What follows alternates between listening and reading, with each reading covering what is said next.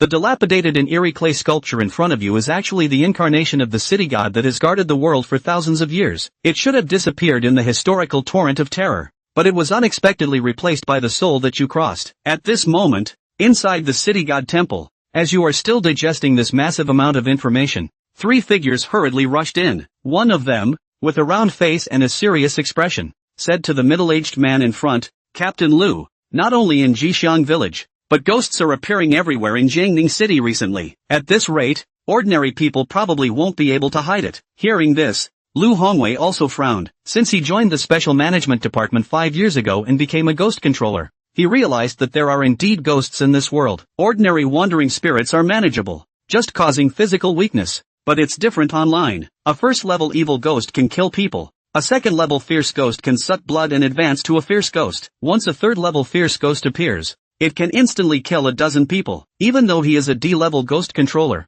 he is no match for them. Listening to the conversation of the group, you also realize that not only are there ghosts in this world, but they are also causing mischief everywhere. However, most ordinary people are not aware of the kind of world they live in under the protection of these ghost controllers. But now, with more and more ghosts appearing, Jiangning City is likely to be in a huge crisis. Although you are now the city god of Jiangning City, your jurisdiction as a newly awakened entity is very limited. In order to expand your territory, besides relying on this inexplicable check-in system, there is another way, which is incense. The more people who believe in you, the stronger your power will be, and the larger your jurisdiction will be. So as soon as Lu Hongwei and his team left, you followed them out of the statue. Before long, the group entered the village. Their eyes kept scanning around, and suddenly Huang Cheng felt a chill behind him. The so-called ghost controllers are those who integrate ghosts into their bodies to gain ghostly abilities. Because of this, their sensitivity to ghosts is much stronger than that of ordinary people. Hearing Huang Cheng shout, Lu Hongwei and others turned around one after another,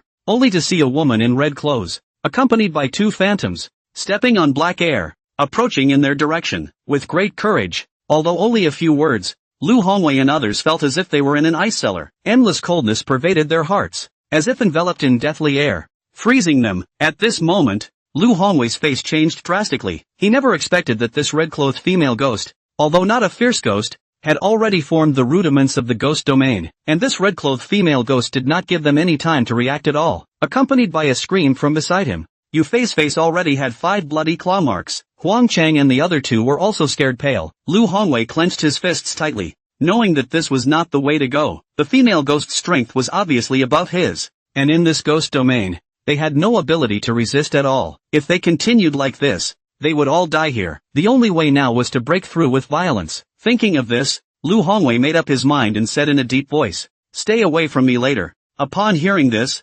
Yufei and the others' faces changed. "Captain Lu, are you trying to forcibly unseal the ghost inside your body?" Yufei was too worried to care about his injuries and grabbed Lu Hongwei nervously. The ghosts inside the ghost master's body are in a semi-sealed state. Depending on the potential and strength of each ghost, their future achievements will vary. However, they all have one thing in common: once fully unsealed, they are likely to lose control and may even transform into nourishment for the ghost inside, releasing a true demon. This is our only chance. Without delay, the terrifying bluish-gray color rapidly spread to Lu Hongwei's skin. The thick, worm-like bluish blood kept wriggling, as if sucking his blood. Before long, Lu Hongwei's clothes burst open, turning him into a bluish-gray monster. Despite his urge to destroy everything, he continued to punch the darkness around him, but his punches had no effect. Nevertheless, Lu Hongwei did not stop, as he knew that the female ghost was hidden within this endless black mist. Finally, after an unknown amount of time, Lu Hongwei felt his fist touch the body, and the next moment,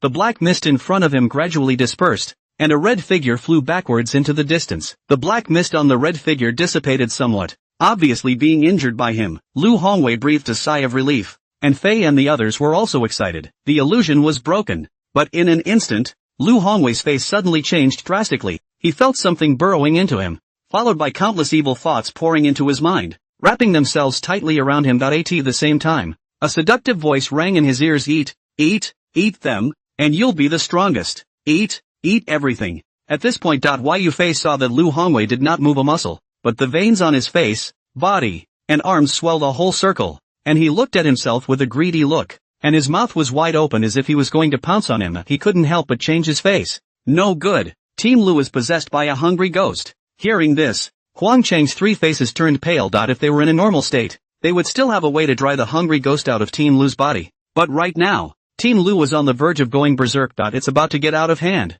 What are they going to do? Yu Fei was also clenching his teeth, protecting the three Huangchengs while trying to awaken Lu Hongwei's sanity. Team Lu, wake up! Hurry up and wake up! Lu Hongwei, who had originally made a move to pounce, suddenly stopped in his tracks. As if sobering up a bit. Next, the female ghost's voice sounded again. Ha ha, think you guys can escape just because you hurt me? Dream on. You're all going to die. Ha ha. Under that almost crazy laughter, Lu Hongwei's eyes were covered with a layer of scarlet, and on his body, a green vein suddenly burst, and that black and red liquid flowed all over his body. Huangchang stared with wide eyes and said in a trembling voice, Team Lu, Lu is going out of control. Yu Fei's few people also realized the seriousness of this matter, and one by one, their hearts were in their throats. Done. They're really screwed this time. But this time, Lu Hongwei didn't move. He stared dead at Yu Fei with those scarlet eyes and roared loudly, Kill me! No! Yu Fei looked at Lu Hongwei incredulously. How can you kill your own teammates with your own hands? Huangcheng's three were also trembling with their lips in disbelief. Kill Team Lu? No! How's that gonna work? Fang Lin clenched his fists and shouted, Team Lu, hold on a little longer. The support team will be here soon. Hearing this, Lu Hongwei gave a bitter laugh in his heart, but he couldn't hold on. Ah, Lu Hongwei growled, turning his last shred of sanity into a hoarse roar. Quick, kill me. It's too late. Seeing this scene, Qin Feng, who was floating in mid-air, could not help but freeze for a moment. How did it come to this? Actually, he had left behind legal seals condensed with the power of faith inside the bodies of Lu Hongwei's several people, and although he lacked the power of faith, Lu Hongwei had just helped him provide a whole 1,000 strands of it, and for one Dharma seal, it consumes 10 strands of faith. But he certainly wasn't heartbroken. So, when Lu Hongwei and the others were trapped in the illusionary realm, he didn't rush to make a move, because if Lu Hongwei and the others really suffered a life and death crisis, then the legal seal would automatically shatter to protect the other party. He, on the other hand, also took this opportunity to take a good look at the tactics of the Ghostbusters. But who would have thought that, in the twinkling of an eye, it would turn out to be a case of family members killing their own family members? If Yu Fei had made a move, then Fain wouldn't have been able to solve it. This spell seal is only useful for ghosts and evil. Alas, Qin Feng sighed quietly. He knew that he couldn't do anything without making a move now. That's all. I'll continue to learn more about it later when I get a chance. Thinking of this, Qin Feng stretched out his right hand and flicked it in the direction of Lu Hongwei, took the initiative to crush the seals of the LAW.AT. The same moment, Yu Fei clenched his teeth and clenched his hands when he heard Lu Hongwei's almost thirsty voice. Just as he was about to make a move, he suddenly saw the word May with a flickering golden light appearing on Lu Hongwei's forehead. Immediately after, the word May suddenly crumbled and turned into a golden light, once again entering Lu Hongwei's forehead. Put! A shadow squeezed out from Lu Hongwei's body, but in less than a second, it turned into a black smoke and drifted away. Who? Luo Huiwan stopped laughing. She scanned her surroundings with a horrified face, an intense crisis rising steeply. Although the hungry ghost's strength was not very strong, it was by no means possible for her to be killed in an instant. But in that moment just now, she did not sense the breath of the person who struck this person. What kind of strength is he? The female ghost's voice likewise asked the same question in Yu Fei's several hearts. Who stepped in to save Team Lu? Yu Fei was certain that the one who had just struck was definitely not the support team, because if the support team had arrived, there was no need to hide. But if it wasn't the support team, who was it? Is it a wild Oni? A wild Oni is, likewise, an Oni. In this time of horrors to come, there are also some capable people appearing all over the country. They became Ghostbusters by chance, or through some other means, except that they were unwilling to join a formal organization like the official one. Some are distrustful of the official's ability to do so, and some just want to protect themselves. There are also people who do wrong because they have gained the ability to do so. This type of person, too, is the most hateful. Sure, there was no shortage of righteous people among the wild ghost sentinels, who were reluctant to join the official organization, but also took it as their duty to kill ghosts and evil spirits. There was no guarantee that what had just struck wasn't a passing wild ogre. To be able to instantly kill a hungry ghost, one's strength shouldn't be too low, right? The thought flashed in his mind. Yu Fei took a stride and walked in front of Lu Hongwei, reaching out to hold the shaking Lu Hongwei. As soon as he looked up, he saw Lu Hongwei's eyes that had cleared, which made him breathe a slight sigh of relief. Okay, Team Lu is fine. The moment after Lu Hongwei regained his senses, he also hurriedly looked around. He had just felt a warm breath that flowed through his body. Even the previous forced-on sealing, which had damaged various parts of his body, had recovered quite a bit. What's going on? Before Lu Hongwei could think too much, the moment he looked up, he suddenly saw Luo Huiwan grabbing the water ghost beside him, then opened his mouth and violently sucked the water ghost into his mouth. Lu Hongwei's face changed. Not good. she's going to forcefully advance. As soon as the words fell, he saw Luo Huijuan's long,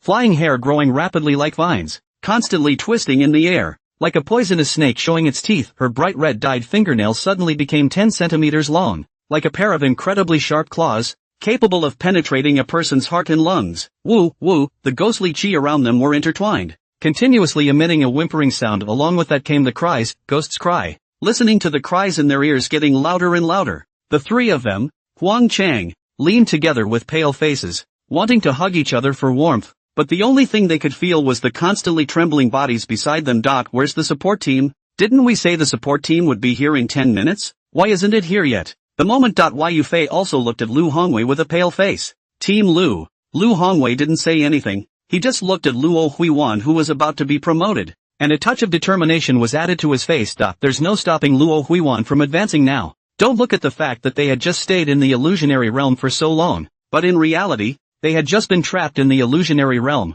to the point where they had forced their way out. Only a short minute had passed. They can't wait for the support team. He was already no match for Luo Huiwan, and before, because of the forceful unsealing, he had suffered a great deal of vitality and was unable to unseal it a second time. It can't be delayed. Escape. With the speed of a few of them, it was also impossible to escape at all, although he knew that someone had just helped him in the dark. In his opinion, the other party's strength wouldn't be too strong, otherwise. There's no need to hide in the shadows. It should have killed the hungry ghost by some special means. However, the hungry ghost was different from Luo Huiwan. Once Luo Huiwan succeeded in advancing, she would transform into a red-clothed stern ghost. Even if it was only a primary stern ghost, the grievances were more intense than normal stern ghosts. The strength will also be stronger. The person who had just struck out hadn't appeared until now, and I'm afraid he might not be Luo Huijuan's opponent either. The moment, Qin Feng, who was floating in mid-air, however, raised his eyebrows. It's kind of fun. Ghosts eat ghosts, and they are also able to use such a way to absorb all the grievances and energies in the other party's body into their own body, forcing them to break through. It seems that the female ghost was cornered, otherwise nor would they eat their own kind and force their way through the ranks. There's no rush. First, let him take a good look at how powerful the red-clothed night ghost was after this promotion. Thinking of this, Qin Feng lowered his head towards the bottom and saw that in just a few tens of seconds the female ghost in red had already finished absorbing, and then with a flash of her body, she pounced towards Lu Hongwei's several people. He rubbed his chin. The effect of the phantom sound was also much stronger than before, and the speed was 2 or 3 times higher than before. As for the illusion, he's not going to get a chance to find out, otherwise Lu Hongwei and a few others could really hiccup. Same moment, Lu Hongwei's few people only felt a flash of light before their eyes. The female ghost disappeared. Moment, several people only felt a wave of fear gripping their hearts as Lu Hongwei violently shouted, "Run!" However, no one moved. Everyone froze in place, seems to have forgotten how to fight back. Next moment, Lu Hongwei saw Luo Huiwan. That beautiful face is still flowing 2 lines of blood and tears, but let him not give birth to the heart of fear, only to feel the other side of the miserable and pitiful. They cannot wait to pull out their hearts and lungs to the other side. Put. A hint of pain awakened Lu Hongwei's sanity. He looked down and realized that Luo Huijuan's sharp nails had already poked into his heart. Just as he was about to close his eyes in despair, he suddenly realized that Luo Huiwan was not moving. He snapped his head up and found Luo Huiwan shaking like a sieve. In the meantime, a bellowing voice came from his ears. "Sins! This is the earth. How can we allow ghosts and evil spirits like you to go on the rampage?" Immediately after, a figure wrapped in golden light emerged in mid-air, and wherever the golden light was, the ghost chi scattered in all directions. Lu Hongwei could not see the other party's face, only a pair of incomparably majestic eyes. Moment, the pupils flinched. Those eyes? He'd seen them before. It's Xingdo. In the eyes of Lu Hongwei, who had mixed surprises, the golden shadow suddenly raised its right hand, which was wrapped in golden light, and violently slapped down towards Luo Huiwan. Bang! Luo Huijuan's body, which was condensed with ghost chi, was instantly covered with cracks like spider webs. Next, it quietly crumbled and turned into countless green smoke, dispersing with the wind. This, Lu Hongwei swallowed his saliva, hastily lowered his head, plopped kneeling on the ground, not daring to look at God directly again. He twisted his head, only to find that the 4 people behind him were still frozen in place. Staring up into mid-air, hurriedly, he tugged Yu Fei to kneel on the ground and said in a low voice, still not quick enough to thank the city god. It was only after hearing this that Yu Fei's few people reacted. Put. Poof. One by one, the 3 Huangchengs followed suit and knelt on the ground, their heads about to be buried in the ground, but the heart couldn't stop shaking. Turns out, there really is a god. After resolving the red-clothed stern ghost, Qin Feng casually waved his hand, concealed his figure, took a step out, and in an instant, drifted and landed among the idols of the city god temple. Just then, the crunching sound of the system ding-dong came to his ears. Ding. Solving the red-robed ghost and protecting the peace of Auspicious village triggers a special check-in. Do you make a check-in? Qin Feng had joy in his eyes. Sign in. Signed in successfully. Gain 10 strands of merit power. The power of merit. Qin Feng's eyes widened violently, only feeling his heart plop. Plop kept beating. The power of merit could not only be used to enhance his cultivation and cultivate his golden body, but more importantly, it could strengthen his divine soul. This is absolutely great stuff. Qin Feng looked up excitedly, only to see a pillar of purple light that descended above the city god temple, passing through the roof built of stone tiles and enveloping him. Immediately after that, he heard a click from within his body. As if he had broken through a certain shackle, the golden body of merit advances to the 8th rank. But it's not over. He looked down at himself. The current him, without a body, existed entirely as a soul, and the divine soul, which was originally somewhat transparent, looked much more solid. Qin Feng hurriedly looked at the system panel, only to see a new change on the system panel. Host, Qin Feng roots, the body of a city god, the golden body of merit and virtue, positive 8. Official position, Daywalker. Avatar, palm of merit. Qi viewing, dream entry. Qin Feng sucked in a sharp breath. Nice one. His own official position was promoted from the 9th rank to the 8th rank at once. You should know that according to the inheritance of the city god, the ranks of the divine path are divided into a total of 9 products and 18 grades. From the 9th grade, the first 9 grades, from the 8th grade, and now it's 2 levels straight up raw. At the same time, he had an additional aptitude, the dream entry technique, and after he became from the 8th rank, he was not only able to travel out at night, but during the day, he was also able to patrol everything within his area of jurisdiction. Where the intention is where it is. The other side, clear skies returned to the sky over the Auspicious village, and a sunset line with a reddish haze spread across the entire sky, looking more and more dazzling, as if it was bursting into a last-minute sparkle, about to pull off the night. Even though Qin Feng had already left for a long time, the 5 Lu Hongwei people were still prostrate on the ground, not daring to get up. Suddenly, a female voice with a clear sound came from the ears of several people. Captain Lu, what are you doing? Lu Hongwei looked up, only to see Yao Na, dressed in a ponytail and dry clothes, frowning at herself. That just came back to me. It's over.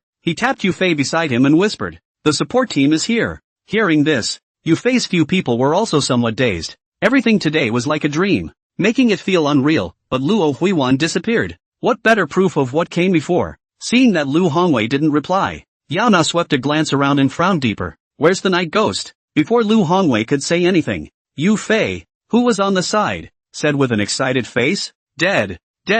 It was the city god who manifested his spirit and protected us. Hearing this, Yao Na froze for a moment. Xingwan? What city god? She knit her pretty face tightly and asked in a deep voice, what the hell is going on? Lu Hong took 2 deep breaths to calm his equally agitated emotions, and quickly recounted what had happened before. After hearing this, Yao Na couldn't help but fall into deep thought as well. She'd been in the special authority for so long, but she'd never heard of any spirits manifesting. But there was no need for Lu Hongwei to lie to her. And looking at the excited looks of several other team members, it didn't look like a fake. And according to what Lu Hongwei had said, that female ghost had already successfully advanced, and it was impossible to kill the junior severe ghost with just the strength of Lu Hongwei's few people. Or even get killed by the other side altogether. But now, these people were all alive and well, except for some traumatic injuries. If there is no city god as they say, what's going on? Yana did not pursue the question further, but held her arms and slowly paced to the side, suddenly stopping in her tracks. Her eyes closed and opened, and in an instant, her black pupils disappeared. All that was left in his eyes was a snowy white, but under these eyes, she could clearly see some black specks of light remaining in the air, as well as some golden spots of light, clearly the residual energy of the one who had struck before. Class A Ghostbusters? Yana's heart shook as she had no doubt about her ghost pupil ability. This black and gold are both residual energy. The black, representing the ghost energy, even if the severe ghost has disappeared, but the energy remains in the air. It will be more than 24 hours. That golden point of light should have been left behind by the person who struck, and judging from the residual energy of the other party, it was at least an A-class Ghostbuster. As for whether it is city god, she is not clear. It seems, this matter, she must report as soon as possible. Thinking of this, Yana turned to Lu Hongwei and said, I will report this matter to the police. And since the Lich Demon has already been eliminated, I still have to go and rush to meet up with my own squad. Captain Lu, you guys? Captain Lu twisted his head to look at the heads poking out vaguely around him and spoke. Captain Yao,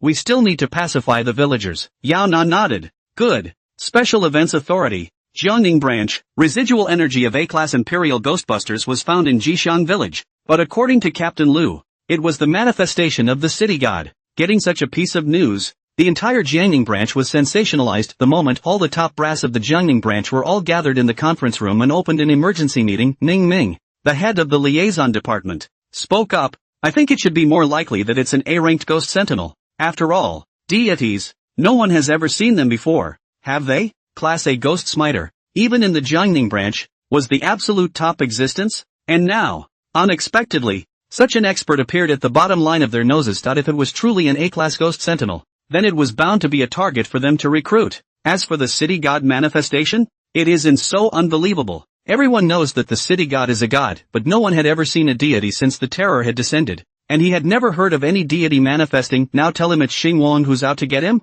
How can he believe that? Next to it is Zhu Lian with a full beard waved his hand. Just because I haven't seen it doesn't mean it doesn't exist. I believe in Lu Hongwei's character. He would never lie. In fact, I have always had a question. Why are there ghosts but no gods? Hearing this, the cold-looking Xiao Mei spoke out. If it really exists, why has it never manifested for so many years? It only appeared now? The crowd lapsed into silence. Not bad. It's not that people don't believe that there is a city god, but they can't believe it. It's not for nothing that Chinese mythology has been passed down for thousands of years, and it's even documented in some ancient texts. But if it does exist, why has it never appeared in all these years? At this point Zhao Qingfeng, the head of Jiangning branch, spoke up. Could it be because the previous conditions were not enough and now the world has changed drastically, leading to the revival of the myth? Hearing this, the crowd was shocked. It is indeed possible. From some ancient texts, we were also able to see some traces that the gods had disappeared for some unknown reason. No, maybe the gods didn't disappear,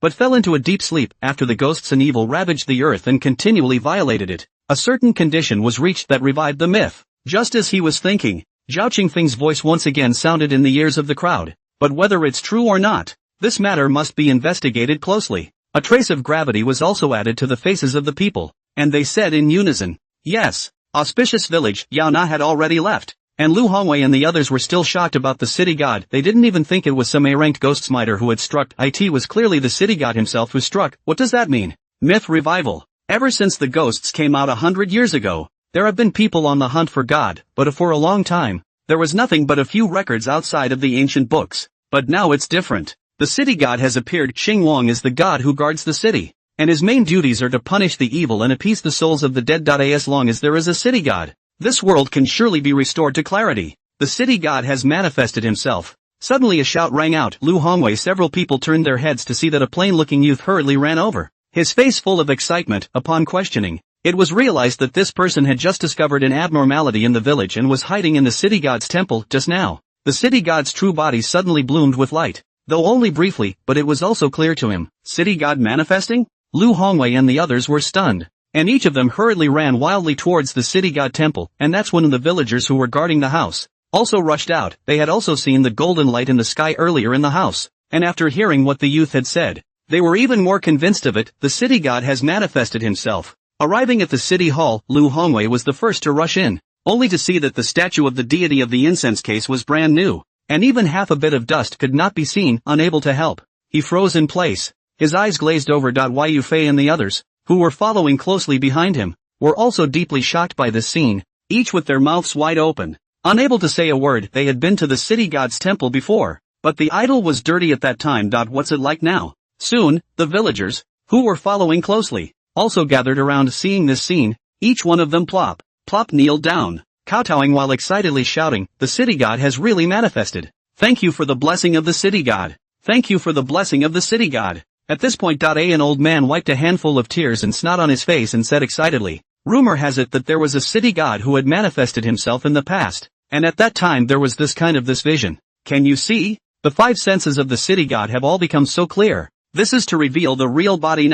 City god manifests his spirit. God bless my auspicious village. Quick, worship the city god. The old man's name is Ma Xianrong. He is in his 70s this year and is also a respected elder in the village. What he said, of course, we dare not believe. So one by one, the villagers intend to incense kowtow. But was Ma Xianrong stopped? This is not good. Worship, but there are instructions. Ancient sacrifices required 3 animals and 5 sacrifices. Although we can't afford to prepare such a high-profile sacrifice, we can't even prepare no offerings. Won't this bring down the status of the city god? Hearing this, The villagers also came to a realization, because the city god temple had been deserted for a long time. They only thought of burning incense and kowtowing, almost forgetting that they had to prepare offerings. It's so confusing. Someone asked, Master Ma, what should we prepare then? Ma Shinrong thought about it and said, let's not waste any time. Go back and see what we have at home. But each family should prepare at least 3 to 5 good dishes, a bottle of good wine, and yellow paper, joss sticks and candles.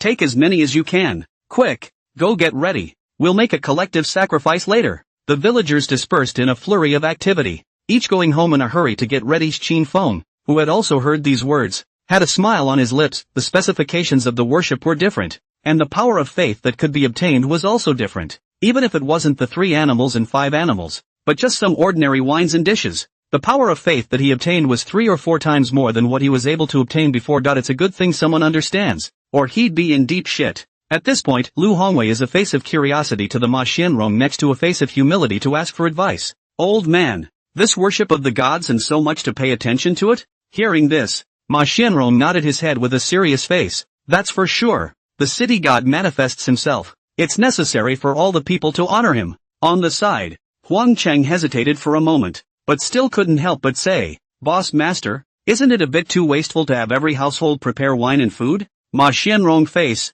a dissatisfied look at Huang Cheng. You a little doll know what? In ancient times, when performing sacrificial rites, not only do we need 3 animals and 5 animals, but we also need to offer jade ritual vessels and leather and silk offerings, and we also need to dance dragons and phoenixes and lions, and invite the gongs and drums team to make a good scene. We're just preparing some food for the city god. What's the waste? Besides, it's none of your business if we spend our own money for the city god to enjoy. Hearing this, Huang Cheng's face also turned red. Of course he believed in the city god and was willing to offer tribute to the city god, but I am afraid that every family in Jishang village would have to pile up the entire city god temple when they prepared the wine and food. How can the city god eat it? What's this if not a waste? If it were a big rich family, he would have kept his mouth shut, but Jishang village is full of honest villagers. Is it appropriate to be so wasteful? Of course, Lu Hongwei knew that Huang Cheng was well-intentioned, and hurriedly rounded off the scene. Old man, don't be angry. A child doesn't know the rules. I've made you laugh. Ma Xianrong took a look at Huang Cheng and waved his hand.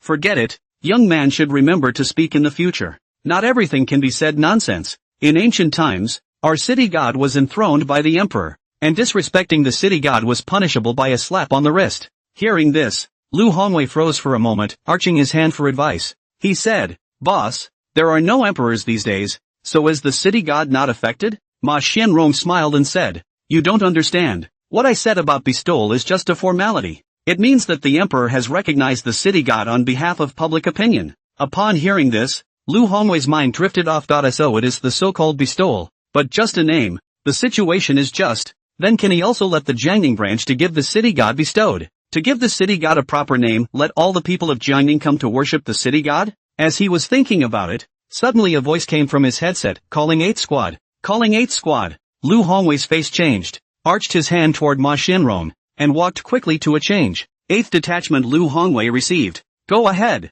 There's been a murder at the Jiangning 3rd People's Hospital. Please rush there immediately. Yes. Hanging up the contact, Lu Hongwei hurriedly gathered Yufei and the others. Here comes the mission. Let's go. This. Yufei glanced at the idol with some hesitation. How could Lu Hongwei not know what Yufei meant? He spoke. We're there to take care of things. Surely the city god won't blame us. When he finished speaking, he fell to his knees with a plop and kowtowed sincerely to the idol. City god, when we're done with our work, we'll definitely prepare good wine and food to pay our respects to you. Jiangning branch of the director, Mr. Chiu Qingming, also made quick arrangements for the investigation of the city god detachments 1 and 3. Investigate all surveillance in Jiangning City to find out if there are any Class A ghost sentinels. The 2nd detachment rushes to the city temple immediately to investigate. Receiving the order from her superior, Yana glanced at the sky that was already white with fish maw, gathered the tired look on her face, and immediately led the 2nd detachment to the city god temple outside of Jiangning City. Inside the city hall. On the incense case,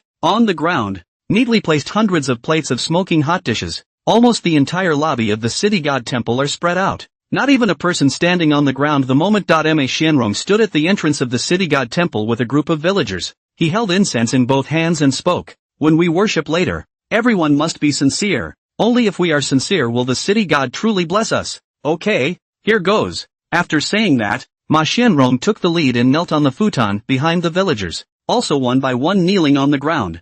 Follow the example of Ma Xianrong, respectfully holding incense in both hands. Do not dare to look around, but also even more do not dare to move. Next moment. Ma Xianrong shouted, the city is firm and quiet, relying on God's light to protect the children. The city is strong and peaceful, relying on God's light to protect the children. This day, Ma Xianrong of Jishan village, with all the villagers of Jishan village, admires the Dharma of the Confucian divine teaching, with fear and trepidation, bowing and stooping, knocking for the sacrificial ceremony, praying for the matter of peace and planting blessings. After reading the blessing, Ma Xianrong lit the yellow paper and put it into the fire pot. As the villagers kept adding the yellow paper, the fire in the fire pot blazed and burned higher and higher. At this time, Ma Xianrong lit the incense and candles in his hand, and led the villagers to get up and insert the incense into the huge incense burner. Then, the crowd once again returned to their original positions and knelt in unison. A bow. Second worship.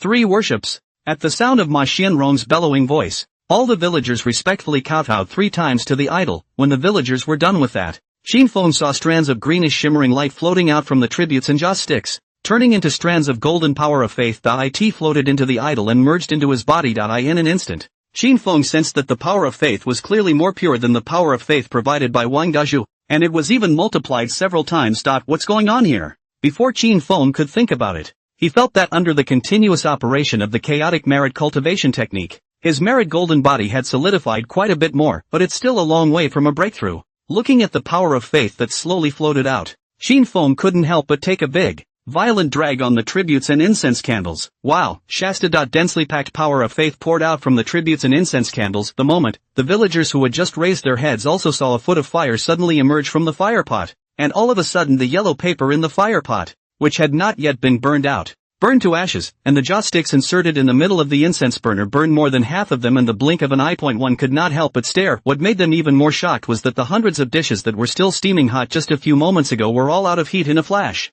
At this point, Ma Xianrong, however, stood up excitedly, stuttering and shouting, "This, is the city god satisfied with our tribute?" His old man began to enjoy it. Hearing this, the villagers who were originally kneeling on the ground, were all more excited to kowtow. Kowtowed with a thump sound. Please protect our family from the city god. City god, I will definitely come to visit your old man often in the future, and will never let this city god temple run out of incense again. At the sound of the villagers' prayers, Xinfeng also felt the shackles of the underworld being broken, and the golden body of merit and virtue advanced one more level, breaking through to the from the 7th grade. To his regret, the golden body of merit did not continue to break through. However, he also sort of realized that the reason why he was able to advance to the 7th rank from the 7th rank was also because the villagers of Auspicious village were worshipping collectively for the first time. So the power of faith was doubled under the feedback from heaven and earth, and as he had already exhausted all of the faith power he had just absorbed, wanting to break through to the positive 7th grade would also require far more faith power than before. The power of faith is no more than the power of merit, although with the chaotic merit cultivation technique,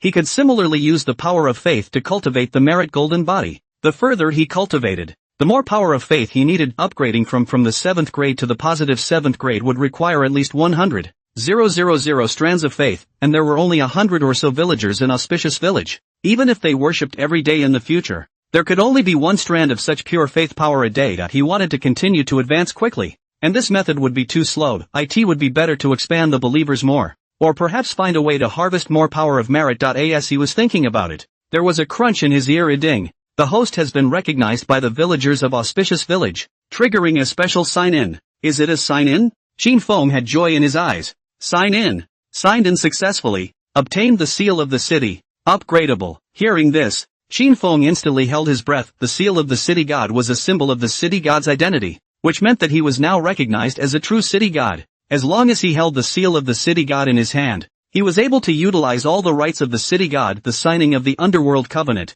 the ordering of the city god's subordinate officials, etc. Since it was because of the approval of the Auspicious villagers that he triggered the special signing to obtain the seal of the city god, what would have happened if he had obtained the official approval? Xinfeng didn't think any further as these were still too distant for him for the time being. With a thought, he said, "Claim it." Then he raised his right hand, ready to undertake the seal of the city. The moment he raised his hand, he felt the air around him distort all around him with his hand as the center. Immediately after, a trace of metaphysical blackness emerged, like 100 rivers converging to form a ghostly aura, enveloping the sky above the city god temple, Shasta. The sky over the city temple was cloudy, and a terrifying hurricane blew up in 100 miles around. Woo, woo, listening to the voices coming from outside the city god temple, the villagers of Jixiang village, one by one, shivered in fear, wrapped their clothes and crouched on the ground, close together. At the same moment, all of the imperial demons in Jiangning City looked up in the direction of the Auspicious village. It seemed to sense something unusual. Yao Na and the crowd of the second detachment, who had just rushed not far from the city god's temple, had also stopped in their tracks and looked at this incomparably horrifying scene of the city god with a stunned expression. In the city hall, Qin Feng was also stunned. He didn't expect that coagulating the city god's seal would cause such a big commotion right at this moment. The ethereal chi above the city god's temple continued to pour into the city god's temple, and in Qin Feng's hand, it condensed into a palm-sized black four-square big seal. It is the seal of the city. Previous chapter, the moment the seal of the city god was condensed and completed, all the heaven and earth anomalies disappeared, and everything seemed as if it had never happened, but all the villagers knew that what had just happened was true. It's the city god manifesting. Someone shouted excitedly, hearing this. The other villagers cheered excitedly. It must be because our method of sacrifice worked that the city god manifested. We must come to worship the city god more often in the future. Great! With the city god around, we won't have to be afraid of any demons or ghosts in the future. The power that erupted when the seal of the city god coalesced could not be felt by ordinary villagers at all. However,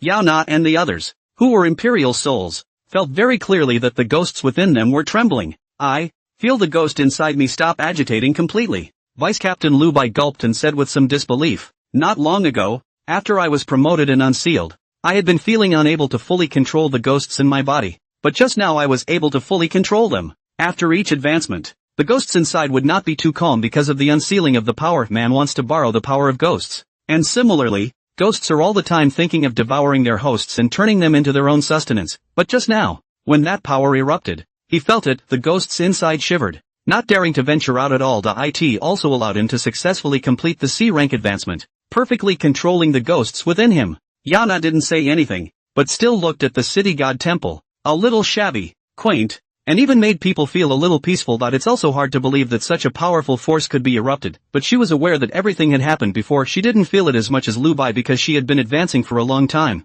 but she felt it all the same. The ghost inside her curling up into a ball. Yao Na took a deep breath and said with some excitement, PK rank. She was certain that the aura that erupted from the city goddess earlier had definitely reached the peak of A class. As a B-ranked ghost sentinel, a genius of her age, even if she was only a mere B-rank intermediate, she was able to wrestle with a third-rank advanced severe ghost, and there was a high degree of certainty that they would be able to kill each other. But the B-level ghost sentinel and a level ghost sentinel are completely different. Between B-level to A level, there is a qualitative change, as if after the severe ghosts are promoted to ghost generals, no matter whether it is the strength, speed, or perceptual ability of all the skyrocketed. This is not the most frightening. The most frightening is that ghost generals are able to have all of the aptitude of all the fusion, to form the ghostly spirit. In the midst of the ghosts, the ghost generals could almost be said to be immortal and enter a state of pseudo-invincibility, very hard to kill. A-class ghost sentinel was likewise able to form something similar to a domain with the help of the ghosts within their bodies, but A-class ghost sentinels were difficult to cultivate, and even fewer were able to reach the advanced level, because if you're not careful, you'll be directly revolted by the ghosts in your body, and at the peak of a rank, once it breaks through it is S rank, which is the legendary Ghost King level, compared to the Ghost General. The Ghost King's destructive power was so powerful that he could overthrow a city with his hands. As far as she knew, in the 100 years of history of the Ghost Sentinel, there had been a dozen or so outbreaks of the Ghost King's rebellion, with tens of thousands of people losing their lives each time. The Ghostbusters also suffered heavy losses, until now. The Chinese city of Shanghai and the port of North Meters are still in ruins, like hell. Unapproachable, this remains an unopenable sore for humanity. And now, just the aura that erupted from the city god's temple had reached the peak of A-class. And what kind of strength did the city god reach? She wasn't sure, but she was certain the city god is definitely a deity that makes even ghost generals feel fear. She had to get this message up as soon as possible. The thought flashed through her mind and Yao Na turned around without hesitation. Go! Hearing Yao Na's voice, Lu Bai and the others also secretly clenched their fists. The excitement flickered in his expression. With the city god around, won't Jiangning City soon regain its peace and quiet? City Hall. Qin Feng looked at the system panel with a surprised face, only to see that in the column of official positions, it had also changed from Daywalker God to City God, meaning that he was now a real city god. At this point, the system's crunching sound rang out again. You haven't signed in yet today. Are you signing in? Qin Feng's eyes burned out. It's quite a day of many joys. I also wonder what goodies I'll get from today's check-in. Sign in. signed in successfully to get the house of the Underworld. Qin Feng froze for a moment and hurriedly checked the system's introduction. Then he realized that the Netherworld residence was not in the Yang world, and it was not accurate to say that it was underground. To be more precise, it should be a space independent of this world. The role of the Ainshur residence is, frankly speaking, to provide a place for the city god's ghosts and gods to rest, handle cases, and live. Although he doesn't have a Ainshur under him now, after obtaining the seal of the city god, he can likewise admire the Ainshur. In this way, won't this Ainshur residence be put to great use? Qin Feng's mind moved. Claim. Next. He then realized that there was an additional black vortex behind him. A portal to the Netherworld residence. Qin Feng took a step into the portal, and immediately afterward, there was a change before his eyes. It only felt that the entire sky dimmed, and a lofty hall stood in front of him, with the three big words City God Hall written in dragons on the plaque above. Qin Feng quickly stepped into the City God Hall. The entire City God Hall was very large. According to the ancient regulations, it should be a courtyard with 3 entrances and 3 exits, but all the houses were empty and looked very bare. However, as the controller of the city god's residence, Qin Feng knew that he could not only remodel the entire space, but he was also able to add things to it, arranging them as he liked. The entire mansion underwent a radical change when Qin Feng's mind moved tables, chairs, benches, and pavilions. There is also a study dedicated to cases and a bedroom for rest. Qin Feng sat on a chair and nodded in satisfaction as he looked at the chic scenery of the courtyard. Although the entire hall still looked a bit dim because of the lack of sunlight, it was much more lively than before. At this point, Qin Feng casually waved his hand,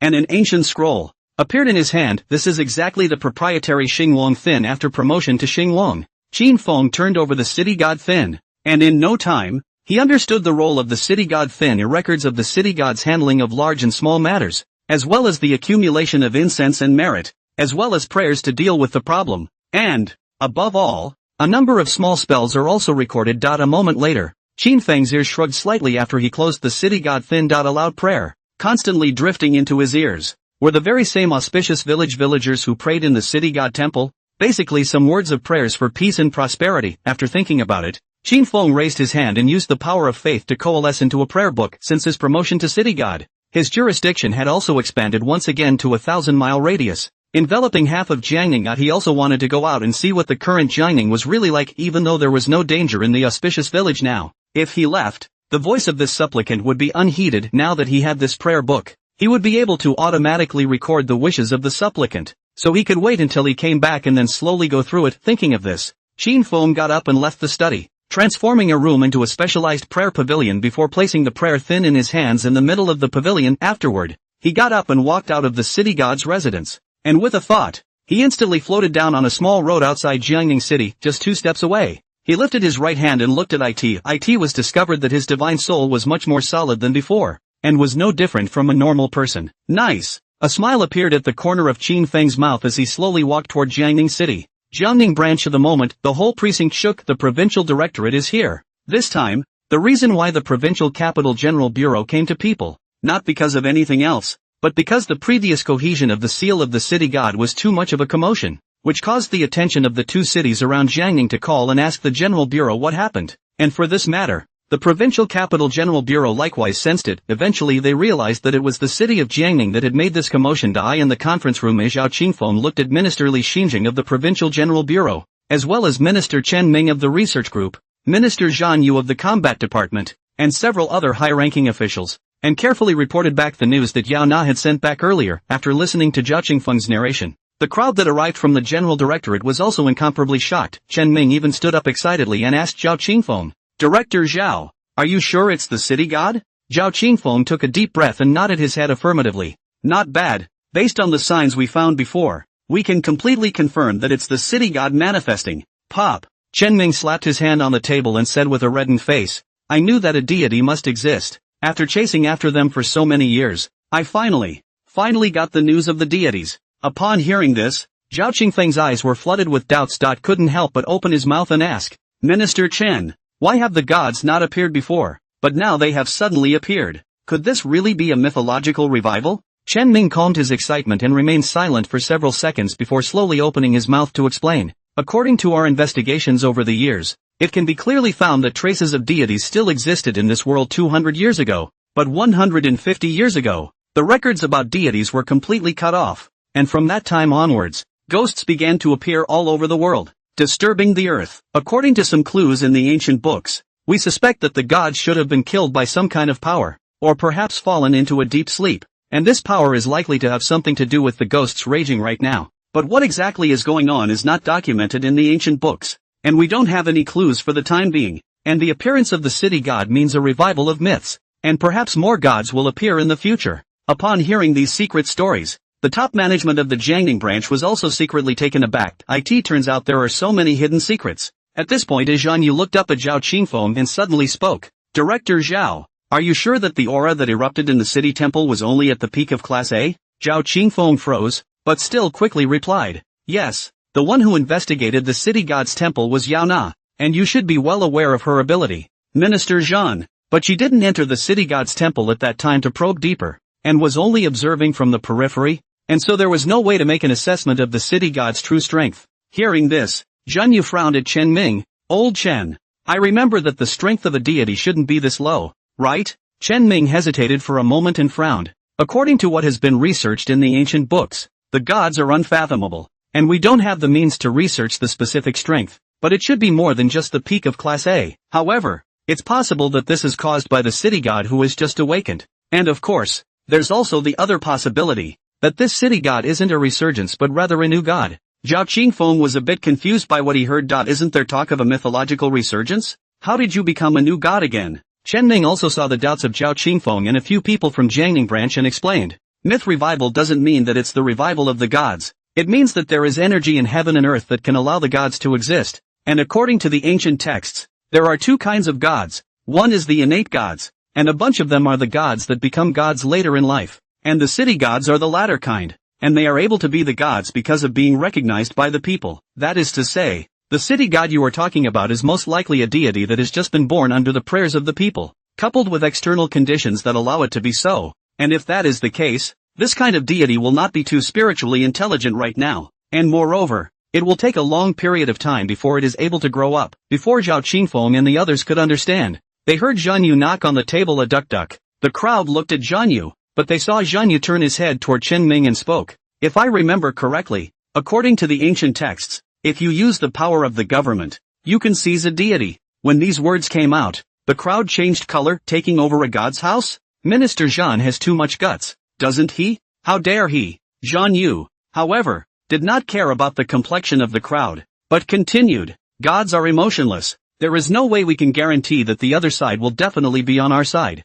but if we make the gods our own, won't we be able to control the other side? Old Chen, isn't this the god-making program you've been working on? Hearing this, Chen Ming's face paled. Minister Zhan, the so-called god creation program is not the same as what you're talking about. We're just constantly trying to see if there's a type of energy that can awaken a god or create a real god with some sort of power, rather than taking over a god. Zhan Yu waved his hand and said unconcernedly, as long as the result is the same, isn't it? Chen Ming glared and said angrily, how can this be the same? It's ridiculous. It's ridiculous. That's a deity. A deity is inviolable. A cold smile floated at the corner of Zhan Yu's mouth. What inviolability? These days it's better to rely on the gods than on yourself. He had just opened his mouth to speak when he heard Li Jingxin's voice enter his ears. Minister Zhan, I understand what you're saying, but you should understand that the myth has just begun to recover now. So who's going to take the blame for any accidents that occur if we mess around? Moreover, according to Director Zhao, at least for now the city god is sheltering the people and is also our comrade in arms, isn't it?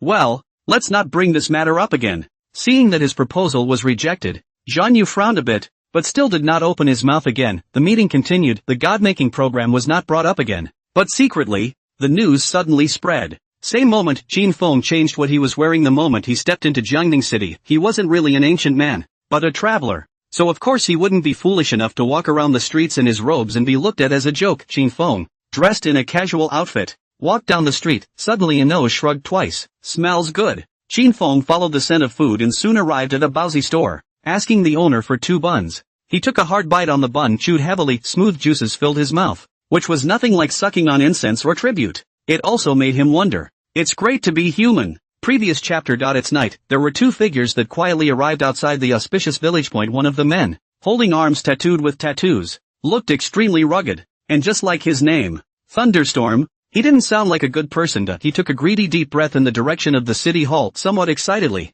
he said, after such a long time has passed, there is still such a strong residue of the underworld's chi. Song Fong, it seems that the city god you mentioned really exists. Next moment. He twisted his head to look at the feminine-looking man next to him and said with an emotional expression, I didn't realize that the word ghosts and monsters revived 100 years ago. And the myths are finally going to revive as well. 150 years ago ghosts and monsters revived. At that time, 100 ghosts and demons were rampant, and it was called the era of the descent of terror. In those 50 years, humans were brutally killed by ghosts and monsters, almost powerless to fight back, with corpses strewn everywhere and blood spilled all over the earth. And it was also the darkest era of mankind. It wasn't until 100 years ago, in the midst of mankind's ongoing quest, that the Ghostbusters were born. Be the hope that saves the world. It also gives humans true control over their powers and is no longer ordinary. Its Song Fong laughed sorrowfully. In the era of myth recovery, this is also our chance. We ghost sentinels may seem to be strong one by one, but in front of a true deity,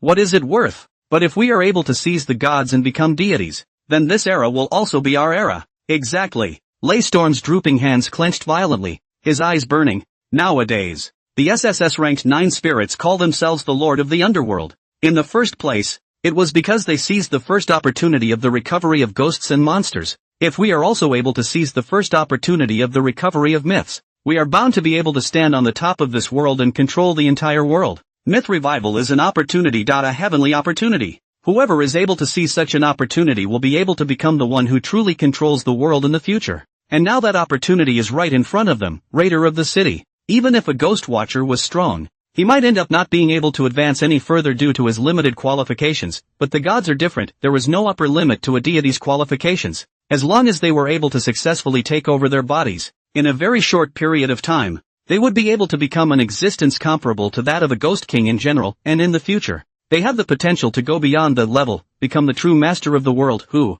I ask, can't be impressed? At this point Song Fong suddenly felt the surrounding ghost chi became thicker. Whimpering ghost whine scraping the surrounding grass and trees, shaking randomly. As and weeping. Here we go. Song Fong laughed sorrowfully. It's really lively. Not only the ghost sentinel, even the ghosts in the neighborhood have come. Let's just sit back and wait for the show. After saying that, Song Fong took 2 steps back and hid his body in the shadows of the trees. Thunderstorm didn't have any surprises in his eyes. Instead, he looked up at the distance, and the corner of his mouth hooked into a teasing smile. Even if the city god had only just been born and wasn't very strong, it was still far stronger than the average ghost sentinel, and rashly striking out would just be looking for death. Since so many people had come, they could of course sit back and reap the benefits. Next, with a clatter, Thunderstorm's body suddenly fell to the ground like a puddle of soft mud, and then turned into a black viscous liquid that blended into the soil. Gone. The full moon above the city god temple, colored with a layer of red, looked a little less real, but under that hidden bright light, it was still possible to see shadows of people and ghosts flickering in the woods around the city god temple. As the wind continued to sweep through, the whimpering sound grew louder and louder, as if the ghosts were crying, making people's scalp numb. The moment a strange-looking imperial demoner walked out of the woods. Half of his face was as normal as a normal person, while the other half was as rotten as if he was rotting, and maggots could be clearly seen writhing. It looks extremely scary. He licked his tongue and looked at the city god temple in front of him with some excitement. The city god is mine. No one can rob it from me. Hearing this, the nearby woods just drilled out the figure in a cold voice. Ghost maggot, who do you think you are? If you want to take over the city god, you have to look at your own strength as well. Ghost maggot turned around to see a man with a pale, corpse-like face. The pupils shrunk slightly. In the next second, it was a sneer. What? Do you Corpse King have this ability? The Corpse King said indifferently. At least I'm better than you. Meh. Ghost maggot just wanted to open his mouth to retort, but a delicate laughter came from the woods behind him. Both of you, why do you need to make a verbal argument here? The two of them frowned and looked behind them, and soon saw a woman with an enchanting figure floating out of the woods. Akiji, while playing with her hair. Ching-ji laughed. Deities aren't able to take over their bodies so easily. We still have to join forces. As for who can take over their bodies afterward, we'll see what we can do. Hearing this, the Ghost Maggot and Corpse King looked at each other, wary, but with an unspoken consensus. Let's take down the city god first. Jiangning City. Qin Feng walked slowly down the street, eating a kebab while contentedly patting his bloated stomach. Cool. Although as a city god, he wouldn't die if he didn't eat. Enjoying food was one of his greatest pleasures. This bustling city of Jiangning was still bright and colorful at night, but it's a lot more interesting than his cold city hall. What are you doing later? Want to go to the bar? Was thinking. Suddenly Qin Feng frowned and stopped in his tracks. He was a city god, and a city god recognized by the villagers of Auspicious Village, and he had absolute control over Auspicious Village. So he had also heard the conversation of those people just now. Next moment, Jin Feng's eyes leisurely turned cold. Taking me over? These people were bold enough. But they got one thing wrong. The city god was recognized by public opinion. Not just anyone could take over his life. Those ghost sentinels outside the city god temple were obviously different from those ghost sentinels of Lu Hongwei. The grievances and fury on them were much stronger. It proves that these ghostbusters have not only killed a lot of ghosts, but also a lot of people, absolutely vicious. How can such a person harvest public opinion and become the city god? Although Qin Feng wasn't clear on how exactly these people knew about the deities taking over the deities. Taking over the deities wasn't that simple. What's more, with this near 18 B-class ghost sentinels and more than 30 stern ghosts, they also wanted to seize him? It's a fool's errand. Qin Feng looked up in the direction of the city temple. The corner of his mouth hooked into a cold smile. It just so happened that his mansion was a little empty and missing some of the shades, since these people had delivered them to his door. He didn't mind taking them all in. Thinking of this, Qin Feng raised his right hand. Wow, the Black City seal once again appeared in the center of his hand. Qin Feng's mind moved, and a force of the underworld violently erupted from the city god seal, slowly condensing into two human figures that landed in front of him. The one on the left was dressed in white and was tall and thin, but his face was bloodless and a long tongue was spitting out. The tall hat on his head was emblazoned with 4 words, a sight for sore eyes. The one on the right was dressed in black, half as short as the white one. With a ferocious-looking face, the tall hat on his head was similarly emblazoned with 4 words, peace in the world. These two are the soul hookers, the black and white irregulars. This was also the ability Qin Feng had gained after obtaining the seal of the city god, borrowing the power of the underworld to conjure up a city god subordinate, although the black and white impermanent in front of him was not a true black and white impermanent. With the seal of the city god, he had also reached the strength of a grade A ghost sentinel. It's good enough to deal with those ghostbusters and ghost evil. Qin Feng looked at the 2 ambassadors and opened his mouth. Black and white irregulars, listen to the order. Grant you to the city god's separate seal,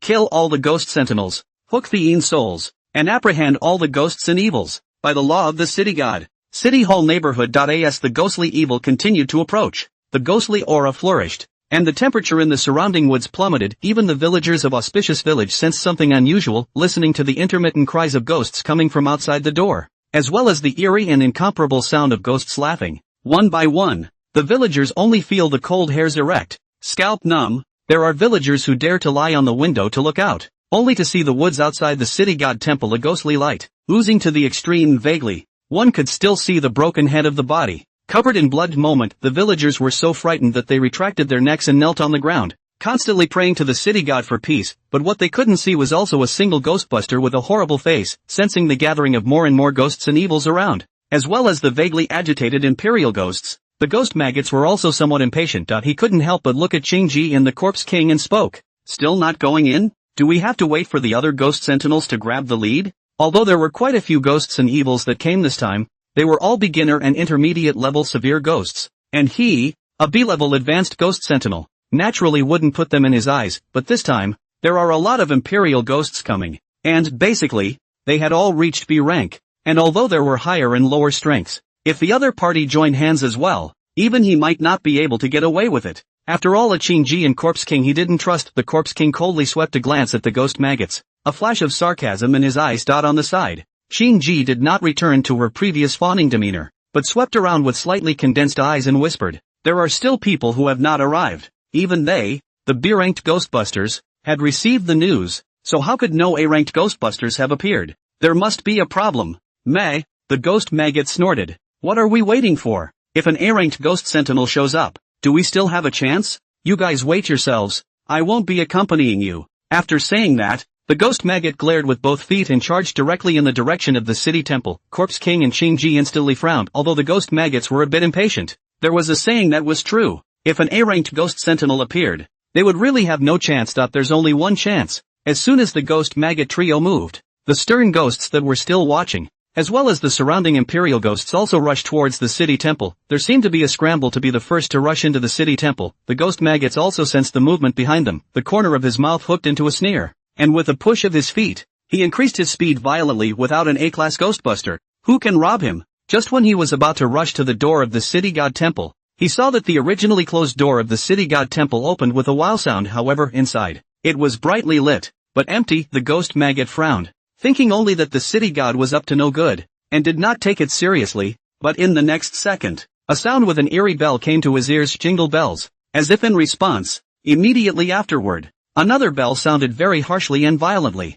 Ding bell. Shasta, the ghost maggot, violently stopped in his tracks, only to feel his sweaty hairs explode, and a crisis steeply rose in his heart, because the very moment the bell rang, they felt a stabbing pain coming from the depths of their souls. Vaguely, as if it were about to detach itself from its own body, there was also the ghost inside him, which had gotten restless and somewhat uncontrollable. The ghost maggot's eyes swept around warily, and the imperial ghosts who were also rushing towards the city temple instinctively sensed the danger and stopped in their tracks. Don't dare take another step forward. The other side, the nightly ghosts, also stopped violently, with a shocked expression on their faces. Unlike the feeling of the imperial demons, they felt as if something was attracting them in the direction where the ringing came from, making them anxious and unable to resist the urge to rush over it. Just then, jingle bells. Along with the bell ringing again, two figures suddenly appeared at the entrance of the city god temple, one black and one white, each of them holding a wailing stick in their hands. This is, the ghost maggot gulped, only to feel his mouth go dry. Behind Qingji's pupil shrank as she whispered, "It's the legendary black and white irregulars under the seat of city god." She couldn't feel the aura of these two, or even the strength of these two, but at this moment, she instinctively felt that she wasn't a match for the other party. Not only did Qingji feel this way, but the other imperial demons, as well as the surrounding night ghosts, felt the same way, and couldn't help but take a step back. At this point, Black Impermanence took a step out and shouted with a ferocious face, "You demons, how dare you spill your guts outside the city god temple, looking for death?" As soon as the words fell, the chains in his left hand were violently flung at the ghost maggot closest to the door of the city temple. Pop! The black soul locking chain instantly entangled the ghost maggots. The ghost maggot struggled for a bit, but realized that he could not move at all, and even the ghost inside him could not be summoned. No good. The ghost maggot's face changed drastically, and he was about to call for help to the corpse king and Qingji, but in the next moment, Black Impermanence gave a forceful tug, directly dragging the ghosts and nether souls out of the ghost maggot's body. Seeing this horrifying scene, Qingji and Corpse King's faces changed abruptly. The ghost maggot was a B-ranked advanced ghost sentinel, but he was actually powerless in front of this Black Impermanence. Then the strength of these two. Grade A. Definitely grade A. Buzzing. The two men's minds were as if they had exploded, and only one word remained: escape. Without saying a word, the two directly toward the city god temple far away. At the same time, the surrounding imperial ghosts and ghosts, also platter scattered. They came to take over the city god, not to die. Even the B-rank advanced had no power to fight back. Wouldn't they be bound to die if they stayed? Jingle bells. The eerie bell rang again, and White Impermanence held the wailing stick and kept shaking it, and with every shake, the bell of the wailing stick in Black Impermanence's hand followed in response. Jingle bells. Jingle bells. The eerie and shrill bells continued to intermingle, getting louder and more urgent. It made the crowd of stern ghosts unable to resist trembling. What's that sound? Shit. Just stop it. Stop it. The originally unbridled stern ghosts, one by one, covered their ears in horror, as if trying to isolate the ringing, but it didn't work. Because of the ringing, it pierced straight through the ghostly body. Although compared to the night ghosts, the ghost imperials were a lot stronger. But this moment wasn't good either. The corpse king, who had originally run into the distance, violently stopped in his tracks, tightly clenched his fists, and the veins bulged on his forehead. Next moment, he felt a thick ground chain wrap around his body. Ouch. He, who had originally lost his sense of pain, felt a piercing pain at this moment, as if a blazing fire was burning, searing his soul. The corpse king's eyes were terrified as he fiercely looked at Qingji, who was not far in front of himself. In a hoarse voice, he shouted, "Qingji, save me!" Hearing the miserable screams behind her, Qingji only felt a wave of cool air rushing up to the sky. She didn't dare to turn back, and didn't even dare to stop her feet for half a minute. However, in the next second, a bellowing voice came steeply to her ears. "Shun!" Qingji's pupils shrunk, and in the next second, she felt her head get a little dizzy, as if something was pressing down on top of her head, and she unconsciously raised her head to look upwards, only to see a large black seal floating above her head. From small to large, the seal was like ink, translucent and incomparable, vaguely transmitting moonlight with the color of blood. However, the moment she looked at the seal, she could only feel a majestic, magnificent aura erupting from the seal, pressuring her not to move. It was like an emperor descending into the world. Boom! The underworld chi on the seal of the city god erupted again, and Qingji felt a violent tearing force coming from her soul. A mournful scream rang out, as if the screams of the severe ghosts around him had become smaller. The dozen or so ghost sentinel grounds watched Qingji's soul that had been torn and yanked out, constantly struggling, but in the blink of an eye it shrunk into a ball and flew into the black seal, their eyes horrified. What's that? No one responded, and the only sound left in everyone's ears was the cackle of chattering teeth. Suddenly, "We can't escape!" someone cried out, filled with despair. "Damn! Fight them. There are so many of us. There's still a chance. If we don't put up a fight, we're all going to die. Together. The eyes of the crowd were determined. And in the blink of an eye, all 3 B-ranked senior were killed. And there was no possibility for them to escape. The only way to achieve a ray of hope was to fight. The remaining dozen or so sentinel ghosts turned around and lunged towards the black and white irregulars. In the distance, Thunderstorm, who had regathered his form, looked at the black seal hanging above the city god's temple with fearful eyes. In a low voice, he said, "That black seal is so strong." Song Fong, who was on the side, likewise added a touch of panic to his eyes as he glanced at the Imperial Ghostbusters who were suddenly entangled with the black and white irregulars and gritted his teeth. "Chance. This is our only chance. If we don't get on, we won't have a chance." Heavenly Evil, still want to watch the show? Hearing this, Thunderstorm was shocked in his heart. Hastily, he looked around warily. Heavenly Evil is not what the Imperial Ghostbusters, but by the Imperial Ghostbusters organization. This organization is mysterious. No one knows exactly how many people. No one knows exactly where this organization is. And even less clear about the strength of this organization is actually how strong. But what can be clear is that a number of members of this organization are most wanted. Next, Laystorm then saw a short-haired youth walk out from the woods on the side. The youth looked ordinary, as if he was an ordinary person. But Laystorm didn't dare to have the slightest contempt, because the other party is from Heavenly Evil. Seeing the visitor, Song Fong narrowed his eyes. "Wang Ming? I didn't expect Heavenly Evil to send you." "Wang Ming?" Laystorm's pupils shrunk. Although the name sounded ordinary, this person was not ordinary at all, and his deeds were even more extraordinary. It was rumored that Wang Ming had committed more than 100 murders in his hands, and had once been surrounded and killed by the General Administration of Special Incidents. But the 3 B-level senior ghost sentinels had all disappeared, and since then Wang Ming had disappeared from the public's view. Even the officials can't do anything about it. Wang Ming swept a glance at Song Fong with a calm face.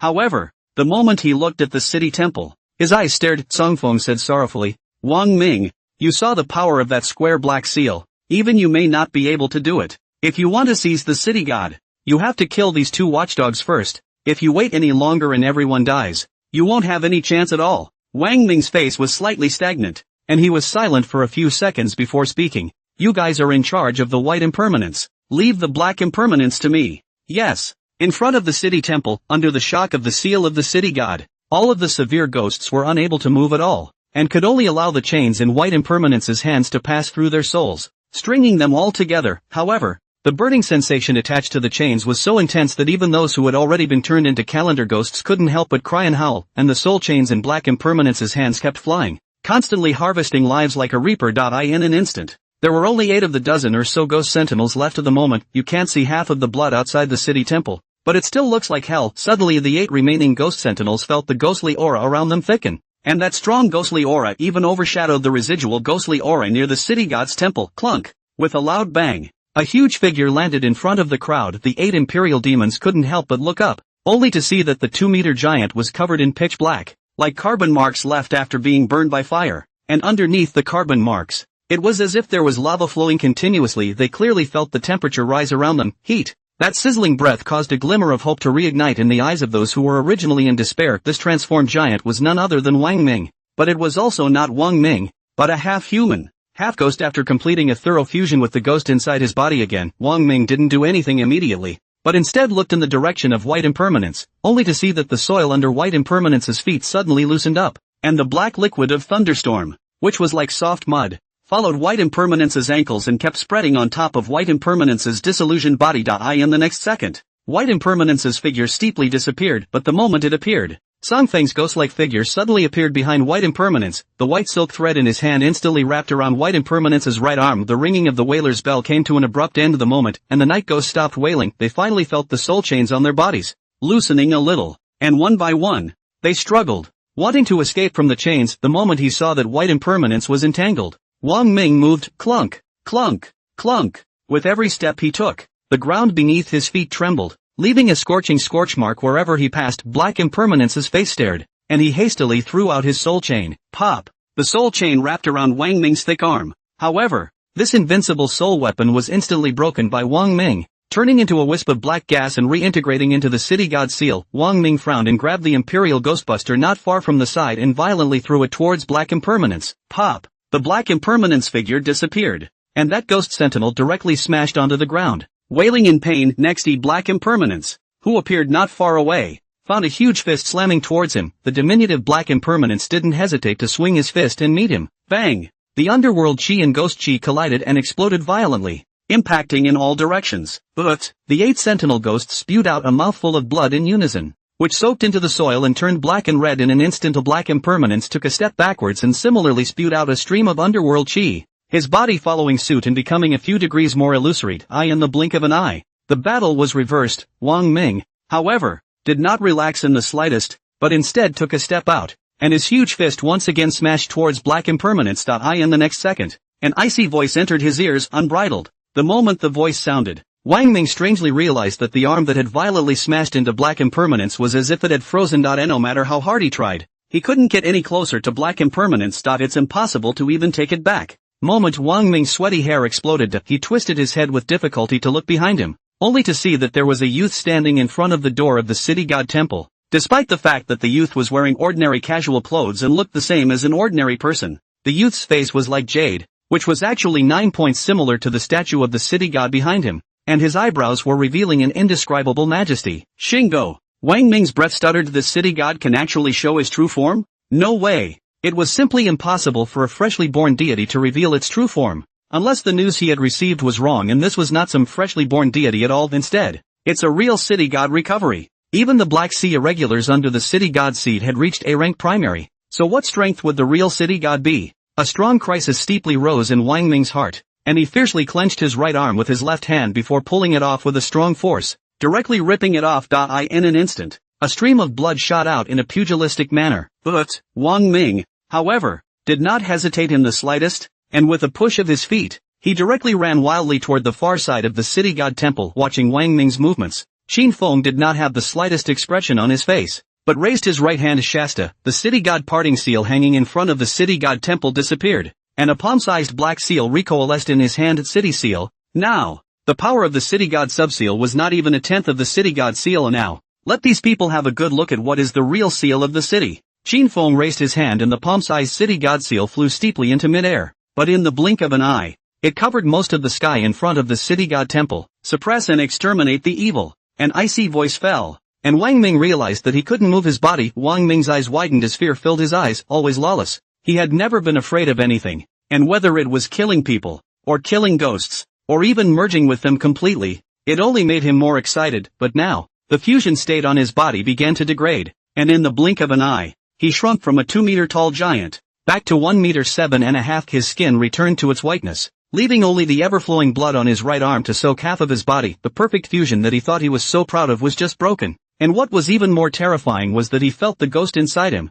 trembling with fear, had completely curled up in his body. Can't even release the ghosts. For the first time he felt real fear. Wang Ming stared and desperately shouted, "No, don't kill me. I can give you a hand." However, before he finished speaking, he saw a light flow from that black seal, and immediately afterward, he felt pain coming from the depths of his soul. The incomparably mournful screams echoed in front of the gate of the city god's temple. The moment Zong Feng and Thunderstorm, as well as the surviving ghost sentinels, as well as the severe ghosts that were trying to struggle to escape, all trembled. 10 seconds. No! In just a few breaths, Wang Ming, who was able to rival black impermanence, was sucked into that black seal. What the hell is that? It's horrible. The moment their courage to even fight to the death was reduced to nothing, leaving them full of fear. Such fear, however, did not last too long, for they felt that same pain from the depths of their souls. Unlike the torment of the flesh, rather, it's a pain that you'd rather die right away than try. The mournful screams caused the hearts of the official ghost sentinels who were arriving to be frightened, and they all stood in place. What was that noise? Lu Bai looked in the direction of the city god temple from afar. Panic in his eyes, they had just realized that there was an abnormality in the vicinity of the city god's temple and immediately rushed this way. But they never expected that they would be greeted by such mournful screams. What the hell happened? This was not only a question in Lu Bai's mind, but likewise in the minds of the crowd of imperial demons. Yao now looked into the distance with a grave expression, a touch of suspicion flooding her eyes. This afternoon she had received orders from her superiors that everyone should continue to observe the city god and refrain from making any rash moves for the time being until she knew the bottom line. But at night, there are wild ogresses and stern ghosts trespassing on the city hall. This whole thing is just bizarre. She clenched her fists and waited until the screams became weaker before she said to the crowd that followed, Go over and take a look. Everyone be careful not to approach without permission. Yes, The other side to it was only after all the Imperial ghosts and Li ghosts had been included in the seal of the city god that Qin Feng casually waved his hand and included the seal of the city god in his hand once again. One could only see a single figure constantly struggling in that palm-sized seal. Their faces incomparably distorted, the screams still echoing in his ears. Qin Feng did not sympathize in the slightest, but waved his hand, and the black and white irregulars instantly transformed into two channels of underworld power and reintegrated into the city god seal. At the same time, the crunching sound of the system ding-dong came to his ears. A ding. Eradicate the evil and solve the foreign invaders. Triggering a special check-in. Do you check in? Sign in. Signed in successfully. Obtained the soul hooker black and white. The corner of Qin Feng's mouth curled slightly. Although the city god seal was able to manifest a soul-slinging envoy, but after all, it wasn't the real black and white irregulars, or else it wouldn't have been possible for him to not even be able to deal with a single Wang Ming. Just right. I've collected so many Yin souls this time. If I refine them into Yin warriors, there's no one to manage them. With the black and white, he has nothing to worry about. Qin Feng inclined his head to look at the place where Yao Na and the others were rushing to, and after ascertaining that the other party was an official ghost sentinel without any hostile intent, he turned around and took a step into the city god temple. Boom! The moment the temple door closed with a bang, Yao Na, who was the first to arrive, clearly saw a figure walk into the city god temple. The man! Yao Na's pupils crinkled. Who was that person? It's not the city god, is it? However, without waiting for her to get a good look, the figure disappeared completely. At this point, a sudden exclamation rang in her ears. All are dead. Hearing this, Yao Na hurriedly looked towards the front of the city god's temple, only to see that the ground was full of corpses. There wasn't much blood on the ground, but the faces of a dozen or so corpses were all incomparably distorted. The already stiffened face was frozen with fear. Even Wang Ming was like that. Remembering the screams from before, Yao Na couldn't help but shiver. Even though she hadn't come into contact with Wang Ming, as an official ghost sentinel, she had heard a lot about him. What exactly had happened that made even Wang Ming feel fear? The moment, the crowd of ghost sentinels also gulped, somewhat speechless from the bizarre scene before them. After a long time, it was only then that Yao Na slowly spoke. Bring all the bodies back to the station and clean up the scene. A quiet night, but inside the Jiangning branch, there is no peace at all. Jiangning branch of the Imperial Ghosts, in the first time received the relevant information. S number of wanted criminals, B-grade Imperial Ghosts, as well as according to the residual energy analysis of at least 30 or more severe ghosts all killed news, but also let a group of Imperial Ghosts involuntarily hold their breaths. One by one, do not even dare to gasp the atmosphere. Just how powerful was it to be able to kill all of these ghost sentinels and night ghosts? The moment, all the top brass of the Jiangning branch, as well as Chen Ming, the head of the General Administration's research department, who was specially there because of the research on the city god, arrived in a wide room. Looking at the 18 corpses spread out flat in the room, several people could not help but suck in a breath of cold air in unison, chills down the spine. Chen Ming quickly walked up and inspected a few of the corpses, and spoke with a serious face. Other than Wang Ming, the other ghost sentinels didn't have any external injuries, but Wang Ming's injuries didn't look like they were caused by external forces, but rather, they severed their own arms, so my guess is that they should have encountered a very special means of attack, and their souls directly detached themselves from their bodies. On the side, Zhao Qingming nervously asked, can you tell what kind of tactic it is? Chen Ming shook his head and said in a deep voice, our understanding of city god is too little, and we can't be sure of his means of attack. According to the ancient records, there are soul-hooking envoys under city god's seat, specializing in hooking people's Yin spirits, and city god may also have such an ability, but after all, we haven't seen it with our own eyes, so we can't be sure of it for the time being. Zhao Qingming clenched his fists and spoke. According to the news sent back by Yao Na, a figure was seen walking into the city god temple. Could it be the city god himself? Chen Ming looked at Zhao Qingming with a surprised expression. Impossible. How could a deity that was just born? Suddenly, Chen Ming stopped the conversation and snapped his eyes wide open. Who says that the city god must be a newly born deity? Those are just their guesses. Thinking of this, Chen Ming said with an anxious face, has anyone seen the city god idol? Quickly, call up the satellite surveillance and ask him to fully cooperate in the investigation of Jiangning City's city god facial resemblance person. Zhao Qingming froze for a moment, but in the next moment, he instantly understood what Chen Ming meant, immediately turning his head to look at Xiao Mei behind him. He spoke. Arrange for someone to do it immediately. Yes. 3 hours later, the crowd arrived at the conference room. Also arriving were the 5 Lu Hongwei.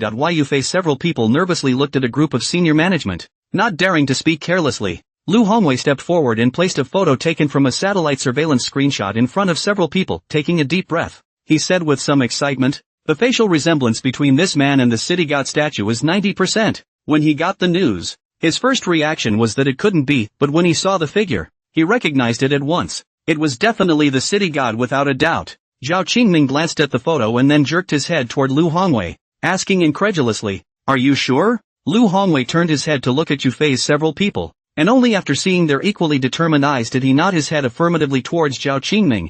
"Very sure. That's something all 5 of us can be sure of." Zhao Qingming sucked in a breath of cool air and said after several seconds, "Don't say anything about this matter. You guys can go out now." "Yes." Only after Lu Hongwei and the others left did Zhao Qingming turn his head to look at Chen Ming and saw the other party clutching the photo with a grave expression on his face. Carefully, he spoke. "Minister Chen, although there is Lu Hongwei and the others to testify, they can only be said to be similar and cannot be identified as the city god himself. You see?" Chen Ming looked up at Zhao Qingming. "It is impossible to determine. But if this person is really the city god, then we will have to reassess the strength of the city god. The fact that the other party is able to show up in his true form means that the other party is definitely not a freshly born deity, and according to our standards, the other party has most likely already surpassed the A-class." Hearing this, the pupils of several of the Jiangning branch's senior officers simultaneously shrunk. Beyond A-class? That would be an S-class ghost sentinel, an existence comparable to that of a ghost king, capable of destroying a city at the drop of a hat, and an absolutely invincible existence in Jiangning. Luckily, Shingo has shown no evil intention so far, otherwise I'm afraid the whole city of Jiangning is finished. Thinking of this, a trace of scorn was added to the eyes of several people, and a consensus was secretly reached in their hearts that such an existence should definitely not be offended. At this point, Chen Ming spoke again, "But this is just a guess. Want to identify? Unless we can meet the city god himself. I mean, for the time being, it's better to focus on observation. Don't make contact rashly." "Yes," Zhao Qingming answered. Only a flash of doubt flooded his heart. Why did so many wild ghost sentinel and night ghosts appear outside the city god temple overnight? I'm afraid this is not a simple matter. As soon as the meeting was over, all the imperial ghosts of the Jiangning branch received a message that they were not to approach the city god temple without an order. Moment, the Jiangning branch Sentinel Ghostbusters chat group was in an uproar. So the city god really exists? It's not clear, but according to the information coming back from the second detachment, the bodies were found in front of the city temple. Good killing. These are all 10 evil people who deserve to be killed. Such a city god is a true deity. Regarding the myth revival and the god-making program, a gag order had been issued by the provincial capital's directorate, but the news about the existence of the city god was not banned in its entirety by the Jiangning branch. Even though it did not explicitly say so, with something of this magnitude happening, it's almost impossible to hide the presence of the city god, but they knew too little about the city god, and even less about what kind of deity the city god was. And in case any of their people offended the city god, they would be in big trouble. The attitude of the Jiangning branch, however, was what made the crowd of Imperial Ghostbusters one and all as if they were playing chicken blood over the years fighting against ghosts and evils. Too many people had been sacrificed, but as the ghostly events became more and more frequent, it also made all the ghost sentinels feel a sense of powerlessness. They simply don't know when they're going to be the one sacrificed, but now they see the light. Due to the prohibition of the precinct, the group of Imperial ghosts did not go to the city god temple. But they still secretly spread the news of the spiritual fulfillment of the city god just so that your loved ones,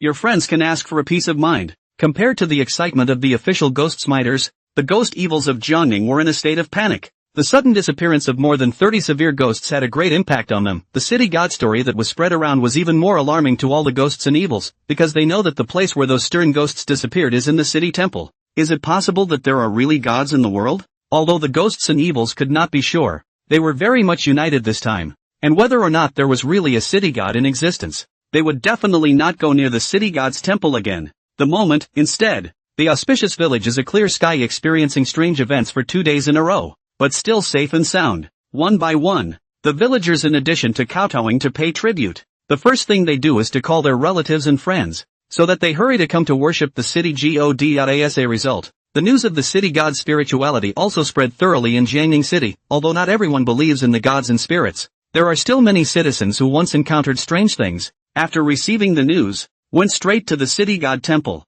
Previous chapter City Hall. As soon as Qin Feng raised his hand, the seal of the city god appeared in the center of his hand. Listening to the screaming and wailing sounds that were vaguely coming from him, he waved his left hand and a shadowy soul flew out from the city seal. It was Wang Ming. The moment, under the burning of the karmic fire in the city god's seal, Wang Ming was already dying, and the moment he flew out of the city god's seal, his face was filled with unspeakable surprise. Still, when he saw the figure in front of him, He couldn't help but shiver and fell to his knees at once, not even daring to ask for forgiveness. Qin Feng sat on the eunuch chair and asked with a cold face, "How did you know about the taking of the body?" Wang Ning knelt down on the ground. His head did not dare to raise, trembling, and said, "It is the news that came from inside the organization, and I am not sure how the organization knows about this. I just want to fight for myself to have a chance," and rushed over. Qin Feng frowned. "What organization? Speak clearly." Wang Ning took a breath and carefully returned. "The organization I joined is called Heavenly Evil. Even though I have been a member of this organization for many years,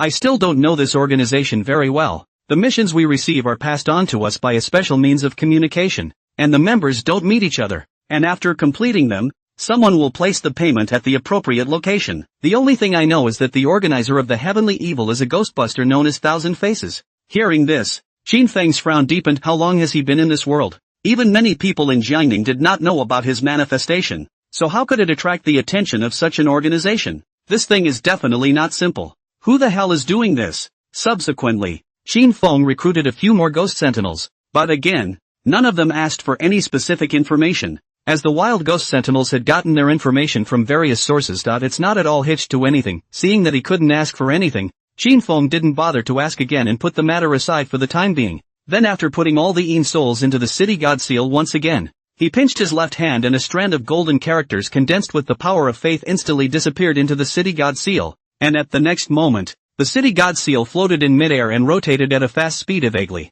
there was a flow of light in a matter of moments. However, the screams and wails in the seal stopped, and a figure with a slightly numb expression flew out of the city god seal and landed in front of Qin Feng. Standing in unison, this was precisely the spell Qin Feng had learned from the city god Fin. The ghost refining technique. The so-called ghost refining technique is to help the evil ghosts and evils wash their sins through the power of faith. Even the most unforgivable Yin souls can be purified after washing, turning into Yin souls with only a wisp of consciousness and no evil thoughts. Such Yin souls are able to be completely under his control, and this batch of imperial ghosts and lil ghosts are not low in strength, which is just enough to help him fill the Yin messenger's vacancies. Looking at one of the somewhat wooden Yin souls, Qin Feng opened his mouth. "Admire your position as a nether woman." As soon as the words fell, a golden light seal flew out from the city god seal and printed on the forehead of each Yin soul's ground, forming the word difference. Then it disappeared. Swish, swish, swish. One by one, the underworlders knelt down on one knee, clasped their fists and said, "Thank you,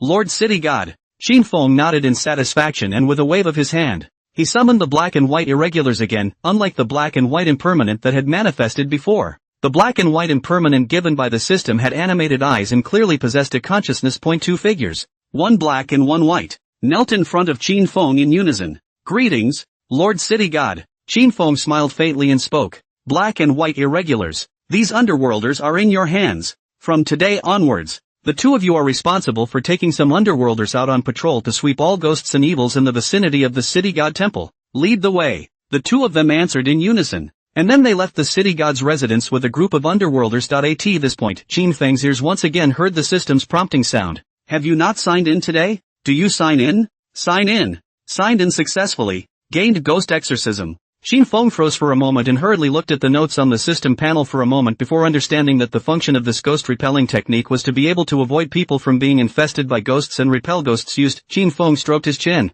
a bit puzzled that he's a city god. Why does he need this exorcism? Isn't this chicken shit? Shaking his head, Qin Feng didn't think any more about it, but instead went to the prayer pavilion and picked up the prayer book and casually flipped through it. Seeing one of the prayers for peace on it, Qin Feng's eyes suddenly lit up. Although this ghost repelling technique was useless to him, it could be too useful for ordinary people. He was the city god, yes, but he couldn't listen to all the prayers of the supplicants all the time. The prayer book could record the wishes of the supplicants though. But what if we meet a ghost or an evil spirit? If you can help these believers with exorcism, wouldn't that be a change of pace to help yourself bless the prayers? But how can he get a normal person to cast it? As he was thinking about this, suddenly noisy voices reached his ears. "City God, please bless my whole family. City God, my grandson is leaving Jiangning tomorrow. I hope you can keep him safe." "Ha?" Qin Feng's eyes were surprised. Why were there a lot more people today? With a thought, he instantly returned to the idol, and looking down, he realized that citizens in different dresses were crowding the lobby of the city god temple. Couldn't help but have a look of joy in his eyes. Good thing. The more people who believed in him, then the more power of faith he would be able to obtain, and the sooner he would be able to advance to the 7th grade merit golden body. He raised his head and slowly looked towards the distance. Outside the temple, There were also many citizens waiting in line. At this point that he noticed some villagers like Ma Xianrong and Wang Daju huddled together, muttering in whispers, "It's wonderful that the city hall is full of incense. There will definitely be more people coming here in the future." Suddenly, someone spoke up, "But with more and more people coming here, I'm afraid we still need someone to help take care of things." Upon hearing this, the crowd was hesitant. It wasn't that they didn't want to help with the tending, but they had farm work to do, and even if they didn't work, they couldn't leave the house. "How can you stay here and watch all day?" Seeing that the crowd was silent, Wang Daju frowned and suddenly spoke. "I know that we all have difficulties, and since I'm the village chief, I'm willing to help the city god guard the temple." Hearing this, Qinfeng pondered over it as well. Wang Daju was his first fervent believer and was willing to come and help him take care of the city god temple, so of course he was relieved. But even if Wang Daju was the village chief, there was some family money. Spending every day in the city god's temple is just like sitting on a mountain of food. How can we support our family? Suddenly his eyes lit up. Wasn't he worried before that he didn't know how to use this ghost exorcism technique, and now he had a solution? Thinking of this, Qinfeng reached out and pointed his hand at Wang Daju's forehead. In the void, directly cast the dream entry spell. Previous chapter. Hearing Wang Daju's words, the crowd just breathed a sigh of relief, but in the next second, they saw Wang Daju plopping and fell headlong to the ground. Seeing this scene, the crowd was confused. Hurriedly holding Wang Daju, one shouted to village chief, "Don't scare me! Quick, get to the hospital." Just as the crowd was busy, Wang Daju, who was in a daze, suddenly heard a loud shout. "The village chief Wang Daju." Wang Daju opened his eyes in bewilderment, realizing that he was surrounded by white mist, and in front of him, there was a figure wrapped in radiant golden light, and a pair of majestic eyes were looking at him. "Shingo?" Wang Daju was startled and quickly fell to his knees. Qinfeng looked at Wang Daju and calmed his tone a bit. "Wang Daju, would you like to become the city god temple blessing?" Wang Daju had a jolt and carefully returned, "Willing, I am willing." In the next moment, the majestic voice came from the ear again. "Good. From today onwards, you take a stack of yellow paper every day and offer it to the incense burner before closing the temple door every day, and the next day, use the method I handed you to make it into a peaceful blessing, which can be sold, but each peaceful blessing can only charge 1 yuan of incense money, and you cannot take more than that. Do you remember?" Wang Daju kowtowed with an agitated face. "Remember. Remember." A few moments later, several villagers carrying Wang Daju were running to the hospital when they suddenly realized that Wang Daju had opened his eyes. "Hurry and flatten Wang Daju on the ground." "Mayor, you're awake? Uncle Daju, are you okay?" Only when he heard the voices of the crowd did Wang Daju come back to his senses from his daze. But in the next moment, he jumped up excitedly, but soon he then suppressed his excitement and opened his mouth to say to the crowd, "Summon all the villagers." 10 minutes later, all the villagers of Auspicious village were concentrated at the entrance of the village, and each of them looked at Wang Daju standing in front of them with confused eyes, and only then did Wang Daju open his mouth and say, "Just now, the city god gave me a dream and taught me the method of making ping and fu, and the city god also allowed me to sell ping and fu, although a piece of it can only charge $1 of incense money, but do you all know what this means?" Without waiting for everyone to react, Wang Daju suppressed his excitement and continued, "It means that as long as we collect money within a reasonable range, the city god won't blame us. The average person, if they know about making peace of mind, is thinking about making money for themselves, but he's different. He was the village chief, and the first moment he reacted, a plan for the development of the entire village popped into his head. Someone sucked in a sharp breath and his face flushed red. "Village chief, what do you mean?" Wang Daju smiled and opened his mouth. "We can see. Now come to worship the city god more people. In the future this person will certainly also more and more, but from Jiangning city by car over, have to more than an hour, with the tribute has long been cooled. I mean, we can do a few non-Jiajian music, the price to get cheaper, convenient for everyone, we can earn a few small money." In the past, he would not have dared to think about it for fear that the city god would blame him, but since the city god has allowed him to sell the peaceful blessing, it means that he doesn't mind them making money by relying on the city god temple, so if they open a few farmhouses, the city god must not be blamed. Hearing this, the other villagers also reacted. Point 1 got excited. "Village chief, this idea is good. Later so many people. This worship people, a lot of people will certainly have to queue up. Wait until noon. The stomach is also hungry and deflated. The business of the farmhouse will certainly not be bad to nowhere. I think there's more than just agriturismo.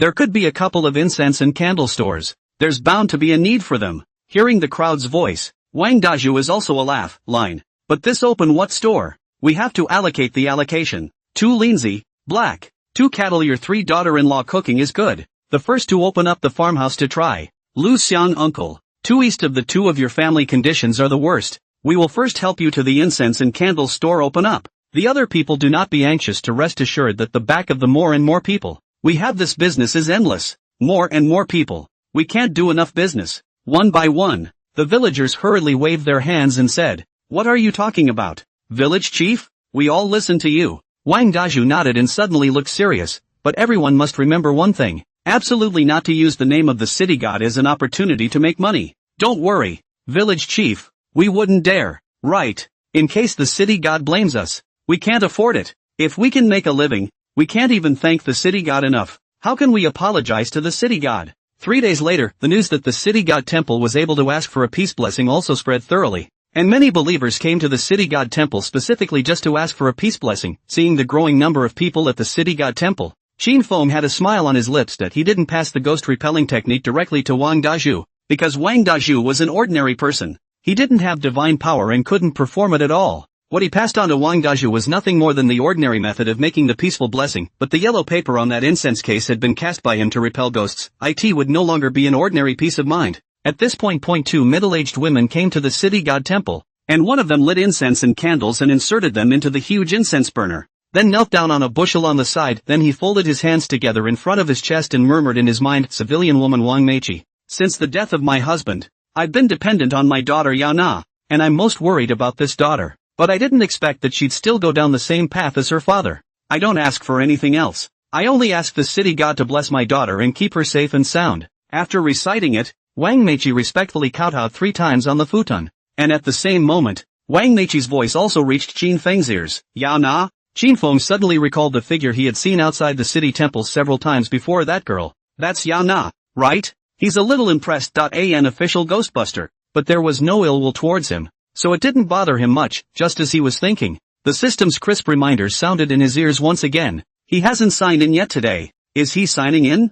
Sign in. Signed in successfully. Obtained a copy of the Ghost Evil illustrated book. Qin Feng's mind moved and an ancient gray-blue book appeared in his hand. Once you flip it over, you see all kinds of pictures. The classification and strength of the ghosts and evils were marked in small letters next to them, and they were all labeled very clearly. Kind of funny. Qin Feng's gaze moved slightly, so he looked at it carefully. Although he had already come into contact with a stern ghost, he didn't know much about higher-level ghosts and evils, and what was recorded in this Ghost and Evil illustrated book happened to be what he desperately needed to know. After studying it, he realized that this Ghost and Evil illustrated book was not only a record, but also had a very important function with the help of the power of ghosts and evils to coalesce a spiritual weapon. Previous chapter, the so-called spiritual weapons were actually what the common people referred to as magic treasures. It was like the seal of the city god in Qin Feng's hand, which was a kind of spiritual weapon according to the labeling on the Ghost Evil illustrated guide. There were a total of 4 levels of spirit weapons: mortal rank, earth rank, heaven rank, and divine rank. The seal of the city god in his hand seemed to be very powerful, but in fact,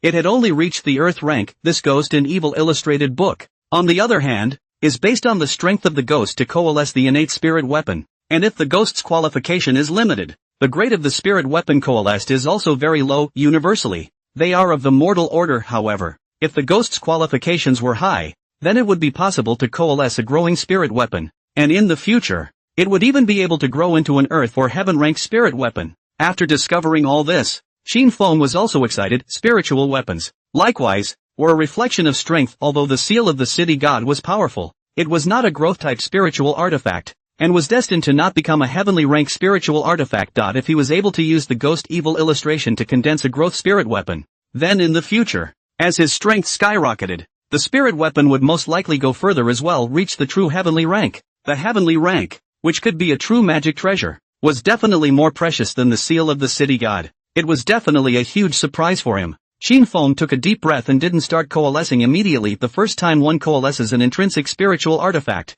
one should certainly be cautious in case what came out wasn't a growth spirit weapon, but an ordinary mortal rank. It would be useless to him. He looked down at Wang Meichi and saw that after Wang Meichi had kowtowed, she and a woman went over to Wang Daju's side to ask for a peace blessing and walked towards the outside of the city god temple. Thinking of Wang Meichi's previous words, Yana's figure appeared in Qin Feng's mind. If he remembered well, the ghost inside that Yana wasn't an ordinary ghost, but a very powerful stern ghost, mother and child fury. There are 2 types of this kind of nightmare. One is that someone deliberately tortured a full-term pregnant woman with cruel methods, so that her heart grudges, and then use a unique technique to seal the baby in the belly of the pregnant woman's soul. becoming a mother and child double demon. Once this kind is formed, it becomes necromantic. There is also another kind where the fetus dies in the womb and the pregnant woman dies with a grievance and becomes a soul siren. The ghost in Yauna's body was this latter one. Compared to the mother and child double demon, although its strength was quite weak, it still had room to grow because of the stillbirth. However, with Yauna's current strength, there was no way to fully utilize the strength of the mother and child fury for the time being. Thinking of this,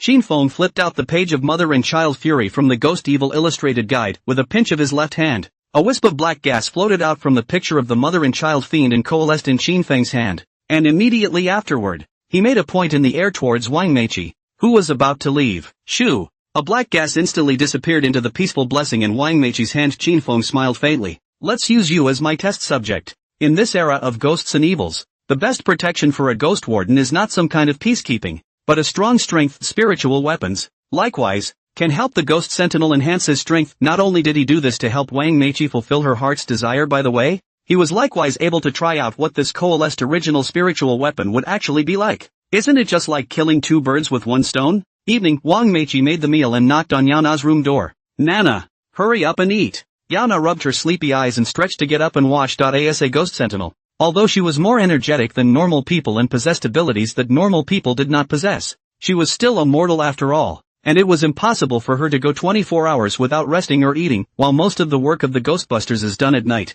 only a few ghosts and evils dare to come out during the day. In the past, such a situation was still relatively rare in the city of Jiangning. However, during this period of time, ghosts and evil spirits began to act frequently, and the Jiangning branch also began to take shifts on duty to ensure that once something happens, there will be a ghost rider to rush there as soon as possible. In addition to shift duty, there are also motorized squads. Their second detachment is the maneuver squad, which means they are on call no matter what time it is, and all she had to do was to get enough sleep when she wasn't on a mission. After changing her clothes, Yauna came to the dining table. Looking at the table full of dishes also had a big appetite. The ghost sentinels' raising of ghosts within their bodies also required the consumption of their own chi and blood, and for now, the way to ward it off is to eat. The extra nutrients eaten will be converted into chi and blood and absorbed by the ghost. In just a few moments, the table full of delicious dishes turned into a mess. Watching her daughter gulp down her food, Wang Meiqi was also heartbroken. Nana, eat slowly. If it's not enough, I'll make it for you again. Yauna swallowed the food in her mouth and said with a smile,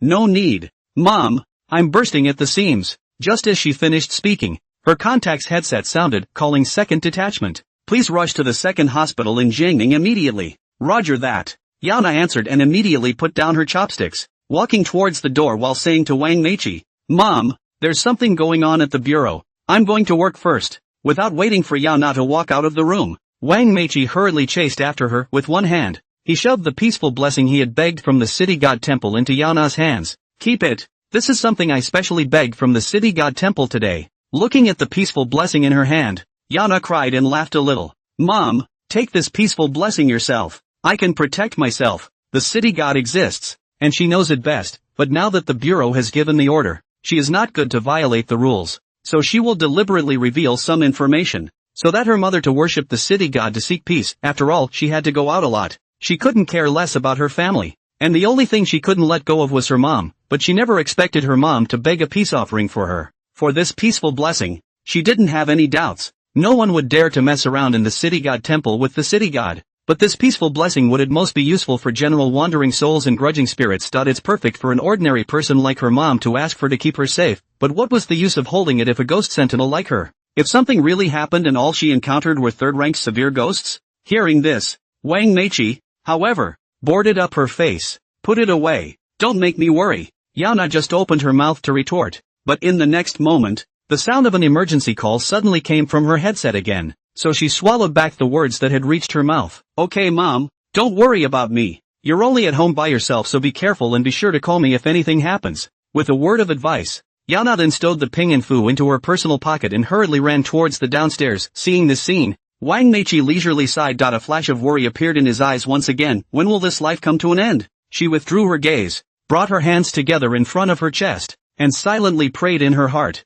Pray for the city god's blessing. Previous chapter. Jiangning Second Hospital. Yauna had just arrived at the hospital's entrance to join the squad's crowd when she sensed a thick ghostly aura permeating the surroundings. Hospitals, always a ghost and evil disaster area, because people die here every day. It has also become the easiest place to gather ghost energy. She inclined her head to Lu Ming, the lieutenant at the side, and asked in a deep voice, Tell us the specifics. Lu Ming handed over a piece of information to Yana and frowned. The first time there was a murder. It was taken over by Lu Hongwei and the others from the 8th detachment. The same day you went to rescue them last time. That day, at 3 in the morning, there was suddenly a hospitalized pregnant woman who was killed in a very gruesome manner, and according to the investigation, it was the work of an evil ghost. Under Lu Hongwei's and their tracking, they quickly eliminated this evil spirit. Originally thought that this matter would end here, but last night, another middle-aged woman was killed. The death was very similar to the pregnant woman at that time, so it was handed over to the 8th detachment again. This morning,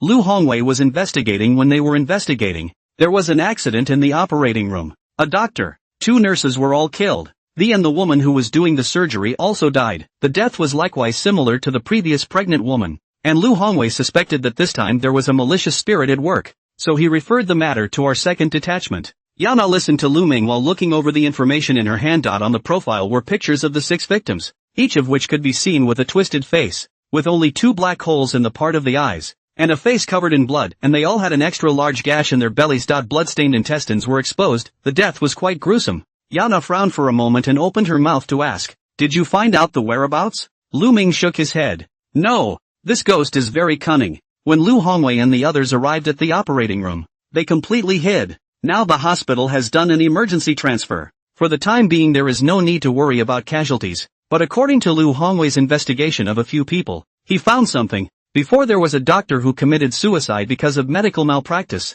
and Lu Hongwei suspected that this doctor is most probably this severe ghost. Yana flipped the information back a few pages and soon found a very clear photo. The photo is of a young doctor wearing a gold wireframe, wearing a white coat, looking well-mannered, and labeled next to his name, He Dongjun. And the reason for being killed? It is said to be with the previous responsible for a female patient had a verbal altercation, and then the female patient jumped to her death. The patient's family came to the door to say that He Dongjun adultery, because the time of death more than 24 hours, cannot be collected to the patient's body samples, that is, the death of the evidence, and the hospital side in order to make a big deal out of the small. It will be He Dongjun fired. He Dongjun claimed that he was smeared, finally from the rooftop roof and jumped off. Yana nodded. It's basically certain that it's a night ghost without a doubt. The vast majority of evil spirits are not spiritually intelligent, and generally rarely act during the day. They simply rely on their instinctive hatred, their resentment, to kill, but unlike the night ghosts are generally spiritually intelligent. Ho Tungchen must have a very strong grudge because he was wrongly accused of jumping to his death. There's a high probability of turning into a severe ghost after death, and the 6 victims, all but one of whom were male, were female, and had no connection to each other, except that they all died very gruesome deaths. As you can see from this, the main target is women. That male doctor should have been an accident, but He Dongjun hit after the kill, clearly opening up a spirit that was not low. The strength is likely to be intermediate. Of course these are all speculations and need to be further confirmed, but if it's really Ho Dongjun, then the reason why Ho Dongjun killed was for revenge. Then the possibility of him leaving the hospital is very low. Yao Na quickly made a judgment, then said to Lu Ming and the others, "Go in and take a look first. Later you all stay close to me. This stern ghost's strength is not low." Yes. Several people responded and carefully followed Yao Na into the hospital. The temperature around them dropped by almost 10 degrees, and even with the lights on, it gave people an eerie feeling. Yao Na cast ghost pupil at the first opportunity. Swish dash, the black pupils disappeared, and in Yao Na's eyes, there was only a white color, but in her eyes, the entire hospital had changed drastically. The black ghostly aura filled the surroundings,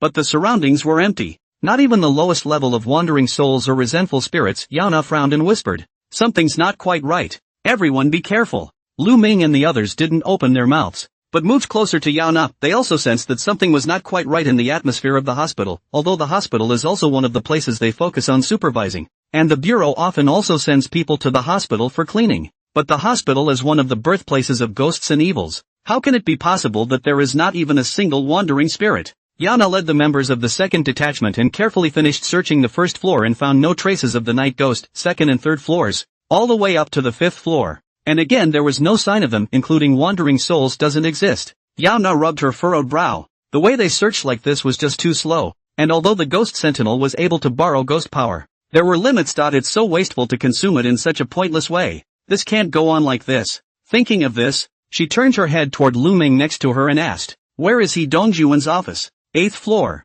By the way, the female patient who died earlier is also on the 8th floor. Go straight to the 8th floor. Yana didn't hesitate to take a few people on the elevator yet and arrived at the 8th floor. Ding! As soon as the elevator door opened, Yana instantly felt that the ghostly aura of this floor had become much thicker again, and in the next second, a sharp voice rang in her ears, "Woman. Damned woman. If it weren't for you, how could I have been wronged? Damn. Damn you all." The voice that was filled with anger and piercing ears seemed to pierce through the eardrums. It made Lu Ming and the others couldn't help but cover their ears, and while vigilantly scanning around, they carefully stepped out of the elevator. He Dongjun, wearing a white coat, stood at the end of the corridor. The face was morose. Suddenly the lights on the 8th floor suddenly flickered, and then bang sound. A lamp directly exploded. "Ah, kill you." The piercing scream also made Yana's face tighten. Her arms snapped forward, her nails lengthening to the naked eye, glinting coldly in the moonlight that shone vaguely in from outside. It looked sharp as attack. This was precisely the second ability she had acquired after advancing to B rank, Ghost Claw.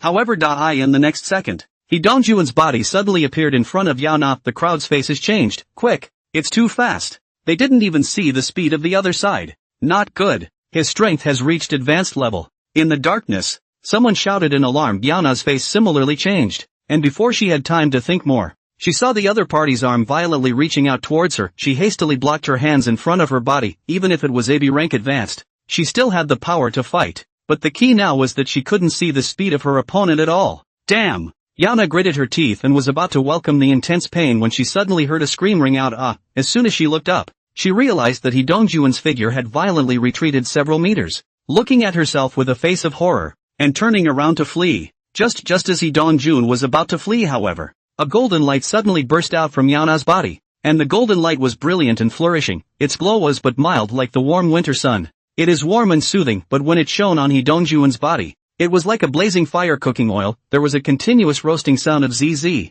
and a wisp of green smoke emerged from his head, face and body, and in the blink of an eye, several scorched black holes appeared on Dongjuan's ghost body. Peaceful blessings?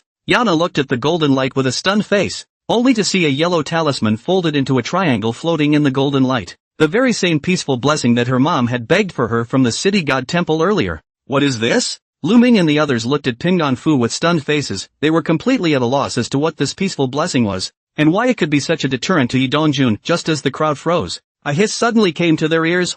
Damn it! What is this thing? Get out of here! Enduring the pain coming from his body, Dongjun slapped his hand violently towards Heian Fu, who was floating in midair. Pop! Pingan Fu fell to the ground, but there was an extra crack right in the middle of the talisman, and right at the moment when Pingan Fu was old, a black gas directly didn't enter Yana's body. Shasta. Yana sensed the ghost inside her body stirring. A shock went through her mind. Going out of control? Nope. It was completely different from the rage of the ghost when it was unsealed. She didn't feel any angry, devouring emotions, but rather felt the ghost inside her hissing in pain. It was as if there was something that drew the ghostly energy out of its body. Yana's eyes were horrified. What the hell happened? Captain, are you okay? Lu Ming's few people took a step back, their eyes looking at the motionless Yana in horror. They felt Yana's body violently erupt with a powerful ghostly aura. It's a precursor to losing control. Though the probability of an Oni losing control is low after many hours of training, it is not impossible. When ghost energy is overused for a long period of time and the spirit is very tired, the ghosts in the body will take advantage of the opportunity to revolt, which also requires that the ghost sentinel must rest after the mission. But by all rights, Yana shouldn't be in this situation. Yana hadn't just advanced to B rank. It was unlikely that she would suddenly lose control, and no matter from her mental state, or from her previous use of ghost energy, it was simply impossible to reach the condition of losing control. So how could she suddenly become like this? Lu Ming couldn't figure it out, but what he understood was that the threat that was Dongjun hadn't been lifted yet, and if Yana lost control as well, they feared that their entire second detachment would be wiped out. At the same time, Xin Feng, who was far away from the city god's residence, suddenly raised his head and looked into the distance. There was a flash of surprise in his eyes. He didn't expect Yana to encounter a crisis so soon. The peaceful blessing is shattered, and now the aura on the ghost evil illustration has been exposed. The ghost spirit aura contained in it will make the ghost evil greedy. If that ghost evil isn't killed, I'm afraid Yao now will be in danger. Xin Feng's gaze moved and his figure disappeared in an instant. As for Dongjun, who had originally wanted to flee, when he felt the wisp of ghost spirit chi, he couldn't help but greedily inhale a mouthful of it. His eyes reddening, there was still scorn in his gaze, because that golden light made him feel a great crisis. He was even certain that if he had just hesitated for a moment longer, he was afraid that he would have already gone up in smoke. But that ghostly aura had a fatal attraction to him. He could feel that if he devoured that strand of ghost spirit chi, he would be even stronger, and he would be able to leave the hospital to kill those who had wronged him, kill everyone. He was going to eat that woman. He had to. He Dongjun silently moved a bit closer towards Yaona, then stopped, then arched his body like a cat, reddened eyes. Staring unblinkingly at Yaona, Yaona also felt a strong crisis. But compared to that, she was more alarmed by the changes within her body, but soon she then realized that the ghost in her body had become incredibly weak due to the constant draining of her ghost energy, weak enough to allow her complete control, without any testing. It directly broke through to the advanced stage of B grade. The horror in her eyes turned into thick surprise, but before she could be happy for too long,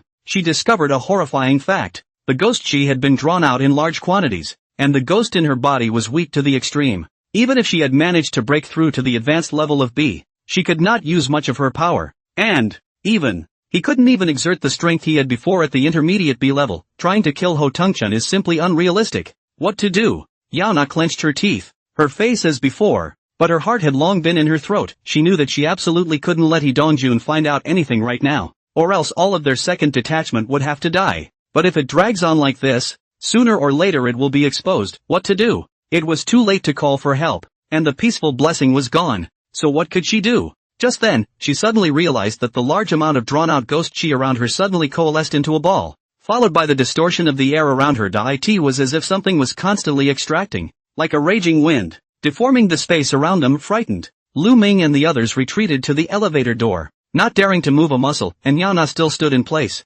looking at that black mass of ghost chi. Did not expand, but was under constant compression, gradually condensed into a black jade, only the size of an egg. Swish dash, the black jade stone floated in midair and spun rapidly. In a matter of seconds, though, it turned into a robed, pot-bellied woman whose face looked poignant, but whose large, high belly was shaved in half. A baby's head was revealed. With an eerie smile on its face, Yaona's eyes rolled up. That woman was no other than the ghost inside her, Gumeng. Gumeng was born into a good family and married her impoverished husband, but when she was pregnant, she accidentally bumped into him fooling around with other women. During the argument, she was pushed down the stairs, resulting in a stillborn fetus in her womb. Her husband directly buried Gumeng, who was still breathing, alive, in order not to be discovered, and because of that, it became a mother and child soul break. The only reason she knew this was because Gumeng herself told her. Although she was immensely sympathetic to Gumeng's ordeal, she also kept in mind the first rule of the Sentinel's rules and never trust a ghost inside. Even the most kind-hearted person,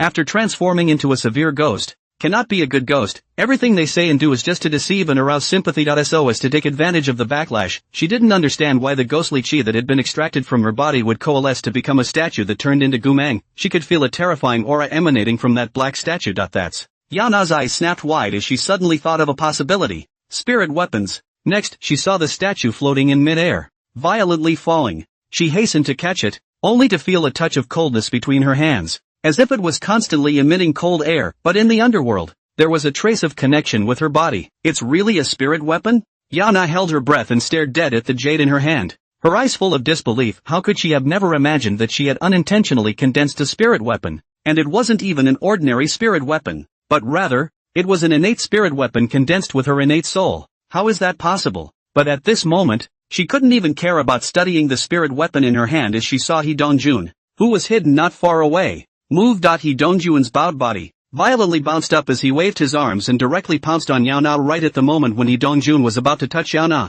Yaona stomped her foot on the wall, the entire person ejected like a cannonball. Next, it landed at the other end of the hallway. Although she couldn't utilize her B-rank advanced power right now, her body had changed after she advanced. Her spiritual sense, speed, and strength had all more than doubled from before. She was able to capture all of He Dongjun's movements with unparalleled clarity. The only thing she lacked now was power. Yaona looked down at the jade carving in her hand. Her gaze moved slightly, and her left hand channeled a strand of ghostly chi into the jade carving. However, but there was no response. How come?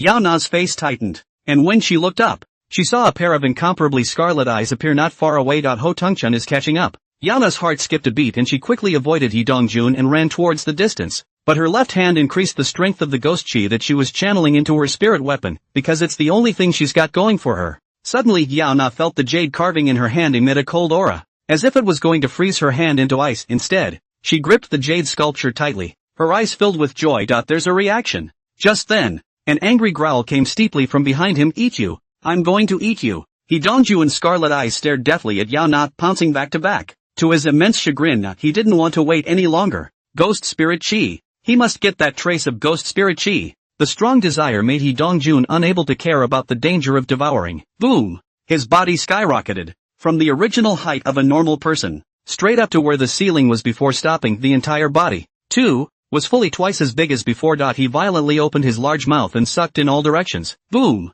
The ghostly air that filled the surroundings was sucked into the mouth of Hee Dong-jun, and the gusts of wind raged in the corridors of the hospital, and the doors of each room were blown cracking. The tables, chairs, benches, and hospital beds in one room after another all began to move in the direction of Hee Dong-jun. Even Lu Ming and a few others felt the powerful suction force, and one by one, they clutched the railing next to them in an effort to keep themselves from being affected by the suction force. Ka! The sound of breaking, coming from the railing on the wall. Ah, don't! Save me! Team Lu, save me! A team member shouted in terror. Yet his body flew uncontrollably towards Hee Dong-jun. Lu Ming's face suddenly changed. Yet before he could reach out, just out of earshot came the sound of the railing breaking again. Ka! Lu Ming watched as the rest of the railing was ripped off in unison, and one by one, the team members, as well as himself, flew towards Hee Dong-jun's wide-open mouth. Is it over? Lu Ming thought with some despair. He had just been glad that Yao Na had not lost control, but in the blink of an eye, things had developed to this point. With a B-ranked advanced level night ghost,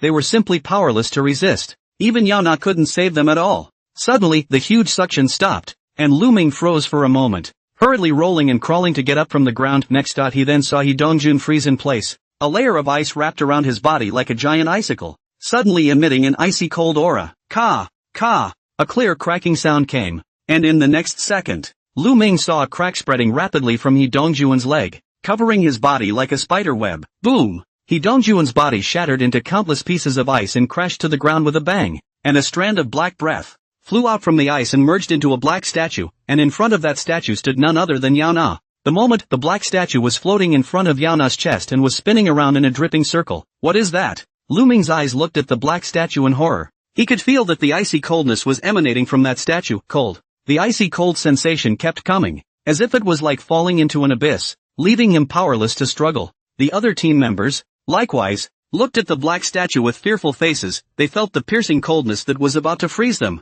Next moment, bang! Yao Na, who had a grip on the black statue, planted herself directly on the ground, and Lu Ming and the others, who were freezing their hands and feet stiff, also felt that the temperature around them instantly returned to normal, and that icy feeling all disappeared. Team Yao! Team Yao! Damn it! Team Yao passed out. Get her back to the station. In mid-air, Qin Feng watched Lu Ming and the others carry Yao Na out of the hospital before he withdrew his gaze. There was a thoughtful expression on his face, using an instantaneous outburst of cold air to freeze the ghost body directly. This was the function of Yao Na's innate spirit weapon? Nope, that wasn't just any ordinary cold air, but rather, it was a drop of underworld water condensed from a huge amount of ghost chi, and after it erupted, it emitted an underworld cold that the ghost body couldn't withstand, directly frozen. However, a mortal rank spiritual artifact could not bear the water of the underworld, as the mortal rank could not withstand the coldness emitted by the water of the underworld, and it would be directly frozen and shattered into slag. Only an earth rank spiritual artifact could serve as a bearer of the water of the underworld. The jade statue in Yao Na's hand was obviously not yet at the earth rank,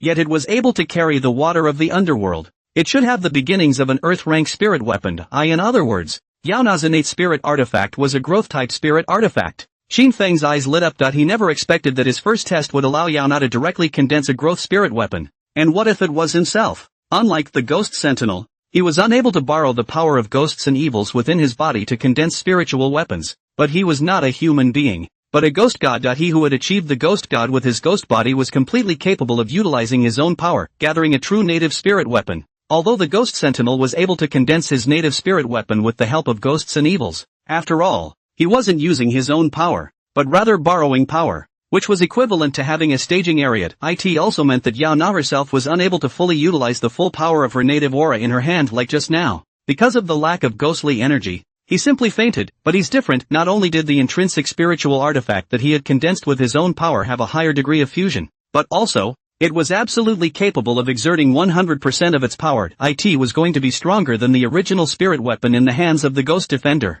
Thinking of this, Qin Feng was also excited. Even Yao Na, a B-ranked ghost soul scholar, was able to coalesce such a growth spirit weapon. His qualifications, it couldn't be any worse than the ghosts inside Yao Na, could it? I wonder what kind of spirit weapon he was able to coalesce. Right away he knew. Jiangning branch. Yao Na leisurely opened her eyes, and she saw a group of people surrounding her. Zhao Qingming, Qiao Mei, and Minister Chen of the Provincial Capital General Bureau. She had a jolt of clarity, feeling the black statue still in his hand. He let out a slight sigh of relief, struggling to sit up as seeing Yao Na's movements. Xiao Mei frowned. Yao Na, lie down. The doctor said that you need to rest this time because you overused your ghost energy. Sister Joe. I'm fine. Yao Na glanced gratefully at Xiao Mei and struggled to sit up, leaning her body against the head of the bed. Sweeping a glance at the agitated-faced few, and stretching her hand holding the black statue up beyond the covers, then, spreading out his palms, he spoke. That's what everyone's here for, isn't it? All of a sudden, Yao Na poked her heart out,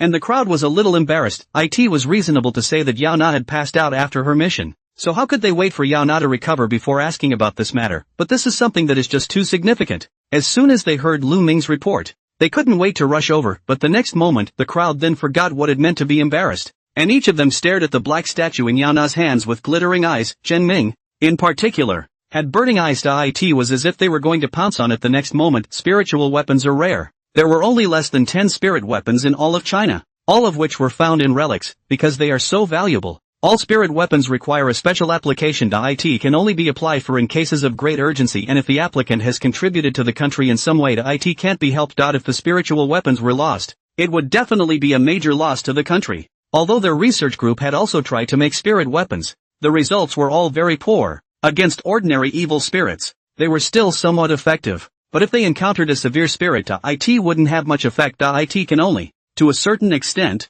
interfere with the ghost's actions, or perhaps weaken it, but if you meet a high-level night ghost, this influence will be much lower. There was absolutely no way to directly freeze the entire ghost body completely and shatter it directly as Lu Ming had reported. Only a true spirit weapon can do that. Chen Ming's eyes were dead set on the spirit weapon in Yao Na's hand, and he held his breath for a moment. He sensed that the spirit weapon in Yao Na's hand contained a hint of spiritual energy, which was very different from ghost chi, but a very special kind of energy. He could be sure that this was definitely a true spirit weapon. Chen Ming slowly and tremblingly reached over with his right hand, but soon, he realized that it wasn't quite right and hastily retracted his hand, looking at Yao Na with eyes full of excitement. She asked, Yao Na, can you tell me where this spirit weapon came from? Yao Na took a deep breath and spoke. It's the ghost inside me that coalesced. Coalesce? Chen Ming's eyes whitened violently, but in the next moment, he grabbed Yao Na's arm. How did you coalesce it? No, how did you do it? Chen Ming was somewhat incoherent. He really didn't expect to get an answer like that. He thought that Yao Na had accidentally broken into some relic, or because of something else, accidentally acquired it, but he never thought that it was the ghost inside Yao Na that coalesced. How is that possible? He had never seen such a precedent. Hearing Chen Ming's questioning, the crowd also looked at Yao Na somewhat nervously. Cohesion of spirit weapons. If such a method was mastered, then would all of their ghost sentinels be able to obtain such a spirit weapon? Yao Na was a bit flustered by the crowd's look, and carefully recalled her memories before saying with certainty, to be precise, it's not me, but because of peaceful blessing. Peaceful blessings? The crowd froze. A look of bewilderment added to his eyes. Suddenly Zhao Qingming handed a broken yellow talisman to Yao Na. Is this what you're talking about? This was handed in by Lu Ming, who had reported on the situation at the time, but compared to the shock of the spirit weapon, they had put the peaceful blessing aside for the time being, because spirit weapons are just too important. But he hadn't expected that this spirit weapon was actually related to Ping Anfu. Yao Na nodded and said affirmatively, yes, it's this peaceful blessing. Soon Yao Na then told what happened before. In fact, when she had just condensed her spirit weapon, she didn't tell that these two things were connected together, but she had just recalled everything carefully and realized that this peace blessing was the key. After hearing Yao Na's words, everyone was in deep shock. The peaceful blessing sought in the city god's temple not only deterred high-level B-rank severe ghosts, but also enabled the ghost sentinel to coalesce a spiritual weapon. Jesus, this peace blessing is just so much more powerful. Snapped. The crowd held their breath, and one face became agitated. If that was true, then if they were able to ask for the peaceful blessing, wouldn't they also be able to condense an intrinsic spiritual artifact? Julian fiercely turned his head to Zhao Qingming. Director Zhao, let's hurry up and organize people to go to the city god temple to seek the blessing of peace. Zhao Qingming was just about to nod his head, but next to him, Chen Ming suddenly looked solemn. No way. Yao Na's peaceful blessing is an accidental gain. Only by a fluke did she obtain the lifelike spiritual artifact. But if we go to beg for the peaceful blessing, that's openly asking for it from the city god. What character of the city god we haven't figured out yet? Just in case we piss off the city god, we'll be in big trouble. Who doesn't want a spiritual weapon? He wants to, too. But according to the ancient texts, although the gods do not have 7 emotions and 6 desires, they have very different temperaments and personalities. Some gods are kind-hearted and willing to give grace to the world, But there are others who are short-tempered and murderous. There are even some gods who are outright indifferent to human life, although he wasn't clear about the character of the city god. He was able to tell from what happened to those wild imperial demons before that although the city god was willing to shelter the believers, he definitely wouldn't allow others to touch the bottom line. Then they will surely offend the city god by acting like this. At that time. Not to mention the peaceful blessing in spirit weapon. The entire Jiangning branch would be in great crisis. Chen Ming's words were like a pot of cold water poured over the heads of the crowd. The more they knew about the deeds of the city god, the deeper they realized the true horror of the city god. The city god shelters the believers, not them, the ghost sentinels. Zhao Qingming frowned at Chen Ming. Minister Chen, then what do you think we should do? Chen Ming paced and took 2 steps around the room before he looked up at Zhao Qingming and spoke. Director Zhao, don't announce the matter of the peaceful blessing to anyone. We can secretly publicize the effects of the peaceful blessing to the outside world. And in this way, there will definitely be a lot of people who go to the city god temple to seek the blessing, including the loved ones of some of the ghost sentinels. If someone gets a peaceful blessing, first hand it over to me to study. And in addition, you can arrange for some people to use it and observe if they are similarly able to condense an intrinsic spiritual artifact. Zhao Qingming probably understood what Chen Ming meant. Although Yao Na had condensed her natal spirit artifact, it was possible that it was a fluke, and not everyone was able to have such good luck. He nodded. Okay, I'll arrange for someone to do it. At this point, Chen Ming turned his head to Yao Na again and glanced at the black statue in her hand. In an unquestionable tone, she ordered, Yao Na, your intrinsic spiritual artifact still belongs to you personally, but you need to cooperate with me in my research for the next period of time. Hearing this, Yao Na let out a slight sigh of relief. Sitting bolt upright, he raised his hand in a military salute. Yes. City Hall. Qin Feng did not immediately start condensing the spirit weapon, but sat in his study, looking at the seal of the city god and the ghostly evil illustrations placed on the desk and frowned slightly. It's not enough.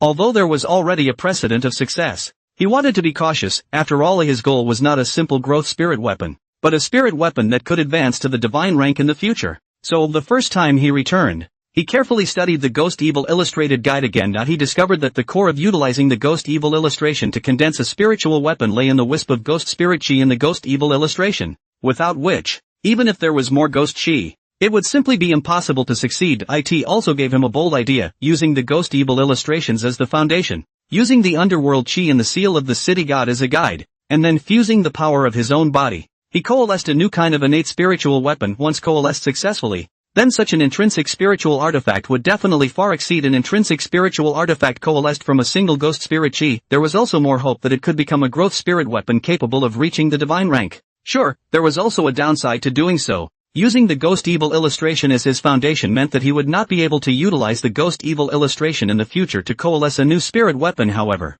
to Qin Feng, this badness didn't have much of an impact. No amount of spirit weapons could compare to a divine rank spirit weapon. Based on these, Qin Feng decided to take a gamble. If he failed, at most, he would lose the Ghost Evil illustration, but he would still have an earth-rank spiritual weapon like the seal of the city god. But if he succeeded, he would have a truly great killing weapon. Just as he was about to start, he realized something was missing. What's missing? Qin Feng stroked his chin and fell into deep thought. Using the Ghost Evil illustration as a foundation was mainly because of the Ghost Spirit Chi. But if he took out the Ghost Spirit Chi, then the entire Ghost Evil illustration would become a waste product. It doesn't even come close to casting a base. Suddenly, a new idea popped up in Qin Feng's mind. If he incorporated the corresponding ghosts into the corresponding diagrams, what kind of changes would happen to the ghost and evil diagrams? Try it and see. With a thought, Qin Feng appeared in the huge cell of the city god's residence, and in the next second, a sound of ghosts crying and wailing reached his ears. Let me out. Damn it, I'm going to kill you all. Ah, here. It was exactly where he had set up a special place to keep the severe ghosts. Although he had previously collected a group of Yin warriors, they were far from enough in an era where ghosts and evils were rampant. So he told the black and white irregulars to kill the weaker evil ghosts and recapture all of the severe ghosts to continue to fill the Yin man vacancies. Killing ghosts with ghosts is the way to go. As soon as they saw Qin Feng, the ghosts quieted down. One shrank into a corner. Fear in his eyes, Qin Feng's gaze swept around and finally stayed on a pale man with a rope hanging from his neck. The very same hangman. You're it. Qin Feng raised his left hand and the Ghostly Evil Illustrated book appeared in his left hand. He casually flipped to the page of the hanged ghost. Then, he beckoned to the hanged ghost. The hanging ghost in the cell turned into a green smoke and flew into the Ghost Evil illustration. Shasta. A light flowed from the Ghostly Evil illustration, diffusing a faint ghostly spirit aura. Qin Feng had joy in his eyes. It sure worked. Just as he thought, the ghost spirit energy could be taken out, and the same could be done by absorbing the power of ghosts. and the moment the ghosts were integrated,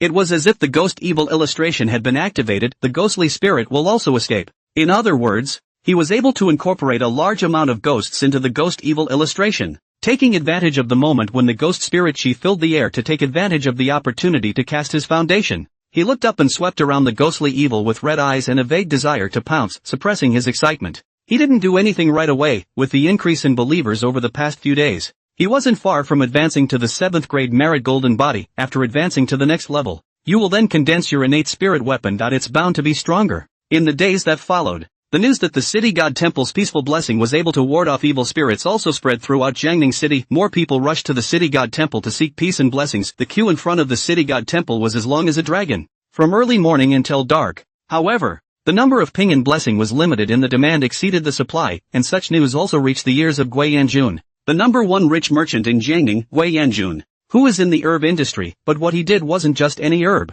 It was human placenta, processed into a river of purple cars, sold to wealthy merchants across the country. Can do this business. Gui Yanjun actually do not believe in ghosts and gods, but this time he has encountered a lot of strange things. Even several all-nighters he did not dare to sleep. But even if you ask the monk Taoist priests to do magic for themselves, it doesn't help either. I heard that the city god temple's peace blessing spirit. Gui Yanjun early in the morning immediately rushed to the city god temple with people. Get out of the car. Gui Yanjun looked at the line in front of him that was like a long dragon, frowned, and said to the bodyguard wearing a black suit at the side, "Open the road." "Yes, boss." The bodyguard in the lead answered and led the remaining dozen or so bodyguards in a rampage, directly dispersing the long, neatly lined up line. This one has directly stirred up a hornet's nest. The citizens lined up all around them became disgruntled all of a sudden. "Hey, who are you guys? What are you doing? Don't you know this is the city god's temple? Do you know the rules?" The bodyguards did not pay attention to the disgruntled citizens around them, but quickly stood in a row of two, stopping all the citizens who had lined up before respectfully.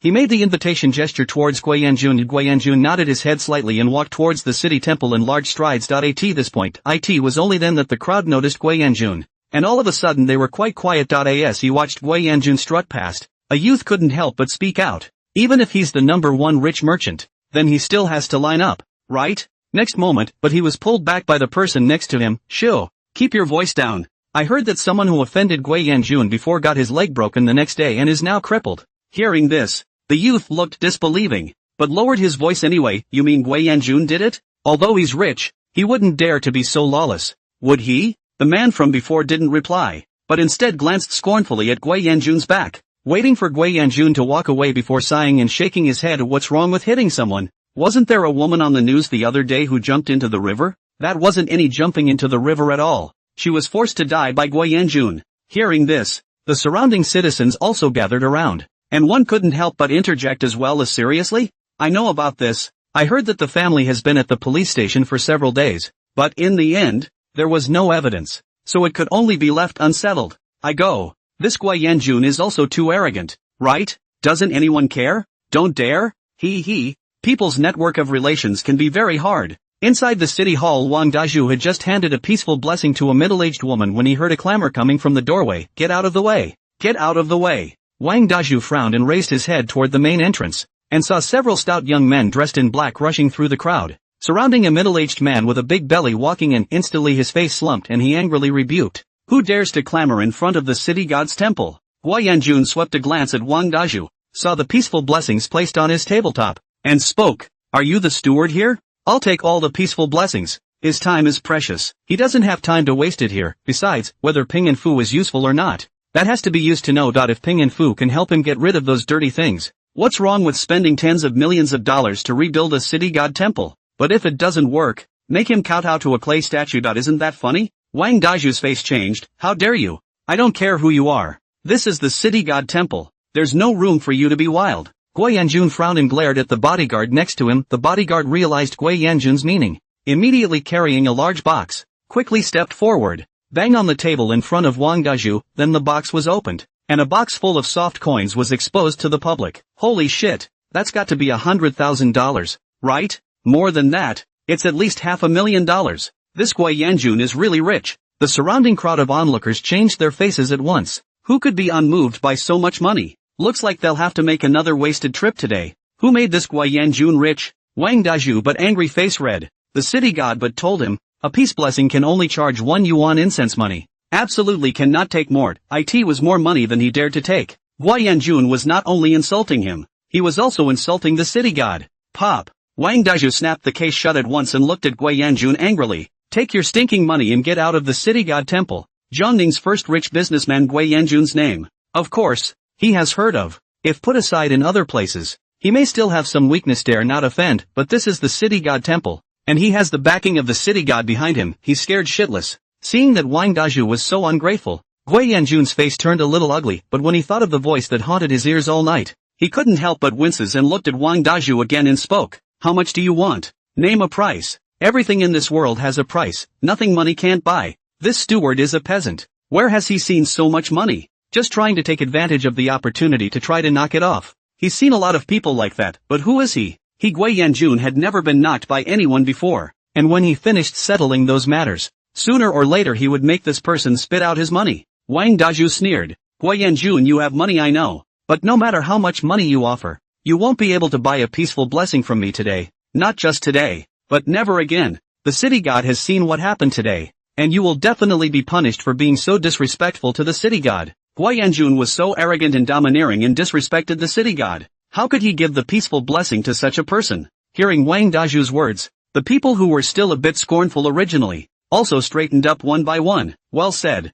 Disrespecting the city god. How can the city god bless you? You're waiting for bad luck. Peaceful blessings are sought with sincerity, not something that can be bought with money. Get the hell out of here. Don't dirty the city god's temple. Hearing the voices of the crowd, Guo Yanjun's face was also hard to see. His gaze swept towards the surroundings, secretly keeping all the people who had just raised a ruckus in his heart. Suddenly raising his right hand in a wave, he commanded the bodyguard, take all the peaceful blessings away. Upon hearing this, Wang Daju's face changed and he angrily glared at Guo Yanjun and roared, how dare you? This is the city god temple. If you can't buy a peace of mind, you can just rob it in the open? What a Guo Yanjun! Why wouldn't I dare? Guo Yanjun snorted, sensing that the bodyguards behind him didn't move. He frowned and angrily said, why don't you hurry up? Upon hearing the order, the bodyguard glanced at the statue of the city god with difficulty, although they didn't really believe in city god either. They had followed Guo Yanjun for the past few days and had encountered quite a few strange things. What if Xing Wang really has a spirit?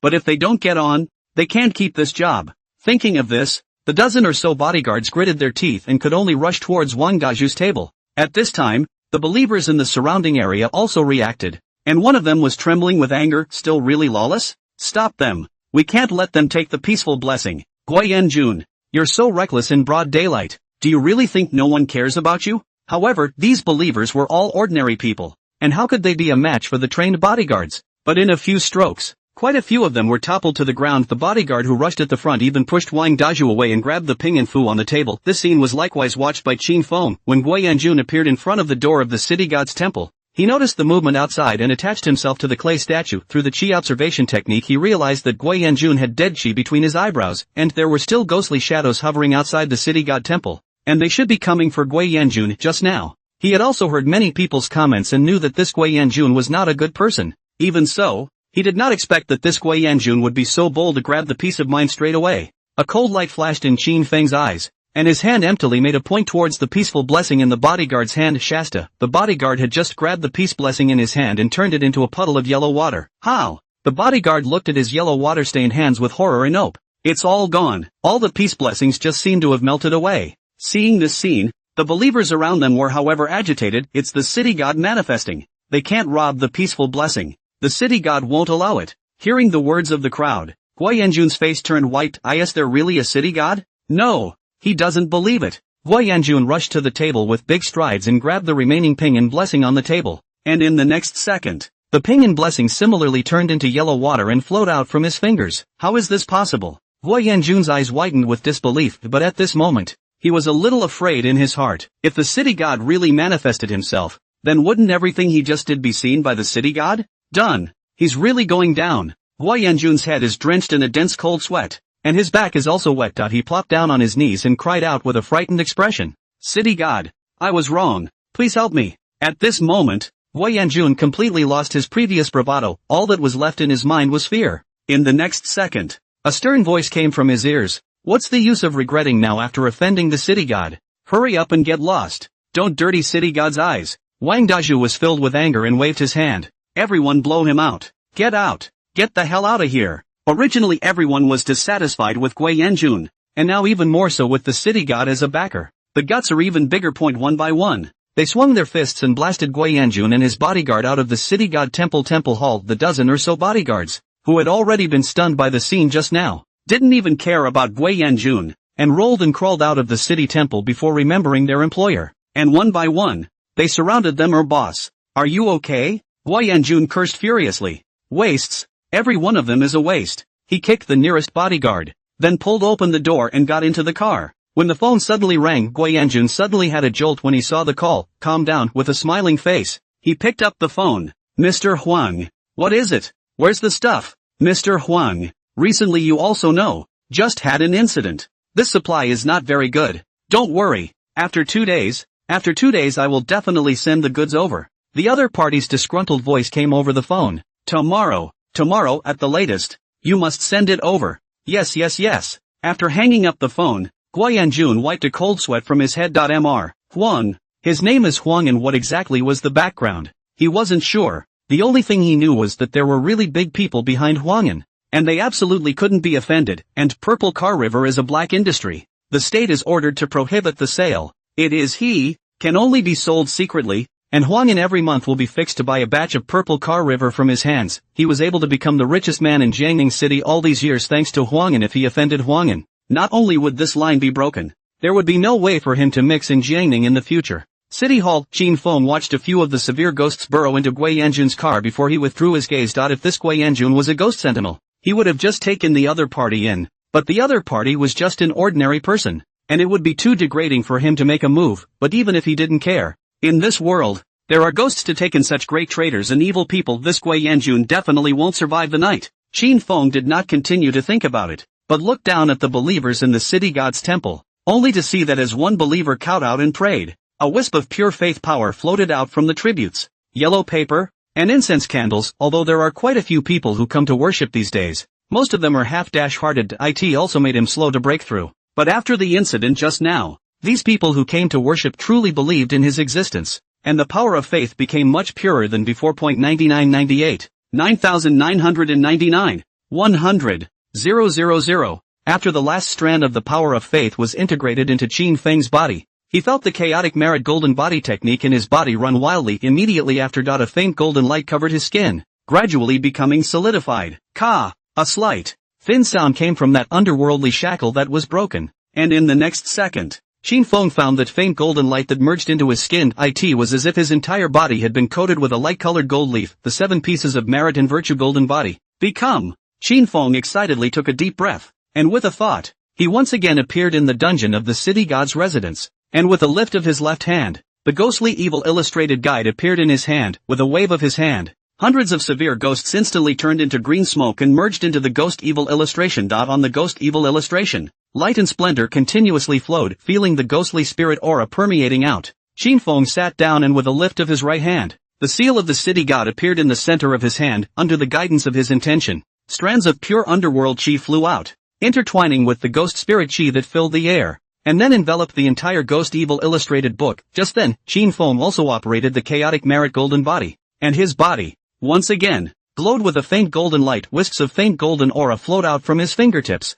intertwining with the black underworld chi and ghost spirit chi, Shasta. Those 3 completely different auras began to merge, like a huge black hole, crazily devouring the power of the underworld, and the energy within his body. Feeling that huge suction force coming from him, Qin Feng also felt the pain coming from his body. A moment. Bean-sized grains of sweat were also drenched on his forehead. Snap, snap, a drop of cold sweat dripped to the ground. Qin Feng, however, clenched his teeth tightly without saying a word as he watched the gold and black colors gradually merge into a golden black light that wrapped the ghost evil illustrated guide. A look of excitement crossed his face. Suddenly, the ghost evil illustrated book floated from his hand into midair and spun rapidly, as if it was constantly polished by that light, transforming from a book into the shape of a token. Next moment, the light turned inward and the token stopped spinning, fell down. Qin Feng's mind moved and the token flew back to his hand. The only thing I felt in my hand was cold, like cold ice. What is it? Qin Feng carefully scrutinized the black and gold token in his hand. There were no textual hints on it. Only one side was carved with a complicated pattern, and it was only when he looked closely that he was able to see that it wasn't a pattern at all,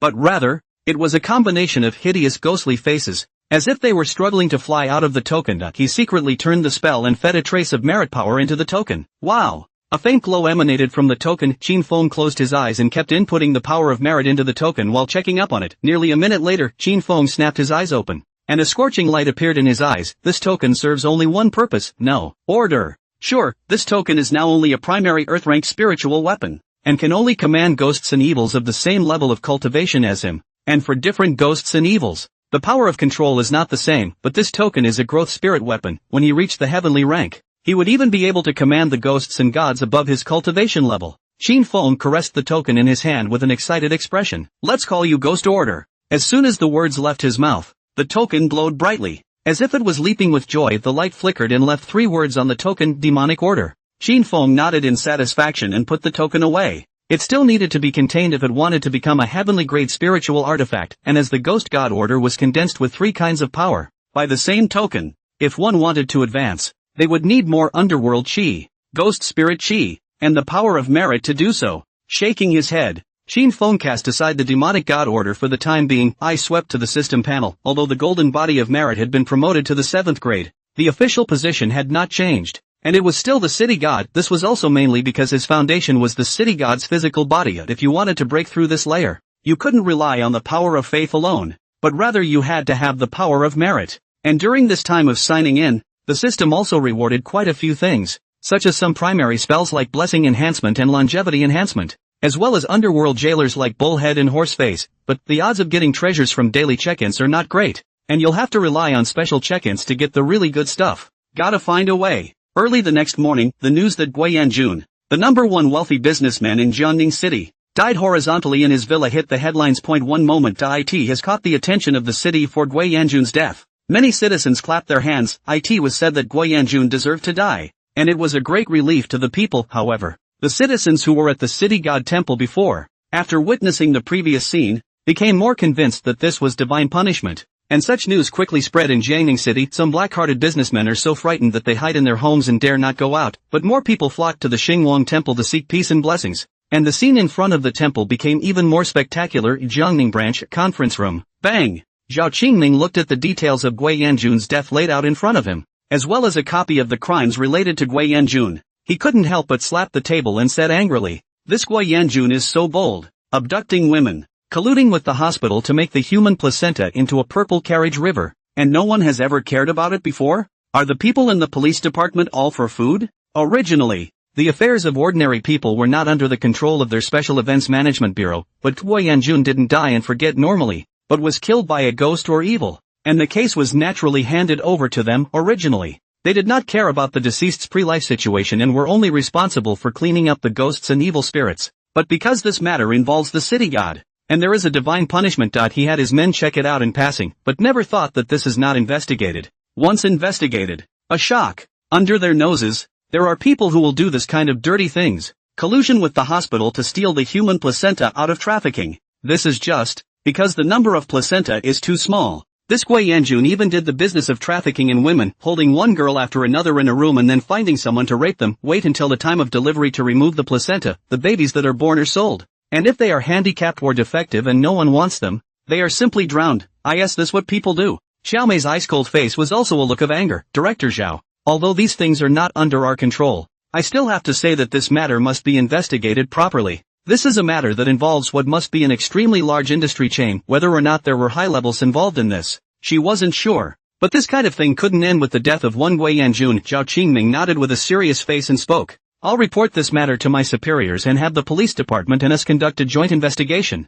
Anyone involved in this matter will not be able to escape. After speaking, he turned his head to Julian, the head of the operations department. What's the situation over at the villa? Have you investigated it clearly? And does it have anything to do with City God or not? Julian frowned slightly and spoke. The ghosts in the villa are clear. They are just a few primary severe ghosts. They shouldn't be able to harm anyone else, according to the rumors, and we've investigated. There are quite a few citizens who have seen it with their own eyes. Gui Yanjun indeed didn't get the peaceful blessing because of his disrespect to the city god, but there's no evidence that it's divine punishment. Zhao Qingming nodded slightly. Divine punishment is mostly just a rumor. This Gui Yanjun has done so many sins. It is not strange to be haunted by a severe ghost. This was something he wasn't going to clear up. Though, after all, with the word of divine punishment, It will also bind some evildoers to I in this world. What's scarier than a stern ghost is the human heart. Zhao Qingming collected the thoughts in his mind and looked at Xiao Mei once again. What progress have you made in assisting Minister Chen's research during this time? Xiao Mei frowned. Minister Chen only extracted some subtle energies from the peaceful blessing that we provided, but he has yet to find out what these energies are. He suspects that this is the legendary divine power. Then we sent people to monitor some of the team members who carry the peaceful blessing. After the peaceful blessing is activated, the demons and evils underneath the evil ghosts will directly perish, and it is a deterrent for the severe ghosts as well, which can help the team members better accomplish their tasks. But as of now, no one has coalesced a new spirit weapon. After hearing Xiao Mei's words, Zhao Qingming also frowned. There was no progress on the spirit weapon side, which meant that when Yao Na condensed her spirit weapon, although it was related to Ping Anfu, it was most likely just an accident. This also meant that their idea of using the peaceful blessing to coalesce spiritual weapons was impractical. After getting such a result, Zhao Qingming was also a bit disappointed, but he also knew that spiritual weapons could not be found. This can only be described as a blessing for Yao Na. Thinking of Yao Na, Zhao Qingming asked again, how is Yao Na these days? Xiao Mei returned.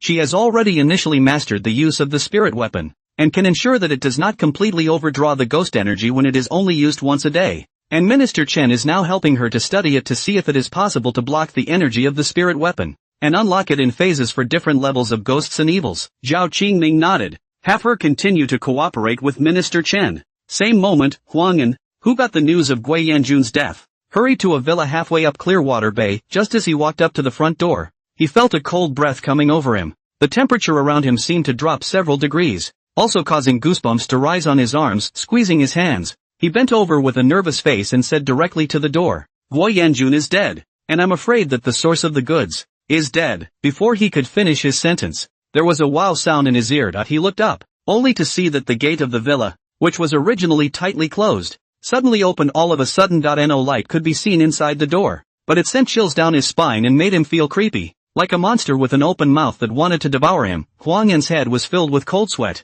and he hurriedly bowed and said, I will send the latest supply as soon as possible. No, within 2 days. Bang! The villa door closed. Huang'an, however, didn't dare to get up, but stood in place for a long time, waiting until his legs were numb, before slowly moving his legs and walking towards the distance, waiting to get into the car before tugging at the tie around his neck. A couple of big breaths. Immediately after. A long beep sounded as he slapped the steering wheel. With an annoyed face, he cursed, this Gui Yanjun. What a bad time to die. It was impossible to do this kind of thing without dealing with ghosts, and unlike Gui Yanjun, he was very clear about all this from the start. What divine punishment? It's just a rumor. He went to the place where Gui Yanjun lived and saw it. It is a few severe ghosts haunted. Originally Gui Yanjun's death or not has nothing to do with him, but to die at this time, it can be really harmful to him. Huang'an clutched the steering wheel tightly, his eyebrows knitting together. 2 days. He had to find enough babies in purple carriages for the river within 2 days or he was dead. But now that the wind is so tight, where can he find a source of goods? Previous chapter. Villa. A woman in a red cheongsam stood by the window and watched Huang'an drive away from the villa before withdrawing her gaze and walking with light steps to a rocking chair. In the rocking chair, a young woman lies, with a horrified look on her face. She watched as the woman crouched down, a cool hand gently stroking over her high, bulging belly. Couldn't help but scream, don't touch me. Who the hell are you? What are you doing? Let me out now. My parents will definitely bring the police to me. Her name is Yang Yuzhu and she is 21 years old. A rich kid. However, her mom and dad were too busy with their business all year round to take care of her, so she also often stayed out at night, clubbing and singing karaoke with her friends. But that day, the nightmare came. She didn't know how she had been brought to this villa, but she watched as the woman cut open a girl's belly and sewed a black orb into it, and this woman would feed her strange things every day, and would stroke her stomach, and with each stroke, she felt a tearing pain coming from her stomach. She even hated to cut open her stomach and remove the contents. It wasn't that she hadn't thought about running away, but she simply couldn't leave the room. She couldn't even stand up to the window because as soon as she touched the sun, her skin felt a burning sensation, as if she had been scalded. She didn't even know time was passing in this dark room. She was horrified. She was scared, but she knew that her parents wouldn't come to her rescue, because staying out at night had long since become the norm, and her parents probably hadn't even realized that she had gone missing. The woman in the red cheongsam, comparing one finger in front of her mouth, said softly, Shoo, don't make noise, be good. Hearing this soft and incomparable voice, Yang Yuzhu was sweating, because her mouth seemed to be stuck together. She could only make whimpering sounds. Tears kept slipping from the corners of Yang Yuzhu's eyes. As the woman continued to stroke, she felt the sharp pain in her stomach grow more intense. As if something was trying to burrow its way out. At this point. A soft murmur came from her ear. Soon, my baby, you'll be out in no time. And then, we'll be together forever. In the next 2 days, under the joint investigation of the police and the Special Time Management Bureau, a large number of people in the chain of interests of the Purple Car River were also uncovered along the way. They also searched the home of a deputy police commissioner and found a huge fortune of $50 million. The police commissioner was so angry that he took the deputy commissioner into custody and sent him for trial. That afternoon, Jiangning branch Xiao Mei, who was in charge of the case, came to Zhao Qingming's office and placed a piece of information on Zhao Qingming's desk. This is the list of those who have been arrested so far. We have contacted all the major police departments in the country to cooperate in the investigation of the seekers in other provinces and cities. We have also found out that the human placenta delivered to Gui Yanjun is none other than the Jiangning Second People's Hospital. The director of the hospital has already been arrested at the moment, but we didn't interrogate any more information. However, Yana told me that she found out before when she was carrying out her mission that the Jiangning Second People's Hospital did not have any other ghosts or evil spirits other than He Jundong. I knew at the time. I felt a little strange. I deliberately investigated. Found a person named Huangyan, not only related to this hospital, or Gui Yanjun's largest demand for business. The other party will buy a large number of purple carriages river every once in a while, but also not have babies. On the surface he is only the person in charge of the medical equipment, but we found that he also has another layer of identity. Xiao Mei said with a serious face.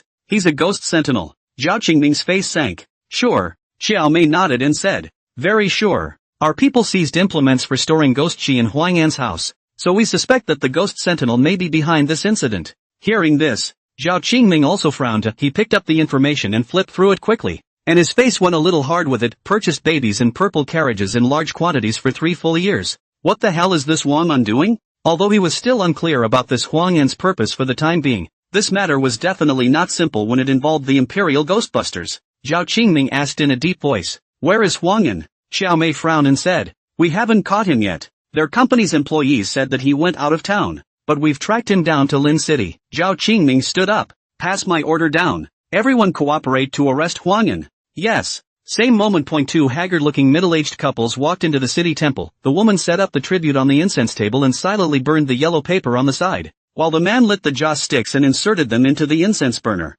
and then knelt on the futon on the side. Silence said in his mind, "Xiaomen Yang Yi Hui. I have a daughter Yang Yuchu. She disappeared a month ago. We called the police but we couldn't find her. City God. I know I'm not qualified to be a father. I know I'm wrong. Please help me look for my daughter. Please." Originally, when Yang Yuzhu disappeared, the couple didn't care. Just think of it as Yang Yuchu being greedy. A week later, they realized that something was wrong. But after asking all of Yang Yuchu's friends, there was no news of Yang Yuchu. They're the ones in a hurry. But even after reporting it to the police, I haven't heard from my daughter in the past month. They searched the whole of Jiangning these days, and even went to the nearby provinces and cities to check, but did not find any clues about their daughter. So they could only come to the city god for help. After Yang Yihui respectfully kowtowed, the middle-aged woman also followed and kowtowed 3 times, got up and grabbed Yang Yihui's arm while walking outward while saying worriedly, "Old Yang, do you think the city god can really help us find our daughter?" Yang Yihui patted his wife's hand and said in a firm tone, "Surely you can." The words of Mr. and Mrs. Yang Yihui also reached Qin Feng's ears. Qin Feng's gaze moved slightly. He was worried about how to touch the special signing these days, so he was paying more attention to the prayer's wishes, mostly, though. It's a few heartfelt prayers for peace. Seekers, it was the first time he had received such a request. I also wonder if the seeker can trigger a special check-in? Try it and see. Qin Feng's mind moved to take control of all the situations in the Jiangning jurisdiction, but there was no search for Yang Yuzhu. Strange. Qin Feng frowned slightly. Although he hadn't been promoted to an official position, and his jurisdiction didn't encompass all of Jiangning City's jurisdiction, it was impossible for him to be unaware of anything that happened within his jurisdiction. Then there are only 2 scenarios. Either it's not in his jurisdiction, either that or they're dead. Thinking of this, Qin Feng waved his hand and summoned White Impermanence. White Impermanence knelt on one knee and said respectfully, "Lord City God." Qin Feng opened his mouth and commanded, "Go check if there are any wandering souls of Yang Yuzhu in Jiangning City." Yes. Previous chapter. Jiangning branch. Xiao Mei and Zhu Lian led the 1st, 2nd and 3rd divisions of Ghostbusters, preparing to cross the city to capture Huang, and they were not clear about Huangyan's true strength. But the other party had purchased a large number of purple carrion rivers and babies, which was definitely not something an ordinary ghost sentinel could do. To be on the safe side, they had brought all 3 elite squads with them. However, just as they were about to set off, but bizarrely found that Huangyan's car returned to Jiangning City. Hearing the news from the contact, a trace of confusion surfaced on Xiao Mei's cold face. Is this Huang Yan deliberately messing with our sight? They were able to check Huang Yan's movement trajectory, and only through the vehicle, or the movement trajectory on the satellite surveillance. But they couldn't track Huang Yan in real time without him showing up, and now, Huang Yan's car reappeared in Jiangning City, which also made her have to wonder if what was in the car was Huang Yan himself or not. On the side, Julian frowned and said, "It may not be necessarily. I would think that the other party is intentionally returning to Jiangning City. Think about it. It is impossible for him to transport the babies he purchased before in the purple carriage river out of Jiangning City. That is to say, his lair is still within the city. And this time, he suddenly went out. He may not know that we have already found out the news that he is an Imperial Ghostbusters, so it's not surprising that he returned." Xiao Mei shook her head. "This doesn't make sense. Even if he doesn't know that we've found out his identity as a ghost sentinel. But Gui Yanjun's case involves so many people, and quite a lot of media outlets have exposed it. It's not possible for him to have not received a single bit of news. As long as we're in contact with him, we'll be able to ascertain his ghost sentinel's identity. It's impossible for him to be unaware of it. So why would he come back now?" Yao Na, who was following the two, suddenly spoke. "Maybe, because he had to come back?" Upon hearing this, Xiaomei and Julian's faces changed at the same time. Any way you look at it, Huang Yan shouldn't have come back at this time. Unless it was really like Yao Na said and he had to come back. This thing, then, is in trouble. Because this Huang Yan who floats on the surface is most likely just a puppet behind him or other Ghostbusters. Thoughts flashed in his mind. Julian said in a deep voice, "Don't make any wild guesses first. We first need to make sure that what's in the car is not Huang Yan himself. In this case, I'll contact the Lin City Special Management Bureau first and ask them to track down what's going on over there. And we'll continue to pursue Huang Yan's vehicle on our side, and take it down no matter who's in the car first." Zhou Mei nodded, her face a little strained. Although she was the one leading this case, Julian was the head of the operations department, and it would be more appropriate for Julian to arrange this kind of large-scale operation. Huang Yan's condition is unknown. His strength is unknown, but Huang Yan was able to hide in Jiangning City for so long without his identity being discovered. It was likely that he was a B-class ghost sentinel, and if that was the case, then it would be best if they didn't spread out their forces, because the real person behind the scenes has yet to surface. As the three off-roads flew down the highway, and the more they followed Huang Yan's direction, the more desolate the surroundings became. This also made Xiao Mei, Julian, and the others hit the ground running vaguely. Julian saw a Mercedes speeding around the bend ahead. He said toward the contacted vehicle. "Tracks found. The other side's target is Clearwater Bay. I'll take Team 1 and Team 2 and continue the pursuit in a straight line. Xiao Mei, you lead the second team to take the path and cut off Huang Yan. Move carefully." Hearing the voice from the contact, Zhou Mei jerked the steering wheel to the right and slammed her foot on the gas. Boom! The SUV rolled up a trail of sand and gravel and headed for a path. Huang Yan, who was desperately rushing towards the villa, looked up and also saw two cars following behind him in the rearview mirror. "Damn! It's official!" Huang Yan's face changed and he blasted his foot on the gas. Accelerated speed. Whoosh! Mercedes and off-roads chased each other down the dished and crisscrossed Shoalwater Bay Road. Huang Yan gripped the steering wheel tightly and pressed the gas pedal straight to the bottom. Boom! The Mercedes was as if it was about to fly. Suddenly Huang Yan saw an off-road in front of him coming off the trail and crossing the middle of the highway. He frowned, looked up at the vaguely visible villa, and instead of stopping, he straightened up and sprinted in the direction of the SUV. Seeing this scene, Xiao Mei's pupils shrunk. Immediately yelled, "Jump out of the car!" As soon as they heard the order, Yana's few people jumped out of the car without hesitation, and in the next second, they saw the Mercedes crashing into the SUV. Boom! With a roar, the SUV was directly knocked dozens of meters away. The front hood of the Mercedes also toppled over, but the vehicle still lifted off, speeding toward the villa halfway up the hill. But for a moment just now, Jomi got a good look at the figure in the car window. It's none other than Huang Yan, confirmed to be Huang Yan. "Keep up the pursuit and proceed with caution. We'll be right there." "Yes." Xiao Mei spoke to the coupler while leading Yana several people to chase after her. Next, her speeding body cracked in half, but in the blink of an eye, the missing half was made up into a complete whole. That was exactly what her fusion ability was, blood splitting. Sure. ASAB rank advanced ghost sentinel. Such a split was not simply splitting one person into two, but rather doubling one's strength, speed, and perception, all of which were increased by a factor of 2. And her blood doppelganger. She also has the ability to control. After utilizing her blood doppelganger, Xiao Mei's speed pulled far away from Yao Na and the others, and soon enough, the speeding Mercedes once again appeared within her is also range. Sweeping a glance at the pursuing figure in the rearview mirror, Huang Yan raised his head to look at the villa that was close at hand. The corner of his mouth hooked into a sneer arrived. He let go of the gas and slammed on the emergency brake. Bang! Instead of stopping immediately, the vehicle crashed into a huge iron railing and nuisance smoke billowed out. Huang Yan, however, didn't care about the scrapped Mercedes in the slightest. grabbed the large box next to him and pushed open the door to get out of the car. He looked up at the two Jomei who had caught up to him in a flash of form, and in the next moment, his skin began to crack, like limestone covered in cracks, making his entire skin as hard as rock. Hwang glared with both feet and slammed his fist towards Jomei on his left side. B-rank advanced Ghostbusters. The pupil of Xiao Mei on the left side shrunk, but in an instant, it turned into a red liquid that instantly wrapped around his arm, and just then, the Xiao Mei on the right side kicked Hwang in the face. Bang! Hwang Yin's body was like a cannonball, slamming into the villa's front door, and the box he was holding slammed into the ground in response. Moment, broken in half inside. The bodies of two babies were revealed, along with bloodstained tissue. The it is the human placenta that has not yet been made into the purple cart river. Hwang Yan's expression changed. Done. His eyes were covered with panic, and the next moment, a soft voice came to his ears. You're soiling my stuff. That soft voice, like a murmur, like a gentle breeze, but it sent chills down Hwang Yan's spine. Hwang Yan hurriedly half-kneeled, half-plopped on the ground, said warily in the direction of the villa door, I am wrong, please give me another chance. I really know it is wrong. Seeing Hwang Yan's actions, Xiao Mei, who originally wanted to take Hwang Yan down, changed her expression, stepped back a few paces. Just now when that voice rang out, she was in a trance and saw a woman, wearing a red cheongsam, her feet stepping on red high-heeled shoes, beautiful as if she was a painting-like being, but such a voice made Hwang Yan, who was at the advanced level of B class, so fearful. Who the hell is that woman? She suddenly thought of Yao Na's earlier words, so it was really not that Hwang Yan didn't want to escape,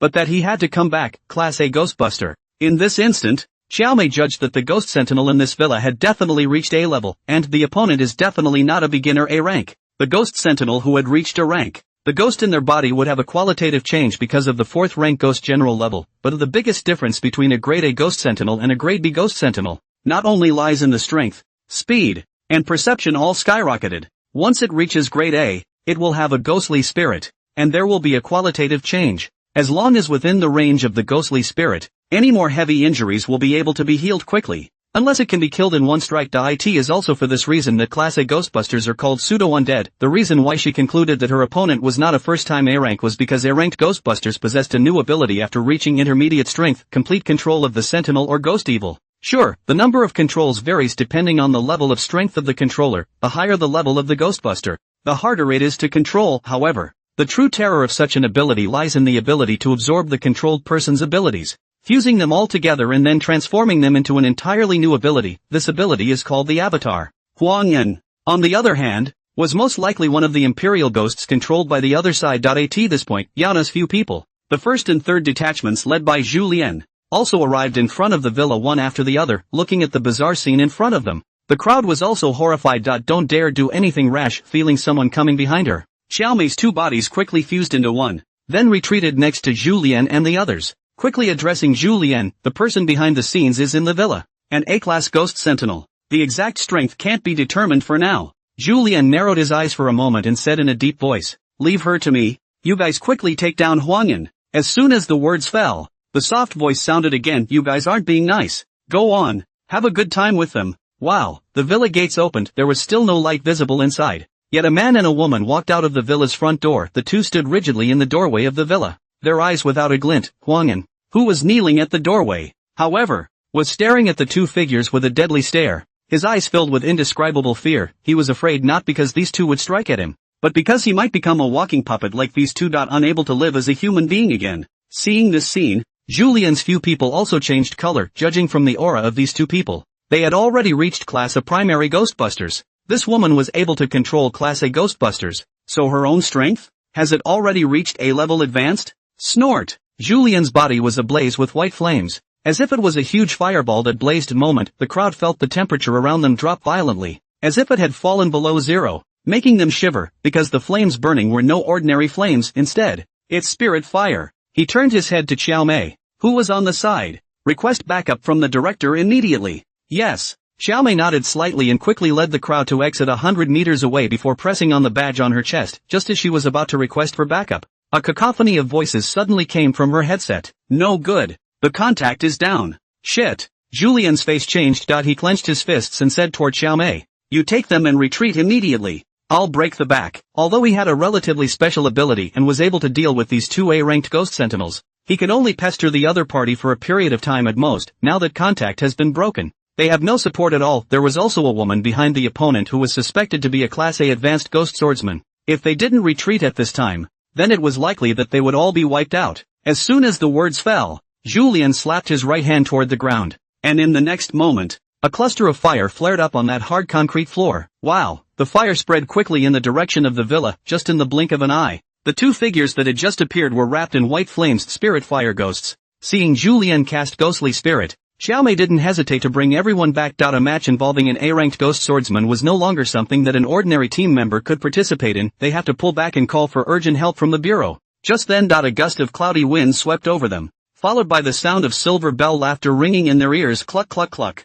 In a matter of seconds, however, a shadow gathered in the direction of the villa, and in the blink of an eye, a single, toothy and clawed stern ghost surrounded all of Xiaomei and the others. Kill out! At Xiaomei's command, all of them executed their fused abilities at the same time, and quickly killed the surroundingly ghosts. Yao Na held the statue hanging from her neck in her hand as an icy cold aura radiated from her body. A moment, the three primary night ghosts that had just surrounded them were frozen into ice. Bang bang! It crashed to the ground and broke into pieces. However, next, more stern ghosts, however, surrounded towards Yao Na, their eyes red. Under the influence of that laughter, they became mad beyond measure, and one by one, they rushed as if they were not afraid of death. The others are no better, because there were more and more stern ghosts pouring in around them. Kill one, and a group would come around. There's simply no way to kill it. Julien also noticed the situation behind him, and he was about to step in to help.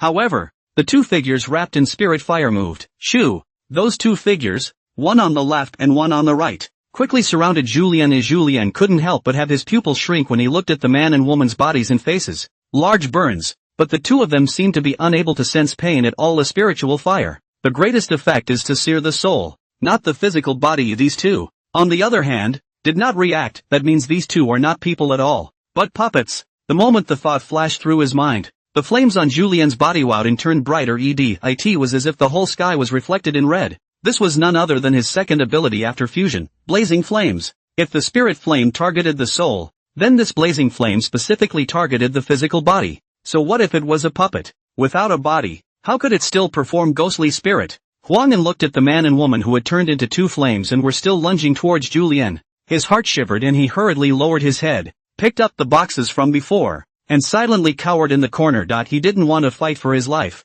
much less die. Suddenly, he was blinded by a flash of light and appeared in a dark room in a flash, and a pair of red high heels appeared in front of his eyes. It's that woman, Smoky Zoe. Huang An swallowed nervously and tremblingly raised the box in his hands to his face. Soft Smoke, just like her name, gentle and beautiful, with a soft and nice voice. When he first met this woman, he was also mesmerized by this woman's appearance. He'd even willingly do anything for this woman, but on that day, he realized that the woman had long since been turned back by the severe ghosts inside her and had become fodder for the ghosts. This wasn't any kind of ghost sentinel. It was clearly a real ghost general. He wanted to escape, but he realized that he had been unknowingly controlled by this woman. But whenever the slightest thought of escape arose in him, a sharp pain would come from the depths of his soul, making his life worse than death. When he was conscious again, he would return to this villa. He can't escape at all. At that moment, a soft murmur reached his ears. Feed her. With a jolt, Huang An looked up at Yang Yuzhu, who was struggling to speak in the rocking chair, gritted his teeth, got up and walked quickly to the side of the rocking chair, then opened the case and took out the bloody human placenta. One hand broke open Yang Yuzhu's mouth,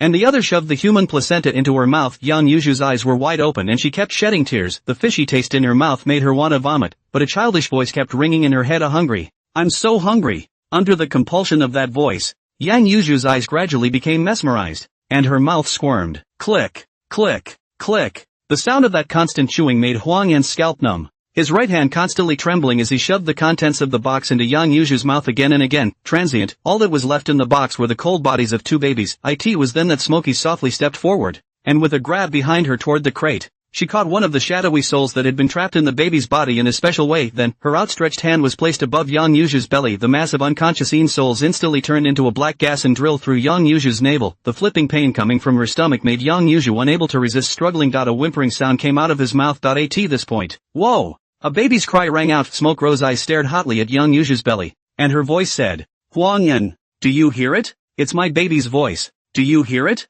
We're almost there. Happy? Huang An subconsciously took a step back, looking at Yang Yuzhu's belly with eyes full of fear. Done. The ghost baby is going to be born. This was a ghost baby that had devoured thousands of baby essence souls, as well as countless human essence blood. Once it descends, it is definitely at the level of a ghost general. But he knew that Smokey's goal was far from that simple. She wanted to fuse with this ghost baby and advance to Ghost King. Whoa! The moment the baby's cry rang out, Zhu Lian, Xiaomei and the others suddenly felt a huge ghostly aura rise up from the villa. Shasta, the black ghost, she condensed into a ball like a dark cloud. Vaguely, there was also the color of blood filling the air, as if the air was filled with the smell of blood, making their stomachs turn over and make them want to vomit. What's going on? Zhu Lian looked in the direction of the villa, his eyes suspicious. A crisis of intense crisis washed over him, and he sensed that something horrible was about to be born. It was so strong that it made him want to turn around and try to escape. He was an A-ranked ghostbuster, and even when he learned of that woman's existence, he didn't have such a strong crisis. What the hell kind of horror is that?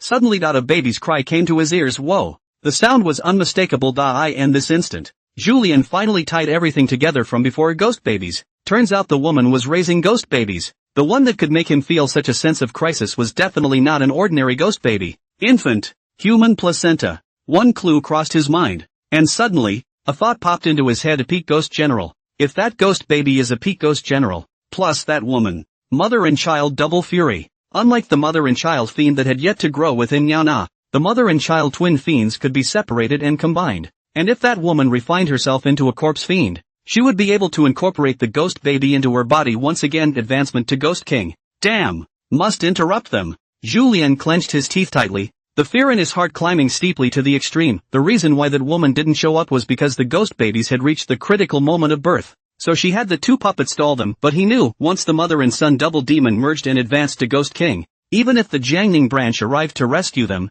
there was nothing they could do. By then, the entire city of Jiangning would be turned into a purgatory. With a flash of thoughts in his mind, Zhu Lian directly abandoned the two puppets that were entangled with him and rushed in the direction of the villa. However, it was as if the lightless gate had an invisible gate. Bang bounced him back, and in the next second, the two puppets, already burned into skeletons, charged at him again, and Zhu Lian's heart was cold. Done. They can't stop it anymore. Same moment, Qin Feng snapped his head up to look in the direction of the southeast of the city god temple. Seeing the ghostly aura that was interspersed with blood light enveloping the sky, he raised an eyebrow. Ghost General? That place was right on the edge of his jurisdiction. Otherwise, he wouldn't have failed to notice the presence of a ghost general. He was worried about not having a chance to trigger a special sign-in before. But didn't this opportunity come to him? If it was before, he really had no way to get out of his jurisdiction. But since becoming a true city god, the jurisdiction had long since ceased to be a limitation for him. What a way to send a pillow when you doze off. With a thought, Qin Feng appeared in the sky above the villa in the blink of an eye.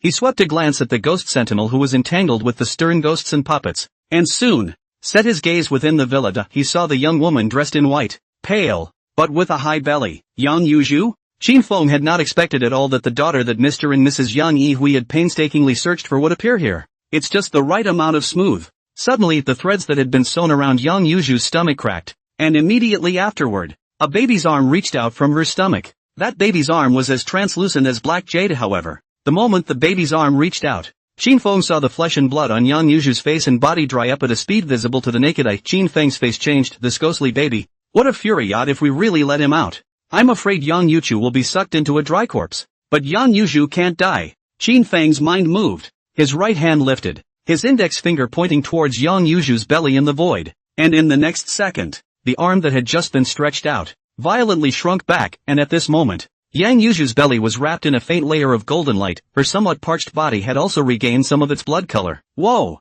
An incomparably mournful baby cry rang out. What man? Smoke Row, whose eyes were originally full of sizzling heat, suddenly shrunk her pupils, and her eyes were alert as she looked toward midair. Surprisingly, she didn't notice someone arriving. Obviously this person's strength wasn't low. Next moment, she then saw the figure in midair. A handsome-looking youth, dressed in a black robe, looked at her with a calm gaze. But that gaze seemed to see through her. A crisis rose steeply in Smokey's heart. It was because she realized that she couldn't even see through her opponent's strength. Swish dash Smoke Row waved her hand, and in just an instant, the light around the entire villa completely disappeared. Ghostly, shadowless prison city. The shadowless prison city would swallow all the light around it, forming a ghostly place like a prison, utilizing spatial distortion to trap people in the ghostly place unable to leave. If she was able to advance to Ghost King, then the entire Jiangning would be enveloped by the shadowless prison city, turned into purgatory. Unfortunately, she hadn't succeeded yet, and her current ghostly range could only encircle the perimeter of the villa, not even close. As long as she was able to successfully fuse with the ghost baby and advance to Ghost King, No matter who exactly the person coming was and how strong he was, he couldn't be her opponent at all. She would never allow anyone to ruin her plans. And the moment Smokey struck, all of the Ghostbusters were all plunged into darkness. What happened? Why can't I see anything? Ah, there was a succession of terrified voices and screams, losing their sight. They can't see anything. They don't even know if they're surrounded by people or ghosts. But this dark, haunted place was like paradise to the ghosts and evil spirits. Ghost evil doesn't need light or eyes to be able to keenly sense his prey. Ghosts? It's a ghostly spirit. Don't panic. Everyone all leaned together. Julien yelled. And immediately after, he slapped his hand towards the ground once again. A flame flared up as if to become hope in the eyes of the crowd, but the next second, poof, they all went out. Julien's face changed abruptly. The palm of his hand slapped on the ground again and again. But it did not have the slightest effect, and not even a faint flame could be burned. His ghosts were restrained even though the other Oni were not aware of the situation. They knew that they were not in a good place right now, even though they had already leaned toward their companions around them. They still couldn't feel a trace of warmth, and all they could hear was the whimpering and ghostly cries that filled the sky, and the screams of his companions. However, they swung their fists wildly, but they couldn't hit anything. Fear spread in the hearts of the crowd. Suddenly, a faint golden light appeared in their eyes, warm but incomparably dazzling. That's... Julien's throat rolled, his eyes staring dead on the flash of golden light, and he soon saw clearly that the golden light wrapped around a silhouette, and immediately after that the flash of golden light suddenly became bigger and erupted into a brilliant light. Wow! The originally dark world was once again illuminated. It was then that the crowd realized that the villas and courtyards from before had all disappeared, and in their place was a magnificent building. Solemn and dignified, the huge plaque was engraved with big words in dragon and phoenix, City God's Mansion. Shingo? Not good. Flee. Run. Seeing the City God's Mansion, the severe ghosts that had been flailing before suddenly a strong crisis rose up after losing the control of the puppet. They recalled that previous rumor that more than 30 Stern ghosts had disappeared in one night near the city temple. Turns out there really is a city god.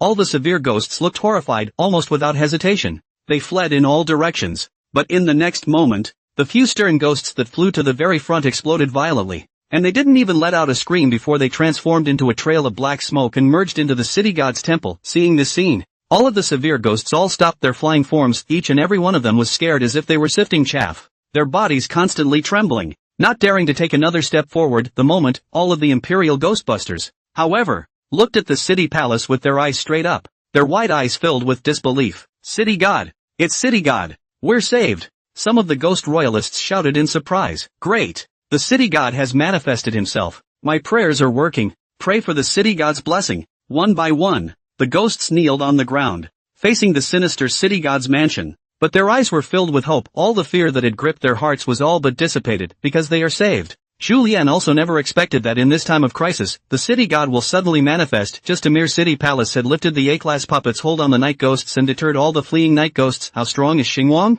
He wasn't sure. But he knew that the strength of the city god was definitely beyond the imagination of a grade A ghost sentinel like him. It's horrible. Suddenly, City God? A soft voice rang out, and Smokey Rowe, dressed in a red cheongsam, frowned as she looked around. Everything in front of them was nothing but an illusion. What city hall? They hadn't left the villa at all. Of this place is nothing more than the ghost of the youth just now. There are no gods in this world. But she didn't understand why she couldn't feel the ghost baby inside Yang Yuchu. Even the connection between her and the ghost baby had weakened. Smoke Rowe narrowed her eyes, and one hand violently grabbed towards Yang Yuju's belly, and in mid-air, the red nails leisurely turned like a sharp pointy knife. It ruthlessly stabbed Yang Yuju's belly. Yang Yuju instinctively let out a scream. The hope that had just flared up in her heart was instantly extinguished, and only fear and despair remained in her large eyes filled with red blood. However, that imagined sharp pain did not come. What's going on? The same doubt also appeared in the heart of Smoke Rowe. She looked at her fingernails poking at Yang Yuju's belly, but that belly was protected by a layer of faint golden light. It made it impossible for her nails to penetrate. No way!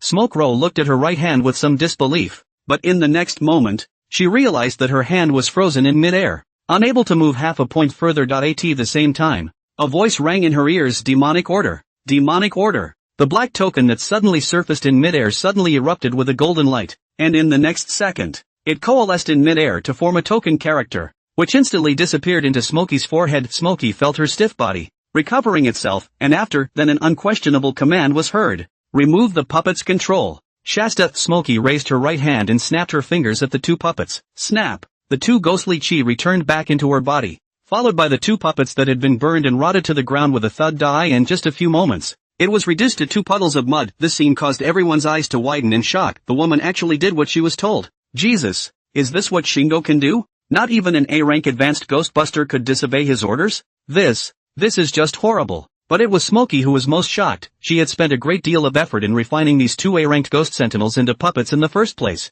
So how could she possibly break her own arm and disarm the two puppets? But the moment that command rang out, it was as if her body was beyond her control. What the hell is going on here? Kill him. The voice sounded again. Hwangin, who was on the side, immediately looked at Smoke Row with a horrified expression. No, don't kill me. Smoke Row, you can't listen to his orders. Quickly wake up. However, Smokey couldn't control herself at all at this point. Swish, her long, sharp nails violently grabbed towards Hwangin, who blushed and quickly took 2 steps backward. Next, his skin cracked once again, like a huge stone rumbling, wrapping his entire body all over, and immediately after, he slammed his fist towards Smokey's arm. Bang! The huge fist crashed on top of the skinny arm, and Smokey's arm, which Smokey had reached out towards Hwangin, was viciously knocked aside. Hwangin, however, did not hesitate for a moment, pulling his leg and running towards the distance. That he didn't know why Smokey obeyed the city god's orders, but he understood that the current Smokey could no longer escape the city god's control. If he had stayed a moment longer,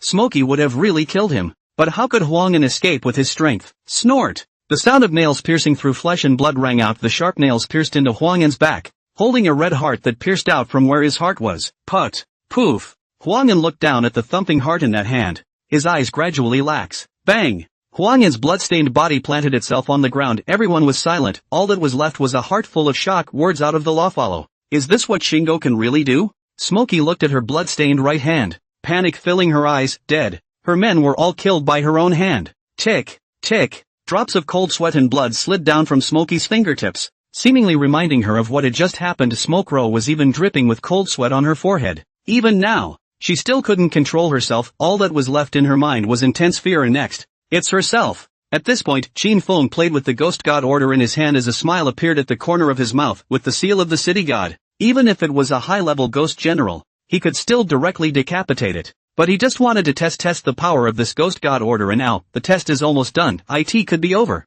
As for this ghost general, it was possible to take it back to refine it a bit and use it as a fighter. Qin Feng's mind moved, and he instantly floated above the city god's mansion. He looked down at Smoke Row below and snapped. Bold demon, occupying a human body and killing so many innocent babies, the world will not tolerate it. When he finished speaking, he raised his right hand and the seal of the city god emerged. A touch of smoothness flowed over the city seal, and Smokey Row felt a huge suction force coming from the depths of her soul. No! Smokey let out a mournful scream. The pain that came from the depths of her soul made her shudder uncontrollably. Bang! The flesh that had been coiled up by Smokey Soft for a long time suddenly fell to the ground and began to decay at a speed visible to the naked eye. However, the mournful screams didn't disappear and still echoed in the ears of the crowd. It also made each and every ghost sentinel tremble and could not help but kneel down on the ground, not daring to look at Qin Feng one more time. This is the deity. Unsanctifiable deity. Qin Feng retrieved the seal of the city god, and his hand gently stroked toward the already unconscious Yang Yuchu. Transient. It disappeared from view. In the blink of an eye,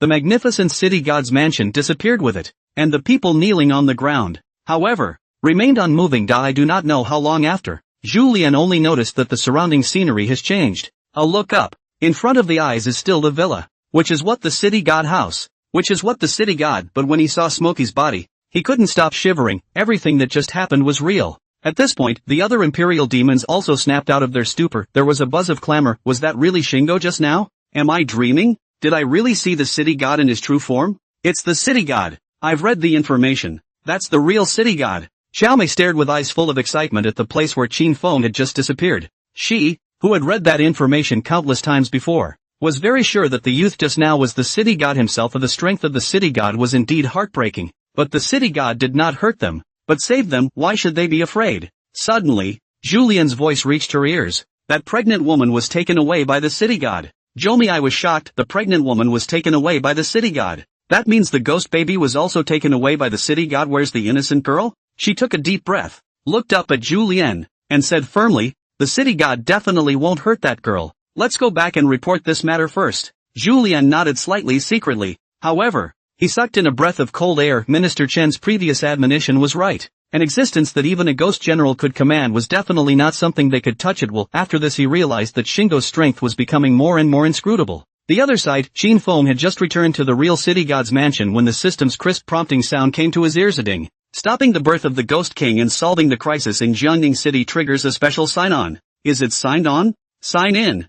Signed successfully. Gained 100 strands of the power of merit. Qinfeng looked up excitedly. And suddenly, there was a rumble in his ears immediately after. A large mass of purple auspicious clouds floated in from the east, but in the blink of an eye, it descended over the city god temple. Qinfeng closed his eyes and bathed in the chi of merit and virtue with a face of enjoyment as he felt that his divine soul was continuously being strengthened and enlarged by the quenching of the power of merit and virtue. The golden body of merit was about to break through again. Qinfeng frantically operated the chaotic merit and virtue golden body technique as dazzling golden light violently erupted from his body. 1 second, 2 seconds, 3 seconds. A full 3 minutes passed before all the power of merit was absorbed by Qinfeng. Wow! The golden light on Qinfeng's body violently converged. And with a click, the skin wrapped around his body like gold foil suddenly cracked, and a crack spread all over his body like a spider's web. Ka! There was another soft thud and a shard fell to the ground, revealing tight muscles inside. The muscles looked as normal, but only Qinfeng himself knew clearly that from the 6th grade merit golden body was indestructible.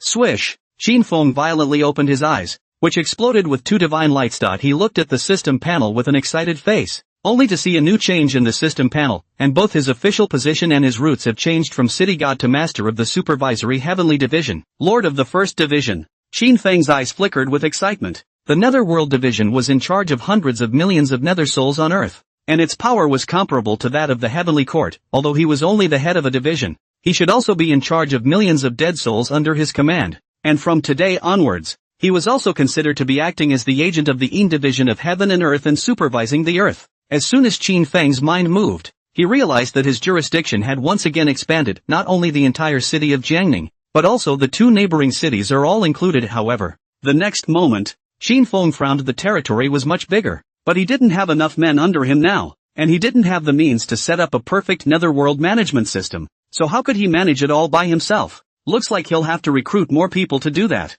Qinfeng quickly cast these things aside. Whether it was recruiting people or perfecting the management of the entire Yin division, it could not be accomplished overnight. His gaze turned to Yang Yuzhu on the side. At this moment, Yang Yuzhu was lying flat on the ground, and although he had already fallen into a deep sleep, the expression on his face was still somewhat distorted. Obviously, the ghost baby in her stomach was still sucking her chi and blood, and if it hadn't been sealed by him before, I'm afraid it would have been too impatient to come out. Qinfeng stretched out his right hand and tapped his index finger on Yang Yuzhu's brow. Next moment, a faint golden light lit up. This was not the power of faith, but a trace of the power of merit that Qinfeng had condensed. Yang Yuzhu's situation was very bad. She had already had most of her chi and blood sucked by the ghost baby before, and she was almost drained by the ghost baby because it was born to die in this situation. Once the ghost baby was taken out, Yang Yuzhu wouldn't be able to survive. Only with the containment of the power of merit could Yang Yuzhu's body be revitalized again and have the possibility of surviving. Although Qinfeng was also very short of merit power, it was impossible for him to advance that quickly when he had just already advanced to the from 6th grade merit golden body, and if he saved Yang Yuzhu,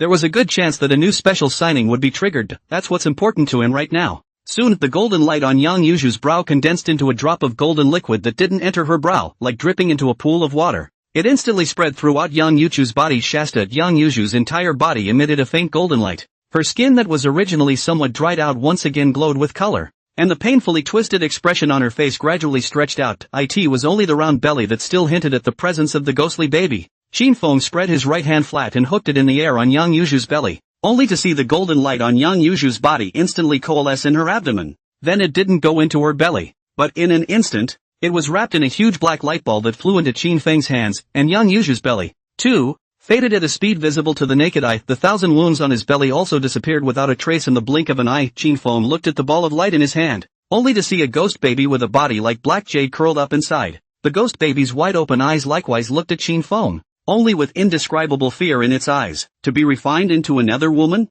Qinfeng's gaze moved slightly. This ghost baby didn't know how many babies in human essence blood it had sucked, and before it was even born, it had already reached PK class strength. If it wasn't for the ghost god order and the city god seal, he might not be a match for this ghost baby. If this ghost baby was refined into a yin, although it washed away the demonic aura from its body, its spiritual intelligence, in the future, would be trapped in the ghost baby stage, unable to grow further. It's a bit of a shame. As he was thinking, suddenly the system's crisp voice came to his ears. Ding! Rescuing and capturing a ghost baby triggers a special sign-in. Is it a sign-in? The corners of Qinfeng's mouth curled slightly. While it's not triggered by the seeker, the save triggers the special check-in as well. This thread of meritocracy is not a loss. Sign in. Sign in successfully. Get a ghost baby contract. Ghost baby raising strategy. Hearing this, A trace of surprise flashed across Qin Feng's eyes. Is this system a mind reader? You know what he's thinking? Immediately after, a touch of joy was added to Qin Feng's eyes. If the ghost baby was able to grow,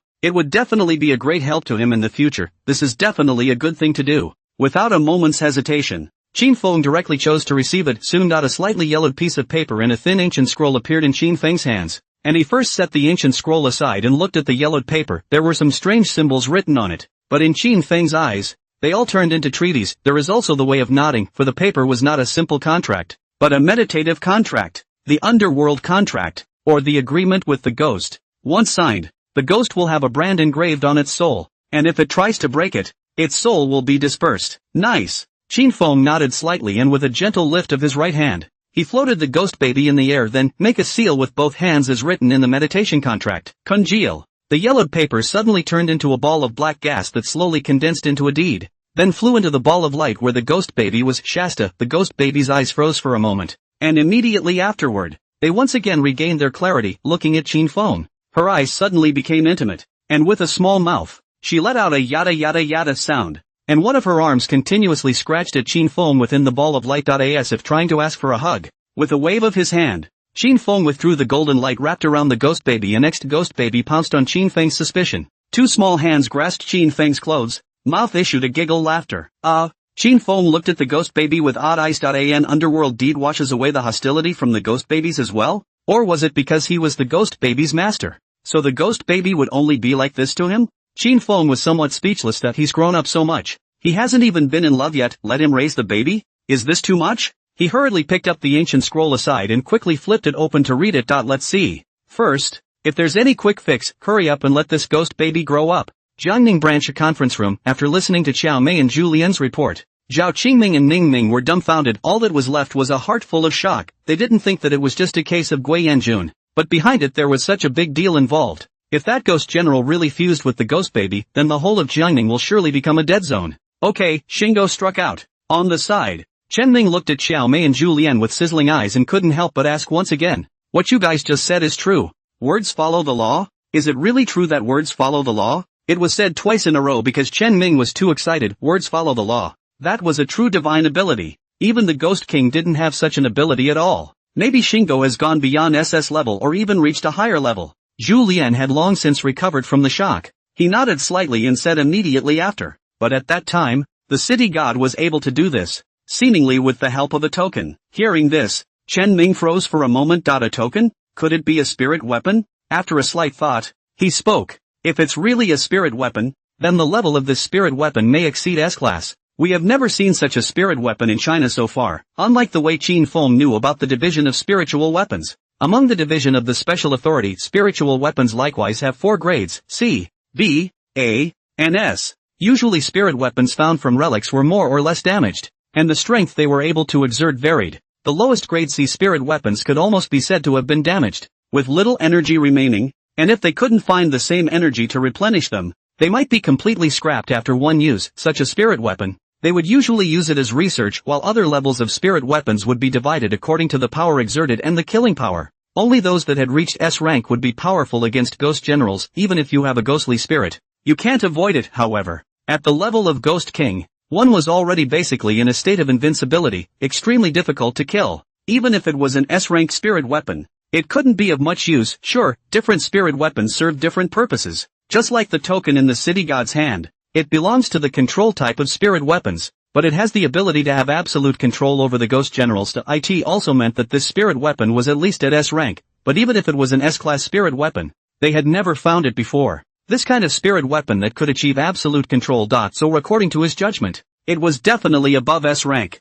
Hearing Chen Ming's words, the crowd at the scene fell into silence. Even Huaxia had never seen a spiritual weapon above S-class, and even Chen Ming was unable to make a proper judgment as to how strong the token in the city god's hand was. But so far, the strength shown by the city god was shocking enough. A few moments later, this matter absolutely cannot be revealed. Chen Ming suddenly opened his mouth to break the silence. His face extremely serious. Zhao Qingming's face was solemn. He understood that Chen Ming was worried that someone was coveting the city god's treasures. After all, of this matter is not without precedent. Why did Wang Ming and the others appear near the city god temple before? And why did you piss off the city god? Although they were not clear about the cause and effect of the whole thing, They were clear about one thing: these people were rushing towards the city god. If it was known that the token in the city god's hand was able to control the ghost generals, how can you not be impressed? Even though with the strength that city god was displaying right now, he didn't care about these small and petty people at all. If there was a large influx of ghosts, evils, and imperial ghosts, it was highly likely that it would cause chaos in Jiangning City. Strict secrecy is not protecting the city gods,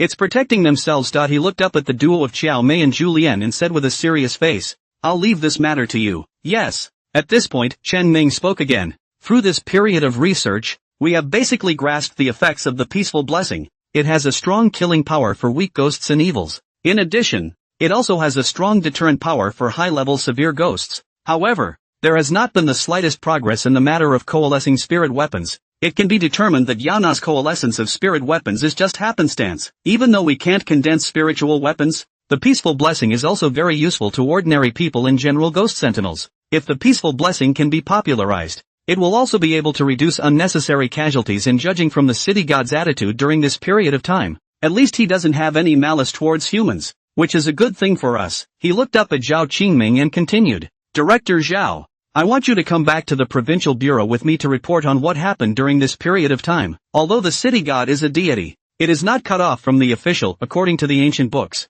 the city god is recognized by the government. If they can do right by the city god and get some contact or even cooperation with the city god, this is definitely favorable to Huaxia. And given the city god's current attitude, they could try to make initial contact, but it wasn't up to him, the head of the research department, to decide to do right by the city god. Still have to see what the above means. But nowadays, although the situation in China is still relatively stable, there have been several outbreaks of unrest abroad. The situation is confusing, and there are even many foreign imperial ghosts who have taken the opportunity to infiltrate into China, plotting in secret. There have been several incidents of ghost and evil riots that were orchestrated by these foreign ghostbusters. As far as he knew, the top had cleared out some of the foreign imperial ghostbusters, but there were still individual foreign imperial ghostbusters who were lurking too deep and had yet to be dug out. He didn't see any reason for the above to refuse. Zhao Qingming hesitated. He was not only the head of the Jiangning branch, but also the head of the inspection department of the southeast region of Jiangdu County. It was because he was the only peak-ranked ghostbuster in the entire southeast region, throughout the whole of China.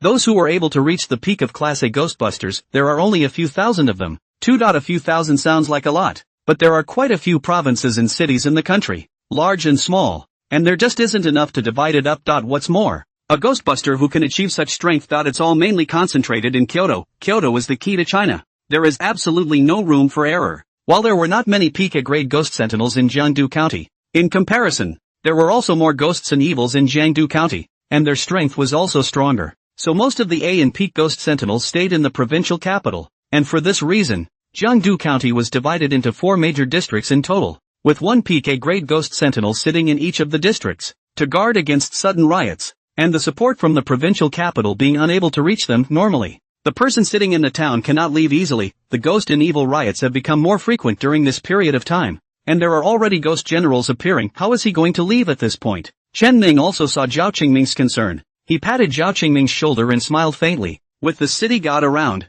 who would dare to come to Jiangning and cause trouble? Hearing this, Zhao Qingming's expression was also relieved. After he thought about it, he was still a bit uneasy and turned his head to Zhu Lian and the 3 of them. After I leave, Zhu Lian will be the commander-in-chief. So if you really encounter any emergencies, you can try to call for help from the city god. Yes. Previous chapter. Early the next morning, Wang Daiju had just arrived at the city god temple when he saw that there were already quite a few people gathered in front of the temple gate. Couldn't help but smile. In the past few days, the news of the manifestation of the city god and the spiritual fulfillment of the peaceful blessing have also spread thoroughly, and as a result, more and more citizens are coming to the city god temple. There were even a number of people from nearby cities and counties who came specifically for the occasion. I want to see if the city god is really as spiritual as rumored. There is no shortage of people who have encountered strange events and come specifically to seek the blessing of the city god. With the increasing number of joss-stick visitors, several families who had previously opened joss-stick stores in Nanjiegia, their business has become more and more prosperous, and they are simply too busy to do anything else. Villagers have followed suit and opened farmhouses and incense and candle stores. The Auspicious village is now a completely thriving scene. In the future,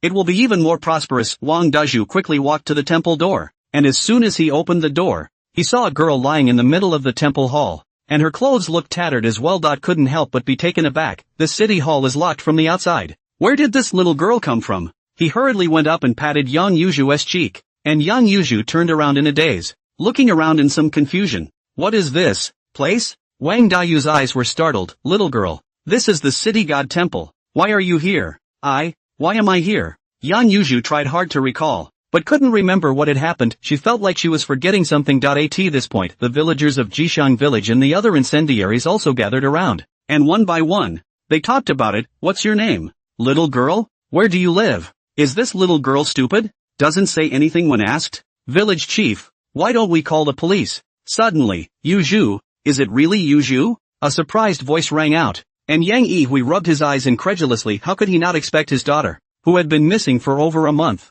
to show up here? The moment she saw Yang Yuzhu, Yang Yihui's wife directly rushed up. All of a sudden, he knelt on the ground and hugged Yang Yuzhu tightly. Yuzhu, where the hell have you been all this time? Do you know that we're all worried about you? Tears were streaming down his face as he spoke. Snap, snap. Drops of hot teardrops continued to fall onto Yang Yuzhu's hands. It was only then that Yang Yuzhu snapped out of her daze. Wow! Tearing his heart and lungs, crying, Mom, I'm wrong. I will never dare to stay out at night again. I really know I'm wrong. Yang Yuzhu's eyes were tearing up. It was as if she wanted to cry out all the grievances in her heart, even though Qin Feng had already erased that part of Yang Yuzhu's memory. The fear that was engraved in his bones could not be erased. All of this. It takes time. Yang Yihui also walked up quickly, but he did not hug his wife and daughter, but wiped his eyes, plopped kneeling on the futon. Thank you, city god, for helping us get our daughter back. Thank you, city god. Yang Yihui kowtowed one by one. Kowtowed. Bang sound. The surrounding crowd was also stunned by this scene. So the girl didn't appear here for no reason, but was found by the city god? This is the manifestation of the city god Na. Wang Dazhu let out a loud cry, instantly waking up the surrounding crowd. Put. Poof. The crowd fell to their knees and kowtowed after each other. At this point, Yang Yihui's wife wiped a handful of tears and hurriedly pulled her daughter. Yuzhu, quickly kowtow to the city god. If it weren't for the blessing of the city god, we really don't know when we'd be able to find you. Yan Yuzhu was dragged to her knees. When I looked up, I saw the statue of the city god. Out of nowhere, a man wrapped in golden light popped into her mind, with eyes that looked exactly like this idol. It was city god who saved me. Yang Yuzhu blurted out. This one sentence also convinced the surrounding crowd even more. Yang Yihui turned his head violently to look at Yang Yuchu and asked excitedly, Yuchu, you've seen the city god? Yang Yuzhu nodded affirmatively. I've seen those eyes. Hearing this, Yang Yihui, who was already excited, holding his breath violently, what virtue and ability did he, Yang Yihui, have to ask the city god to personally save his daughter? No way. How can we just kowtow and worship? He got up and looked at Wang Dazhu, who was on the side, took a deep breath and said, May I ask, are you the principal of the city god temple? Wang Dazhu smiled and spoke. I'm Wang Dazhu, the village head of Auspicious village, and also the temple warden of the city god temple, but I can't be considered as any kind of principal. I can only say that I'm helping the city god to look at the door. Yang Yihui nodded slightly. Hello, village head. My name is Yang Yihui. I want to donate $5 million to repair the city god temple. I wonder if I can leave it to you. How much? Wang Dazhu's eyes widened at once. He didn't expect that Yang Yihui would donate so much money to the city god temple. $5 million. That's enough to build a new one, right? Yang Yihui opened his mouth and said, City god has helped me to recover my daughter. I am very grateful. Even if I scattered all my family's wealth, none of it can repay city god's kindness. It's just a mere 5 million. I still hope that city god won't be offended as well. Wang Dazhu took a deep breath. Nice guy. A mere $5 million.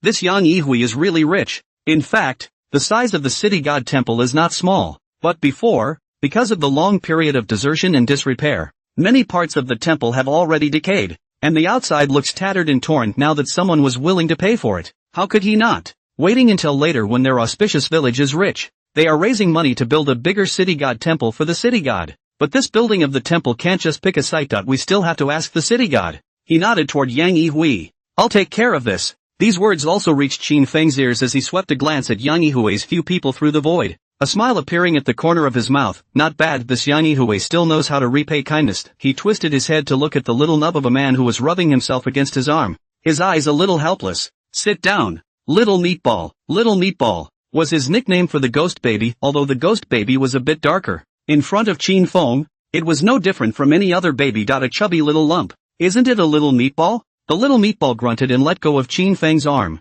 looking at him accusingly. However, as if he did not see it, Qin Feng casually channeled the strand of faith power he had just obtained into the body of the little meatball. Shasta. A wisp of black gas emerged from the top of the little meatball's head. It's not a ghostly aura. It's a baneful aura. After studying the ghost baby raising strategy, He realized that the ghost baby's closeness to him was still mainly due to the contract, but its own hostility had not been completely eliminated. To get rid of it, you have to wash it with incense. The little meatball deflated his mouth, beads of tears already overflowing out of the corners of his eyes, but under the threat of Qin Feng's eyes, he didn't dare to let out a loud cry. A few moments later, the black color on the skin of the ghost babies that had been washed by the incense had become much lighter. 2 more days and we're almost there. Qin Feng nodded in satisfaction and looked at the aggrieved little meatball, hooking his chin with his finger. Alright, when your hostility is removed, you can go out and play. The little meatball happily hugged Qin Feng's arm. A series of cackling laughter echoed in the city god's residence, as if adding a touch of life to the empty city god's residence. Hearing the laughter that kept echoing in the city god's mansion,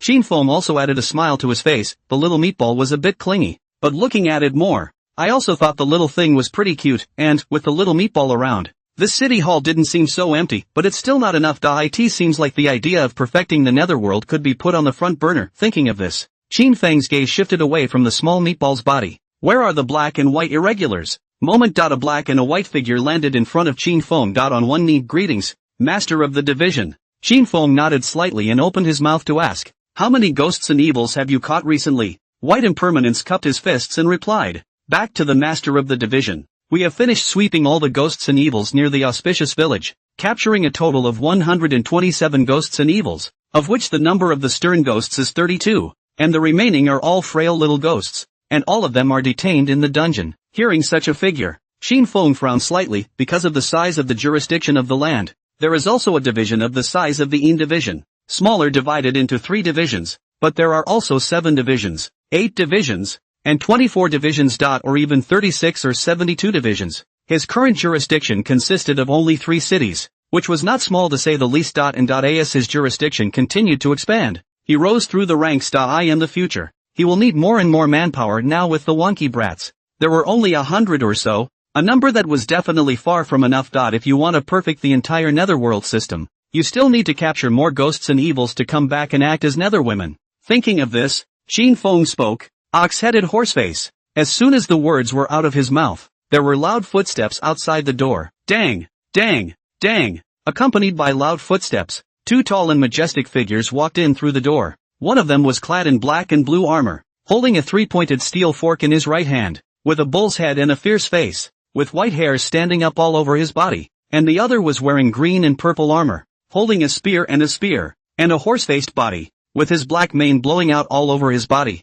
looking very menacing. Greetings, Master of the Division. Bullhead and Horseface dropped to one knee, their voices like muffled bells ringing. Qin Feng casually waved his hand. All get up and talk. Words. The 4 of them stood up at the same time, and even though the black and white irregulars stood in front of them, they were still unable to block Oxhead and Horseface's form, and the 2 of them stood there like a small mountain. Qin Feng continued. Ox-headed Horseface. From today onwards, lead all of the Yin agents to take Jiangning City as the center and capture all of the ghosts and evils within their jurisdiction. Black and white irregulars. Grant you to the city god's separate seal. Your task is to refine all the captured ghosts and evils into Yin diffusers. The 4 of them responded in unison. I honor the orders of the division master. Jiangning branch. Unlike the previous tense atmosphere, for 2 days in a row, most of the people in the precinct were idle, and there were even people chattering away in the Office of Operations Department command room. Ningming sat on the sofa and looked at Julian with a puzzled expression. It's been 2 days, why hasn't Director Zhao returned yet?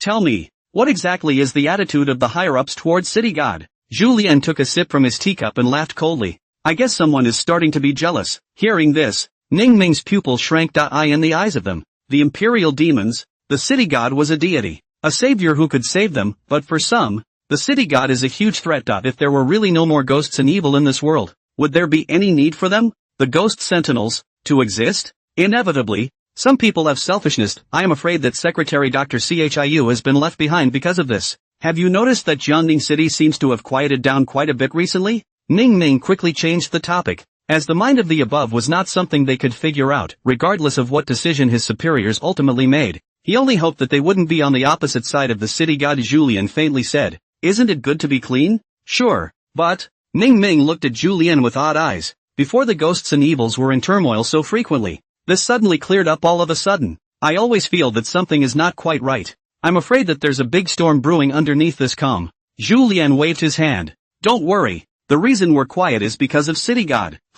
A hint of surprise flashed through Ningming's eyes. I did hear that the girl who was carrying the ghost baby before was found back home, but aside from this matter, it seems like City God hasn't been doing much lately, right? Julian sat down next to Ning Ming and said in a low voice, I've heard a lot of rumors lately, and I heard that 2 ferocious ghost gods have captured all of the ghosts and evils in Jiangning City. Ghosts? Not bad. Have you ever heard of Bullhead and Horseface? Ning Ming frowned. Oxhead and Horseface seem to be the Eneen of the hell in the myths and legends, right? Suddenly, his eyes lit up. You mean City God sent someone to capture all the ghosts and evils in Jiangning City? Julian nodded and shook his head. It's not certain yet because it's all rumors, and no one from the bureau has seen it with their own eyes, but I think it's definitely related to the City God. Hearing this, Ning Ming sucked in a breath of cool air. If it's really Bullseye showing up, is that a new development in the myth recovery? All of a sudden, Ning Ming was also a bit agitated though with the blessing of the City God. Jiangning is unhindered, but the whole of China doesn't know how many people are still deep in the water. If the myth is completely revived, will a clear sky be restored to China as soon as possible? Suddenly, an urgent voice came from the headset, calling Minister Ning. There's a ghost general in Haitian City causing trouble, requesting backup. Ning Ming stood up with a huff. Access Haitian City communications. Yes. A cacophony of noises flickered in the contact device, followed by another anxious female voice. This is Huaku, the head of the Haitian City Liaison Department. I'm Ning Ming, head of the Liaison Department of Jiangning City. I need to know the details of your Haitian City. The voice in the contact device became even more urgent. A peak-level ghost general and 3 primary ghost generals have appeared in a scenic spot in Yonghua County, Haitian City, and now there are nearly thousands of people trapped in the other party's ghosts. Moreover, the other party's ghosts are still expanding, with the precursor of advancement, and urgent support is needed. Hearing this, Ning Ming's face changed. A precursor to advancement. Now that's trouble. Hanging up the communication, Ning Ming quickly went over the matter and looked at Julian with a grave expression. What now?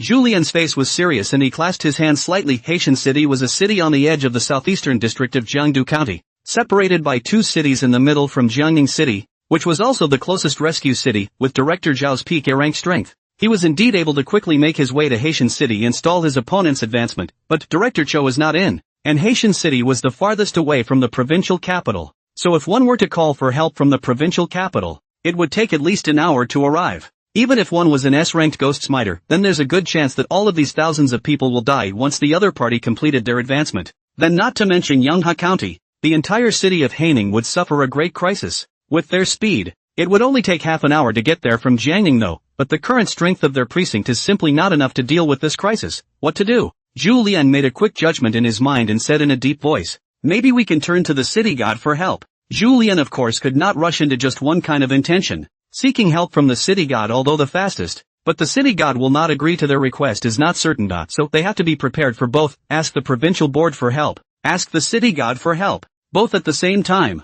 After all of this time, it's not just the lives of those thousands of people that are at stake, but the lives of more than 100,000 people in Yonghua County and millions of people in Haitian City. Definitely can't let that ghost general complete his advancement, otherwise there will be another paradise of ghosts and evil in China. And now, there was another question before them. Who was going to ask the City God for help? Thoughts flashed through his mind. Zhu Lian didn't have time to think that much. Directly toward Ning Ming, he said, you now immediately issue a call for help to the provincial bureau, and I'll go with Xiao Mei to the City God temple to ask the City God for help. Yes. 10 minutes later. A helicopter landed in a clearing near the city hall. Boom boom boom. Before the huge propeller stopped turning, Zhu Lian jumped out of the plane with Xiao Mei and headed straight for the city temple. Not much longer, the two came outside the City God temple, only to see that the entire temple was surrounded, with a number of workers with helmets carrying cement and wooden planks in and out. Signs prohibiting entry were placed in front of the gate. The city temple is under repair? Xiao Mei froze for a moment. Then wouldn't they be stopped outside if they went in now? Zhu Lian, however, didn't think that much about it. It was daytime, so if there were ordinary believers around, it would be a hindrance to them. Instead, he took a few steps back, taking in the two walls of the city hall. Seeing no one on that fence behind them, he said, go in that way. This, Xiao Mei was a bit hesitant. Will it offend the City God? It's too late to care. We can only go in and apologize to the City God again. Zhu Lian spoke in a hurried tone, stomped his feet, and utilized his body's speed to quickly leap into the walls of the city temple courtyard. They weren't just ordinary people. They were ghostbusters with their speed. It's hard for ordinary people to notice. Sure, the safest way was to directly cast a ghostly spirit, but this was the City God's territory. So if he cast a ghostly spirit, it would likely be seen as provocation. How else are they going to ask for help? Seeing that Zhu Lian had already leaped over the wall, Xiaomei also gritted her teeth and followed closely. The city god temple is divided into the inner and outer courtyards, although the temple is being repaired. Because the statue of the city god has not been invited out,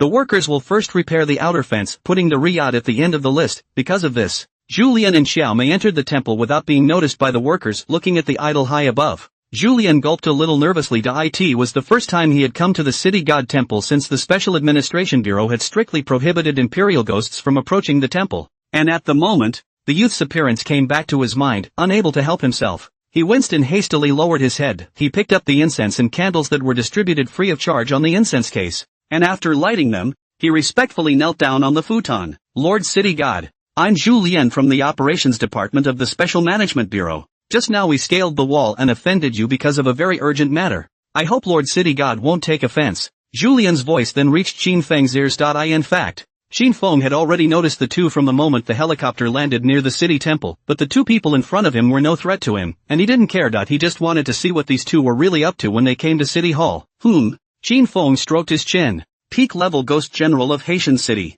This Ghost General was not much of a threat to him, but if he showed up as soon as the other party asked for help, it would be a bit too cardless. He's no one's punching bag. However, there's a good chance that this event will trigger a special check-in, even harvesting a wave of meritorious power. This is too good an opportunity to pass up. Why don't you send one of your men? But who to send? Oxhead and Horseface were only intermediate A ranked and not strong enough, and although the Black-White Irregulars possessed peak A ranked strength after obtaining their true bodies, they were all ghosts and gods within their own jurisdiction. Also as a result, there are land boundary restrictions, including those Underworlders under him. As long as they left his jurisdiction, that strength would also be drastically weakened the farther away. The greater the weakening. If it is a low-strengthing messenger, it may be directly ash. With the strength of the black and white impermanent, although it is not so bad that it will die. But the Haitian city is not in the jurisdiction of the dot. If the black and white irregulars went, wouldn't they be giving rations to that peak-level ghost general? Suddenly, Qin Feng turned his head to look at the small meatball sitting on a chair aside. After 3 days of being washed by the incense, the body of the small meatball had also changed from the pure black color it was before to a pinkish color. Aside from those 10 pitch-black fingernails, and the absence of those pitch-black eyes, it looked like an ordinary baby, wearing a red bib. It was fleshy and very cute. The little meatball was different from the black and white irregulars, and they could only be considered his ghost pet after signing the contract. Instead, it is the spirits and gods of the land under the jurisdiction of the Superintendent of Heaven. So, little meatballs aren't restricted by land boundaries. Thinking of this, the corners of Qin Feng's mouth hooked into a smile. Little meatball, want to go out and let off some steam? The little meatball fluttered its big eyes and tugged at Qin Feng's sleeve, making babbling sounds from its mouth. Even though there was nothing in his eyes, Qin Feng could sense that the little meatball was excited, although the current little meatball's baneful chi was almost washed away. If he wanted to advance, there was no way he could rely on the power of incense and fire. He still had to absorb a large amount of ghost chi before he could do so. If the little meatball was able to devour that peak-level ghost general, it was likely that it would directly advance to Ghost King. But the little meatball was only at the peak of A rank even now, so it wouldn't be that easy to eat that ghost general. After thinking about it, Qin Feng raised his hand and took out the city god seal. With a movement of his mind, he condensed a strand of his divine sense into his hand and then lightly tapped it on top of the seal of the city god, creating a weak connection in the underworld. Then, he manifested a red rope and tied the city seal around the little meatball's neck. Little meatball was his ghost pet, and there was nothing uneasy about him handing over the seal of the city god to little meatball. As for the ghost god order, since it was his original spirit weapon, even if the little meatball took it, there was no way to use it. The reason why he attached a strand of his divine sense to the seal of the city god was because the seal of the city god was an earth-rank spiritual artifact that would inevitably be coveted by others. And the little meatball didn't have a perfect mind. Of course he had to watch it. The little meatball grasped the city seal with both hands and looked at it with curiosity. It seems to be a bit of a labor of love. Qin Feng pointed at the seal of the city god and laughed. Little meatball, go to a place with those two and eat the ghost generals there. If you can't beat them, use the seal to smash them. The little meatball looked up at Qin Feng, its large eyes blinking, then jumped out of the chair, twisting his little short legs. He disappeared in the blink of an eye. City God Temple Hall. Xiaomei followed Zhu Lian, respectfully kneeling on one side, kowtowed 3 times to the statue of the city god, but found that the city god did not move at all, adding a touch of worry in his eyes. Previously, the city god had manifested himself many times and saved their lives, but they had never come to pay homage to him. And now something had happened, but they thought of the city god. Will the city god be willing to help them? Aside, Zhu Lian was also worried. To be honest, they were not qualified to ask the city god to do anything, and the citizens of Haitian City were not believers of the city god. So whether the city god cared or not, that would have to depend on the wishes of the city god himself, but if the city god doesn't take action, then I really don't know how many people will die in Haitian City this time. Want to try it again? Suddenly Julien's eyes snapped open, only to see a baby appear out of thin air in the middle of the temple, running towards them with short little legs. Ghost babies? Julien snapped to mind the pregnant woman who had been taken away by the city god earlier. Could this be the ghost baby from before? The little meatball opened its big black eyes and stared at Julien for a while, staring at Julien's heart. Suddenly, his feet spread out and jumped to the side of Xiao Mei. She clung to Zhou arm and let out a giggle. However, that voice entered Xiao Mei's ears, but it made her sweat and goosebumps rise instantly, and she knelt there stiffly, not daring to move a muscle. Of this ghost baby, it's a peak-level ghost general. If she really wanted to kill her, she wouldn't even have a chance to escape. Gulp! Xiao Mei gulped and looked nervously to the side at Julien. Julien then came back to his senses and thought for a moment. Will it be sent by the city god to give us a hand? Xiao Mei glanced down at the ghost baby, and only after realizing that the ghost baby hadn't done anything unusual, did she whisper, "So what now? What to do?" Julien gave a bitter laugh. What else could he do? We can't let this ghost baby go to Haitian City by itself, can we? Thank you, Lord City God. Julien kowtowed respectfully to the statue of the city god, then got up and said to Xiao Mei, "Let's go. Let's escort the ghost baby to Haitian City." Xiao Mei carefully stood up with the ghost baby in her arms. Even though it was very well behaved and her heart had been hanging in midair, although it was her first time to see a ghost baby, she hadn't forgotten the fury and bloodlight that filled the sky above the villa on that day. And this ghost baby couldn't be hooked up to being well behaved. How come this ghost baby has chosen to rely on her? This scene was also seen by Qin Feng, little colorful rascal. Qin Feng couldn't help but laugh and curse, adding a touch of envy to his eyes. Transient, but he put all this behind him, and some anticipation showed in his eyes. I wonder if I'll get the power of merit this time? General Directorate of the provincial capital of Gangtok County. At this moment, a very important meeting is being held, which has only one thing in mind, whether or not to establish a more intimate cooperation with the city god. They had been exploring this matter for 2 whole days because of it, but there was still no result of the discussion. Suddenly this meeting was interrupted, when Li Xinjing heard the communication coming from the contact device. His face was grave. He raised his head and swept to the people in the conference room. Just now Jiangning City has sent an urgent request for help. Peak-level ghost generals have appeared in Haitian City. There is a sign of advancement. Zhan Yu, you immediately rush to Haitian City to support them. Zhao Qingming, you rush back to Jiangning City to sit on the town. And beware that there are any other cities that have sudden changes. Zhan Yu, head of operations at the Provincial Directorate General. IT is also one of the few S-ranked Ghostbusters. Yes, 2 voices sounded at the same time. And in an instant the conference room disappeared with 2 figures. Although peak-level ghost generals were strong, they were unable to inflict massive damage in a short period of time. But ghost kings were different. A strong ghost king was able to overthrow a city of several million people with his hands. Even if it was only the first entry into the ghost king, it was still able to cause massive damage. And such a hazard could not be ignored even by the Provincial Capital General Bureau. Yonghe County, Haitian City. A large black cloud pressed heavily over the Yongxin Shopping Center building and the nearby residential area, with hidden thunder flashing continuously. In mid-air, ghostly shadows with hideous faces constantly floated by. Ha! The eerie laughter continued to reach the ears of the citizens trapped within the ghostly world, and it also made these ordinary citizens, one by one, shrink into a ball of fear inside the mall because of the ghost general's appearance.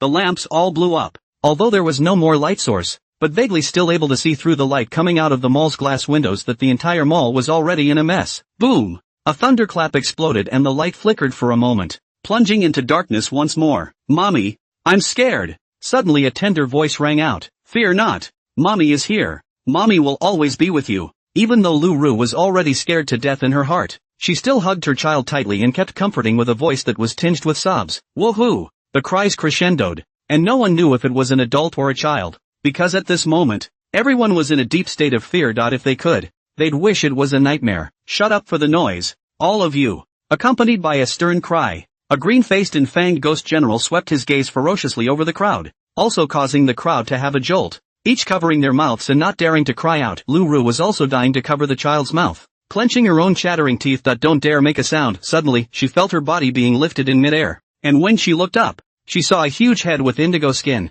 hideous and gruesome, as well as fangs that were 10 centimeters long showing on the outside of her mouth. At the moment was looking at himself with those coppery red eyes. Ah! A scream rang out. But Lu Ru subconsciously stilled her child into the crowd. Mom! The little girl had just shouted out a sentence when a middle-aged man next to her covered her mouth. You can't shout. They'll die if you do. They're all going to die. Even though the little girl was covered by the middle-aged man, She was still discovered by the green-faced ghost general, who coldly swept a glance at the crowd that was cowering on the ground and shivering. A cruel smile appeared on his face. "Don't worry. None of you can escape." After saying that, the green-faced ghost general casually grabbed another person and disappeared. Next, he appeared at the top of the Yonsei Mall building. A quick glance swept over and he saw a pale-faced man whose face was covered in cracks, each of which was deep, but there was no bone to be seen, only cracks that continued to bubble with black gas. He was the peak-level ghost general, Sky Ghost. Sky Ghost is not its real name, but a nickname. The heavenly ghost was different from other ghosts and evils. He was not a ghost in evil,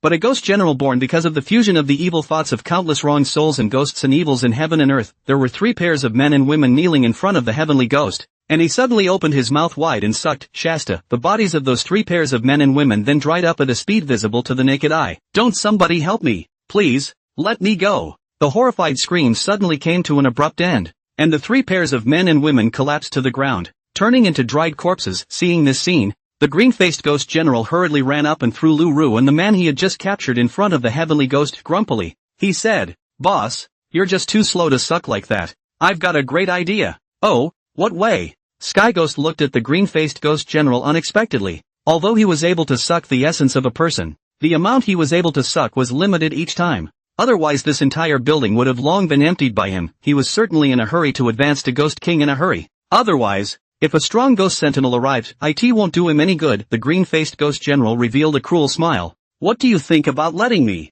Woo, and the ghouls suck out the essence of these people first, and then you directly suck in the essence?" Hearing this, an excited light appeared in the Sky Ghost's eyes. If one were to directly inhale essence, it would be much faster than inhaling it from the human body. Then he'll be able to advance to Ghost King soon. "Okay, you notify Yu and Ghoul immediately." On a building not far from the Yongshin Shopping Center building, dozens of Heian City's ghost sentinels looked out anxiously at Director Lu Hui. Clenched his fists tightly from the moment he knew about the accident. He immediately rushed to Yonghua County, but his strength was only intermediate level A. Not to mention not being a match for that peak-level ghost general. Those 3 primary ghosts were going to be joining forces, and there was nothing he could do about it, and he still has to preside over the big picture and can't do anything rash. Lu Hui couldn't help but once again ask the Imperial Ghostbuster beside him, "How is the situation inside the Yongshin Mall?" This ghost sentinel was named Wang Yuan, and he also had a ghost pupil-like ability that allowed him to see everything that was happening in the Yongshin building. 6 more people died. Wang Yuan's slightly trembling voice rang out.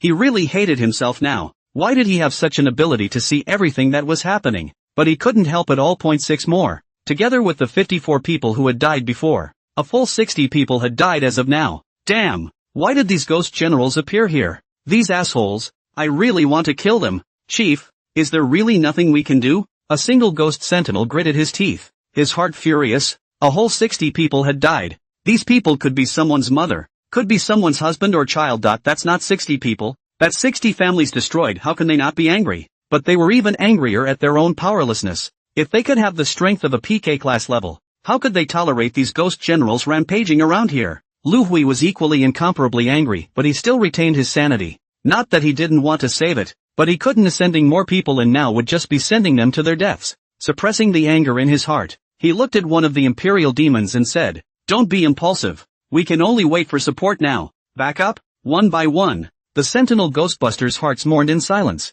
They had only just learned that Jiangning City's director Zhao had gone to the provincial capital, but when would the support from the provincial capital arrive? At that time, not to mention those trapped in the ghosts, the entire Yonghua County, as well as them, might be lifeless. Suddenly, boom boom boom, a loud propeller sound came from the distance. Lu Hui and the others looked up, only to see the military helicopter bearing the logo of Jiangning City change from far away to near, from small to large. Jiangning City? Lu Hui's eyes were puzzled. Didn't Director Zhao go to the provincial capital? Who else is going to be able to come and back up? Lu Hui didn't know, but he still hurriedly gestured towards the sky and told all the ghost sentinels to retreat to the side. Boom boom boom. The helicopter flew quickly over the heads of the crowd and landed in the open space on the building. Immediately after, Julian and Zhou Mei jumped out of the helicopter. Xiao Mei looked at the ghost baby in her arms, twisting and turning and looking around with a curious face, and suddenly realized that this ghost baby was a bit cute. The heart isn't so scared anymore. This should be because of Xingwang, right? And I don't know how on earth Shingo did it, Xiao Mei thought while holding the ghost baby and Julian, and walked quickly to Lu Hui,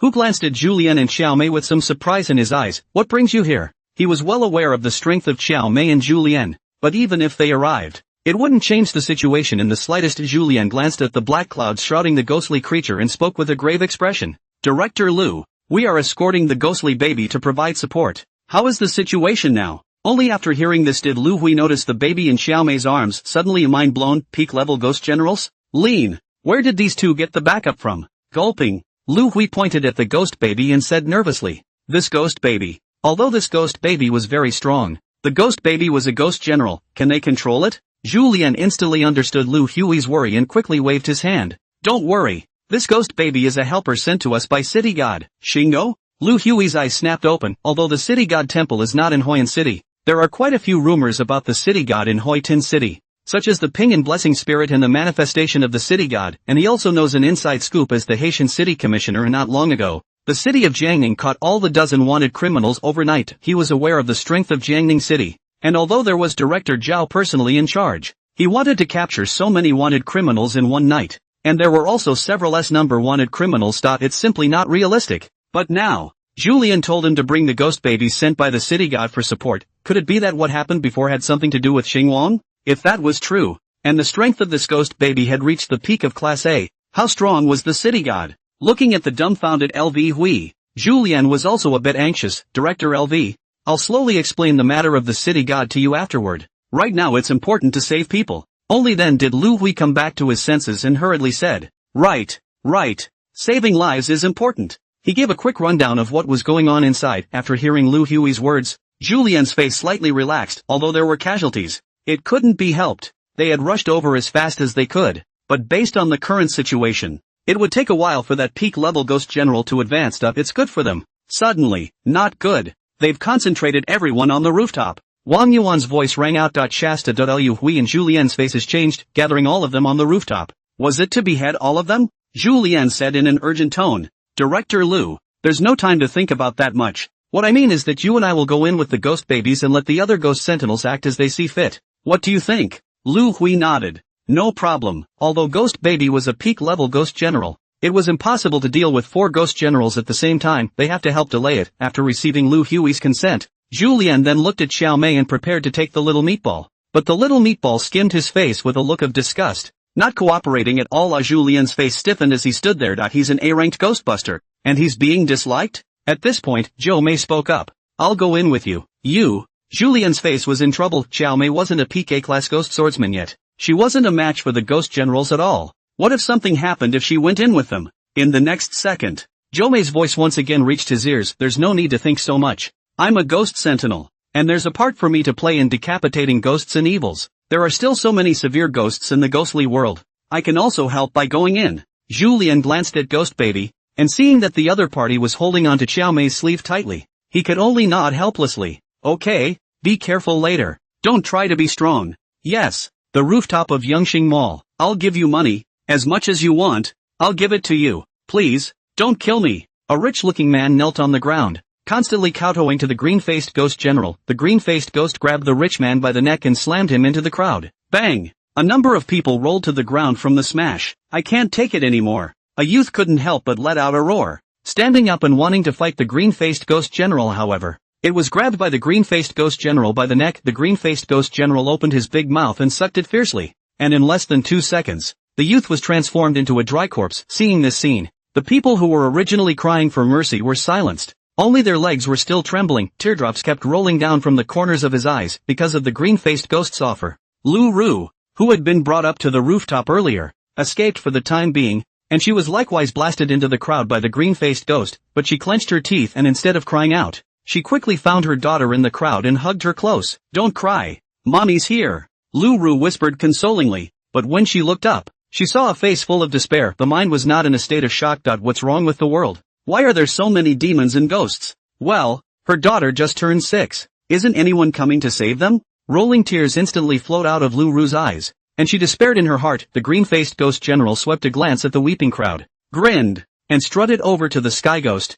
Boss, it's all ready to begin. The heavenly ghost was just about to nod his head when his pupils suddenly shrank. A ghost sentinel has broken into the ghost spirit. The green-faced ghost general's face changed. The Ghostbusters backup has arrived? Next, Sky Ghost's voice rang out once again. Green face, ghoul, you guys go stop them. Oh woo, you help me complete my advancement as soon as possible. Yes, boss. Greenface and Ghoul quickly disappeared. They knew that only when the Heavenly Ghost advanced to Ghost King would they be able to completely occupy this piece of territory, only then would they be able to take a step closer to becoming a true Ghost King, turn this field into a paradise for ghosts and evil. The other side. As soon as they entered the midst of the Heavenly Ghost's ghostly spirit, Julian's 3 men were all pumped up, their eyes scanning the surroundings vigilantly. In mid-air, the densely packed ghostly shadows kept revealing their hideous faces and emitting eerie laughter from their mouths. There are hundreds of them. Even Xiaomei couldn't help but feel a jolt when she saw so many severe ghosts. Next moment instead, she felt the ghost baby rub against her chest, as if telling her that she would protect her. Xiaomei's taut nerves, too, loosened. A hint of a smile appeared at the corner of her mouth, but soon, it froze on her face and was replaced by gravity. The green-faced ghost general and the ghouls are here. Suddenly she felt the ghost baby in her arms twist and turn, and in the next moment, her arms were empty, only to see the ghost baby pounce directly towards the green-faced ghost general. The little meatball's empty eyes stared straight at the green-faced ghost general, as if flickering with excitement. It's like seeing prey. Swish! The little meatball hugged the green-faced ghost general's right arm and bit down with an bite, then give it a hard push. Snort! The green-faced ghost general's entire right arm was ripped off by the little meatball, and in 3 or 2 bites, he swallowed the bloodless right arm into his stomach. A mournful scream rang out, and the green-faced ghost general's wide copper bell eyes were filled with fear. It was pain from the depths of the soul. Peak-level ghost general. Damn! This ghost baby was trying to eat him. He had to escape, however, before he could make a move. The little meatball jumped onto the green-faced ghost general's neck with a swish and bit down hard on the indigo-colored skin. Snort! Snort! Tearing sounds and miserable screams continuously resounded, but in just a few blinks of an eye, the green-faced ghost general was torn into 5 or 6 pieces by the ghost baby, and the green-faced ghost general, who only had the strength of a junior ghost general, didn't have a chance to resist at all. At the moment, a dead silence. All that was left was the sound of click, click, click, click, click, click, click, click, click, click, click, click. Julian's 3 men also shivered. It's too vicious. They have seen killing ghost generals, but ghost generals are pseudo-immortal, and even the heaviest injuries can be healed quickly. So it is very difficult to kill ghost generals, but they never expected that the ghost baby would use such a way. It directly ate the green-faced night ghost. The moment even the stern ghosts floating in mid-air trembled, instantly running away in all directions. The ghoul's eyes filled with fear, not daring to stay even for a moment, directly turning around and running in the direction of the rooftop. Boss, help me! The terrified roar also woke up the 3 Julien people. Lu Hui's face changed. I'll stop him. You guys take the ghost baby to that peak-level ghost general. Yes. Wulian responded, looking up in the direction of the rooftop only to see that the heavenly ghost completely ignored the ghoul's plea for help, but suddenly opened its large mouth and sucked violently at the crowd. Julian's face changed. Don't! Hearing Julian's roar, the little meatball tilted its head to look at the ghoul, then a little fondly averted its gaze, its little short legs twisting twice. Shoo! It charged directly in the direction of the rooftop. In a few flashes, he had landed on top of the rooftop, his hollow eyes staring at the sky ghosts, his face once again flickering with excitement as he glared backward with both feet. Swish! The little meatball lunged directly at the sky ghost. The heavenly ghost's face changed, adding a touch of vigilance in his eyes. Just now he also sensed that the green-faced ghost general had been eaten, but this ghost baby was a peak-level ghost general. If he wanted to kill the ghost baby, unless he could break through to the ghost king, otherwise. If his ghost babies were to get entangled together, in case the strong reinforcements of the ghost sentinel arrived, then all his previous plans would be in vain. Pop! Sky Ghost snapped his fingers. Boom!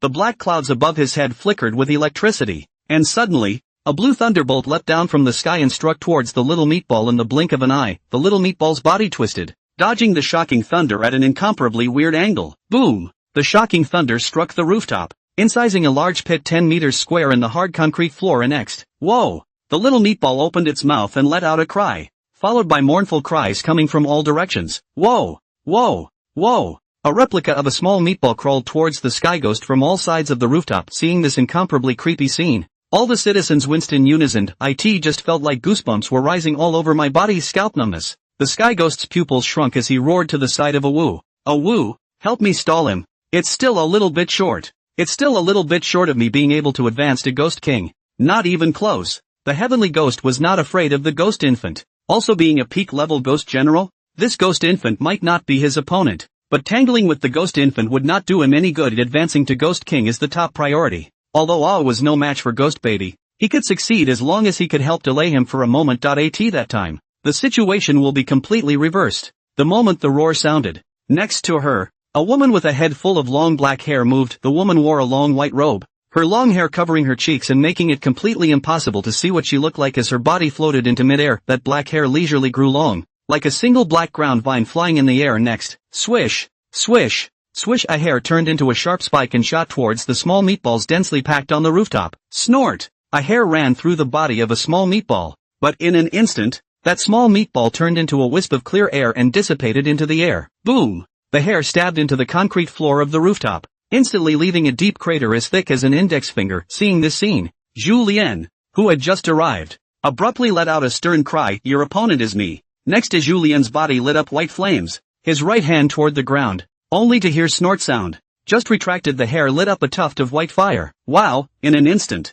the fire quickly spread to the top of the hair, and in but a blink of an eye, it burned the incredibly hard hair to ashes. Ah! A scream rang out. Ah felt a pain coming from the depths of his soul, and even though as a primary ghost general, he had already quickly recovered the strand of hair he had just seen, the pain did not dissipate. This was the true ability of the spirit flame, soul burning. Hearing Ah's miserable screams, the little meatball cocked its head and glanced at Ah, then looked at Zhu Lian with some disgust, as if to say that Zhu Lian was meddling in his own business. As Zhu Lian's face snapped out, of course he knew that this junior ghost general was not a match for Ghost Baby. But those people on the rooftop were all still waiting to be saved, so how could Ghost Baby waste time on this junior ghost general at all? He pointed stiffly at the Sky Ghost, and then at the shivering citizens off to the side. I can't beat that one. If you kill him, all of these people will survive. Although the little meatball couldn't fully understand Zhu Lian's meaning, it still turned its gaze to Sky Ghost, hollow eyes that seemed to radiate a glow. Eat! A muffled syllable rang out, and the little meatball's little short legs stumped,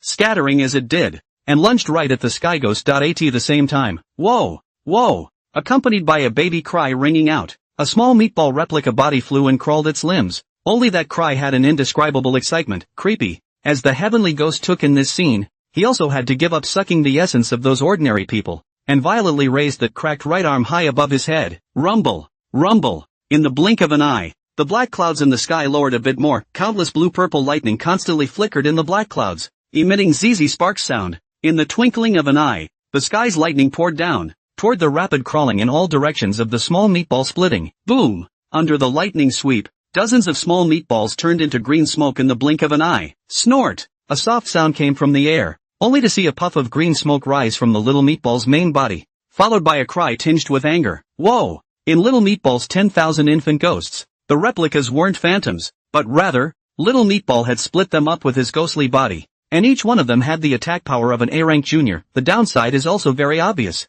The defense is weak. Once killed it will also hurt the body, and just now all of a sudden by the Sky Ghost's lightning power killed dozens of replicas, but also let the small meatball had a light injury, although the injury is not serious. But also left the small meatball is very annoyed. It was because the little meatball kept in mind Qin Feng's words to eat all the ghost generals, but that terrifying thunderbolt still caused the little meatball to rise up in alarm. The little meatball twisted its little short legs and got a little impatient, yanking off the seal of the city god from its neck, swinging its little arm and violently slamming it in the direction of the Sky Ghost. Shoo! The seal of the city god detached itself from the little meatball's hand, and instead of directly smashing into the heavenly ghost, it floated above mid-air moment above the seal of the city god. A golden light appeared violently, but in the blink of an eye, the ghostly aura on the rooftop faded like a tidal wave. The golden light was dazzling and incomparable, but it shone on the human body as if it were winter sunshine, warm but not hot, and gradually, the golden light coalesced into a shadow point one by one. The citizens also stared at the golden figure in mid-air,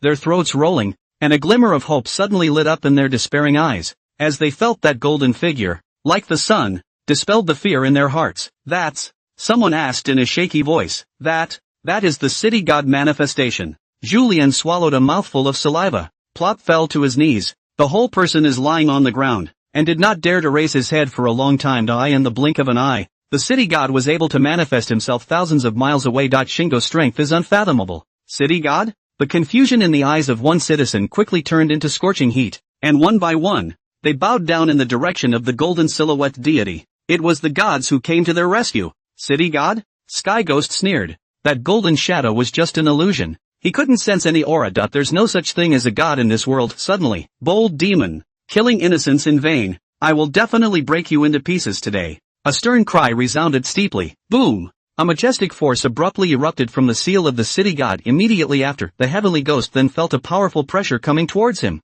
making it impossible for him to move. Impossible. A cry of alarm rang out as the heavenly ghost looked at the golden shadow in midair with an unbelievable expression. His eyes filled with horror because he realized he couldn't move. Why couldn't he move with one word from that imaginary figure? He's a peak-level ghost general. Is it really Xing Wang? Nope. It wasn't the shadow. It was the big black seal. Damn. What is that treasure? The silhouette was certainly not Qin Feng's real body. It was just the strand of divine sense that he had previously hosted in the city god seal, and through this strand of divine sense, he could likewise grasp every move here. Qin Feng's mind moved and a voice sounded in the little meatball's mind. Little meatball. Go eat him. Excitement once again appeared on the little meatball's face. He held up his two short arms and waved them, and in an instant, little meatball replicas, in all directions, crawled onto the sky ghost's body and opened their mouths in unison towards him. The rows of sharp teeth bit down hard. A mournful scream rang out. The sky ghost could only feel heart-rending pain coming from the depths of his soul. However,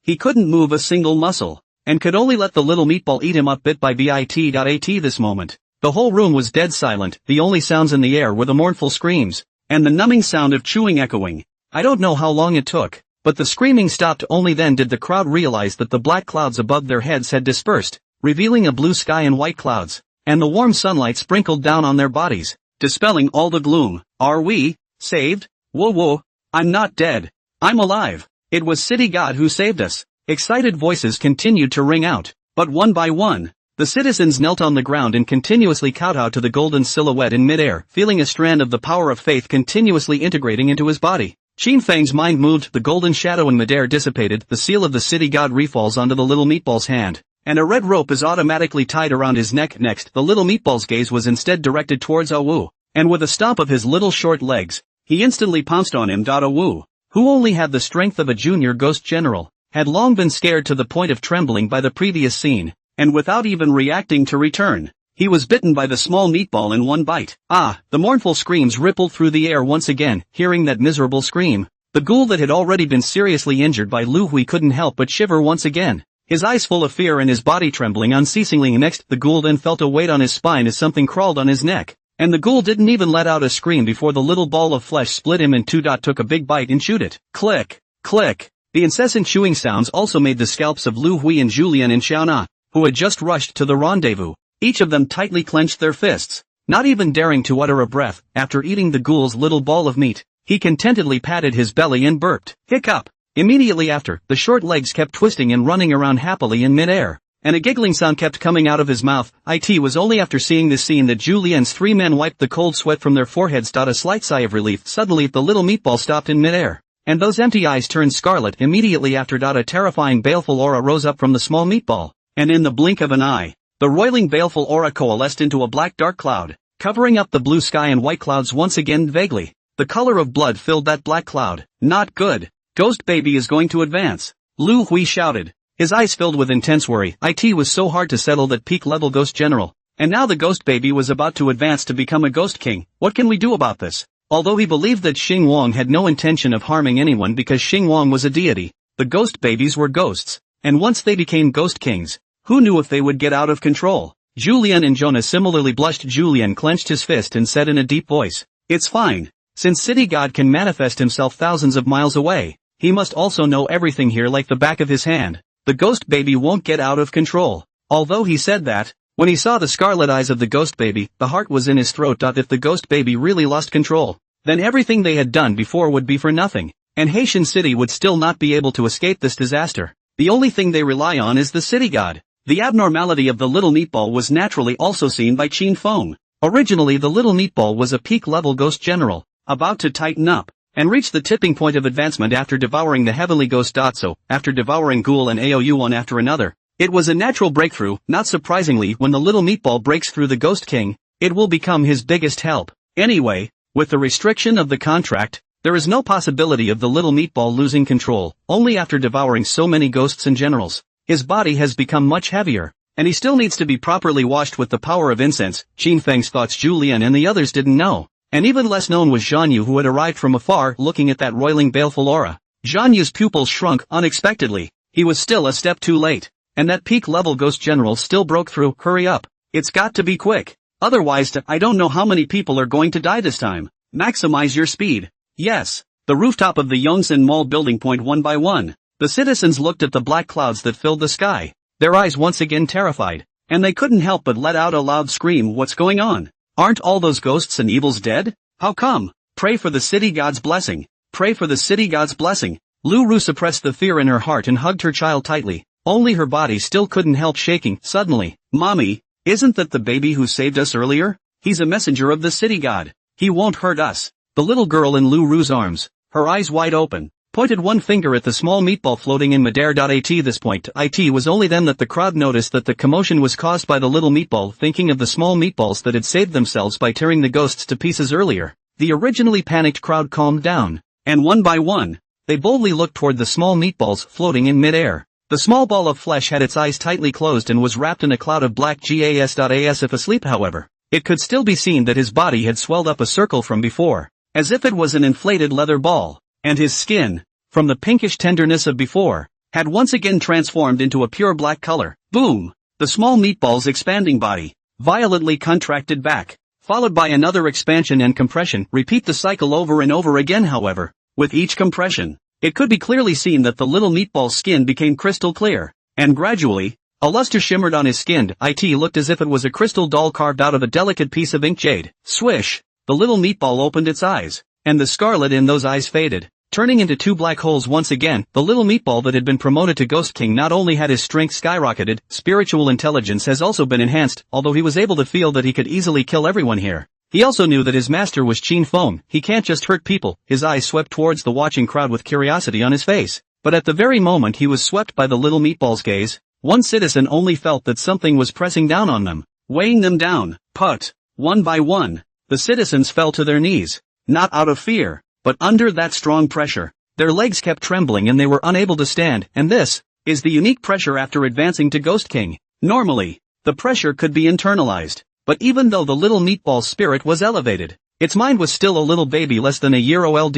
So there's no understanding of any of this at all under such a pressure. Even Julian and Lu Hui, the two A-class ghost smiters, couldn't stand up straight. One by one, they fell to their knees, but at this moment, they were completely relieved in their hearts. Luckily the ghost baby didn't get out of hand. Suddenly the powerful pressure disappeared as Julien raised his head, but he realized that the small meatball that was originally floating in midair had disappeared, and his gaze hurriedly swept towards the surroundings, but he still didn't see the figure of the small meatball. No good. The ghost baby has escaped. Julien's face changed. Done. How can he explain this to the city god? City Hall. Qin Feng sat in the middle of the study as a whole, when suddenly the crunching sound of the system came to his ears. A ding. Relieve the crisis in Haitian City and depart for a special check-in. Do you check in? Qin Feng had joy in his eyes. Sign in. Signed in successfully. Gained 500 strands of the power of merit. Get the book of life and death. Get the good and evil merit thin. The sounds that rang out one after another made Qin Feng unable to help but get excited as well. He also didn't expect this one to be so rewarding. Suddenly, boom! A sound of thunder exploding came. Qin Feng looked up and saw a large mass of purple auspicious clouds drifting from the east, several times larger than the previous ones, but in the blink of an eye, it descended over the city god temple. Wow! A pillar of purple light poured down. Qin Feng took one step and in the next second, he appeared on top of the city god's residence and took the initiative to meet the purple light pillar. Soon Qin Feng's entire body was enveloped in a pillar of purple light, and under the bathing of the power of merit, his divine soul was wrapped in a warm aura, which also made him feel comfortable like never before. Shasta, Qin Feng then felt his divine soul growing and strengthening. Without the slightest hesitation, he directly sat in the air, closed his eyes, and quickly operated the chaotic merit golden body technique, actively absorbing the power of merit. Swish! A dazzling golden light suddenly erupted from his body. 1 minute. 2 minutes. It took a full 5 minutes for Qin Feng to finish absorbing the 500 strands of the power of merit, and in the next second, the golden light on his body violently converged inward, and all of it was incorporated into his body. Swish! Qin Feng opened his eyes and looked at his solid skin and bulging muscles. The corners of his mouth slightly hooked up. The more the merit golden body was cultivated, the more merit power it required, and 500 strands of merit power obviously didn't allow him to break through to the 5th grade. But this time he was able to feel that his strength had taken another step forward. If he was divided according to the division of Ghostbusters, he was already at the middle S-class level, and, under the quenching of the power of merit, his divine soul was also 1/10 stronger than before, which sounded small, but divine soul cultivation could be more difficult than physical cultivation, and the chaotic merit and virtue golden body cultivation technique only cultivates the golden body, not the divine soul. It seems like we still need to find a way to get more power of merit. Thinking about this, Shin Fong also had a suspicion in his mind that although special events could trigger special check-ins, not every special check-in could have the power of merit, and all three of these special check-ins had to do with saving lives. Regarding this point, Shin Fong was also able to figure it out. When you get credit for saving people, you get more rewards. Just like this time, he saved not only the thousands of people who were trapped in the ghostly spirit, but he also solved the crisis of Haitian City in a different way. So, the rewards you get become more rewarding. Shin Fong shook his head and cast aside the idea of obtaining the power of merit for the time being. After all, this kind of thing could be encountered but not sought. One could only wait for chance. Shin Fong exhaled a mouthful of turbid air and in an instant, returned to the study. His eyes swept to the system panel and his right hand spread out, received the Book of Life and Death and the Book of Good and Evil Merits and Deeds. Swish! Two antique blue leather wire-bound books appeared in Shin Fang's right hand, and as far as the eye could see, there were pale ancient characters on the book covers. Life and Death thingy. For the Book of Life and Death. Just listening to the name Shin Fong is what for the three books of heaven and earth, the heavenly book of sealing the gods, the earthly book of mountains and seas, and the human book of life and death. Among them, the Life and Death book is mainly the record of human life in the realm of birth, death, as well as young life, etc. In addition to the record, the Book of Life and Death itself is still a heavenly spiritual weapon, indestructible. If you rewrite the Book of Life and Death, you can take a person's life. Sure, the Book of Life and Death may not be altered at will, or it will also bear the karma of the person it changes and touch the heavenly Tao. Shin Fong put the Book of Life and Death aside and looked at the Good and Evil Merit thin below, casually flipping through a few pages. He understood the role of this good and evil merits and demerits thingy, which was mainly to record the good and evil deeds that a person had done in his life. And these also became the basis for rewarding good and punishing evil. Shin Fang's gaze moved slightly with the Book of Life and Death and the Book of Good and Evil Merits. The basic Netherworld system can be activated, but he's still missing a judge under him. Pop! Shin Fong closed the Good and Evil Merit book. No matter what, it was better to set up the basic Netherworld system first. Judge. He'll be the one. Yonghua County, Haitian City. After Lu Hui greeted all the ghost sentinels to evacuate and pacify the crowd, he quickly followed Julian and Xiao Mei as they searched for the ghost babies in Yonghua County. But after searching the entire Yonghua County, the three of them did not find any trace of the ghost baby. I've searched everywhere. The ghost baby may have already left Yonghua County. What should we do now? Lu Hui was sweating anxiously, and his heart was thumping. Although the ghost baby hadn't gone out of control before, it was after all a ghost king. As if it was a time bomb, who knows where it will explode? Hearing this, Julian also had a bitter smile on his face. Even if the ghost baby didn't go out of control, it was still an absolutely dangerous existence for ordinary people, and this was the help he had begged from the city god's temple. If they didn't get the ghost baby back, how could they deliver to the city god? But China is so big, who knows where the ghost babies have gone? Where are they going to find it? At this point, Xiao Mei spoke. Could the ghost baby have returned to Jiangning City? At those words, Lu Hui and Julian were stunned. Back to Jiangning City? Can't say it's not possible, because the city god temple was located in Jiangning City. Since the ghost baby was sent by the city god, it made complete sense that he would return directly to Jiangning after completing his mission. Julian thought for a moment and turned his head to LV Hui. Director LV, how about this? You continue to search within Haitian City, while Xiao Mei and I return to Jiangning along the road to see if we can find the ghost baby. Lu Hui nodded helplessly. That's the only way. As soon as the words fell, a figure suddenly landed in front of the three. As soon as the three of them raised their heads, they saw the stony-faced Zhan Yu and hurriedly bowed respectfully. Minister Zhan. Zhan Yu swept the surrounding area, doubt flooding his eyes. Before that, fury rushing to the sky was clearly the vision of advancing to the Ghost King. And he was even ready for the blood to flow in Yonghua County and the entire army to be wiped out. But after arriving here, everything was normal. Some of the Ghostbusters organized the ordinary citizens in an orderly manner and performed memory erasure on them, while others quickly evacuated the surrounding crowd of onlookers. Where's the King of Ghosts? He couldn't help but ask. Where's the Ghost King? Hearing Zhan Yu's inquiry, Lu Hui said nervously, the Ghost King ran away. What? Zhan Yu's face changed. The Demon King has run away? What a joke. That time the Ghost King appeared wouldn't cause any half damage, and now Julian even told him that the Ghost King had run away? How is that possible? Julian but quickly reacted. Secretary Lu and Minister Zhan said is not at all the same thing, and quickly explained the previous things quickly aside. After hearing Julian's words, Zhan Yu sucked in a breath of cool air. Sounding tough? He asked. So, the Ghost King you guys just said ran away was a ghost baby sent by the city god? Julian nodded. Not bad. After receiving affirmation once more, Zhan Yu's heart was filled with shock. He hadn't expected that Julian and the others would turn to the city god for help. It was also much less expected that City Hall would send support.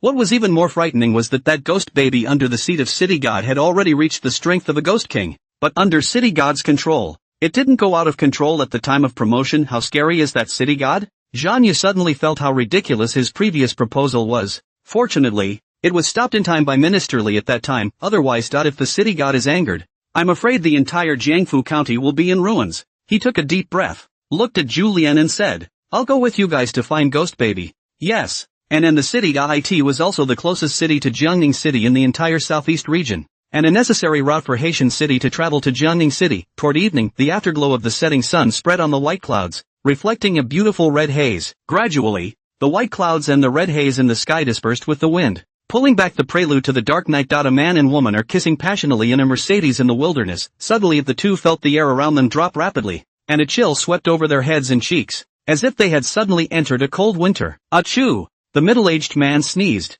and when he looked up, he saw a black head, lying on the passenger window, a pair of empty eyes staring at them. Ah, ghosts! A terrified scream rang out, and the middle-aged man's eyes closed and he directly fainted. The young woman subconsciously turned her head and also saw the small meatball lying on the car window. The whole person's hairs exploded in sweat, so scared that she immediately closed her eyes, trembling all over, while screaming, Ah, don't kill me, I'm wrong, I'll never seduce a married man again. Ah, the screams continued to reach the ears of the little meatball, who still cocked his head, seemingly a little confused. Next, the little meatball stomped its legs and floated into the void, looking around with a face full of curiosity before twisting its little short legs and quickly running towards the front. Not a moment later, the little meatball appeared in the city of Haitian City, instantly captivated by the colorful neon lights and the bustling streets. He twisted his short legs and ran merrily through midair. One day you'll be jumping into someone's window, the next you'll be jumping into someone's room, looking left and right, curious about everything. This night, the Manhwa municipal precinct is busy as hell. The communications in the contact room were not broken at all about requests for support. Manhwa branch chief Duan Chongjun is even more headache at the moment. If it was just one or two seeing ghosts, it would be fine to find a spiritual ghost sentinel to deal with it. But right now, even he wasn't sure how many people were seeing ghosts, and a number of other people have posted about it online. In this era of internet explosion, the speed of news spreading was just too fast, and even if he wanted to stop it, it was simply too late. This next, what a mess. Suddenly, three silhouettes landed in front of Duan Chongjun, and as soon as he saw the comers, Duan Chongjun was also taken aback. Minister Zhan, Zhu Lian, Xiao Mai, how did you come? Zhan Yu, Zhu Lian and Xiao Mei, who had been tracking the little meatball, didn't take the helicopter back either because they couldn't be sure if the little meatball had returned directly to Jiangning. Instead, he notified Zhao Qingming, who had already returned to Jiangning City to sit in the city, and had people search for the little meatball's whereabouts in Jiangning. Instead, they approached the direction of Jiangning City, carefully searching along the way. As they did so, as soon as they arrived in Manhwa City, they went straight to the Special Events Management Bureau to see if there were any clues. Zhan Yu swept a glance at the busy connectors around him and asked in a deep voice, has anything happened in Manhwa City today? As soon as he heard this, Duan Chongjun became worried. Yes, Minister Zhan, I don't know what's going on tonight. Everywhere is haunted, and we simply don't have enough manpower in the bureau. Zhan Yu's face stared. Any casualties? Duan Chongjun froze for a moment, followed by a moment of thought before returning. That's not true, but now the news has been posted online. Which? Duan Chongjun's face snapped. After all, this was something that they, Manhwa City, had made a mess of, and it was rightfully theirs to deal with. But right now, there was no way to deal with it with just the power of their precinct. This province will come. He still have to hurry to push this out? Otherwise, when this becomes a big deal again, it will be a dereliction of duty on his part as the director. Zhan Yu, however, twisted his head to look at Julian and Xiao Mei. What do you guys think? Julian pondered slightly and spoke. I think it's very likely that it's a ghost baby. He has just been promoted to Ghost King now, but his mind should still be similar to a child's, and it's only with the speed of a Ghost King that it's possible for people to think that all the four places are haunted. But he should be under the control of the city god so he didn't break out and hurt anyone. Zhan Yu nodded and agreed with Julian, turning his head toward Duan Chongjun. He asked, where is the nearest haunted location? Duan Chongjun was still in a state of confusion at the moment. The Ghost King? Xing Wang? Jesus, is there something wrong with his ears? As a Jiangning City Lin matter, the city god said that the city god had been circulated in Manhwa City before. He did not pay too much attention to it at that time, but now from the meaning of what Minister Zhan and the others said, not only is this city god real, but he's also able to completely control the Ghost King? How strong is that Xing Wang? Director Duan? Zhan Yu frowned slightly. He could understand Duan Chongjun's current confusion and shock, but right now, they didn't have time to explain to Duan Chongjun. Only when they found the ghost baby as soon as possible could they truly feel at ease. Duan Chongjun only then returned to God. The thought that the haunting just now is not any ordinary ghosts and evil, but the Ghost King haunted, cannot help but tense up. He gulped. On North Yonge Road, take us there. Yes. A lively snack street near Bayong Road. A small cart with a light bulb on it has a constant waft of smoke and flavor, and pedestrians stop now and then and sit down on the plastic benches. There was also the constant sound of pedestrian chatter. A young woman, holding a 6-year-old girl, stopped at a stall, one hot and spicy to take away. After that, the young woman let go of the hand holding the little girl and took out her cell phone to scan the code to pay. The little girl blinked her big eyes and looked around curiously. Suddenly she felt a coldness in her hand, and when she turned around, she realized that the lollipop in her hand had disappeared, and she took 2 steps, and was soon crowded by pedestrians to the other side of the alleyway entrance. At this point, a middle-aged woman held a lollipop and looked at the little girl with a seductive face.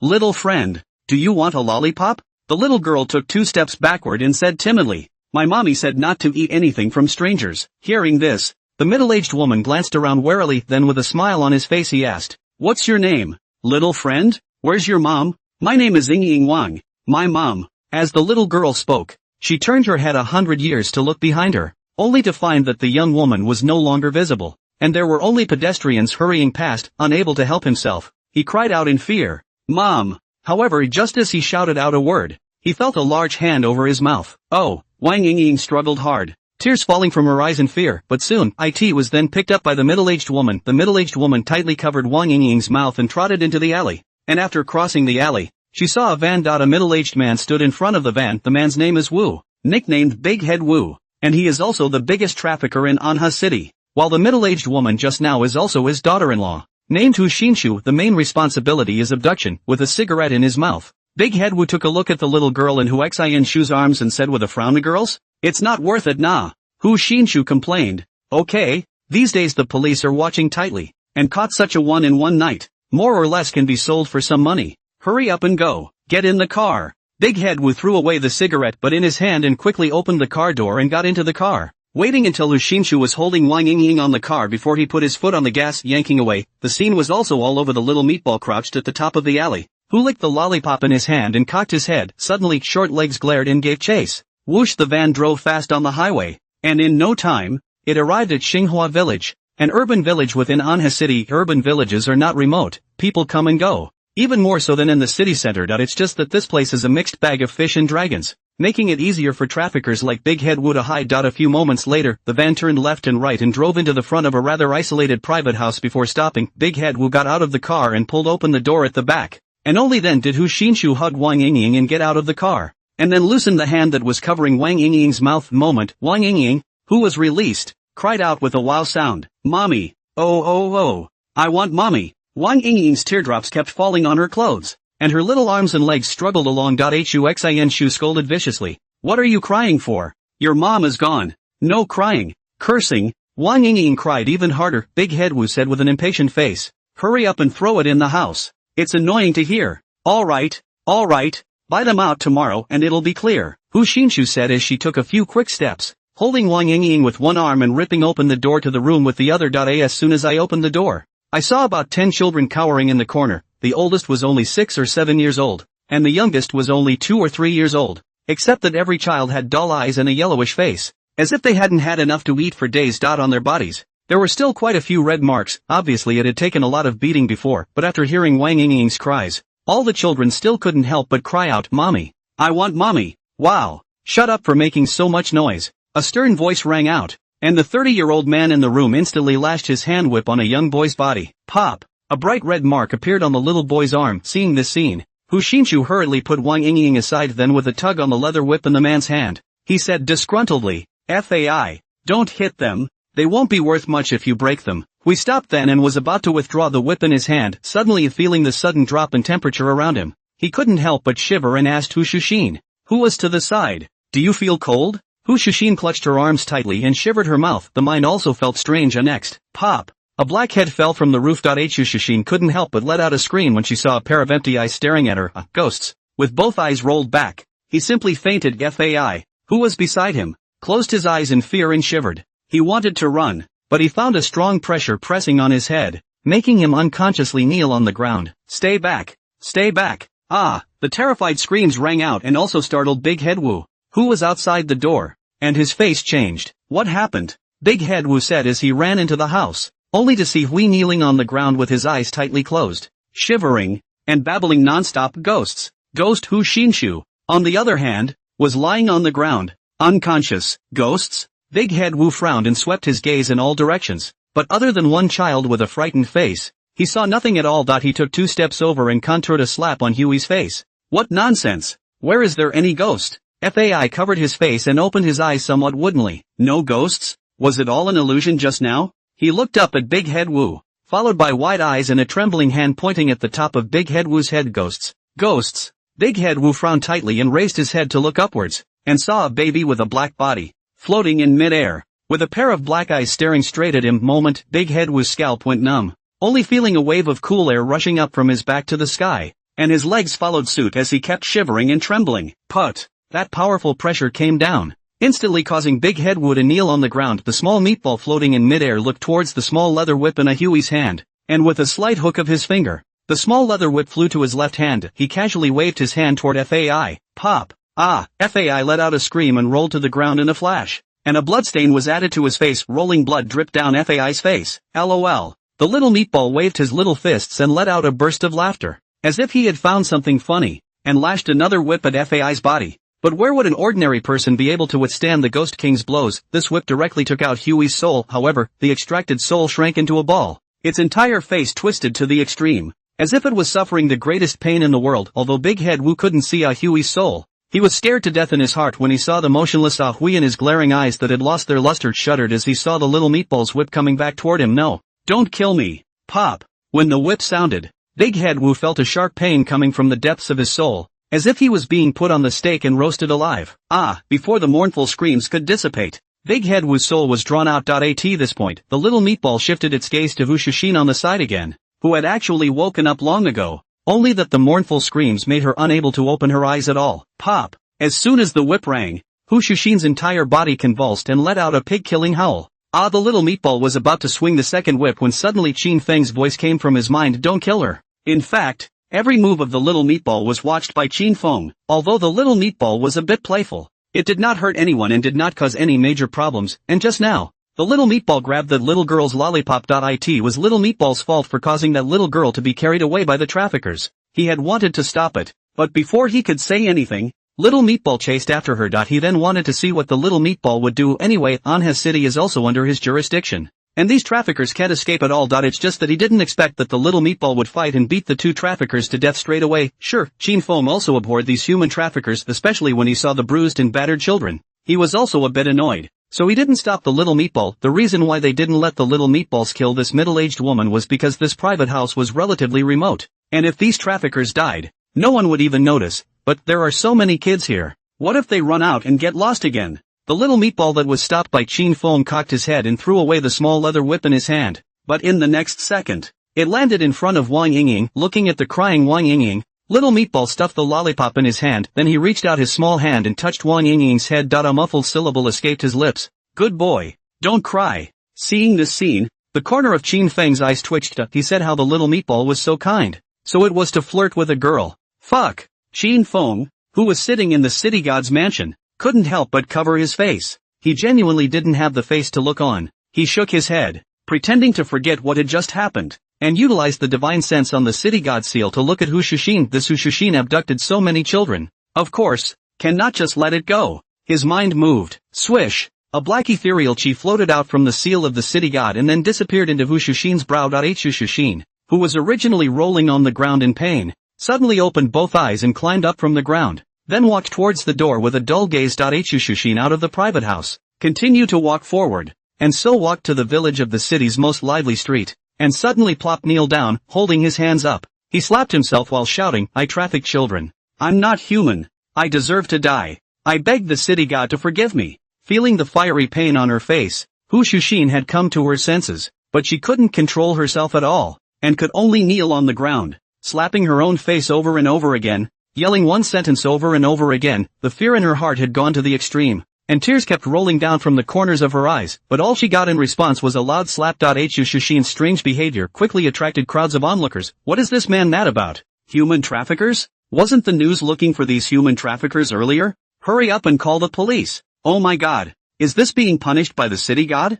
Many people grabbed their cell phones and recorded the video, while others simply grabbed their cell phones and called the police. Soon, several officers arrived in a police car. As soon as they got off the bus, a few people saw Hu Xinshu, who was kneeling on the ground and constantly flashing her own slaps, and were also furious in their hearts. But after they heard the words coming out of Hu Xinshu's mouth, their pupils also crinkled. Traffickers. There had been many cases of missing children in Manhwa City, and they had been searching for a week, but they still hadn't found any trace of these human traffickers. But I didn't realize that the trafficker was hiding in this bustling urban village. If this middle-aged woman is really a human trafficker, then where are the children who were abducted earlier? A police officer shouted anxiously. Do you recognize her? Do you know where she lives? Next. A youth in the crowd shouted. I've seen her before. She seems to live in the private house in front. Take us there. In no time at all, the youth arrived at the door of the private house with several police officers, and the people who had been onlookers before followed in droves, wanting to see if they had really caught the traffickers. As soon as you enter the door, a few officers then saw Big Head Wu and Aoi,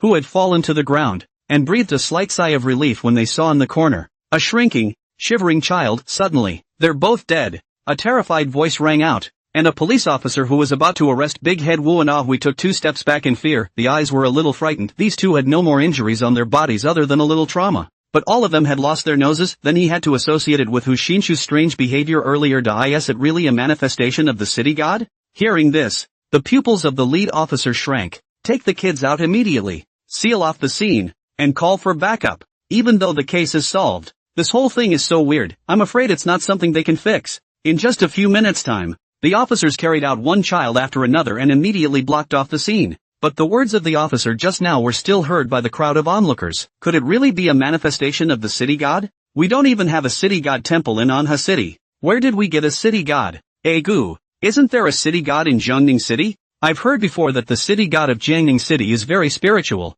I still don't believe it. No, I have to hurry to go and worship it tomorrow. In the midst of the crowd's murmurs, the small meatball floating in midair twisted its little legs and disappeared in an instant. In the next second, it appeared in the city god's residence. He threw the souls of Big Head Wu and Aoi that he was holding onto in his hands to the side, and with a stomp of his little short legs, he jumped into Qin Feng's arms. Invitingly rubbing against Qin Feng's arms, Qin Feng couldn't help but lose his smile. Suddenly, a ding-dong crunching sound reached his ears. Ding! Punishing human traffickers and rescuing abducted children triggers a special sign-in. Do you sign in? A trace of surprise flashed in Qin Feng's eyes. I didn't realize that this random act had triggered a special check-in. Looks like there's more good to be done. Sign in. Signed in successfully. Obtained one side of the heaven measuring ruler. A measuring tape? What is it? Qin Feng raised his eyebrows. Pick up. The words just fell. Qin Feng heard the gloomy sky of the city god's mansion came rumbling. In a moment, a bright silver light scattered in the sky above, like the Milky Way dazzling. This is...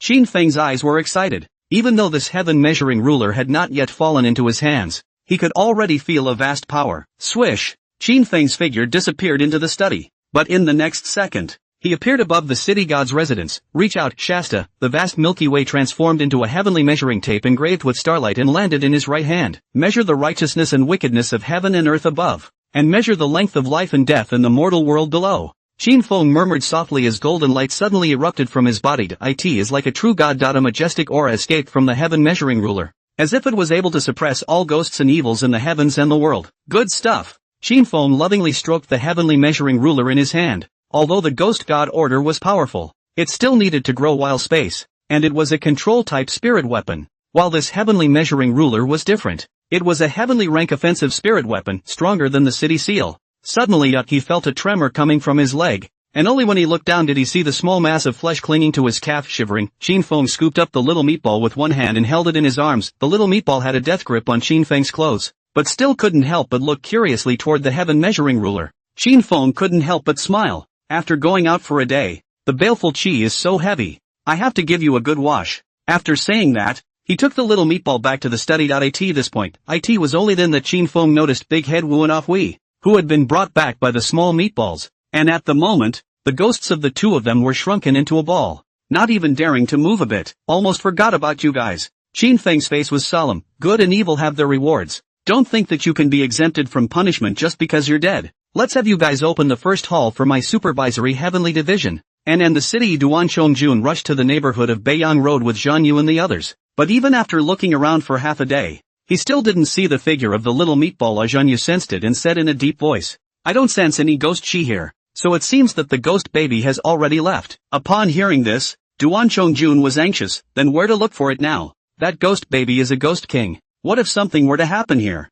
Suddenly a voice came from the contact in his ear. Director Duan, something's happened in Xinghua village. What happened? A moment later, Duan Chongjun hung up his contact and looked at Zhan Yu and the others and said, 2 human traffickers just died over at Xinghua village, and another one went crazy. This matter may be related to the ghost babies. Take us there. Yes, Road, Duan Chongjun told the 3 of them. Zhan Yu, about Hu Xinchu's strange behavior as well. It was also a bit of a surprise to the trio, although the ghost baby has spiritual intelligence. But after all, it is the ghost king. If it is killing, and how can it stop? Not to mention having Hu Xinchu do something like this to inform the outside. Did the city god intervene? Although the 3 of them had doubts, they quickly followed Duan Chongjun to the private house. Several people had no sympathy for the death of the trafficker. I don't know how many children and how many families such people have harmed. They simply deserve to die. Subsequently, Zhu Lian made a quick check of the 2 bodies, and then went back to the perimeter of the private house. Returning to the private house again, he said to the few people,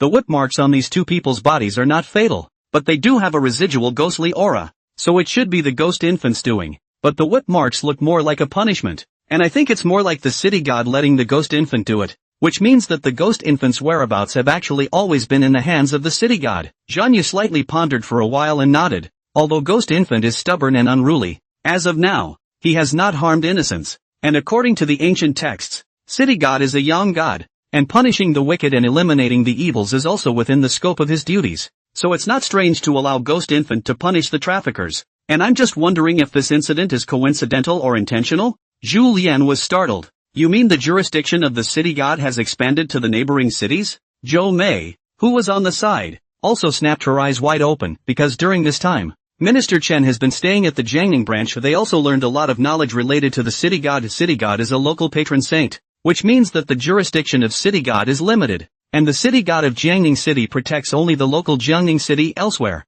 City Hall is powerless even if it has the will. So it was the fact that city god was able to appear in Huyan City before that shocked them to no end. If it was not within his jurisdiction, even if the city god had great ability, he could not control what happened in the whole city. And how could he let the ghost babies specialize in punishing human traffickers to save people? Unless the entire city of Anha has been taken control of by the city god. So he borrowed the hand of the ghost babies to wipe out these human traffickers. What does that tell you? It shows that the jurisdiction of the city god can be expanded. The current city god might only be able to shelter Jiangning and Anha City, but in the future, it would even be able to shelter the whole of China. This is an absolutely amazing discovery. Zhan Yu took a deep breath and said in a deep voice, this is just a guess. It can't be determined for the time being. Maybe it's just a ghost baby that happened to come across it. After a pause, only then did Zhan Yu continue, putting this matter aside for the time being. For the time being, our previous guesses are correct. Ghost baby is indeed returning towards Jiangning City. However, we are now unable to ascertain whether or not Ghost Baby has returned to the City God Temple,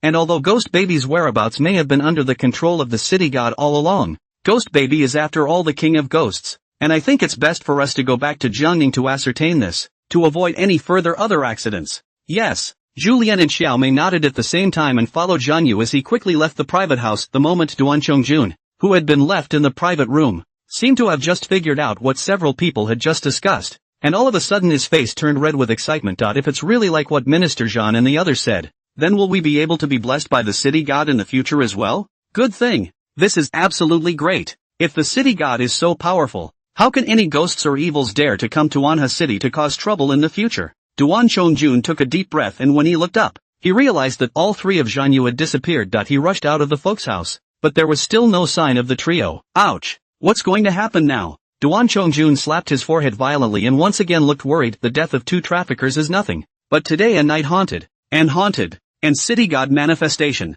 This online news is estimated to be unable to seal. Now, they were afraid that Anha City would be completely famous. City Hall, Qin Feng did not rush to open a conviction against Big Head Wu and Ah Hui, but instead stood in the void on the city god's residence. Looking down at the magnificent city god's residence below, the eyes moved slightly. In the past few days, Bullhead Horseface captured a lot of severe ghosts, all of which were refined by black and white impermanence to become Yin agents. Since they have become Yin agents, they can no longer stay in the cell, but have to live in the residence where the Yin agents live exclusively, and because of this, the originally empty city god's mansion, all of a sudden, seem to be a lot more crowded. There will definitely be more yin and yang in the future with the improvement of the Netherworld system. In addition to the Netherwomen, in the future, the wandering souls of the living after death will also enter. Then with the current size of the city god's mansion, it is obviously not enough. The entire city hall residence had to be improved. Shin Feng casually waved his hand. Boom! With a loud boom, the land beneath the city god's residence began to tremble continuously. Rumble!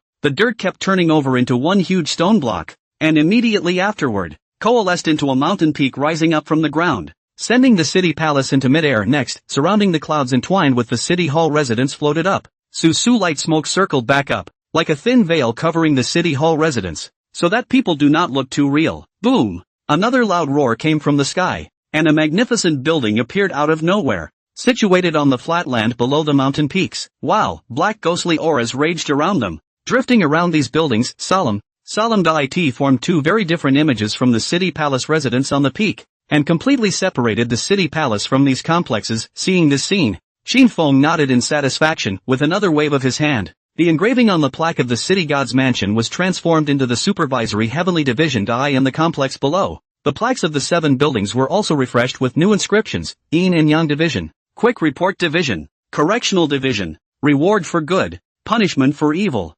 Solicitation Division, and Accumulation of Wealth Division. 7 divisions were established. Although the 7 divisions had been established, Shin Feng was clear that most of them were just for show. It's still mostly a lack of ghosts and gods. He had no shortage of ordinary Yin warriors, but ghosts and gods were not ordinary Yin warriors, but Yin warrior managers, and they were not at all of the same nature as the Yin warriors that had been refined before, spiritual beings with different temperaments and personalities. Ghosts and gods also enjoy the merits of incense and are capable of cultivation. They are not tool people, and he currently, besides relying on the system to sign in, has a way to do that: reward goodness. Official positions may be bestowed upon the dead who have meritorious service during their lifetime. Though in this horrible age, it is not at all plausible to reward an official position when an ordinary person has no strength after death. Those who can be transformed into a stern spirit do more evil than good. It's so hard to find dead people who are both powerful and meritorious. Shin Feng shook his head and quickly threw these thoughts to the back of his mind as he spoke. All of you, listen to the order. As soon as the words fell, the black and white irregulars and the ox-headed horseface floated out from the supervisory heavenly division, and they were followed by a single, slightly dull-eyed underworlder. The crowd landed in the clearing beneath the mountain peak, kneeling on one knee in unison. Greetings, Master of the Division, Shin Feng said in a loud voice. From today onwards, Black Impermanence will lead 50 in difficulties and be in charge of the Department of Life Solicitation, while White Impermanence will lead 50 in difficulties and be in charge of the Department of Accumulation of Wealth, collecting the believers' burnt paper money yuanbao and distributing it to all in difficulties. Other than that, you two will continue to be in charge of refining the in difficulties. A touch of excitement was added to the black and white irregular's gloomy face. Hastily and respectfully, he said, yes, Oxhead leads 50 agents and is temporarily in charge of the Department of Punishment and Evil, the main criminal law, while Horseface is temporarily in charge of the Department of Speed Reporting and is responsible for even communication. In addition, you two continue to lead the remaining agents to continue to capture wandering souls and fill the agent vacancies. Yes. As the thunderous voice had just fallen, Shin Feng suddenly looked solemn. Department of Punishment and Evil, open the hall. Division of Punishment of Vice. Bang! The insouls of both Big Head Wu and Ah Hui were thrown into the lobby. Big Head Wu secretly raised his head, only to see that on both sides of the lobby stood a single, vicious-faced man, and on the right side of the desk stood a huge figure, with a bull's head, and huge eyes emanating ethereal fire, staring at himself. Ah! Big Head Wu screamed in fear and hurriedly got down, kowtowing while begging for mercy. I know I'm wrong, don't hit me anymore, please, don't hit me anymore. Fai, who was trembling on the ground, didn't even dare to raise his head. He didn't know what kind of ghost place this was, not to mention he didn't understand why there was such a horrible place in this world. Was this the legendary hell? Suddenly, Jin Feng's figure appeared before the desk. He held the Good and Evil Merit Book, and with a thought, the pages of the book automatically moved without any wind, quickly flipping to the page that recorded the so-called life of Big Head Wu. As far as the eye could see, it was densely packed with wickedness. Wu Chang. A native of Peach Blossom Village, Dongju City, Xiaochang County. At the age of 25, he stabbed someone in a fight and fled to Dongha County. He was imprisoned for 3 years at the age of 26 for stealing. At the age of 29, he joined with others in a robbery and fled to Gangfu County, luring a child at the age of 30, maiming the other and making him be At the age of 31, abducted a child for sale for profit and then abducted 3 more children for sale within the following year. The more Qin Feng looked at him, the angrier he became. This Wu Chang is 35 years old, but has abducted and trafficked up to hundreds of children. And that Li Hui is no slouch. In addition to abduction and trafficking, 2 children were once brutalized to death. Bang! Qin Feng picked up the shocking wood with his right hand and slapped it, shouting sternly, "Ox head, the sins committed by these 2 are unforgivable. Punish them with 50 years of thunder whips walk." Big head Wu and Ah Hui were so scared that their bodies trembled and they cried and wailed in a hurry, "No, don't hit me. Spare me. I know I'm wrong. I was wrong. I really know I was wrong." Where would Oxhead pay attention to the wailing of the 2 men, directly leading the 2 undertakers to drag the 2 men into the dungeon of the Department of Punishment and Evil soon. A mournful scream rang out. Hearing that scream, Qin Feng's face did not change half a bit. If it were not for the fact that the Netherworld did not have the 18 layers of hell right now, these 2 people should go down to the frying pan day in and day out, but now the conditions are so limited that it can only be done in such a rudimentary way. Suddenly, the system's crisp ringing sound came from his ears. Ding! Punishing Evil triggered a special sign-in. Is it signed in? A trace of surprise flashed in Qin Feng's eyes. Hurriedly, he said, "Sign in. Sign in successfully and obtain the Underworld Soul Refining Pool." 2 large question marks popped up in Qin Feng's mind and he hurriedly looked at the system panel and quickly understood the role of this Underworld Soul Refining Pool, quenching the Divine Soul. The Divine Soul, the weakest place in a person's body. A strong Divine Soul was not only capable of comprehending the cultivation techniques cultivated faster in addition to that, but it was also capable of removing one's weaknesses. And if the Divine Soul was strong enough, it could also turn the Divine thoughts into a form of attack. Words follow the law. A manifestation of a powerful Divine Soul. However, unlike the physical body, there were very few ways to cultivate the Divine Soul, and it was also very difficult to quench it. As for ordinary ghosts and gods, they had no physical bodies, only divine souls, which meant that the defenses of ghosts and gods were very weak. As for him, for practicing the golden body of merit rather, there is no problem in this regard, but if he encountered a ghostly evil that specialized in restraining divine souls, he would suffer a great loss under the same level. That was the biggest headache he had been having. Even he didn't expect that this special signing triggered by punishing evil would result in such a treasure. And what if it's a prize for goodness? Will it trigger a new special check-in as well? As he was thinking, Qin Feng suddenly felt a warm sensation coming from his arms. The Book of Life and Death? Qin Feng's gaze moved slightly as he took out the Book of Life and Death from his bosom. See, only at the life and death struggle in his hand flashed a flash of light. Clatter. Turned over. The original blank page suddenly emerged a text. Yu Chang, Grade B Ghost Sentinel, lives in the Lotus district of Jiangning City, is 47 years old, and was sudden at midnight this evening. Seeing this line, Qin Feng froze for a moment. Son of a time? Isn't that only an hour left? But in the meantime, all the ghosts and evils in Jiangning City were pretty much captured. How could any Oni suddenly die? If it has nothing to do with ghosts and evil, then what is the reason? Qin Feng stared slightly and pondered. Speaking of which, human beings have yang qi and ghosts only have yin qi on them, so the two are incompatible. And if human beings come into contact with ghosts for a long period of time, they will inevitably have their yang qi sucked out of their bodies by the ghosts. In severe cases, it can even kill you. He wasn't sure what method the current ghost sentinel had used to accommodate the ghost into his body though, but ghostly evil is ghostly evil after all. Staying in the body all year round will definitely take its toll. However, since the ghost sentinel was able to fuse the ghost evil's ability and still be able to perform it, although it wouldn't remain immortal like the ghost evil, it wouldn't be short-lived either. How come this Yu Chang died at the age of 47? Qin Feng's mind moved, and the good and evil merits and degrees thin on the desktop automatically flipped without wind. Quickly turning to the page that recorded Yu Chang's life and merits, Yu Chang, a native of Gangneung City, Gangfu County.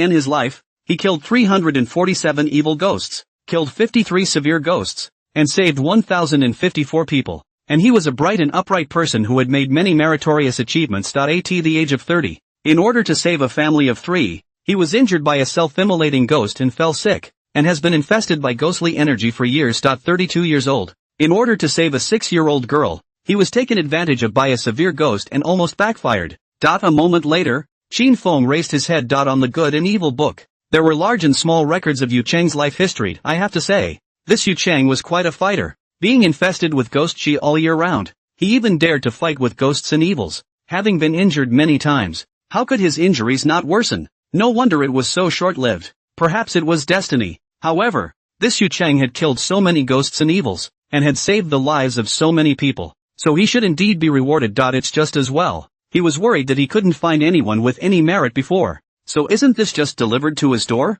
If only this bounty of goodness could trigger a special check-in as well, then he'll make a lot of money. With a thought, Qin Feng put away the good and evil merit thin and the life and death thin, then disappeared. And in the next second, he appeared in the lobby of the Department of Solace. Seeing Qin Feng, Black Impermanence hurriedly knelt down on one knee and respectfully saluted. "Greetings, Master of the Department." Qin Feng nodded his head slightly and spoke. "You take a few agents and make a trip to the Lotus District. Bring back Yu Changxin's soul and send it to the Reward and Goodness Division. This person is meritorious and should be rewarded." "Yes." Black Impermanence clasped his fists in response, and then ordered 2 underworlders to leave the Department of Solemnity. At this point, it was only then that Qin Feng swept his gaze towards the system panel. While there was still a bit of time, it was possible to try this underworld soul refining pool to see just how great the quenching of the divine soul was. Zhan Yu and Julian and Xiao Mei had just arrived outside the city god temple. Along the way, we didn't find the ghost baby's whereabouts, and there were no other hauntings. Could the ghost baby have gone straight back to the city temple? Julian glanced at the city god temple not far away, then turned his head back to Zhan Yu and Xiao Mei. Xiao Mei nodded her head and said, "I've just contacted the director. There were no hauntings in Jiangning. I think that maybe the ghost babies were directly recalled by the city god because of that incident earlier." Hearing the two's speculations, Zhan Yu pondered slightly, was about to speak suddenly. A ghastly wind swept through. The surrounding woods were constantly shaking, making a rustling sound, and under the pale moonlight, it seemed like a ghostly shadow with teeth and claws, eerie as hell. With a solemn feeling in their hearts, the three of them looked towards the city temple. Only gray mist filled out from the city god's temple, and immediately after, 3 figures suddenly appeared outside the city god's temple. The leader was dressed in black and wore a high hat. The face is fierce of Black Impermanence. "Is this the legendary Black Impermanence?" A cry of alarm rang out. Julian's eyes stared straight at the wailing rod and soul chain in Black Impermanence's hands. He had heard of the existence of Oxhead and Horseface before, but had not heard of the black and white irregulars. But according to Minister Chen, Black Impermanence already belongs to the category of ghosts and gods. Has the myth recovery accelerated? At this point, Black Impermanence also noticed Zhan Yu's trio, and his icy gaze slowly swept over their faces, judging whether the 3 strangers who suddenly appeared were a threat. Shasta, Julian and Xiao Mei only felt like they had fallen into an ice cellar, and their entire sweaty hairs stood up with them. Zhan Yu was a sentinel, so he didn't feel much of anything, but it was the pupils that suddenly shrunk. "Senior Ghost General?" This ferocious-faced Black Impermanence was actually a peak-level ghost general. There were also 2 ghostly evils following behind him, all of which were high-level stern ghosts, and if they were added to the ghostly babies from before, such strength would be enough to sweep across the entire Jiangning city. He wasn't sure how many more such ghosts and spirits there were under the city god, but for now the power shown by the city god is enough to put the provincial general administration on tenterhooks. And this is just the tip of the iceberg that Shingo has shown. Although Zhan Yu had already been shocked by ghost baby's strength before, after seeing Black Impermanence and the 2 underworlders, his heart still could not stop trembling. And no matter how strong the city god is, it's still just a deity. Even if the city god had surpassed the S-class and become capable of rivaling the strength of a party of ghost emperors,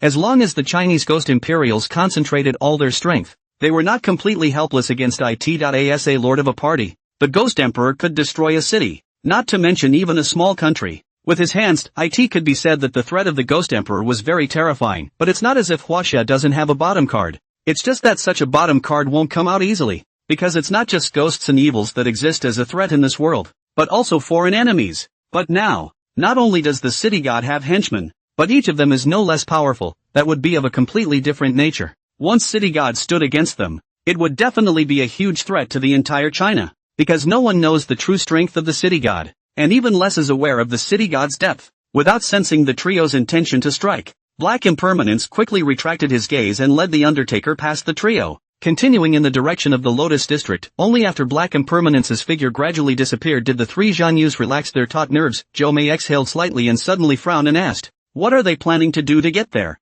Hearing this, Julian also frowned, carefully searching for a moment, before slowly opened his mouth and said, "This period of time Jiangning is very peaceful. There should not be anything worthy of the ghost general level of ghosts and gods. If I remember correctly, before Minister Chen seems to have said that the black and white invincibles under the seat of the city god is a soul-hooking messenger, mainly responsible for soliciting the life of the hooking souls. Could it be that the..." Julian's eyes snapped wide open and he turned his head to look at Zhan Yu, who was on the side, trying to prove the suspicion in his mind. Zhan Yu's face was slightly condensed. "Follow them over and take a look." Yes. The scene outside the city god temple also fell into Qin Feng's eyes. But he didn't care. A life and death have their own destiny, and wealth and riches are in the hands of God. Since his destiny is over, he can't stay. Next, Qin Feng then threw this matter to the back of his mind, his eyes looking towards the mountain peaks that layered over each other, and with a gentle leap, he lightly landed at the mountain depression not far to the left of the supervisory heavenly division. That mountain depression was sunken in, about hundreds of square feet,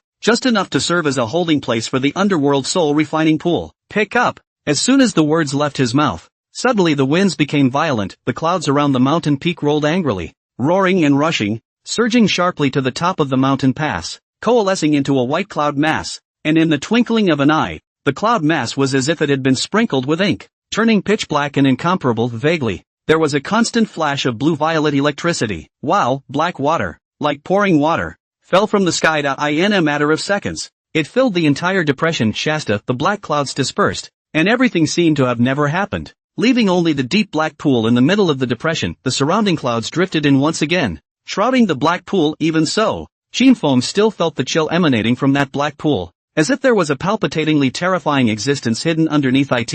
It was as if this wasn't the soul refining pool, but rather the 9 abysses. However, Shinfeng did not hesitate for a moment. With a gentle leap, his body fell into the Underworld soul refining pool. Dang! The black pool of water made a small splash and quickly regained its composure once again. Shinfeng, who had fallen into the black pool of water, had soaked his entire body in the pool of water, only revealing a mere head. But in the next moment, he felt the bone-piercing icy coldness come upon him, froze his divine soul. Immediately after, a needle-like stabbing pain came. It wasn't the pain of the flesh, but directly stabbed above his divine soul. The pain wasn't always there. It was intermittent, but each time it came back, the pain felt as if it deepened in just a few breaths of time. Shinfeng's entire face twisted in pain. Even if he could endure the pain, at this moment, he still couldn't help but grin and suck in a mouthful of cold air. Hiss! A mouthful of cool air was inhaled into his abdomen, and the pain seemed to diminish a bit, but in less than a second, he felt his divine soul being torn apart by a large invisible hand, repeatedly rubbing. Shinfeng clenched his teeth tightly as bean-sized cold sweat continuously slid down his forehead,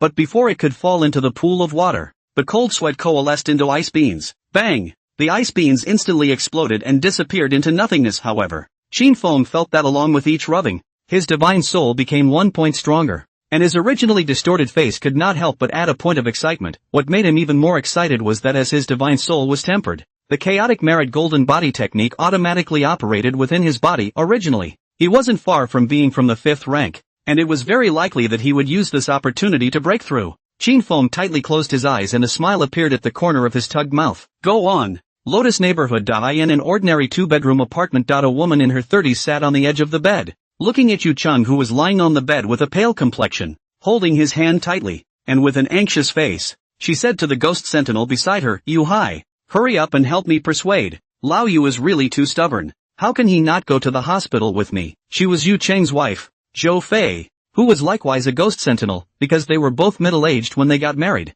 and because of their physical peculiarities, they did not have children. I just want to spend my life together. But who would have thought that Yu Cheng's body is getting worse and worse in the past 2 years, even if the bureau gave special care. But the old disease that fell is still not rooted. It's a period of time when you can only recuperate at home. Hearing this, the young Yu Hai on the side couldn't help but speak up. Team Yu, you're not in a good condition right now. It's better to listen to Sister Zhou and go to the hospital. Yu Cheng raised his trembling hand and gently waved it. No need. I know my own body. There is no use going to the hospital. Just rest for a while. Saying that, he looked at Zhou Fei somewhat reproachfully. Fei, the bureau is on emergency standby today. Why did you even get Yu Hai here? Yu Hai hurriedly said. Team Yu, don't think so much. It's the director who asked me to come and see how you are doing. He also asked me to tell you that today, because things are quite special, so the whole precinct is on standby. He can't come over to see you. I hope you don't mind. When things are over, he will definitely come and see you in person. Yu Cheng's pale face squeezed out a smile.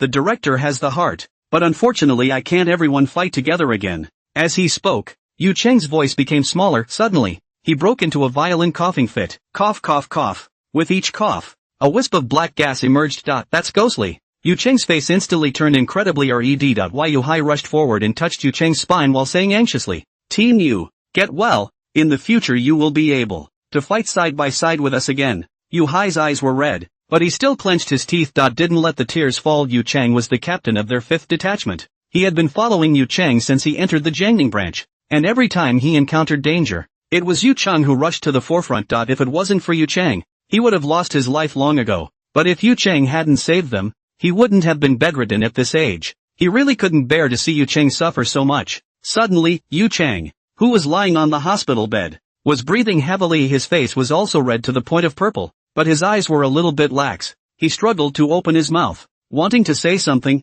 but when the words came to his mouth, there was only a vague bite. Zhou Fei, you hi, quick, call the hospital. Zhou Fei's face was anxious, but she was still holding onto Yu Cheng's hand tightly. Yu Hai hurriedly pulled out the phone. He could feel that Yu Cheng's life force was rapidly draining away. I'm afraid this time it's a real death sentence. Suddenly a gloomy wind came, and the temperature of the entire room dropped to 0, and the icy coldness, like the cold abyssal pole, made people shiver. There are ghosts and evil coming. Moment Zhou Fei and Yu Hai's sweaty hairs exploded. The two of them exchanged a glance and quickly blocked Yu Cheng's front, their eyes vigilantly sweeping around. LOL. A soft click came and the pendulum of the needle crossed 12 o'clock. Next, the ferocious-faced Black Impermanence entered through the wall with 2 underworlders, and he swept his gaze leisurely and coldly towards Zhou Fei and Yu Hai. Shasta. Zhou Fei and Yu Hai only felt their scalps go numb and unconsciously trembled. A ghost general. It's amazing that a ghost general has appeared in Jiangning City. How is that possible? Zhou Fei clenched her teeth tightly. Although she was only an intermediate B-ranked ghost sentinel,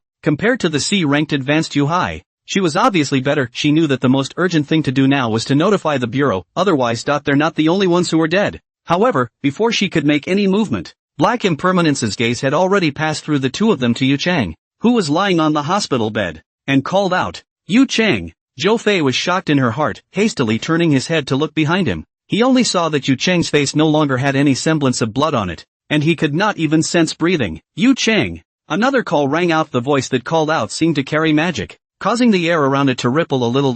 Yu Hai also clenched his hands tightly, but that intense fear rose from his heart, leaving him unable to move at all. Suddenly a figure sat up from Yu Cheng's body. His gaze was a bit dull and he exuded a gloomy aura, but that Chinese character face was exactly the same as Yu Cheng's. It's none other than Yu Cheng's shadowy spirit. What am I? Yu Cheng looked at his hands with a confused expression, but in the next moment, he felt a powerful suction force coming from him, and in an instant, his body moved to the front of Black Impermanence. Looking at that ferocious face, Yu Cheng all of a sudden, his entire body trembled. Peak-level ghost general, come with us. As soon as Black Impermanence's voice rang out, Yu Cheng realized that his feet moved unconsciously, and he could not help but look shocked. Where are you taking me? Back to the Netherworld. The Netherworld? Zhou Fei didn't know what that place was, and she didn't understand why these ghosts and evils had appeared, but she knew never let this ghost general take away Yu Cheng's spirit. Enduring the intense fear in her heart, she glared with both her feet and her whole body lunged towards Yu Cheng. However, instead, she pounced. Bang!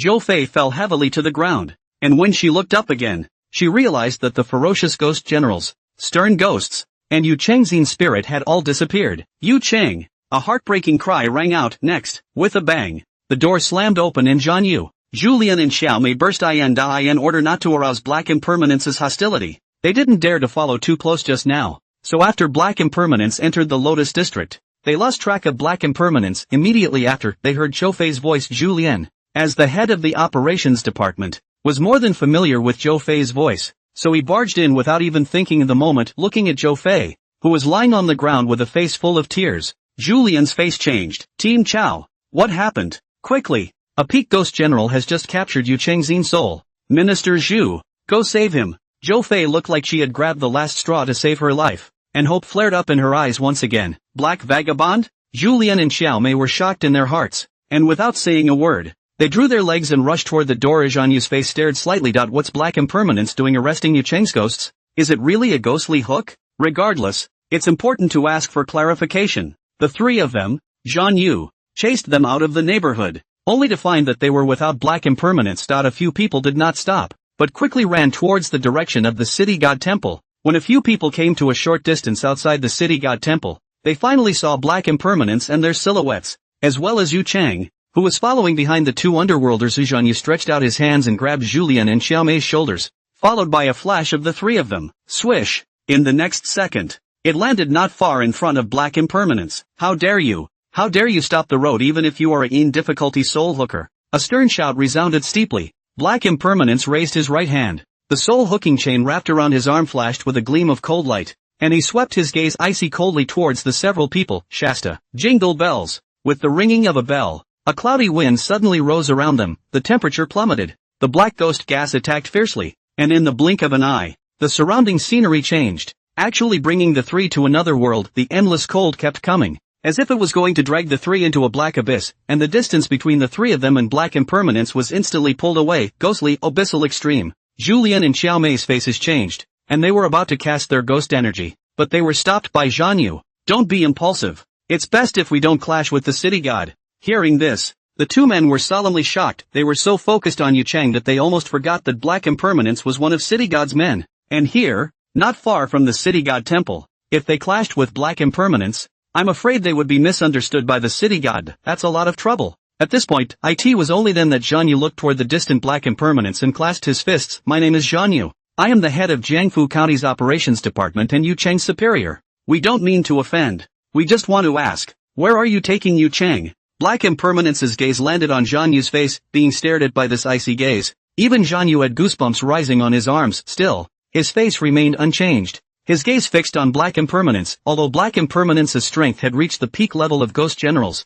he was not a match for him, and he had only refrained from making a move because he was afraid of City God. Zhan Yu's strength was naturally clear to Black Impermanence, although the other party didn't seem to have any intention of making a move. The vigilance in his eyes didn't diminish by half. He didn't want to mess up his first errand. We were ordered by the master of the supervisory heavenly division to bring Yu Chang back to the Netherworld. The master of the division has ordered that this person has merit and should be rewarded, remembering that you and others are guarding the earth, and that I won't be bothered with you for today's disturbance. But if you want to block the road again, I will not be blamed for being merciless. Black Impermanence's indifferent voice rang out, and in an instant, the surrounding scenery once again returned to its original state, and the black ghost chi dispersed like a tidal wave of the three of them. Zhan Yu, on the other hand, were dumbfounded. Point one stood rigidly in place with wide eyes. What did they just hear? Division Director. Is it possible that the one who lives in the City God Temple is not the City God, but the head of the Supervisory Department? Or say in addition to the City God, the Master of the Supervisory Division has also been revived?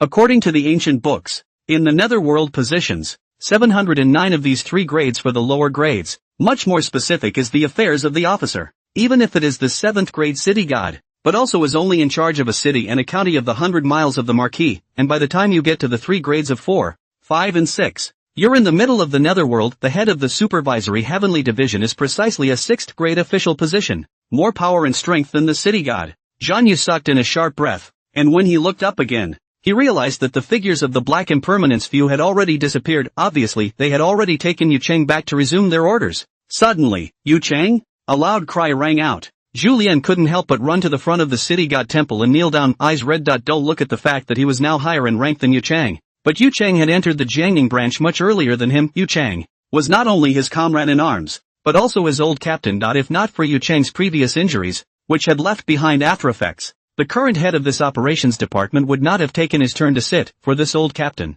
He admired him from the bottom of his heart, but he watched Yu Chang being taken away. That feeling of powerlessness was very hard for him. Seeing this scene, Xiao Mei's eyes also reddened. Over the years, they had lost more than just one comrade. Yu Chang, too many comrades, sacrificed on the path of fighting ghost evil. That number. Shocking. They would prefer to live in an ordinary world if possible. No need to face the threat of ghosts and evil. No need to face the sacrifice of comrades. She walked over to Julian's side and squatted down, her slender left hand resting on Julian's shoulder and patting it. Maybe it's not a bad thing for Tinyu to be taken away. Zhan Yu also stepped forward and looked at the city temple and took a deep breath. In a deep voice, he said, "Yes, I just found out when I entered the door that Yu Chang's body was severely depleted. He should not have died innocently and in vain. Only that his own soul was taken away by Black Impermanence. And just now Black Impermanence also said that Yu Chang was rewarded for his merits. So I think that he might accompany us in a different way." Julian snapped his head up to look at Zhan Yu on his left. "You mean he won't disappear?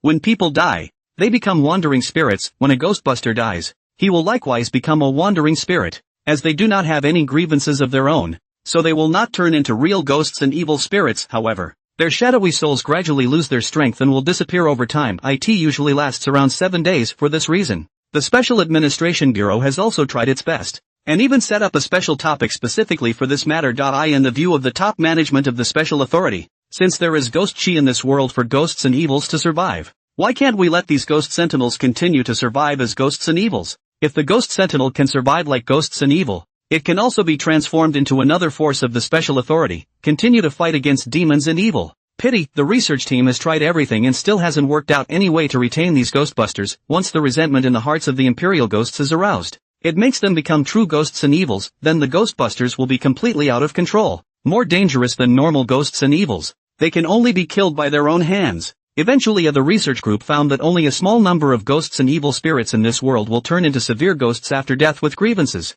and the vast majority actually come from another dimension, and where that space was, with Julian's current level, it wasn't clear, however. The idea of turning the Oni into a ghostly evil-like being was abandoned, but now Julian saw another kind of hope. If Yu Cheng wouldn't disappear, did that mean that in the future, if a ghost sentinel was sacrificed, the Een spirits would likewise not disappear? Julian clenched his fists tightly and looked at Jianyu with an agitated expression on his face. Jianyu was still gazing at the city temple, but a trace of excitement appeared on his face all the same. He nodded affirmatively. It will. Yu Cheng had just entered the city god temple hall after black impermanence, when a black portal suddenly appeared in front of him. The portal hung in mid-air, and unlike the darkness around it, the blackness within the portal seemed to be extreme, but the edges of the portal were dotted with bits of silver light. Before he even got close, he was able to feel a burst of cold air emanating from inside. It makes the heart palpitate. Yu Cheng involuntarily took 2 steps back and swallowed nervously. Go in. Black impermanence's low voice rang out next. Yu Cheng then felt his back being pushed by someone,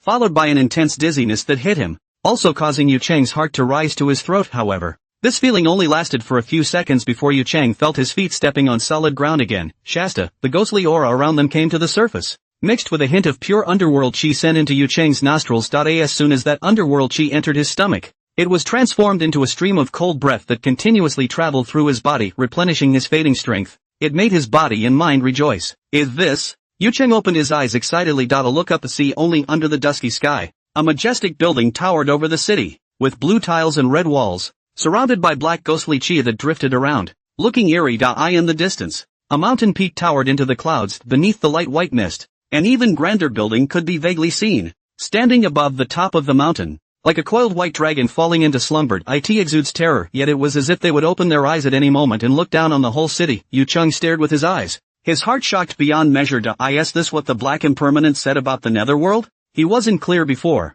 What exactly was the Netherworld? And thought it was the ghost of some ghost general, but now he realized that the Netherworld wasn't a ghost at all, or rather, it's a special world. At this moment, Yu Cheng was eager to record everything he saw. He wanted to tell his colleagues, tell all the ghost sentinels in the precinct that there was a world hidden in the city god temple. A world where ghosts and evil can survive. This is just shocking. It's also horrible. Suddenly, I will first take you to the division of rewarding goodness. The division master will summon you later. Black impermanence's voice resounded once again, and also startled Yu Cheng in his heart. Yu Cheng gulped as he looked at the ferocious-looking black impermanence. Carefully, he asked, "This, Lord, I have a question I want to ask. My real name is Fan Wugui. You can address me as Brother Fan, and if you have any questions, you can just ask." As Black Impermanence walked forward, he twisted his head to look at Yu Cheng, who was following him, and a hint of kindness was added to his ferocious face. If it was someone else, even if it was the order of the master of the division, he would only be doing official business. However,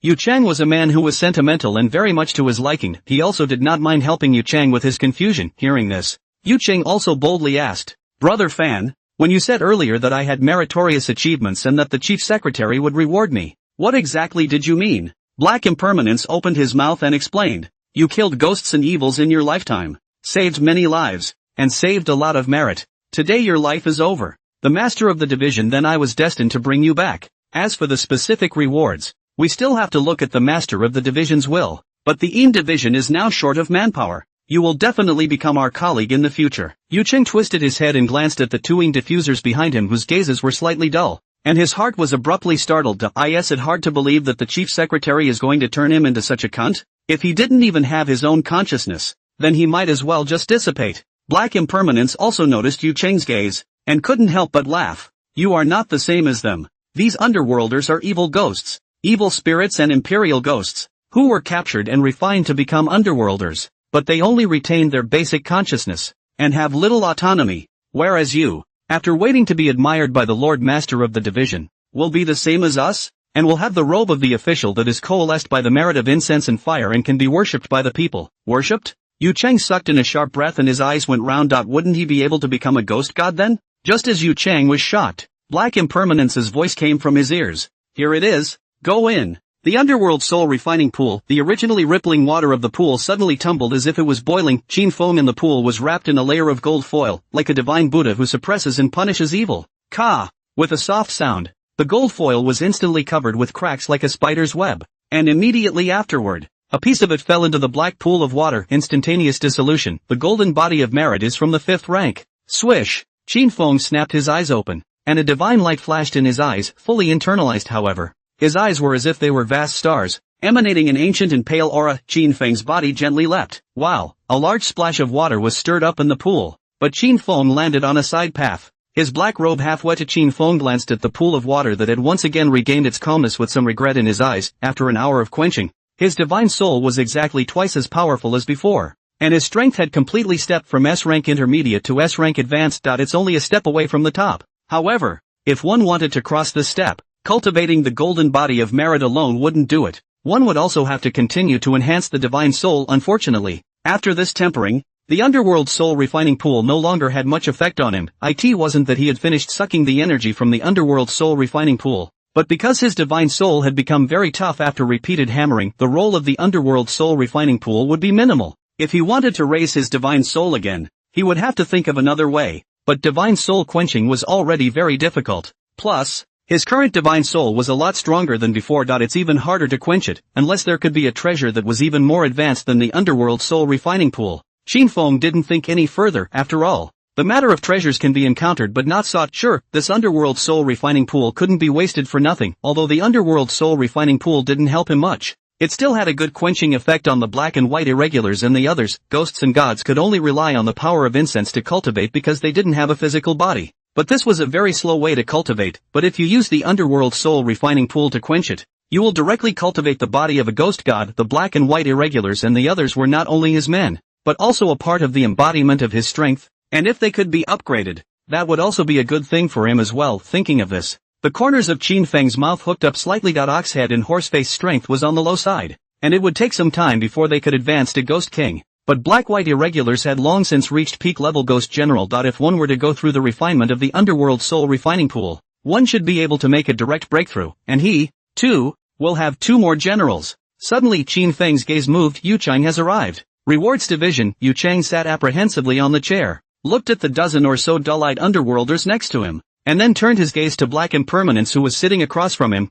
Only a Black Impermanence held a large black seal in his hand, with his left hand choking. Miserable screams continuously rang out from the large black seal. Ah, no! Spare me! Please, spare me! Moment. Yu Chang's scalp went numb. He hastily withdrew his gaze, and the question that reached his mouth could only be held back stiffly as he continued to wait apprehensively for the master of the division to arrive. Suddenly he felt a rush of cool air coming from behind him, and before he could react, he felt something heavy pressing down on his neck, seemingly blowing into it. Shasta. Yu Chang's entire body's sweaty hair stood up. He stiffened, not daring to move a muscle, but his afterglow still caught a glimpse of a black head, lying on his shoulder right now. A pair of black eyes were staring at him. The Ghost King? Yu Chang's heart was in his throat with nervousness. He was only a B-grade ghost sentinel in his lifetime, and the most powerful ghosts and evils he had seen were only ghost generals. Although he had heard a lot about the Ghost King, he had never seen it with his own eyes. How could he not be afraid when this existence that was able to make his soul fly away with a single slap was now lying on his neck? Next, little meatball, don't scare brother Yu. A voice with laughter rang out, and Yu Chang suddenly felt a relief on his neck. Immediately after, then he saw a man in a white coat and a high hat walk in. Another peak-level ghost general? Yu Chang's eyes widened violently just from what he had seen. A Ghost King, 2 peak-level ghost generals, and so many Li ghost-level Yin guards. Such strength was enough to make one's heart tremble, and that master of the division has not shown up until now. Jesus, how terrifying is the entire Netherworld. At this point, White Impermanence held the little meatball and walked over to Yu Chang with a smile on his face and sat down next to him. Brother Yu, I am Xia Bian, Yu Chang said in fear. Brother Xia is good. White Impermanence laughed. Brother Yu doesn't need to be nervous. My brother doesn't like to talk too much. It's your first time in the Netherworld. You must have a lot of questions in your mind, but it doesn't matter. You'll slowly get to know more about it in the future. Don't worry. The master of the department is very good. You've accumulated a lot of merits and virtues in your lifetime, and the master of the department will surely give you a heavy reward. Hearing this, Yu Chang's heart was a little more at ease. Suddenly, a strong aura swept across the room. Swish! Qin Feng's figure appeared out of thin air above the main hall of the Division of Rewarding Goodness, a black robe hanging straight down, his face like jade, but with an indescribable majesty. Greetings, master of the division. The black and white irregulars and a group of Yin warriors knelt down in unison. Yu Chang, however, stared blankly at Qin Feng, his wide eyes filled with disbelief. Master of ceremonies? This is clearly the city god. As the captain of the Jiangning branch's Ghost Sentinel squad, He had also witnessed part of the city god's profile, and the photo on top of that profile clearly looked exactly like the division master in front of him. The scary thing was that he couldn't even see the strength of the other party. The current Qin Feng's divine soul was much more powerful than before, so naturally, it was impossible for his strength to be easily seen through unless, of course, the other party's strength was higher than his. Or maybe the divine soul was stronger than him. The moment Qin Feng appeared, the little meatball had jumped into Qin Feng's arms. For the little meatball, the Netherworld is very boring. If Qin Feng ignores him, he will run around, and sometimes he will go to the black and white impermanent and the ox head and horse face. But because of the contract, he still prefers to hug Qin Feng. Qin Feng favored the little meatball with a glance. Then his gaze fell on Yu Cheng's face. The moment his eyes swept over, a powerful pressure struck him. Put. Yu Cheng's legs trembled and his entire body slumped to the ground. A cold sweat broke out all over his body. A deity. A mere gaze was too much for him to bear. Is this the power of the gods? It's horrible. Qin Feng looked at Yu Cheng, who was lying on the ground and shivering, and raised his right hand. Swish! The black city seal emerged in the center of his hand. Yu Cheng, you have saved thousands of lives in your lifetime, and you should be rewarded for your merits. Today, I honor you with the post of Yin chauffeur, and grant you 10 low-level Yin chauffeurs, who are temporarily in charge of the affairs of the Department of Corrective Services, to seek good for the good, and to vindicate and clear up the injustice. And if you are meritorious, you will be rewarded for your merits again in the future. The great hall was empty of Qin Feng's voice. Next, light flowed from the seal of the city. A golden light floated out from the seal of the city god, coalesced into the word Injai, and flew into the center of Yu Cheng's brow. It was the same as a Yin messenger, but there was a distinction between a Yin messenger and a Yin messenger. Just like those severe ghosts that had been refined into Yin messengers before were just the lowest class of ghost pawns, they had no spirit and no way to increase their strength. But Yu Cheng is different. Yu Cheng was a man of merit, so naturally he had to be treated differently. But with Yu Cheng's previous achievements and strength, he was not good enough to be in charge of the picket division. It is also inappropriate to hastily promote Yu Cheng to the rank of Secretary of Department. It can only be rewarded later when it is meritorious. The moment the golden light didn't enter his brow, Yu Cheng felt a special power in the darkness that coalesced within his body, making his Yin soul a little more solid. Immediately after, the clothes on his body suddenly turned into a mandarin's robe. This was a mandarin robe condensed by the power of incense and fire. Not only was it able to absorb the power of incense and fire, but it also possessed a strong defensive power. Why don't you bow down and thank the master of the department? The reminder from the white impermanence beside him awakened Yu Cheng. A look of excitement appeared on Yu Cheng's face, and he hurriedly kowtowed to the heavy, "Thank you, Master Sifu." He had determined in his mind that the city god was the master of the division. Perhaps it was because the master of the division did not reveal his identity to the outside world. Or perhaps it was because of some other reason that he revealed himself to the world with the face of a city god, but he hadn't heard much about what Shingo had done before. The city god, or the current master of the division, had not only killed many ghosts and evil spirits before, but had also saved the lives of many imperial ghosts in the Jiangning branch. The lord of the division is definitely a good deity. Being able to become the division master's subordinate was definitely the greatest honor of his life. Qin Feng nodded slightly and disappeared in the blink of an emergence. It had reached the top of the mountain. With a wave of his hand, suddenly the wind and clouds in the sky changed color, and there was a faint sound of thunder. Rumble. The originally hard soil suddenly turned over, and in the blink of an eye, it turned into a 100-meter square deep pit, followed by a dark ink-like spring that poured down from above the mountain peak. It didn't take long to fill the entire deep pit at this moment. No matter if it was the black and white irregulars in Yu Cheng,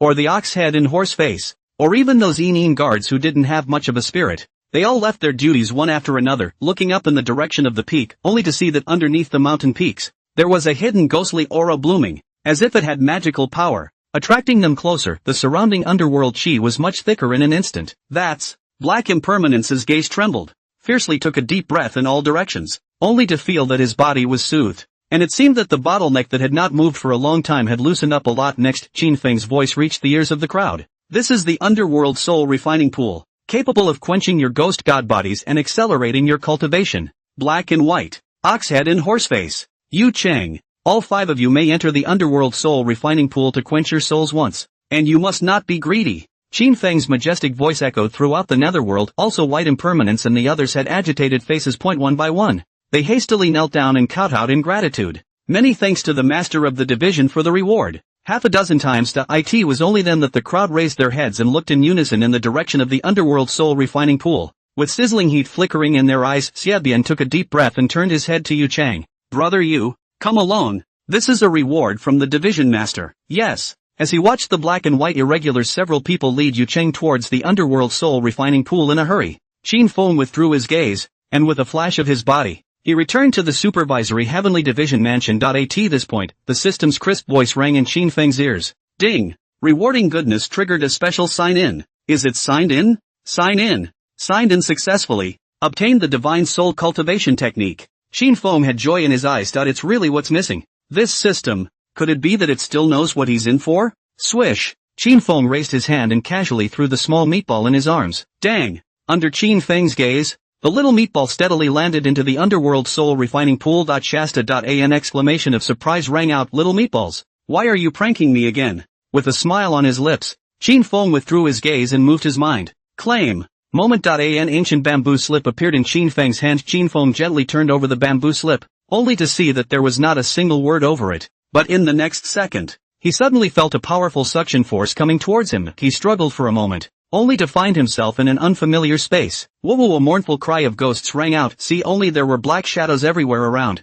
But soon, these shadows coalesced into teeth and claws waving stern ghosts. And one after another, they pounced towards Qin Feng. Qin Feng raised his head and slapped at a stern ghost. Bang! A headless ghost covered in blood was instantly slapped into pieces before turning into a green smoke and blending into the surroundings. However, the surrounding stern ghosts did not have the slightest bit of fear in their eyes, still lunging towards Qin Feng. Snort! The sharp nails of a red-clothed stern spirit left a wound on Qin Feng's arm. The wounds were hideous and looked extremely horrible, but not half the blood came out. It is? Qin Feng frowned slightly. With his merit golden body from the 5th grade, not to mention a ghost general, even an ordinary ghost king would not be able to break it. How did you get scratched by a ghost? Suddenly, Qin Feng understood. It wasn't his physical body that was in the special space, but his divine soul. Although he was also a ghost god, unlike the black and white irregulars and the others, the merit golden body he cultivated was more about forging the body than exercising the divine soul. Having lost the protection of the golden body of merit, his divine soul was very fragile, even after being tempered and strengthened before.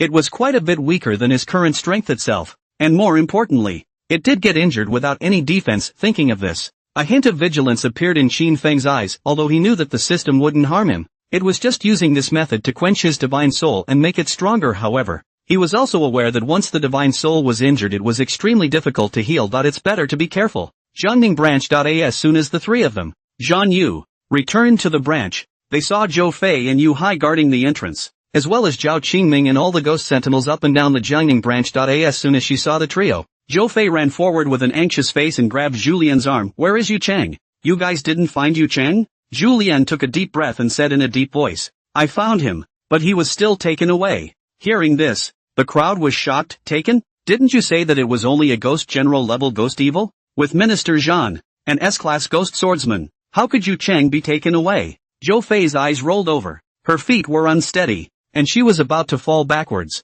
The crowd rushed to hold Zhou Fei up and let her sit on the steps aside. Zhou Fei fixed her mind, clenched her teeth, and pushed away the arms of the crowd. I'm going to save him. Hearing this, the surrounding imperial demons were also enraged. I'm going too. Plus me. Teen Yu has made so many achievements. How can we let him fall into the hands of the ghost general? Seeing one of the ghost sentinels' eyes reddening and clamoring to rescue Yu Chang, Zhu Lian hurriedly stopped the crowd. Let's not be hasty. Teen Yu was taken away by the city god's henchmen. This isn't a bad thing for him. At those words, the crowd's eyes widened. Xing Wang? Why did he take Yu Chang? Zhao Qingming stepped forward and opened his mouth to ask, what's going on? Before Zhu Lian could speak, Zhan Yu, who was on the side, suddenly voiced out, Director Zhao, it's not too convenient to talk about this matter here. I've already notified the provincial bureau. Let's wait for them to come and talk about it. Zhao Qingming was stunned in his heart. Why should the matter of Yu Chang being taken away alarm the provincial bureau? What the hell happened? Despite the many questions in his heart, Zhao Qingming held back from asking them and instead nodded with a grave expression on his face. Yes. While Zhao Qingming and the three of them were waiting for the arrival of the provincial bureau, unbeknownst to them, 3 wild ghost sentinels had secretly infiltrated Jiangning City. Even though Haitian City had already done a follow-up before, there were simply too many people who saw it at that time. And the fact that the city of Anning had been exposed to the internet had also attracted a lot of attention. The city god, the gods, the ghost king. No matter which one has attracted the attention of a part of the people, and they came to Jiangning City this time for one purpose, to investigate. In a villa. A middle-aged man of about 40 sat on the sofa. He had a long slash across his face, from the corner of his eye directly to his mouth, and just like his nickname, Scar, the scarred man looked to a man and a woman sitting across from him on the couch. The male sat stiffly on the couch, his entire body taut, his 2 eyes only a snowy white. but Scar knew that the man was not a human being, but a puppet made out of a human being where the honored one was. He wasn't really sure if the woman next to him had a smile on her lips and looked very flirtatious, but Scar wasn't half interested in her, because this woman, nicknamed the Black Widow, specializes in sucking people's essence to feed the ghostly generals inside her, but not just any ordinary person, but a ghostbuster. Scar withdrew his gaze and leaned back against the couch with his arms wrapped around him. In a deep voice, he said, "What are you going to do about the investigation?" "Investigation? Do you need to investigate? Wouldn't it be clear if we go directly to the city temple tomorrow?" A coquettish voice rang out, and Black Widow propped her chin on one hand while throwing a wink at Scar. Scar frowned. "To the city god temple? Don't forget how Wang Ming disappeared before. This time, the organization sent us here. Just want to investigate this matter clearly. If you are not afraid of death, you can go to the city god temple by yourself." Suddenly, "How about letting my puppet try?" An ethereal voice emanated from the puppet's mouth. The voice is indistinguishable from the male and female. Scar pondered slightly. "No, it's easy to scare the snakes away. And I've heard that the S-ranked ghost sentinel from the provincial capital of Jiangfu County is also in Jiangning City. Once they find out, it won't be good for us." "Scar, if you're afraid of everything, what's the point of investigating? If you ask me, as long as that city god is a male he can't escape me." The Black Widow danced her fingers as she did so, adding a wicked smile to the corner of her mouth. An investigation? If she was able to take over the city god, what would happen to heavenly evil? Instead of giving the information to someone else, it would be better to take advantage of this opportunity to take down the city god. Meh. Scar let out a sneer, but there wasn't the slightest bit of contempt in his eyes, because Black Widow's stunt is not an attack. It's a charm. But he had even seen an A-ranked ghost sentinel before, who took the initiative to dig out his heart and give it to the Black Widow. And because of this incident, it made him wary of the Black Widow. "I was afraid that if I didn't pay attention, I would fall into the path of the Black Widow." "Didn't you say that the city god is very spiritual? If Jiangning City is in chaos, perhaps we'll be able to meet the city god with our own eyes." That ethereal voice sounded again. It also made Scar and Black Widow narrow their eyes at the same time. "Jiangning. It's going to be a mess." As soon as the news got back to the provincial directorate, the entire directorate shook. That night, Li Xinjun, Chan Ming, and several other top provincial bureau officials rushed to the Jiangning branch conference room after listening to what Zhan Yu, Zhu Lian, and Xiao Mei said. Everyone stared in unison. Chen Ming took a deep breath. A blush appeared on his face, and said in a trembling voice, "So what you guys are saying is that Yu Chang will most likely turn into a Inin in the future?" Zhan Yu's face stared slightly. "This is just our guess. Maybe yes, maybe no." Even though he had already decided in his heart that there was a 90% chance that Yu Chang might reappear as a subordinate of the supervisor of the Heavenly Division, but they haven't seen it with their own eyes and can't be the final word on it. Did Black Impermanence say anything more about the master of the supervisory Heavenly Division? Li Xinjing's voice suddenly rang out, and he looked at several people with a grave expression on his face. In comparison, he considered the supervisor of the Heavenly Division far more important than Yu Chang's matter. They haven't made much progress though regarding the study of the city's gods, however. It was this sudden emergence of the supervising Heavenly Division Master that was even more frightening, because they don't have any information about it.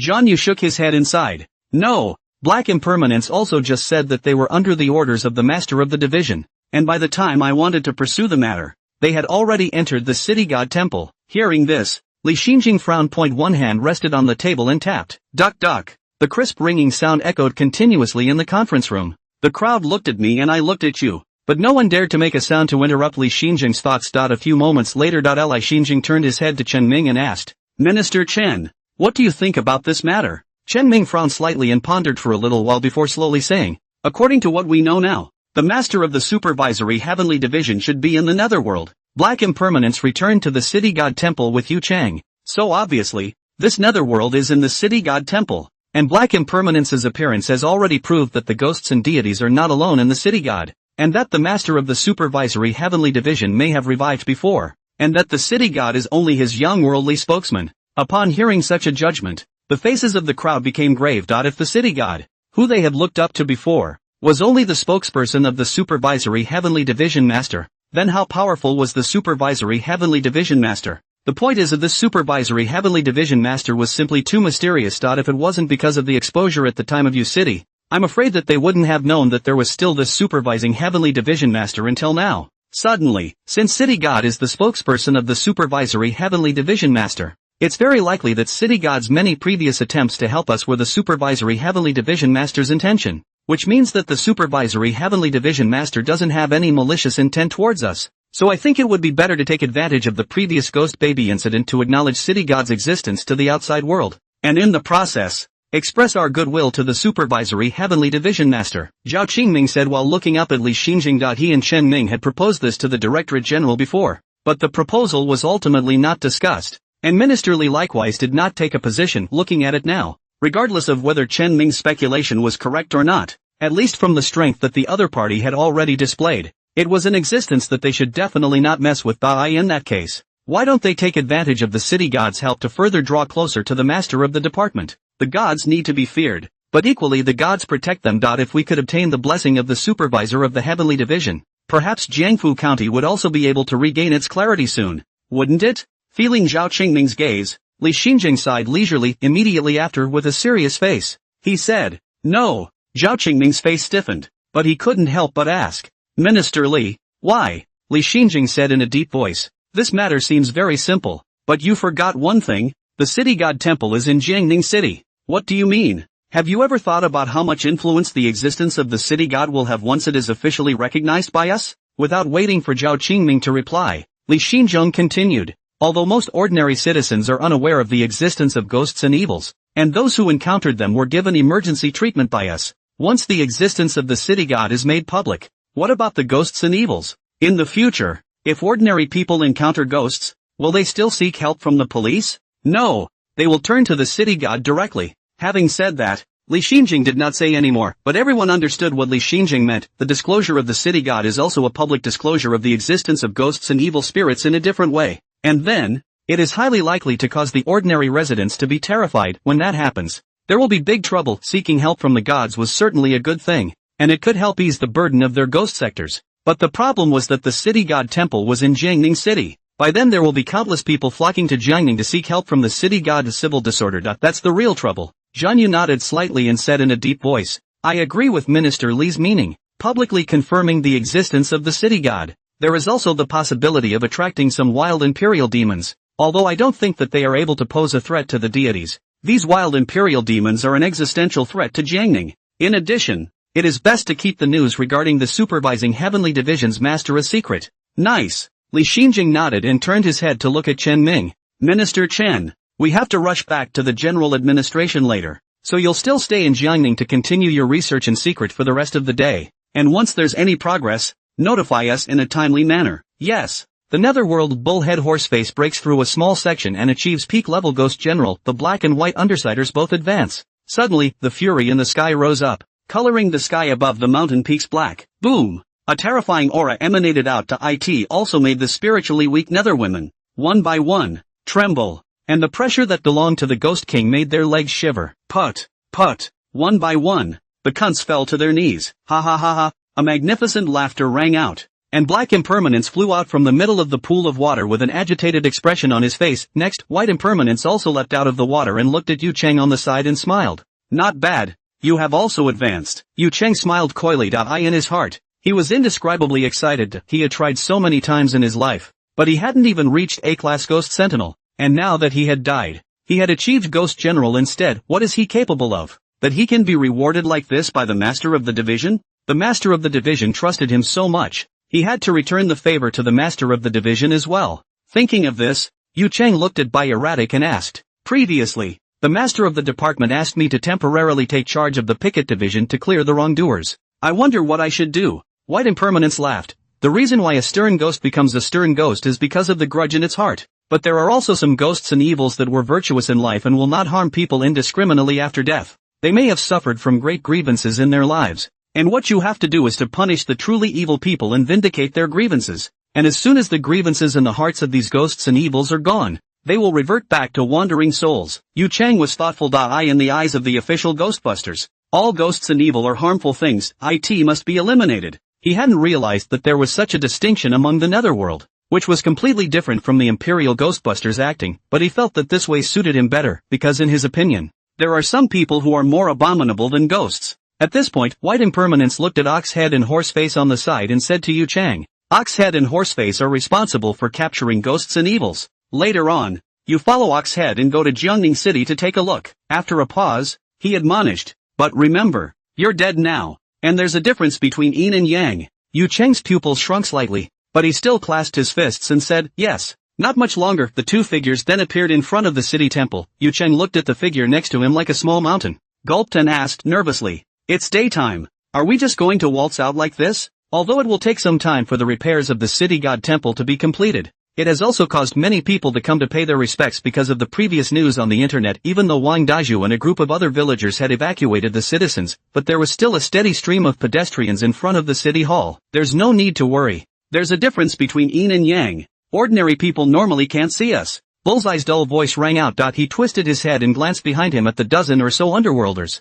Follow. Next. He grabbed Yu Cheng's official robe and appeared in an instant on the path on the far side of the city temple. Originally, the Yin man would not travel during the day. But this world is different, because the ghosts and evils are rampant, resulting in the ghostly aura of the Yang world, which also allows the Yin man to not be bound by day and night. A vast group of people headed in the direction of Jiangning City. It didn't take too long to arrive in Jiangning City. Looking at the familiar streets, Yu Cheng was also overwhelmed with emotions, but he did not forget his duties. He quickly scanned around and spoke. Brother Nyo, there doesn't seem to be any ghostly evil in this neighborhood. Oxhead nodded slightly. During this time, we've already captured almost all of the ghosts and evils in Jiangning, and some of them have shrunk, so we can use the ghost-seeking cards to find them. Some of the weapons and commonly used equipment that Qin Feng had gotten from signing in every day were all thrown to the accumulated wealth division in a brain. However, these weapons are different from the spiritual weapons that the black and white irregulars and the ox-headed horseface bring with them. They are just ordinary swords, gavels, forks and halberds used by the underworlders, as well as chains, shackles and so on. And this ghost-seeking sign, as the name suggests, has the greatest function of finding ghosts and evil. It's like a locator. It is also one of the common equipment used by shady people. After saying that, Oxhead took out the ghost-seeking license plate pinned to his waist and reached out to sweep around. Suddenly, a light flashed on the ghost-seeker's license plate. Bullseye looked in the direction to his left. This way, go! A group of people quickly passed through the crowd and walked straight toward the direction indicated by the ghost-seeking sign. And wherever they passed, the pedestrians only felt a burst of cool air coming from them. But looking back around, I didn't see anything. Soon the group then disappeared into the crowd. During the daytime, Yu Cheng also adapted to this new job. Although a small portion of the ghosts and evil spirits died with grievances, but almost all of them lost their sanity after being transformed into severe ghosts, taking pleasure in killing and sucking the essence out of people. Most of them were accomplished by those low-level insure, and his responsibility as a picket was, on the contrary, like an idle post. Seeing the darkness of the night that had already drawn in, Oxhead spoke. Go back to the city god temple, and later Horseface will bring the underworlders to continue to come out to make arrests. Yu Cheng glanced at the ghost evil that was shackled into a string behind him and was about to nod. Suddenly the ghost-seeking card in his hand flickered to life. There are ghosts and evil. Advanced Night Ghost? A dull voice rang out, and Bullhead looked at the constantly flickering light on the ghost-seeking plaque, which flickered more and more sharply, and a touch of doubt couldn't help but spread in his eyes. Following the direction indicated by the ghost-seeking sign, he didn't feel any strong fury. This shouldn't be a sign of the appearance of a high-level night ghost. The biggest difference between a stern ghost and a weak little ghost in evil lies in the killing. The more one kills, the heavier the baleful aura one is tainted with. And low-level ghosts and evils such as fierce ghosts and specters will also be tainted with baleful aura if they harm people, but weak little ghosts and evils kill people. Obviously much less than severe ghosts. Check it out. With heavy footsteps, Oxhead walked in the direction indicated on the ghost-seeking sign, and Yu Cheng quickly followed. 1 minute later, the two came to an alleyway. The alley was dark and very narrow, but under the faint moonlight it was still possible to see that a shadowy figure was constantly wandering in the alley. As if sensing the arrival of Yu Cheng, several people, the shadow was about to flee in an instant. Oomph! A cold snort rang out, and Bullhead dunned his double-cut fork towards the ground. Dang! There was a crunch as the iron clashed with the ground. Next, the bells on the double cutlasses suddenly chimed. Jingle bells! The moment the strange bell rang, the silhouette that had originally made a move to escape suddenly stood motionless as if it had frozen. Yu Cheng led the underworlders to rush forward. It was only then that he saw that the imaginary figure was a woman. A very beautiful-looking woman. But those hollow eyes and the ghostly aura emanating from her body still revealed her to be a stern ghost without a doubt. The Undertaker hung the shackles on the female ghost's hands, who originally had a terrified face. Suddenly he screamed at the top of his lungs. I just want to see my baby. I never harmed anyone. You got me killed. Why are you making me? Why? No harm done? Yu Cheng instantly came to life next, but the female ghost's hair flew up, and the nails on her hands grew fast and became hard. Woo! A ghastly wind swept through, and whimpering sounds continued to echo through the alleyway. The female ghost's sharp nails, however, fiercely grabbed towards the Een man on the side. Snort! The sharp nails instantly pierced through the Undertaker's body, and a black gas emerged from the Undertaker's mouth. Oomph! A heavy, angry grunt rang out, and the bull's head appeared in front of the female ghost in the blink of an eye, holding up the double-cut fork in his hand and stabbing at the female ghost. Snort! The double-cut fork stabbed at the female ghost's abdomen, and immediately, a stream of black gas emerged from the female ghost's body. One fell to the ground. This all happened in a flash of lightning. Yu Chang was simply too late to stop it. Wait! An exclamation rang out. Without waiting for Bullhead to pull out his double-cut fork, Yu Chang blocked in front of the female ghost. Even if it was a high-level stern ghost, it was simply impossible to be a match for a ghost general. Not to mention, the current Oxhead was a peak-level ghost general, and the female ghost's actions just now had clearly angered the Oxhead. If the bull's head exerted force, the female ghost was afraid that her soul would really be scattered. Bullseye frowned slightly,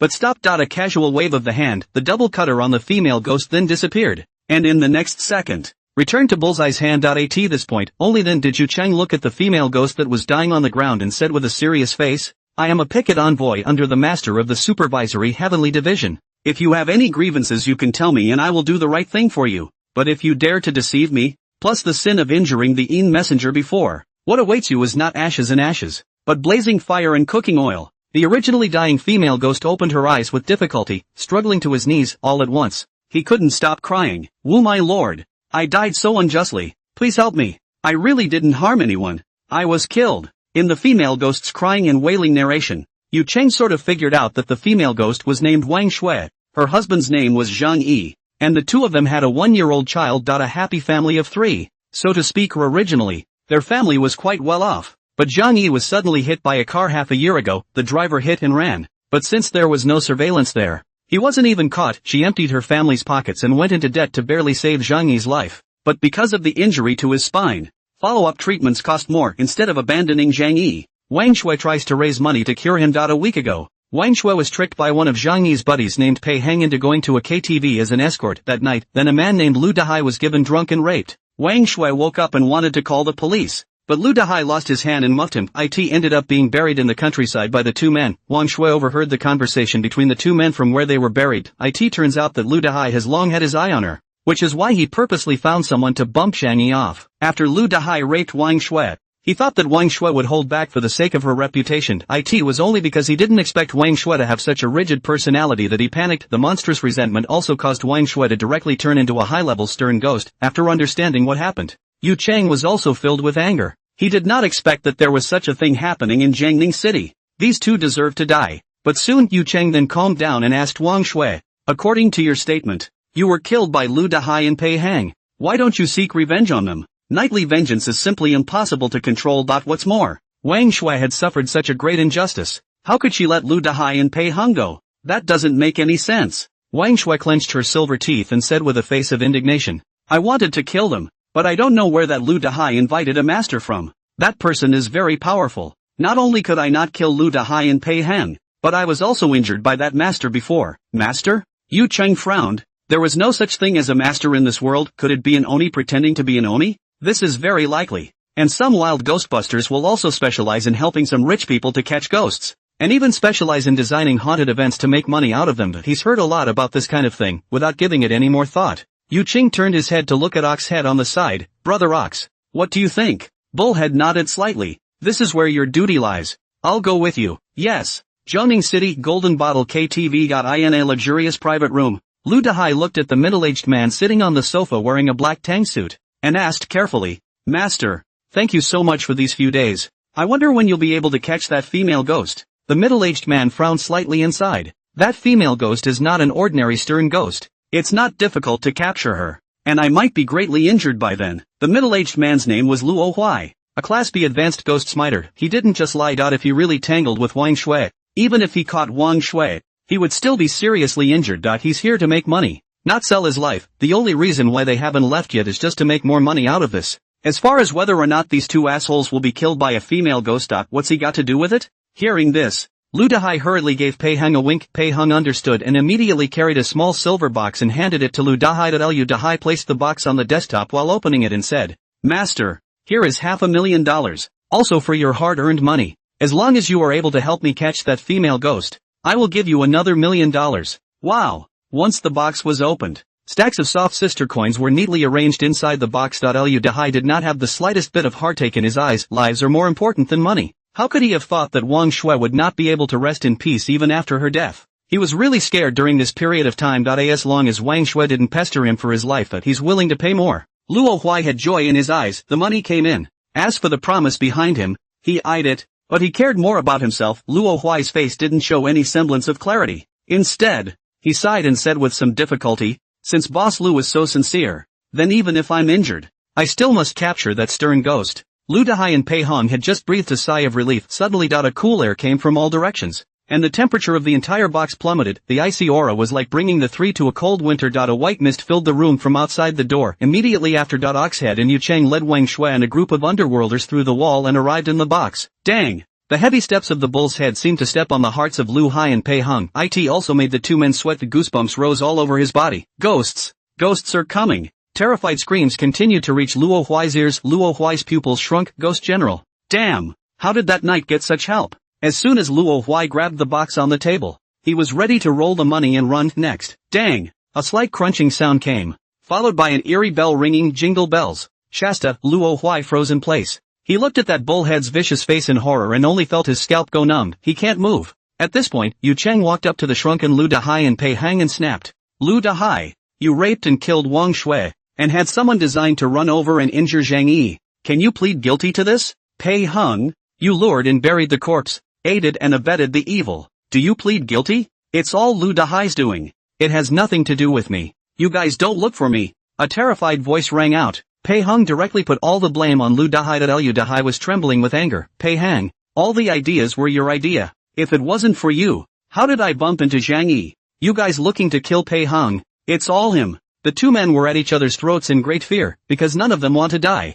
Bold! A stern cry rang out abruptly. Yu Cheng saw things were confirmed. Also full of anger. Today I was ordered by the division master. For Wang Shui Ping priapism, you two have done many evil things. The crime is unforgivable. The only way to thank for the crime is to die. As soon as the words fell, Yu Cheng slapped his big hand towards the two. Bang! Two men killed in one blow, just as soon as the Netherworld had burrowed out of its body. It was shackled by two nether women. Yu Cheng turned his head to look at Luo Huai on the side again. Luo Huai was in a cold sweat. Two ghost generals. How could he, a B-ranked ghost sentinel, be a match? He was really killed by Lu Dahai. Put. Luo Huai fell to his knees at once, with a frightened face. He cried out. I was wrong. I shouldn't have aided and abetted the enemy. I was only asking for money. Money? I don't want this money either. Please spare me. Faced with Luo Huai's plea for mercy, Yu Cheng also frowned, somewhat difficult. Unlike Lu Dahai and Pei Hong, although Luo Huai was a ghost swordsman, in this case, he had only injured Wang Shui,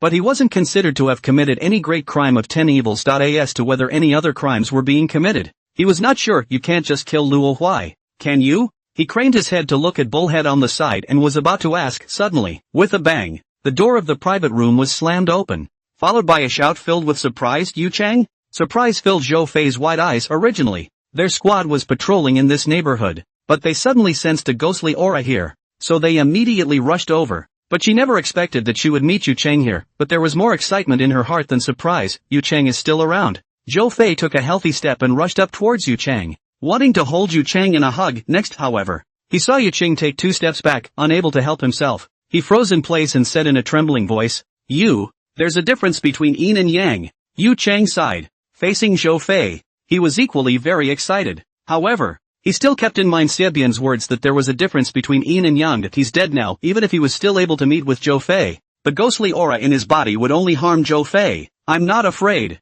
Zhou Fei took a stride and hugged Yu Cheng tightly, her reddened eyes leaving behind a string of teardrops. Moment, she felt a coldness that seemed to freeze her. However, she held Yu Cheng with a deadly grip and did not let go. There is a difference between yin and yang. Even if Zhou Fei was a ghost sentinel, she would not be able to break such a rule. Not to mention, Yu Cheng was still a ghost general, and the ghostly aura that emanated from his body was by no means something that a great ghost sentinel like Zhou Fei could withstand. It was only because of a special characteristic like the ghost sentinel that she was able to touch Yu Cheng. That's all. What's the point of this? A sigh resounded again. Zhou Fei instantly felt an emptiness in her arms, and when she looked up, she saw Yu Cheng appear at the other end of the box. Just then, stomp! A series of fast-running footsteps sounded out, and a few of the Imperial Ghostbusters who had arrived immediately after Zhou Fei also instantly widened their eyes once they saw Yu Cheng. Excitement showed on his face. Suddenly, Primary Ghost General? A shocked voice rang out. Not only the Ghost Sentinel who had just arrived, even Zhou Fei had just realized that Yu Cheng had already become a Ghost General. Several people's eyes were instantly rounded,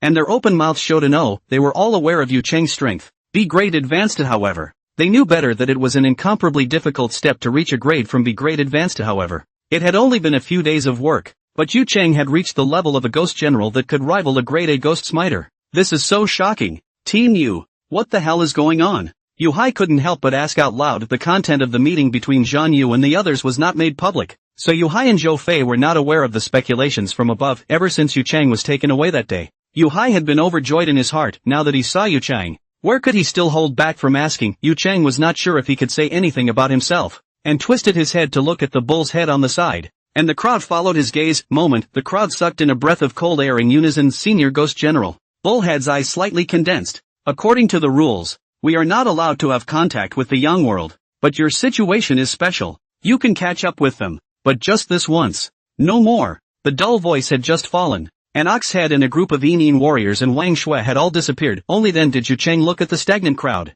I am fine now. Because of the reward from the master of the division, I was promoted to Ghost General. The master of the division also bestowed me with the title of Yin Messenger, and allowed me to temporarily take charge of the picket division, to help the good people to promote goodness, and to vindicate the wrongdoers. And in the future, I will continue to walk on the earth. But you all have just heard it. I can't have too much contact with you guys in the future. Taking a deep breath, he continued. But don't worry, Lord Sifu is a good deity, and even though I'd become a Yin warrior, I'm still fighting alongside you. Master of the division? Zhou Fei looked at Yu Chang with puzzled eyes. Who is the division master? A touch of awe was added to Yu Chang's eyes. The master of the department is the city god, a deity. His strength is unfathomable, and the strength of the Yin division is even more unimaginable to you. Be careful. Don't ever go against the master of the department. Just as he finished speaking, Yu Chang's dull voice rang in his mind. It's time to go back. I'm leaving. This ghost sentinel is in your hands. Take care of yourselves.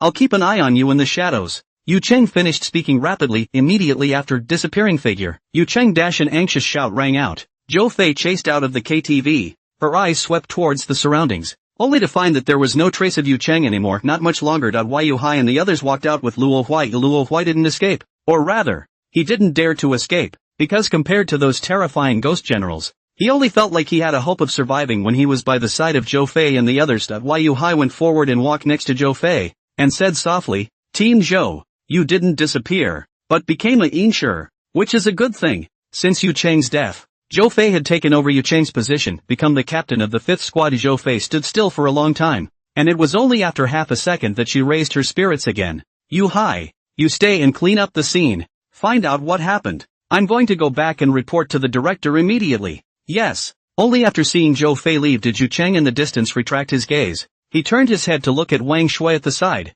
At this moment, Wang Shui's resentment had disappeared, and the black aura that was constantly emanating from her body had also dissipated a lot. A pair of black and white eyes emerged from the originally black sockets. Thank you, Your Honor, for vindicating me. Wang Shui fell to her knees and kowed out vigorously one by one towards Ox Head and Yu Chang, while pleading, My lord, can you let me go back to see my husband and child again? Go on. Remember, there's a difference between Yin and Yang. Don't make contact with them or you'll only harm them. Yu Chang waved his hand, turning around. He followed Bullseye and the others toward the city temple. The injustice is done. It's hard for a wandering soul to turn back into a stern ghost, coupled with the fact that the wandering souls themselves do not have any offensive ability, and that there is no reincarnation in the Netherworld right now. Normally, Oxhead and Horseface would not capture wandering souls to return to the Netherworld. Ignore it at best, because all wandering souls would dissipate on their own. It was just a matter of time. Sooner or later, Wang Shui had stayed in the world for a long time before, and the time left was just one night. Yu Chang felt the depth of Wang Shui's feelings before cautioning the other party. As for Zhang Yi's matter, it was a matter of the Yang world, which he couldn't control, nor could he, but he knew the JNB would certainly take care of it. On the way back, Yu Chang looked up and gazed in the direction of Jiangning branch. He didn't dare to say too much about the Netherworld, but the longer he stayed in the Netherworld, the more he was shocked by its terrifying power. He only hoped that the executives would remember his admonition. Don't make any bad decisions. Jiangning branch Zhao Qingming, who had just finished listening to Zhou Fei's report, almost ran all the way to Chen Ming's temporary research room. Bang! The door to the research lab was slammed open. It also made Chen Ming, who was studying the records in the ancient books, freeze. What happened? Chen. Minister Chen. Yu Chang has appeared. He really has turned into a Yin. Zhao Qingming's tongue was tangled in excitement. Yu Chang had become a Yinsher, which meant that Zhang Yu's previous guess was right. In other words, in the future, but Ghostbusters will not be disappearing after they die. It's just a different way to fight with them. Chen Ming stood up and quickly walked to Zhao Qingming's face, his two hands tightly grasping Zhao Qingming's arm in a trembling voice. He said, Yu Chang has really become a Yin? Then did he say anything about the news of the Master of the Supervisory Heaven Division? And the Yin Division? What exactly is the Yin Division they mentioned before like? Zhao Qingming felt like his arm was going to be crushed by Chen Ming. Hurriedly, he said, yes. Yu Cheng said that the city god is the master of the division, and also said that the Yin division is very strong, so we should never go against the master of the division. Chen Ming was stunned, loosened his grip on Zhao Qingming's arm. His mouth repeatedly murmured, city god is the master of the division. City god, the master of the division. How is it possible? No, no. Suddenly, Chen Ming looked as if he had discovered some shocking secret, his eyes radiating a hot light. I got it. I got it. Zhao Qingming was dumbfounded apparently. Minister Chen's previous guess was wrong. The city god is not at all an advocate for the head of the supervisory division, they are one and the same. That is to say, there was only one deity in the city god temple, and he was the head of the supervisory heavenly division, only appearing in the young world in the guise of a city god, which was a good thing for them. Even though the guess was a bit wrong, for they knew the city god better than that mysterious and unpredictable master of the division. It's also more reassuring, isn't it? But seeing Chen Ming's face full of excitement, Zhao Qingming still couldn't help but ask, Minister Chen, what do you know? Swish! Chen Ming fiercely looked up at Zhao Qingming and said in a tone full of excitement, when we hear that the city god is the head of the supervisory heavenly division, we will subconsciously think that it is the same deity, but only if we have studied the ancient texts in depth will we be able to understand that the city god and the head of the supervisory heavenly division are official positions of completely different natures, and that it is simply impossible for them to be the same deity. The superintendent of heavenly justice is going to be a higher official than the city god. And even if it is revived, it is unlikely that it will be revived in the city god's temple. Do you understand what this means? Zhao Qingming's breath stuttered, and he said in a trembling voice, do you mean to say that the reason why the city god is the head of the supervisory heavenly division is because he has been promoted? Good, that's what it means. So the question is, who promotes the city god? Chen Ming's eyes seemed to glow as he said in an extremely fast tone, the only ones who can bestow official positions to ghosts and gods are the ghost gods. And among the ghost gods who can promote the city god are the 10 temples of Yama, the 5 square ghost emperors, the Feng Du emperor, and the heavenly Qi Rin Sheng emperor, who can take charge of life and death of all things in the world. And judging from the records in the ancient books, every one of them is a deity with a very terrifying strength. Who could it be? Chen Ming muttered as if his entire body had fallen into a state of madness. At this moment, Zhao Qingming's face also turned red. It just felt like I couldn't catch my breath. According to Chen Ming's speculation, there was an even more terrifying existence behind the master of the supervisory heavenly division. He was suddenly very glad in his heart that he had not allowed anyone to approach the city god temple hastily before, and even more glad that they had not offended the city god all along. Were the current head of the supervisory division, the strength of the master of the supervisory heavenly division was already unfathomable, and if there was another great terror behind him, I was afraid that it would be difficult for the power of Kyoto to defend against it. Zhao Qingming took several deep breaths. But his mood still couldn't calm down because the incident had shocked him so much. Suddenly, a question surfaced in his mind. He hurriedly looked at Chen Ming and asked, clenching his trembling hands, Minister Chen, if it's according to your speculation, then why hasn't this terrifying being appeared in the world? If there really was such a horrible existence, how would the ghosts and evils in the world dare to be so rampant? This thing doesn't make sense. Chen Ming's pupils suddenly shrunk. It seemed to withdraw from the seizure and calm down again. He frowned tightly and thought a little before slowly saying, there are 2 possibilities. One is that this deity has not been completely revived but is able to communicate with the people of the Netherworld. And the other possibility. Chen Ming suddenly looked up at Zhao Qingming. You should know that the previous publicized information within the Kyoto Research Group, most of the powerful ghosts and evils in this world actually come from another space. That is, the other space. And over the years, the Kyoto Research Group has also been researching the other space. And although the specific information has not been fully released, what can be determined is that the ghosts and evils in this other space are subject to certain restrictions, and cannot enter and exit at will. And who exactly set such a limit? Zhao Qingming's pupils shrunk. It's a deity? Chen Ming's face was grave. I have repeatedly studied that part of history, 150 years ago, but I found that there was a disconnect in the middle. There was no historical record of exactly how the gods disappeared back then, but ever since the gods disappeared, ghosts and evils began to wreak havoc on the earth. And I suspected that there was actually a great war back then. Battle of the Demons. The Battle of the Demons? Zhao Qingming had a jolt and hurriedly pricked up his ears, only to see Chen Ming's face become unprecedentedly serious. Continued. Because of this war, the gods and the ghosts and evils in the foreign space lost both. Although the gods fell into a slumber, they still made certain restrictions on the foreign space, and because of this, only some weak ghosts and evils can come to our world. Just like the strongest SSS Class 9 spirits now, back then it was also just a weak of a severe ghost.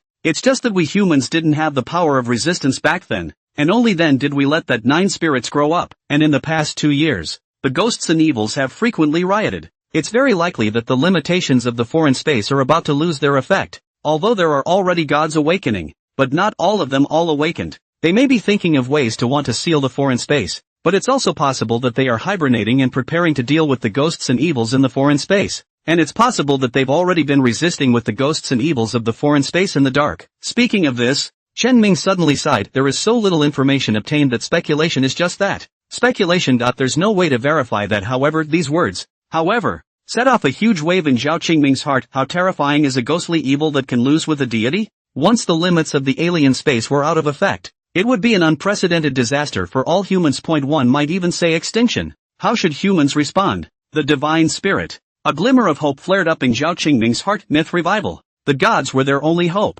Previous chapter, the Netherworld, Supervisory Division. Swish. Qin Feng, who was sitting on the chair, suddenly opened his eyes. Even though his divine soul had returned, he could still clearly feel the pain after it was torn apart now. Obviously the damage sustained in the divine soul cultivation technique had not been completely removed. The stern ghosts in the divine soul cultivation technique were fearless, and the ones that appeared were getting stronger and stronger. So even if he was strong, it was impossible for him to avoid getting hurt. Qin Feng exhaled slightly and forced himself to endure the pain to observe his body a moment. A look of excitement crossed his tired face. The strength of his divine soul had also reached the intermediate level from the previous ghost general primary level, and he finally took that small step to reach the pinnacle of S-class. Suddenly the system's ding-dong crunching sound reached Qin Feng's ears. Ding! To vindicate Wang Shui and punish those who are treacherous and evil. Triggering a special sign-on. Is it signed on? Qin Feng froze for a moment. Immediately after, excited, he was not sure who Wang Shui was, but from the point of leveling the grievance, this should be done by Yu Chang, and what made him excited was not just triggering the special signing, but Yu Chang was able to help him trigger the special signing after helping the ghost to redress his grievances. What does that mean? Meaning that he could trigger a special check-in whenever the Undertaker under him goes out to do something. It's a layup. Sure, Qin Feng was also clear that this kind of special signing should not be able to be triggered every time. As the black and white irregulars and ox-headed horseface out on patrol had never been triggered before, there should be some limitations needed to make it work. Sign in. Signed in successfully to get Nightwalker. Qin Feng's face was delighted. The god of night journey, formerly known as Lu, is a ferocious god who monitors good and evil on Earth during the daytime and nighttime respectively, and is also one of the 10 marshals. Despite the fact that there was an additional Yu Chang before, there was still an extreme lack of managers in the Netherworld. Qin Feng also only set up 7 divisions, not even close. Pick up. As soon as Qin Feng spoke, a huge figure landed in front of him. Boom! The figure was more and more 3 meters tall, with long hair spread out and angry eyes, looking incomparably vicious, wearing a black mandarin robe, with a wooden plaque hanging from a red belt around his waist,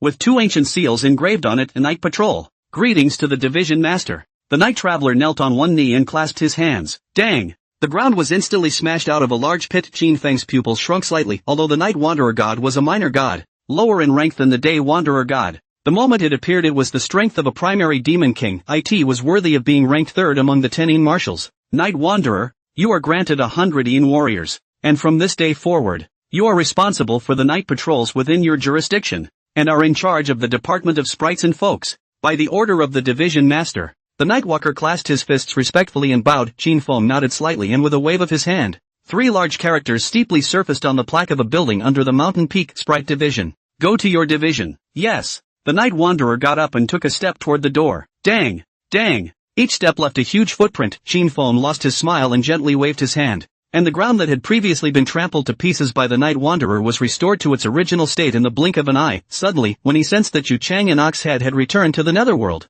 he got up and walked to the door, saying aloud, Yu Chang, you have done a good job this time, and I will grant you another 40 Netherworld servants to take charge of the picket division. Qin Feng's voice echoed throughout the Netherworld. Yu Chang, who had just returned to the Netherworld, hurriedly knelt on the ground and kowtowed in the direction of the mountain peak. Many thanks, Lord Master of the division. The heart was horrified, drenched in cold sweat. He went out and did something, and the master of the division knew all about it. Luckily, he hadn't said anything nonsense just now, or else it would have been troublesome if the division master had misunderstood him. Brother Yu, congratulations. The bullhead on the side slightly arched his hand. He was not half jealous of Yu Cheng's promotion, where the job is. He doesn't get much credit for it. How can he be in charge of the Department of Justice? Many thanks to Brother Bull. Yu Cheng wiped the cold sweat from his forehead as a look of excitement appeared on his face. As he was about to get up, Qin Feng's voice sounded once again. From now on, Ox Head, Horseface, you only need to patrol the area under your jurisdiction during the daytime, and Night Wanderer is responsible for night patrols in the area under your jurisdiction, and continue to capture ghosts and evils to fill the Yin Minister's vacancies. Nightwalker? Yu Cheng was shocked in his heart, and a trace of doubt flooded his eyes. After spending a day together, Yu Cheng's guts grew, so he inquired about the Bull's Head and why he had never heard of them before, only to realize that they had all been awakened by the master of the division and this Nightwalker. He hadn't heard Bullseye mention. Could it be that another god has awakened? As he was thinking, suddenly deafening footsteps came from the distance. Dang! Dang! Dang! When Yu Cheng raised his head, he saw a giant walking head-on, with a vicious face that looked terrifying. Moment, hold your breath. Another junior Ghost King, together with the Ghost Baby and the black and white irregulars. There were already 4 Ghost Kings in the entire Netherworld. Yu Cheng thought that the ones he had seen before were enough to shock him, but now he realized that the deeper he knew about the Netherworld, the more he knew about the horror of the Netherworld. He looked up at the distant peaks with deep awe in his eyes. Will the master of the division awaken all the demons? Qin Feng did not know what was in Yu Cheng's mind. The reason why he put Yu Cheng in charge of the picket division was just to make Yu Cheng work harder to vindicate the wrongdoers. It's just a matter of helping him trigger more special check-ins. He was about to retract his gaze when he suddenly frowned, his gaze traveling through the Netherworld and looking out at the distant city of Jiangning. The ghosts and evil in Jiangning City don't seem to have decreased much, as Jiangning City was his jurisdiction. He was certainly aware of what had happened, but if he didn't particularly care, individually, who he was paying attention to, he didn't know exactly what was going on. After all he could know was what was currently happening, and he couldn't possibly pay attention to everyone in Jiangning City. But the problem now is that before Bullhead Horseface captured a lot of ghosts and evils, and the ghosts and evils in Jiangning City are greatly reduced, and the lack of reduction means only one thing: ghostly evil increased. It shouldn't. Qin Feng's gaze swept around, and wherever his gaze passed, all of them were low-level fierce ghosts and stern ghosts, and there were no powerful ghosts or evils that appeared. Could it be an illusion? Qin Feng shook his head and withdrew his gaze, regardless of whether it was an illusion or not. If any ghosts or evils dared to come and cause trouble, they would be seeking their own death. As for these low-level ghosts and evils, the Night Wanderer and Ox-Headed Horseface were completely capable of handling them with ease, and he naturally had no need to pore over these weak ghosts and evils. Cultivation is the right thing to do. If he wanted to break through to the positive 5th grade and break through to the next level, he couldn't do it without a huge amount of merit power, and it wasn't that easy to obtain merit power. However, he could continue to cultivate his divine soul. Although his divine soul was much stronger than before, it was still far from enough. Sure, the later it got, the more difficult it was for the divine soul to cultivate as well. It's definitely not as easy to break through as it was before either. Qin Feng took a step back to the table and sat down, once again picking up the bamboo slips of the divine soul cultivation technique placed on the tabletop with a hand gently spread out. Swish! That huge attraction then yanked Qin Feng into that special space once again. The next few days, the restoration of the city palace is not yet finished, but it has not affected the enthusiasm of the public, not only the believers in Jiangning City. There are many people from neighboring cities who came all the way here. Wang Daju was forced to do nothing but to lead the villagers to maintain the order of the scene, so that the villagers burn incense and kowtow outside the door to sell the peace blessing. As a result, the number of people grew instead. It directly contributes to congestion. Wang Daju calculated that there was still a lot left in the budget, so he hired a large number of workers to speed up the repair process. A couple of days didn't allow the repairs to be finished, though, but it has also turned the whole city hall upside down as well. Outside, the walls have been repaired, and a traditional watercolor painting gradually unfolds on the white walls under the brush of a single colorful painter. The original broken windows and doors, and the pitted concrete in the yard have been repaired one by one. In less than a week, the repairs will basically be able to be completed. Reopening. Regarding the situation outside, Qin Feng was naturally informed. Although cultivating the divine soul was important, the cultivation of the golden body of merit could not be left behind. The merit golden body that had just been promoted was far from reaching the bottleneck. He needed to absorb the power of faith and utilize the chaotic merit golden body technique to continue cultivating the merit golden body.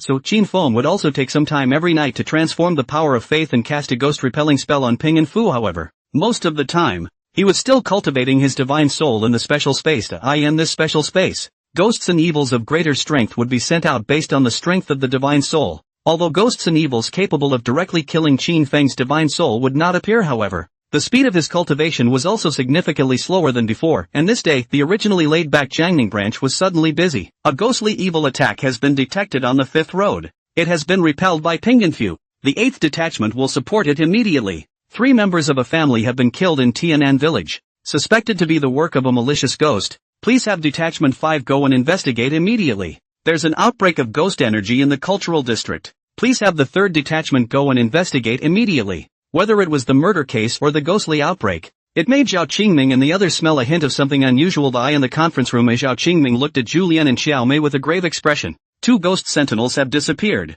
The 2 of you go out and investigate. I feel that there might be something odd about this matter. Julian and Xiao Mei nodded slightly. They had also heard about what happened in Yu City. So they knew very well that the master of the division had been secretly sending in warriors to help them capture ghosts and evils. So the ghosts and evils in Jiangning had been greatly reduced before, but these ghosts and evils, however, seem to have come out of nowhere, and now, to have an official ghostbuster go missing, this matter was clearly not simple. They had to figure out quickly if it was a ghost that did it, or if someone was messing with them. The ones who found out the end of the story were not only the Jiangning branch, but also Bullhead and Horseface and Yu Chang. The ghosts we've been catching seem to have gotten more numerous lately. A dull voice rang out, and a hint of confusion appeared in Oxhead's copper-bell eyes. Bullhead and Horseface have been catching ghosts in Jiangning City for some time now, although there were quite a few ghosts and evils that were so scared that they hid under the guidance of the ghost-seeking license plate. These ghosts and evils simply had no way to escape. All of the lurking knights were basically captured by them as well, and so they then traveled to 2 surrounding cities to make the arrest, but it had only been a few days. But when they patrolled Jiangning City again,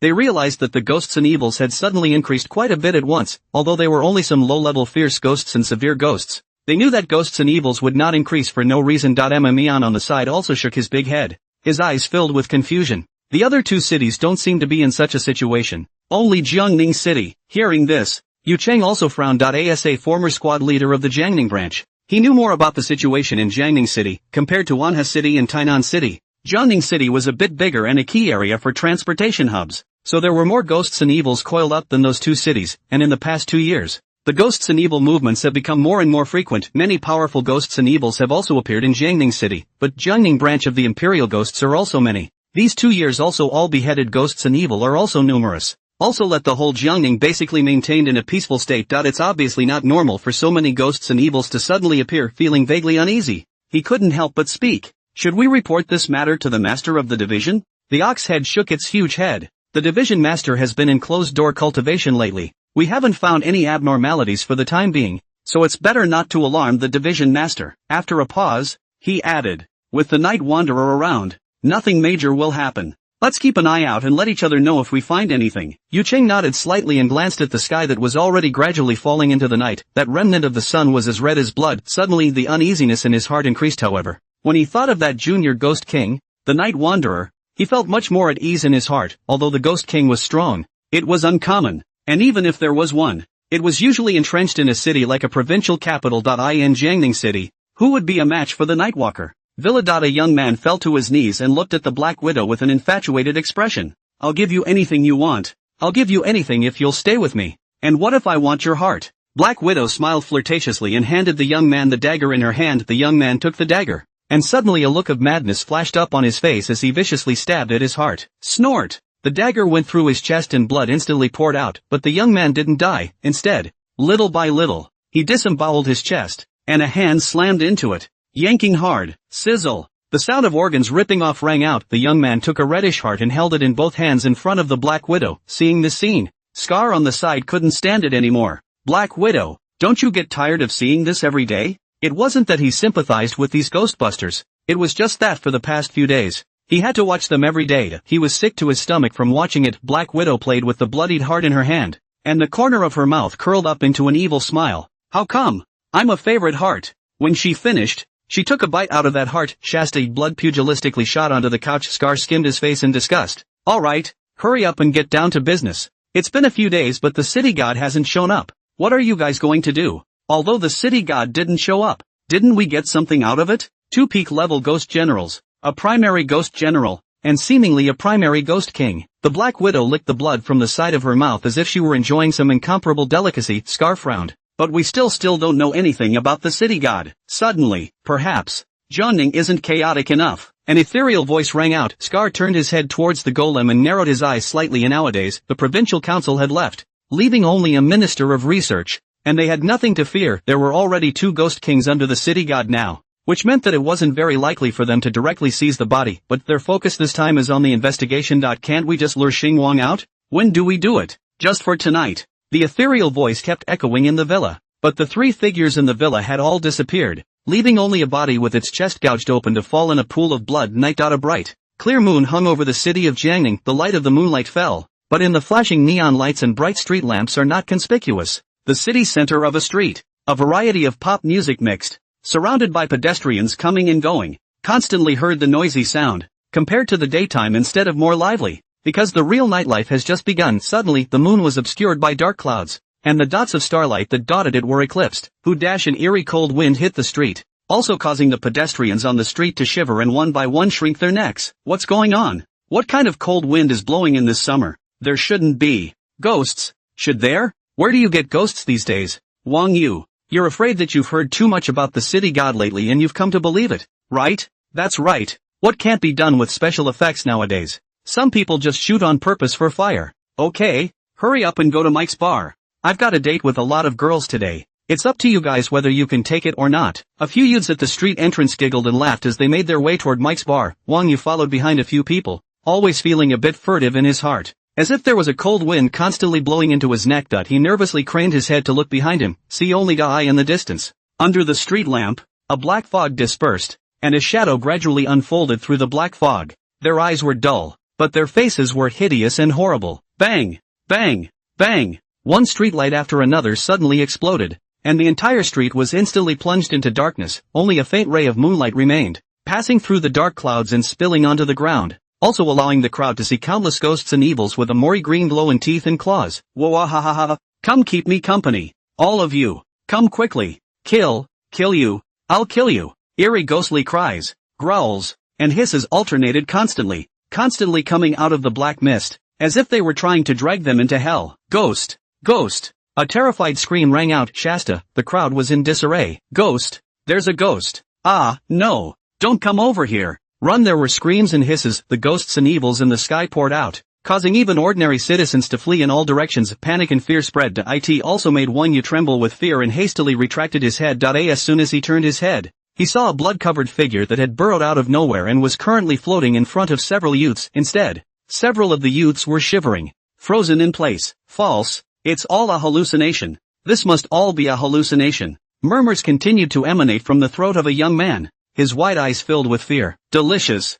The bloodstained ghost's face flashed with incomparable excitement as it violently choked the murmuring youth. Open your empty mouth and suck hard. No, don't. Terrified shouts continuously issued from the youth's mouth, yet a white smoke steeply emerged from the youth's mouth and nostrils, and were all sucked into the abdomen, and the youth turned into a dry corpse at a speed visible to the naked eye. Plop! He fell to the ground. Ah! A terrified scream continued to ring out as several youths ran in all directions with faces full of fear. Wang Yu also wanted to escape, but the trembling legs prevented him from moving his feet. Pop! A hand glowing with a ghostly light rested on Wang Yu's shoulder. Wang Yu stared at his eyes as drops of cold sweat continued to slide down on his forehead and smashed onto the ground, and his heart was in his throat. The throat kept rolling, but by the time it reached his mouth, it turned into a horrified scream. Just then, a faint golden light suddenly surfaced on Wang Yu's chest, which was gentle and incomparable, and also dispersed the icy cold all over Wang Yu's body. Next, that golden light suddenly enlarged and an object flew out from Wang Yu's body. It was suspended in front of Wang Yu's chest. Peaceful blessing?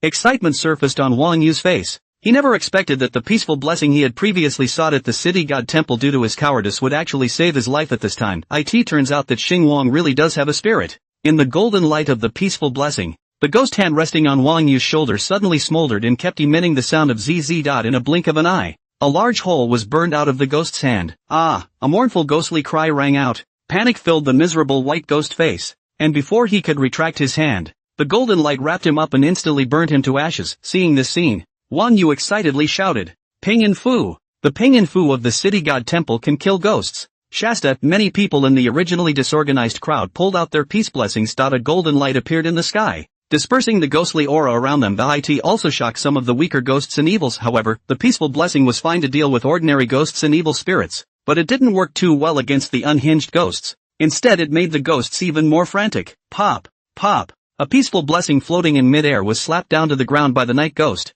and the peaceful blessing that fell to the ground was suddenly covered with cracks, and the golden light disappeared with it. The streets were once again in darkness. It also caused the crowd to fall into panic once again, and all of them closed their eyes in fear as they looked at the stern ghosts that were bubbling green all over the street, and shrank into a ball with trembling. Who will save them? The arrival of ghosts and evil has also attracted the attention of the Jiangning branch. Emergency call. Hundreds of ghost evils have appeared near Tianha Avenue. At least 10 people have been killed so far. Urgent support is needed. Emergency call. Hundreds of lich ghosts have appeared in the vicinity of Jade Spirit Park. At least 20 people have been killed so far. Urgent support is needed. Emergency call. Nearly 1,000 knights have appeared in the city center. At least 100 people have been killed so far. Urgent support is needed. Emergency call. Emergency call. Jiangning number 1 hospital. A ghost general has appeared. Casualties cannot be determined at this time. Urgent support is needed. The constant call from the contact device kept all the ghostbusters busy. Rushing from one incident to the next, the rising number of deaths was causing Zhao Qingming to clench his fists tightly, and his tightly furrowed brows had twisted into a Chuan character's ghost tide. A group of ghosts attacked and Jiangning was in chaos. Bang! Zhao Qingming slammed his fist on the desk. His face flushed red. Damn it! He wasn't sure what had happened or why the ghost tide had appeared, but he understood that it was impossible for the ghost tide to suddenly erupt. Someone is definitely up to something. However, he understood even more that up and down the Jiangning branch, there were only a few thousand ghost sentinels, and their strength levels were uneven, so it was impossible to kill these ghosts and evils quickly, and even if he was a PK-class ghost sentinel, there was no way to support them to the various locations. Call for help, Supervisor of Heaven. Zhao Qingming suddenly had a glint in his eye. Jiangning was in chaos. The master of the supervisory heavenly division would definitely not sit back and do nothing. As long as the master of the supervisory heavenly division made a move, he would surely be able to calm down quickly. As he was thinking, there was a sudden thud in his ear. The office door slammed open with a bang. Ning Ming hurriedly barged in, looking panicked as he shouted, "Director, it's no good. The second hospital's ghostly aura is in full bloom, and a ghost king is about to be born." Is there a ghost king about to be born? Zhao Qingming's face changed abruptly. Once the ghost king is born, it's not a good time to die out. It's 1 or 2 more. By then the whole city of Jiangning will be finished. Although he believed in the strength of the supervisory heavenly division's master, when the ghost generals were promoted, they needed to absorb a large amount of essence, and the casualties in Jiangning City would definitely be more severe, so he had to arrive as soon as possible to stop it. I'll go for support. You quickly go to the city god temple for help. Leaving behind a sentence, Zhao Qingming's figure abruptly disappeared. Hearing the words city god temple, a glimmer of hope lit up in Ning Ming's eyes. Hastily, he turned his head and ran straight for the door. However, he had just run out of the building when he saw that there were ghosts and evils everywhere outside the door, and the densely packed silhouettes kept swaying, gradually approaching the Jiangning branch. Whoa! The mournful cries of ghosts continued to come. The gloomy wind swept in, and the dense ghostly aura wrapped the entire building, also causing the temperature around it to instantly drop to 0. Seeing this scene, Ning Ming only felt his scalp tingle. The face was a ghastly white. Although he was a B-ranked advanced ghost smiter, it was impossible for him to kill all of these ghosts and evils in seconds, let alone break through and ask the city god for help. With so many ghosts and evils around the Jiangning branch, other places would only be more terrifying. Done. This time, Jiangning City is really going to be finished. Zhao Qingming, who had also left the Jiangning branch building, was also instantly surrounded by ghosts and evils. He frowned and slammed his hands on the ground. Rumble! The originally hard concrete floor suddenly turned into loose dirt, and majestic black ghost chi emerged from the ground and turned into 5 tall-bodied fierce tigers. Although they were made of ghost chi, the 2 fangs were as hard as substance. Ghosts, 5 tigers whistling at the sky. Roar! A tiger roared and opened its mouth to bite at a stern spirit. Snort! The sharp fangs, passing through the body of the stern ghost, directly tore the stern ghost into countless pieces. Transient, the fragments turned into strands of black ghostly chi that dissolved into the surroundings. Under the tearing of the 5 sand tigers, a path was quickly cleared in front of Zhao Qingming, but there was not the slightest bit of joy in his eyes. Instead, there was an unprecedented gravity. With his feet glaring, he quickly and furiously ran towards the Jiangning second hospital, escorted by the manticore. All the way, terrified screams and desperate hisses continued to reach Zhao Qingming's ears. But he still didn't stop for half a step, because it was clear to him that saving these people, what awaits will be the destruction of the whole of Jiangning. Originally, the journey that could be made in 3 minutes, Zhao Qingming took 15 minutes to arrive at the second hospital of Jiangning City, because there are just too many ghosts and evils. Too many. Ghost tides were not unheard of in the Chinese realm, but sudden outbreaks like this were extremely rare. Without outside support, it will be difficult for Jiangning City to survive this ghost wave. Zhao Qingming stood not far from the second hospital in Jiangning City, and when he looked up, he only saw a ghostly atmosphere over the hospital building, and the entire hospital building was also filled with black ghostly air, and the surrounding area was even densely packed with ghosts and evils flying in midair. Ha ha, the sound of ghostly laughter was as harsh as a sharp instrument clashing with metal. It's even more hair-raising. Zhao Qingming's face was grave. Suddenly, Bureau Zhao, hurry to the rooftop. We're here. A roar rang out. Zhu Lian, who was wrapped in white flames, hurried towards the direction of the hospital, and wherever he passed, the ghosts and evils in the surroundings were stained with spirit fire. Snort! The fire spread quickly burning one ghostly evil into ashes. However, next moment Zhu Lian was once again surrounded by ghosts and evils, and even the dazzling spirit fire became weak. Seeing this scene, Zhao Qingming clenched his fists tightly as a flash of worry appeared in his eyes. Although Zhu Lian's ability was special, ghost energy could not be used without limitations,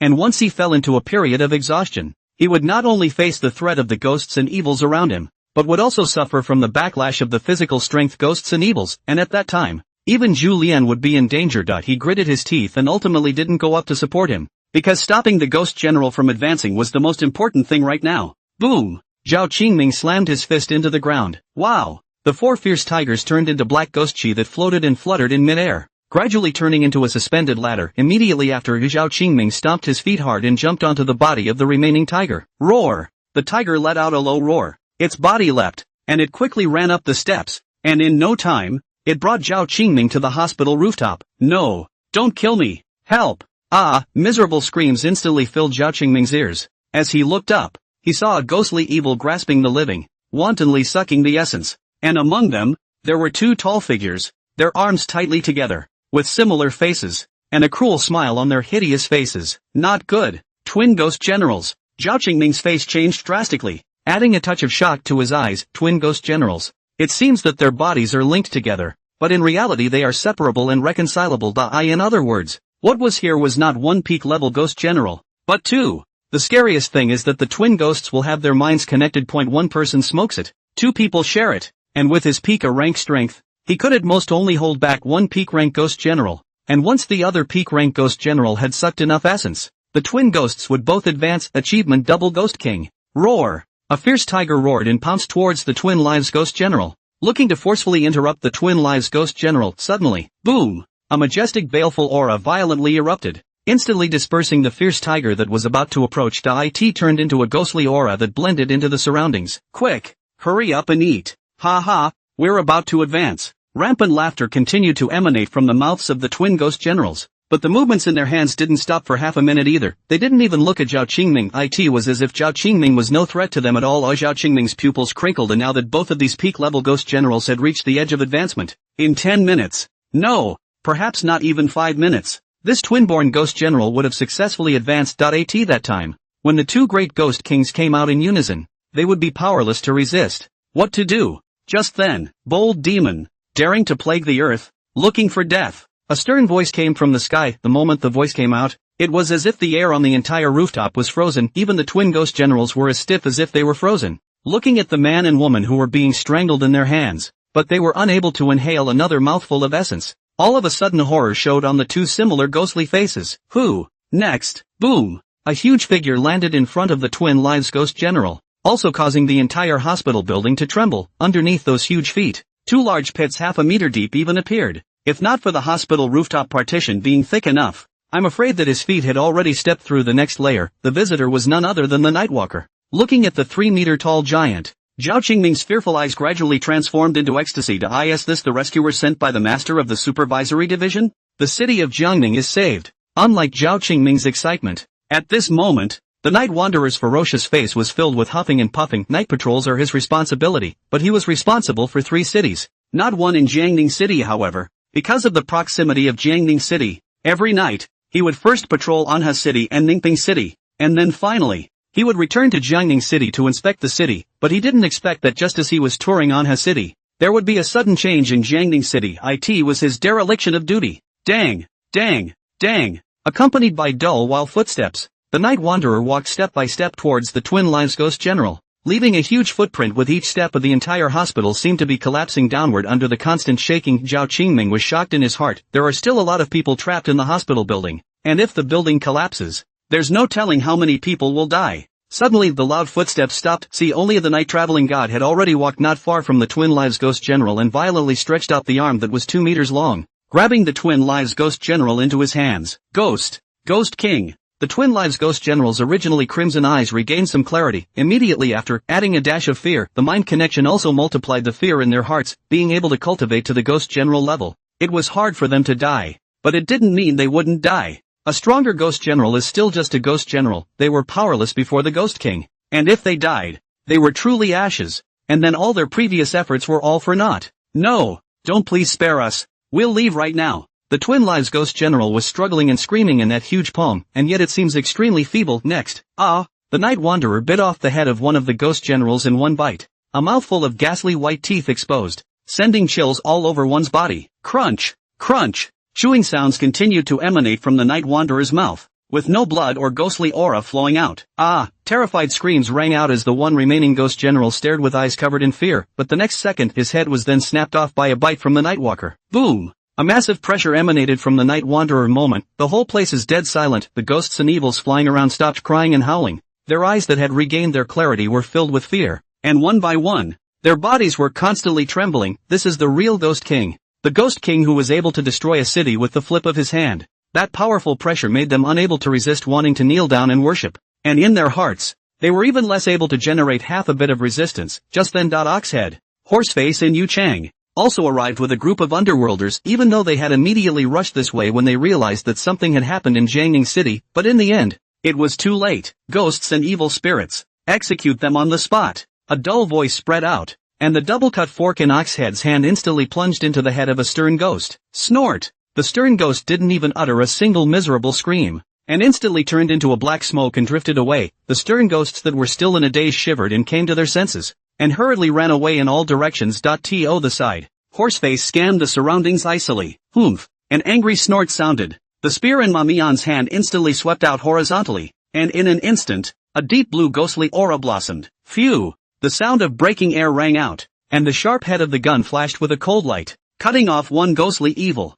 Miserable screams continued to ring out. The ghost evil, which was chopped off with only half of its body left, was still struggling to continue escaping. However, bang! Bang! Bang! That half of the body, like a lit firework, instantly exploded and turned into a mass of black ghost gas to eye in the split second when Bullhead and Horseface struck out. Yu Chang slammed his fist out. Boom! A few stern ghosts that were running away were instantly smashed to the ground before they could struggle to stand up. Yu Chang slammed out another punch. Boom! Boom! Boom! Punch after punch, as if it was telling the endless anger in Yu Chang's heart. Jiangning City, the place he had guarded all his life. Here, there were his relatives, his brothers, and the ordinary citizens he had protected, but now, it was killed by these ghosts and evil. How can he not be angry? Boom! The hard concrete floor was smashed out into a large pit, and those ghosts and evils that were smashed into the pit continued to emit black gas, and finally dissipated into a wisp of black smoke. The Een behind them, one by one, drew out the sabers on their waists and slashed at the ghosts and evils around them from top to bottom. Shasta, blade-like with a ghostly aura erupted. Snort!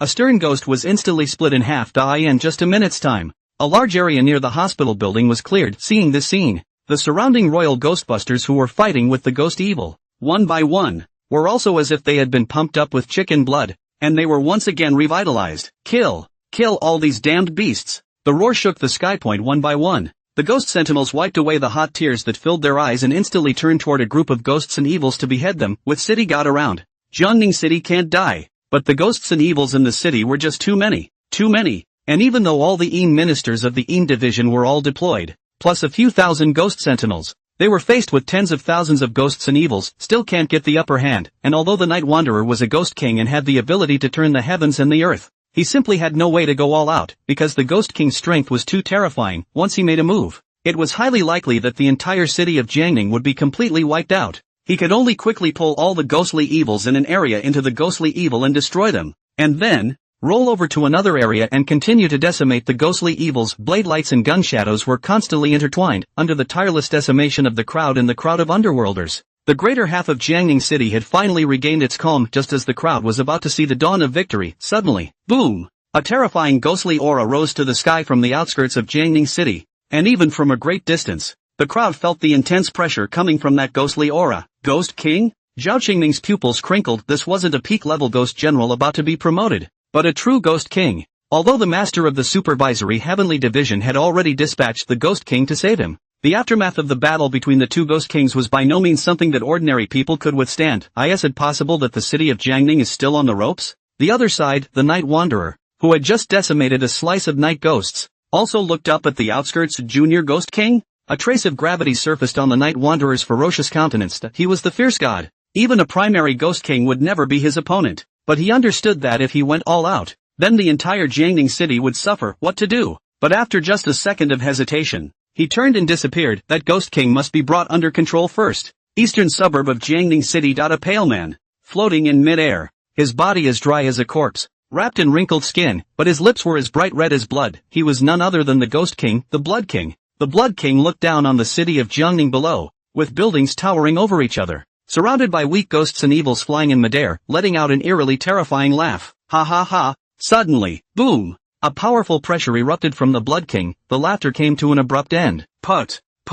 One by one, the ghosts and evils dropped to the ground, kneeling down with terrified faces. One by one, they were trembling under that tremendous pressure. But their legs were like lead, make it impossible for them to escape. The Blood King coldly swept a glance at the ghosts and evils around him, and his bright red lips hooked into a teasing smile. He raised his right hand slightly and gently tapped it downward. Boom! The red blood in the sky poured down like pouring rain. Snort! The blood and water that quickly fell to the ground converged into a small stream, wrapping up a single ghost evil. But in the blink of an eye, all of them were as if they had evaporated. It turned into a strand of black ghostly air. The ghostly chi didn't float away, but continued to melt into the creek. Immediately after, the stream grew rapidly, like a winding and coiling river, except that the bright red color in this river was incomparably blinding. The blood and water continued to spread in all directions, soon rising to a height of 1 meter, and where the blood and water passed, it seeped into the surrounding residential buildings. The hard-looking walls and glass, was as if it had been corroded and become tattered. In a one-bedroom apartment, the youth who was hiding in the corner and shivering, suddenly felt a hot breath coming from under his feet. He looked down and his eyes widened instantly. Blood! There was red blood everywhere. The blood spread quickly from the soles of the youth's feet to where his knees were, and the burning heat was like a scorching. A mournful scream rang out along with a burning odor. Intense pain came from the youth's leg. The youth tried to jump up to avoid the red blood water, but the red blood water seemed to be alive and quickly wrapped itself around his body. A plume of blue smoke instantly rose from the place where the blood and water were entangled. Snort! Snort! The youth's body was quickly corroded by the blood water, turning into a pile of residue that merged into the blood water. Terrified, trembling screams continued to come from the surrounding residential buildings, but it made the Blood King's lips turn red, and excitement flashed in the Blood King's eyes. He closed his eyes slightly and inhaled greedily. There was a look of enjoyment on his face. Suddenly the blood water that descended like pouring rain was as forbidden, floating in midair but unable to land on the ground. The blood that kept seeping into the residential neighborhood, because it had lost its source, quickly fell back to the ground and gradually penetrated into the concrete. It turned into a dry, dark red trail. Swish! The Blood King snapped his eyes open and looked up into the distance. See only. A huge figure quickly kept approaching in his direction, and a huge aura emanated from that figure. It was the primary Ghost King without a doubt. King Blood narrowed his eyes. He didn't expect to meet another Ghost King here. Ghost Kings were divided into domains, and normally, entering another Ghost King's domain would be seen as provocation, but the city of Jiangning is unincorporated. It also means that it's first come, first served. Oomph! Just you want to snatch it from me. A cold snort sounded as the Blood King violently swung his right hand. Boom! That originally forbidden rain of blood once again drifted down, but the next second the Blood King's eyes flashed as the buildings around him abruptly disappeared, leaving only darkness. There was not a single ray of light in this darkness, and even the Blood King, who had no visual hindrance in the darkness, only had darkness in front of him at the moment. It was as if all the light around them was sucked into the darkness. It was darkness that belonged to the extreme. This is none other than the realm of darkness, the haunt of the night voyager. How dare you! This is the jurisdiction of the supervisory heavenly division's lord. A mere Ghost King dares to intrude, looking for death. A stern shout rang out. The night-traveling god's huge figure was in the domain of darkness but seemed like a ghost. He quickly flew to the Blood King's side, and immediately after, he grabbed at the Blood King's head. However, the expected clicking sound didn't ring out, and the head that the Night Wanderer had grabbed suddenly turned into red blood and water, rapidly melting into a puddle. Immediately after, the red blood and water wrapped around the Nightwalker's arm. Snort! The blood water with corrosive power instantly burned a large hole in the night traveler's thick arm. Of the blood and water quickly spread towards the Nightwalker.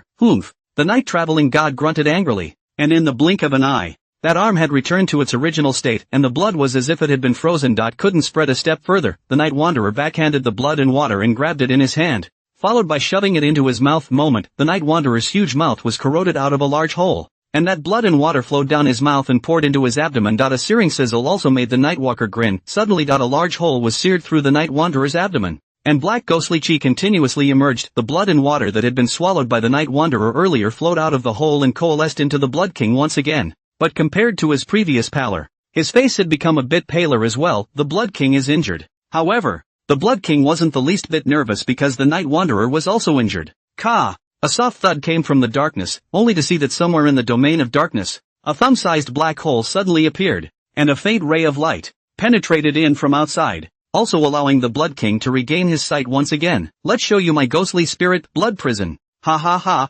An open-hearted laugh rang out as the Blood King raised his hand. A red drop of blood dripped. Snap! The moment it landed on the ground, the red blood water suddenly spread out in all directions, and in an instant, it turned into a huge pool of blood, and the Blood King's body followed and merged into the pool of blood, reflected in the domain of darkness. The sky was filled with red light. Swish! A miserable white arm reached out from the pool of blood, pulling on the Night Wanderer floating in mid-air, trying to drag him into the pool of blood. A hint of disdain flashed in the Night Wanderer's eyes as he jumped directly into the blood pool. Snort! Snort! Black smoke continued to rise from the body of the Nightwalker. However, instead, he violently opened his large mouth and sucked violently towards the pool of blood, and the red blood water was continuously sucked into his abdomen by the Night Wanderer, and large holes were continuously scorched out of his abdomen. But before the blood could flow, it had recovered. The Blood King, who was originally in the blood pool, also felt the loss of power as he flew away from the blood pool and coalesced his form once again. His face unsightly. The Night Voyager's face likewise didn't look too good. If he hadn't been afraid of the citizens of Jiangning City,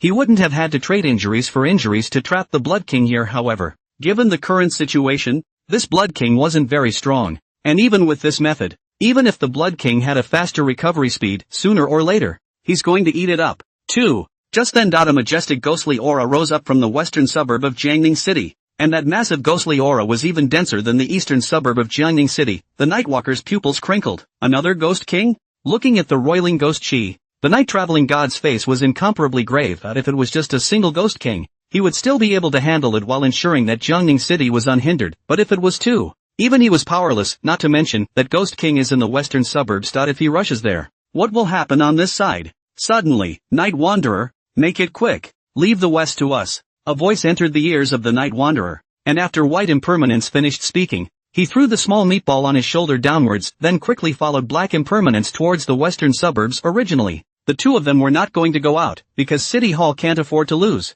The Master of Division was in seclusion. They must not let anyone break into the city temple, disturbing the Master of the Division in his practice. But the two major Ghost Kings appearing one after another also made them realize the seriousness of losing their temper. They had to go out. Put! The little meatball fell into the Night Wanderer's arms. He grabbed onto the Night Wanderer's clothes. His empty eyes seemed to carry some confusion, constantly twisting his neck back and forth, scanning the surroundings. Little meatballs? A hint of excitement appeared on the Nightwalker's face. The little meatball was also a Ghost King, but when they joined forces, they were bound to be able to quickly kill this Blood King. Though the Night Wanderer was a ferocious god, he couldn't be ferocious in the face of a fleshy little blob of meat. The little meatballs are the group favorites of the Netherworld. Little meatball. Later I will go first. You will find another opportunity. Before the Night Wanderer finished his words, he felt an empty space in his arms. See, only the little meatball stared at its short legs and ran towards the Blood King with an excited face. Ghost King again? The Blood King's face changed, and his expression was incomparably grave. It was also a Ghost King, but the strength of the Ghost Infant was obviously higher than many Ghost Kings, and he could feel that the strength of this Ghost Infant seemed to be about to break through the intermediate Ghost King. Being surrounded by two major Ghost Kings, even he couldn't stand it. Escape! The thoughts in his mind flashed by, and the Blood King turned and fled towards the outside of the domain of darkness. Just then, the little meatball took a bite of the Blood King's thigh and tore off a piece of dried skin and flesh. Intense pain came from the Blood King's leg, and the Blood King wanted to transform into blood water, but found that his transformation abilities seemed to be ineffective. It didn't work at all. Whoa! The mournful cries of ghostly babies rang out from all around. The Blood King's scalp tingled. He desperately tried to shake off the little blob of flesh that was biting into his leg. However, it seemed to stick to his leg. The Blood King hastily stretched out his right hand and slapped it fiercely towards the small meatball. Unbridled! A stern voice rang out, and the Night Wanderer suddenly appeared at the Blood King's side, grabbing his right hand and violently yanking it. Snort! The Blood King's right hand was directly ripped off by the Night Wanderer. The night-traveling god's face was happy. The biggest difficulty in dealing with this Blood King was that this Blood King would turn into blood water. And the corrosive power contained in the blood water was something that even he couldn't defend against. But Little Meatball has the Blood King under control. This should be the new ability that Little Meatball gained after advancing to Ghost King, right? He's not sure, but he knew that this Blood King was dead. Western suburb of Jiangning City. Zhao Qingming led Julien and the other Imperial ghosts to arrive. The ghostly aura in the sky had already covered the bright moon in the sky.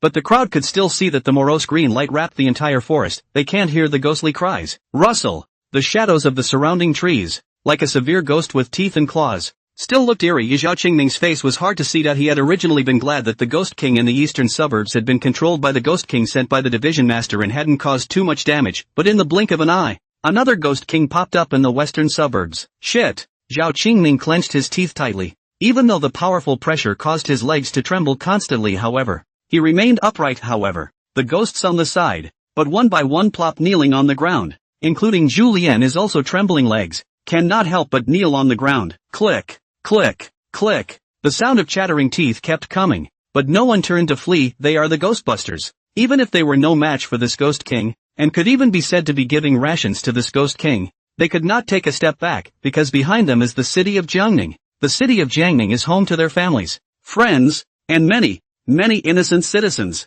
Suddenly, cackle cackle cackle. A series of eerie laughs rang out. Moment, the crowd's scalps were numb. I just felt goosebumps all over my body. At this point, a figure emerged abruptly above the trees. A woman. Only none of her skin was intact. The rotting flesh seemed to be on the verge of falling off, revealing dark red flesh inside, and as her name suggests, the King of Corruption. The corrupted king looked down on each and every one of the imperial demons, the corners of his mouth slightly raised, and that rotten arm gently waved. Go on, boys. As the words fell, a raging ghastly wind swept by Shasta. The trees around them danced wildly. Dang, dang, dang. A tree detached itself from the soil, and the roots kept wiggling, also carrying a tree to a fast run. Their trunks like vines are growing fast and getting longer. It swung in midair, sweeping in the direction of the Oni. Swish! One of the imperial demons was caught in midair. Illusion. This is all an illusion. Zhao Qingming yelled, trying to get everyone to wake up quickly. But this is the land of corruption. The haunted land of the King of Corruption. In the midst of this kingdom,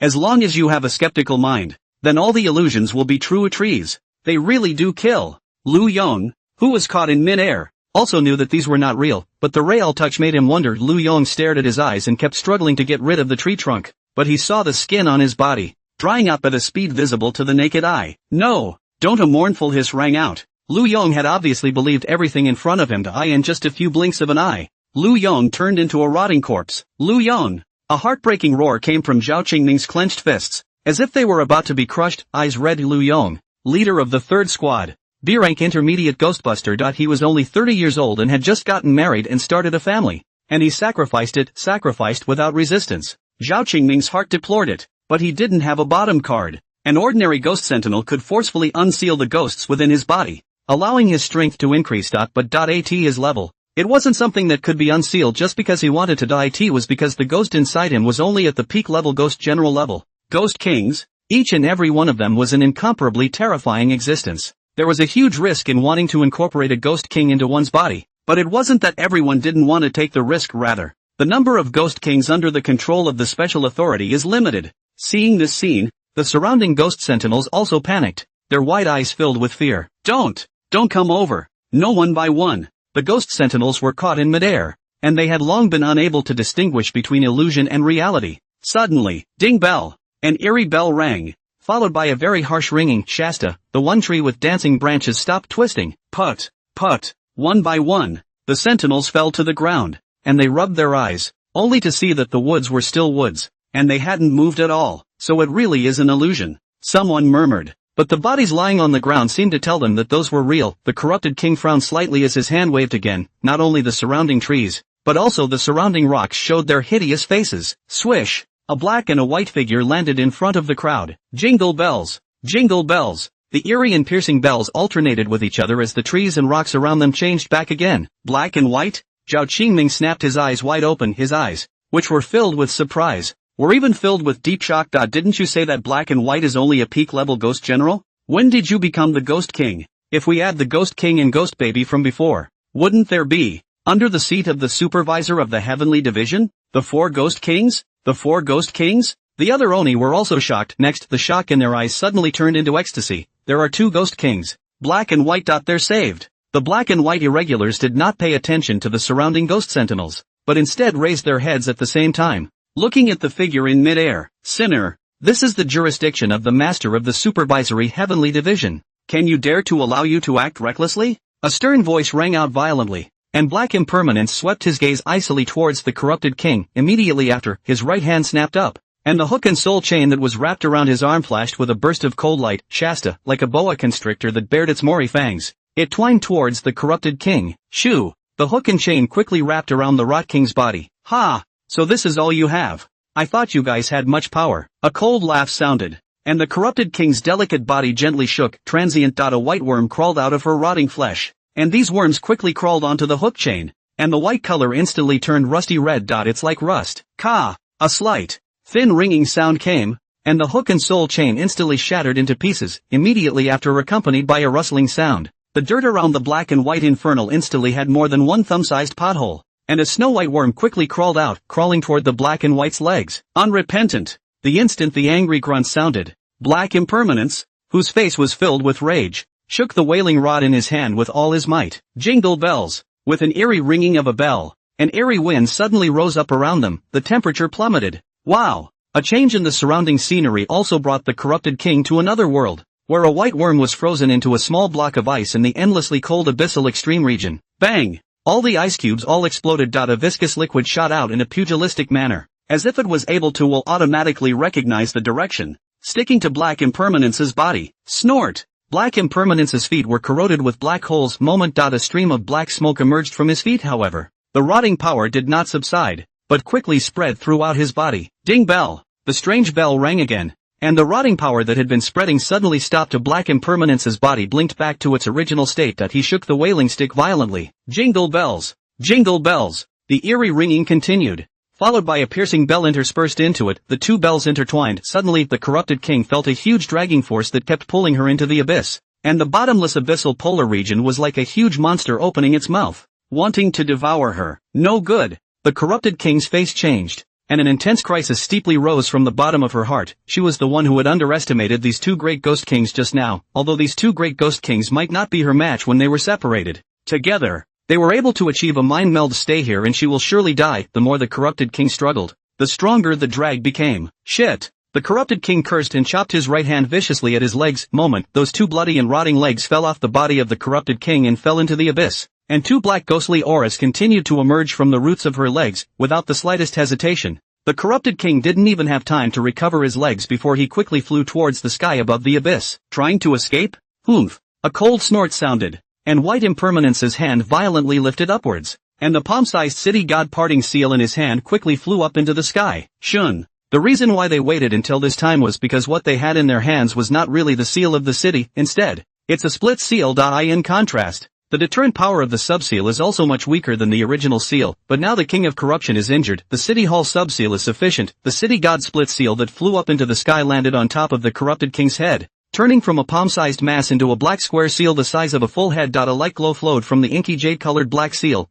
Pounds of majestic aura emanated from the city god's parting seal. Boom! That powerful pressure caused the corrupted king in midair to violently pause. What is this? The corrupted king's eyes looked at the seal of the city god in fear, only to feel his body tremble. Immediately after, a powerful and intense pain came from the depths of her soul, and even though she had already cultivated to the level of a ghost king, she was still unable to endure the intense pain. The mournful screams rang out, and also caused the surrounding imperial ghostbusters to shiver coldly one by one as they watched the corrupted king's body suddenly shrink into a ball, and was incorporated into it by the city god's split seal. But the mournful screams still echoed in their ears. I don't know how long it's been. Suddenly, it's over? A voice mixed with surprise rang out. It took a moment for the frozen Oni around them to react. It's all over. Immediately after, a sobbing whimper sounded. A female ghostbuster plopped on her knees, tears continuously slipping from her eyes. Snap! Snap! Teardrops rolled to the ground and instantly soaked into the dirt. The emotion spread quickly. All of the surrounding imperial demons,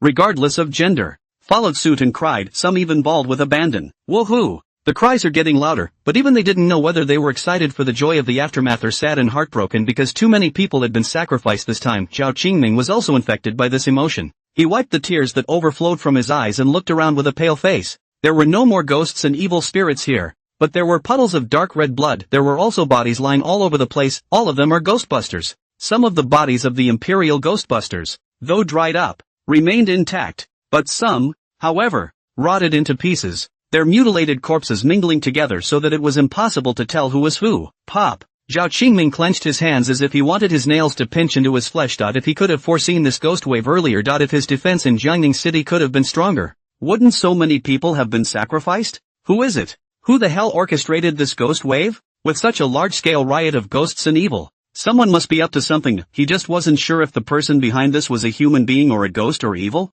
He very much wanted to find out these people, to avenge those sacrificed ghost sentinels and those innocent citizens who were killed. But he was clear that the person behind this was able to start a ghost tide. So it was bound to be not simple. The IT was likely an existence they couldn't deal with. This matter can only be dealt with when the provincial bureau sends someone. Zhao Qingming turned his head to look at Xiao Mei and Zhu Lian, who were also filled with tears, and said somewhat feebly, Xiao Mei, you lead the men to bring the fallen brothers back. Zhu Lian, you come with me to deal with the aftermath of Jiangning City. Yes. At the same moment, Qin Feng, who was in the supervisory heavenly division, broke away from the special space of the divine soul cultivation technique. Swish! As soon as Qin Feng opened his eyes, he felt that the entire netherworld was empty and not quite right. What's going on? Qin Feng's eyes looked up suspiciously as he gazed through the netherworld toward the Jiangning city outside. Just for a moment he then had the entire city of Jiangning in his sights. See, only the black ghostly aura hovered over Jiangning city, gradually drifting out in all directions. And in the eastern suburbs of Jiangning city,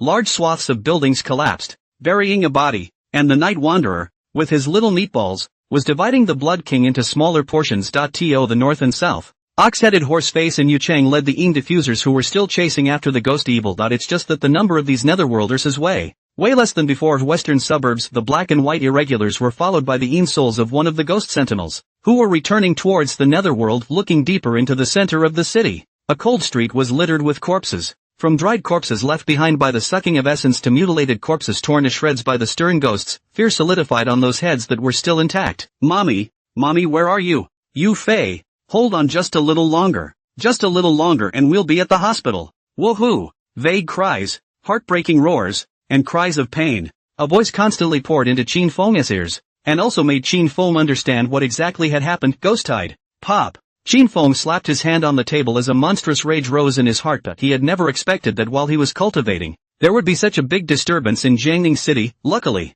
there's Black and White and Nightwalker. Otherwise, when he wakes up, I'm afraid the entire city of Jiangning will be in ruins. Qin Feng violently clenched his fists. Knuckles pinched. Boom sound. Jiangning City as his first jurisdiction, but also his most important place, but suffered such a disaster. How could he not be angry? It was only after a long time that Qin Feng gradually calmed down. It's over. Even if he had monstrous anger, he had nowhere to vent it. Suddenly Qin Feng frowned. Nope. If it's over, why didn't it trigger a special check-in? To know that before the small meatball, Yu Chang out, can help him trigger a special signing? There is no reason. This time such a big battle. The system is not half a reaction. Has the source of this matter not been resolved? Qin Feng's gaze moved slightly. It is reasonable to say that the outbreak of the ghost tide. It is impossible to have no signs at all. He has to come out day after day to absorb the power of faith. But he did not notice the slightest hint. In other words, the ghost wave erupted suddenly. The ghosts and evils in Jiangning City were almost swept away before, and the remaining ghosts and evils had gone into hiding. So how could they dare to cause trouble in Jiangning City? Obviously these ghosts and evil were not in Jiangning City before, but were attracted. Swish! A cold aura flashed in Qin Feng's eyes. He looked up and gazed into the distant sky. A faint golden light degree up in his eyes. In his gaze, there was nothing to hide. Suddenly Qin Feng's eyes stared. See, only on a hillside in the western suburb of Jiangning City, there were three figures, none other than Scar, Black Widow, and the puppet. In their vicinity, there was another shadow if any, two S-class ghost sentinels and one PK class. A cold voice came out from Qin Feng's mouth. Jiangning City had erupted into such a great turmoil, and there were two ghost kings out in the world. Yet these three ghost sentinels were indifferent and didn't even have a surprised expression on their faces. There's only one possibility. There's something wrong with these three. Hillside, let's go. The ghost tide is over. The city god won't strike again. An ethereal voice rang out. The manipulated golem suddenly turned around and headed off into the distance. Scar looked up at the direction of Jiangning City and said with a palpitating heart, "It really didn't occur to me that there are four great ghost kings under the seat of city god. It seems that we have underestimated the strength of city god too much, but as long as the news of this time is passed back, the organization will likewise be rewarded." Let's go. The fact that the 4 great ghost kings were out in the midst of this ghost tide had also caused them to no longer have any illusions about continuing to investigate the matter of the city god in depth. Try asking how strong is Xing Wang if he can take the 4 great ghost generals under his wing? Luckily, the city god didn't make a move this time. Otherwise, with the strength of a few of them, I'm afraid that they would really have to be left behind in Jiangning City. The Black Widow, who was on the side, also lost her delicate color on her face. Instead, he nodded gruffly and quickly followed Scar's lead. The trio's conversation once again confirmed Qin Feng's speculation. Qin Feng's eyes became icy cold next. Scar and Black Widow, who were walking quickly toward the distance, simultaneously felt an icy gaze sweep over them. It also sent chills all over the 2 men's bodies. Shasta, the 2 men's hairs exploded in sweat. Who? Scar's eyes swept around warily, yet as far as his eyes could see, there was only the deserted path and the starry sky. There is no figure, but the vigilance in Scar's eyes didn't half relax. As an S-ranked ghost swordsman, it was simply impossible to create an illusion, and his ability was incredibly special. Not only was he able to summon the ghosts and evils around him, he was also very sensitive to them. It also made him more certain someone's watching them. If it was an ordinary person, Scar would not be afraid at all, but that icy cold feeling made him feel a little uneasy in his heart. Who the hell is it? Could it be Shingo? Scar's pupils suddenly shrunk, and he hurriedly turned his head to look at Black Widow. We might have been discovered by the city god. Split up and retreat. A sharp voice rang out, and without hesitation, Scar turned and ran off into the distance. Black Widow didn't respond, but her feet were no slower than Scar's, because she understood that, city god or not, they had to escape from the city god's jurisdiction as soon as possible. That's what makes it really safe. Seeing this scene, the coldness in Qin Feng's eyes increased. He gently raised his right hand. Wow! The measuring tape engraved with starlight appeared in his hand. Buzz off! The heaven measuring ruler trembled continuously, and a faint glittering radiance emerged from the handle of the ruler, as if as a sharp instrument for measuring good and evil on earth. It couldn't wait to rush out. Lower measure the length of mortal life and death. Qin Feng's icy voice fell, and the heavenly measuring ruler flew into the distance with a swoosh, dragging a silver tail in the void. Boom! A vastness rose from above the city temple. What's that? The Imperial Ghostbusters who were dealing with the aftermath of the incident.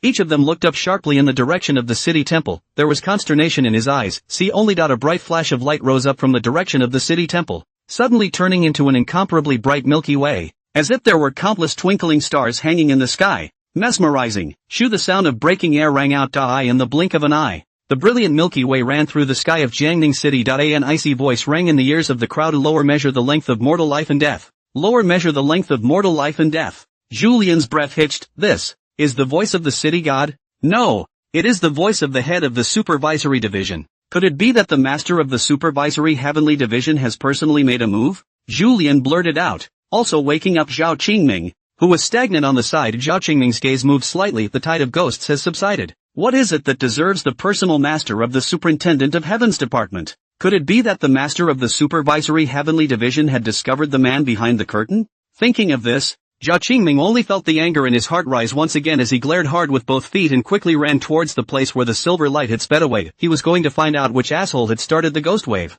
Chief, where are you going? No one responded to Wish Company's cries, watching Zhao Qingming disappear in an instant. Zhu Lian gritted his teeth and said to the people behind him, "You guys continue to deal with it here. I'll follow over and take a look." Yes. Jiangning branch. Are feeling that vastness? Chen Ming ran out of the building with a face of excitement, his eyes incomparably hot as he looked away from the Milky Way that ran through the sky. Spirit weapon. This was definitely a spiritual artifact that surpassed S-class without a doubt. But just what kind of spirit weapon was capable of erupting with such a vast aura? He had to see it. The other side, master of the division, the black and white irregulars, the night wanderer, and the others instantly fell to their knees, but they couldn't help but raise their eyes to the sky. And through the starlight in the sky, they saw a ruler engraved with stars, falling down in the south of Jiangning City. Boom! A majestic aura rippled out. The crowd's pupils crinkled and they hurriedly lowered their heads. The heart was beyond appalled. They felt the aura contained in that ruler as if it was capable of destroying the heavens and sweeping away all evil in the world. Is this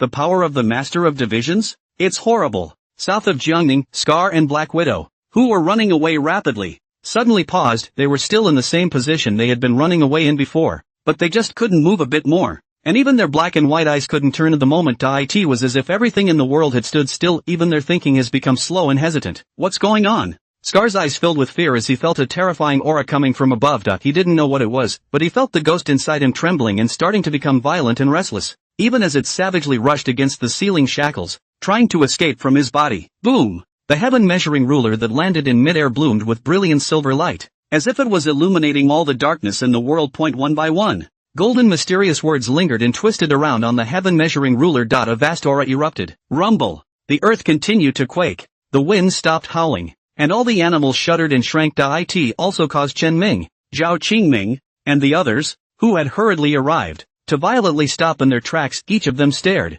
their hearts shocked beyond measured vastness. They felt as if the slightest evil thought existed underneath this vast and righteous aura, and the spirit weapon would attack them. The ability of the head of the supervisory division? Boom! The measuring ruler in midair trembled slightly, and two silver glows landed on Scar and Black Widow, wrapping them tightly. A moment, that pain coming from the depths of their souls also made the two of them unable to hold back their mournful screams. Suddenly the screams came to an abrupt end. Only those two silver glows quickly spread to Scar and Black Widow's whole body, and in the blink of an eye, they swallowed up all of their bodies, and the two of them, too, turned directly into dust amidst the silver glows. Seeing this scene, Qin Feng was filled with excitement. It was worthy of being a heavenly ranked spiritual weapon. Even the primary Ghost King was directly vaporized. It's just too strong. Unfortunately, these two people's souls were vaporized. Otherwise, these two people have done so many sins. He must be given to add in the evil book, so that these two people in the pain of repentance. Right. There's another one. Qin Feng's gaze passed through the void and quickly swept towards the remaining person, which was a shadowy figure, hiding under the dirt, looking like a human and not a human, like a ghost and not a ghost. It was as if he were a true shadow, minimizing his presence. Had this not been the city god's jurisdiction, this person would really have been overlooked by him. I'm afraid, this person's ability is somewhat special, but refining living people into puppets is simply damned. Qin Feng's mind moved and his figure disappeared in an instant. Next, he landed on top of that field. The hand snapped downward, the silhouette in the mud trembled. Its eyes filled with fear. He knew that City God was very strong, but he didn't think that City God would be strong to such an extent, without even appearing as a human being. Just a spiritual weapon instantly made the two S-class ghost sentinels go up in smoke. What kind of strength was this? Had Xing Wang reached the legendary SSS level? He had to hurry to deliver this news back to Heavenly Evil. Suddenly, a huge suction force came from the void's heart. However, before he could react, he felt his soul detach itself from his physical body, and the tearing sensation that came from the depths of his soul, however, made him unable to hold back his screams. Qin Feng grabbed the virtual shadow in his hand, then directly stuffed it into the city seal, triggering a tide of ghosts, wreaking havoc in Jiangning, and killing countless lives is absolutely unforgivable. From today onwards, you will suffer the punishment of karmic fire day and night to atone for what you have done. As soon as the stern voice fell, a light flowed from the city god seal. As if visible through the crystalline inkjade, a cluster of blue fire flared up and wrapped the silhouette.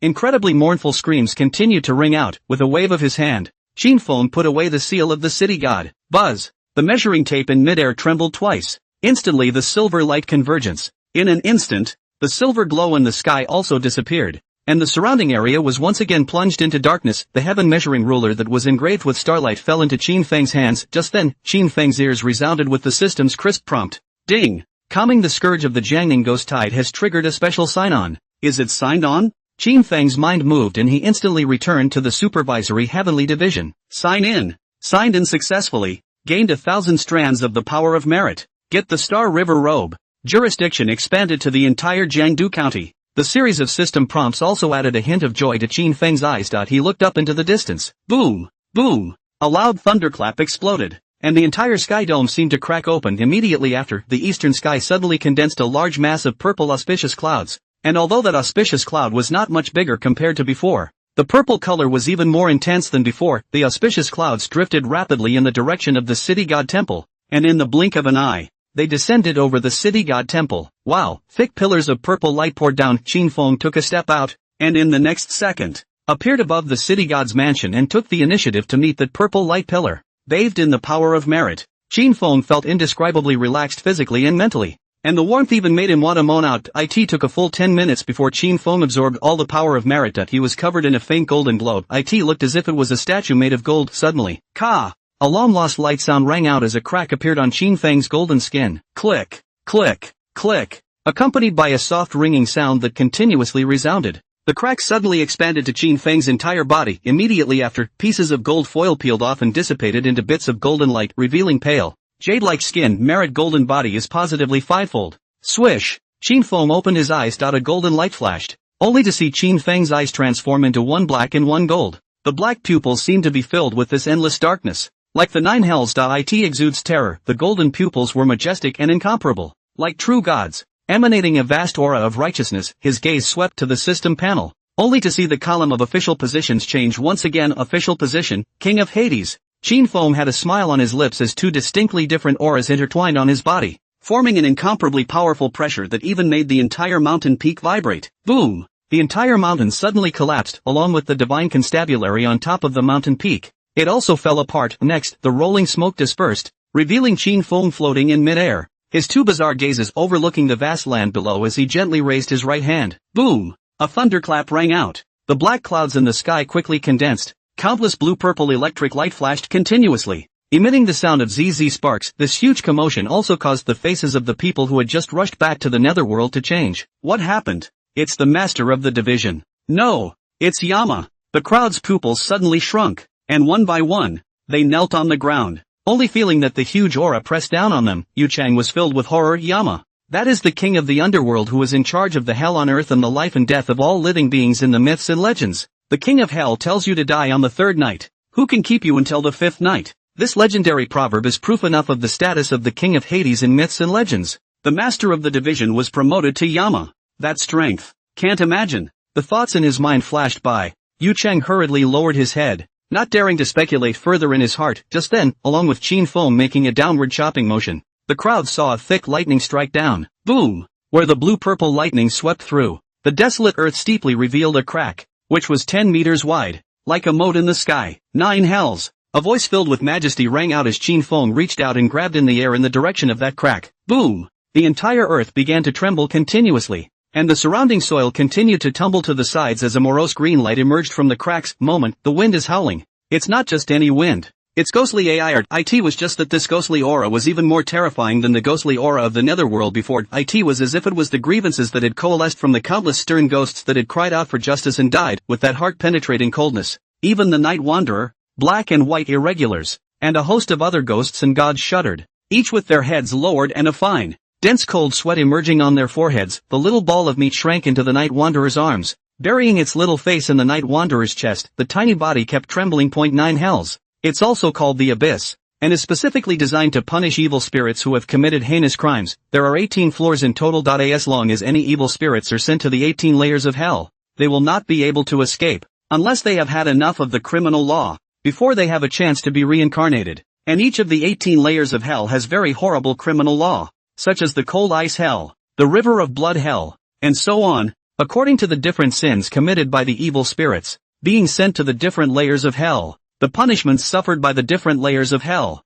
are also not the same, but there is a common thread of any evil spirit that enters the midst of hell will suffer eternal agony day and night. The 18th layer of hell, the boundless hell, is also the bottom of the underground, and is the most terrifying and mysterious layer of the 9 hells, because no one has ever seen it with their own eyes, nor can any evil spirit leave the 18th floor of hell. They are immortal. Whoa, along with the frenzied ghastly winds constantly whistling as if there were countless stern ghosts crying and howling, trying to crawl out from under the abyss. The horrifying sound also caused a group of ghosts and gods to bury their heads deeper and deeper. The weak Netherworlders, though not spiritually intelligent, but they were also all on their knees, trembling unceasingly. Boom! Accompanied by a loud roar, a huge mountain peak emerged from the crack, and right in front of the peak, a dark hole was exposed. There was a morose green light revealing itself in the cave entrance, and there was also a terrifying ghostly aura constantly overflowing. Above the cave entrance are carved 4 ancient codices, 9 hells. Immediately after, boom! A solemn and majestic palace landed on top of the crack with a bang.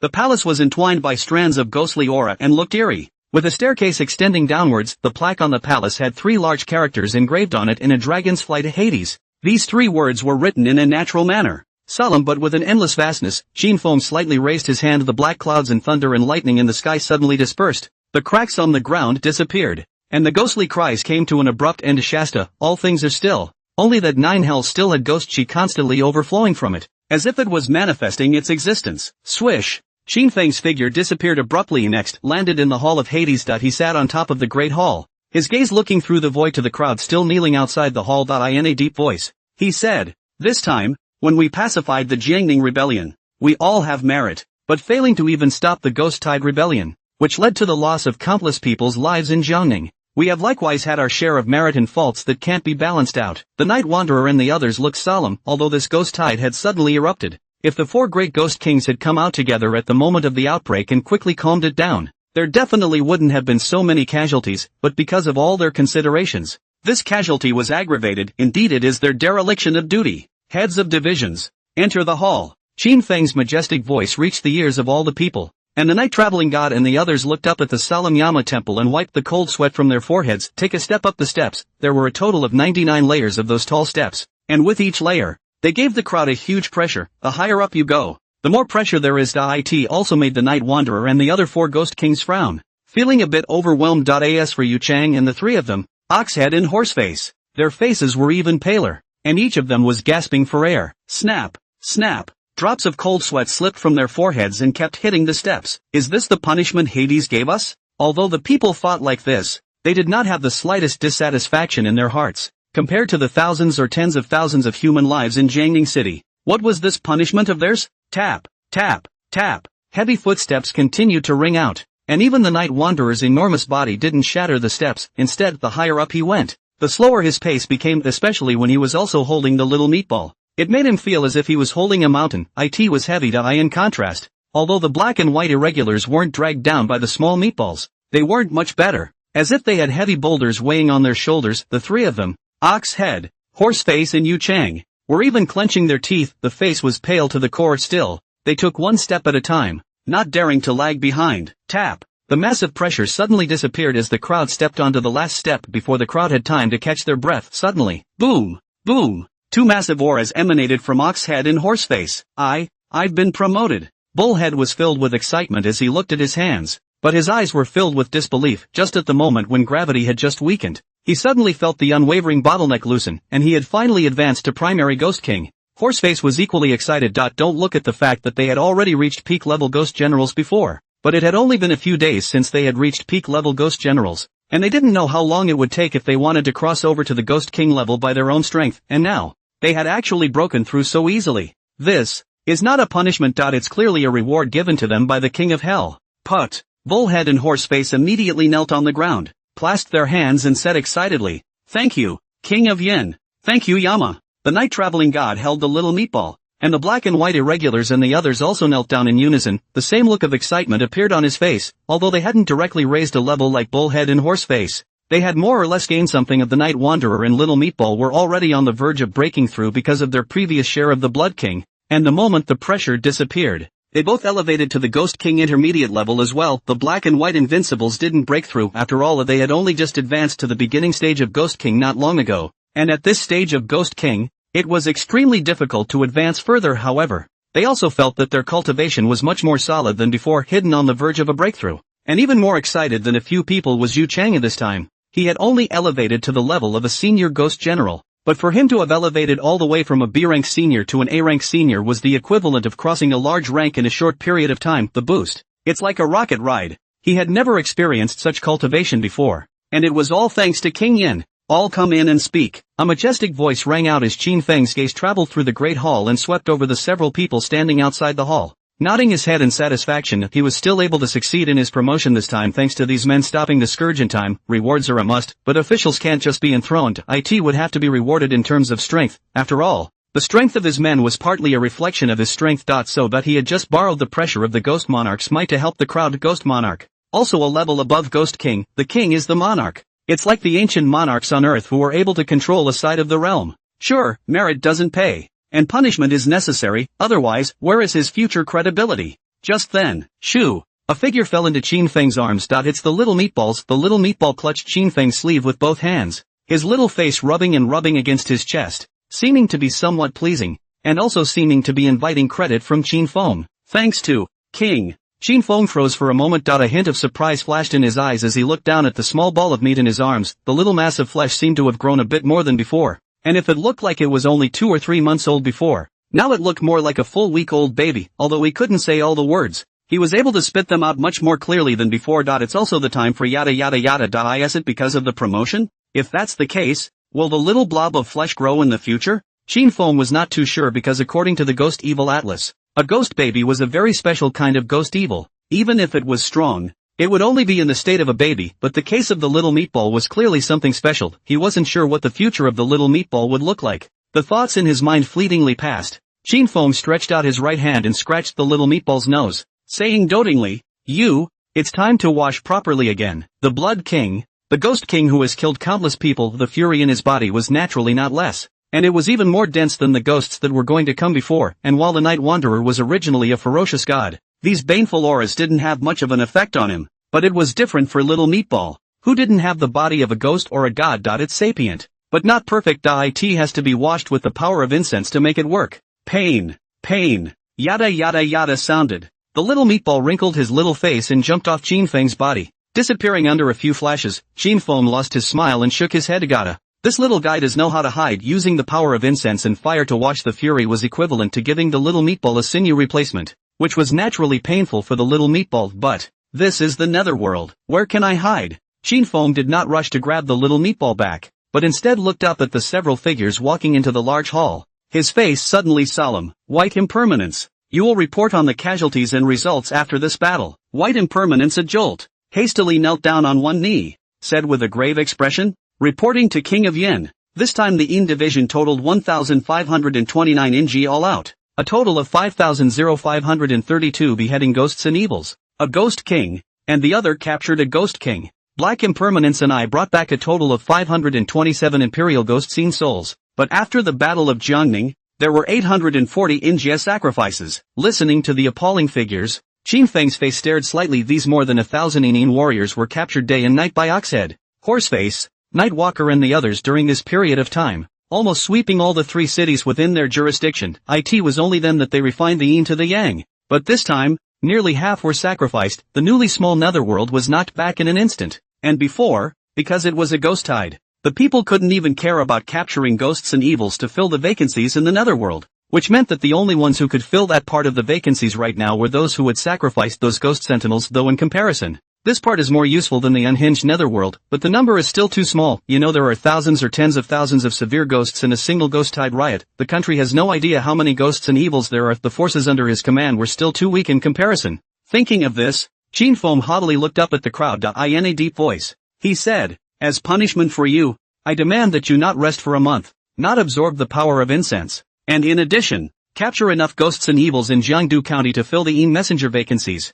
Yes. The crowd dropped to one knee and clasped their fists in response. The heart was relieved. Although ghosts and gods don't need to sleep, they also need time to cultivate every day and absorb the incense supply with the help of the city god temple. But compared to this reward, such a punishment is light enough. At this point, White Impermanence suddenly spoke. King Yin, what about the ghost king captured earlier? Black and White is just a junior ghost king, and what they had in their hands was the city god's parting seal, which was unable to refine ghosts and evils of the ghost king's caliber into Yin diffusers. Ghost king? Chinfeng's gaze moved slightly. When he had checked Jiangning City earlier, he had only seen one of the ghost kings being partaken of, and the other ghost king had apparently been incorporated into the city god's parting seal by the Black and White irregulars. After thinking about it, he spoke. Release that ghost king. Yes. White Vagabond clasped his fists, then he got up and raised his hand, and in his hand, the city god's parting seal appeared. Wow! A figure floated out of the city god's separate seal and fell into the great hall. It was the king of corruption who was only half a body left. The corrupted king's face was startled, and even though she had already left the city god's split seal, the intense pain, like a maggot in her tarsus, didn't completely dissipate. But in this moment, she couldn't care less about the pain, or even about observing what this place was. Instead, the moment he landed on the ground, he rushed directly toward the outside of the great hall. How dare you! You dare to act wildly in front of Yama! White Impermanence's face changed. He never thought that this ghost king would dare to spread his wildness in the Yama palace. If he angered Lord Yama, he could not afford this crime. However, before he could make a move, a cold snort came from his ears. Oomph! Shasta, half of the corrupted king's body stopped in midair as if it had stood still. At this moment, it was as if the air in the entire hall had frozen, and the corrupted king wanted to hiss and struggle, but realized that he couldn't even move a bit. Couldn't even make a sound. A coolness traveled down the corrupted king's spine, making her feel like she was wrapped in an endless coldness, icy cold and bone-chilling. Moment, the corrupted king's scalp tingled. What kind of power is this? Fear filled the eyes of the corrupted king. She was a primary ghost king, but she couldn't even resist in the face of such power. Who the hell was the person who just made that cold grunt? Yama. Who is it? Suddenly, pop! The king of corruption fell heavily to the ground. This time, she didn't dare to run away. Instead, Her eyes scanned the surroundings warily, and she got a good look at the solemn and magnificent hall, and she also saw the black and white irregulars, the Night Wanderer, the ox-headed horseface, and others. Ghost King? The Rotten King's heart trembled. 5 Ghost Kings. What the hell is this place? Why are there so many Ghost Kings? Immediately after, she saw a man, who was sitting on top of the great hall, looking extremely young, with skin so white as jade that she couldn't help but want to peel it off and replace it with her own, and that face. His eyebrows revealed an indescribable majesty, but he had a face that would make any woman's heart flutter. Bang! Bang! It was as if the corrupted king felt his heart, which he had lost long ago, begin to beat frantically. There was nothing but deep fascination in her eyes. Is this the king of hell? How can there be such a handsome man in the world? Wanted so badly to have him for myself. Qin Feng looked at the rotting king of corruption who was rotting all over his body without a single shred of integrity. Yet he was looking at himself with a flamboyant face, and he could not help but frown, wanting to dry heave with some revulsion. Boom! A powerful pressure erupted. Moment, the corrupted king's heart trembled. It only felt as if something was crushing her body under that powerful pressure, as if it was going to crush the bones in her entire body back and forth. A mournful scream echoed continuously in the great hall. It also made the scalps of the Night Wanderer and the others numb. Suddenly, say, where did you come from and why did you appear in Jiangning City? A questioning voice rang out. Qin Feng looked at the corrupted king with cold eyes. If not for the black and white irregulars capturing this ghost king in time, there was no telling how many people this ghost king would have killed. That he had no mercy for such a demonic evil. But compared to throwing this ghost king into the 9 hells to be used as a test subject, he knew more about where these ghosts and evils actually came from? Or rather, where do all the ghosts and evils in this world come from? After this ghost tide, he realized a problem with the number of ghosts and evils in this world is frighteningly high. It's just that most of the time, hidden in various cities. It's easy to overlook their numbers, although it is said that some ghosts and evils are turned into after the death of a person, such as some low-level fierce ghosts, severe ghosts, or even the ghost generals before. There are also ghosts on Earth who specialize in killing ghosts and evils. There was no reason why after these nearly 100 years, not only had the ghosts and evil not been killed, but they were getting more and more. So he was very skeptical that not all of the ghosts and evil in this world had become human, and more importantly, the Ghost King. Previously, he hadn't sensed the presence of Ghost King in the vicinity of Jiangning City. So where did the 2 Ghost Kings that suddenly appeared this time come from? Although he hadn't been to any other cities in China until now, but he knew the Ghost King was a threat to the city. Once the Ghost King made his move, that city would most likely be reduced to rubble. And there was simply no way that there would still be a city like Jiangning City that was able to maintain peace on the surface all the time. And it was also able to conceal the vast majority of ordinary people. So, where were these Ghost Kings hiding before? I don't know. I was awakened by someone, and when I appeared in this city.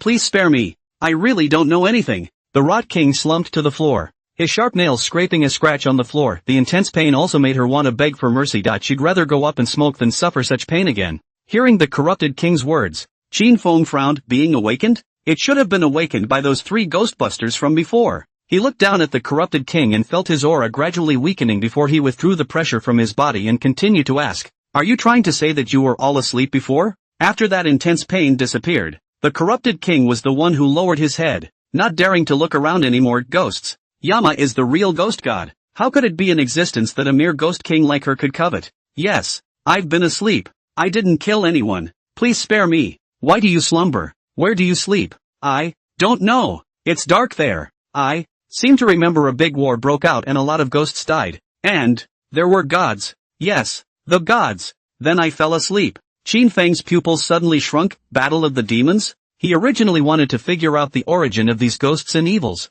but he didn't expect that he would get such a shocking secret. If this ghost king is in a deep sleep, what about the gods? Is it also in a deep sleep? He hurriedly looked up at the corrupted king and asked in an urgent tone, why did the great war break out? Where did you guys come from? Why are you guys trying to kill the gods? 3 questions in a row also shook the corrupted king's mind. She'd been asleep for so long and for so long that her consciousness had only just revived after being awakened, but those 3 questions brought up fragment after fragment in her mind. Why? Suddenly the corrupted king's eyes turned crimson as she violently reached out and propped up her upper body, looking up at Qin Feng and hissing in an almost frantic tone. Why? Because this place will become our paradise, and the demon lord will lead us, conquering the entirety of all realms, and you, and everyone else will die. All will die. Ha ha ha ha. Crazy laughter continued to echo through the great hall, and it also caused the Night Wanderer and the others to change their faces. With King Yin present, they naturally wouldn't worry about who the corrupted king could harm, but they were shocked by what the corrupted king said. Turn this place into a paradise?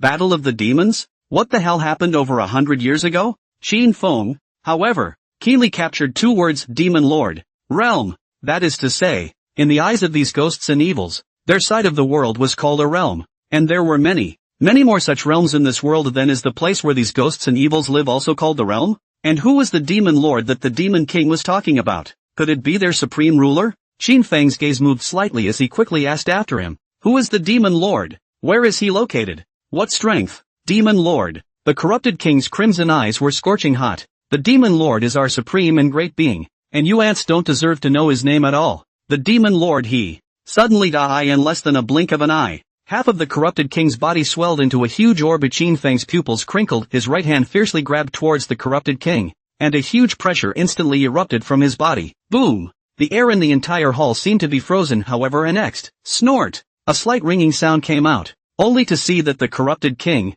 which had just been grasped in Qin Feng's hands, was like a leaky ball of skin, drying up at a speed visible to the naked eye. The eyes also lost their luster instantly. Immediately after, the corrupted king's body turned into a trail of black smoke that drifted out into the surroundings, and all of this, it happened really fast. Even if Qin Feng had already stopped it in time, it would not be of the slightest use. Swish! Qin Feng clenched his fists violently, his brows furrowed. Demon Lord. This demon king had an almost insane worship of the demon lord. But why, after mentioning the demon lord, did that demon king simply go up in smoke? Qin Feng is not sure. He guessed that there was a possibility that what that ghost king was about to say had touched some kind of prohibition. It was highly likely that it had something to do with the demon lord that the ghost king had spoken of, even though he knew nothing about that demon lord's strength. But being able to instantly make a ghost king go up in smoke, his strength was definitely above him, because the Netherworld is his ghost. A real ghost. And the city god's mansion that he had shown in front of the crowd before was nothing more than his ghostly projection. In the Netherworld, he was able to control everything.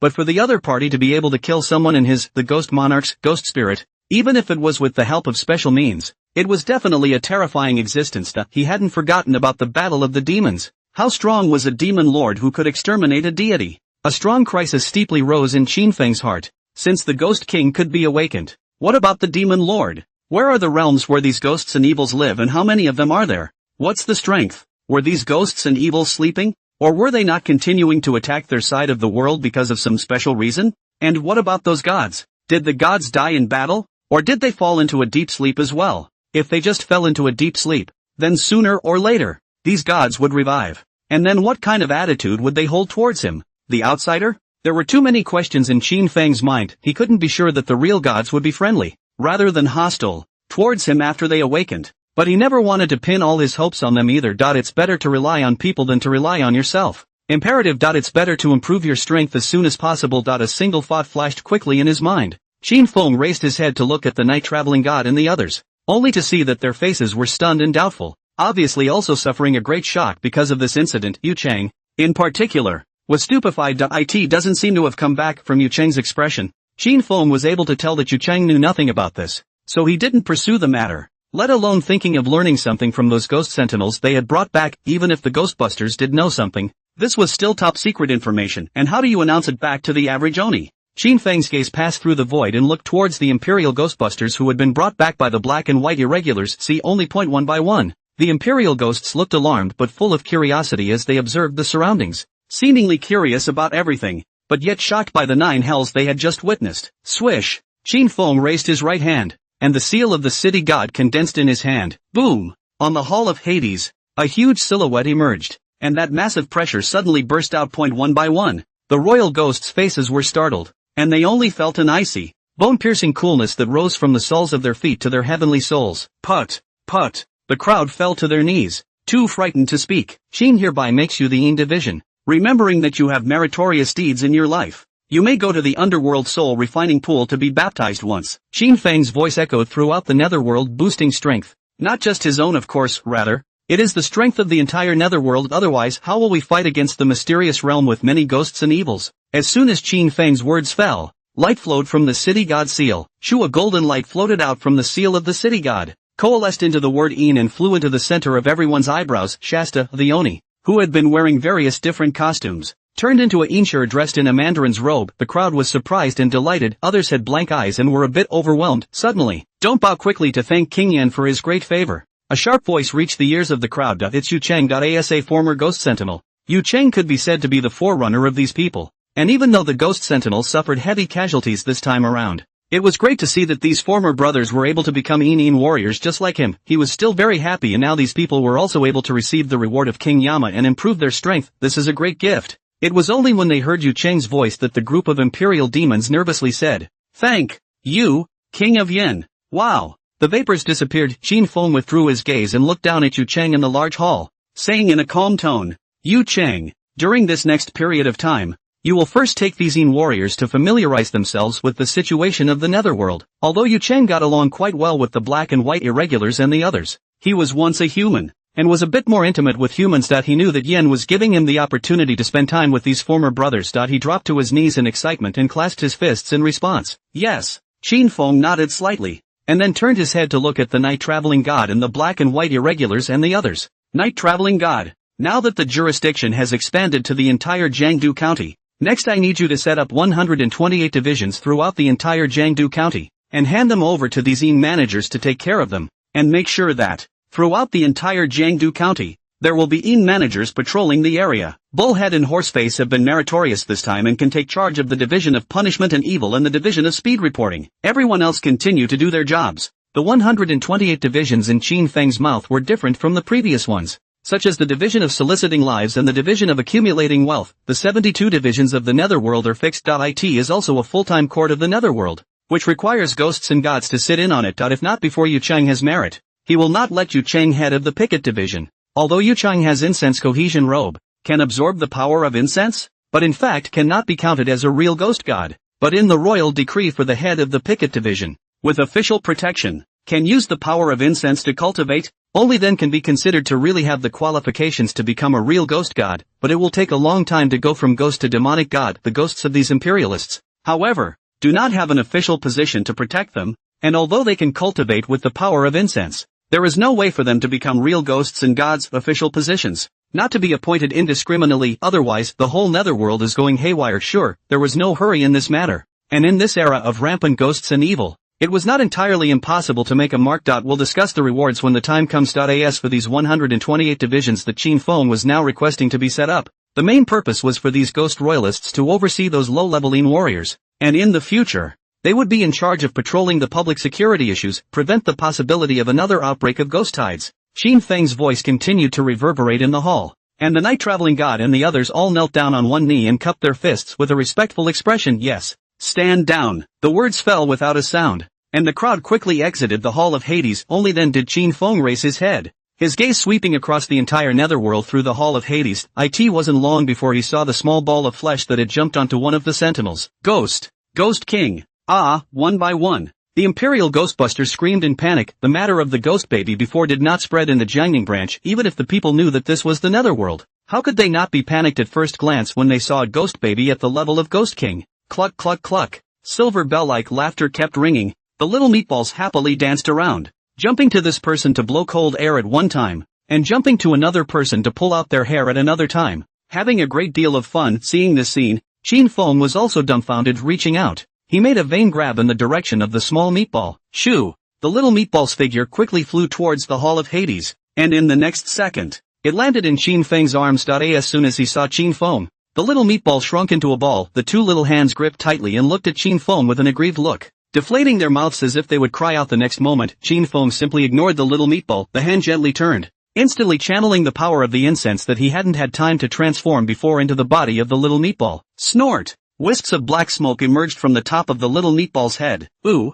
oh. The little meatball held its mouth and kept making whimpering noises, but under Qin Feng's threat, it didn't dare to cry out uncontrollably, much less dare to run away. Instead, he shrunk his entire body into a ball, his entire little face scrunched up in an indescribably pitiful manner. Seeing the little meatball in this state, Qin Feng was also somewhat less tolerant. However, he didn't stop channeling the power of the incense. Instead, he sped up, because all of the baneful chi on the little meatballs had to be gotten rid of before he could do so. Otherwise, with the buildup of the fury, even if the little meatball didn't have the intention of harming anyone, everywhere you go, there will also be no grass. He sighed slightly and said softly and soothingly, "Bear with me, and when the washing is done, I'll take you out." The little meatball's empty eyes seemed to have a glimmer of brightness in them. Play. Hearing the murmurs that kept coming from his ears, Qin Feng couldn't help but raise his head as he gazed through the void. Looking out at the somewhat dilapidated Jiangning city, his merit golden body had already been cultivated to the positive 5th grade. And his divine soul had also reached the level of a primary ghost king, trying to boost it later. The more power of faith and merit power was needed. There's no telling when you'll get to go by practicing on your own. And the best way to do that is to be able to trigger more special signups. As it is, then he can't stay in the Netherworld all the time. Instead, they are going to the earthly world. Thinking of this, Qin Feng's heart was certain once he was done helping the little meatballs with their washing. He planned to take the little meatballs to walk around in the jurisdiction, sink your teeth into your own cultivation, and take a look at this earthly landscape in the meantime, and the Ghost Order. During this period of time, he had been so busy cultivating that he hadn't even bothered to cultivate his companion spirit weapon. The Ghost God Order. This was a Ghost God Order that could become a divine-grade spiritual artifact in the future. How could he ignore it? Early morning, the first sunlight sprinkled down, and also slowly dispersed the icy cold of Jiangning City all night long. It was only after a busy night that Zhao Qingming and the others returned to the Jiangning branch and were finally able to catch their breath, but everyone's face seemed to be clouded with worry. Can't see any euphoria. In the conference room, this ghost tide thing. A total of 527 ghost sentinels were sacrificed, of which 352 were D-class ghost sentinels, 170 were C-class ghost sentinels, 5 were B-class ghost sentinels, and a total of 3,360 citizens were killed in Jiangning City, mostly young and middle-aged people, and 6 buildings were damaged and 1 park was destroyed. Jomei's voice of reporting kept ringing out in the conference room. It also brought silence to the crowd once again. More than 3,000 ordinary people and more than 500 ghost sentinels. Such a loss could not be considered too big for Jiangning City. Only after Xiaomei finished her report and sat down did Zhao Qingming get up and look at Li Xinjing and the others who had arrived early in the morning with a guilty face. He said, "Minister Li, it's my dereliction of duty that I didn't predict the outbreak of the ghost tide in advance, as well as the fact that the existence of the ghost evil might not be able to be concealed. Please ask the provincial bureau to take disciplinary action against me." The entire city of Jiangning has a total of millions of people, and the number of their imperial ghostbusters was only a few thousand. Even if they used their ability to tamper with the memories of ordinary citizens, making those citizens think that a natural disaster had broken out, but brainwashing on a large scale doesn't have a strong effect. It's quite possible that a portion of the population's memories were never wiped at all, especially those citizens who lost their loved ones in this wave of ghosts. Some lost their husbands and wives, while others lost their parents and children. Their memories of this ghost wave are even more vivid. Even if the memory is tampered with, it cannot be erased in its entirety. Hearing Zhao Qingming's words, Li Xinjing looked deeply at Zhao Qingming, then he looked up around the conference table again. Unlike the usual high-level meetings, those who came to the meeting this time also included the captains of all the execution squads. His gaze swept from the faces of Julien, Xiaomei, Yao Na, and other one of the imperial ghosts, only to see the red bloodshot eyes of all of them, and their faces were haggard, but there was remorse and guilt lingering in his eyes. Suddenly, swish, Li Xinjing stood up and said with a grim expression on his face, "I know that everyone is blaming themselves in their hearts, but I want to tell everyone that you handled this ghost tide rebellion very well, because your city of Jiangning is the only city that has survived after the sudden outbreak of the ghost tide. Unique in the history of China. There have also been many outbreaks of ghost tides. In the findings of the research team, ghost tides are not irregular, but have a pattern, basically a 10-year outbreak. While the last 30 years the outbreak cycle of ghost tides has been shortened to 5 years or even 3 years. And along with the ghost and evil riots becoming more and more frequent, the ghost tide cycle was shortening, and now even the research team couldn't determine when the next ghost tide outbreak would be. But normally the outbreak of a ghost tide would be a great commotion, which gave the Special Events Management Department enough things to prepare for, to defend against, and to fight against the ghost tide, minimize the damage from the ghost tides. But if it is a ghost tide that suddenly erupts, then the nature is completely different. And after hearing Li Xinjing's words, the crowd was also shaken. The one and only? How is this possible? Li Xinjing took in the expressions of the crowd in his eyes and continued slowly. In the basic training of the Ghost Sentinel, you should know that there are 2 vanished cities on the map of China, which were buried by history, and because of the appearance of the Ghost King, to this day, those 2 cities are still in ruins, irreparable, and have become the true forbidden zones of China. But what you guys don't know is that in the history of Huaxia, being reduced to ruins is far more than just these 2 cities, the city of Sangzhou in Tianfu County, and the city of Xishan in Suling County.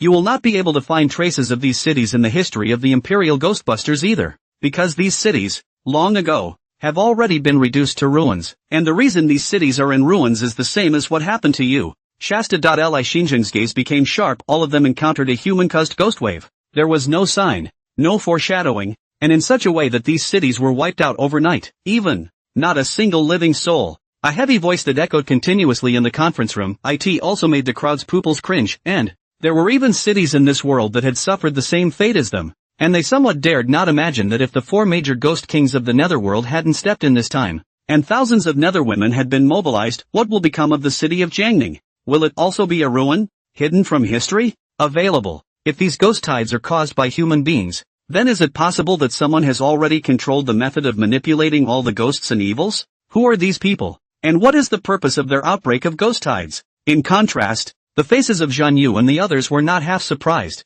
including Chen Ming, who was also silent. In this outbreak of ghost tide, there were also 2 Ghost King level existences. Even with the power of the Jiangdu County Provincial Council, there would definitely be heavy casualties, not to mention the city of Jiangning. The defense of Jiangning City was perhaps strong enough compared to the vast majority of cities in Jiangdu County, but in front of the Ghost King, there was no power to fight back. However, under such circumstances, Jiangning City had only lost more than 3,000 ordinary people and sacrificed more than 500 ghost sentinels. Such a loss was considered tragic in the eyes of Zhao Qingming and the others, but in their eyes, it can be said to have minimized the damage. And all this is only because the city of Jiangning has a patron saint, the superintendent of the heavenly division. Taking a deep breath, Zhan Yu got up and said, "Everyone, you have all heard Minister Li's words. To be able to survive this ghost tide incident, you can say that you are fortunate enough, and I think you all already know about Yu Cheng's matter. Those brothers who sacrificed their lives will be accompanying us in another way, so there is no need for you all to blame yourselves and feel guilty anymore. Instead,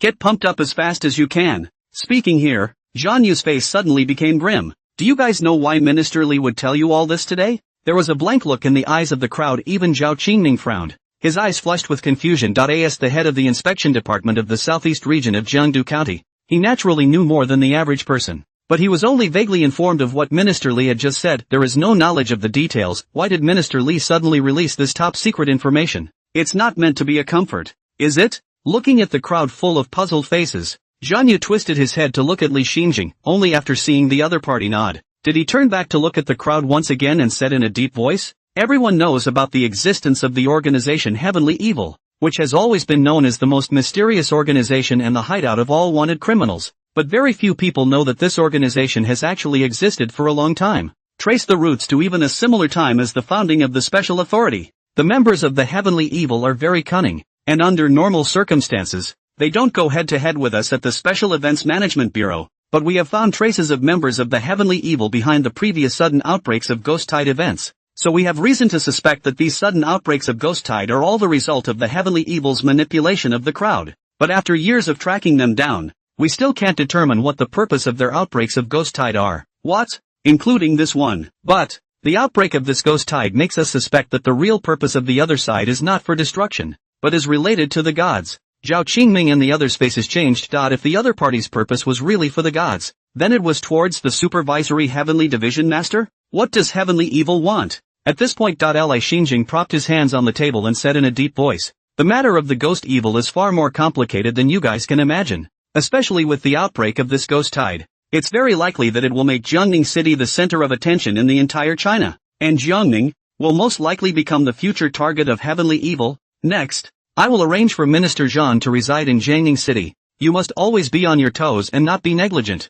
The crowd was shaken. Transient. It became clear what Minister Li meant. With the current strength of the Netherworld division, no matter what Heavenly Evil was going to do, it was nothing to the master of the supervisory Heavenly Division, but for the average person, it is unbearable. If Jiangning City is at the tip of the storm, it will be an absolute disaster for the people of Jiangning City. The superintendent of the divisions will protect the people, but it can't protect everyone. Just like this time, the 4 Ghost Kings of the Netherworld came out together, and still so many people lost their lives in the Ghost Tide, and they, the Ghostbusters, can't just think about relying on divine blessings. It is also their responsibility to guard the jungle. Once the Heavenly Evil began to target Jiangning, it would be an extremely severe test for them. The Ghost Sentinels, as well. Yes, the crowd responded in unison, their faces incomparably serious, even though they had a stomach full of questions in their minds that had not been explained. They understood one thing: even if they die in battle, they must protect Jiangning. Previous chapter. In the Netherworld, after a night's washing, the black skin of the little lump of flesh once again faded to a pinkish color, only the empty eyes remained unchanged. Xin Feng thought about it and used his fingers to gently wipe over the little meatball's eyes. Swish!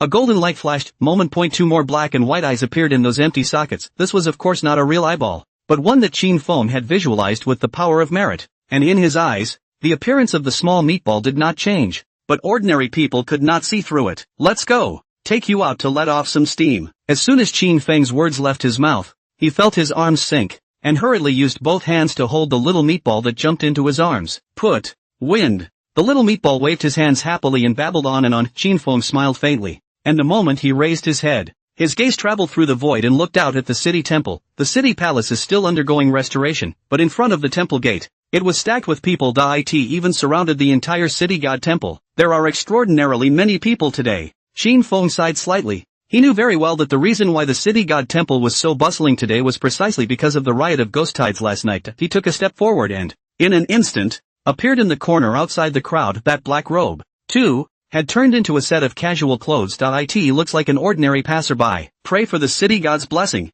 City god, can you save my son? Please, city god. I don't know what's wrong with my daughter. She has a high fever until now. Can you help me? Countless prayers poured into Qin Feng's ears. What's going on? Qin Feng frowned slightly. The tide of ghosts had already receded. Why were there still so many people seeking help? He was the king of hell, not a doctor. If you're sick, shouldn't you go to the hospital? Suddenly, no. Qin Feng's eyes stared, and the index and middle fingers of his right hand joined together and wiped in front of his eyes.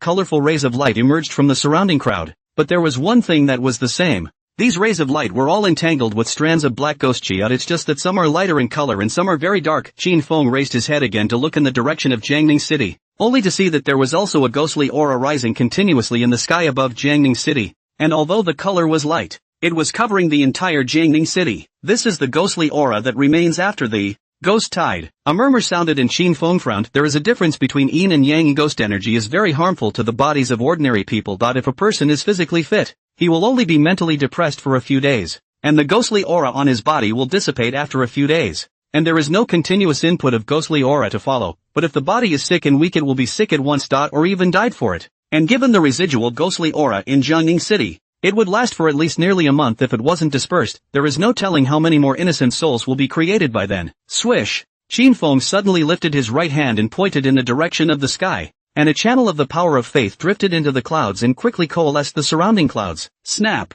A drop of rain fell on the cheek of a middle-aged man, who touched the rain on his face and looked up at the sky, only to see that the sky, which had just been clear, was covered by a large mass of white clouds. Snap! Snap! Drops of rain continued to fall, and then, with a crash, it turned into a torrential downpour. Why is it raining all of a sudden? Goo! It's too bad that it's raining. I've only just lighted the incense and candles. The city god is not to blame. Don't blame me. The surrounding crowd hurriedly went around to take shelter from the rain. However, the city god temple was still under repair, and there were no sheltering buildings nearby. So where could there be any place to hide from the rain? But a minute or two of effort. The crowd was soaked to the bone by the sudden downpour. Why do I feel warm all over? It's so cozy. I feel so much more relaxed and energized throughout. My arm. I hurt my arm a while ago, but now it's fine. All healed. Excited voices continued to ring through the crowd. Suddenly, look! An exclamation instantly caught the attention of the crowd. The crowd followed the exclamation of surprise and saw that the incense and candles in front of the city god's temple were not wet at all, but instead, they were burning more and more vigorously, and a blue smoke kept drifting up. And the rain kept intertwining as if melting into one. Seeing this scene, the crowd's eyes widened. One face was filled with excitement. This must be the city god hearing our prayers. Right.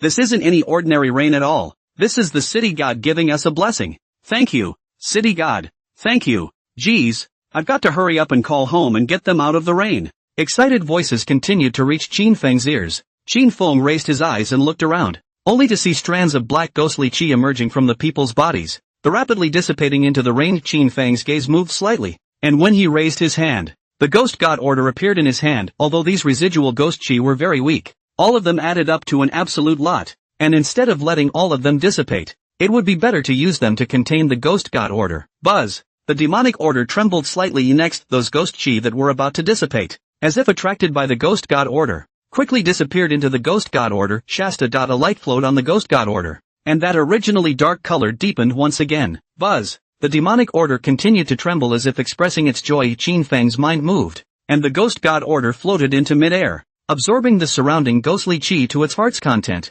except that it was all under his cover, and was not visible to the eyes of ordinary people. With one step, Qin Feng appeared within the city of Jiangning, his gaze slowly swept in all directions, only to see the gazes of the surrounding crowd turn from shock to ecstasy. Even cheered in the rain, Qin Feng smiled faintly, holding the little meatball in his arms. He strolled leisurely in the rain. While the surrounding crowd didn't even notice Qin Feng because they were too excited. Even no one noticed that the clothes on Qin Feng's body were not half wet, and a faint halo emerged on his body. As if he a protective film. It was a downpour that lasted an hour. It also washed away the ghostly aura left over from the previous ghost tide, and a strange scene appeared in the whole of Jiangning, with some people cheering in the rain, and others kneeling in the rain and kowtowing excitedly in the direction of the city god temple. An hour later, a seven-colored rainbow hung in the sky of Jiangning city, and the sky was once again clear, and in the alleys, large clusters of ghostly chi emerged from the rain on the ground and were quickly absorbed by the ghost god order floating in midair. Swish! The ghostly aura on the ghost god order flourished. Immediately after, boom! A majestic aura suddenly emanated from the ghost god order, palpitating. It was maintained for a full 5 seconds before the aura on the ghost god order completely converged. And with a movement of Qin Feng's mind, the ghost god order flew into his hands.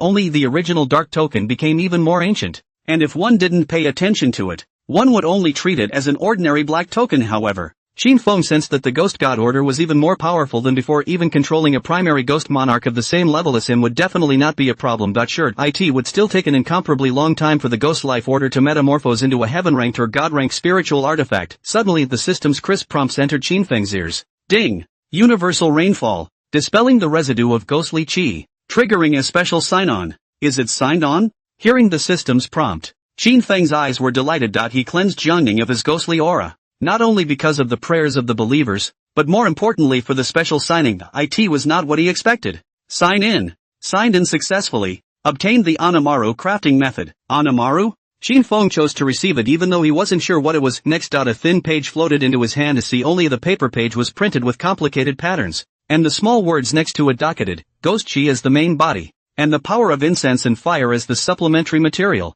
In order to make a ghost pill, it can quickly heal ghostly wounds and is effective against spirits. A few short lines, but it caused Qin Feng to reveal a surprised expression. Ghost injuries can not only be ghost body injuries, there are also soul injuries. Ghost body injuries are very easy to fix. As long as there is a large amount of ghost chi to make up for it, it will be able to be repaired. Sure, there are also ghosts and evil spirits that will suck the essence of the human body to repair it, but no matter which method it was, it didn't have much of a healing effect on the divine soul. And this ghost pill was not only able to quickly heal the wounds of the ghost body, but it was also useful for the divine soul. Then this thing could be so useful. Qin Feng's mind quickly memorized the Ghost King's production method into his mind. And if not for the fact that all the ghostly chi in Jiangning City had already been dispelled, he was planning to make a few for himself first. Even though no one should be his opponent within the Jiangfu County, this thing was definitely prepared. However, there was none in Jiangning City. But ghost chi was something that the Yin division was not lacking at all, and this ghost pill, it doesn't just work on him. It's effective against the Netherworld shades and ghosts.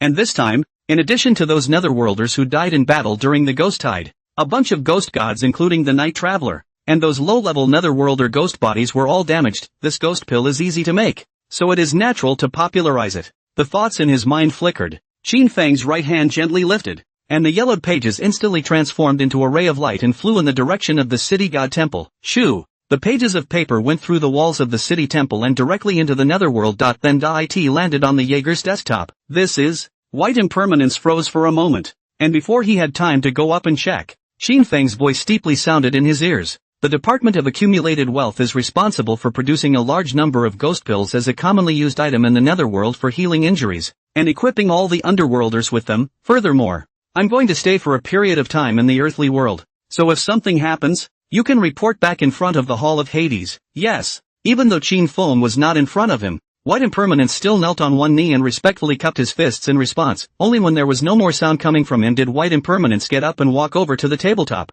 carefully picking up the yellowed page and looking at it closely. A look of excitement couldn't help but appear on his face even as he saw the small words in the memo line. It was also the first time he had heard of an elixir that could heal the spirits of ghosts and gods, and I wonder how well it works. The white erratic's gaze moved slightly. There's no shortage of injured Underworlders in the Netherworld right now. Try it and you'll see. However, if you wanted to verify the effectiveness of divine soul healing, you still had to screen it properly. After all, a ghost body injury and a divine soul injury were completely different. Qin Feng didn't know what White Impermanence was planning to do, and since this ghost pill was given by the system, the effect naturally wouldn't be any worse. He looked up and around, frowning slightly. Where to now? Jiangfu County is very large. A total of more than a dozen cities, villages and towns, or even more than a few hundred. If each place to go through, I am afraid that a year cannot finish it. He wanted to trigger more special check-ins, so naturally he couldn't just walk through them. It's best to stay somewhere for a while. Suddenly Qin Feng's gaze was certain, raising his head through the void. He peered into the distance. Let's just check out Anha City first. Manhwa City, which is relatively close to Jiangning City, although he had been fussed over by the little meatballs before. Because of the human traffickers, City God's reputation had spread throughout the city, and it was considered to be the city where he had the greatest reputation besides Jiangning City. It was natural for him to check it out, but Qin Feng did not intend to travel directly to Anha City. With his speed, he would be able to arrive directly at Anha City in the next second. However, he preferred to act like an ordinary person this time, experience a bit of normalcy that you haven't experienced in a while. Little meatball, let's take the bus. Qin Feng teased the little meatball in his arms as he waddled towards the station. Take the car. The little meatball learned to speak from Qin Feng while lying on Qin Feng's arms. Looking around curiously, and not much longer, the two arrived at the station waiting room and instantly drew the attention of the crowd around them. Wow, that man is so handsome. He looks like my male god. It's a pity that such a handsome man is holding a child. He should be married, right? Otherwise, I'll go up and ask for his phone number. Who says the baby is his? What if it's a younger sibling? Or a niece or nephew? Go on then. No.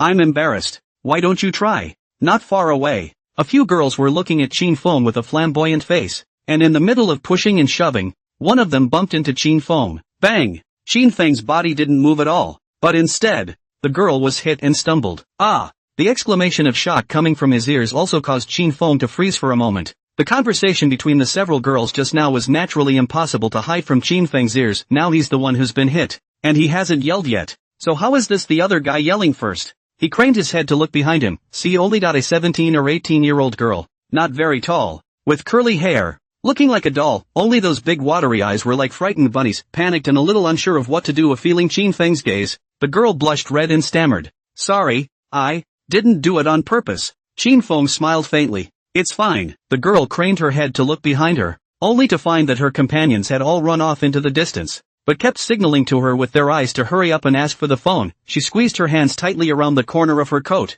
unsure of what to say. Suddenly, cuddle. The little meatball in Qin Feng's arms waved his hands toward the girl for a cuddle. The girl froze next, but it was the little pink face that caught his eyes, and his big watery eyes seemed to blossom. Wow, what a cute baby. Can I hold him? The corner of Qin Feng's eye twitched. Where's the promised pickup line? Where's the contact info? Why are you so concerned about the little meatballs? Qin Feng was somewhat powerless to spit, but on the surface, he still maintained his demeanor and handed the small meatball into the girl's hands, saying with a smile, of course. The girl carefully took the small ball of flesh and cradled it in her arms. Giggle, giggle, giggle. The little meatball let out a series of giggles as he lay on the girl's chest, both of his little hands clawing at the girl's shirt. Instead of getting angry, the girl giggled along with the little meatball. Seeing this scene, Qin Feng almost couldn't hold back his speechless look at the sky. What a thing to call it. He was now very skeptical that bringing the little meatball out was a wise move. Even being accosted was cut off. Same moment, instead, an emergency meeting was held at the provincial headquarters of the Jiangfu County's neighboring province,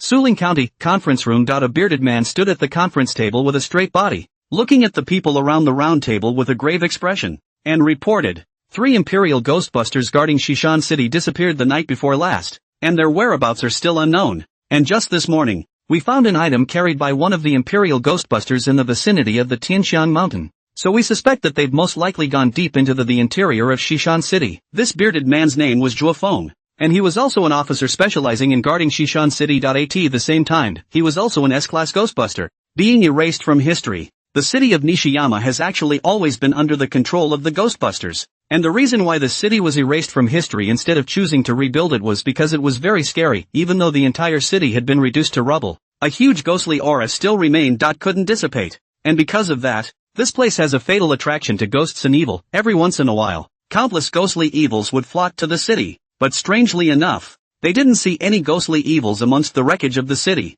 And even ghostly evils at the level of ghost generals were as good as disappeared after intruding into the city of Shishan. For this reason, the Provincial Capital Directorate of Suling County had sent a special squad that wanted to probe deep into the depths of Shishan City, but all 10 of this squad's ghost sentinels disappeared, including the S-ranked Ghostbuster who was leading the group. The same was true, also because of this matter. The Suling County Provincial Capital Directorate had always been secretive about Shishan City. Knowing that every S-class Ghost Sentinel was an incomparably valuable elite to Huaxia, this was because the number of S-rank Ghostbusters was simply too small. And even more afraid to send anyone else into West Hills City, and now it's been a full decade since the city of Western Hills was overthrown, but those dissipated Ghostbusters didn't reappear back then. The only thing they could do was to completely erase the city of Xishan City and send in a guard to prevent anyone from entering it by mistake. After listening to Zhuo Feng's report, the entire conference room was filled with a grave atmosphere. Lu1, the general director of the Suling County General Directorate, tightened his hands on the desktop. The face was incredibly grave. Tianxiang Mountain, a demarcation point between Xishan City and the outside world. It would be enough to prove that Zhuo Feng's speculation was not baseless. But all the Imperial Ghostbusters sent to guard Xishan City had gone through special training, and the first guideline was that they should never enter the interior of Xishan City. So how could these three Imperial Ghostbusters suddenly disobey the military order and enter the middle of Xishan City? This whole thing, it's just so weird. Luan looked up at Zhuo Feng and asked in a deep voice, did anything happen to these three Ghost Sentinels before they disappeared? Upon hearing the question, Zhuo Feng's pupil shrunk slightly, and he said in an urgent tone, before we realized that these three people had disappeared, there had been an earthquake in Xishan City, and the tremor wasn't very strong, but the ghostly qi of Xishan City had leaked out. One of the strangest things about Xishan City was that although a large amount of ghost qi had gathered, for reasons unknown, it only existed in the area limited by the two peaks of Tianxiang Mountain and Yun Mountain in Xishan City. It was as if such an area had been naturally carved out. Sure, this is not a small area. It almost shrouded half of Western Hills City, and this time the earthquake was not strong because the tremor was not strong and the ghost qi leaked out for only so many minutes. So Zhuo Feng did not put it in his mind, but now that it was mentioned by Luan, it also made Zhuo Feng realize that things weren't quite right. The disappearance of those three Ghostbusters was most likely related to this earthquake. After hearing Zhuo Feng's words, Luan's face also changed. Earthquake? West Hills isn't on a seismic zone, so how could an earthquake happen for no reason? Could it be relic? Luan's breath stuttered as he hurriedly pursued. Other than the earthquake, are there any other movements? Zhuo Feng struggled to recall and shook his head. No more. Hearing this, a flash of disappointment appeared in Luan's eyes. Could it be that you guessed wrong? Not a relic, just a normal earthquake? Also the whole of China, this nearly 100 years, there are only 2 relics present. And the outbreak of the commotion is far greater than the commotion of Xishan City. Xishan City this decade has been no movement, and how can there suddenly be relics present? The thoughts flashed in his mind. Luan pondered slightly and ordered, Zhuo Feng, continue to investigate the whereabouts of the 3 Ghost Sentinels, but remember not to go deep into the interior of Xishan City, and if there is any abnormality in Xishan City, be sure to report it in time. Zhuo Feng gave a military salute. Yes. Luan nodded slightly, signaling Zhuo Feng to sit down, then looked at the people on the round table again, and said in a deep voice, today's emergency meeting was convened for a still more important matter. Last night, Jiangning City was hit by a ghost tide. Ghost tide? How is this possible? Could it be a heavenly evil? Shit, it's these bastards again. If I meet them, I'll kill them in front of the break. The conference room continued to resound with the sounds of group anger. The experience in Xishan City is still fresh in our minds, and now the same thing is happening in Jiangning City. Not far from Xishan City. How can they not be angry? Hearing the words heavenly evil, Zhuo Feng's pupils also crinkled. A huffy look appeared on his face. Swish! He clenched his fist so hard that his knuckles cracked. Suddenly, but luckier than us, Jiangning City didn't suffer much damage this time. Lu Wen's next words immediately caused the crowd to stare in disbelief. Not much damage? How is that possible? Jiangning City's defense force was not as good as Xishan City back then, and even Xishan City was reduced to rubble. So how could Jiangning City not lose too much? This, Minister Lu, what exactly happened? Someone couldn't help but ask the question in his heart, because there is a god in the city of Jiangning. Spitting out the word deity heavily, Luan also looked like he was relieved. As an S-class intermediate ghost sentinel, how could the commotion that erupted in Jiangning City be hidden from him? Last night, he called Li Xinjing to inquire, and after getting the news about the city god, he was a little hard to take in for a moment, but now, and yet he wasn't sure if he should be celebrating or crying, for the gods are in the province of Pro. And because of this one sentence, it also shook the crowd to its core. As the top echelons of the provincial capital branch, it was naturally impossible for them to be unaware of the existence of deities. They are also more aware of the significance of the gods. If there were real gods in Jiangning City, wouldn't that represent a mythological revival? I'm not really sure about the specifics. Minister Li didn't tell me much. Luan sighed slightly. In this matter, he did not know much more than the people present. But,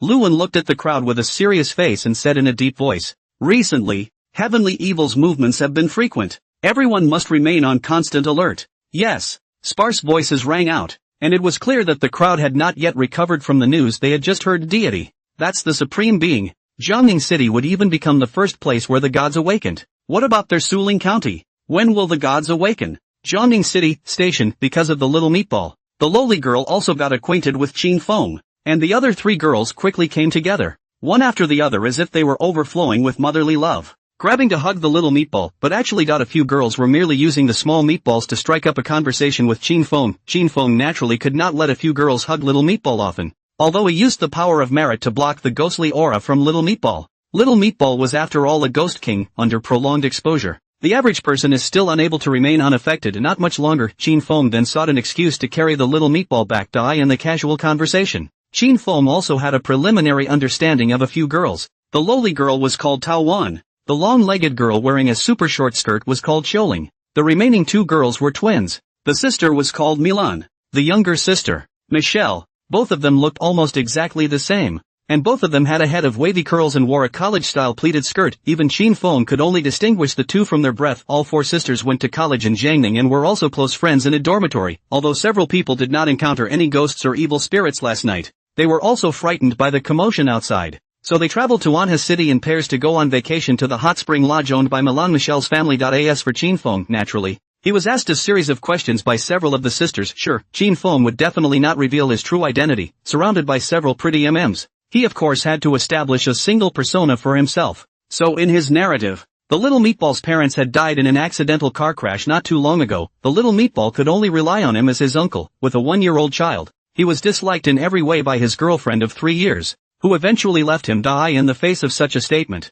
the few simple girls did not doubt it in the slightest, but instead felt that Qin Feng was not only a kind and handsome man, but also very affectionate. Milan looked at the little meatball in Qin Feng's arms with a heartbroken expression. The little meatballs also deflated very cooperatively, as if there were tears overflowing from their large eyes. All of a sudden, it was even more heartbreaking to watch a few of the girls. At this point, Qin Feng, you're going to Anha City too? Nishua blinked her big eyes and looked at Qin Feng with anticipation. Qin Feng nodded. Not bad. Before I was too busy with work, so I never had the time to go out for a walk. I heard that the scenery in Anha City is nice, so I wanted to take little meatball out for a walk. As he spoke, a touch of sadness appeared in Qin Feng's eyes. That melancholy look instantly poked into a few girls' hearts. Qin Feng, don't be too sad. Losing love is no big deal. It's your girlfriend who doesn't know how to cherish you. The little meatball is so cute. What girl wouldn't like it? It's hard to tell about feelings. Maybe the next one will be better? How do you know that love is the right person when you don't try something like love more than a few times?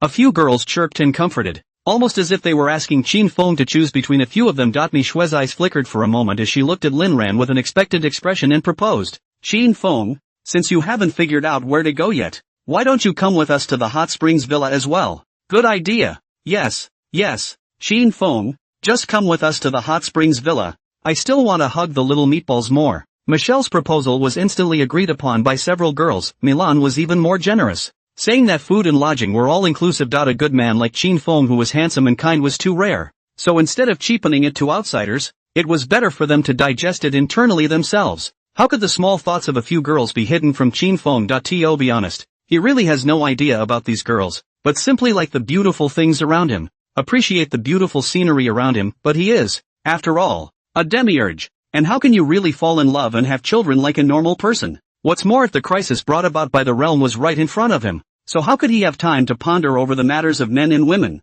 The thought flashed through his mind. Qin Feng didn't reject it outright, but instead smiled at the few people and asked, "Are you guys really not afraid that I'm a bad guy?" Michelle blinked her big eyes and said jokingly, "What kind of bad guy carries a baby? If all bad guys are as handsome as you, we'll admit it." These words also caused Qin Feng to stifle a laugh. He could feel it. These few little girls are very simple, is really not much heart, but also are exposed on the surface. It certainly wouldn't be boring if you were accompanied by a beautiful woman along the way. How could he really say no? And the view from the hot springs lodge is extraordinary. If you can't eat it, you can still feed your eyes, right? Although he held such thoughts, on the surface Qin Feng did not show anything, but reluctantly nodded. Alright, let's go to the hot spring villa. Seeing that Qin Feng had agreed to do so, the few girls were also overjoyed. Tickets were soon purchased for the trip to Manhwa City. 10 minutes later, the group got into the car, and although several girls were interested in Qin Feng, no one had the good sense to sit with him, but instead sat in the back holding the little meatball instead. They threw Chin Foam and the little meatball in the front row. Chin Foam looked at the old man with white hair on the seat next to him. What happened to the promised company of a beautiful woman? Sure enough, women. They're all liars. Suddenly the conversation between the two people in the front seat reached Chin Feng's ears. Hey, old Wu, do you think the city god is really that spiritual? Originally I wanted to go to the city god temple to pay my respects, but the results of the past look good, guy. The city god temple is surrounded by a sea of people. I squeezed this old half a day, and even the shadow of the city god temple have not seen harm. You don't believe it? Think about it. If the city god of Anning City is not good, the neighboring counties and cities can all rush to worship it? Look at me. I've been here 2 or 3 times and didn't catch up. This time if I didn't have something to go back in a hurry, I would definitely stay in Jiangning City for a few more days to go to the city god temple to pay my respects. Is it really that divine? That's not true. Do you know about the rain this morning? My frozen shoulder hasn't been healed for 10 years, but after a rain,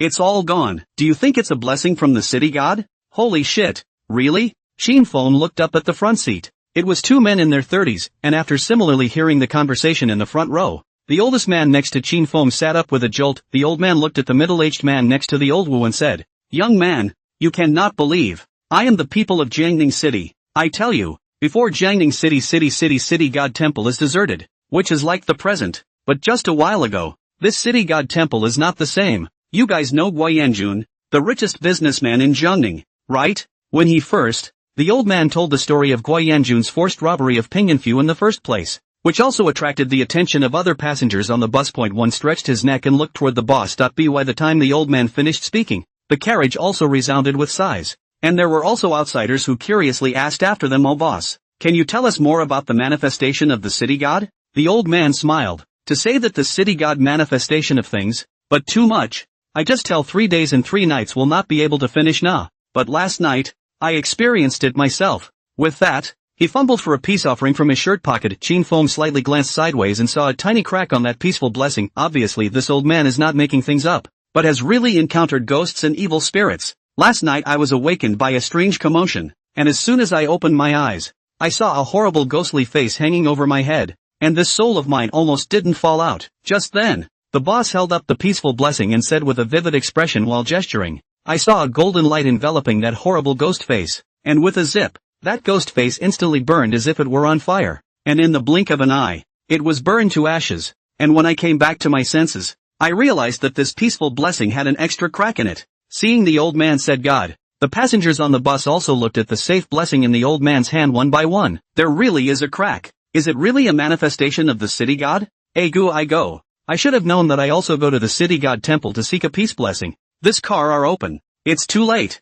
No, the next time I come to Jiangning I must pay homage to the city god. Even the Tawan few were a bit regretful. If we had known, we should have gone to the city god temple to seek a few peace blessings before we left. Tawan wrinkled his palm-sized little face, as if he had been frightened by what the old man had just said. Zhou Ling, who was a bit older, softly consoled. It's alright, our vacation is only for a few days. It's not too late to go back and pay homage to the city god. Hearing the voice coming from behind him, the corner of Chin Feng's mouth curled up slightly. He, the king of hell, is right beside him. What's the point of worshipping the clay statue of the city god? Front seat. Why is this city god temple in Jiangning City? How nice it would be if it was in Anha City. Alas, old Chen, the middle-aged man next to old Wu, couldn't help but complain. Not if I had known I would have waited more today. I might have been able to ask for a peace offering as well. Who knows when you'll be free to come to JNN again next time? Old Wu was also shocked by what the old man just said, and said somewhat nervously, we're not far away. It's only an hour's drive, so if it doesn't work out, we'll come back tomorrow. Before the old Chen opened his mouth, the old man next to Chin Feng suddenly interjected, what's the use of coming to Jiangning City? Now the city god temple incense is flourishing. Every day is full of people. Is that I am the Jiangning City locals? Is not the same cannot be squeezed into the city god temple, can only go all the way to the city of Anha to seek blessings.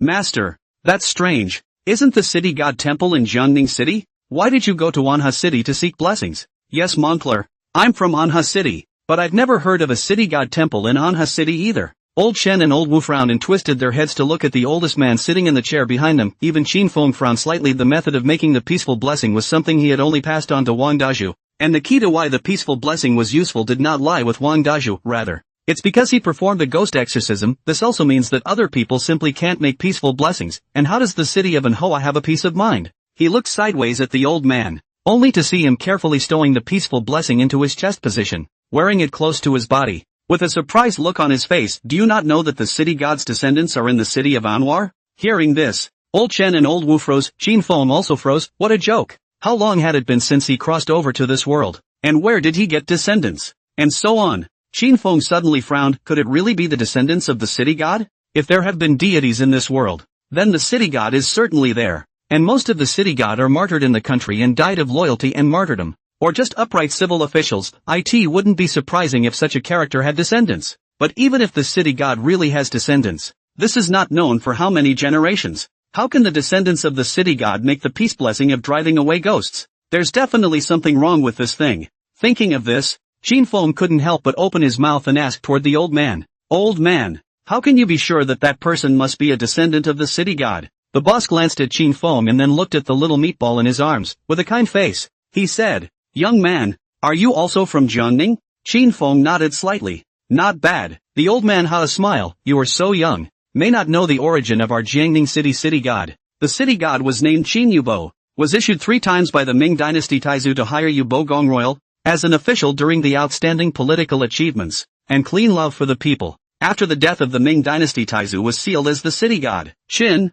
Feng was slightly stunned. He really didn't know anything about the history of the city god temple, but he didn't realize that this previous city god was also surnamed Qin. Could it be fate? The boss continued. And that city god descendant's name is Qin Yan. And he's the 65th generation lineal grandson of Uncle Qin Yu's Earth. Qin Feng frowned slightly and said with a skeptical face, the surname Qin is not uncommon, so there should be no way to determine that the other party must be a descendant of the city god just based on the name, right? Hearing Qin Feng's words, the boss was not angry. Instead, he nodded. That's a good point. In fact, I didn't believe it at first, because I also haven't seen that city god descendant. This matter is still because of my cousin. Before, my cousin would have wanted to entrust me to help him ask for a peaceful blessing, but the daily peaceful blessing of the city god temple is in short supply. Even I myself have only asked for a piece of the peaceful blessing. How could I help him ask for peaceful blessing? The boss spread his hands helplessly and continued. But just a few days ago, my cousin suddenly called me to tell me that he had begged a peace blessing from the descendant of the city god. I originally thought that my cousin had run into a crook, but just yesterday, my cousin went to a construction site and almost got into an accident. And it was all because of this peaceful blessing that he saved his life. After hearing what the old man said, Qin Feng became even more confused. Peaceful blessings. Keep the peace. However, the peaceful blessing he had made only had the effect of suppressing ghosts and evils, and could not prevent such accidents from occurring. Sure, among the spells recorded in his city god's book, there were also small spells like reversing chi. This can also be achieved if it is added to the peace of mind, but to make such a peaceful blessing, one must have the power of a god. And this descendant of the city god was not a real god. So how could he make it? Liar. Qin Feng raised his eyebrows slightly, and in his heart, he had basically determined that that city god descendant was undoubtedly a liar in all likelihood. It wasn't that he didn't think that no other deities existed, but if the other party was truly a deity, how could he possibly present himself as a descendant of the city god? How could he not check it out if he dared to beckon in his name? Qin Feng's eyes moved slightly, and did not immediately poke through the city god descendant's deception. One is that there is no way to explicitly say the matter of divine power. And the other is that even if he convinces the oldest one, it will not be of much use. If such people are not penalized, there is no telling how many more people will be deceived. Then he said to the old man, old man, I wonder where the city god descendant is. I also want to go and seek a peace blessing. Previous chapter. Hearing Qin Feng's words, the old man said smilingly, if you want to go, you can join me later. My cousin will come pick me up later. The two men's words also made old Chen and old Wu a little heartbroken. Why don't we go check it out too? Go and take a look. If it's really the city god's descendant, we don't need to run to Jiangning City again. The two of them muttered a couple of sentences before Lao Chen turned his head to the oldest man. Grandpa, can you take us with you? Behind. A few people, Michelle, also said in a hurry, we want to go too. They had also heard Qin Feng's words just now. They had all agreed to go to the hot spring villa together. Qin Feng was alone in Anha City and unfamiliar with the place, and suddenly he had to go to see some city god descendant.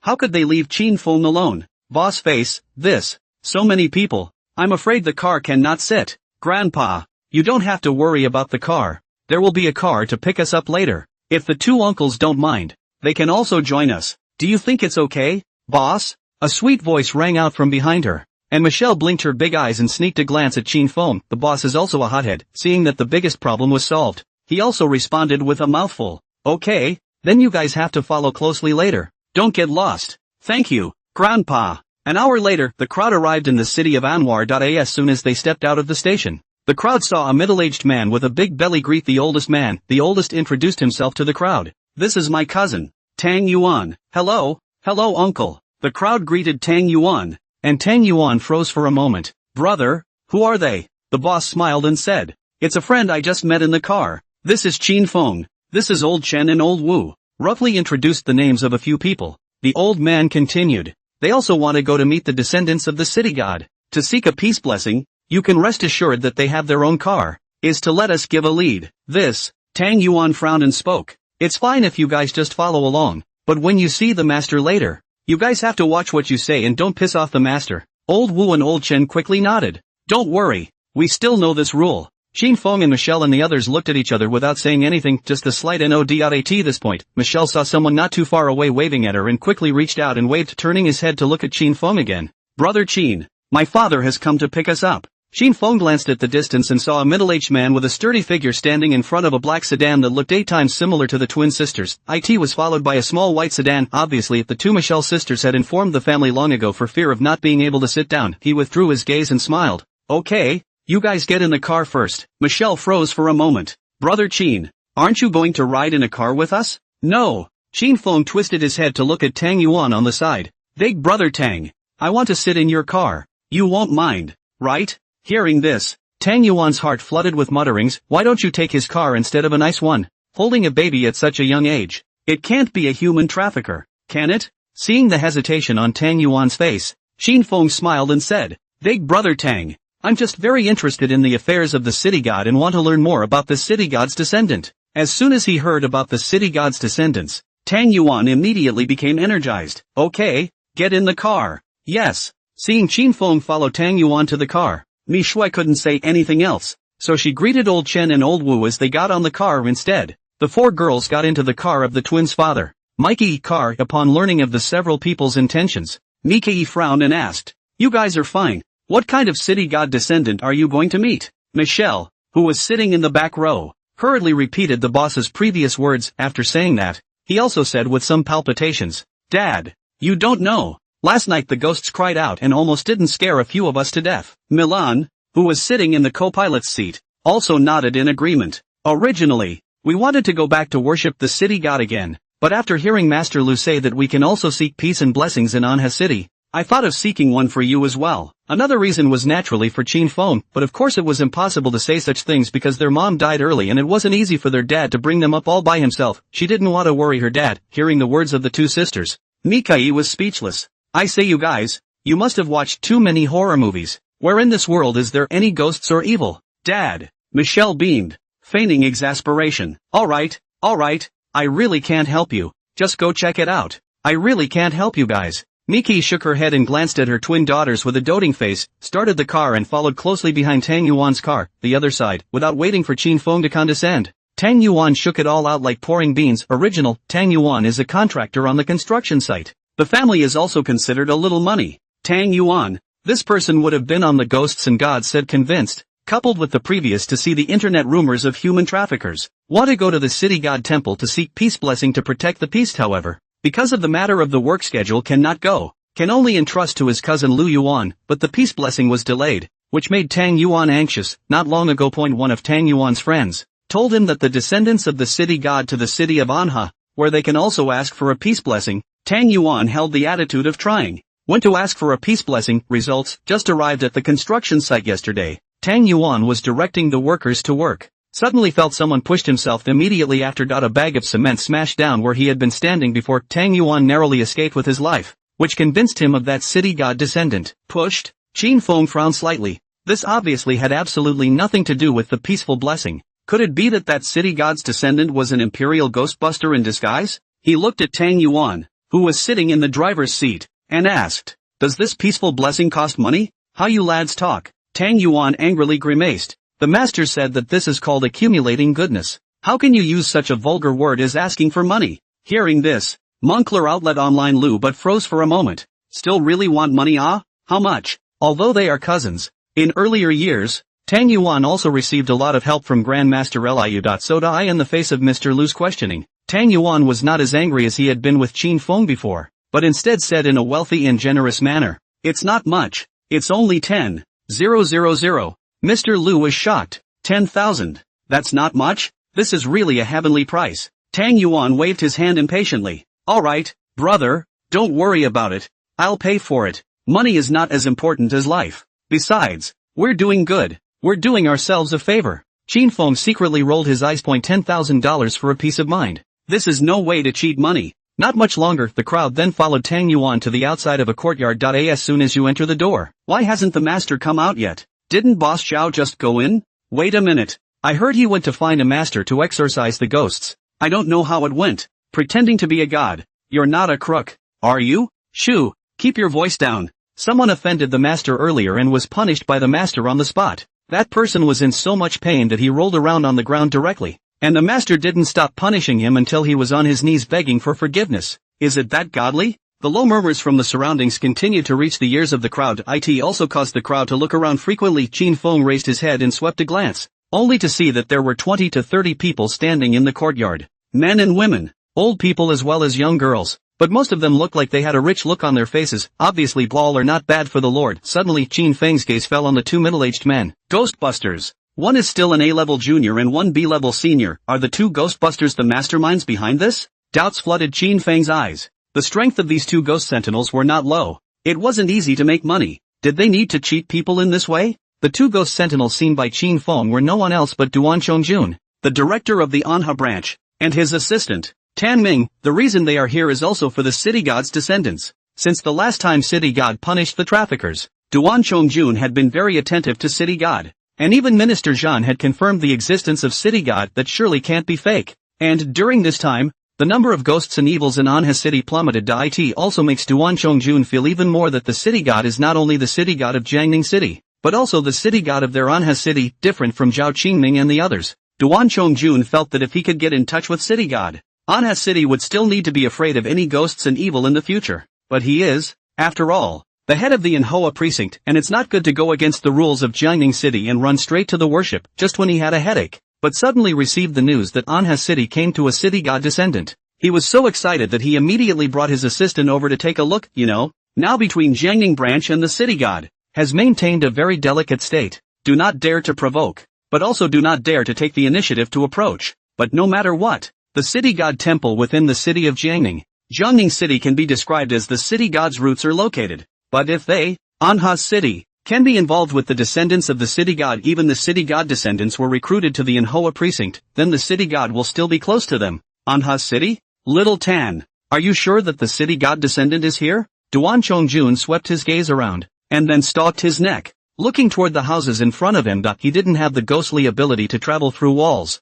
though, and he couldn't see inside the house at all. Xiao Tan nodded and whispered, Bureau Duan, the master in these people's mouths is the descendant of the city god, named Qin Yen. His identity I've already verified, and he hasn't been impersonated. Only his birthplace is over in the magic city, so we haven't inquired about his specifics for the time being. Who dares to cheat in the territory of city god? Pulling the name of city god? I feel that it shouldn't be a fake. I just don't know if he's willing to join our Anha branch. Although the two men's voices were suppressed very low, how could they possibly conceal themselves from Qin Feng? Qin Feng raised an eyebrow. It turns out that these two Ghostbusters are official. Rather, he was a bit surprised. Originally, he had planned to punish the crook, and since the official was here, he would take a look at it first. At this point, don't make any noise later, and don't make a fuss if you see anything. Master's methods are definitely beyond the imagination of ordinary people like us, so all of you be careful later, and don't just talk nonsense. Tang Yuan instructed towards the crowd with a serious face, then took the lead and walked towards the courtyard in large strides. Tang Yuan's words also caused a tremor in the hearts of Grandmaster Lu,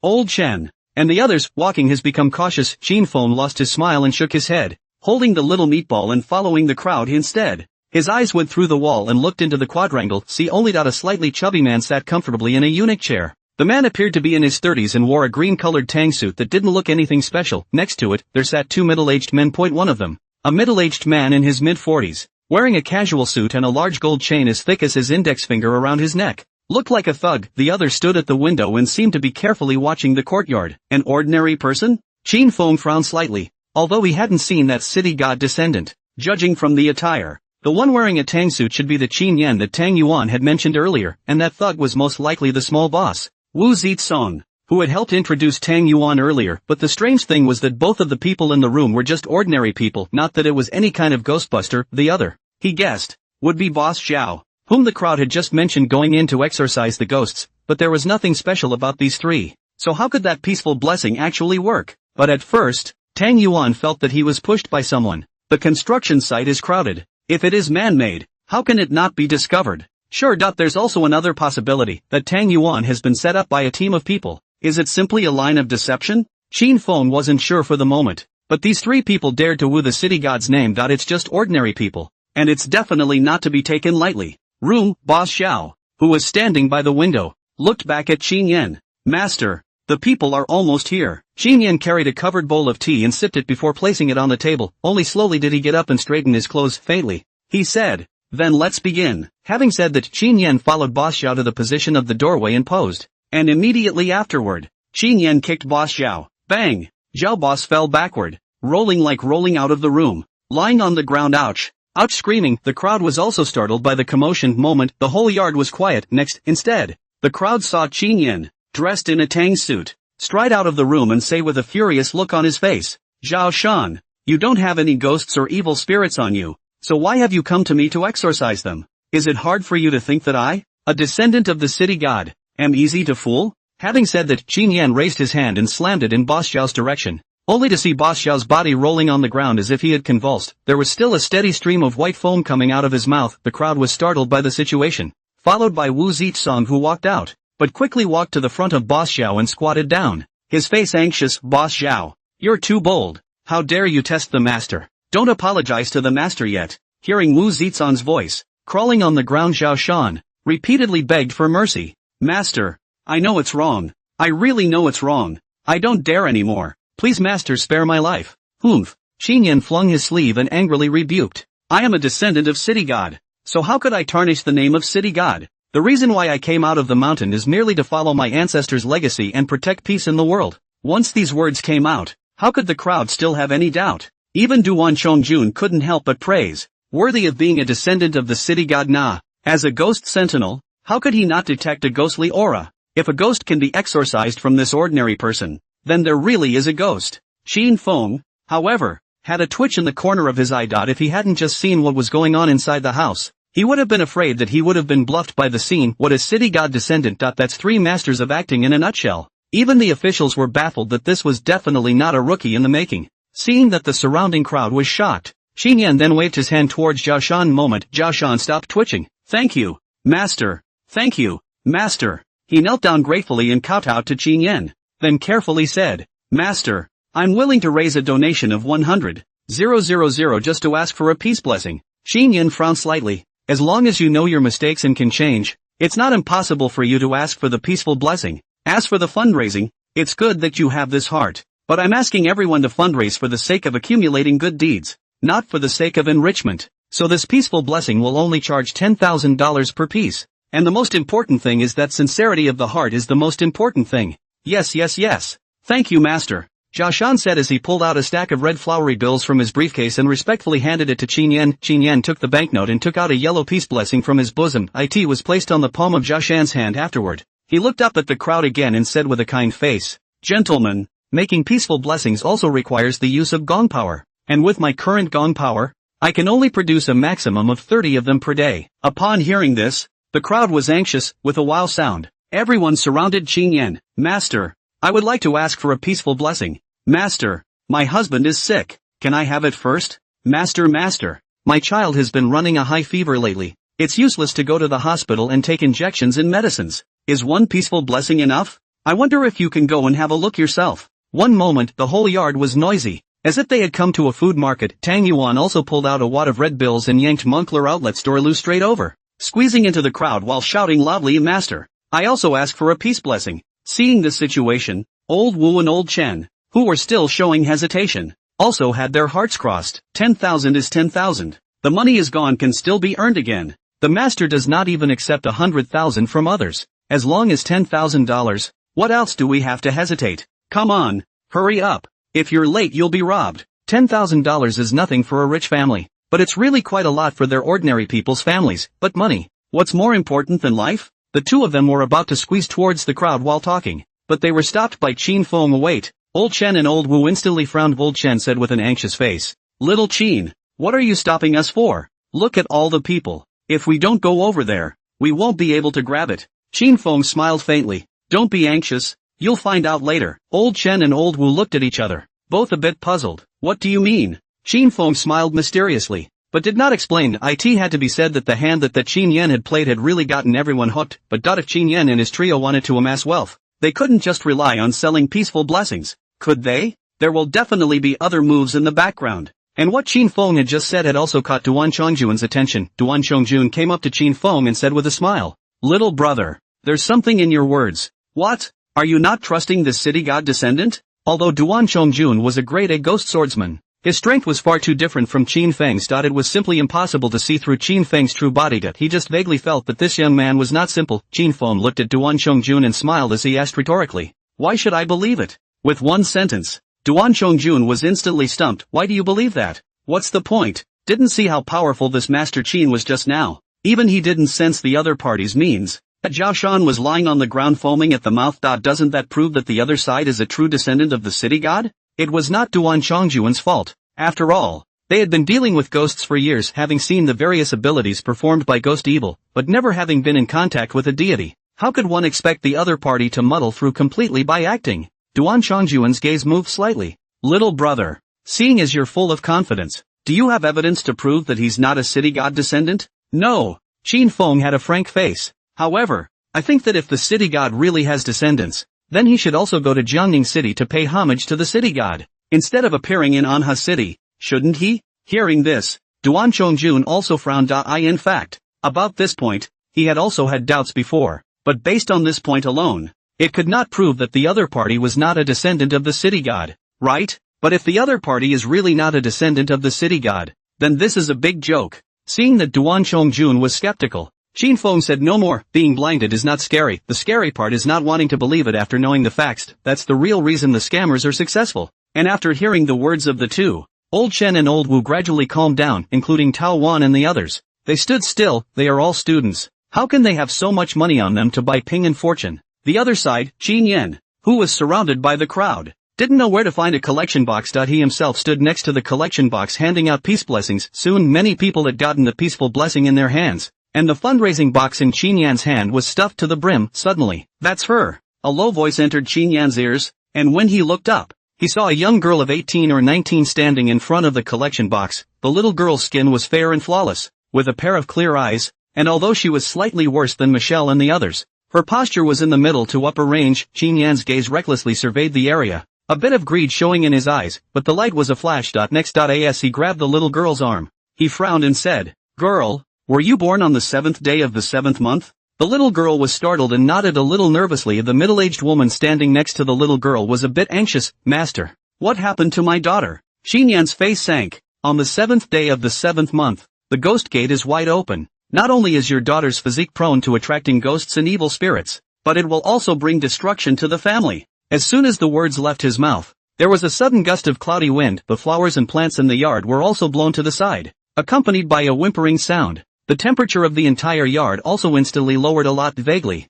the originally clear sky darkened with as if there were dark clouds converging above the roof. Shasta, the crowd in the courtyard, was a little alarmed. "No way? Is there really a ghost? Ouch! You don't scare me. It's fine. The master will protect us. With the master coming, we'll definitely be fine." The master has just finished speaking. The ghost came. It must have been invited by this girl. Calamity. This is totally a calamity.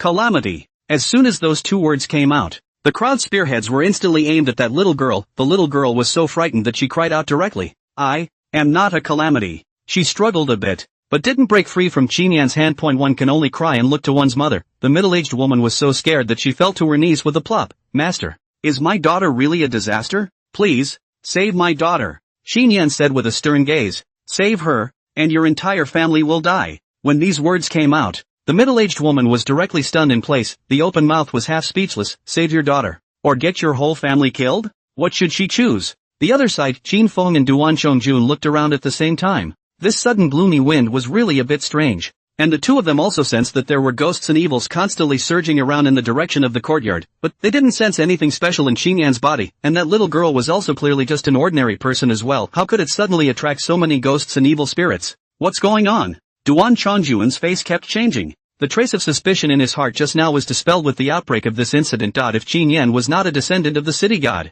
how could he be able to conclude that little girl's origin after causing such dissension? But that little girl looked very ordinary. Not at all like a calamity that could lead to the destruction of a whole family. Duan Chongjun was a little uncertain, nor did they dare to do anything rash. After all, if one of them accidentally offended the city god's descendants, when the time came, not to mention being close to the city god, it was not likely that he himself would be directly killed by the ghost king under the city god. Although Qin Feng did not know what Duan Chongjun had in mind, but suddenly make such a mess, the Ghostbusters were still half-assed, so he knew that these Ghostbusters couldn't be relied upon. However, Qin Feng hadn't originally planned to rely on the Ghost Sentinel to solve this matter. He is just very confused about the current things. The 7th day of the 7th month Ghost Gate is wide open is true. Easy to attract ghosts and evil is also true. But under Qin Yan's words should be fulfilled. There's definitely something wrong with this. If there were no Ghost Sentinel and Ghost Evil involved, how did Qin Yan do it? Suddenly, a mournful ghastly wind swept in, also causing the middle-aged woman kneeling on the ground to wake up with a jolt. She hurriedly kowtowed toward Qin Yan.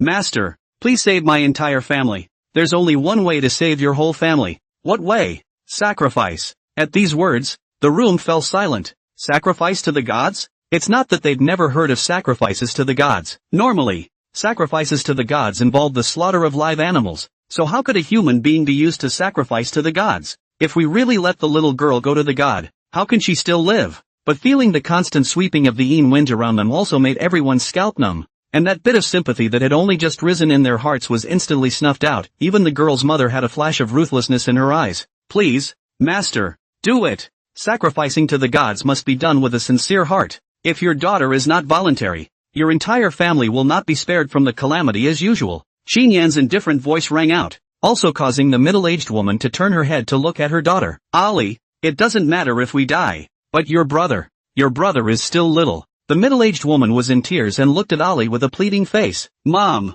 Ali looked at her mother with rounded eyes in disbelief. Although she didn't know what a sacrificial god was, she also felt a strong crisis from the pitying eyes of the crowded sacrifice to the gods and you will die. She could never have imagined that her own mother would send herself to her death just because of 2 words from a guru. The middle-aged woman didn't say anything, but continued to plead one after another. Ali, it's not easy for us to raise you so big. Just think of it as mommy begging you, okay? Ali looked around at the crowd with a look of help. One by one, the crowd averted their eyes and didn't even try to stop it. Lu frowned, was about to go forward to stop, but was pulled aside by Tang Yuan. Brother, this is someone's family business. You can't control it. It wasn't that he didn't feel sorry for the little girl, but what environment are they in now? It's hard to protect yourself. And if they offended the master because of this, they would be finished. Listening to his cousin's pleading tone, Grandpa Lu, with one pair of fists still clenched to death, finally fell silent. He would have been alone. It didn't matter if he died or not, but he couldn't drag his cousin down with him.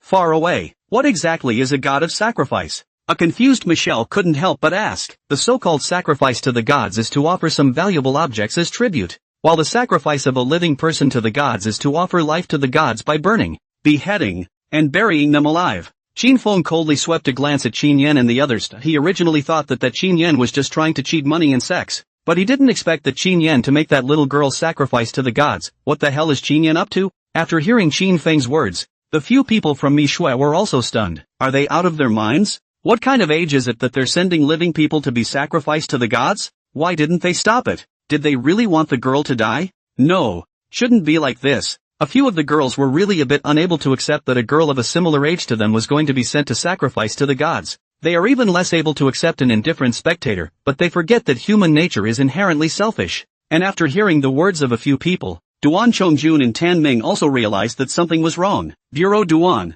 What now? Pay attention later. Absolutely nothing can happen to that little girl. Yes, although they were ghost sentinels, controlling ghosts and evils, how could they possibly leave their hands unattended when they encountered such a thing? We can't really let that little girl die, can we? Ally didn't know what was on the minds of the two, and after seeing that there was no one to stop them at all, a look of despair appeared in her eyes as well. She closed her eyes, and a crystalline teardrop slid down. Good, I do. Hearing this, Qin Yan let go of Ally's arm and commanded him bathe and burn incense. Prepare to sacrifice to the gods. moment, the originally black cloudy sky became clear once again. And even Duan Chongjun and Qin Feng felt that the ghosts and evil swarming around them were like headless flies that had lost their direction. It went up in all directions. It was as if all of this fulfilled what Qin Yan had said. Just then, Qin Feng suddenly stared. Just a moment before the vision disappeared. He sensed a faint aura coming from the dirt under Qin Yan's feet. His gaze cut through the dirt. See, only deep in the ground hid a shadowy figure. The vapor's aura was very similar to the A-ranked ghost smiter from Jiangning City back then. Only that his strength was only B-ranked. Found it. The reason why Qin Feng had delayed making his move was to find the person behind this. It was also as he expected. There are ghostbusters involved behind this whole thing. Just regardless of this ghost sentinel's ability to hide, or the ability to make the ghosts and evils around him suddenly surge. He couldn't help but remember the matter of the ghost tie. It also reminded him of the sentinel who he had left behind earlier and had yet to interrogate vaguely, as if there was some connection. We'll have to ask when this is over. And just as these thoughts flashed by Qin Feng, Miki could no longer resist rushing over. What the hell are you guys doing? What sacrifices to the gods? This is clearly murder. As a normal person who doesn't believe in ghosts and gods, what gusts of wind and what ghosts and evils, in his eyes, are all made by this group of liars pretending to be gods and ghosts. Other people are willing to pay money to be duped into buying some kind of peace of mind. It's out of his hands and he's too lazy to care, but now human lives have been involved. How could he ignore it? That little girl, who looked to be about the same age as his daughter. He just couldn't figure out how that middle-aged woman had bought into that master's bullshit, tolerating sending his own daughter to her death. Seeing that Mikai rushed into the crowd at once and was about to approach the little girl, Wu Zitsong hurriedly winked at Zhao Shan, and the two of them stepped forward to block in front of Mikai. Don't talk nonsense. The master is a descendant of the city god, so how could he kill and break the law? Wu Zitsong looked at Miki with a menacing face. He was already tall and lanky, giving a great sense of oppression. But in front of the equally lanky Mikai, it was not the least bit intimidating. Miki glared back viciously. Do you really think everyone is stupid? Sacrifice to the gods? Are you going to bury that little girl alive or burn her to death? If that's not murder, what is? The twin sisters who followed Mikey, along with Tao Wan and Shi Yuling, It also puffed out its chest defiantly. Murder is illegal. How dare you do such things in broad daylight in the name of the city god? What city god descendant? I think he's a liar. If you guys don't leave that little girl alone, I'm going to call the police. Old Wu and Old Chen, one on the left and one on the right, protected a few little girls in the center, looking at Wu Zitsong and Zhao Shan vigilantly. Originally, they had just not believed what Qin Feng had said, thinking that this descendant of the city god had displayed such a great ability, and how could it be fake? But who is city god? The patron saint of human cities, reward the good and punish the bad. And how could a teenage girl be allowed to sacrifice to the gods? This shit about the city god's descendants is absolutely bogus. They are honest to goodness people. Don't dare make trouble, but also definitely not afraid of things. Eyeing the aggressive few people, Wu Zitsong also subconsciously took a step back and shrunk his neck, but still hardened his head and roared at the crowd of sacrifice to the gods. That's a blessing for her, and for her whole family. The little girl is volunteering. Zhao Shan also felt that things were a bit bad, and quickly came to the side next to the middle-aged woman who was still crying, and whispered, if we let these people call the police, then there's no way to complete the sacrifice to the gods. And then not only will the master be dragged into it, but when your daughter goes back, your whole family will be finished, and no one will be able to help you at that time. Hearing this, the middle-aged woman had a jolt. She wiped a snotty teardrop from her face and lunged at Mikey with red eyes while yelling,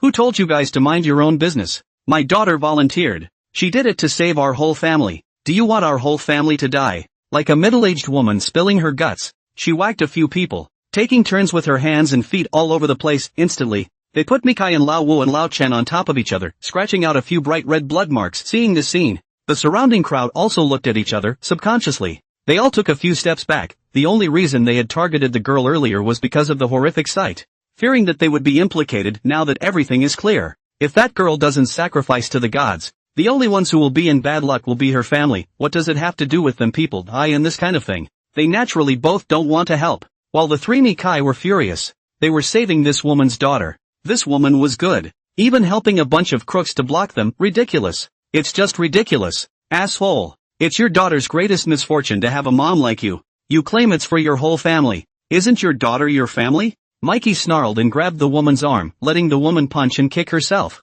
She was saying to Old Wu and Old Chen who were at the side, ignore her. You guys hurry up and save that little girl. Old Wu and Old Chen nodded and didn't say much. As soon as he pushed away Zhao Shan and Wu Zitsong in front of him, he rushed in the direction of the girl. Seeing this stance, the surrounding crowd of onlookers also retreated. Suddenly, oomph, An angry humming sound rang out as Qin Yan scanned old Wu and old Chen with a furious expression on his face. How dare you? How dare you stop the sacrifice to the gods? Aren't you afraid of divine punishment? After saying that, Qin Yan slammed his right hand toward the 2.at the same time. Qin Feng saw the shadowy figure hidden underground make a gesture. And immediately afterward, a majestic ghostly aura emanated from the body of that ghost sentinel. Qin Feng smiled coldly. Twist your right thumb and middle finger together and flick. Moment. A golden light noiselessly disappeared into the dirt, only to see that, as if it had been imprisoned, the virtual shadow still maintained its previous movements, but he could no longer move a muscle. And after seeing Qin Yan's gesture, old Wu and old Chen also remembered the previous scene and subconsciously blocked their hands in front of their faces. However, I waited for half a day,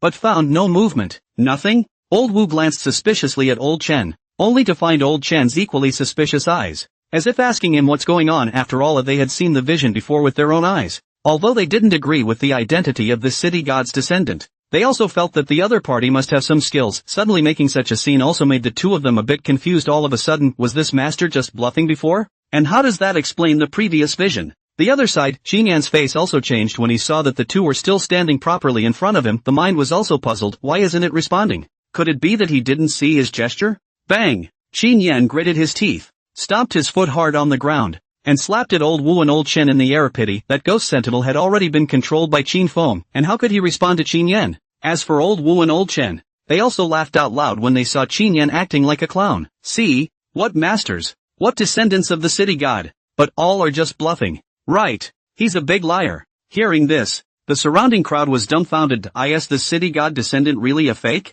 Duan Chongjun, on the other hand, looked towards Qin Feng, who was not far away, with a suspicious expression, as he had just suddenly sensed a strange fluctuation emanating from this young man. But he looked left and right, but still didn't see anything. Is it just an illusion? Duan Chongjun scratched his head in some confusion. It shouldn't. How could he, an A-class ghost sentinel, have an illusion? But although this youth gave him a very special feeling, no matter how he looked at it, he didn't look like a ghost sentinel. What the hell is going on? Duan Chongjun's gaze, Qin Feng also felt it. He didn't bother. Instead, he looked up at Qin Yan. Qin Yan was an ordinary person. There was no doubt about it. And posing as a city god to woo people was most likely also instructed by that ghost royalist. If it was just a scam for money, he might have just punished it in a small way, but the other side dared to sacrifice a living person to the gods, whatever the reason. It is absolutely unforgivable. And as he didn't wait for the response from the ghost sentinel twice in a row, Qin Yan also panicked a bit in his heart. His eyes flickered for a moment, and he fiercely shouted towards old Wu and old Chen. Nonsense.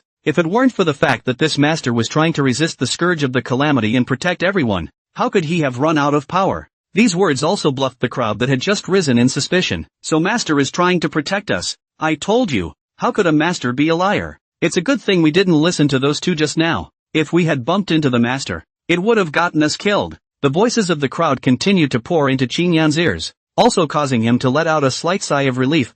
Instead, he looked at old Wu and old Chen with a stern gaze and said angrily, originally, I only wanted to punish you guys in a small way, but not only do you not know how to repent, but you also dare to defame me openly. So just wait for the real divine punishment to come. What divine punishment? But it was just to scare the two. But as long as that Lord Ghostbuster was there, even if it was fake, he could still make a real divine punishment. Although he wasn't sure what had happened to that Lord Ghostbuster, what that Lord had explained was something that couldn't be delayed. And the sacrifice to the gods had to go ahead, otherwise he's not going to have a good time. Old Wu and old Chen were also instantly stunned by Qin Yan's voice. The two men's faces changed and they gulped a little nervously. There can't really be divine punishment. Can there? Suddenly, divine punishment? An icy voice rang out. The voice was somewhat indistinct, as if it was right by the ears of the crowd, but as if it was separated by a great distance, constantly echoing through the air. Who? Qin Yan's face changed and his eyes swept vigilantly in all directions, as if he was bracing himself, as he loudly rebuked, who's playing God? However, what responded to him was an unmistakable stern voice. Daring Qin Yan, impersonating the descendant of the city god and killing people. Today you will be sent to the 10th level of the 9 hells and suffer the devouring of 10,000 ghosts for 100 years. Wu Zitsong, Zhao Shan, you two have helped the tiger and deceived the people. You are now sent to the 3rd level of the 9 hells, the prison of the Blood River, to be subjected to the erosion of the Blood River for 50 years. The words just fell. Wu. A low whimper rang out, followed by the weeping-like whimper from far and near, also getting louder and louder, very clearly into the ears of the crowd. Shasta, the originally clear sky suddenly changed in a stormy manner. A dark cloud as black as ink directly pressed down on the heads of the crowd. as if covering the entire sky. Rumble, accompanied by a loud roar. It was as if there were endless green-colored ghostly flames that floated in from afar. Next, see only a huge bronze iron door boomed and landed on top of the original house. Woohoo! Miserable ghostly cries kept rushing out of the door. An endless ghostly chi kept overflowing in all directions. Seeing this scene,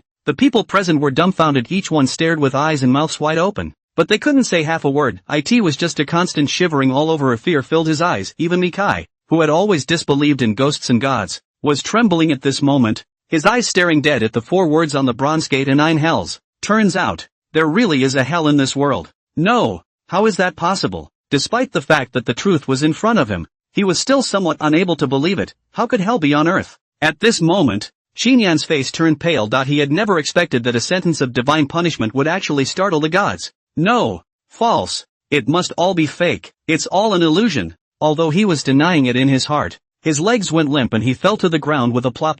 I was wrong. Spare my life. I won't dare to do it again. Wu Zitsong and Zhao Shan also fell to their knees in fear, shivering all over. No, I don't want to go to hell. I'm all listening to Qin Yan's instructions. Don't kill me. I was wrong. I won't dare again. Spare my life. Amidst the cries of the 3, a ghostly hand with a greenish light reached out from within that bronze gate and grabbed onto the legs of the 3. Bang! Bang! The 3 of them fell to the ground at once. Their clothes rubbed on the ground continuously, emitting the sound of bear. But little by little they were dragged into the bronze door. Boom! That originally eerie bronze gate also disappeared. And out of nowhere, the sky was once again clear. Everything breezed by as if nothing had happened. Only the 3 corpses lying on the ground and the mournful screams still echoed in the ears of the crowd, prompting them that the 9 hells really existed. Note that mournful scream also caused the stagnant crowd to shiver coldly and instantly wake up. Put.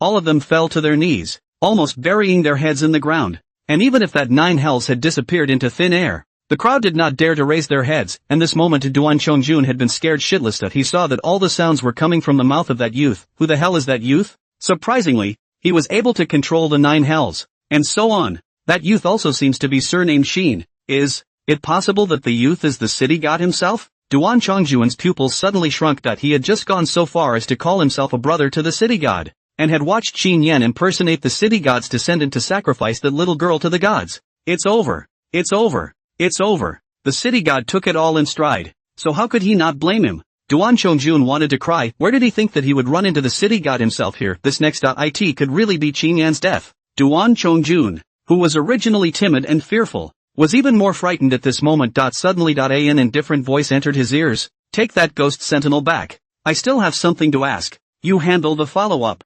I don't want anyone to know that I'm in Anha City. Xin Feng used a voice transmission. So this voice was the only one that Duan Chongjun could hear. He knew that this matter could be hidden from everyone present. But Duan Chongjun was an A-ranked ghost smiter, and the attention had been on him as well. And how can it be hidden? With his current strength, he was actually not afraid of people knowing his identity. Only the purpose of his trip was to trigger a special check-in. Don't want anyone getting in the way. And after hearing Qin Feng's voice, Duan Chongjun also shivered as the fear in his eyes suddenly turned into ecstasy, said in a voice that could only be heard by himself. Yes. Lord City God. Little. I know. Duan Chongjun took 2 deep breaths and wiped the fine cold sweat on his forehead, didn't dare to look at Qin Feng again, but straightened his clothes and went forward to pick up the collection box. With a straight face, he said to the crowd. Qin Yan impersonated the descendant of the city god, and joined hands with Wu Zitsong and Zhao Shan to cheat. He has been punished by the city god. The money that everyone purchased the peaceful blessing before will all be returned in the original amount. All of you line up. No looting. The city god himself is here. And Duan Chongjun naturally does not dare to talk nonsense, and the city god just didn't want people to know that he himself was in Anha City. But it didn't say that they couldn't know that this thing was done by city god. That he mustn't kiss the city god's ass while he's still here. Regarding Duan Chongjun's small-mindedness, Qin Feng also lost his smile and shook his head. There was no blocking. Although he had long been promoted to Yama, he was still the city god in the eyes of the world. And the greater the fame of the city god, the more believers he had and the more power of faith he could harvest. The most important thing is that the story is publicized. It will also deter those who are wooing people under the name of city god. How could he mind? Suddenly, the system's crisp prompts entered Qin Feng's ears. Ding! Blocking the abduction of women and punishing crooks triggers a special sign-on. Is it a sign-on? Qin Feng froze for a moment. How does that Ghostbuster trigger a special signing when he hasn't been punished yet? And so on. Abduction of women? Shouldn't that stop the sacrifice to the gods? Could it be that Qin Yan didn't really want to perform a god sacrifice ceremony, but rather took the girl away under the guise of sacrificing to the gods? But What are they abducting this girl for? If it was only Qin Yan and the others, Qin Feng might not have thought much about it, even if there were still criminals who abducted children and women in this era. But since there were ghost senshi involved in this matter, it would definitely not be a mere abduction. Qin Feng's mind carefully recalled the previous scene, and suddenly, his pupils slightly shrunk. Birthdays. There were quite a few young girls on the scene, but that Qin Yan hadn't made a move before. But this girl was the only one who was different, and was directly placed on the name of Calamity by Qin Yan. Previously, he had only thought that Qin Yan was looking for an excuse, but now it seemed likely that there was another reason, because the point in time, the cloudy hour and the cloudy day, is just too special. Thoughts flashed through Qin Feng's mind. Yes or no? Wouldn't we know after interrogating that ghost sentinel tonight? He mumbled in his mind to sign in. Sign in successfully and get the book of books. People have a household registration, and the same is true in the Netherworld. If they don't have a household registration, they will become lonely souls and wander around the world. This world is a little different in that wandering souls will dissipate after 7 days. But because of this, those who die will completely lose the opportunity to reincarnate. But it's a completely different story if you're in the register. The register is equivalent to giving a ghost a household registration in the Netherworld, so that even if it is just an ordinary wandering soul, it will be able to continue to survive in the Netherworld. After figuring out the role of the register, Qin Feng did not immediately collect it. Instead, he looked up in the direction of the crowd. See, only the crowd remained on the ground, each one trembling, still not daring to raise their heads. Obviously, he was dumbfounded by the 9 hells before. Duan Chongjun was also a bit helpless, and after seeing that his previous words were not blocked, he cleared his throat and once again said aloud, "All get up. The city god has already punished the wicked and left." Upon hearing these words, the kneeling crowd carefully raised their heads. So it's the city god manifesting. Gosh, we just believed those liars and almost made a big mistake. City god, I know I'm wrong. We've just been hoodwinked by traitors as well. Don't punish me. Someone kowtowed violently on the ground. Still scared out of his mind, the middle-aged woman, who was also kneeling on the ground, was filled with stupefaction. Master Qin is a liar? Then the plague that was just mentioned, the extermination, are all fake? Jesus, what the hell did she just do? Humph. An angry grunt sounded as Miki got up and pointed at the woman in reprimand. The son is important. Is not the daughter important? Just because of the words of an outsider, you can bear to let your daughter die. Having a mother like you is your daughter's greatest misfortune. I hope that after this incident you can repent and treat your daughter well, or else, even if you die, you will be sent to hell by the city god, for what had just happened. He couldn't quite digest it all yet though, but he knew better. This woman was mesmerized by a few words and might do something else in the future. Even if he borrowed the name of the city god, he still had to give her a good knock, lest this woman harm her daughter for the rest of her life. Sure enough, when she heard city god and hell, the woman shivered and kowtowed on the ground. City god, I know I'm wrong. Oh, I won't dare to do it again. Miki shook his head and sighed, turning his head toward Old Chen and Old Wu. Let's go. They didn't buy a peace offering, so naturally they don't have to wait in line here. What's the point of staying here? Old Chen and Old Wu also stood up with sighs on their faces, although they also believed in the city god, but also saw this horrifying scene. The heart is still a little hard. Harry. The two men quickly followed Mikey at a brisk pace toward the outside of the compound. A few of the Tawan people were also holding hands, nervous as hell. As if he was afraid that the 9 hells would pop up again. He looked around warily, but he also sped up his steps all the same, wanting to hurry out of the courtyard. Only after leaving the quadrangle did a few people let out a long breath. What a fright! Michelle patted her constantly heaving chest, and suddenly saw Qin Feng, who was following closely behind her with a bland face, and couldn't help but ask, Brother Qin, aren't you even afraid? Qin Feng smiled faintly. If you don't do anything wrong, you're not afraid of ghosts knocking on your door, so why should you be afraid? Hearing this, Old Wu and Old Chen also blushed with old faces. Yes, City God is the guardian god of the earth, guarding the peace of the 4 directions, and will only punish the wicked. We are not afraid of the shadow. What is there to be afraid of? Little Qin is so young, but he can see through it better than we can. We've lived in vain. If they have done something wrong, then they must not dare to go near the city god's temple again. But both of them are honest men in their own right. Although they were scared this time, it proved that the city god was really spiritual, and if they could be blessed by the gods, they were too happy to be happy. The two of them were also a bit emotional when they thought about it. It looks like we really need to pay homage to the city god. Yes. But the people of the city god temple are really too many. It's not easy for us to go there. We can't run to the city god temple every day, right? When will this be able to seek peace and blessings?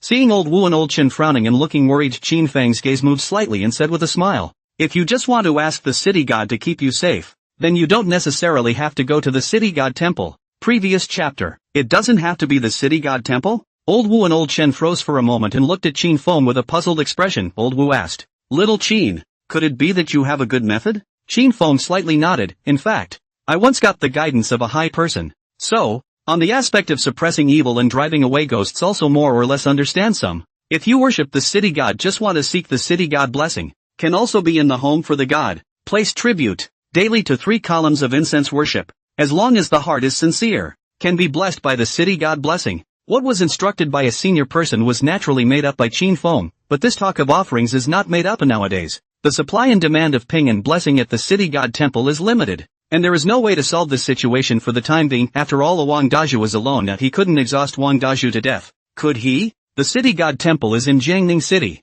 and the foundation of the Netherworld is also in Jiangning City, and the technique of exorcism cannot be spread out. Even if you make a few more peace blessings, it will not be able to play a big role at all. And now his jurisdiction had expanded to the entire Jiangfu County. With the expansion of fame, there will only be more and more believers in the future. Instead of having everyone worship in the city god temple, it would be better for some believers to worship at home with the right approach. It is not any different from worshipping in a city temple, and offerings are made day in and day out, and still contribute more power of faith than an occasional visit to the city temple. More importantly, although he had already arranged for the underworlders to patrol the area day and night, there were bound to be oversights due to insufficient manpower. While many believers would not be recorded in the prayer book if they could not go to the city god temple to pray, he is also able to hear the prayers of the faithful if they are offered to the gods in their homes. The chances of being able to find a trigger for a special check-in are also greatly increased. As soon as they heard Qin Feng say that he had guidance from a senior, Old Wu and Old Chen were also instantly dazed. "No wonder, little Qin, you stopped us from buying the peaceful blessing before. So it's because you saw through that Qin Yen is a liar a long time ago," Old Wu said with a look of emotion. Earlier, when Qin Yen had that stance, the people at the scene were bluffed favorably. Qin Feng was unmoved. Obviously he was not just guessing, but because he had once been instructed by a high-ranking person, he was able to recognize that crook's trick at a glance. Seeing that the two had misunderstood, Qin Feng smiled faintly and no explanation instead. It made Old Wu and Old Chen feel more and more mystified by Qin Feng. Definitely not ordinary, however. Due to the previous events, the two are also afraid of touching the taboo, and do not dare to ask more about the Haiman thing. Lao Chen's attitude was respectful and asked for advice. "Mr. Qin, I don't know how to worship this god. Is there any other instructions?" "Yes," Qin Feng slowly said. "First of all, we have to go to the city god temple to invite the god position. No matter it is the statue of the city god, or the portrait, all need to be subjected to 1 day's incense in the city god temple. And secondly, there are all the precautions in the place of placing the god position, such as the place of worship can't be facing the toilet and kitchen, which is a great irreverence to the god, and there is also the place of placing the god, avoiding the horizontal beams pressing on the top of the roof, ordinary clay dolls and painted statues that have not endured the incense to is incapable of being his eyes and ears. As for those taboos at the back, they were actually Qin Feng's own taboos. Although he wouldn't descend on the idol, he also didn't want the idol he was being worshipped to be surrounded by stench and smoke day and night. In fact, there are 4 main words that are the most important in offering to the gods. A sincere heart is a good heart. Anything else? The press is a waste of time, and the reason why he said it in such detail was just to convey it to Wang Daju through the mouth of Old Wu and Old Chen. Wang Daju is a smart man and naturally knows what to do, just as Qin Feng was narrating for the two of them. Tang Yuan and Grandpa Lu, who had just walked out of the courtyard, also stopped in their tracks. Mortar and Pestle listened in the doorway, seeing Qin Feng talking like a man. Grandpa Lu is also puzzled. Does little Qin really know all this? If he really knows all this, why did he come with us to meet the city god's descendants? Tang Yuan muttered, skepticism in his eyes. He was just now getting back to it. What city god descendant? He was cheated by Qin Yan and Wu Zitsong in partnership before. The money was recovered today, but the money I spent on the safe and sound before was really wasted. Qin Yan and Wu Zitsong were in hell. Where else could he ask for it? What a bummer. However, seeing Qin Feng perk up, Tang Yuan couldn't help but prick up his ears and listen. On the other side, Old Wu and Old Chen carefully memorized what Qin Feng said in their hearts, and only when Qin Feng finished speaking did Old Chen say with a look of emotion, "I didn't think there was so much to be said about enshrining a god, and if Mr. Qin hadn't told us, and we had made offerings in a haphazard manner, I'm afraid that when the time comes, not only will we not be able to receive blessings, but we will also sin against the city god. Thanks a lot, Mr. Qin." The two of them bowed slightly and said politely towards Qin Feng. Suddenly Old Chen's eyes moved slightly as he turned toward Qin Feng and said, "Mr. Qin, since you've been instructed by a high-ranking person, I wonder if there's anything that can quell evils and drive away ghosts like the peaceful blessing? Although the worship of the gods can be blessed by the city god, but they are young and strong and definitely outdoing work, so it would be nice to have something to carry around with them like the peaceful blessing." Xin Feng thought for a moment and said, "It's not for nothing. I have a small method here that can also quell evils and drive away ghosts. In this way, one of you will take a carry-on item and give it to me, preferably jade. Sandalwood and ancient coins are also fine. This money." Lao Chun was a little embarrassed. It wasn't that he didn't believe in Xin Feng, but even that master's fake peaceful blessing was selling for tens of thousands of dollars. Not if it works. Can he afford it? Xin Feng laughed. No money. How can you spend money on something that he personally cast a spell on? And old Wu and old Chen, as his believers, had stood up for justice before, and he had taken refuge in them. Hearing this, old Wu and old Chen froze, a little less than pleased. Then thank you, Mr. Qin. The two fumbled around on their bodies. Old Chen handed the jade gourd hanging around his neck to Xin Feng, while old Wu took down the keychain around his waist, only to see a small jade plaque hanging from it. He carefully thought Xin Feng and asked, "Mr. Qin, this is a gift from my daughter-in-law. Do you think it will work?" Xin Feng looked at the jade pendant. It wasn't any good jade, but it was indeed real jade. Then he nodded. "Yes." Suddenly, "Mr. Qin, can you get me one too?" Tang Yuan smiled sarcastically, and the hand holding the sandalwood string was already reaching out to Xin Feng. "Whatever works or doesn't work. It's free. Don't take it for nothing." Seeing this scene, Moncler Outlet Online Lu's face was embarrassed. Before this cousin of his still do not believe that people Shao Qin. This hearing does not charge money. It came together. That's too hard to see. He slapped Tang Yuan's arm and rushed to Xin Feng and said embarrassedly, "Little Mr. Qin, I am really sorry. Originally I brought you to see the descendants of the city god, but I didn't expect to see a joke." He glared at the disgruntled Tang Yuan and continued, "This cousin of mine doesn't know the rules. You mustn't take offense." Xin Feng took a look at Tang Yuan, looked at Grandpa Lu and said with a smile, "It's not in the way. Let's go together." Although Tang Yuan didn't come forward before, he could bring the gang of them to see the descendants of the city god, and it wasn't a bad idea to be willing to take out $10,000 to buy peace blessings for his cousin. There aren't many of those people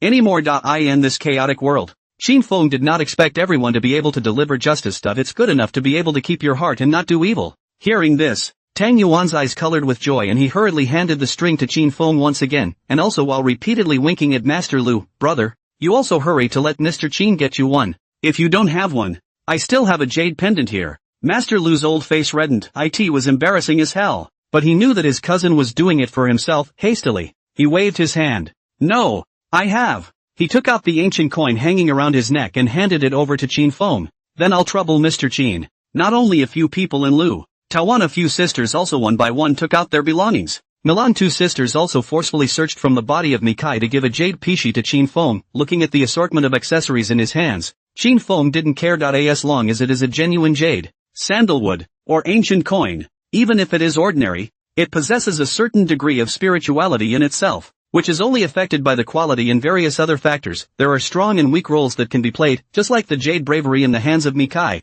and the ancient coins worn by Master Lu. If you cast the ghost repelling magic, you can directly kill the B-level advanced severe ghosts. As for the rosewood in Tang Yuan's hand, the jade tablet in old Wu's hand was of slightly lesser quality. The effect is naturally worse, only capable of destroying ghosts and evils below grade B, and only has a deterrent effect on grade B severe ghosts. As for ordinary items, they were actually capable of casting spells, but they couldn't be kept for long, and would be completely ineffective after a week's time at most. After handing the little meatball over to Tao Wan next to him, Xin Feng pinched his left hand and drew a complicated pattern in mid-air before pointing towards the accessory in his hand. Transient. A golden light quickly disappeared into the accessory. However, the speed of this golden light was so fast that it was hard to see with the naked eye, and in the eyes of the crowd, Xin Feng merely gestured in mid-air and pointed at the accessories. "Just give the stuff back." "This is over?" Tang Yuan froze for a moment, instantly frowning tightly. He looked at the rosewood string in his hand and couldn't help but mutter, "Will this thing work?" Mr. Lu elbowed Tang Yuan fiercely. "What are you talking about? Shao, Mr. Qin didn't charge us. Why would he lie to us?" Still not quick to thank Mr. Qin, although he also felt that Xin Feng was young and didn't look like a true master, but Xin Feng hadn't screwed them over for anything. Whether or not this thing was really useful, it was a good intention of Qin Feng's, and they couldn't say something wrong about him in front of others, could they? "Thank you, Mr. Qin," Tang Yuan deflated and said reluctantly, slipping the string onto his wrist. Didn't say anything else. This thing, when he also spent thousands of dollars to buy, whether it is useful or not, is also his own thing. We can't just throw it away, can we? The words of the two men also reached the ears of old Chen and old Wu. It also made these two blush a bit awkwardly. In fact, when they retrieved the thing, they were also a bit skeptical in their hearts, except that they had begged for this thing themselves, So of course they were too embarrassed to say anything, but when they heard what Grandpa Lu just said, the two of them were a little ashamed. What did Qin Feng lie to them about? Again, they had taught them to invoke the god seat, and they had agreed to their request.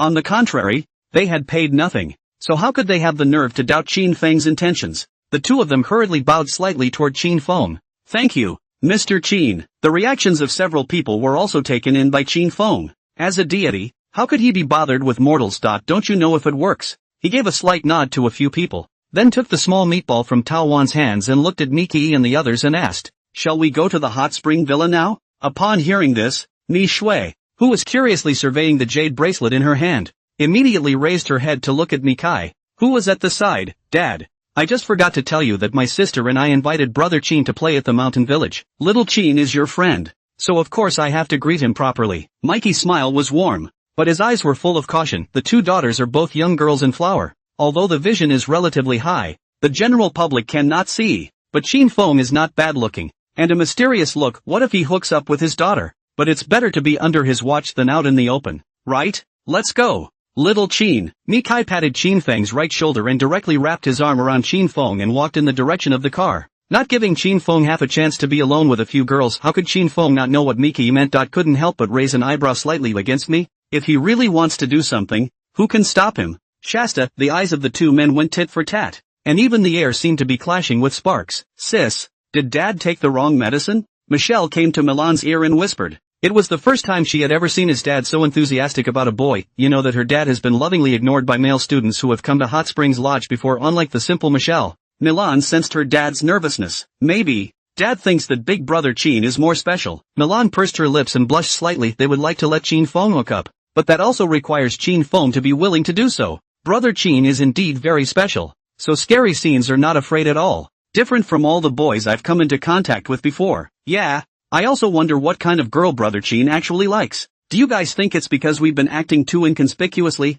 How come Brother Qin hasn't reacted at all? A couple of girls tittered as they walked up to the car. Milan and Michelle were about to get into Mikey's black car when they were stopped by Mikey. You guys take the car that Stonley's in. Sure lay. A fellow at the Hot Springs Villa, followed. Mikai also has 5 or 6 years, although also not married and have children. But after all, it is an acquaintance. Mikai also to rest assured a lot. Michelle blinked her big eyes in disbelief. Why? There's no reason. Go. How could Mikai explain so much to her daughter, directly forcefully making the two sisters sit in Shirley's car? Although Tao Wan and Xiuling wanted to ride in a car with Qin Feng, they were after all outsiders and too embarrassed to say anything. Feeling the mournful eyes of her two daughters, Mikai blushed slightly bad. The souls of the two little girls were afraid that they had long been seduced by this brat Qin Feng. He's got to be a little more careful, looking at Mikai like a mother hen protecting her chickens. Qin Feng couldn't help but smile and shake his head, casually pulling open the door of the car and sitting on the passenger side with the little meatball in his arms. Without another word, Mikey got in the car and kicked the gas straight up, set off towards the Hot Springs Lodge. The Hot Spring Villa is not in the city,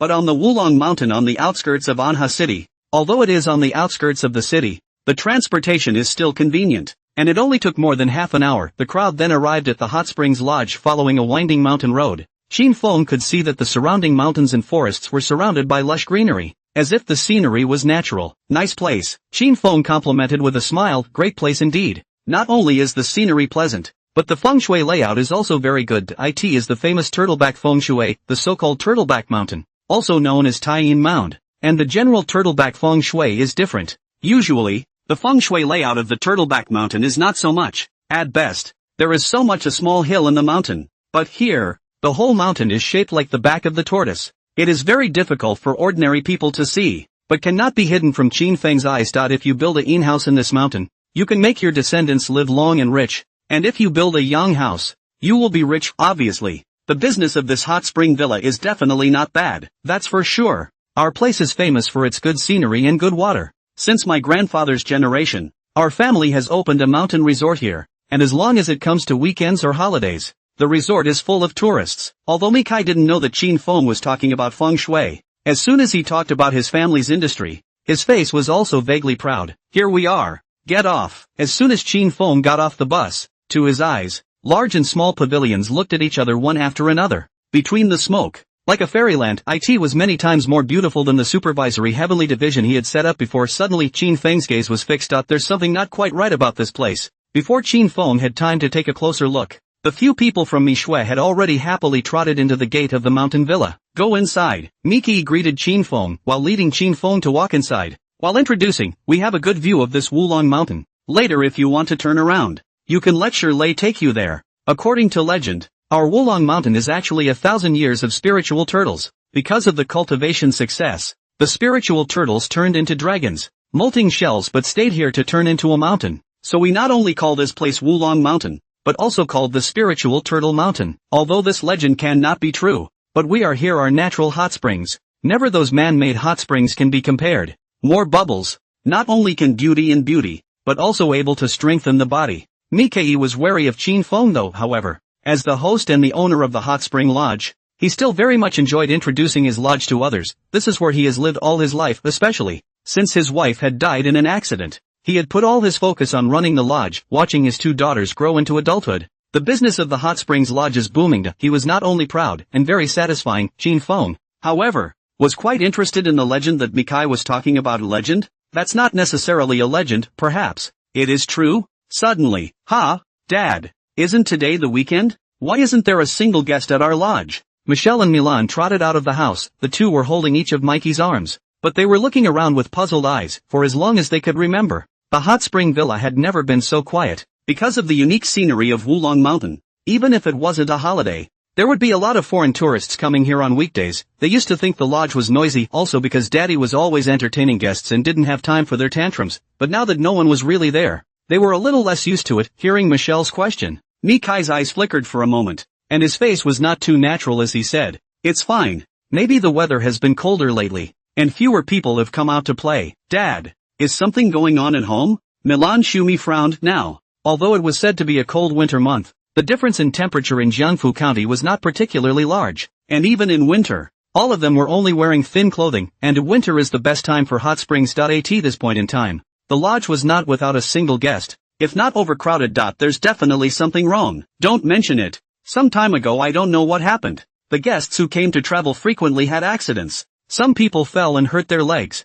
Some people were also smashed by the rocks that rolled down from the mountain. The news has been spread out. They all said that we have problems in Wulong Mountain, and this came to fewer guests. Shirley, who followed up, complained. Then he rushed at Mikai and said, "Uncle Me, I'll move the goods to the back first." After that, he just slipped away, and hearing Shirley's words, Milan and Michelle instantly tensed up. There was a flurry of looks at Mikey. Dad. Mikai glared fiercely at Shirley's back and waved his hand at his 2 daughters, interrupting them. "Don't worry, but it's all just some small accidents. It'll be fine after a while." Mr. Me, I'm afraid none of what you just said was an accident. As soon as Qin Feng's voice rang out, it immediately previous you the attention of Mishue and Milan. Milan nervously asked, "Brother Qin, did you find something?"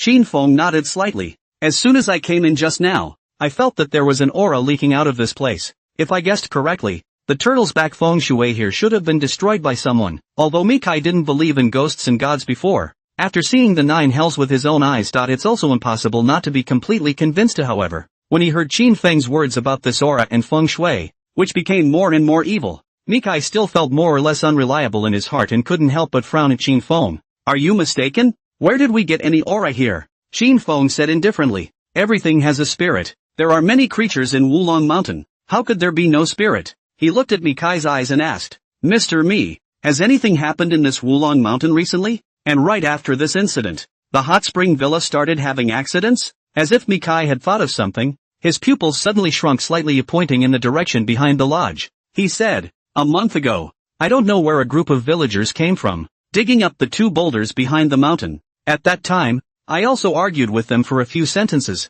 but because of the large number of them, and one of them with a shovel, shovels, I was afraid of disturbing the guests, plus the stone is not my family, so I didn't block it again. But since that day, all the tourists who came to the mountain had accidents. Even I don't know what happened. I went to the mountain forest a few days ago and rolled into a mountain stream with my feet in the air. You know, he grew up in these mountains, not to mention the main road. He knew all those trails in the mountains and forests. It was also the first time he'd had such an accident." "Dad, are you okay? Does it hurt anywhere?" "Dad, why didn't you tell us about something so big?" The 2 sisters were worried and at the same time a little angry that their dad hadn't even told them about such a big deal. "Luckily, I came back this time and met Brother Qin, otherwise they had no idea that such a big thing had happened." Mikai waved his hand and said with a smile, "It's okay, the fall wasn't too heavy at that time. Luckily Shirley was nearby, so he helped me back. It's been such a long time. This injury of mine has long since been healed. What else do I need to tell you guys about this?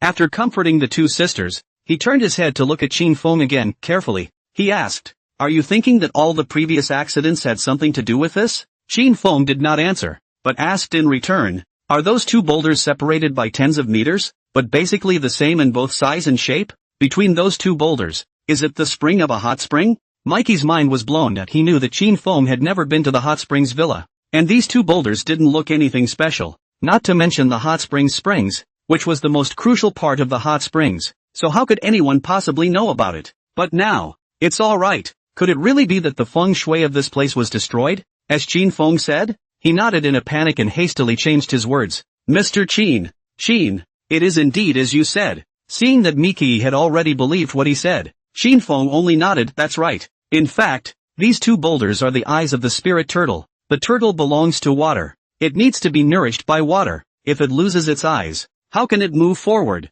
And how can it drink water? As the aura leaks out and the demonic aura coalesces, it won't take long for the springs here to dry up, and by that time, those who live here will either die or be injured." Hearing Qin Feng say something so serious, Nikkei also panicked. Hurriedly, he said, "Mr. Qin, so, what about now? Do I have to find those villagers and ask for the boulder back?" Previous chapter, Mikey was genuinely panicking, either dead or wounded. Nowadays, the reputation of the hot spring villa was not so good in the first place. Even the regular customers who often came to support, in the recent period, they are all afraid to come back once there are more deaths and injuries. How can he continue to run this hot spring villa? This is the ancestral business passed down from his family, and how can it be destroyed in his hands? Qin Feng slightly shook his head. Although it hasn't been a long time, the bane has already coalesced. The boulder has already lost its aura after it left. If you fill the boulder back in, not only will it not be of any use, but it will instead accelerate the formation of the bane. And once a death bane is formed here, then there will not be a single inch of grass in a 10-mile radius near the hot spring mountain villa. He looked to Mikai and said with a serious face,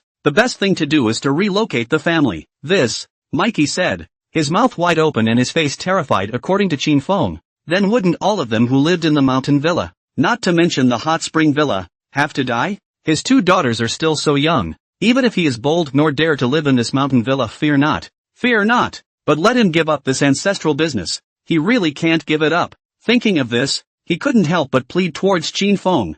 "Mr. Qin, you know so much. Is there any way you don't need to relocate? I'm willing to spend as much money as it takes." The two Milan sisters were also so anxious that they were close to tears. "Brother Qin, my father has run the mountain villa for his whole life. He definitely can't leave this place. And we grew up here and really like it very much. Can we not move? Brother Qin, please help us." Hearing the words of several people, Qin Feng also frowned slightly that he was only idly interested in feng shui, and had learned about it from the feng shui map given by the system. That he's a ghost, not a feng shui master, who would do that. However, seeing the two Milan sisters with crystal and tears in their eyes, constantly following their pleas, Qin Feng was also a bit soft-hearted. After thinking about it, he said, "There is a way." After saying that, Qin Feng fumbled in his pocket twice and suddenly took out two pieces of jade the size of pigeon eggs. The jade was black and white and looked crystal clear. There was a hidden flow of light. At first glance, it's by no means mundane. These two pieces of jade, one can be used to quell the demons and the other can gather spirits. It should be able to replace the role of the eyeballs. "You now take me to the location of the previous boulder, even stronger than before." Qin Feng silently added in his mind, signing in daily. "The system will give some gadgets. These gadgets can't even be considered low-level spiritual weapons, but if the system produces them, naturally they won't be mortal goods, and the Jinshi Ling Jade and the Gathering Jade. Even without the turtleback feng shui layout, it also comes with its own aura in itself, but these gadgets were of little use to him, and if he doesn't like to owe favors, either demons and gods owe favors. But karma is involved this time. When I followed the two Milan sisters to the hot spring villa, I couldn't really dilly-dally with the food and drinks, could I? Consider it his advance payment. Nikai also sensed that the jade in Qin Feng's hand was not ordinary and hurriedly said, "Then thank you, Mr. Qin. I'll take you there now." While saying that, he led Qin Feng towards the back of the mountain villa. It didn't take long for a few people to get to the back of the lodge, and as soon as they stepped out the back door, they saw two large mounds. Qin Feng went forward and buried the two jade stones in two separate earth pits. Although they were buried very deeply, Qin Feng still set up a barrier on the two jade stones. Shasta, Qin Feng then saw the green-colored aura slowly coalescing around him, while the black demonic aura was absorbed onto the Jinshi spirit jade. Couldn't leave again, even though Mikai and the sisters couldn't see it. They instantly felt the air around them was much fresher. It gives a very comfortable feeling. It's amazing, Mikai couldn't help but say. After living here for so many years, this was the first time he had this feeling. Obviously, it was Qin Feng's 2 pieces of jade that had worked. The current Han was completely convinced that Qin Feng was a high-ranking person, although the boulder doesn't need to be recovered. But the group of villagers you mentioned before, it's best to check and see if the person who did the damage did it intentionally or unintentionally. And if it's intentional, then that person's intentions are sinister, and his heart can be put to death. Qin Feng said while his gaze drifted to a place not far away. See, only Shirley, who was tall and thin, was carrying a wooden bucket and fetching water not far away. Only his gaze was looking over in their direction from time to time. Obviously something is wrong. Qin Feng didn't rush to poke at it. The one who was able to break the Turtleback Mountain Feng Shui Bureau was by no means an ordinary person. There must be someone behind the Shirley to guide him now that the ruse has been broken. The other side will surely make their next move. Waiting for the other side to do it and then killing them all in one go would definitely be a credit, and could trigger a special sign-on anyways, right? I know. If someone is really up to no good, I'll never let him off lightly. Mikey's face was furious. A bad feng shui is a small matter. The big deal is to give up some money, but harming people's lives would be an abomination. Miki didn't think any more about it, but fished out a bank card from his pocket and stuffed it into Qin Feng's hand. Mr. Qin, thank you so much. There's 1 million in this card. It's a small token of my appreciation. Even if the hot spring villa is not doing well now, the accumulation of his ancestors is enough for him to spend for the rest of his life. $1 million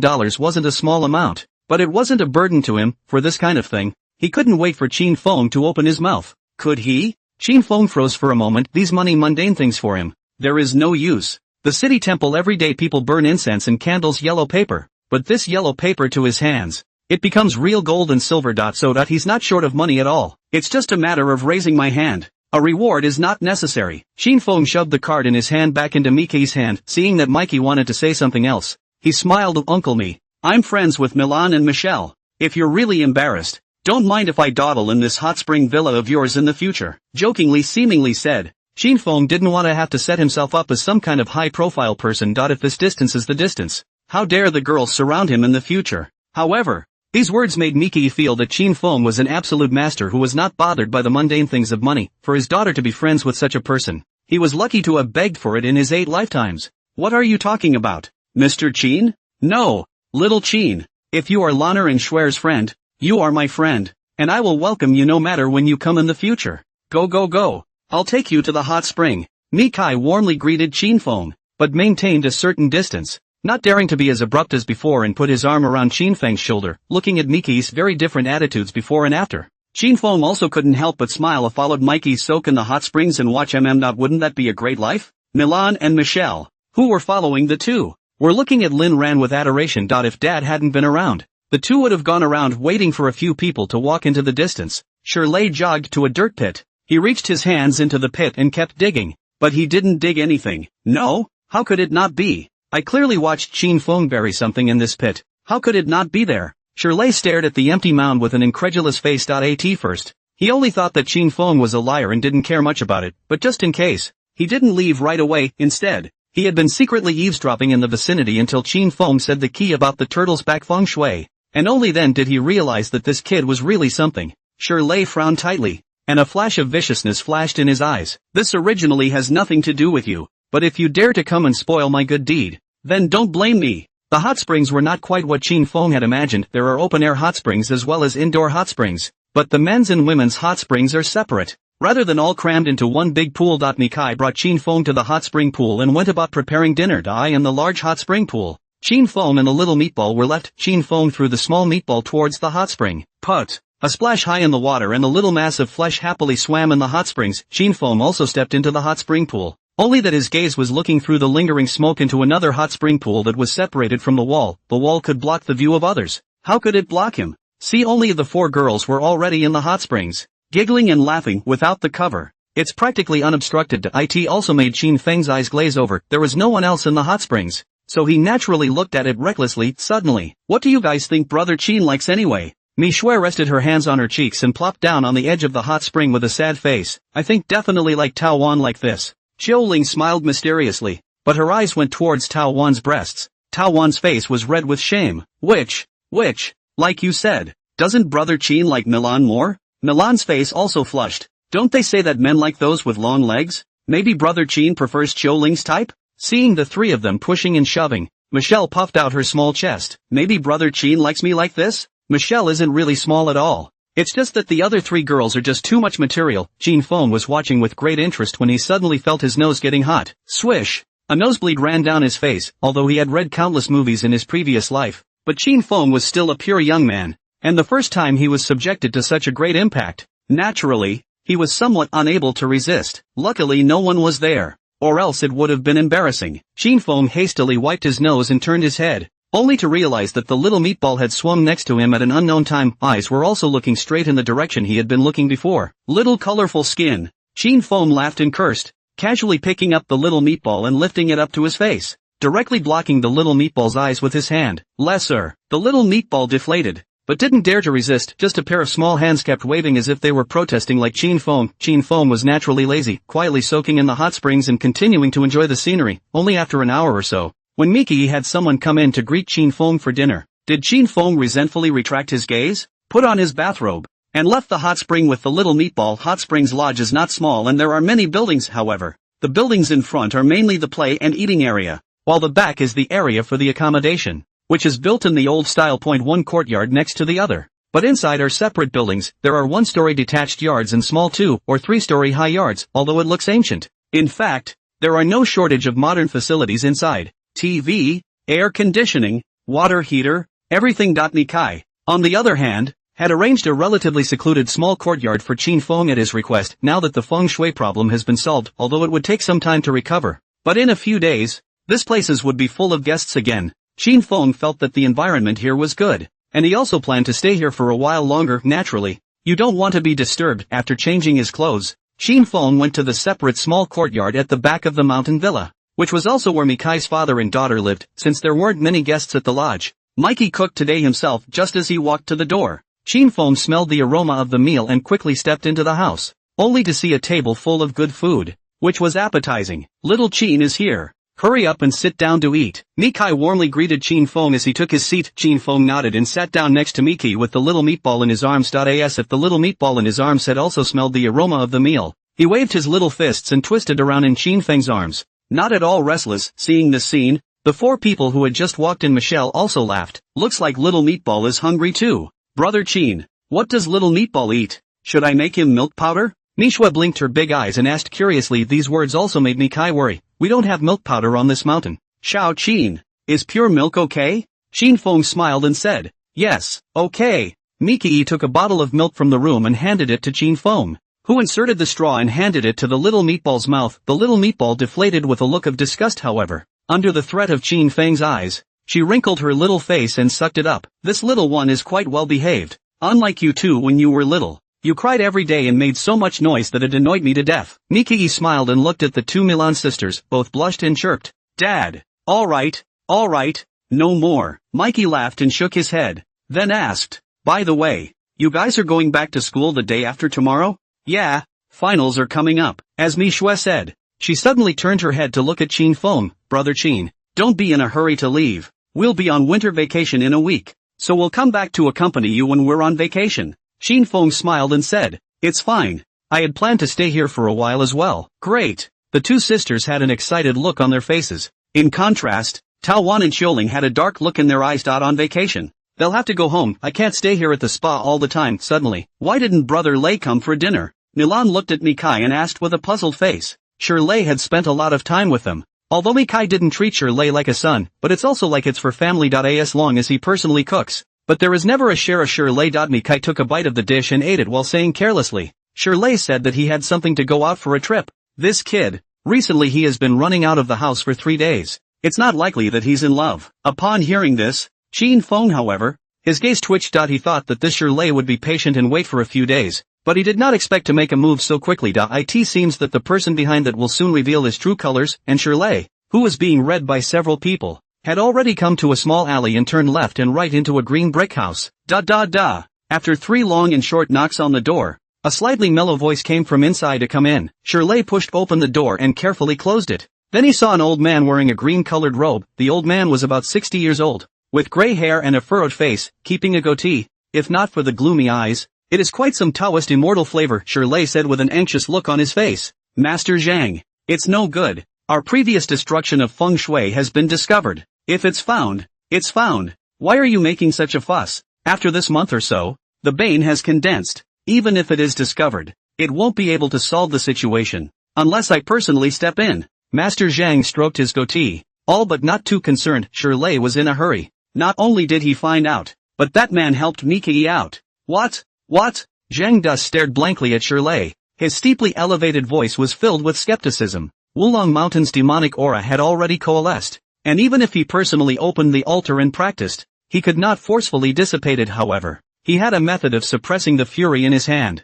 which could temporarily suppress the fury of Wulong Mountain. Sure, this method can only protect for a while, not for a long time. Once the fury explodes in the back, it will be even more terrifying. The entire Wulong Mountain will become a place of death. But this, what's it to him? By then, the money would be in his hands and he would be long gone. But in any case, since even he was not capable of solving the problem completely, how could anyone else solve it? Shirley also knew that Zhang Duan would definitely not believe it just by saying that. Then he hastened to tell the story of what had happened before. Grandmaster Zhang, that kid has spoiled our good deed. You must teach him a good lesson. Shirley's face was full of anger, but his heart was a bit flustered. It wasn't that they didn't want to do it earlier, but this person Mikai didn't believe in these things, so they couldn't be in a hurry. So they discussed it, and waited for Mikai himself to become suspicious, and then he'd blow some ears when the time comes. We'll let Zhang Duan step in, but now it was good that a Qin Feng came out halfway and spoiled their good deed. That it's just that Mikai, who has always felt that these are all superstitions, is even more convinced of that Qin Feng,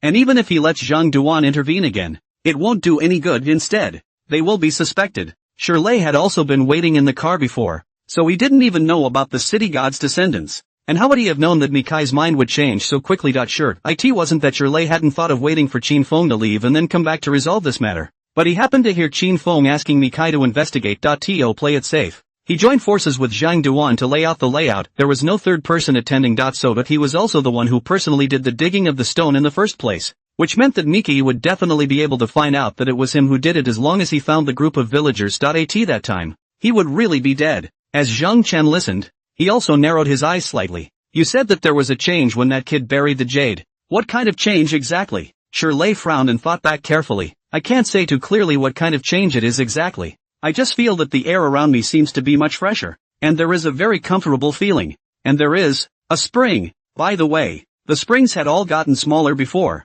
but now they've not only changed back, but they're even bigger than before. Zhang Dust's face sank. The hot springs at Wulong Mountain are also one of the most obvious features of turtleback feng shui. It is also a sign of an abundance of aura. 2 days ago, he also went to see. Wulong Mountain is hidden with the overflow of the baleful gas. The spring is weakened by the influence of the baleful gas, and gradually dried up, which is supposed to be the normal phenomenon, but according to Shirley, the spring is full of aura. Could it be that the game has really been broken? The more Zhang Chen thought about it, the more he felt that it was a possibility. But he didn't think that Qin Feng's methods were that powerful. Rather, he felt that it was all related to those 2 pieces of jade. He was very clear about it. Feng shui is different from other things, and once it is destroyed, other feng shui situations can be created, like this turtleback feng shui bureau. If you put 2 pieces of ordinary jade, not only can not be able to suppress the break and gather the spirit, but will scatter the spirit and gather the break in a short period of time to form a white tiger break formation. But since those 2 pieces of jade were able to replace the spirit turtle eyeballs, that proves that those 2 pieces of jade are by no means extraordinary.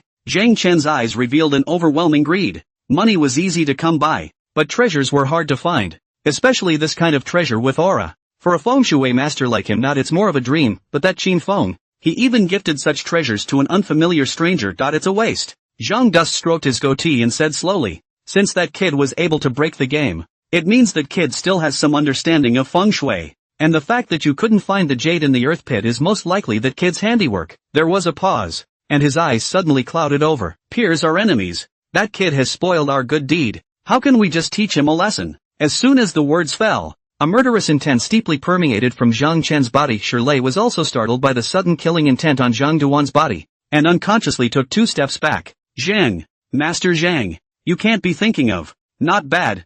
I want him dead. Zhang Chen stared straight at Shirley with his eyes. Peers are enemies. The other party had now spoiled his good deed. Even if he didn't need Shirley to say it, he would have to teach the other party a lesson. Only if he wanted to take the treasure for himself. The key to this was still on Qin Feng. Shirley's scalp went numb as he was looked at by Zhang Duan. His legs went limp, and he almost didn't sit down on the floor. Although Qin Feng had ruined their plan, He only wanted Master Zhang to teach the other party a lesson and scare Qin Feng away. No matter what. He had not expected that Master Zhang would want to kill Qin Feng. This is murder. How dare Master Zhang? Master Zhang. Zhang, why don't we just forget about it? Big deal Shirley said tremblingly, but felt the eyes full of killing intent with a sudden jolt. He closed his mouth. He could feel that if he didn't agree, he was afraid that the first one to die would be himself. Master Zhang is not a fraud, rather. It is a truly capable feng shui physiognomist, and he knows very well from this matter of the hot spring villa that he absolutely cannot offend Master Zhang, otherwise there's a good chance he'll be gone without a word. Seeing that Shirley didn't say anything, Zhang Duan's face became much kinder. What are you afraid of? It's not like I'm asking you to kill someone personally. Instead, Shirley was rubbing cold sweat down his face, panic all around. This is murder. Why did it become an understatement when it came to Master Zhang? Can it be that Master Zhang has done it before? Master Zhang. Zhang, even if you personally take action, you will always leave some traces. What if someone finds out? Zhang Duan waved his hand and said indifferently, it is only when a human strikes that there are traces. But if a god strikes, how can there be traces? God? Shirley frowned slightly, his eyes full of doubt. Zhang Dust, however, no longer said anything, but quickly walked into the house, pounded in the cabinet for a while, and rummaged out a green-colored parcel, which was then placed on the incense burner. Shirley followed into the house with a frightening heart, only to feel an aura of blood on his face. It's disgusting. He didn't dare to take one more step and just stood in place, only to be blocked by Zhang Duan's back. Shirley couldn't see clearly either. It was only to see Zhang Chen take something out and place it on the incense table, respectfully taking out 3 incense plants from the side, and after lighting them, he respectfully knelt on the futon. At this point, it was only then that Shirley finally saw what was enshrined on the incense case, an ancient brown Buddha statue, except that the Buddha statue has no head. At once, Shirley was like sifting chaff, shivering all over. God? This is an evil god. I'm afraid. In next moment, instead, Zhang Duan's voice came from his ear. You will bring this Buddha statue back to Hot Springs Villa, and remember, it must be returned before 7 o'clock tomorrow. Zhang Chen and Shirley's scheming was not known to Mikai and the others who were in the Hot Spring Villa, including Qin Feng, to whom Shirley was just a minor character who was not yet worthy of his attention. As for the people behind Shirley, if you are half knowledgeable, you are just unintentionally coalescing the Fury formation in order to cheat money. After this hammering, know what to do, or rather, the crime is not to die, but if the other party dared to strike again, then it would be truly evil-minded, and it would not be too much to be sent to the 9 hells. In any case, these are just little people, not so much as to put him in his place. More than that,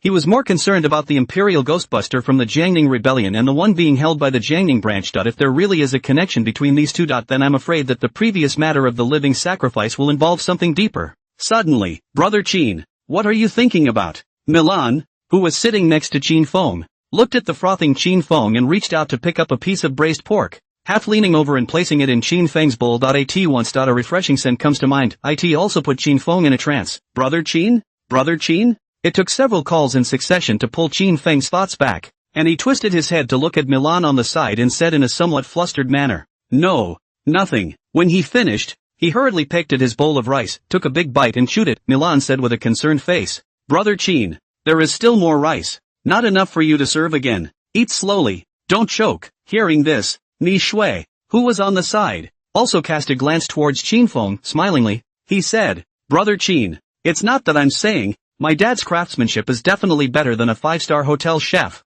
so if you like to eat, let my dad make it for you every day. Mikey rolled his eyes. That's not even what it is. It's elbows out. Sure enough, girls are outgoing. He took a look at Qin Feng and said with some small arrogance, ahem, I usually don't cook myself, but, since my Schwer said so, little Qin, I'll do it for you every day. After saying that, he even made a wink towards Qin Feng. The corner of Qin Feng's eye twitched before. He was guarding him like a wolf. You damn, this attitude has become too fast, right? What? This old rice really wants to give him his daughter? Ha? Big brother Qin, why is your face red? Taoan blinked her big eyes and looked at Qin Feng with a curious expression. Qin Feng hastily covered his nose with his hand without feeling the hot blood, only slightly relieved. Okay, otherwise it's really embarrassing today. Maybe it's too hot, Qin Feng said vaguely while fanning himself with his hand. Hot. Instead, Mikey looked around with a puzzled look on his face. Ahem. Qin Feng somewhat sheepishly pretended to cough twice and put down the chopsticks. I'm full. I'll go back to my room first. With that,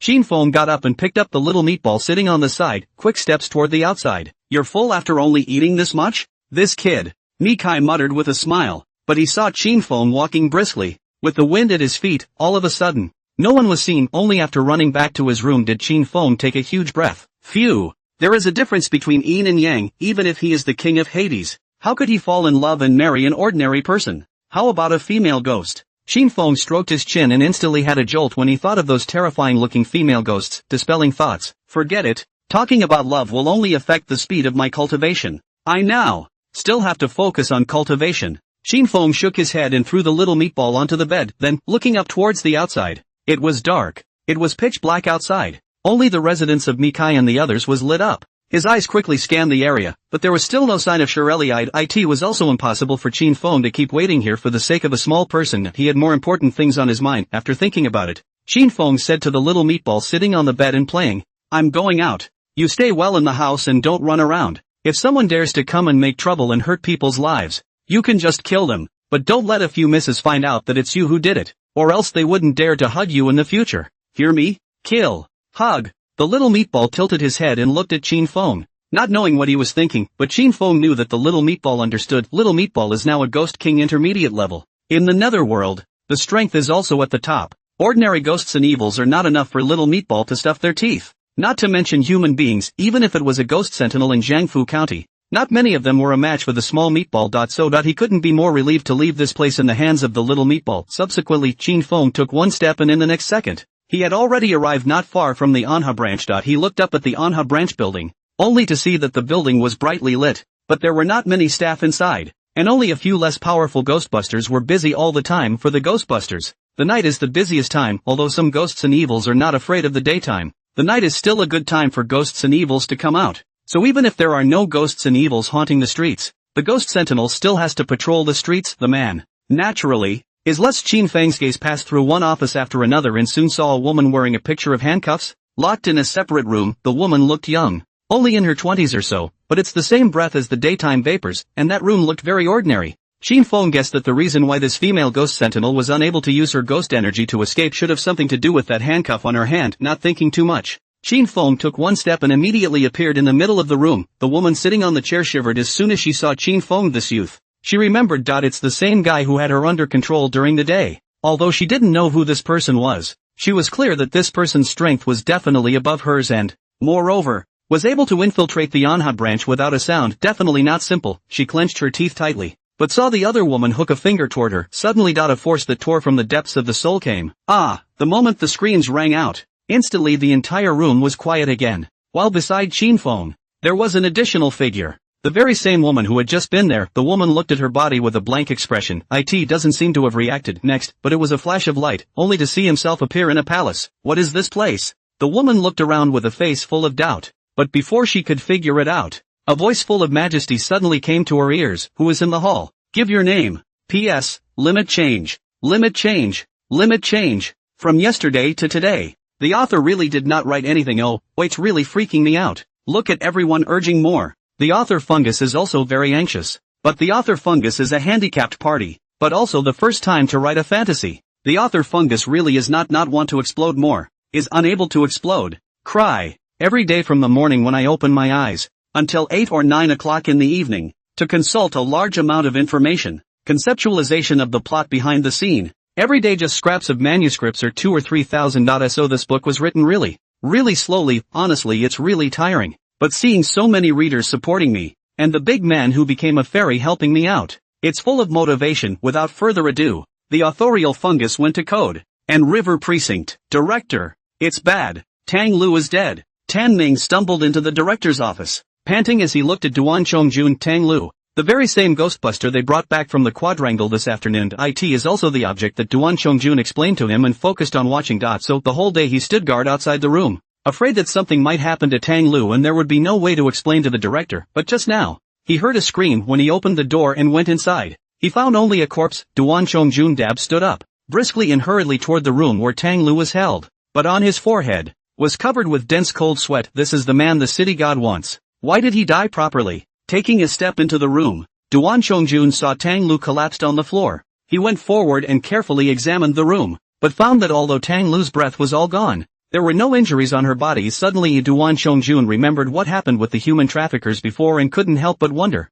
could it be the city god? Tang Lu is the person that Xing Wang wants, And Xing Wang takes away Tang Lu's shadowy soul, not surprisingly, but the city god had killed a B-ranked imperial demoner in the Jiangning branch without a sound. And he, an A-ranked imperial demoner, hadn't even felt a thing. What kind of strength is this? Duan Chongjun shivered and didn't dare to continue thinking about it, turning his head to Tan Ming who followed behind him. Dispose of the body, and keep this matter quiet. Hearing this, Tan Ming was a bit confused. Just now Bureau Duan was looking flustered. How did this change in the blink of an eye? Can it be that Bureau Duan already knows who did it? Seeing that Bureau Duan didn't intend to say anything, Tan Ming didn't dare to ask, but carefully asked, Bureau Duan, when Tang Lu died, is that evil side still pursuing? Duan Chongjuan's face stared. Even though Tang Lu was the person the city god wanted, he appeared in their city of Anha and was involved in the city god's descendants cheating people. Asa rule. He is also interrogated, but that Tang Lu's mouth was so tight that he didn't say anything. And they still found out the other party's real identity by making comparisons through the Special Events Management Bureau's information on wanted criminals. Tang Lu,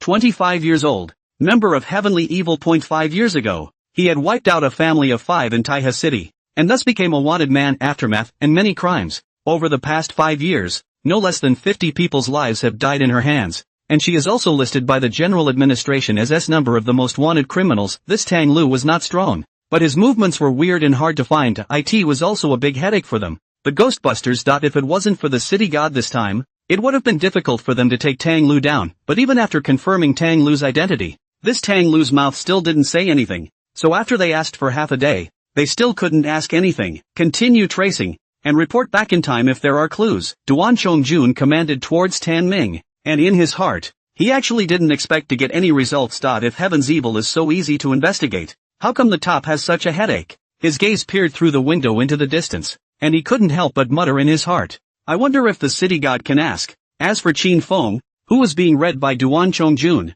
he was currently sitting in the grand hall. His eyes looked icily at Tang Lu, who was standing below. Shasta. Tang Lu only felt as if she had fallen into an ice cellar, as if she was being swallowed by an endless abyss. Cold, lonely, and all sorts of negative emotions filled with despair rose from her heart. It was as if the man in that great hall would wave his hand at her and she would go up in smoke. Her legs went weak and she fell straight to her knees, but it was the lips that were tightly closed. Not a word was said. No? Humph. A cold snort sounded as the pressure on Qin Feng's body suddenly erupted. Moment. Tang Lu felt a powerful pressure coming on. Put. Tang Lu, who had been kneeling, slumped to the ground at once. It only felt like something was crushing his body. And in the underworld, it was as if there was a clicking sound coming from him. The sound of bones being crushed, that intense pain that came from the depths of the soul. Tang Lu's entire face twisted up as she clasped her hands on the ground, her nails leaving a white scratch on the floor. Still she couldn't help but let out a miserable scream. A mournful scream echoed continuously in the great hall. Tang Lu hated to die right now, rather than endure such painful torture again. But she's dead, she couldn't even kill herself.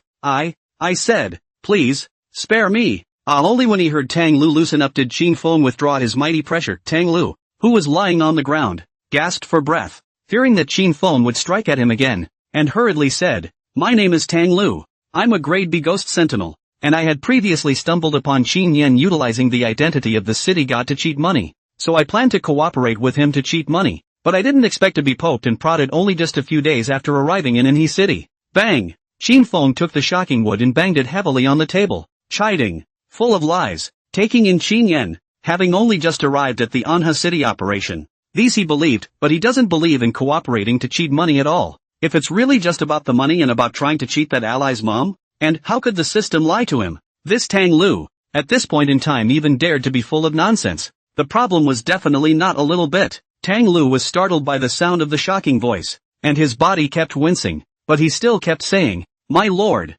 I didn't lie. I really didn't lie. Qin Feng didn't exert his might once again, but instead looked at Tang Lu with a cold smile. So tell me, why did you sacrifice the girl alive before? Tang Lu's eyes flickered for a moment, and she quickly said, this matter has nothing to do with me. It's Qin Yan. Yes, it's him who tried to lust after that girl. Oh, Qin Feng lightly laughed, and suddenly his face turned solemn. How dare you lie? You're a B-ranked ghost sentinel. You'd help an ordinary person cheat on his sex? Qin Yan is in the 9 hells right now. Do you want me to bring him up to confront you? Speak. Where exactly did you abduct that girl to? Who the hell are you? As soon as the words fell, the pressure on his body suddenly erupted. Moment, the mournful screams resounded again. No, don't. I'll say. All of it. The pleas for mercy kept ringing out. But Qin Feng didn't stop. To this kind of ghost with a mouth full of lies. If we don't beat her up, How will she learn?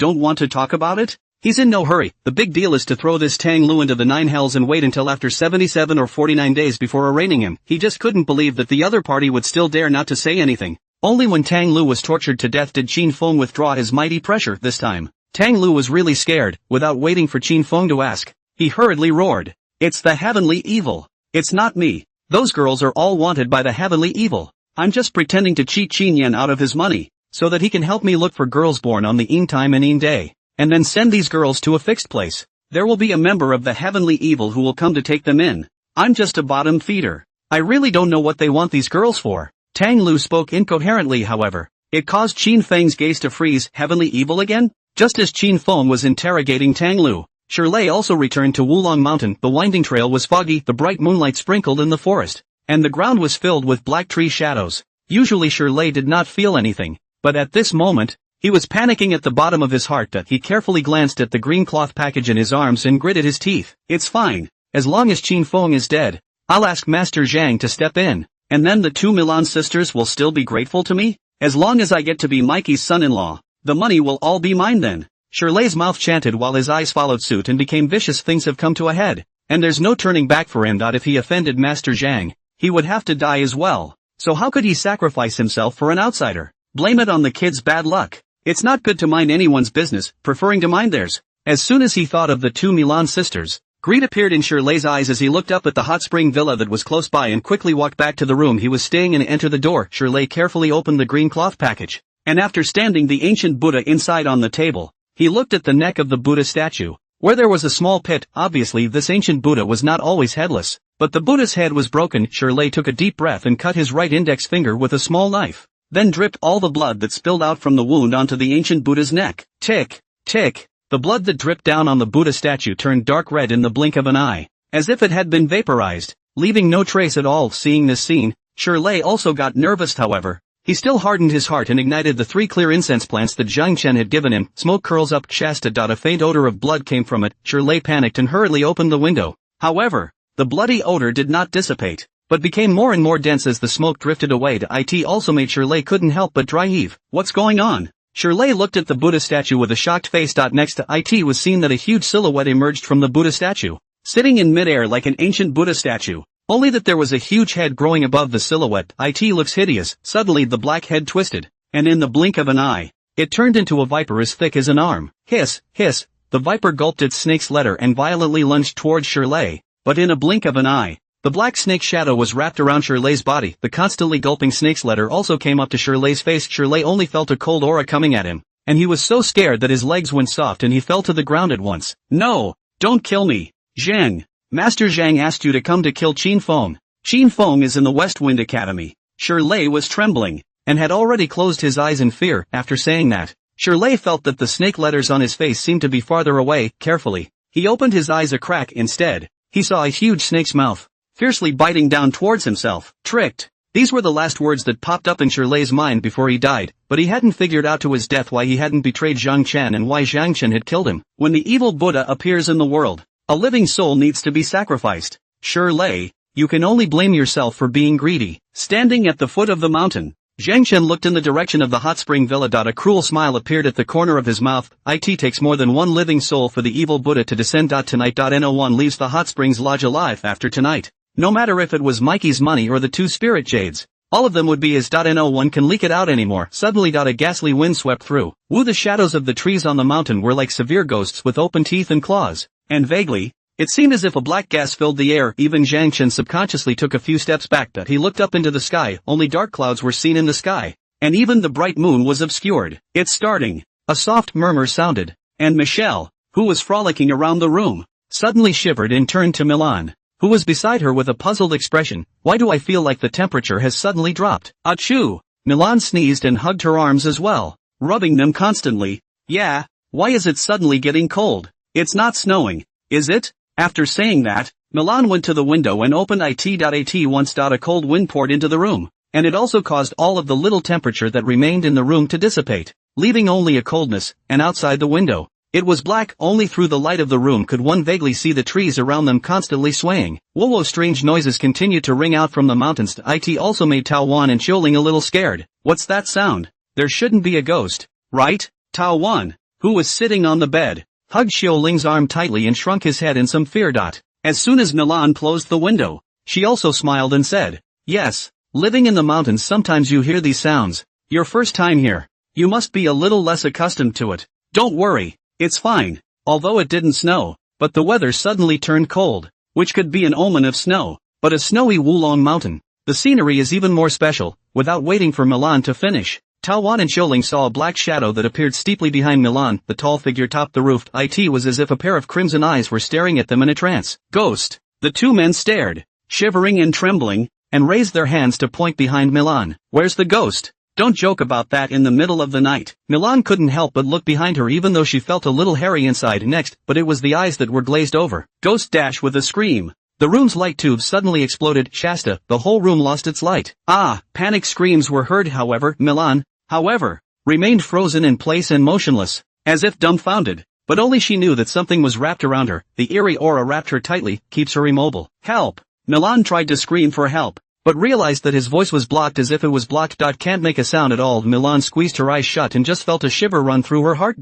She's dying. Suddenly, Milan just heard the screams rushing. Mikey rushed into the room with a flashlight, saw Milan standing in place trembling, and hurriedly grabbed Milan's arm, dragged Milan to his side. Milan opened his eyes to see his dad and couldn't help but cry. "Dad! It's okay, it's okay." Mikey hugged Milan tightly, softly comforting her. But suddenly, they saw a black arm grasping in their direction. "No good! No good!" In his haste, Mikai pushed Milan away and swung his flashlight, slamming it at the black arm. Clunk! The flashlight merely blocked the arm for a moment before it fell straight to the ground. "Run!" Mikey yelled behind him, but in the next second, he felt a large hand grab his neck. Shasta. An eerie aura wrapped him tightly. Mikey's sweaty hair exploded. He struggled hard, but realized that he couldn't move at all. And even though he had always known no fear, he couldn't help but shiver at this moment. And after hearing Mikey's voice, Milan and the others reacted. One by one, they ran toward the door. Instead, he felt an icy coldness coming from under his feet. A few people looked down and saw that the ground was crawling with black snakes as thick as their arms, and one black snake kept gulping its snake letters and wrapped itself around their calves. "Sis, I'm afraid." Oh. Michelle was trembling unceasingly, only feeling her legs go weak, and yet, he couldn't take a step at all. Milan was also shivering and his heart was in his throat. It was as if she was returning to that feeling of desperation and helplessness once again. Milan twisted his head to look for his father, only to find him lifted up in the grip of those black arms. And instantly, tears came to his eyes. "Dad!" The heartbreaking cry rang out. Milan's eyes were blurred with tears, only filled with despair. Suddenly, a golden light suddenly burst out from Mikei's body. The golden light was incomparably bright, but it got rid of all the gloomy feeling on the crowd. Just a round of spring sun, hanging in the sky. It makes you feel warm and fuzzy, but this sudden golden light, when it shone on that evil Buddha's arm, was like a scorching sun. Zip! A puff of green smoke rose from the evil Buddha's arm, and a thumb-sized hole instantly appeared. It also made it withdraw its arm abruptly where the golden light reaches, only to hear Z sound. The black snake on the ground immediately turned into a stream of green smoke. The originally densely packed black snake suddenly disappeared in a large swath. Is this? Mikai stared blankly at the jade pie that flew out of his neck and suddenly remembered that this was the very same jade pendant that Qin Feng was going for earlier. Quickly bring out the jade pendant that Qin Feng cast the spell on earlier. Mikai really didn't expect that the jade pixie, which was forcefully taken by his two daughters before, would work at this time. Sure enough, Qin Feng is a true high achiever. After hearing Mikai's words, Milan and the others also pounced on the bedside table in a hurry, as the jewelry they had brought with them had been removed because of the hot springs they had been soaking in earlier. A few people had just been scared to death. How could they remember this? Several people held the pendants and bracelets in their hands, and soon, a faint golden light enveloped their bodies. Hiss, the black snake hiding in the shadows, constantly gulping its snake letters, but somewhat fearfully did not dare to come forward. However, before the crowd had time to breathe a sigh of relief, "Sheriff, the land of ultimate bliss." An obscure voice rang in the ears of the crowd. See only. A layer of white frost suddenly formed underneath the feet of that evil Buddhist shadow, which quickly spread to the entire room and also made the crowd feel that the temperature around them had dropped to freezing point. The black snake on the ground became active again. One by one, they gulped their snake letters and wrapped themselves around the crowd. The crowd had picked up the jade pendants and charms in their hands, yet at this moment, it was as if the protective jade talismans in their hands had all lost their effect. What's going on? What do we do now? Big Brother Qin. Yes. Big Brother Qin can definitely save us. Panicked voices kept ringing out. Even the protective jade talisman given by Qin Feng was useful. Qin Feng was bound to be able to deal with this ghostly evil, but the place where Qin Feng lived was not close to their place. and they were just roaring their throats out right now. The other side can't even hear it, either. Just then, roar. A low roar sounded faintly. Miki noticed a hot aura coming from the Jade Pixie, followed by a sudden expansion of the golden light, all of which coalesced together to manifest a majestic pixie. Moment, Mikey held his breath. Pixie lives. Roar. A low growl rang out, and the blackness that was wrapped around the people's bodies instantly turned into green smoke, and all of it dissipated. And next, the brave warrior directly pounced towards the evil Buddha's shadow, and that big open mouth fiercely bit down on the evil Buddha's arm. Zip.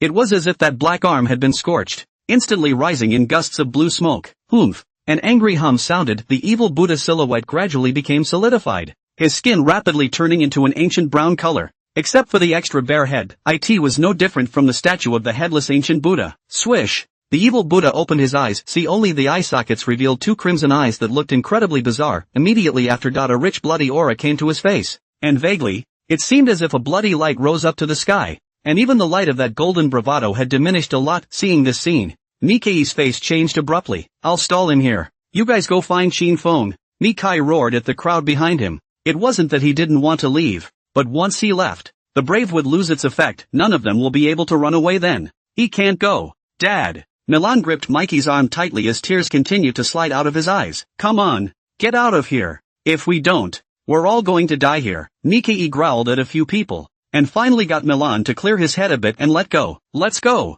A few of Milan's people rushed towards the door, but no one even noticed a small figure crawling on the roof. It's the little meatballs. The little meatball cocked his head and looked down at Mikey and evil Buddha. The small, palm-sized face crumpled into a frown. It seemed to be guilty of how to eat the tall one below without revealing his identity. Suddenly the little fleshy round snout shrugged a bit and kept twisting around, his eyes looking into the distance. Immediately after, the little short legs stomped, and in the next second, it was in Shirley's room. He glanced at Shirley's corpse, as well as the 3 sticks of incense that were about to burn out in the other party's hands, and then twisted his head to look at the headless statue of ancient Buddha that was placed on the table. Somewhat disgusted, he deflated, but still, he opened his mouth and sucked in that ancient Buddha idol with a force. As soon as that ancient Buddha idol entered the abdomen, it rushed around in the little meatball's belly.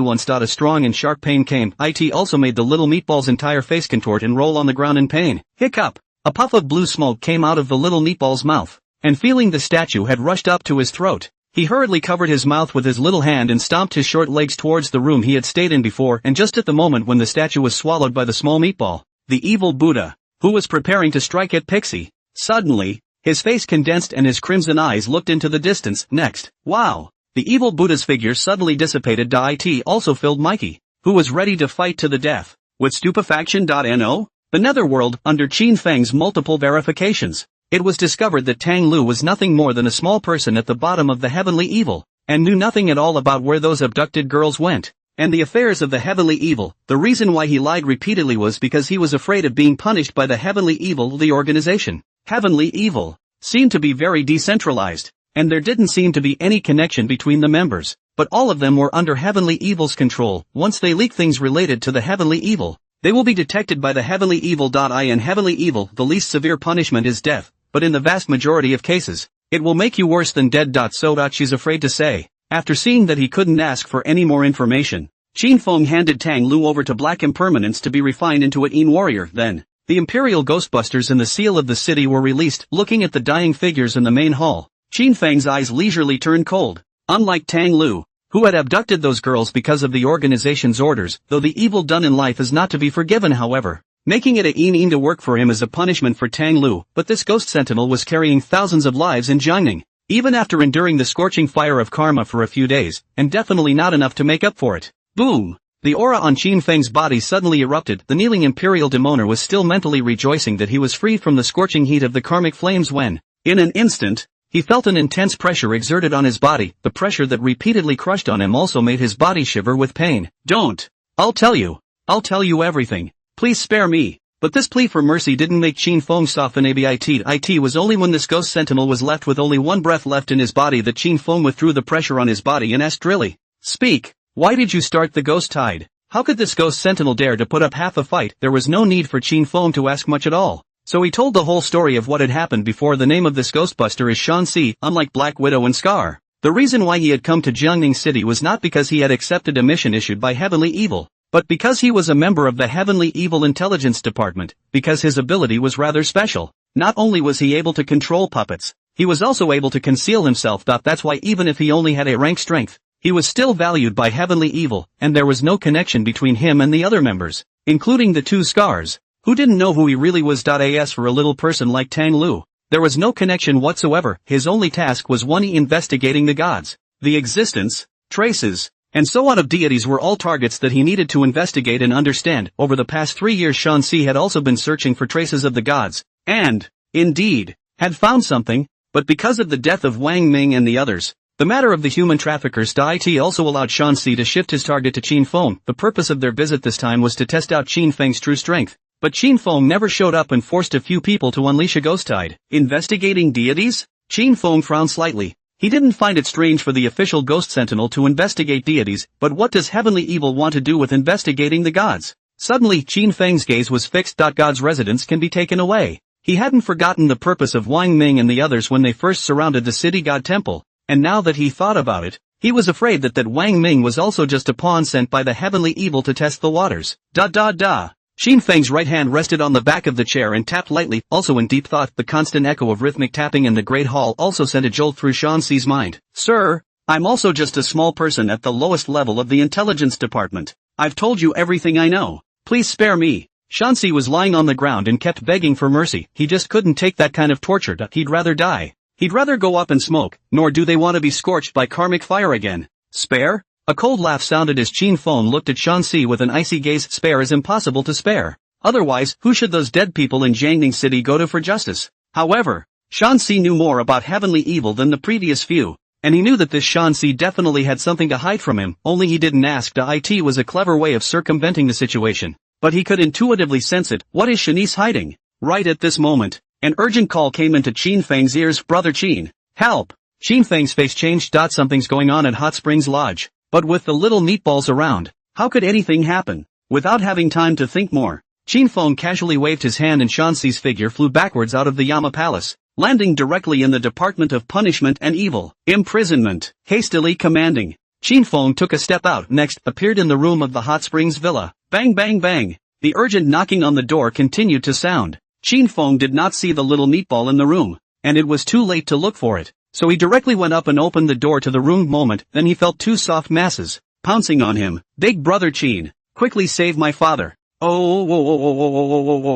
Milan and Michelle cried while trembling unceasingly, but they tightly hugged Qin Feng. It was as if a little sense of security could only be found in Qin Feng. The scent was overwhelming, but Qin Feng didn't have the heart to think about anything else. Seeing the two girls crying uncontrollably, he couldn't help but frown. There was no time to ask questions yet. Suddenly, there was an awkward coughing sound in his ear. Ahem! Mikey stood there with an embarrassed look on his face, his eyes glowing red. He had originally seen the thing disappear and thought that it had come after the Milan couple, so he hurriedly followed it. Who would have thought that nothing would happen on this side? Instead, he watched his two daughters hug Qin Feng tightly. What's he gonna do with his old face? Hearing the voice coming from behind them, the two Milan sisters blushed and hurriedly let go of Qin Feng, who also touched his nose in some embarrassment. Changed the subject. Uncle Me, are you okay? Mickey waved his hand. It's fine. Thanks to the spell you cast on Pixie earlier, we weren't hurt. But that thing suddenly disappeared just now. Speaking of which, Mikey tensed up again all of a sudden. Little Qin, is that thing still at the lodge?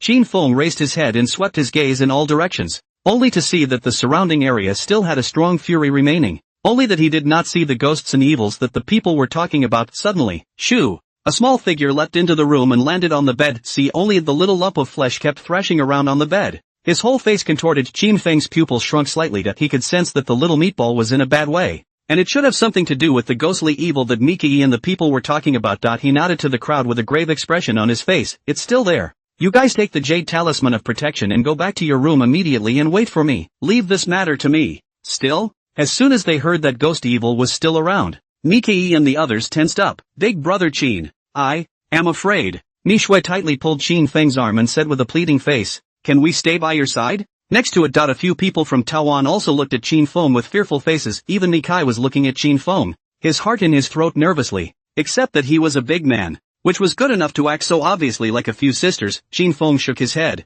I can't. Brother Qin, don't leave us behind. Okay? Brother Qin, I'm really scared. Oh. A few of the sisters cried as they spoke. It made Qin Feng's head spin a bit. If these people stayed with him, then his and the little meatball's identities would be exposed. How could he agree? But looking at a few sisters crying, Qin Feng was also a bit soft-hearted. He patted the back of Michelle's hand. I'm going to catch a ghost later. If you guys are around me, it will affect me. After saying that, he then turned his head to Mikai, who was still relatively calm. Uncle Me, take them to the room in the next courtyard first, and I'll come back to you when I'm done settling this matter. Mikey was scared out of his mind too though, but as soon as she heard that it would affect Qin Feng, she hastily nodded and rushed to the several girls. Let's go next door first. Brother Qin, I don't want to go next door. Can we just stay in this courtyard? Brother Qin, I promise I will never disturb you. Please. A couple of the girls were still crying and refusing to leave. Fear has made them lose their minds without waiting for Qin Feng to speak.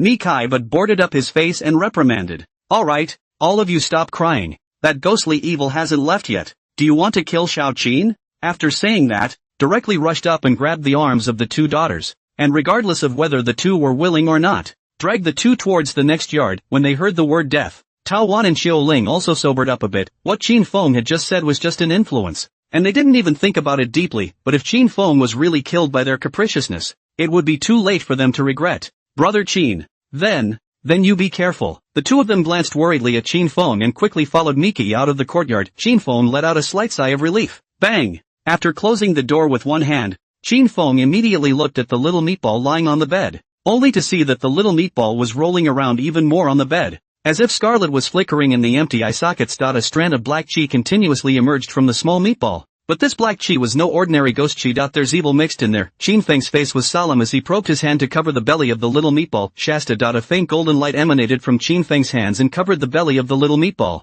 followed by the gradual spread of the golden light, completely wrapping the little meatball, and the twisted little face of the little meatball wrapped up in the golden light gradually stretched out. Whoa! As soon as the little meatball opened its mouth, the headless statue of the ancient Buddha, wrapped in evil aura, fell onto the bed. At once. A strong smell of blood hit his nose, and as the smell of blood grew stronger and stronger, a black gas emanated from the ancient Buddha statue and gradually condensed into a tall figure. It was the evil Buddha who was covered in ancient brown skin. Just the evil Buddha at this moment was much more solid than before. The evil Buddha looked down at Qin Feng, as if a hint of vigilance had been added to those crimson eyes. Who are you? Why are you trying to block my righteous path? The voice was cold and incomparable, as if it did not carry the slightest bit of emotion. However, these words made Qin Feng laugh. You stinking monk, killing someone in my jurisdiction and you even have to ask who it is? Qin Feng snorted and suddenly, his face was solemn and his body's killing intent suddenly erupted. Boom! The evil Buddha took a step back from the impact of that powerful killing aura. However, he was looking at Qin Feng with a face full of anger. Daring, I am a venerable god under the Northern Heavenly King sect. How can you insult me? The words fell. Boom! A strong evil aura erupted, instantly forming a counterweight to the killing intent on Qin Feng's body. Exalted god? Heh, is nothing but a pseudo-god. Qin Feng sneered and raised his hand to slap towards the evil Buddha. How dare you? The evil Buddha's crimson eyes glared at Qin Feng as he similarly raised his arm and met Qin Feng's palm. Boom! A black and a gold, a positive and an evil, two kinds of breath collided with each other with a bang. Powerful breath directly will let the whole room bed furnishings all overturned. Even the wall TV, all heavily smashed on the ground. It broke into several pieces, and the loud collision sound reached the ears of Mikai and the others. Qin, big brother, should it be okay? Milan was lying on the window, clenching her hands in worry, only to feel her palms drenched in cold sweat. No one answered, because they had all seen the terror of that demonic evil. However, they had never seen Qin Feng make a move. Mikai similarly clenched his fists and looked out the window with a tense face, resisting the urge to rush out to take a look. He gritted his teeth and said, it's fine. Xiao Qin will definitely be fine. Only that, however, was not much of an undercurrent, more like an expectation. Boom! Accompanied by a loud roar, Qin Feng's hand collided with the evil Buddha's hand. Shasta, the golden light quickly wrapped around the black arm, only to see the black breath continuously dissolve in the golden light. But in the blink of an eye, it directly dissipated into the golden light. Rolling eyes, the golden light dissipated. Qin Feng, however, was looking at his right hand with dull eyes. That's too much of a fight, isn't it? In fact, he hadn't seen through evil Buddha's true strength before. Originally, he also thought that this would be a fierce and vicious battle. But who would have thought that the evil Buddha was nothing more than a bluff and couldn't even stop him from slapping him? Qin Feng frowned. He originally wanted to ask something after subduing the evil Buddha. What a Northern Heavenly King, what a venerable god. None of this should be made up by the evil Buddha. But now, there is no chance. Forget it. Qin Feng shook his head and put the matter behind him, then looked at the little meatball that was shrinking into a ball on the bed. Despite the fact that he had previously used to channel a trace of merit power into the little meatball's body, he was still able to feel that there was a residual power of evil in the little meatball's body. Qin Feng's face stared. What a domineering power. What kind of power is this? While Qin Feng was pondering, the other end of the void, swish, a figure suddenly opened its eyes. A figure that looked exactly like that evil Buddha, but with 4 more limbs and arms and 2 more hideous faces than that evil Buddha. On either side of his body, and now only the face on the front. With its eyes open, the same 2 crimson eyes were in the sockets. Who broke my detachment? The murmur in the void was not heard by Qin Feng though, but the heart suddenly throbbed. Qin Feng jerked his head up to look into the void. However, his gaze traveled through the void and through the clouds, but he saw nothing. Illusion? Qin Feng shook his head slightly. He was able to affirm that in that instant just now. There was indeed a gaze watching him. Who is it? Qin Feng didn't know, but he understood that what could make a crisis rise in his heart, definitely not ordinary, perhaps something to do with that realm. Qin Feng withdrew his gaze and did not focus on the void anymore, but quickly placed his hand on the little meatball and used the power of merit to help the little meatball remove the evil chi from its body. Instead, his mind was lost in thought. Realm, demon lord, deity, heavenly evil. A single term kept flashing in his mind. It also made the crisis in his heart rise to the extreme. Gotta raise it quickly. Qin Feng's face was slightly stagnant. It's not just him, and everyone else in the Netherworld. They all had to be upgraded as soon as possible. Under the effect of the power of merit, the black chi on the little meatball continued to emerge. After half a minute, the little meatball's body stretched out completely, closed its eyes, and fell into a sweet, sound sleep. Only the little face was still pale and incomparably pale. Obviously the consumption was not small this time. Only when he saw that there was nothing wrong with the little meatball did Qin Feng get up, his gaze passing through one of the walls. Look into the distance. He saw Shirley's corpse, but didn't pay any attention to it and continued to look into the distance. Next. He then saw Zhang Duan hiding at the foot of the mountain. Although the evil Buddha has been resolved, how do you touch the special signatures when the first evil has not been removed? Under the mountain, feeling the evil aura constantly coming from Wulong Mountain, Zhang Chen not only did not feel the slightest bit of fear, instead,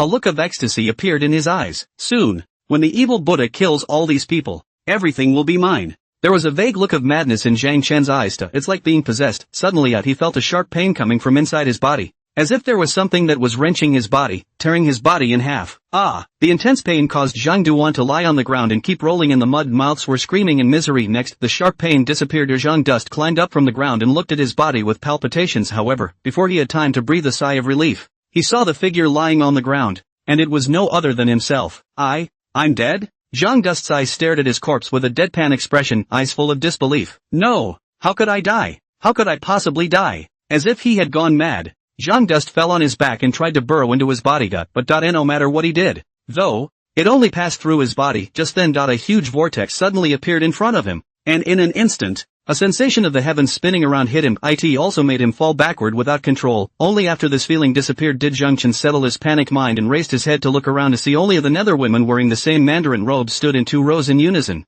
and at the very front, stood a figure as small as a mountain, topped with a bull's head and a fierce face. He looked at himself. What is this place? Zhang Dust was filled with fear, uncontrollable shivering. How dare you not kneel down when you see the king of hell? Bullhead shouted angrily, frightening Zhang Duan's legs all at once. He fell to his knees. Yen. Zhang Chen only felt his scalp tingle. Although he was a feng shui master and had seen many lonely souls and ghosts, he had never heard of any netherworld. How can there be a Hades in this world? Bold Zhang Dust, teaming up with Shirley bad guys in feng shui, almost coalescing a place to raise the fury. Today, he even does not know how to repent. In order to snatch the treasure, he even dared to invite the evil Buddha to come down and plot against the king of hell. A stern voice rang out. The good and evil merits and demerits thingy in Qin Feng's hand was windless and automatic, which recorded what Zhang Duan had done in his life, and it was only at this time that Qin Feng realized Zhang Dust coaxed Shirley into inviting the evil Buddha. But he was actually coveting the suppressor spirit jade and the spirit gathering jade. So try to kill him, even daring to hit him. This Zhang Duan's guts were really not ordinary, and after hearing Qin Feng's words, Zhang Duan, who was kneeling on the ground, was stunned. Plotting against Yen? How dare he confess to such a great sin? I didn't. Yama, how dare I plot against you? Zhang Dust cried loudly while defending. I only had to ask the evil Buddha to take action because that brat was bad. Yes, I blame Qin Feng.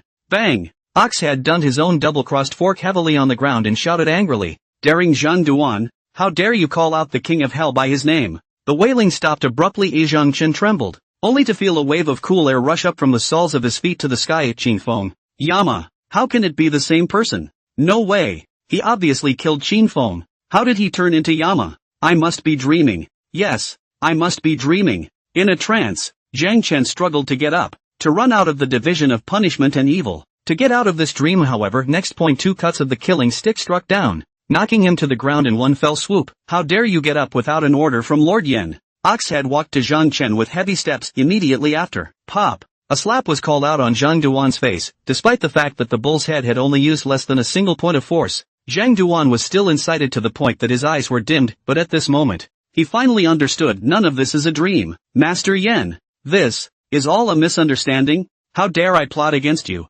Shirley, yes, all of this was masterminded by Shirley. He was the one who told me to invite the evil Buddha to deal with you. Master Yama, please spare me. Zhang Duan fell to the ground, crying out in pain and begging for mercy, although he was a feng shui master. How dare he show off in front of King Yin? This is the Netherworld. If Hades wants him dead, it's not just a matter of words. When Qin Feng saw that Zhang Chen was still unrepentant even now, and still wanted to put all the blame on Shirley, his eyes were also leisurely cold. Shirley was certainly detestable, but even his soul was swallowed by the evil Buddha, and it was duly punished. Does this Zhang Chen really think that if Shirley is dead, he can shrug off all the blame? This is the Netherworld. Let me ask you, where did you get that ancient Buddha idol? Statue of God, Zhang Dust muttered, suddenly as if he had seized a ray of hope. I picked up the idol. Master Yen, as long as you spare me, I will immediately take you to that place. Even Qin Feng didn't expect that this Zhang Chen would still think of negotiating with himself even at this point in time. Bang!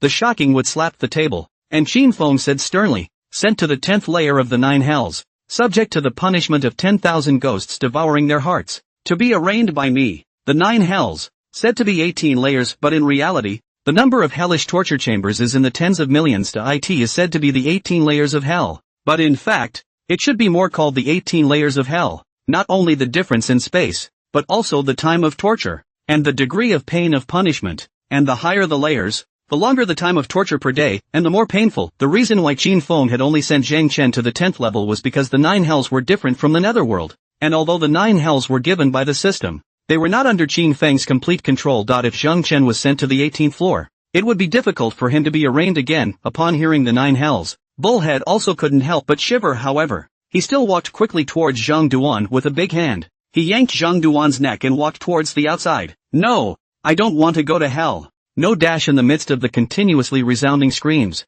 the system's crisp prompts entered Qin Feng's ears. A ding. Killing the evil Buddha's detachment and punishing the villains triggers a special sign-on. Is it signed on? Qin Feng's gaze was fixed. Evil Buddha split? No wonder it was so weak. He slapped it to death. Then that gaze that was gazing at him before. Could it be that it was this evil Buddha proper? Qin Feng narrowed his eyes slightly, but there was no worry in his eyes at all. Instead, it was a bit of a leap of faith. The realm, the demon lord, and the evil Buddha gradually revealed the water surface. Although it made a strong crisis rise in his heart, but after coming to this world for so long, he had never met a real opponent, since he was able to destroy the other party's bilocation with his own hands. Even if it was the main body, what did he have to fear? He was afraid of nothing more than the unknown. Without further thought, Qin Feng murmured in his mind, sign in. Signing in successfully, obtaining 1-point general's card and 10 soldiers' waist cards. Pick up. In the midst of Qin Feng's soft murmur, he suddenly felt a coldness in his hands. He looked down, see only the eye in his hand was an extra stack of black tokens,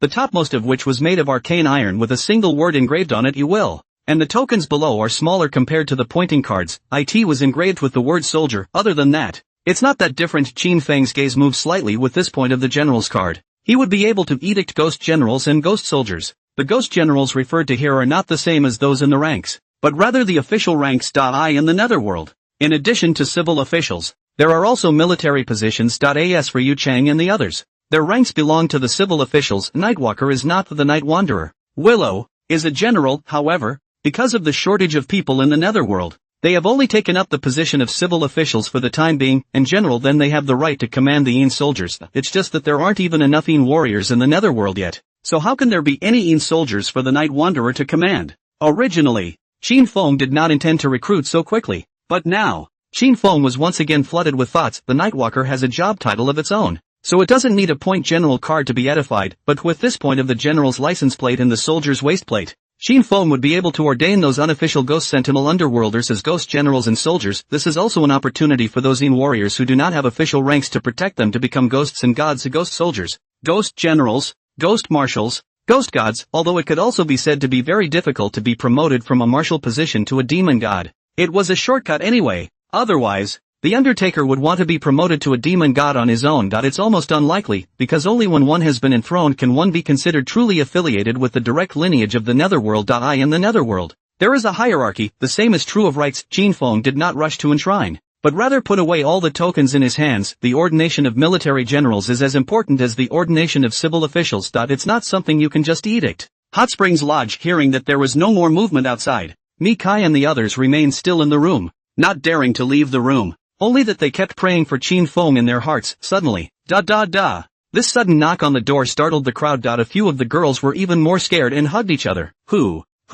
Mikey gulped nervously, feeling his mouth tremble. Uncle Me. It's me. It's already fine. Qin Feng's voice rang out from outside the door, and also the crowd heaved a sigh of relief. And Mikai even hurriedly opened the door of the room. At once embraced Qin Feng. Great, little Qin. You are fine, really great. I thought. Tears came to Mikey's eyes as he spoke. I'm glad it's okay. I'm glad it's okay. Being hugged by a big man. Qin Feng was also squirming. It's okay for other girls to hug. Why are you hugging me, man? Spitting secretly in his heart, Qin Feng patted Mikai's shoulder. Cough. Uncle Me. Don't cry. Your two daughters are watching. Mikai's old face blushed and he hurriedly let go of Qin Feng, deflecting her face. She wiped up her tears, for the first time being cared for so much. Even Qin Feng was slightly shaken in his heart. He sighed and said, Don't worry, that evil Buddha has already been destroyed by me. But there's still something. Seeing that Qin Feng was only halfway through his sentence, Mikai also froze for a moment. What is it? Qin Feng looked up at Mikai and slowly said,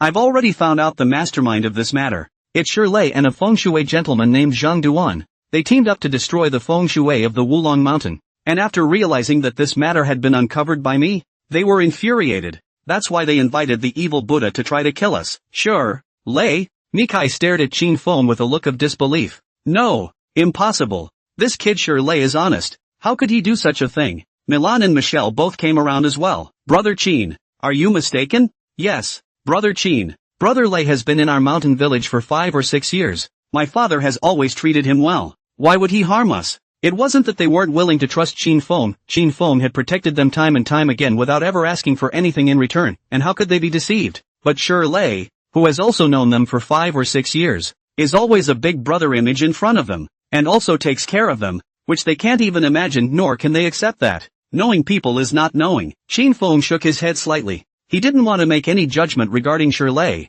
The reason why he told the truth to a few people, just to keep Mikai's father and daughter on their guard, not anyone who deserves their heart's content. Hearing this, Mikai was shaken and almost didn't faint. Milan and Michelle hurriedly went up to support Mikai. Dad, don't be in a hurry. Let's find Brother Lei and ask him first. Milan patted Mikai's back with a worried expression. Michelle, however, was furious. Yes, go find him and ask him clearly why he's doing this to us. She was more willing to trust Qin Feng than Shirley, even if she hadn't even known Qin Feng for a day, but she intuitively believed that what Qin Feng said was true. The Hot Springs Villa had been well established for such a long time. How could something suddenly happen all of a sudden? Someone must be working inside and outside, and her dad has always been undefended against Shirley. This mole is definitely Shirley without a doubt. No need. Shirley is already dead. The evil Buddha he summoned ate his soul, and it was considered a self-inflicted punishment. As for the feng shui master, he has also been taken away by the underworld. Qin Feng's faint voice rang out. It was also a shock to the hearts of the three Mika. Yes, dead. Wouldn't they never be able to figure out the truth in their lives?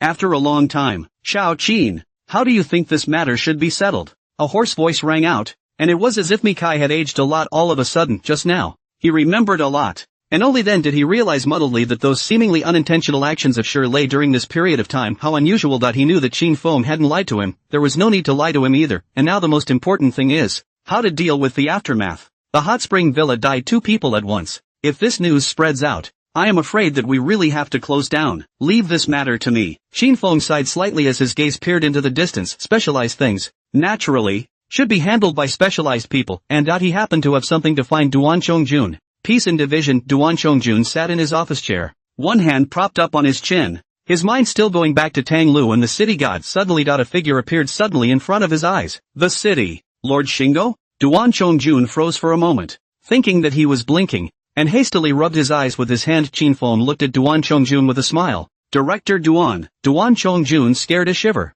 Rub stood up, quickly walked to the desk, respectfully bowed to the Qin Feng. But the forehead is covered with dense fine sweat. Lord Xing Wangyu, why are you here? It's not about Tang Lu, is it? Or is it not the city god who took Tang Lu? Just as Duan Chongjun was rambling, a calm voice came to his ears. No need to be nervous. I came to find you because I want you to do me a favor. Duan Chongjun, trailing eyes full of confusion, looked up at Qin Feng. He is afraid that there is not a problem with his ears, right? Xing Wang asked for his help. Taking a deep breath, Duan Chongjun carefully asked, I wonder what Lord City God has to say. First thing, there are 2 people who tried to plot against me tonight. They have already been ambushed by me. The bodies are at the hot spring villa in Wulong Mountain. You find someone to take care of it. Qin Feng's voice was still incomparably calm, but it sent chills all over Duan Chongjun's body. Plotting to kill City Hall? Who the hell is this? You don't want to die yourself, but you want to drag them into Anha City? Duan Chongjun cold sweat miserably downstream, but is secretly exhaled a breath of air, since the city god defined him to deal with this matter, indicating that it is not yet to anger Anha City, but there was definitely a knockout punch as well. Think about it. When city god kills someone, how can they be needed to handle the aftermath? Didn't the city god himself come to warn him? Thinking of this, Duan Chongjun had a jolt and hurriedly said to Qin Feng, Lord City God was attacked in Anha City. This is our dereliction of duty. How can this be called helping? I'll give it to my men immediately now. No, I'll go to Wulong Mountain myself later. Qin Feng nodded slightly and continued, there's another matter. I've asked something from Tang Lu. I need you to send someone to investigate it. Duan Chongjun froze for a moment, followed by a grave expression on his face as he respectfully cupped his fists and asked, Did your excellency get any clues related to the heavenly evil? Nice. Qin Feng was not surprised that Duan Chongjun knew that Tang Lu was a member of heavenly evil. Heavenly evil is very mysterious, but the Special Events Authority has been in existence for nearly 100 years, and it's unlikely that it doesn't have the slightest grasp of the organization. This was also why Qin Feng did not intend to personally intervene, and instead sought out the Imperial Ghostbusters to deal with this matter. The abducted young girl, the attack on Jiangning. These are only a part of the many evil deeds of the heavenly evil, and he does not know how much he does not know, and since heavenly evil had sent people against him 3 times, he was bound to not let heavenly evil off the hook. Only after several interrogations in a row, he still had limited knowledge of the heavenly evil, and the only thing he could determine was that the leader of the heavenly evil was a ghost sentinel named Thousand Faces. Obviously Thousand Faces is just a code name. The looks, the name, the identity in the present world. No one knows. He guessed that this Ghostbuster should have the ability to change and disguise. 1,000 faces. 1,000 faces. And I'm afraid that's the reason why the Special Events Management Bureau couldn't do anything about the other party, and he, who wanted to find this leader, just can't rush out. The other party was definitely watching him in the dark, and once he made a move, he would most likely spook the snakes. So it's better to let the official Ghostbusters go after it first. After transmitting the clues provided by Tang Lu to Duan Chongjun, Qin Feng's figure abruptly disappeared. If you have any news, contact me with this bamboo tablet and activate it with the ghostly aura on your body before you can use it. The aftermath echoed in the air, and a green-colored bamboo sign suddenly appeared on the desk. Yes. Duan Chongjun nodded slightly and walked quickly to the desk. Picking up the bamboo sign, I only felt a coldness between my hands, but he looked and looked carefully and didn't find anything special. There's nothing engraved on it either. This was the contact device that Qin Feng had obtained from his daily signing in, and such a bamboo plate, which was also an item commonly worn by all the Underworlders, was not a rare treasure. Duan Chongjun slowly sat down in his office chair. In his mind, he was constantly recalling what Qin Feng had just said. Where did the girls who were abducted and sold by heavenly evil go? What is the real purpose of the heavenly evil in abducting these girls born on a cloudy day at a cloudy time? Even if the city god doesn't say anything, this matter must be investigated. Duck. Duan Chongjun knocked his hand on the table and carefully put away the bamboo sign. Then, he called Tan Ming into his office. Xiao Tan, help me find a ghost sentinel. Nothing happened overnight. Calm has also returned to Hot Springs Lodge, accompanied by the sounds of birds, insects, spring drops and streams. A ray of dawn light sprinkles down on the smoky Hot Springs Lodge, which is as beautiful as a fairyland, but it was very quiet in the middle of the lodge after a night of fear and trepidation. Nikkei and the others fell into a deep sleep. Qin Feng glanced at the little meatball still sound asleep, took a step out, and returned to the idol of the city god temple. While absorbing the power of faith, he looked through the prayer book and listened to the prayers of the believers in passing. Suddenly, Qin Feng raised his head and looked out of the city temple. See, only among the crowd jammed outside the door, there were 2 familiar figures, none other than Old Wu and Old Chen. Old Chen looked at the city god temple, which was still under repair, and then looked around the densely packed heads, and secretly smacked his lips. The city god temple is not even open yet. How come there are still so many people? Why else? It's not because of the city god spirit. Old Wu smiled and said, it's fine. Anyway, this time we're not here to seek peace and blessings. As long as we can invite back the god and worship it at home, we won't have to keep running like this in the future. That's true. But why hasn't that village chief Wang come yet? It should be soon. Hearing the conversation between the two, the surrounding crowd became curious. Big brother, what do you mean by invoking the throne of God? Brother, we're also from out of town. You just said that we can make offerings at home. But is that true? Can you tell us about it? Facing the enthusiastic crowd, Lao Wu didn't hide anything from them. Immediately, he relayed what Qin Feng had said earlier to the crowd. Once the crowd all came together next to Old Wu and Old Chen, and one by one, they pricked up their ears and listened. When Lao Wu finished speaking, someone frowned. Will this work? Of course it works. Wang Daju was full of excitement as he squeezed into the crowd. He had just intended to go inside the city god temple to fetch the talisman paper, but as soon as he came over, he saw that this side was surrounded by a crowd just curious and came up. As it turned out,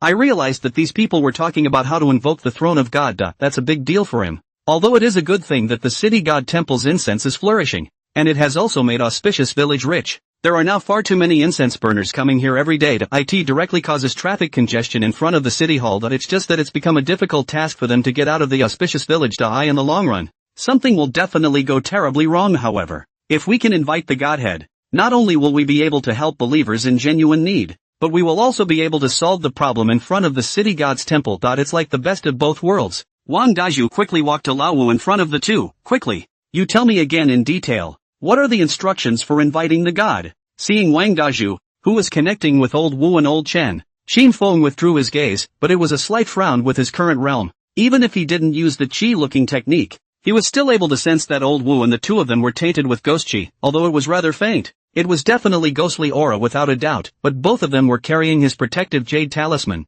If a ghost or evil had really appeared, either they would have been directly exterminated or both of them would have died long ago. So how could there be only a ghostly aura? Could it be that it's gone to some place of Yin and Yang? In the land of Yin, the ghosts have been gathering for a long time. It is also most likely to attract ghosts and evil spirits. However, the ghostly aura on the two men was thin, so they should not have gone to a place of true Yin Chi. Qin Feng shook his head and didn't think any more about it. Whether or not he had really encountered a ghost or evil, as long as the two of them invited back the god's position for worship, there wouldn't be too much of a problem. The other side, Wang Daju carefully asked the two men for advice, and memorized all the many matters in his heart. After all, the city god warden, all these will have to be accounted for by him in the future. After determining that inviting the god's seat in this way would be useful, Wang Daju was also a bit embarrassed. To invite a god, you must first have an idol, but he didn't make a mistake for too long.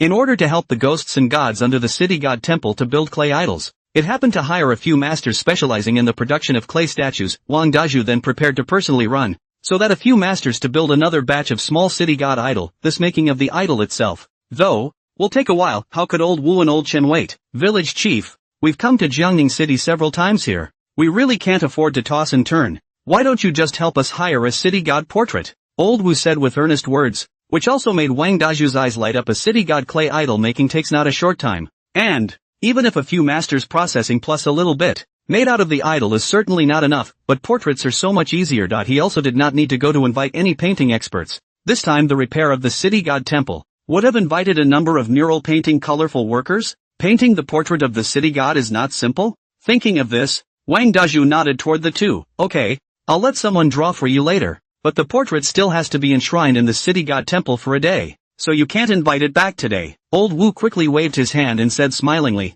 it doesn't matter. A day's time. We can still afford to wait. Alright then, you guys come pick it up in the morning. That's a big thank you to you, Mayor. After agreeing with Wang Daju, Lao Wu and Lao Chen did not stay more in the city god temple, although there is only an hour's drive between the two cities. But the two men are also idle to go back and forth to tossed. Solely just found a small hotel in the city of Jiangning and stayed there. Wu Chen sat on the bed and looked at Wu Xiong and teased with a smile. Old Wu, you don't go back to report tonight yet. Be careful to go back to your sister-in-law to pick you up. Lao Chen. Full name Chen Fei. He is from the same village as Wu Xiong and is a good buddy who grew up together. Come on, you have time to flirt with me here? It's better to hurry up and give my younger siblings a call. My younger siblings have that temper. TSK. Old Wu had a meaningful look on his face. It also made Old Chen blush in embarrassment. That bitch is grumpy. I'm still grumpy. I just don't report it. What can she do to me? Despite saying this, Old Chen still took out his cell phone, taking a look at Wu Xiong, who was wearing a derisive smile next to him.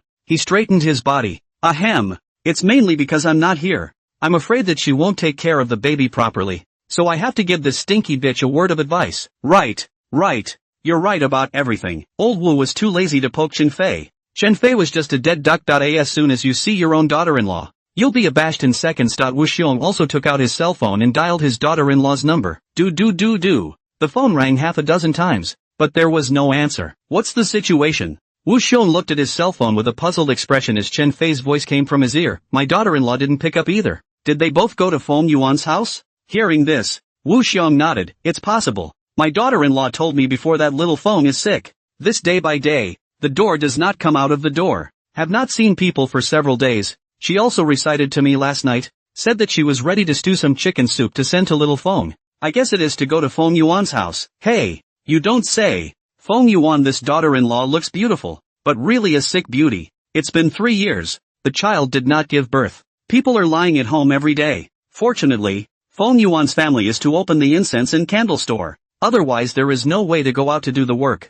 This family is not all to drink the northwest wind. Chen Fei shook his head with an emotional expression. When Feng Yuan married Su Xiaofeng, they were still envious and jealous, thinking that Feng Yuan had burned incense in his ancestors to marry such a beautiful daughter-in-law, but then they stopped envying. Feng Yuan's father and mother died early. The family is only one of his only child. Originally the family also left some savings, but in the past few years all to Su Xiaofeng to see the doctor spend all. Su Xiaofeng is also virtuous and understanding. Fear that Feng Yuan owes a butt of foreign debt. Is to die to go to the hospital again. Pity. It's just too weak. This 3 days and 2 days just lying at home, because there is no one to take care of, causing Feng Yuan sometimes cannot open the store, and candle store is just a little better business on New Year's Day. Weekdays there is not much business. With all this going on, both of them are also strapped for a source of livelihood. And the countryside is not compared to the city. Their neighbors see Feng Yuan poor, but also a heavy feelings of people, but also think more to help each other. You say you're a big man. Why do you act like a granny all day long, chewing people out behind their backs? Wu Xiong casually picked up a pillow and smashed it directly towards Chen Fei. Chen Fei caught the pillow and nuzzled.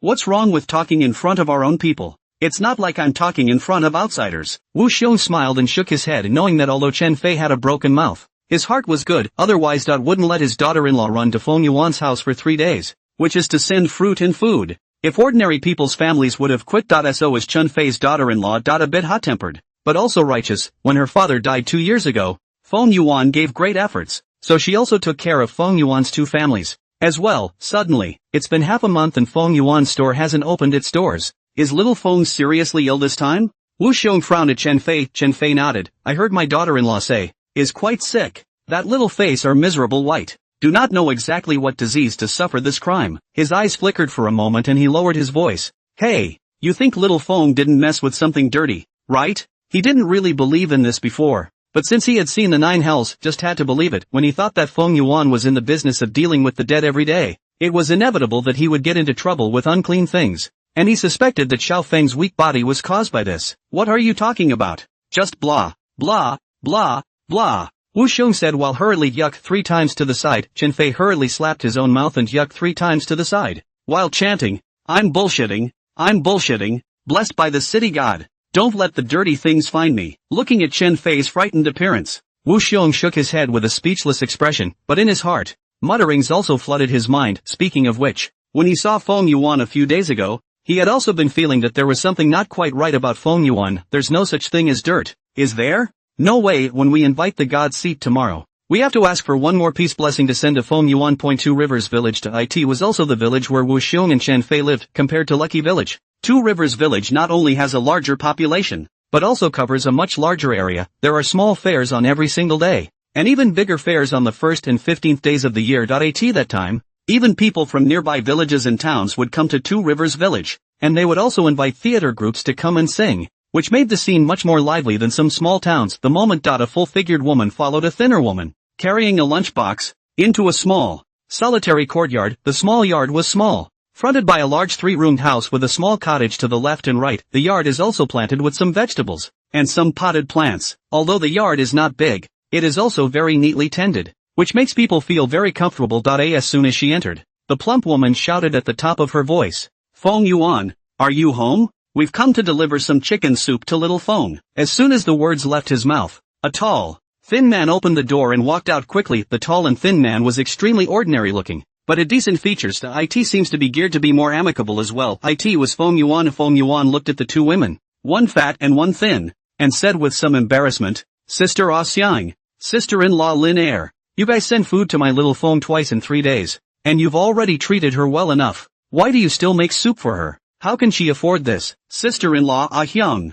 Is Chen Fei's daughter-in-law, because of the word Xiang in her maiden name? All the juniors called her Sister Ah Xiang when they met her, and next to the skinny Lin Air sister-in-law is Wu Xiong's daughter-in-law. Wu Xiong has an older brother and a daughter-in-law who also happens to be named Lin. So everyone calls him second sister-in-law. Second sister-in-law. It's just a small token of our appreciation. What's there to accept or not? Besides, this is what we prepared for little Fong. Not for you. Why are you so polite with us? Hurry up and take a bowl. This chicken soup is still hot. It's just right for little Fong to drink. Ah Xiang's sister-in-law blankly glanced at Fong Yuan, and directly shoved the lunchbox in her hand into Fong Yuan's hand. On the side. Second sister-in-law Lin also smiled and said, "Alright, Fong Yuan, don't be polite to us. Little Fong is not in good health. We also want to make up for it with her." Looking at the lunchbox in his hand, Fong Yuan looked embarrassed. "Then thank you two sisters-in-law. But little Fong, she just drank the medicine. I'll heat up this chicken soup for her later." "Alright then. Let's go in first and check on little Fong." After Mrs. Ah Xiang finished speaking, she did not wait for Fong Yuan to refuse and directly pulled Mrs. Lin Air towards the house. Just as he entered the room, he smelled the odor of medicine. There was also a coughing fit attached to it. Cough cough. Sister-in-law Ah Xiang rushed up, only to see a slim woman lying on the bed.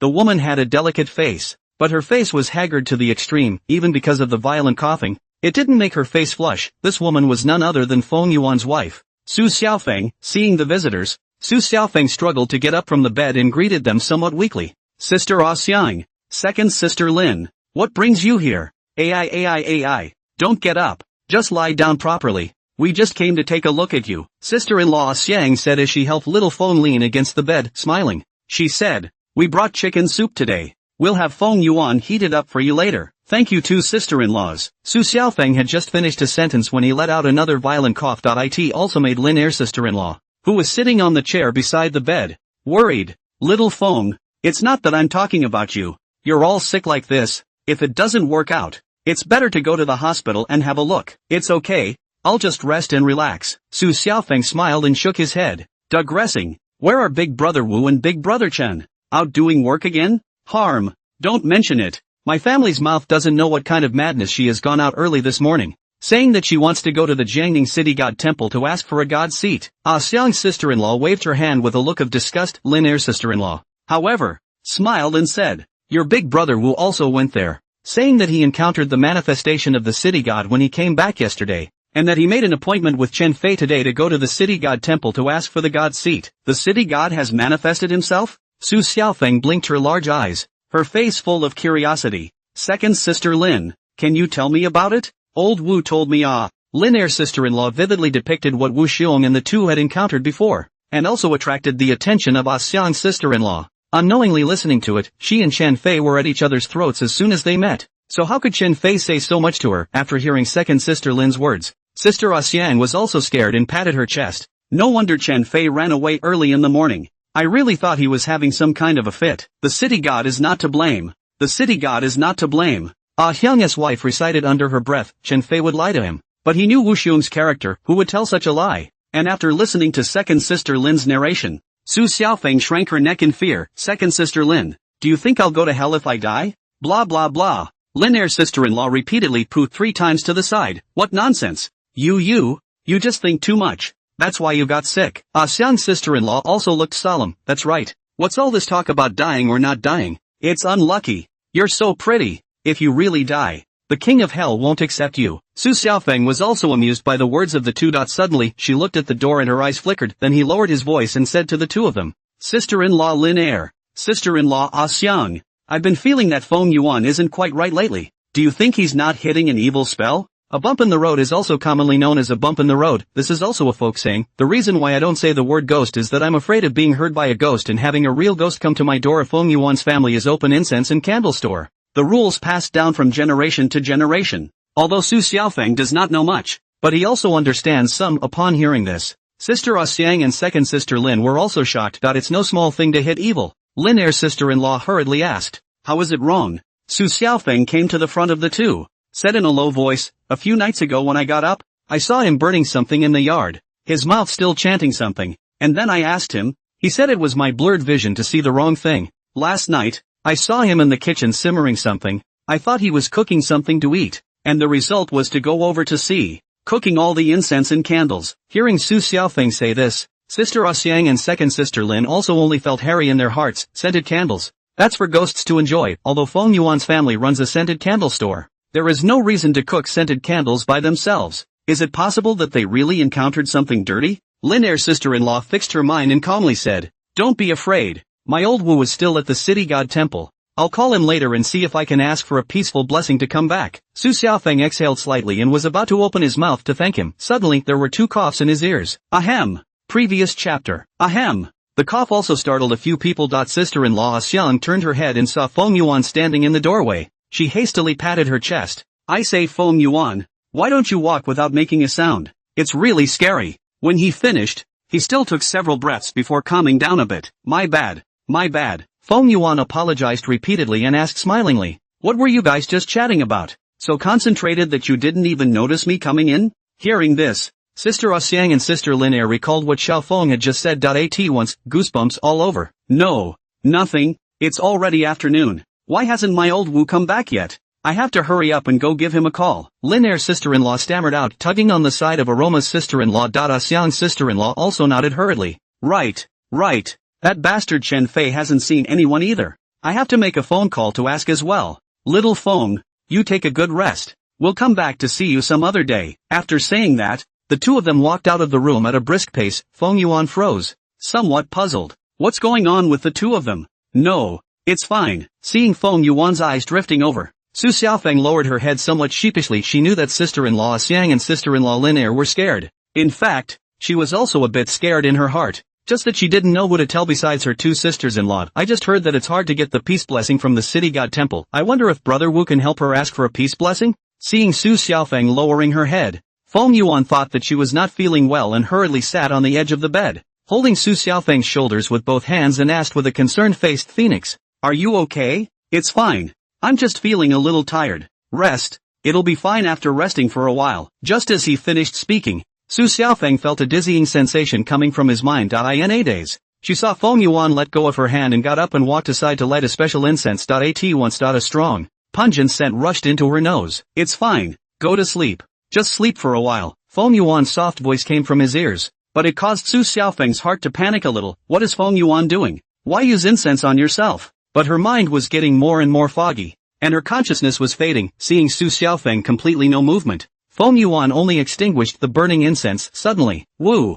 An overcast wind blew through, also causing the temperature of the entire room to plummet, echoing through the air with soft murmurs. "Go to sleep. Wake up and you'll forget everything." Early the next morning, Wu Xiong and Chen Fei then respectfully invited the city god portrait back home. Chen Fei held the portrait scroll in both hands, and as soon as he entered the door, a loud voice came from his ear. "Thousand Dagger, have you begged for the peaceful blessing I asked you to beg for me? Keep your voice down. What if you scare the city god with this loud voice?" Chen Fei stalked his neck and yelled towards sister-in-law Xiang. Xiang's sister-in-law crossed her waist with one hand and glared at Chen Fei. "Yo, your kid has positive guts now." Despite saying so, he unconsciously lowered his voice, and was curious to see Chen Fei respectfully holding a scroll. "What's this scroll for?" Chen Fei glared back with a glance. "What scroll? This is the city god. By the way, have you placed the incense burners and incense cases I asked you to prepare?" Xiang's sister-in-law bristled, but her anger weakened at the thought of the city god's manifestation, pointing to the inner room. "It's all kept in there." Chen Fei, who cared to pay attention to Sister Xiang,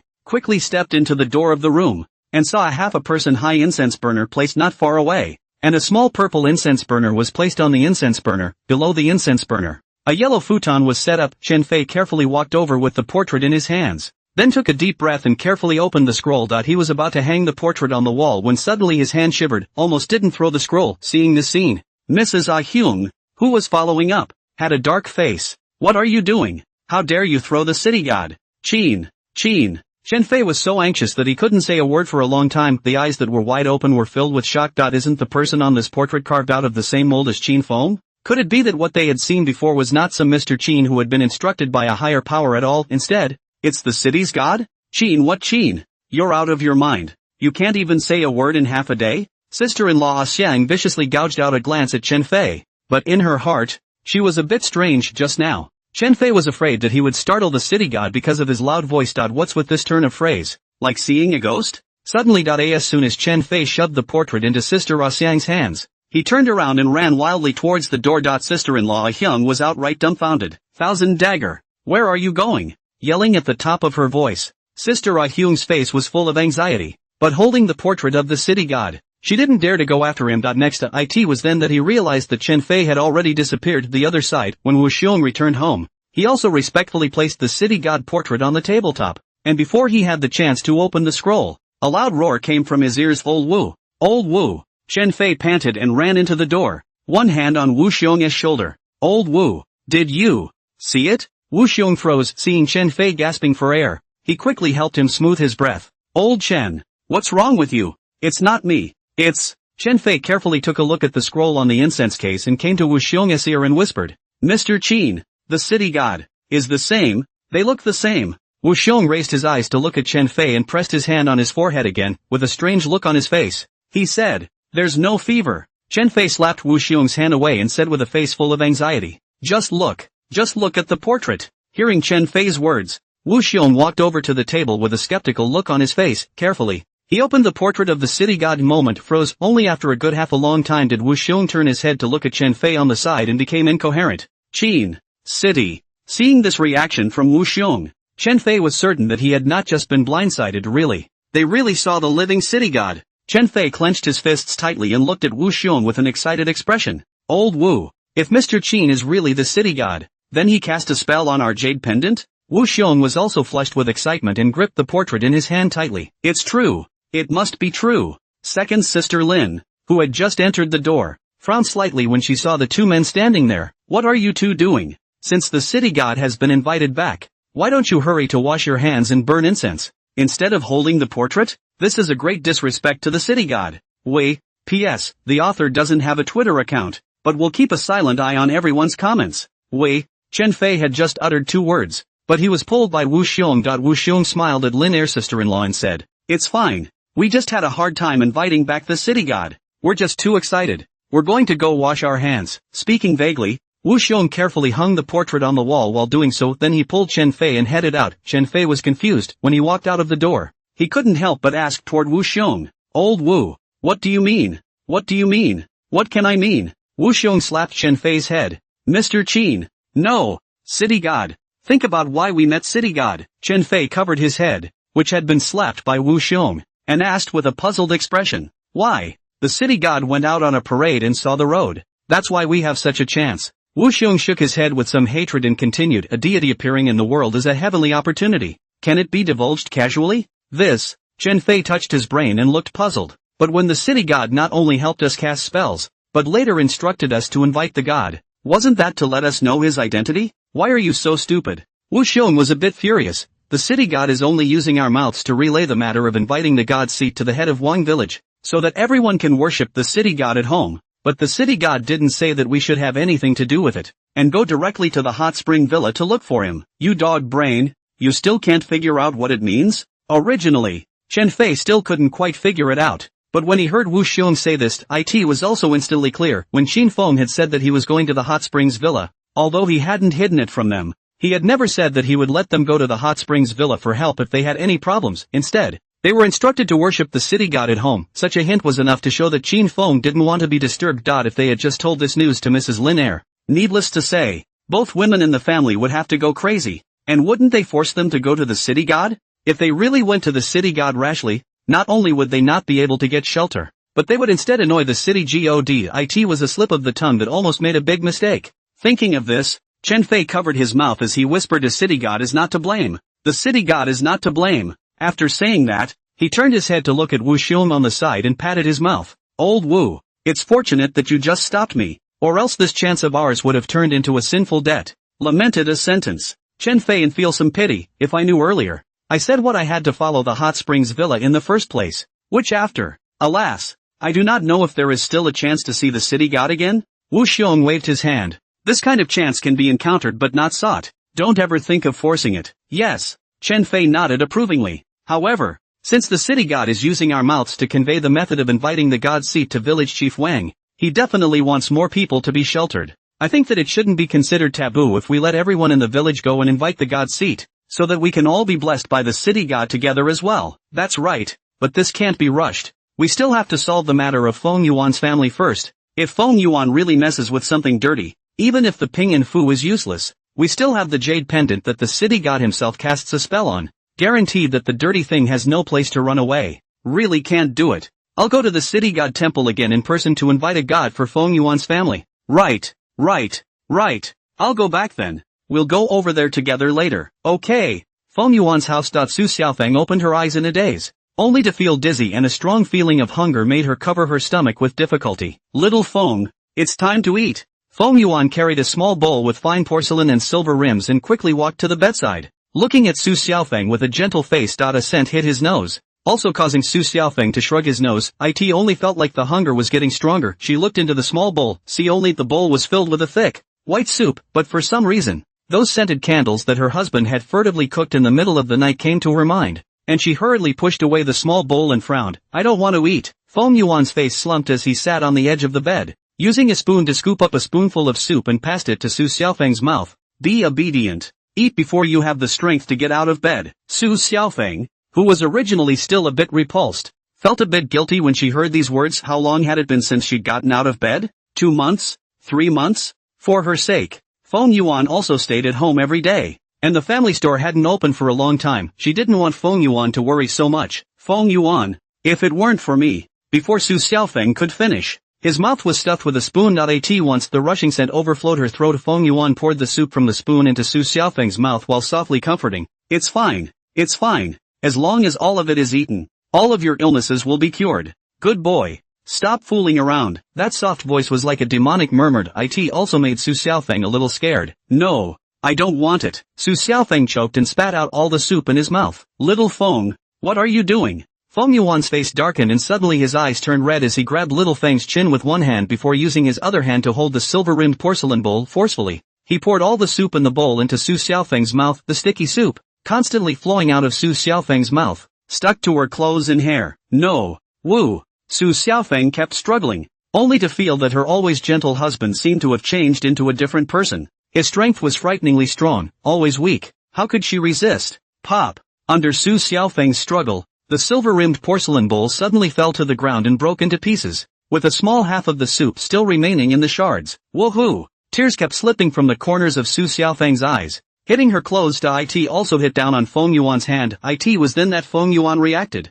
and he hurriedly let go of Su Xiaofeng. It's like a child who's done something wrong. I'm so scared. I don't know what to do. I'm sorry. Feng Yuan stared blankly at the broken bowls on the ground, mumbling under his breath, and suddenly hugged Su Xiaofeng. I'm sorry. I didn't mean it. It's all my fault. I was just in too much of a hurry. Don't blame me, okay? Amidst the constant apologies, Feng Yuan's tone was almost pleading. However, the voice sent chills all over Su Xiaofeng's body. All that was left in his eyes was panic. This. Really? Her husband? What was wrong with her husband and why was he suddenly like this? Just then, Feng Yuan, are you home? A shout came from outside the door, causing Su Xiaofeng, who was in a state of shock, to have a gleam in her eyes. It's Brother Wu's voice. Is Brother Wu here to give her a peace offering? Wu Xiong and Chen Fei, Lin Er's sister-in-law, and Xiang's sister-in-law stood at the entrance of the courtyard, looking at the tightly closed door of Feng Yuan's house with puzzled faces. No one's home? Did he go to the store? Wu Xiong said, and his gaze also looked outside the courtyard. Chen Fei, however, moved his ears. There seems to be movement in the house. The words just fell. With a creak, the door to the otherwise closed room opened. Feng Yuan quickly stepped out and looked at the several people and said, Brother Wu, Brother Chen, what brings you here? Seeing Feng Yuan's eyes red as if he had been crying, Wu Xiong instinctively felt that something was not quite right. He looked in the direction of the house, only to feel that the light inside was very dark and he could not see anything. Turning back to Feng Yuan again. Feng Yuan, what happened? It's fine. Feng Yuan waved his hand repeatedly and squeezed out a forced smile at the corner of his mouth. Just now, little Feng lost her temper with me and refused to eat, so there was a couple of arguments. Hearing this, Chen Fei grinned and put a hand on Feng Yuan's shoulder. A woman's temper, isn't that normal? Look at me and my family. That mouth is not all day and night quarrel. Men have tears do not flick. I say you is too spoiled. Little Feng, afraid of little Feng to starve. I say, starve on too is not good to eat. Chen Fei, you kid has really grown in ability. Xiang's sister-in-law crossed her waist and saw that she was about to go over and grab Chen Fei's ear. Next. Wu Xiong, however, was the first to slap Chen Fei on the head. What are you talking nonsense about you? After saying that, he turned his head to Ah Xiang's sister-in-law who was glaring fiercely at Chen Fei and said with a smile, "Ah Xiang, don't be angry. I'll help you teach this brat a lesson. You go into the house with Ah Lin first and take a look at Xiao Feng." Hearing this, Lin Er's sister-in-law also tugged at Ah Xiang's sister-in-law, made a wink. Sister-in-law Ah Xiang also knew that now was not the time to lose her temper, and after viciously gouging out Chen Fei, she followed second sister-in-law Lin towards the house, waiting for the two to walk to the door. Wu Xiong looked at Feng Yuan and said, "Okay, you don't want to listen to old Chen in that blind chatter. Xiaofeng's situation we also know. She is so sick. Do not eat, this body can't stand. By the way, before we went to the city god temple to ask the god, by the way, to help you guys beg for a peace and blessings." Saying that, Wu Xiong took out the peaceful blessing from his pocket and shoved it in Feng Yuan's hand. Originally, they were also worried that they would not be able to ask for the blessing of peace. I didn't realize that Wang Dazhu had specially given one to each of them this morning in order to thank them for telling him about the method of inviting the god seat. Rather, it saved them a lot of time. This I can't accept. Now the peace blessing of the city god temple. 1,000 gold is hard to find. Brother Wu, such a valuable thing. You'd better keep it yourself, Feng Yuan said as he shoved the peaceful blessing back into Wu Xiong's hands. Wu Xiong's face slammed and forcefully shoved the peaceful blessing into Feng Yuan's hands once again. "Alright, if I tell you to keep it, just keep it. Why are you still polite with us?" This.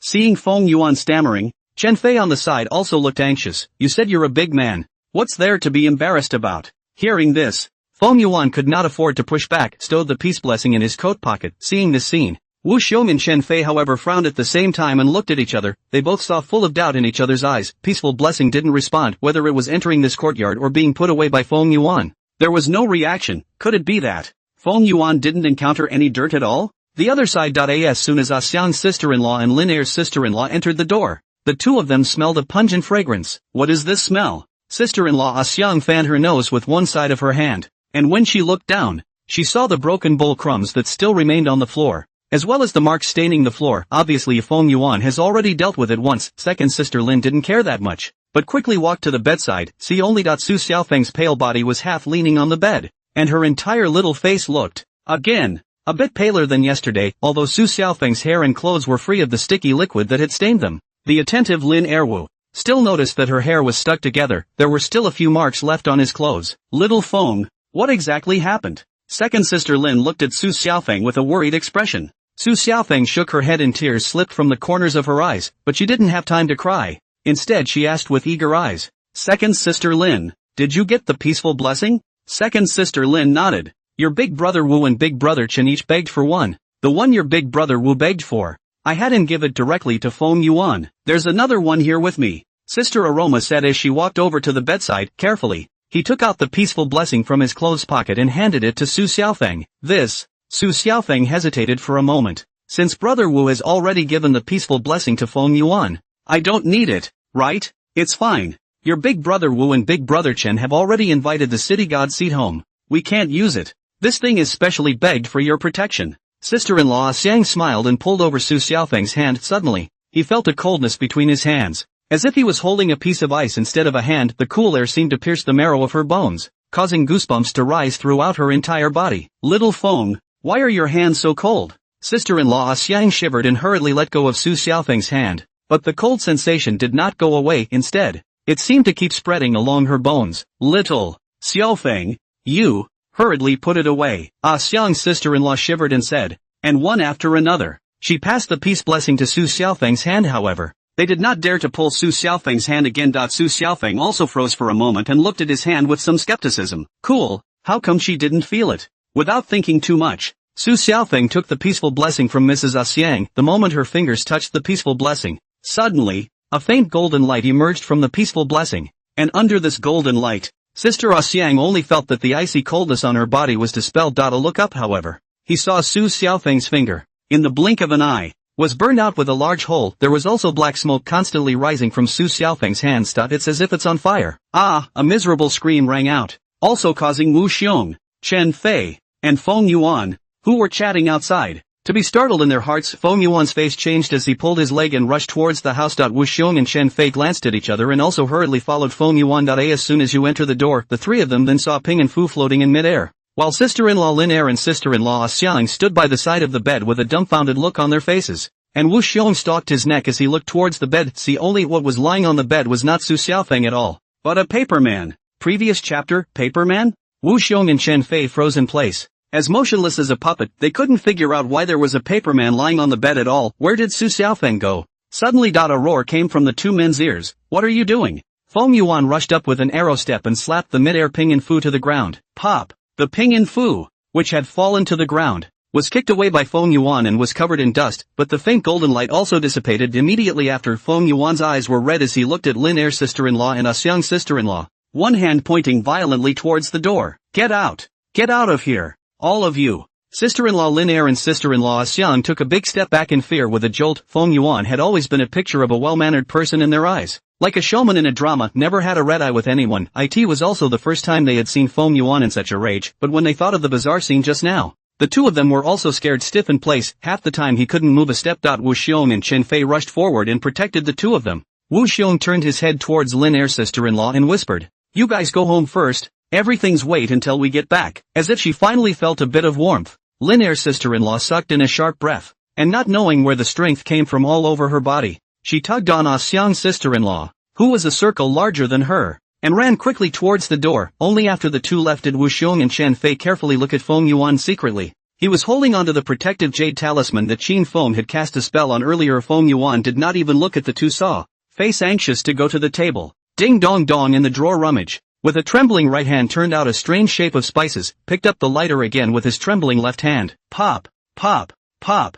I don't know whether it was because Feng Yuan's hand was too shaky, or the lighter was really out of order. Feng Yuan tried several times, but failed to strike the lighter. Suddenly, pop, a flame flared up, but it was not the lighter in Feng Yuan's hand. Instead, it's Wu Xiong. Use this. Wu Xiong extended his hand holding the lighter to place it in front of Feng Yuan, and Chen Fei, who was at the side, changed his face. Old Wu. Before Chen Fei could say anything, he was blocked by Wu Xiong with his left hand. Before things were clarified, it was best for them not to jump to any conclusions. After spending so many years with Feng Yuan, he intuited that Feng Yuan would not harm them unless, of course, Feng Yuan is no longer Feng Yuan. Feng Yuan glanced deeply at Wu Xiong without saying anything and directly lit the spices in his hand. Shasta. A green smoke slowly rose, and the peculiar fragrance filled the entire room and leapt into Wu Xiong and Chen Fei's nostrils. The two men instinctively covered their mouths and noses. Next, however, he saw Feng Yuan hurriedly running to the bedside and slowly circling the spices, which were constantly rising with green smoke. On top of the paperman, something else was going on under his breath, accompanied by a gust of green smoke. The thin-looking paperman suddenly became solid. Immediately after, the paperman had skin, flesh and blood. It's like a really big living person. Hiss! Wu Xiong and Chen Fei couldn't help but suck in a breath of cold air as they watched the paperman turn into Su Xiaofeng. It just feels creepy. Goosebumps rose all over his body. Even though they had already seen the 9 hells before, they still felt horrified when they saw the scene in front of them. The 9 hells. That's the means of the city god. How can the common man compare? But now, Feng Yuan, the neighbor they had spent so much time with, a living human being, was able to turn the paperman into a living human being. It was like a horror movie in front of them. How could they not be afraid? The two of them clutched the protective jade talisman in their hands tightly, gulped, and carefully moved towards the door. Suddenly there was an urgent voice in his ear. Little Phoenix, wake up. Little Feng, what's going on? What the hell is going on here? Why can't little Feng wake up? No, it won't. Feng Yuan was as if he was bewitched and hugged Su Xiaofeng, even though the cold, piercing breath wrapped him tightly, making his body feel as if it was frozen. He also hugged Su Xiaofeng tightly without letting go. No, you will be fine. You will definitely be fine. Feng Yuan kept chanting in his mouth, but his reddened eyes were already overflowing with tears. It's all my fault. I shouldn't have forced you to eat. Will you wake up? Please wake up. Snap, snap. A tick of tears kept rolling down Feng Yuan's face onto Su Xiaofeng's body. Just where the tears slammed down, the body that looked as if it was alive was fragile and constantly turned into dampened paper. Feng Yuan's face changed and he hurriedly let go of Su Xiaofeng, but the small half of Su Xiaofeng's body still turned back into a paperman, and the remaining large half of his body was also somewhat illusory. How can this be? How can this be? Feng Yuan's tear-blurred eyes stared dead at the paperman on the bed. Put. Feng Yuan sat on his knees as if his entire body was in a daze, not a single movement. Seeing this scene, Wu Xiong and Chen Fei, who were originally prepared to exit the room, also froze. Feng Yuan? Chen Fei swallowed his saliva and looked at Feng Yuan with a tense face, but Feng Yuan did not respond, still sitting on his knees on the ground, as if he was stupid. Wu Xiong nervously clenched his fists and gathered his courage to take a big step forward. Feng Yuan, is little Feng dead? Hearing this, Feng Yuan seemed to have some reaction. He shuddered and muttered. No, she's not dead. She's just tired and resting. Yes, just rest for a while. Seeing that Feng Yuan was still able to communicate, Wu Xiong was also slightly relieved and boldly pointed at the half-paper man on the bed. Feng Yuan, take a good look. Is that really little Feng lying on this bed? Little Feng. A soft murmur rang out. Feng Yuan looked up at the half-paper man, with indescribable sadness and pain in his eyes. Alas! Wu Xiong sighed and continued toward Feng Yuan. Feng Yuan, I don't know why you can turn the paper man into little Feng. I hope you can tell us what really happened. Little Feng, when did she die? No! Feng Yuan let out a roar of fury and fiercely stood up. Charging at Wu Xiong in a flash. He grabbed Wu Xiong's clothes tightly with both hands.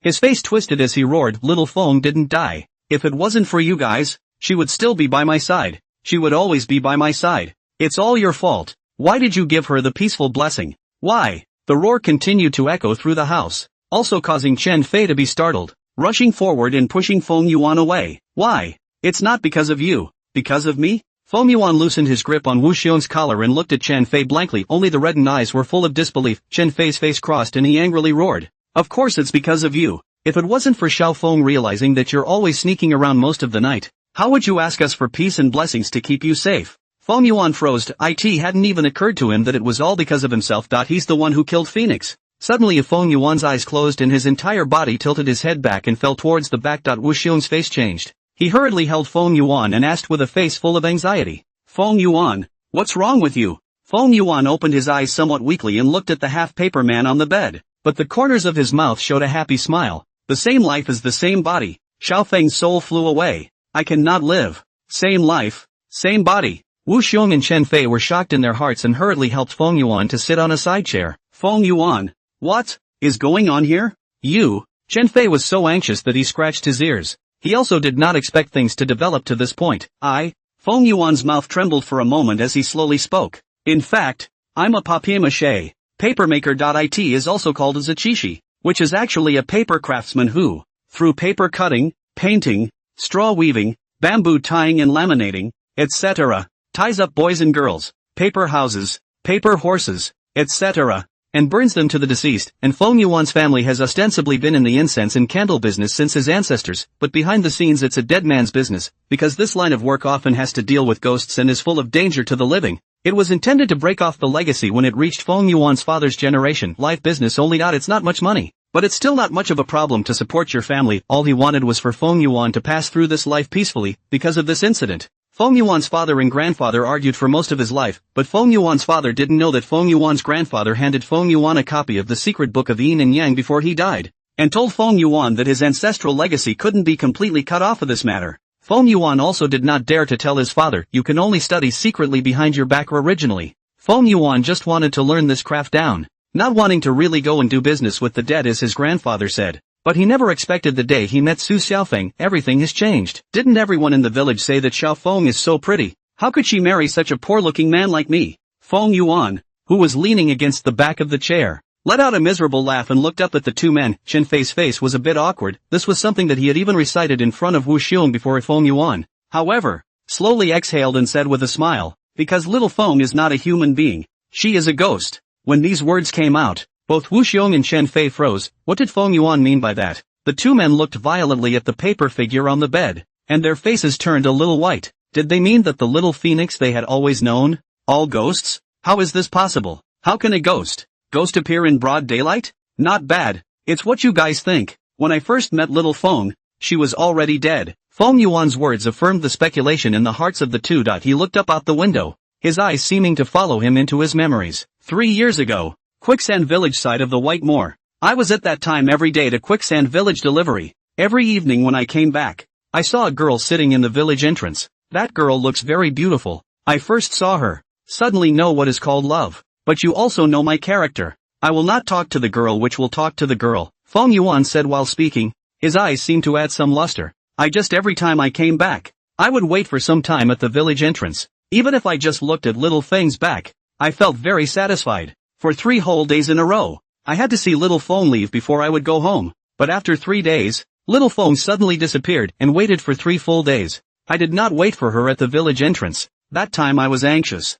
In the village inquired about a circle. only to know that the original small phoenix is the second daughter of the Su family. But she grew up in poor health, bedridden all the year round, the most want to go out and around, but her body does not allow it at all. And in the small phoenix disappeared on the day of the small phoenix disease outbreaks and died. Speaking of this, Feng Yuan's eyes revealed an uncontrollable grief. Wu Xiong frowned. Wait, you said that Xiao Feng's body doesn't allow it. Then who did you see? It's the soul. Feng Yuan clenched his whitened hands and said with a somewhat hoarse voice, people have 3 souls and 7 spirits. At that time, Xiao Feng was already terminally ill, and one of her souls had left her body, so she had been in a coma. And Xiao Feng, who was sitting at the entrance of the village, was also because of the obsessions she had during her lifetime. I regretted very much in my heart after I learned about all of this, and I would have been very sorry if I could have discovered Xiao Feng's abnormality earlier. She might not have died. Don't say that. Xiao Feng's death can't be blamed on you. Chen Fei also did not know how to comfort Feng Yuan,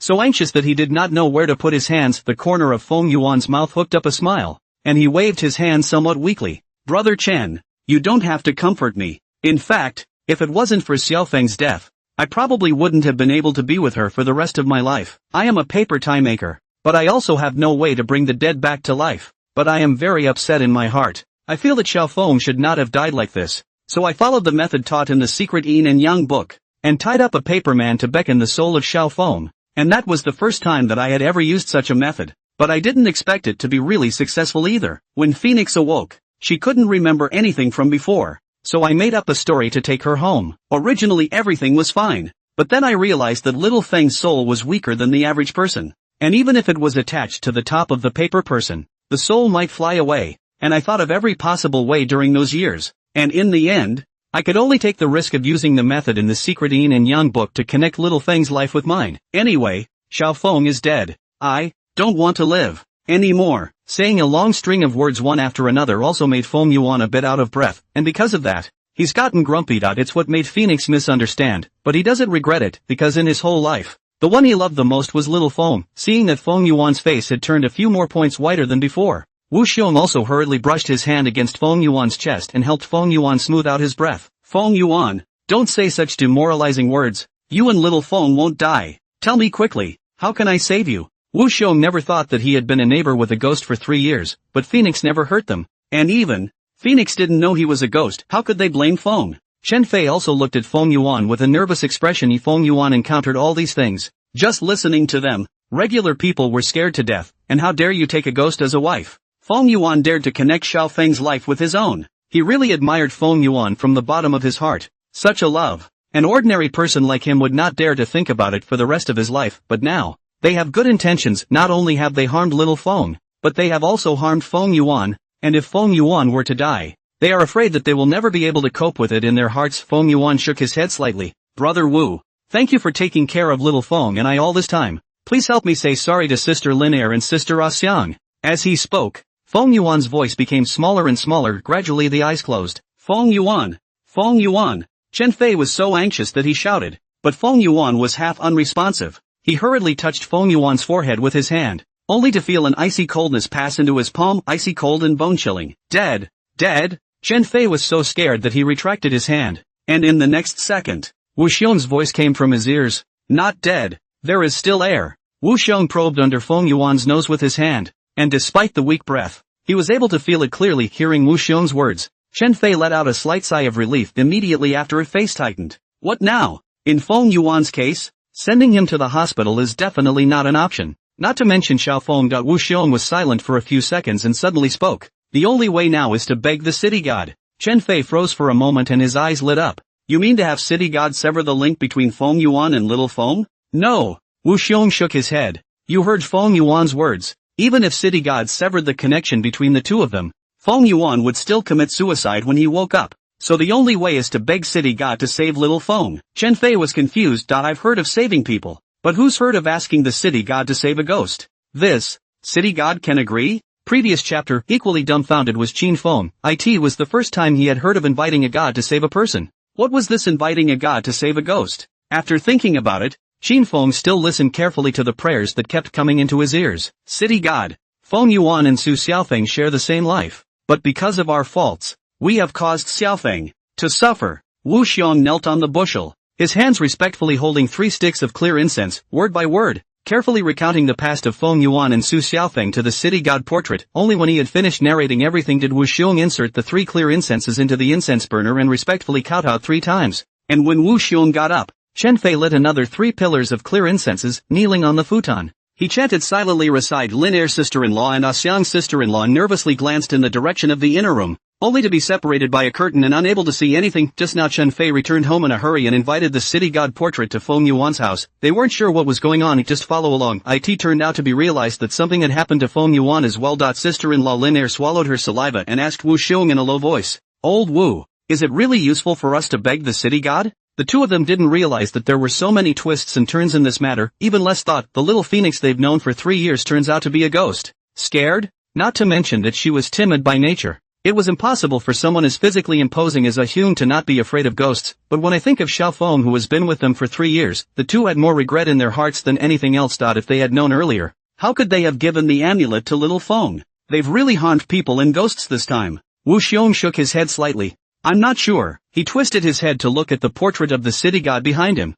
and the young man holding the child came back to his mind. Taking a deep breath and adding a touch of determination to his eyes, the city god will not see death. If it was another deity, he didn't have any certainty, and it wasn't even certain that the other party would be able to hear their prayers. But Shingo is different. The city god is willing to walk on earth, not only punishing the wicked and eliminating the evil, but also giving them a jade talisman to protect them. Such gods are upright and good, and how could you see death? Okay. The city god handles so many things every day. He may not have heard our voices. Instead of worrying about this and that here, you guys should worship the city god more. We just need to bow sincerely. The city god will definitely be able to hear us. I'll go out first to take a breath of fresh air. Wu Xiong finished and quickly walked out of the door, just crouched in the doorway and lit a cigarette, smoked in silence, just in his heart. He was still chanting, "City god, you must hear it." Wu Xiong's prayers were not only heard by Qin Feng, it also takes in all of the house through the Shingen portrait. See only on the bed in the inner room lay a man. The man's face was incomparably white. The hall of the seal was black.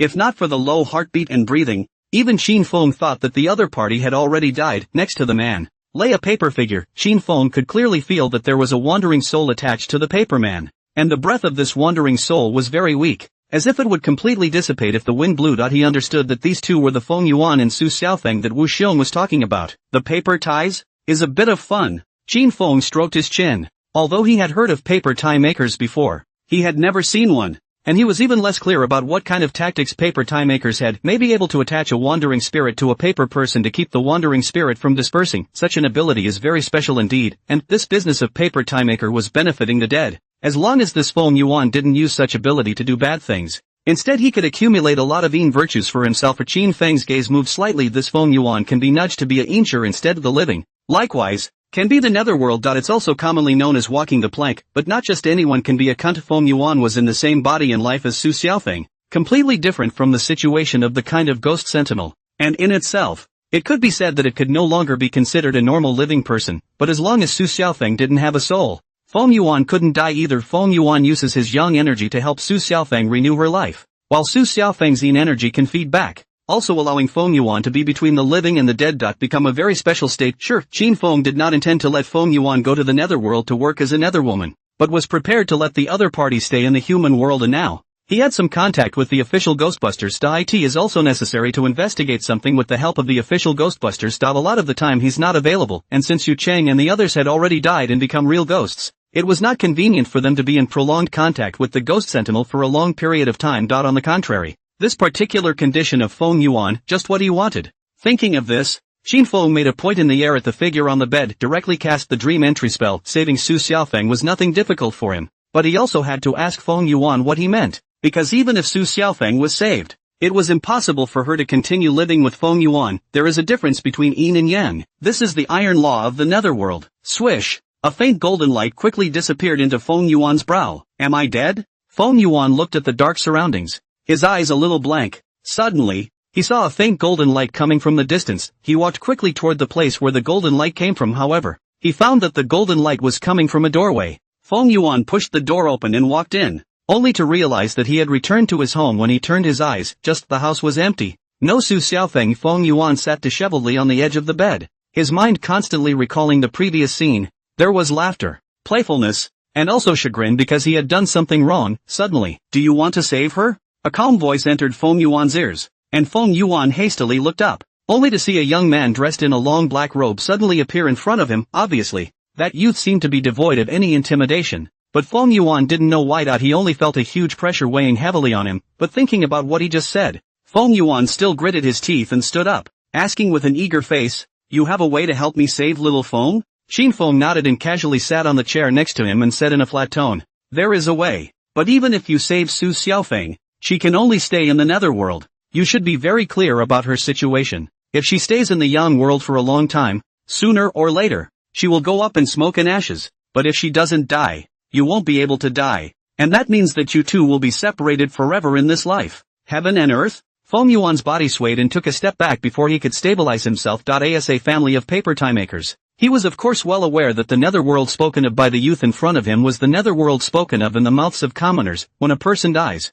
his soul enters the Netherworld and waits for reincarnation in the next life. But as long as he enters the Netherworld, it is impossible for him to appear in the solar world as a lone soul again. He's a big living man, and there's no way he'll ever get into the Netherworld. But isn't that the real difference between heaven and earth? But Feng Yuan only hesitated for a moment, and then plopped on the ground. He clasped his hands on his forehead and said with an eager face, "My lord, please, help me save little Feng, even if it makes me go up in smoke." Hearing these words, a smile was added to the corner of Qin Feng's mouth. After hearing the story of Feng Yuan and Su Xiaofeng, it wasn't as if Qin Feng didn't have doubts about Feng Yuan's intentions, whether it was true love or whether he wanted to keep the other party for himself. These two meanings are completely different. He looked at Feng Yuan and continued, "Ashes to ashes is not necessary, but I can give you an option." "What choice?" Feng Yuan froze for a moment, confusion in his eyes. Go Undertaker. Go Undertaker. If you're willing to become a Yin agent, you can visit Su Xiaofeng in the Netherworld. But you have to remember that you're still a living person now,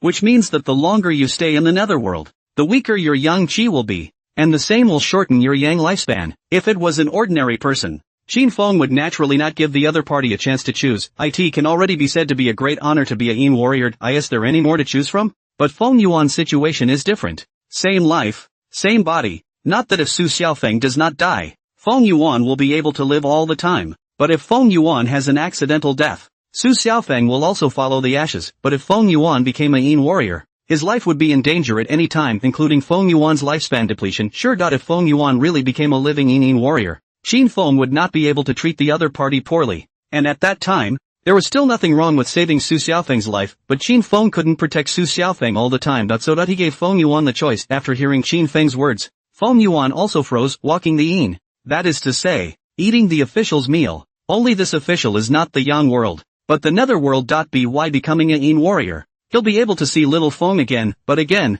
it would bring danger to Phoenix. Asa papier-mâché. Others don't know how scary the world is, but he does. He just silently ignored it all. A good half a dozen times, Feng Yuankai took a deep breath and looked up at Qin Feng. "My lord, I'm willing to walk the Netherworld." The reason he was willing was not to meet with Phoenix, rather, it was because of the lord in front of me. Although he didn't know the identity of this lord, the other party must be extraordinary for being able to save little Feng. If there wasn't this lord, then he and little Feng would be dead today. And what would be the future? As for the future, he will protect himself. If it was really bad luck, it would only be his and little Feng's fate. Although Feng Yuan did not say these words, in the dream entry technique, nothing could be hidden from Qin Feng. Qin Feng nodded towards Feng Yuan with a smile. "Good. Since you have agreed, then report to the city god temple tomorrow. Don't worry, if Su Xiaofeng's life is really in danger, I will save her life." "Thank you, my lord." Feng Yuan heavily kowtowed on the ground, his eyes filled with gratitude. He's really met his match. After kowtowing, he carefully turned toward Qin Feng and asked, "I don't know what your honor should be called? I am the king of hell in the Netherworld, but the outside world calls me city god." Qin Feng's figure disappeared abruptly, leaving only these words echoing in Feng Yuan's ears. "Yama? Xing Wang?" Feng Yuan on the bed sat up violently, panting heavily, his mind still echoing the words from before. He seemed to know some unimaginable secret. Moment. Large, cold sweat dripped continuously from Feng Yuan's forehead. Snap, snap. It slammed down on the edge of the bed next. Feng Yuan, however, felt an extra hard object in his hand. He picked it up and saw that there was a black token in his hand, which was engraved with the word difference. Wow! That token steeply transformed into a golden light and flew into Feng Yuan's brow. This instant, Feng Yuan felt a very mysterious sensation, as if he understood all the things that he could not comprehend in the secret book of Yin and Yang. Before Feng Yuan's mind moved, and the token engraved with the word differential once again appeared in his hand. "I'm not dreaming. I'm really not dreaming. Feng Yuan clutched the token in his hand tightly. His face red with excitement. Yama promised that he would save Phoenix's life, and how could you lie to him? He braced his weak body and took a step off the bed, but because he was so weak, he fell to his knees at once. Feng Yuan is not standing up. Instead, he kowtowed directly on the ground. Bang! Bang! Bang! The sound was so loud that even Feng Yuan's head had knocked out blood marks, but Feng Yuan seemed to be oblivious to it, only knocking his head vigorously. There is excitement and delight. There is also fear, because just now he learned a secret, the big, amazing secret. The commotion in the room also startled Wu Xiong and the others outside the door. Wu Xiong and Chen Fei hurriedly rushed to the room and saw Feng Yuan kneeling on the ground as if he was crazy. Constantly kowtowing, the two looked carefully at the bed again, only to see that the paper figure on the bed was still there. It didn't turn out to be true. Back to Su Xiaofeng. Wu Xiong rushed forward to support Feng Yuan and asked with a worried face, Feng Yuan, are you alright? Feng Yuan caught his breath and waved his hand towards Wu Xiong. I'm fine. Big brother Wu.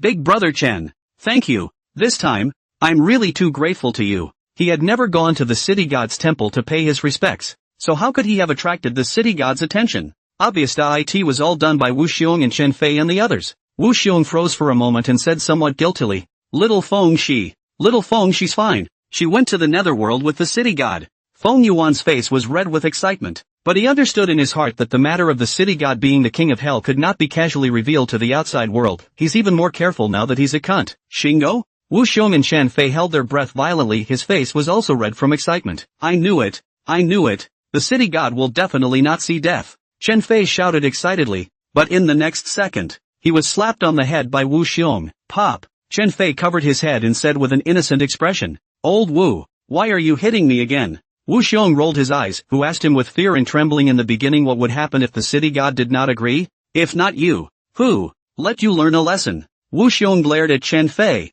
not bothering to talk nonsense to him, and turned his head to Feng Yuan. Since little Feng is fine, I'm relieved. Feng Yuan opened his mouth. A flash of hesitation flashed in his eyes, but very quickly, this hesitation turned into firmness. Big brother Wu. Big brother Chen. I've been troubling you for this period of time. I'm moving to Jiangning City tomorrow. You, won't be able to see little Feng even if you go to Jiangning, right? Wu Xiong knew Feng Yuan's mood. But where is the Netherworld where everyone can go? He didn't want Feng Yuan to have an empty moment. It's fine. I just want to be closer to little Feng. Feng Yuan's eyes flickered for a moment, a little heartbroken. Wu Xiong and Chen Fei were so good to him. If he could, he wouldn't want to hide it from the two. But he knew that the matters of the Netherworld could not be told to the public casually. Moreover, the world was not as simple as ordinary people saw it. He only wished that the two oldest brothers would live peacefully. This was what was best for Wu Xiong and Chen Fei. Hearing this, Wu Xiong didn't advise any further. From the moment he knew that paper people could live, he understood that Feng Yuan was not from the same world as them. Alas! Wu Xiong sighed heavily. His right hand patted twice on Feng Yuan's shoulder. You're going to Jiangning. You're not familiar with the place. If you don't get used to it, come back. Remember, always protect yourself when you go out. I know, brother Wu. Feng Yuan nodded, but his eyes flicked to the window. I wonder if Lord Yan has already brought little Feng back to the Netherworld? The Netherworld. Glancing at the breathless Su Xiaofeng on the bed, Xin Feng twisted his head to look at the white impermanence beside him. Give her a ghost pill. Yes. White impermanence made a bow, then took out a small white porcelain bottle and poured a black elixir into his hand. At once a special aroma spilled out in all directions, strong, but not pungent. Not only is it mixed with the smoke and fire of incense and candles, but it also carries some indescribable fragrance, and just by smelling it, it seems to be able to make one's body and mind soothed. But feeling the gusts of cold emanating from that ghost pill, Xin Feng knew that if such a pill was given to a living person, certain death. The main material of the ghost pill is ghost qi. Even if there is the power of incense synthesized, but still cannot change the fact that the living person to take the ghost pill, ghost qi into the body, that would be a death wish, wouldn't it? Just in the instant Xin Feng's thoughts flashed by, white impermanence had already stridden over to the bedside, broke open Su Xiaofeng's mouth, and fed the ghost pill to Su Xiaofeng. See only. Su Xiaofeng's originally somewhat illusory body solidified at a speed visible to the naked eye. It exuded an eerie ghostly aura. However, this meager ghost qi was not worth mentioning in front of Xin Feng and white impermanence. As a ghost, Su Xiaofeng could only be said to have returned to his normal state. It worked out pretty well. Xin Feng's gaze moved slightly as he thought of keeping a few ghost pills for himself before. It's just right to go back to the Netherworld this time. I just wonder if there's any difference between the ghost pills he makes and the ones made by white impermanence? Suddenly. Su Xiaofeng's eyelashes fluttered and he slightly opened his eyes. Where is this? Su Xiaofeng sat up violently, looking at the unfamiliar surroundings. as well as the white impermanence that was spitting out a long tongue in front of him, trembling with fear. He cowered in the corner of the bed, clutching his arms. A high decibel scream barely pierced Qin Feng's eardrums. Qin Feng didn't bother to explain so much to Su Xiaofeng,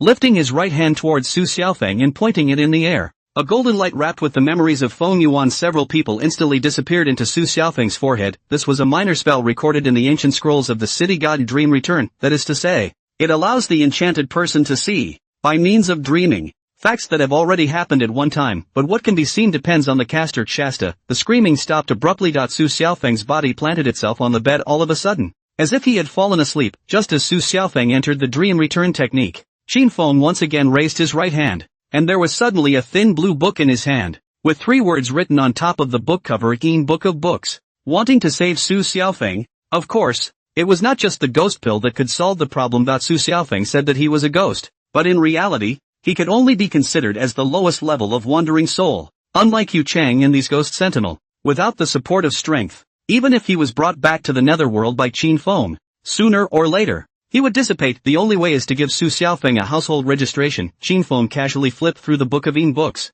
which were all blank pages, because Su Xiaofeng was the first wandering soul to come to the Netherworld. It was also the first occupant of the Netherworld. Unlike the Yinshur, the general wandering souls are in the past life and reincarnation when they arrive at the Netherworld. Qin Feng has never let the Yinshur under his command bring the wandering souls back to the Netherworld before. It's because there's no Yin register, but now, with the Yin register it's different. Wandering souls can also continue to live, although Qin Feng is not yet in control of the 6 paths of reincarnation. But the 9 hells are in the hands of the 6 paths of reincarnation. Sooner or later we'll also have as for whether or not the Netherworld would be overrun with ghosts. Qin Feng wasn't worried at all. Of the Netherworld is huge. An infinite stretch, so to speak, and now the Netherworld was only a very small part of it developed by Qin Feng, wanting to fill the entire Netherworld. I'm afraid that just about everyone who had died would not be able to do it. The Netherworld is worse than just the administrators. Nowadays, the 8 divisions of the Netherworld had been built, and the 128 divisions commanded by the Ghost Sentinel Undertaker had been spread throughout the entire Jiangfu County,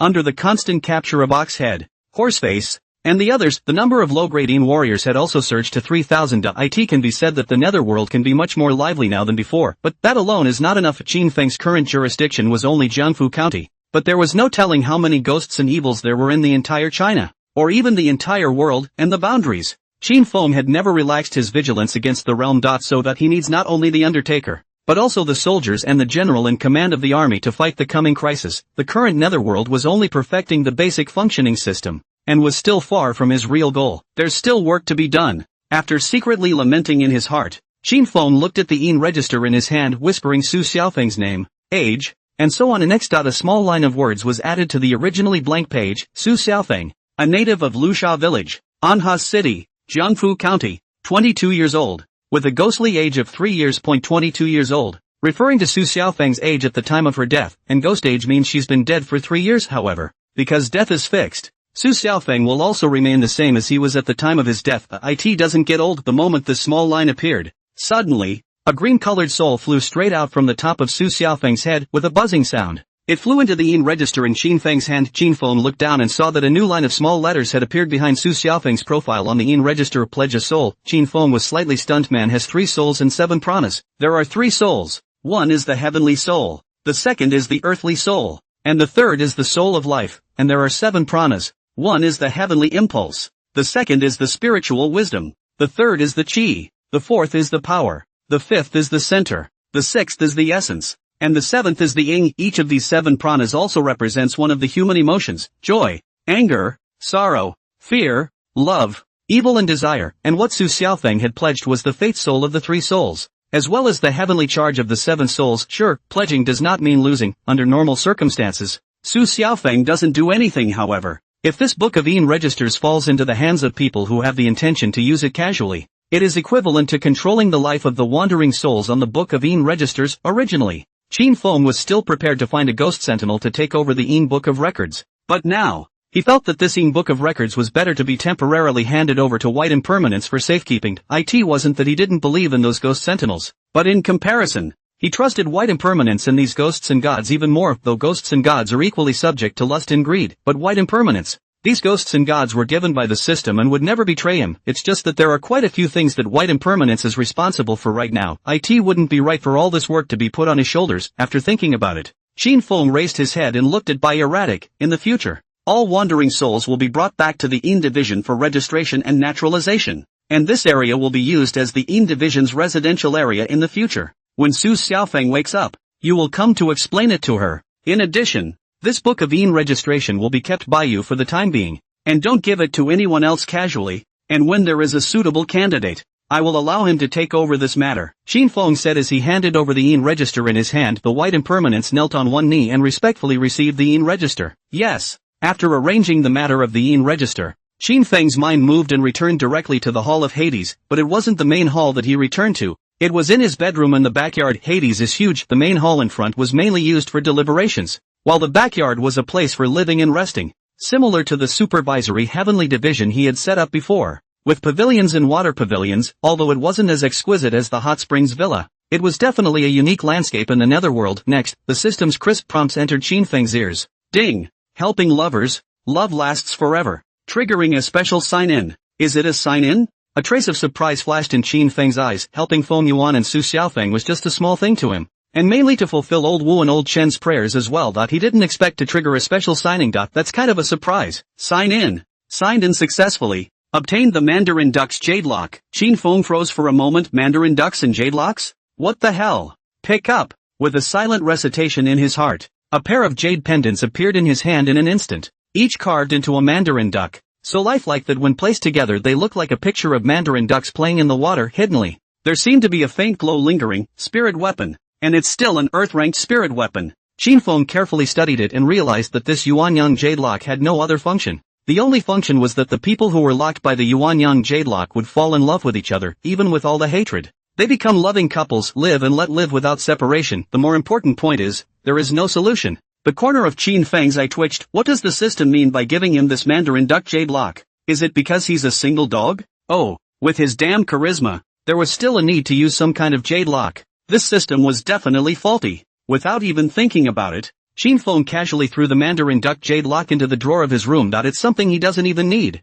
Subsequently, Qin Feng casually grabbed it, and the surrounding ghost chi slowly coalesced on his right hand. He slightly closed his eyes and pinched his left hand, continuously guiding the power of the incense into the ghost chi. Wow! The originally separated and scattered ghost chi gradually coalesced into a rounded ghost pill. Shasta, the rich aroma wafted out. Qin Feng opened his eyes and looked at the dripping and constantly rotating ghost pill in his hand, only to see that the color of the ghost pill was a bit deeper than before, and vaguely, there was a constant flow of light. There seems to be a bit of a difference. A touch of curiosity flooded Qin Feng's eyes and he came closer to the ghost pill to take a closer look, only to see a white pattern on the black ghost pill. That richness was clearly more effective than the ghost pills that White Impermanence had taken out earlier, but the exact effect will have to be tested to be known. There's no rush. First, let's call it the advanced version of Anamaru. Qin Feng would casually manifest a small porcelain vase and fill it with the advanced version of the ghost pill before taking a step out and instantly appearing in the room of the hot spring villa. A few of Milan's people rushed back to school early this morning because they were in school, but there were also more guests at the hot springs lodge today. Obviously the Jinshur spirit jade and the spirit gathering jade had taken effect, without Shirley as a helper.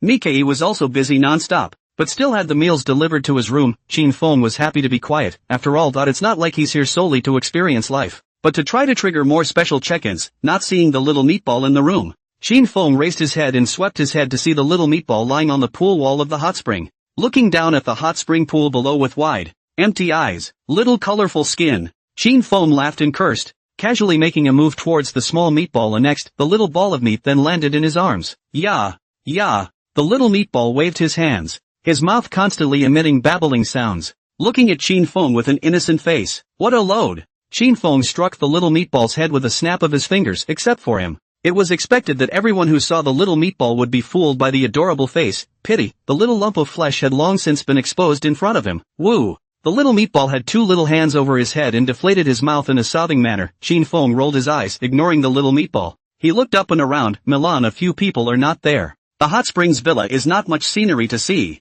but while a few people left, he also do not have to continue to maintain their own new persona. Where would be a good place to go now? Qin Feng stroked his chin, wanting to trigger the special signing. He couldn't stay at the hot spring villa all the time, still need to get out more. Forget it, go wherever you want. Qin Feng carried the little meatball out the door and greeted Miki in passing, even though Mikey was too busy to care about them. If Mikey suddenly ran to them and realized they weren't there, in case if the police were called, there would be a lot of trouble. Once he heard that it was Qin Feng's first time in Anha City and he wanted to go out and have a look around. Nikai also introduced Qin Feng to several places. I was going to send someone to take them to Anwar City to play, but it was politely rejected by Qin Feng, although it was already nearing evening. Qin Feng didn't wait until the next day, but directly left Wulong Mountain. The sky gradually drew up, and the fiery red evening glow in the sky faded, hanging a half-curved crescent moon. At this hour of the day, the buses are long gone. Qin Feng glanced around at the vehicles coming and going, and after thinking about it, he still took a step towards the city center.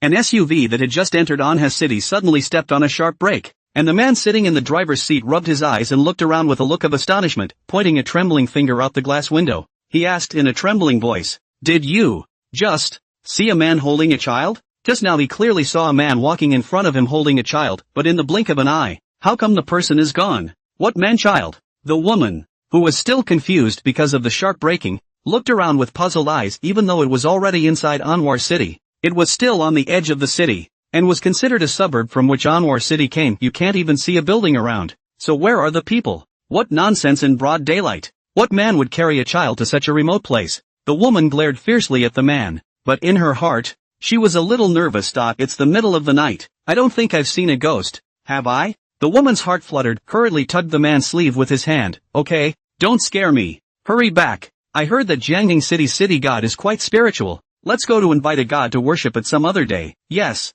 we have to hurry up and invite a god to worship before we can do that. The man gulped nervously and put his foot on the gas. Qin Feng, who was the perpetrator, didn't even notice the commotion behind him, and while the two were talking, he had already arrived at the center of Anha City with the little meatball in his arms, looking around at the colorful neon lights. The little meatball kept waving his hands, looking excited. Qin Feng, on the other hand, casually looked around, searching for things that could trigger a special check-in for the next week. Qin Feng walked around Anha City and a few nearby cities, and also occasionally encountered some special events, but the rewards were rare and strange. For example, helping a filial son in realizing his mother's wish rewarded with a reunion meal, helping a drunkard to reform himself rewarded with monkey wine, and so on. These rewards made Qin Feng a bit puzzled. However, after this week's experience, Qin Feng had also basically figured out the pattern of triggering special check-ins. Helping believers has a 90% chance of triggering a special check-in, but it's not that every special check-in will result in any particularly valuable treasures. The treasures rewarded by the system have to do with the degree of harm, influence, etc. of the event. Special check-ins like this are not to be missed. Qin Feng could only wait. The two Milan sisters should have returned already. Never mind. It's better to go back to the hot springs villa first. Qin Feng shook his head slightly and walked towards the mountain villa with the little meatball in his arms. The reason why Qin Feng chose to go back to the hot spring villa was of course more than just to see the girls. The hot springs lodge is not as good as the whole downtown area, but it is inhabited by tourists from all over the world, and it is rather more likely to find clues to special events. While Qin Feng was returning to the hot springs villa, Tang Yuan, who was also in Anha City, received an urgent call. Boss Tang, it's bad. Old Jia is dead. Old Jia's dead? Tang Yuan, who was still lying on the bed in some days, sat up with a jolt. What in the world happened? The beautiful woman lying next to her was also awakened by Tang Yuan. She's Ji Yun, Tang Yuan's wife. Ji Yun pinched the corner of the quilt and looked at Tang Yuan with a nervous expression. Tang Yuan didn't pay attention to the movement next to him, but held the phone nervously. On the phone soon came a somewhat trembling voice. We do not know what happened.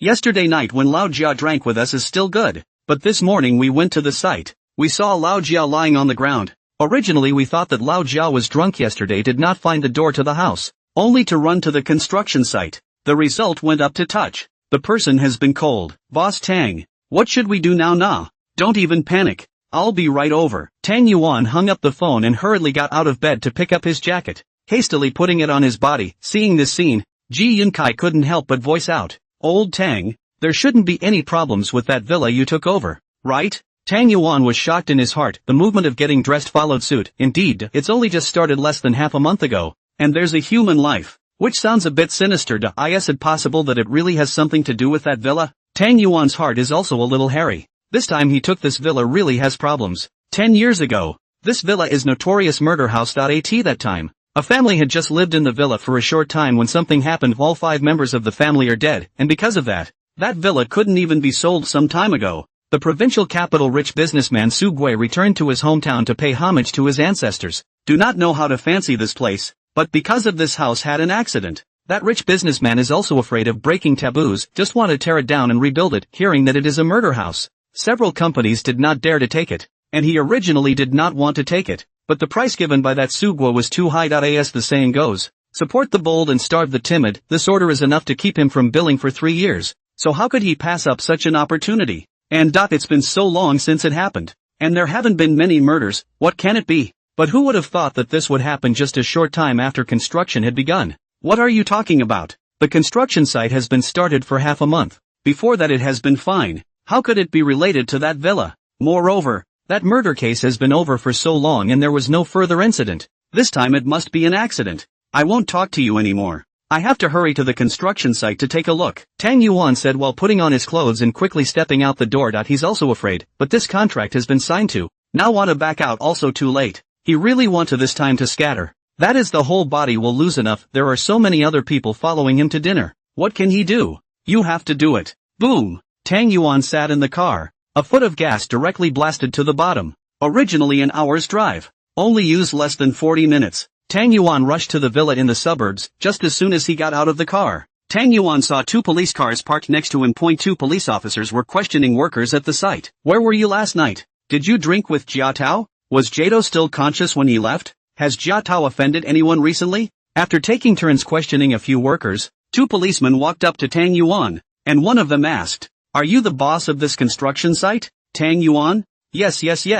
As Tang Yuan spoke, he pulled out cigarettes from his pocket and handed them to the 2 police officers. I was at home all last night, and my wife Ji Yun, as well as my neighbors can all testify for me. The policeman pushed back the cigarettes Tang Yuan handed him and quickly recorded them on a piece of paper. The police officer who had asked before then continued to ask, "Just now they said that Jia Tao has been with you for 4 or 5 years. You should know Jia Tao very well, right? Tell us about him." "Jia Tao is an old buddy under me. He is not much of a problem. He likes to drink a little wine. People are also relatively kind. There are no enemies around. But because of poverty, so are more than 30 years old, has not married a wife. Before also has been in the construction site, built a simple room to live in. He has always been a good amount of alcohol. A few brothers have, no one can drink over him. I also just now know that he had an accident. Even his body has not seen." Tang Yuan gave an honest account. When he finished, he glanced around and carefully asked, "Officer, how the hell did he die?" The police said in a flat tone, "From the previous examination, it should be a sudden myocardial infarction, but we can't rule out external factors for the time being. We've already recorded your statement. Later you'll come back to the police station with us and draw a signature. In addition, before the investigation is clear, work can't be started here for the time being." Upon hearing this, Tang Yuan became anxious. "Officer, how can we not start work? We've signed a contract. We can't delay the work. We're following the rules. So don't make things difficult for us." The policeman who asked the question gave a wink to the policeman next to him, and then turned his head to look at Tang Yuan. "Let's go. Investigate early and you'll start work early." A bitter smile appeared at the corner of Tang Yuan's mouth, but at this juncture, how dare he say a word? Hot Springs Lodge. Qin Feng had just returned to his room when a familiar voice came to his ears. "Big brother Qin, you're back." Mi Shui bounced into the room, hugged the little meatball on the bed, and happily pinched the little meatball's cheeks with her hand. She came back last night and the first thing she did was look for Qin Feng. Instead, he heard from his dad that Qin Feng had gone out with the little meatball and hadn't returned for several days. She was particularly lost inside. They also thought about whether they should go out to look for Qin Feng, but Anha City was not big or small, and they didn't have Qin Feng's contact information, so how could they look for him? But today, when I just woke up, I heard that Qin Feng had returned. Needless to say, brother Qin must have calculated that they had already returned. And that's why he returned to the Hot Springs Villa in Milan. Who was on the side, didn't have the good sense to stick so close to Qin Feng, but she also sat on the chair next to him, blinking her big eyes and asking with a face full of curiosity, "Brother Qin, where have you been these past few days?" Qin Feng smiled, "Going to Flower Alley to see the fish, and then going to Wulong Yuan to taste tea." The 2 sisters surrounded Qin Feng and kept asking questions. Qin Feng did not get impatient. Instead, he told the 2 about some of the little stories he encountered on this trip, but the 2 sisters were also listening with some fascination. Suddenly, Qin Feng's gaze was fixed, looking up through the window into the void. It was as if he felt a ghostly aura rise up into the sky in that just moment, but it was gone in just an instant. The only thing he could be sure of was that the place was definitely not in Anha City. Or rather, not in Gangfu County. Where exactly?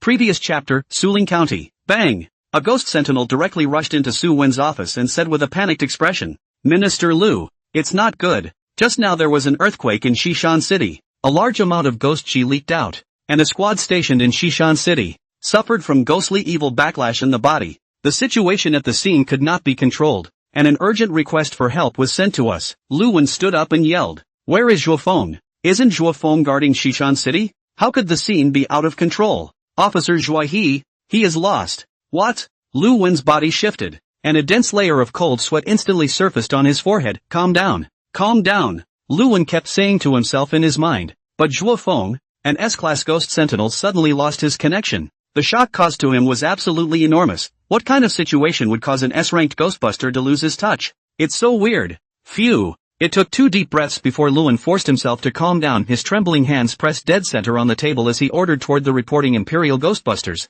Immediately notify all A-ranked Imperial Ghostbusters in the provincial capital, and notify Xiaonan and Renping to gather within 10 minutes. Suling County, counting Zhuo Feng, only had a total of 4 S-class ghost smiters. Xiaonan and Renping are 2 of them this time. The matter involved an S-ranked ghost swordsman, and it was definitely not simple, so he had to personally bring someone to take a look. Yes. 10 minutes later. On the rooftop of the Suling County Provincial Capital Directorate building, there stood a dozen people, led by 2 people, a man and a woman, aged around 30 years old. It was Xiaonan and Renping. There were 3 of them at the peak of A rank and 5 at the advanced A rank. This could almost be said to be the strongest force in the provincial capital of Suling County, and if it wasn't for the fact that Shishan City had such a big accident, Lu Wen wouldn't have mobilized all of them to rush to Shishan City. The Shishan City side has just received news that at least a dozen ghost sentinels have been revolted. 2 of them are at the peak of Class A. The rest of the situation we don't have a grasp of for now, because the ghost sentinel who sent out an urgent plea for help earlier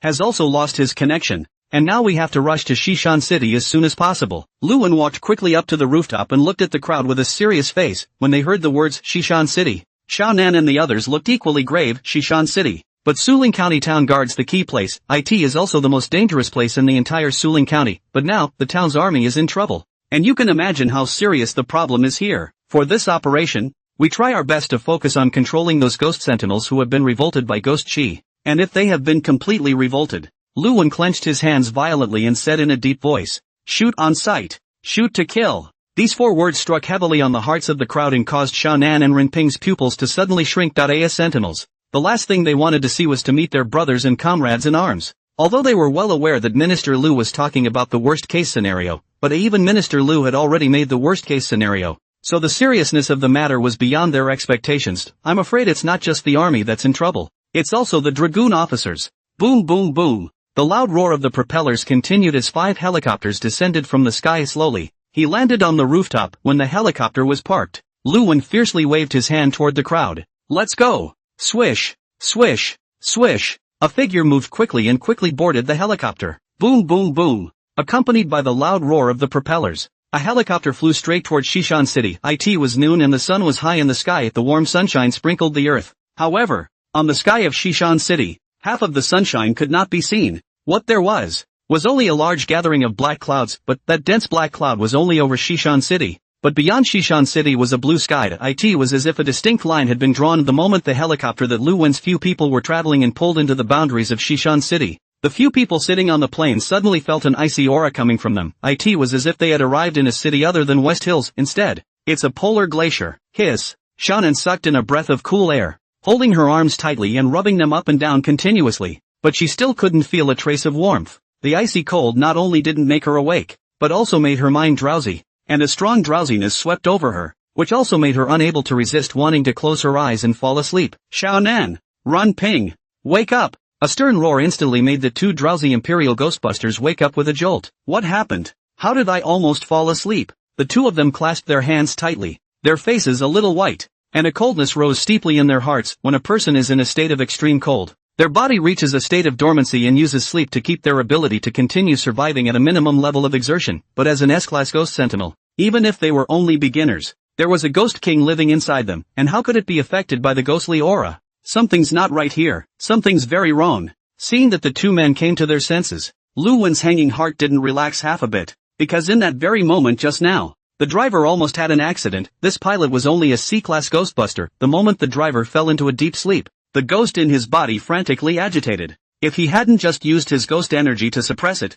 I'm afraid that just now the driver would have been revolted by the ghost in his body. Lu Wen craned his head to look out the window. but it was so dark that he couldn't see anything. All people should not continue deeper and drop on the spot. Yes. A helicopter was rapidly descending towards the ground with a steady stream of responses coming from the contact. Boom boom boom. Under the instigation of the huge propeller, not only did the black ghostly aura around it not disperse, but instead it stuck to the glass of the helicopter like a viscous liquid. It wasn't until the helicopter landed on the ground that the ghostly aura outside the window finally dissipated a bit, able to give a clear view out the window. The Shishan city, which was already somewhat desolate, looked even more eerie under the haunting ghostly aura. Luan took a deep breath, pushed the door open, and stepped out of the helicopter. Chasta icy coldness swept around them, the kind of coldness that seemed to penetrate deep into the marrow of the bones, making people shiver. Luan twisted his head and glanced at the crowd behind him who were clutching their arms and shivering, and said in a deep voice, Class A Ghost Sentinel, first temporarily withdraw from Shishan City and wait. Xiaonan,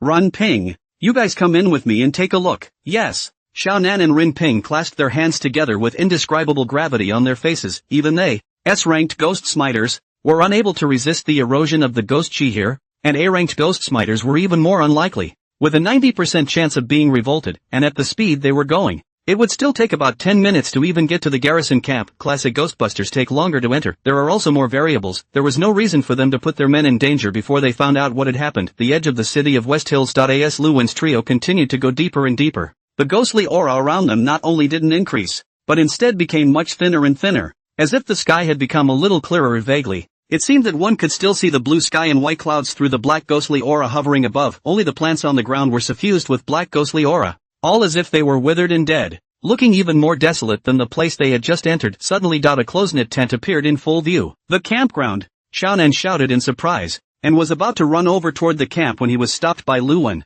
who was walking in front of him. Xiaonan looked at Luan with a puzzled expression. Minister Lu? Luan didn't turn around, but looked in the direction of the camp with alert eyes and said in a deep voice, Don't you guys think the camp is a little too quiet? Xiaonan and Ren Ping were shocked in their hearts. It is indeed too quiet. There were at least thousands of troops stationed in the city of Western Hills, and as the base camp of the garrison, the camp not only had to be guarded, but it was also the place where the largest number of troops were stationed. And how could the resident Ghostbusters be so quiet when they were being revolted by the ghosts inside them? Ren Ping vigilantly scanned the surroundings, but did not find anything strange. Even the ghostly aura here was even thinner than the ghostly aura in their bodies. He frowned and said towards Minister Lu, Minister Lu, aren't you too nervous? Shishan City is so big, and the places stationed are not just here at the camp. Perhaps there is a problem elsewhere, and the Imperial ghosts stationed at the camp have rushed to support them. Isn't it normal for it to be quieter here? But don't forget that emergency calls for help can only be sent from the camp. Luan twisted his head to look at Ren Ping, and his face, which was mostly obscured by shadows, only revealed a pair of morose gazes, which looked incredibly eerie in such an atmosphere. Ren Ping was startled. It only felt as if Minister Lu had changed into a different person. Moment. A cool air rose from his spine, and a dense cold sweat surfaced on his forehead. He took a step back and cautiously called out, Lu? Minister Lu? Minister Lu looked at Ren Ping with a puzzled expression. Ren Ping was stunned. Now Minister Lu looked perfectly normal, as if nothing had happened. Did he just blink? But that feeling was just too real. Watching Ren Ping froze, Xiaonan on the side shook her hand in front of Ren Ping's eyes. Ren Ping, are you alright? Hearing Xiaonan's voice, Ren Ping sobered up with a shiver. Illusion. It must be an illusion, although he himself didn't quite believe that an S-ranked ghost swordsman would create an illusion. This place was so bizarre that it couldn't be compared to the normal world, even if he gets the wrong impression. It's not unusual. No, it's fine. Minister Lu is right. An emergency call for help can only be sent from the camp, which means that the camp can't be empty. It's better for us to be more careful. Ren Pei waved his hand and carefully walked in the direction of the campground. Minister Lu, however, froze in place. When did he say that? There's something wrong with Ren Pin. He carefully looked at Xiaonan on the side, and also saw the look Xiaonan passed over, quietly pointed at Ren Ping's back and gestured 2 words with his mouth, look out. Xiaonan nodded and slowly leaned over in the direction of the camp, just clasped his hands darkly. Be ye ready to use your ghostly energy at any time. It wasn't that she didn't trust Ren Ping, but this place was too strange, and Ren Ping's state made her feel very uneasy, and because of this incident, the hearts of all three hung in the air. A little more careful. Ren Ping was at the front of the line and the first to approach the camp. Suddenly, zip, zip, a cacophony of radio noises came from the tent, and Ren Ping carefully padded over to the tent's heel, hearing a steady stream of low voices coming from the tent. Emergency call. Emergency call. Ghost energy leaking out of West Hill City. Ghost watchers being turned back. Officer Zhuo lost. The constant cycle of calls also added a touch of joy to Ren Ping's eyes, and he hurriedly turned his head to look at Lu Wen and Xiaonan. There are still people alive. Lu Wen and Xiao Nan were also slightly relieved. As long as there were people, they were able to ask what was going on. The three couldn't wait to rush into the tent, but the tent was empty, not to mention people, not even a ghost shadow was seen. Zip! There was only one badge that had fallen to the ground, constantly flickering. At this moment, the air seemed to freeze, the sound of electricity was interspersed around them, and the cries for help intermittently reached their ears. But the three of them tensed their nerves and only felt their hands and feet go cold. There's no one there. So who's making this noise? And who was it that asked them for urgent help? Although they were ghost sentinels, they dealt with ghosts and evils every day, and had encountered many weird and horrible things, but there are no ghosts here. If it's just ghosts and evil, they really have nothing to fear, because they are even half ghosts themselves. But from the time they had entered this place until now, not only had they not seen ghost evil, they had not even seen a single corpse. Where did all those people go? This place, it's just too evil, and I don't know how long it was. Luan just slowed down and wiped the cold sweat from his forehead, turning his head to look at Xiao Nan and Ren Ping, who were still in a daze. Don't scare yourself yet. It might be caused by the strong obsession of the Imperial Ghostbuster who asked for help after his death. Now go to the other tents and see if you can find any clues. But such words did not sound comforting to Xiao Nan and Ren Ping. The obsession is there, but even obsessions take the form of ghosts, and now that Sentinel was nowhere to be seen in life, nowhere to be seen in death, leaving only the sound of constant calls. What is this? But the two were also aware that the most important thing they had to do now was to figure out the truth. Where did the garrison Oni go? Even if you die, there's still a body left behind, right? The three of them quickly stepped out of the tent and searched the other tents one by one, but all of them were empty of people, corpses, and even more so, ghosts and evils. Last room, Ren Ping sighed, no longer holding any hope in his heart, but still, as soon as he lifted the tent, there was still no one in the tent, except for a couple of lunchboxes on the dining room table with half-eaten meals still in them. Got something? Ren Ping shouted behind him in surprise, but received no response. He twisted his head to look behind him, but he didn't see Minister Lu or Xiao Nan. Where are the people?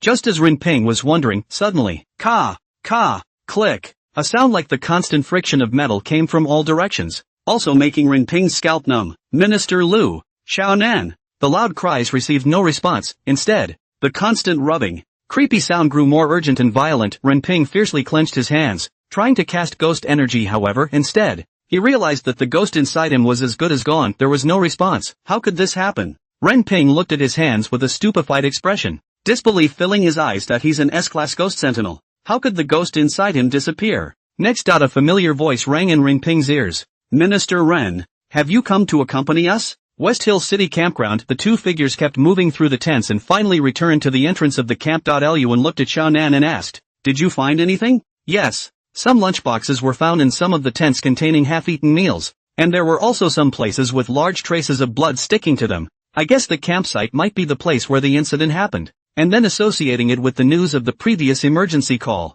we can basically be sure that the ghost chi suddenly leaked out, catching everyone off guard. And a part of the ghost sentinel was revolted by the ghost chi inside their bodies, and Officer Kujua disappeared. No one was able to fully control the scene before someone sent an emergency call for help to the Provincial Capital General Bureau. Xiao Nan quickly analyzed. Luan, however, shook his head. If it's normal, it is, but what about the body? Corpses? Xiao Nan was stunned. The big problem now is that there are no bodies to be seen throughout the camp. That's the only bit that doesn't make sense. Looks like there's another lead to look for. Luan sighed, suddenly frowning. He said, where's Ren Ping? Why isn't he back yet? Although they were S-ranked Ghostbusters, none of them had perception-type abilities, so they could only rely on searching to find clues, and a campground where thousands of people live is not too big to be small. In order to collect clues as quickly as possible, they were each responsible for one side. He was the strongest and was responsible for the farthest north side. Xiao Nan and Ren Ping were each responsible for the east and west sides, although he was a bit stronger and faster than the two. But if Xiao Nan are already back, why isn't Ren Ping back yet?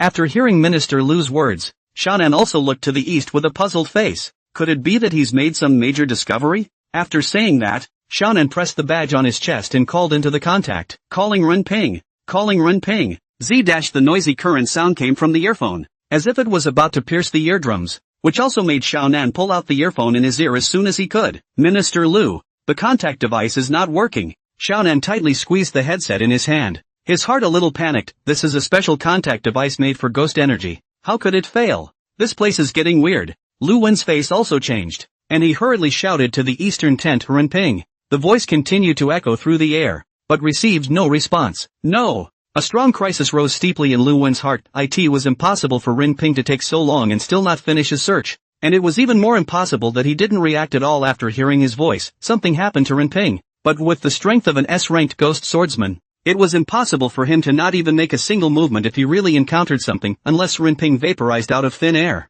Vaporized out of thin air. Vaguely, Lu Wen seemed to think of some key clue, but he didn't have no time to think more at the moment and directly grabbed Xiaonan's arm with a hard stomp of his feet. He violently ran away in a hurry towards the distance. Minister Lu, run Ping Yi. The ghostly aura around her kept pouring into Xiaonan's mouth, making her unable to speak, and she couldn't help but twist her head to look behind her, only to see that the campsite, which had seemed normal and unimaginable before, suddenly enveloped in a ghostly aura, like a fanged beast with an open mouth toward them. What's that? Xiaonan's pupils shrunk, cold sweat soaked her back and next. Bleak ghastly winds blew from all directions, and the viscous, liquid-like ghostly aura instantly wrapped the two of them up. 3 days later, the Ghostbusters who had been guarding the junction of Nishiyama City were in a hurry. It's been 3 days and Minister Lu and the others still haven't come out. Is something wrong? A ghost sentinel looked at the still ghostly Shishan City with a worried face. Hearing this, the crowd that was already nervous, it was also heartbreaking. Although Shishan City wasn't small, Minister Lu's few people certainly wouldn't go deep into Shishan City.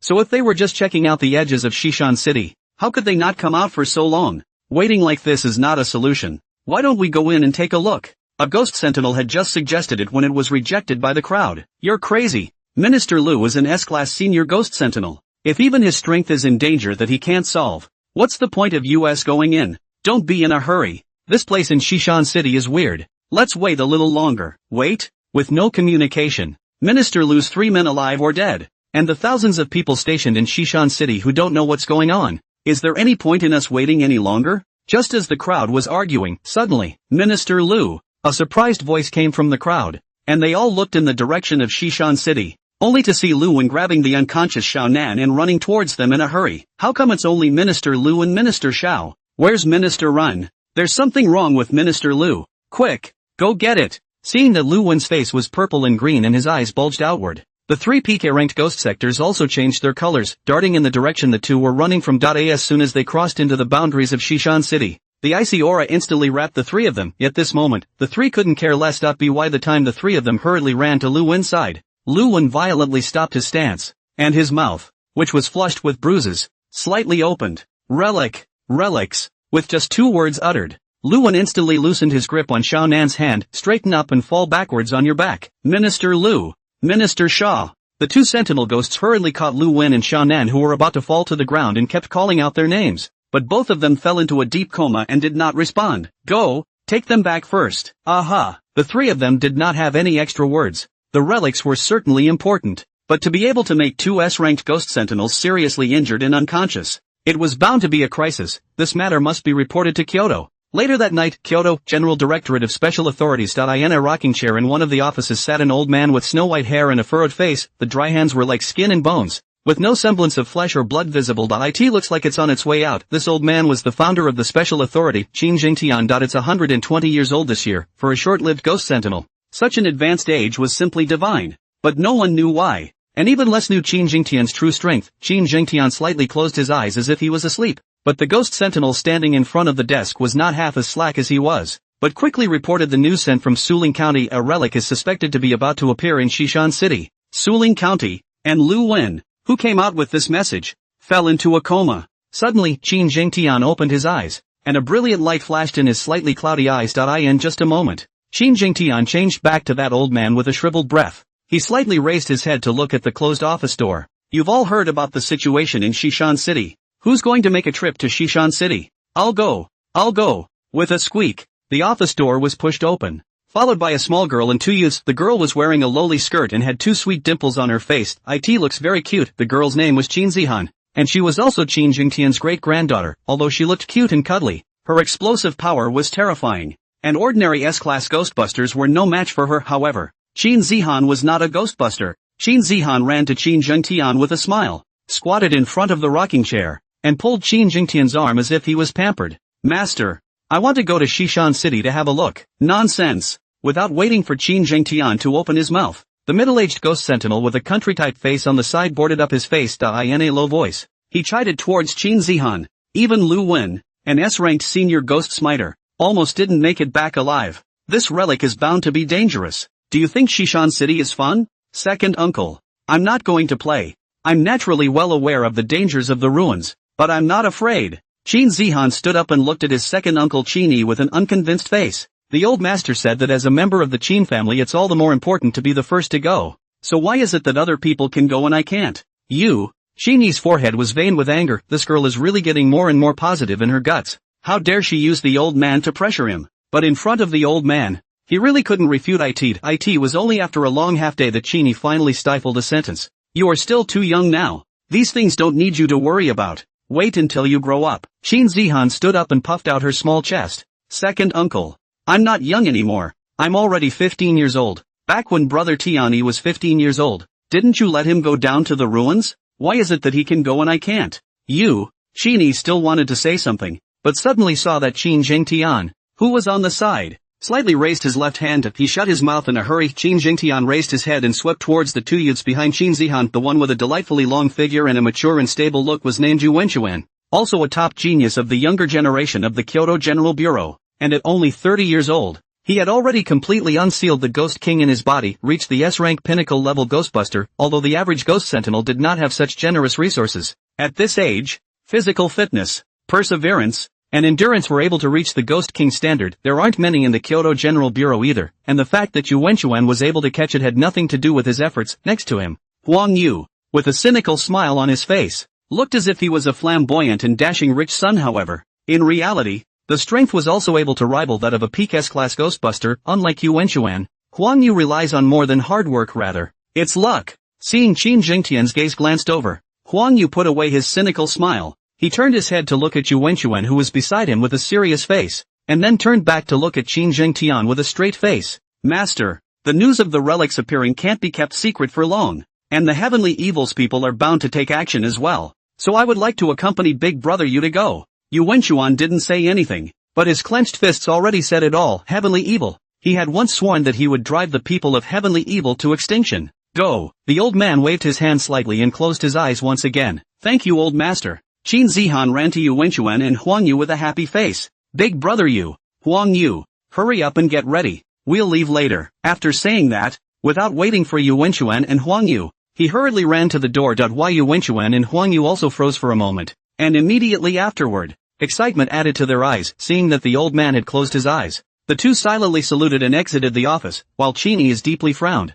He carefully looked to the side as if asleep. Qin Zhengtian whispered, Old master. This time the relics and the previous present relics are different. Yu Wenchuan and Huang Yu to go I do not oppose. But Zihan, her control of the divine power is not comprehensive enough. In case of danger, dangerous and equally opportune. Qin Zhengtian still slightly closed his eyes. Under the opening and closing of the two halves of his lips that were as dry as thin skin, he let out an incomparably vicissitude voice. Recently, the ghosts and evils have been rioting frequently. There is not much time left for us. Nowadays, all the forces are eyeing on our Huaxia. It is impossible for us to shelter them forever. They have to grow up as soon as possible. Qin's heart shook as he violently clenched his fists. Not much more. If that was the case, then the ones who would bear the brunt would definitely be father and elder brother. Several people, as they led the majority of the Kyoto General Bureau's strength and had been guarding the entrance to the realm. Maybe Jiangning City God can help us. Moreover, the myth recovery has begun. We may not be without a chance. Qin clenched his teeth. It was impossible for the news of a divine resurrection in Jiangning to go unreported, only that they acquiesced to the attitude of Jiangfu County, and for the time being, they were mainly observing the city god. They also wanted to see what kind of a character the city god was. City god. A soft murmur rang out, and Qin Zhengtian opened his eyes once again, only that there was an indescribable meaning in his cloudy eyes. If the city god revived 100 years ago, we still have a chance, but now, it's late. Closing his eyes once again, Qin Zhengtian waved his hand towards Qin Yi. Transfer a team of troops to guard the borders of Shishan City, and beware of innocent people intruding. Also, Qin Zhengtian's hand on the back of the chair gently tapped, and said softly, Wen Xuan, this child is sentimental and righteous. Back then, he had suffered a great loss at the hands of the Heavenly Evil, and has been blaming Liang Xian's death on his own head. This time, if he encounters the people of the Heavenly Evil in the relics, he is bound to refuse to give up. You go and hand over the number 3 spiritual artifact to him later on. A trace of hesitation flashed in Qin Yi's eyes, but he still respectfully saluted. Yes, Suling County. Lun and Shannan falling into a coma at the same time also threw the entire top management of the Provincial Capital General Bureau into chaos. Good on. Previously, there was no S-Class Ghost Sentinel Louis, who had followed Lu Wan to Shishan City, to sit in on the situation, so as not to paralyze Suling County's special administration system. Nonetheless, there is some trepidation. Even Louis was distracted. It wasn't until Yuanchuan's trio arrived at Suling County that Louis let out a slight sigh of relief and brought the trio to the special ward where Luan was. Why Yuanchuan looked at Luan, who was lying on the hospital bed and still had his eyes closed tightly, and asked in a deep voice, "How is Minister Lu's current condition? When will he wake up?" "I don't know." Louis sighed and turned his head to look at Luan on the hospital bed. His voice said hoarsely, "After checking, all of Minister Lu's physiological characteristics are very normal. It's just that I don't know why he hasn't been awakened. Moreover, the ghosts in his body have also been in a deep slumber all this time. We've tried a lot of ways to awaken them, but none of them have been of much use." Qin Zihan frowned and said in a low voice to Yuanchuan, "Brother Yu, why don't we just go directly to Shishan City?" "No, we don't know anything about the relics right now. To be safe, it's better to wait for Minister Lu to wake up." Yuanchuan clenched his fists and shook his head towards Qin Zihan. The relics were full of dangers, and even if he held a number 3 spiritual artifact, he didn't dare to act rashly, because he understood the significance of spiritual weapons to Huaxia. They're not there to get killed. Previous chapter, and in the city, although it was only separated by one province, Suling County wasn't Qin Feng's jurisdiction, so Qin Feng didn't really know what was happening in Shishan City, and since that day, Qin Feng hadn't sensed the source of the ghostly aura again, and put the matter behind us. These days, Qin Feng, in addition to look at the scenery, by the two sisters pulled to the Wulong Mountain around every night will be the Netherworld to absorb the power of faith, to see if there is anything on the prayer book can trigger a special signing outside. Or look for opportunities in the visitors who come. Unfortunately, there was nothing to be gained. Should we go for a walk outside?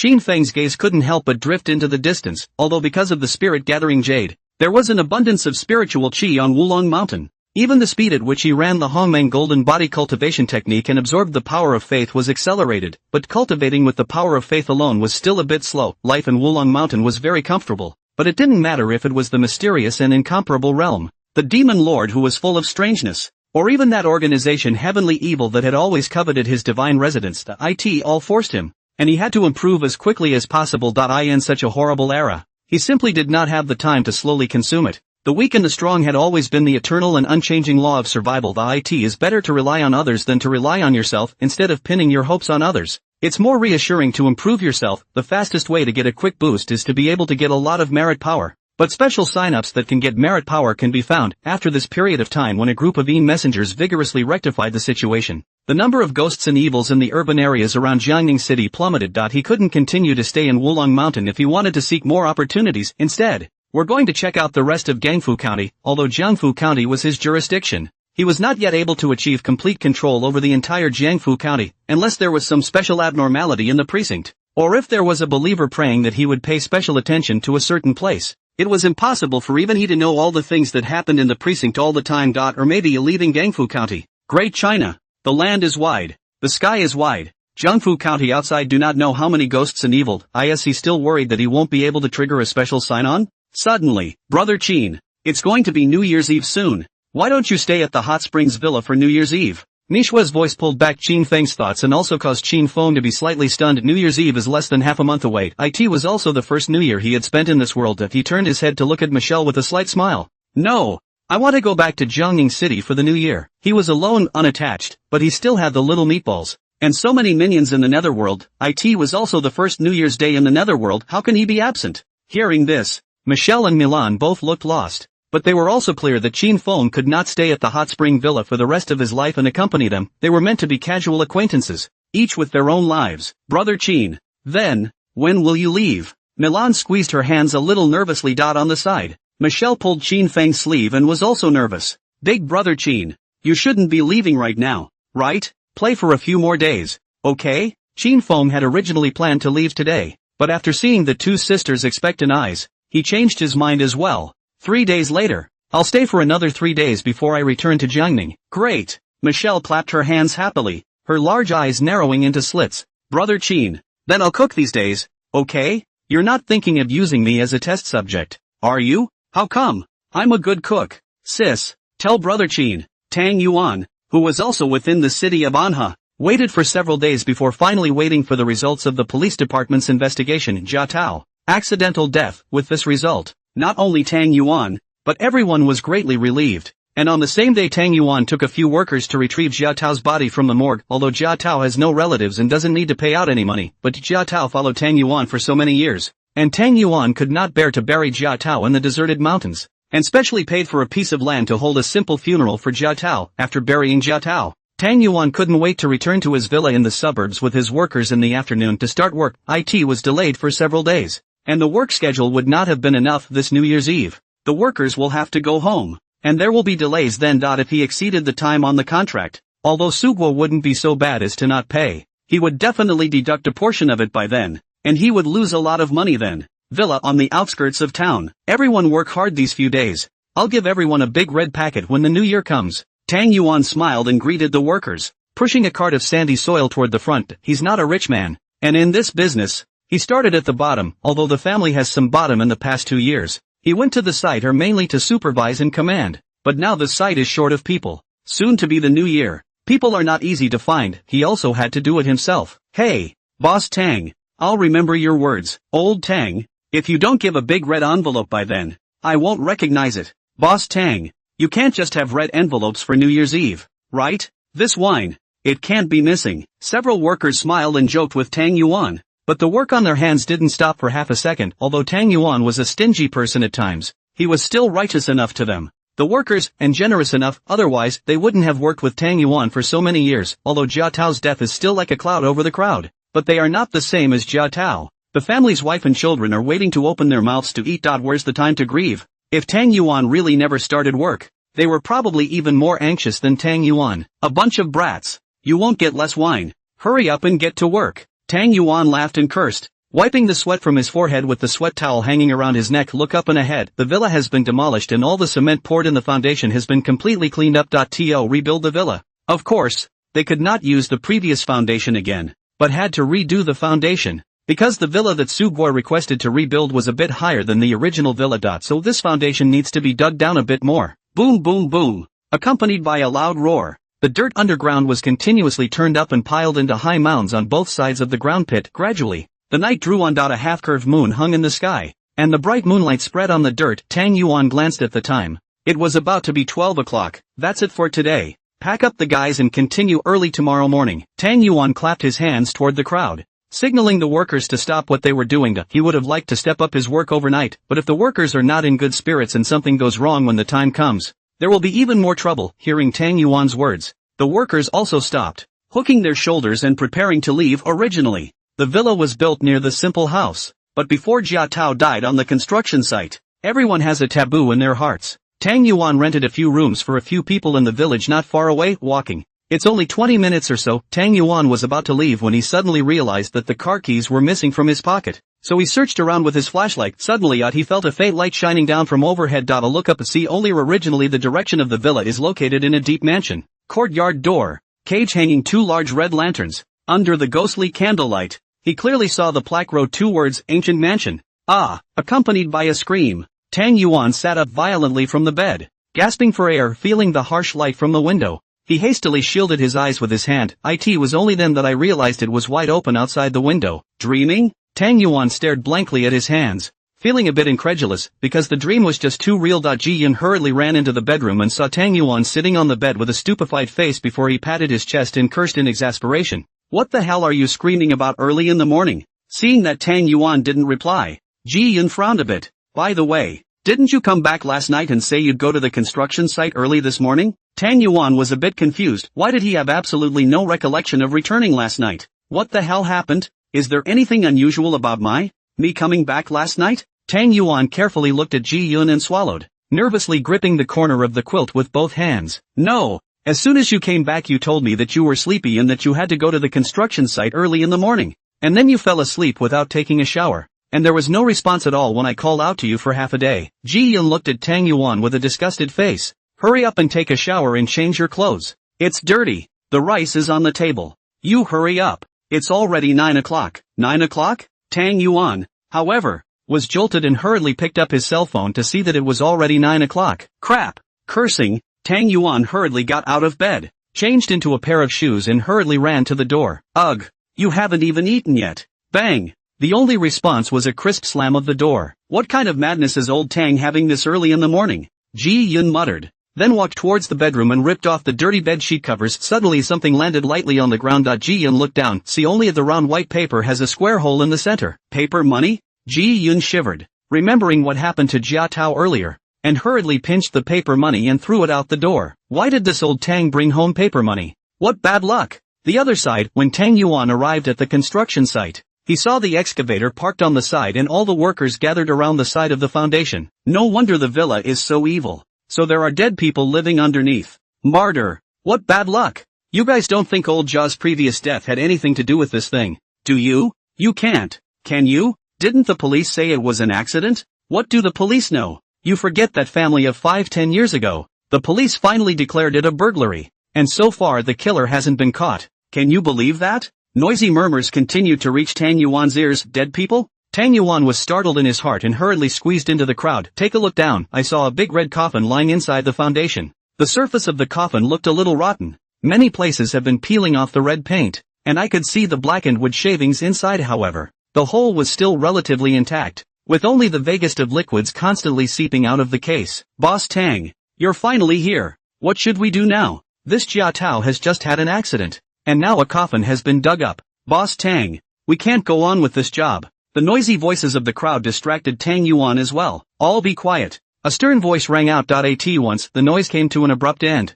and the crowd looked at Tang Yuan, only to realize that Tang Yuan's face was dark and scary. This place is already evil, and now the coffin has been dug out. Not to mention that these workers do not dare to do it anymore. Even Tang Yuan also dare not continue to do it. You can break a contract. You have to pay for it. You guys call the police first. Tang Yuan said hurriedly, picked up the phone and walked to the side, dialing Subwa's number. Do. After the phone was connected, a strong voice came out. Boss Tang, Boss Su, something has happened on this side of the villa. I think it's better for you to come over. What happened? After hanging up the phone, Tang Yuan glanced at the place where the foundation was, and in his mind, somehow, the ancient mansion with the red lanterns popped up again. An instant shiver went up his spine. All disperse, let the police handle it later. Tang Yuan waved his hand at the crowd and walked quickly to the small car outside the villa. Instinctively, I wanted to get away from that place. Lit a cigarette and smoked it in silence. Smoky. Only after a dozen or so cigarette butts had appeared on the ground did the siren sound in the distance. Tick, tick, tick, tick. Finally, it wasn't just the police who came, but also Subway. Only after receiving the usual questioning from the police did Tang Yuan come up next to Subwa, who had been waiting on the sidelines for a long time. Boss Su, you can see the situation now. The construction site has had one accident after another. There's no way this project can continue. Subwa's face changed slightly. Boss Tang, isn't it just digging up a coffin? Are you as nervous as that? Boss Su, is this about a coffin? A worker even died earlier. Don't forget, this place is a famous murderous mansion. If I had known something would happen, I wouldn't have done it even if you had given me more money. Tang Yuan clenched his fists. Although he wanted to earn money, he was more afraid of having money to earn and no life to spend. Seeing Tang Yuan with such a strong attitude, Subwa also frowned. Boss Tang, the price can still be negotiated. You also know that I've already bought this place. I can't throw money into it for nothing, right? Moreover, we have signed a contract before. Why? Do you want to renege? Tang Yuan's face shifted. In a strong tone, he said, Boss Su, this really isn't a matter of money or not. You'd better find someone else for this project. I'll take the works of these days as a waste. He loses money if he doesn't charge, but that was the bottom line he could concede. If Subwa really made him lose money. He doesn't have the money to pay for it anyway. Upon hearing this, Subwa's face didn't look too good either, but he had good several construction companies before, all of which were rejected. And now if Tang Yuan also spurned them. Where's he gonna find someone? Gritting his teeth, Subwa raised his hand and stretched out his index finger. Boss Tang, I'll add another $1 million to you if you finish this project. In the future I'll be introducing you to projects in Jiangfu County. What do you think? Works in Gangfu County. It had to be said that Tang Yuan was indeed somewhat moved before taking this villa in the hands of Subwa, in addition to the high price, or to flatter on Subwa. Subwa was a rich merchant of Jiangfu County. His connections and circle were not comparable to his. If he could take over the projects in Jiangfu County, he would have no problem opening a construction company in the future. Feeling the hesitation in Tang Yuan's heart, Subwa's gaze moved slightly. I know Boss Tang's worry, and I don't want to force you, so let's do it this way. I'll give you another grace period for the construction period. I'll think about it first. Tang Yuan didn't agree in one breath. He was still more or less worried in his heart. Things are so evil these days. After dealing with the coffin and pacifying the workers, Tang Yuan returned home with a tired face. Even if he did promise Su Gua, it would be impossible for him to start work again during this period of time. Gotta wait until after the year. Lying in bed, Tang Yuan tossed and turned, unable to sleep, and as soon as he closed his eyes, the ancient mansion appeared before his eyes. I don't know how long it took before I felt sleepiness sweep over me. Suddenly an icy breath came from Tang Yuan, causing him to shiver and open his eyes violently. However, what appeared before him was not his room, but the ancient mansion. Ancient mansion. Tang Yuan looked at the two large red lanterns hanging on the beams of the room, only to feel goosebumps all over his body. He subconsciously took a step back, and his mouth kept chanting, "Dream. I'm dreaming. Yes. Fake. All fake. Come on. Come to your senses." He pinched at his thighs as he tried to snap out of it. Intense pain came from his thighs, also causing Tang Yuan to stifle a breath of cold air. However, he wasn't sober. How did this happen? No.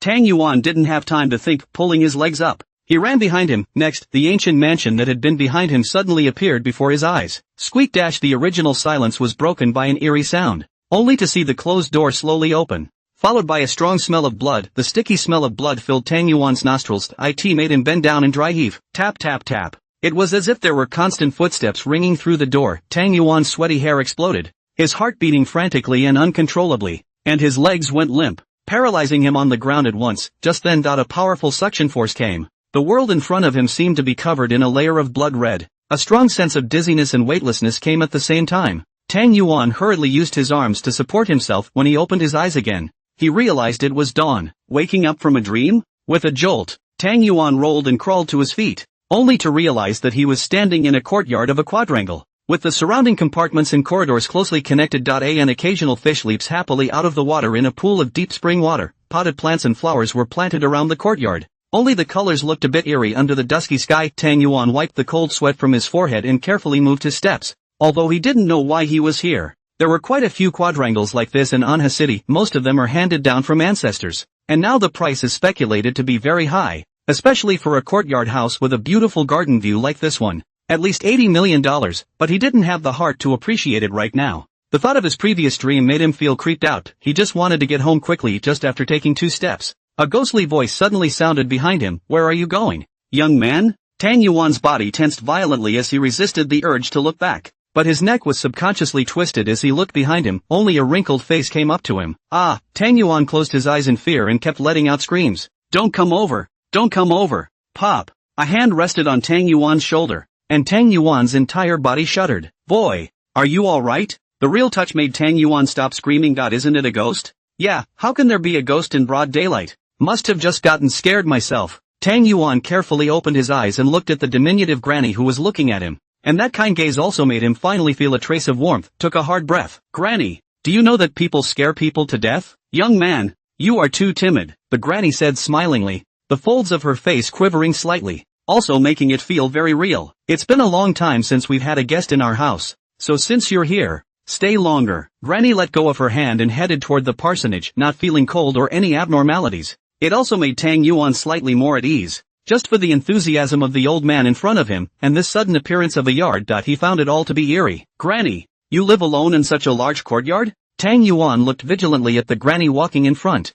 Although the granny looked 80 or 90 years old, her feet were like the wind, faster than he could walk. This is not at all like a normal old man. Tang Yuan tried to slow down his pace, but the granny walking in front of him didn't stop him, but said with a smile, "All of my children have gone out of town, so it's just me and my old man living here." After further testing, the other party didn't have much of a reaction. Tang Yuan got a little bolder too, seeing the granny turn and walk into the hall. He stopped at the door and called out, "Granny, I have things to do at home, so I'll leave first." "What's the hurry, young man? Finish your tea first." The granny suddenly leapt out from inside the door, handing a tea bowl to Tang Yuan. Suddenly the sticky, bloody odor hit his nose, and Tang Yuan looked down, only to see a reddish piece in the bowl. It's not tea, it's blood. Tang Yuan trembled and shouted madly in his heart run. However, his legs were like cement, unable to move a step. No.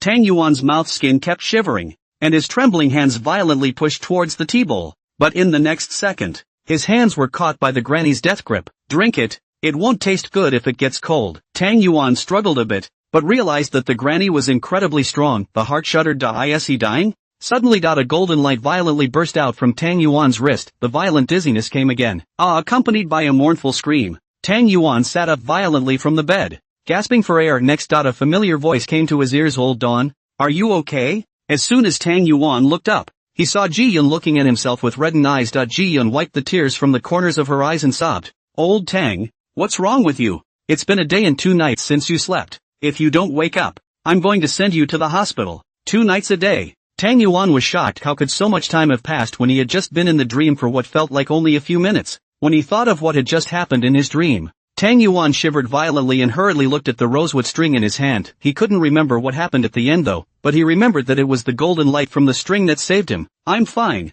I just had a dream. Comforting Ji-yun, Tang Yuan gripped the rosewood string on his wrist tightly before feeling slightly more at ease. It was clear to him that it wasn't a dream at all. The hell with him. Suddenly, knock knock knock. The sharp knock on the door startled Tang Yuan. I'll get it. Ji-yun quickly stepped out of the bedroom, and in a short while hurried back, saying with a scared look on his face, Old Tang, hurry up and go out to take a look. Someone is looking for you. Looking for me? Who is it? He said his last name was Su. Mr. Su? Tang Yuan hurriedly got out of bed, but he almost didn't fall, and he braced his weak body, holding onto the wall as he slowly walked out of the bedroom. Next, just saw Sugwa sitting in the living room, just the original rich-looking Sugwa, now with a face full of beard, as if he hadn't slept for days and nights. His face was incredibly pale, and his eyes were covered with red blood. Tang Yuan was shocked in his heart. Seoguk wouldn't have hit a ghost too, would he? Seoguk also hit a ghost, however. Unlike Tang Yuan, he didn't dream of the ancient mansion, but rather dreamed that he had returned to the Villa Heel. Although he didn't stay in the dream world all the time, but as soon as he closed his eyes, he saw the gloomy villa with 5 corpses hanging in front of its door. The same 5 members of the family that had been killed earlier. The stinging blood made him gasp. It also scared him so much that he didn't even dare to close his eyes again, enough to stay up for a day and 2 nights. Sleepiness tormented him to want to go crazy, but he did not dare to go to the hospital for fear of being treated as a psychopath. He's been pushed really hard. It was only then that I called Tang Yuan, but Tang Yuan hadn't answered the phone, which made him even more panicked. Only in person, after understanding what happened to Sugwa, Tang Yuan's heart hung in the air. It was definitely not a coincidence that he and Sugwa hit a ghost at the same time. It must have something to do with the villa. The point is, the villa project has been halted, and Sugwa has not gone to that villa again. But the abnormality has not disappeared. Instead, it is getting worse. He shuddered to think if he ever fell asleep again. Will you wake up? It's really bad luck. After smashing so much money, we still encountered this kind of thing. Boss Tang, what do you think we should do now? Nah. Sugwa drooped his head, a face of remorse. The reason why he bought this villa in the first place was because it was a murder house before, so the land was cheap. But who would have thought that the murder house thing wasn't even a home invasion? It was a real ghost. He's scared. Even if the villa is lost in his hands, he wouldn't dare to ask for it again. But the problem was, it wasn't a question of whether he wanted it or not. It was the ghost in that villa that wouldn't let go of him, and he really wanted to die. If he was tortured like this any longer, he would really go crazy. Tang Yuan touched the rosewood string in his hand and looked up at Sugwa. Boss Su, do you know Jiangning City God? I've heard that. Sugwa's eyes rolled. You mean to worship the gods? But we're in this situation. Can worshipping the gods help? It works. Ever since he had seen the real 9 hells in the courtyard that day, Tang Yuan had been convinced of City God. Plus he had heard Qin Feng talk about inviting the godhead before. He moved on as well, but by the time he rushed to Jiangning City it was already too late. There are more devotees waiting to invoke the godhead than there are devotees waiting to burn incense and worship the Buddha. Although the painting of the city god is much simpler than the clay modeling of the city god. A painter, at most, can only paint 100 portraits of the city god in a day? And once again, the invitation to the god has become in short supply. At that time, the villa construction site had just begun soon. How could he have time to spend in the city temple? Just thought I'd wait until a little while later. After all, unlike Hiraganbuku, a family can only invite 1 shrine. And now that the matter of inviting shrines has just begun, the number of people who go to invoke shrines is sure to be high. It's definitely going to be a lot less when some time passes. But who would have thought that by waiting so long, he'd hit something evil? Tang Yuan probably said about inviting the gods. But Sugwa was listening and frowned. Boss Tang, do you mean we have to wait for another day? Can we wait? Upon hearing this, Tang Yuan also froze. Yeah, can they wait? Sugwa had already stayed up for a full day and 2 nights. Could he last a day and a night without sleeping? Tang Yuan didn't dare to pack his bags, although there is a rosewood string to protect him. How long can this string protect him? Suddenly, Tang Yuan's eyes lit up. Why didn't he just go to Qin Feng directly, since the bracelet that Qin Feng cast the spell on was really useful? Although he didn't think that Qin Feng was more powerful than the city god and better able to protect their safety, the fact that Qin Feng was a big living man also allowed him to feel more at ease thinking of this. Tang Yuan grabbed Su Guo's arm. Boss Su, I have another idea. Looking at Tang Yuan, who was full of excitement, Su Guo also froze. What solution? Please, Mr. Qin. Hot Springs Lodge entrance. Big brother Qin, are you really leaving? Mishua blinked her big eyes and looked at Qin Feng with an unwilling face. On the side, Milan was also biting her lip, lightly wanted to say something, but didn't know what to say, seeing the two sisters in this state. Qin Feng smiled faintly and raised the cell phone in his hand. Didn't you guys already leave my contact information? If anything happens, send me a message. Originally, he hadn't planned to buy a cell phone. After all, if he returned to the Netherworld, the thing would be out of commission, but the two sisters were afraid of losing contact with him. Nan gave him one. Of course, it's not without its benefits to have a cell phone, so you can find out what people are up to nowadays. And by the way, you can also check out the news on the internet to see if there's anything weird going on. Pity, the secrecy of the special authority is really good, although there are quite a few legends of ghosts and monsters on the internet.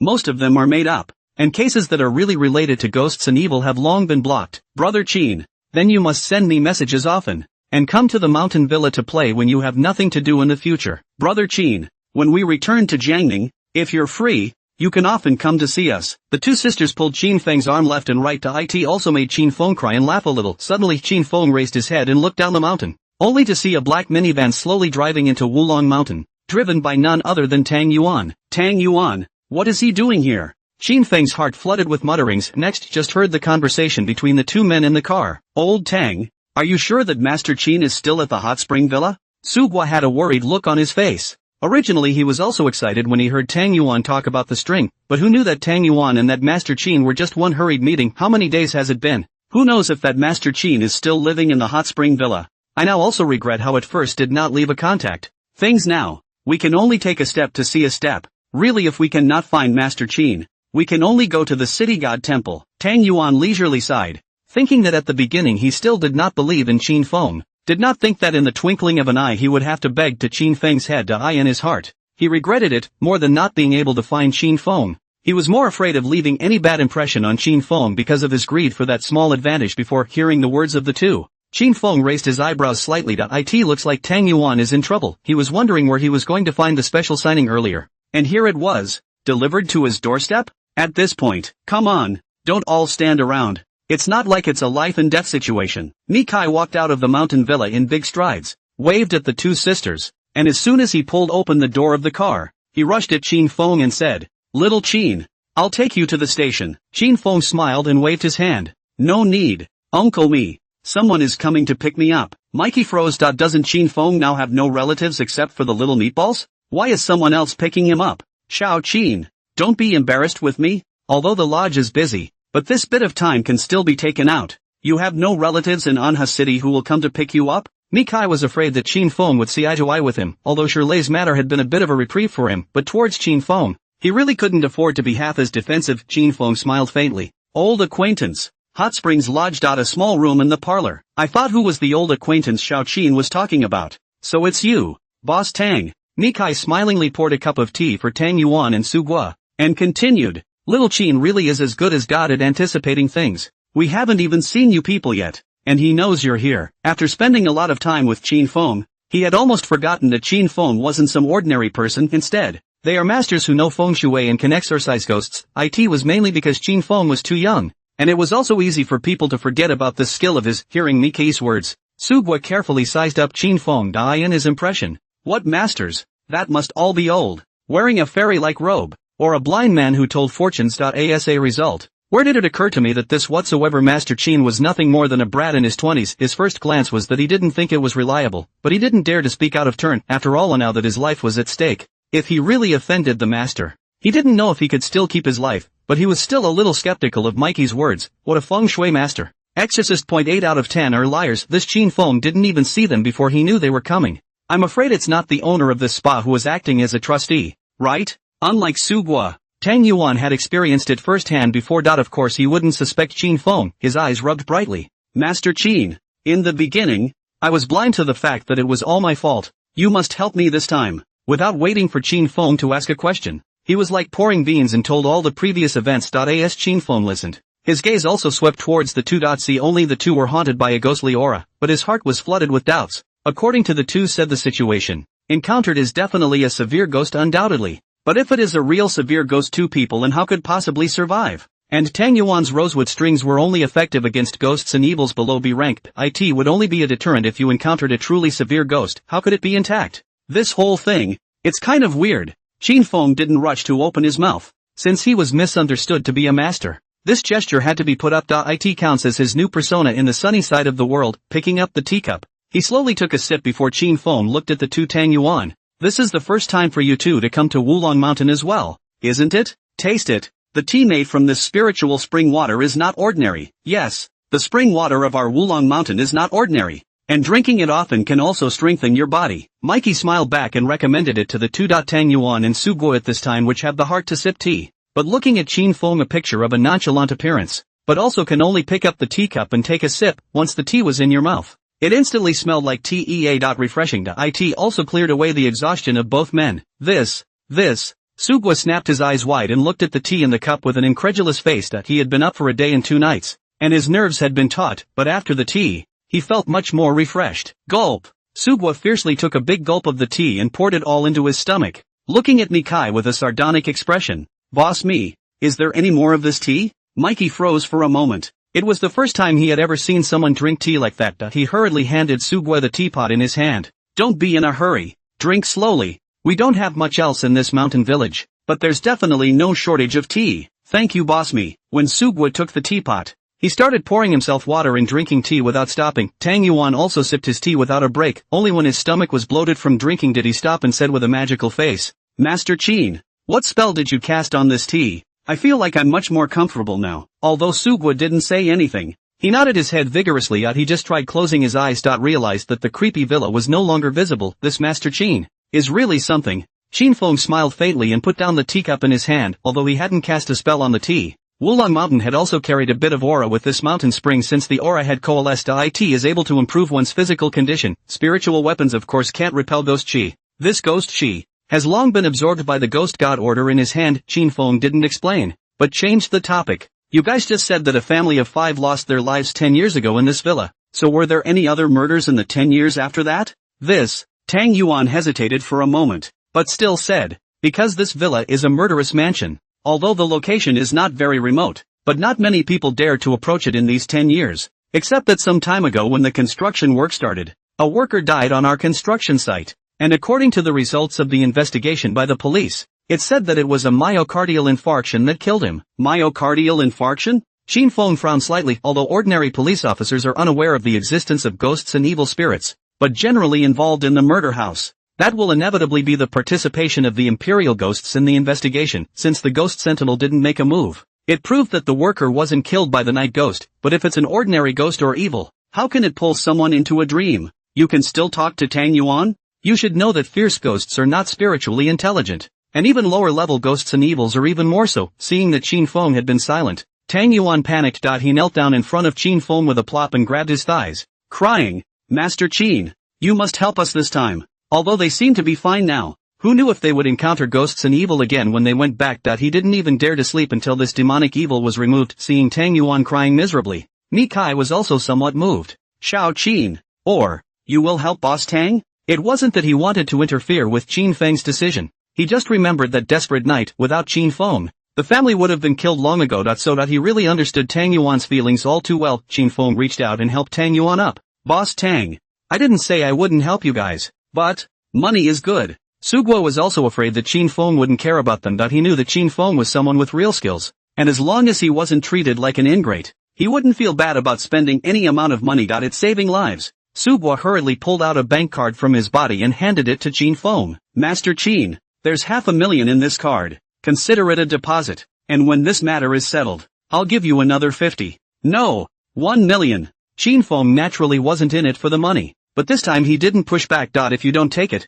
you'll be suspected instead. Only after seeing Qin Feng put the bank card away did Tang Feng breathe a sigh of relief and carefully sat back in his chair. Master Qin, so when do we leave? There's no rush, Qin Feng said indifferently. Besides this worker, have there been any other murders around the villa? A mere ghostly evil, Of course he wouldn't put it in his eyes, ask for clarification so that you don't accidentally kill them when the time comes. Tang Yuan struggled to recall and shook his head. I don't think so. Although I'm not particularly familiar with that side of the city, but the place where the murder house is located must have spread the word a long time ago if there was a case. And there's no way that I wouldn't have heard about it at all. Hearing this, Qin Feng raised his eyebrows slightly. Knights who don't kill? What about the murder 10 years ago? This thing? It's kind of interesting. Come on, show me the villa. Suburban villa. As soon as Suguo saw the villa's courtyard wall not far away, his mind couldn't help but shiver as the images he had seen earlier popped into his head. Qin, Master Qin, can I not go in? Suguo looked at Qin Feng carefully. If it wasn't for the fact that he had brought Qin Feng here in order to put an end to it, there was no way he would ever step foot in here again in his life. Then wait outside. Qin Feng originally needed someone to show him the way,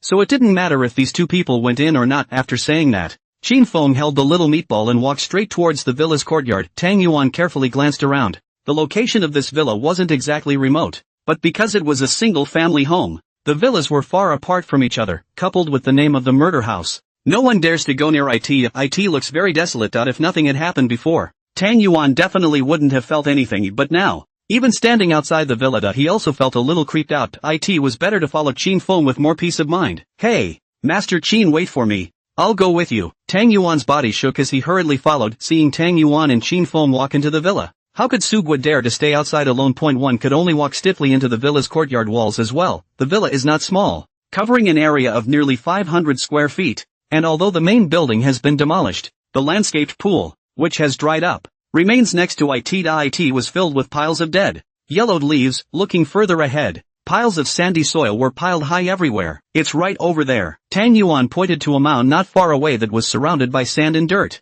and hastily shrunk back behind Qin Feng again. Qin Feng did not speak. As soon as he stepped into the courtyard, he sensed that it was very odd. The Qi was thick and gathered but not dispersed, so by all rights, it should be a place of Yin and death, but it's not clear why the fury is leaking out. The result is that the land of the shadowy dead is not formed. There are generally two types of formation of the land of Yin and fury. One is that the place is originally dense with Yin Qi, forming the fury. Let the surrounding fury gather towards this place. If there are people with bad intentions, in order to raise corpses with fury, they will artificially create this kind of place into a place of Yin and fury. Or the other, on the other hand, is to use extremely cruel means to keep killing people in the same place, so that the grievances of the dead are so deep that they can coalesce into a fury. But such a baneful eye is not harmful. Instead, it's about feeding people the heaven and earth's fatal chi. Although it would mostly damage one's body, if it was used well, it could instead transform the body. Make yourself the body of the extreme fury. If it was under normal circumstances, Qin Feng naturally didn't think that someone would do such a heartless thing, but in such a horrible time, trying to make yourself stronger, allow your body to hold even more powerful demonic evils. The thought of remodeling the body with baneful energy is not a strange thing, but such a baneful eye is not something that can be formed overnight, and it takes at least hundreds of lives to induce a huge amount of heaven and earth baneful energy to converge here. But according to what Tang Yuan had said before, there were no other murders here except for the family of 5 that had died earlier, and there aren't hundreds of stern ghosts here. Qin Feng's gaze was solemnly fixed as he fiercely looked in the direction of the deep pit. There are indeed ghosts here. It was also true that it was undoubtedly a stern ghost, and even, it was still a stern ghost that already possessed the embryonic form of a ghostly spirit, and it was also more terrifying compared to ordinary stern ghosts. But what made Qin Feng wonder was, why didn't this night ghost just kill Tang Yuan and Suguo in the first place? Suddenly, an overcast wind blew. Woo! The dead branches and leaves around them were swept away by the gloomy wind, and dark clouds gathered in the sky. The sky was languidly dark. Boom! A deep mansion blasted into view, with 2 large red lanterns hanging, flickering with ghostly candlelight. Squeak! The 2 dark doors opened with a loud bang, accompanied by a ghastly wind that continued to slap the walls of the doorway with a crackling slamming sound immediately after. Come on in and sit down. That old, eerie voice was creepy. How had Suguo ever seen such a scene? His eyes rolled over and he fell straight to the ground on his back. Bang! Tang Yuan also shivered in fear, but at least he was someone who had seen the 9 hells, and it wasn't the first time he had come to an ancient mansion, so his mental capacity was naturally quite a bit stronger than Suguo's. Plus, with Qin Feng by his side, he had some backbone. Qin Feng didn't feel too much. The illusion created by a pseudo-ghostly spirit naturally couldn't be hidden from his eyes. He just wanted to see what this stern ghost was trying to do. Yeah! The little meatball in his arms waved his hands. Looking a little excited, Qin Feng calmed the little meatball and lifted his feet towards the ancient mansion. Really going on? Tang Yuan gulped with a gulp and nervously followed behind Qin Feng. As soon as he entered, Tang Yuan felt a chill on his neck. It was like someone was blowing on his neck. Tang Yuan shrank his neck, barely able to cry. and hurriedly ran to Qin Feng's side. Qin Feng, on the other hand, looked up in the direction of the compartment and said in a calm tone, "It's not the way of hospitality for the master to not show up." As soon as the words fell, a cloudy wind swept through, who dashed the plants planted in the courtyard clattered incessantly, and the mansion, which was already somewhat eerie, seemed to have become even more terrifying. "Come and finish your tea, lad," an old and eerie voice rang out, and a figure suddenly appeared in front of the two. The bowl of tea in his hand was also handed over. Frightened, Tang Yuan grabbed Qin Feng's arm and shiveringly pointed at the granny with a charitable smile on her face. Qin Feng took the tea bowl without changing his face. The sticky blood smell came to his nose, but the tea bowl was not filled with real blood, but an illusion created by the illusion phantasmagoria, also divided into phantom sight, phantom hearing, phantom smell, and phantom touch, used to blind people's eyes, ears and nose. It makes you believe that what is happening here is real in reality. The illusion created by the stern ghost wasn't that profound, and there were still quite a few breaks in the touch piece. But Tang Yuan was too scared because he was too scared. There was no discovery at all. Even the tea bowl is fake. Where is the blood from? Blood. Tang Yuan's mouth skin kept shivering, his face pale. Next, however, he saw Qin Feng directly take a drink from his tea bowl. Tastes good. Tang Yuan was dumbfounded. Master Qin even drinks blood? Still human? He was now genuinely envious that Sugwai had already fainted. How come he hadn't fainted? However, Tang Yuan did not notice that when Qin Feng drank the tea in one go, Granny's face suddenly changed, and her hand that was carrying the teapot shook. She glanced at the little meatball in Qin Feng's arms. Suddenly I felt some palpitations, however, because Qin Feng used the power of merit to camouflage the little meatball. Granny couldn't see anything at all. "Young man, since you like it so much, why don't you stay with me?" The granny, who was still smiling, suddenly had a grim face. Boom! A huge ghostly aura suddenly erupted. 2 dry arms, which stretched out like tree branches, violently grabbed Qin Feng and Tang Yuan with one hand. Boom! That sudden emission of ghostly energy to it brought the temperature of the entire yard down to freezing. The arms that were wrapped in black ghost chi were dry without any blood color, and the nails on his hands grew rapidly, and in the blink of an eye, they became incredibly sharp. Tang Yuan was directly stunned. Even though the dry fingers had reached out in front of him, he didn't even half react. His sharp nails scratched through Tang Yuan's clothes, leaving a bright bloody red on that snow-white skin, and blood shot out violently and pugnaciously like a stream. Blood! Tang Yuan's eyes rolled back and he almost fainted. Just then, "Humph!" A cold snort sounded as the pressure from Qin Feng's body suddenly crushed towards Granny. Even if it was just an aftershock, it caused Tang Yuan, who was behind Qin Feng, to kneel on the ground with a plop, holding his head. He shivered, and the arm hanging over his head, it was also as if it had been cast in a stasis. Frozen in midair. Granny shuddered. The whole person was like a puppet, frozen in place. "What in the world are you?" "You?" The granny's thin lips shivered as she looked at Qin Feng with a face of fear. It only felt an intense fear rise from his heart. The intense feeling of suffocation left her gasping for air. People? No! The youth in front of him was not human at all. Qin Feng looked at the granny with a calm face. If not for the fact that the stern ghost just now did not have any real intention of harming anyone, he would not have released only a small amount of his might just now. Instead, he wanted to let this night ghost try the consequences of daring to fight him. However, even if Qin Feng only used less than 1/10 of his pressure, ordinary stern ghosts were unable to break free. The great difference. "It's too big. I am the king of hell, daring night ghost, making a mess in the world. Do you know what crime you should be held accountable for?" A stern voice rang out. Qin Feng's face suddenly became solemn, and the pressure that erupted from his body increased quite a bit more. "Hades." Granny shivered and looked a little flustered, but soon she then stabilized her mind. Although she had heard a lot of legends about Yama, but she had been dead for 100 years and had never seen any Yama. The youth must be scaring her. "Even if you're really the king of hell, you can't judge the case arbitrarily. I'm just scaring them. Why would I be causing trouble?" The granny looked at Qin Feng with a defiant face. "Humph!" A cold snort sounded as Qin Feng looked at the granny with an icy gaze. "If you hadn't just scared them, you would have already had your soul scattered. And you think you can still stand here and talk to me? I'd like to hear how you explain the family of 5 that you murdered 10 years ago." The granny's eyes flickered for a moment, and she said with a stiff upper lip, "They are forcibly occupying my in-house. Can't I still take action against them?" However, this subtle movement was still noticed by Qin Feng. "Something's really wrong." With a dark sentence in his heart, Qin Feng said in a cold voice, "According to you, these 2 people are also forcibly occupying your mansion. So why don't you kill them instead of scaring them?" The reason he didn't use the Book of Good and Evil Merits to judge the case, but chose to use interrogation. It's the good and evil merit bow that only records the living, judging from the illusion created by this granny. I'm afraid she's been dead for nearly 100 years. What happened in the meantime? Who knows? The grandmother was momentarily speechless. As if she hadn't figured out how to explain, suddenly, knock, knock, knock. The pounding of boards continued to come from the ground. Urgent and strong. Granny's face changed abruptly. Go, you guys go. She shouted towards Chin Fong with an anxious expression on her face,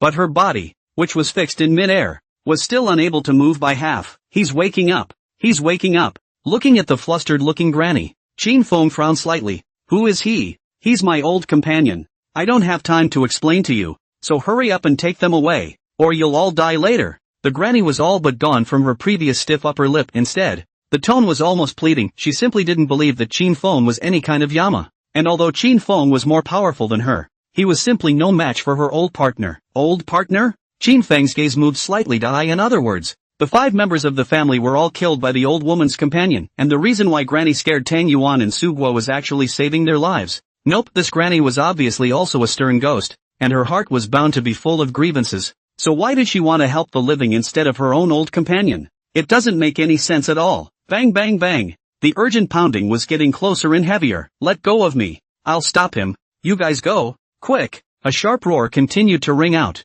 also waking up the originally stupefied Tang Yuan. What a netherworld, what Hades. Of course he wouldn't believe it. How could Chin Fong, a big living man, be Yama? Must have been scaring the ghost, but if it's really like this granny said, then won't they really die here? Tang Yuan shivered and stood up, with a bitter face. Chin, Master Chin, why don't we just leave? Chin Fong didn't pay any attention to Tang Yuan, but instead looked down at the ground. See, only hidden under the shadowy mansion is a black coffin in which lies an old man with gray hair. No, to be precise, that can no longer be called a human being. Both eyes were gouged out and both ears were broken. Even the hands and feet are all gone. This is not a human being. It is clearly a human stick that has been abused and killed. Chin Feng's expression instantly went cold. Miso, a wave of anger rose to the sky. He asked himself that he had seen quite a few severe ghosts, and even the greatest grievances could not move him, but to pick the living and fold and cut, and refine the soul of the fury with the corpse. It's just as bad as it gets. Bang bang bang. The old man's body kept jumping and banging against the coffin boards, but what drove him was the tormented fury soul that was imprisoned inside him. The faithful soul's eyes were red, and it was clear that he had lost all sense of reason. Boom! With another impact, the coffin board was lifted right off, followed by the human stick flying out of the ground. Blood red in its open eyes. Roar! Came a low hissing sound, and the scarlet eyes of the human stick scanned the surroundings. Tang Yuan's scalp went numb. It only felt cold all over, and the fear-filled eyes rolled over. It fell straight to the ground. Bang! This loud sound seemed to make the human stick find its target and violently pounced in Chin Feng's direction. Ah lang! A sharp roar came out, and Granny's eyes bristled with tears. No more killing. Any more kills and it'll get completely out of hand. But she was powerless to stop it. Just then, the little meatball in Chin Feng's arms violently lunged up towards the human stick, and with an ow bite, it bit down on the human stick's neck. Roar! Low screams echoed as the human stick continued to struggle, but it didn't break free of the little meatball's mouth, because of Chin Feng's instructions. The little meatball did not directly bite the baneful soul inside the human stick to death. Ghost!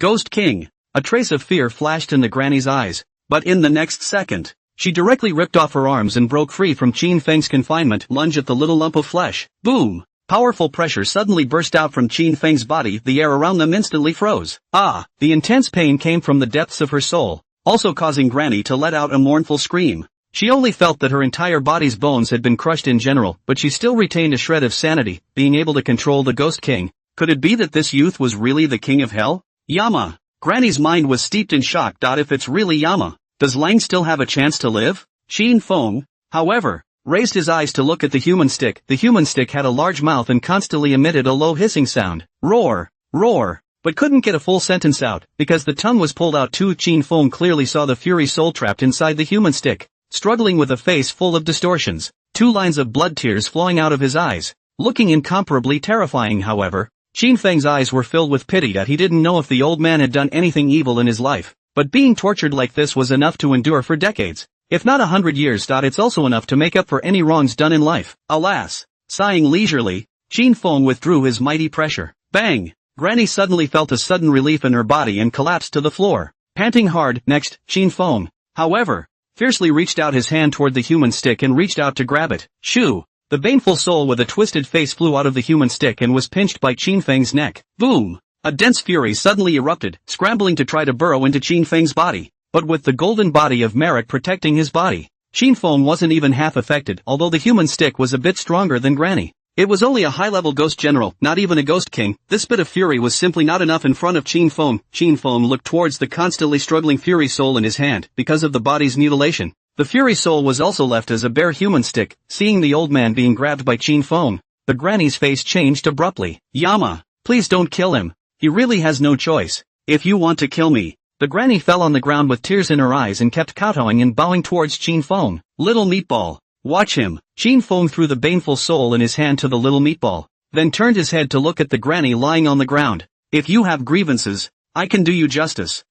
Granny looked at Qin Feng in a daze, her tears flowing like water. Yama, please redress our grievances. It was only during the grandmother's sobbing narration that Qin Feng finally understood the cause and effect of the incident. The granny's name was Meng Pei. Her old partner's name was Pei Yuan, and the two had lived, as Qin Feng had expected. Almost 100 years ago, the Special Events Authority had just been established at that time. It was nowhere near as peaceful as it is now. Ghosts and evil killers are almost mandatory for the population to talk about. After Meng Pei and Pei Yuan got married, their family was quite good, but they never had any children, although they have had many fortune tellers to look at them. They all say that they are destined to be childless for life. The two then extinguished such thoughts, because of the ghosts and evil things. There is a lot of panic. Refugees often fled. Pei Yuan is a great doctor. And although they also don't have any extra money to cloth porridge for disaster relief, they do often give free medical treatment to people. Suddenly one day, Pei Yuan, who was close to the end of his life, carried back a baby, saying that he had picked it up in front of the pharmacy early in the morning. Meng Pei has been mindful of not being able to give Pei Yuan a child,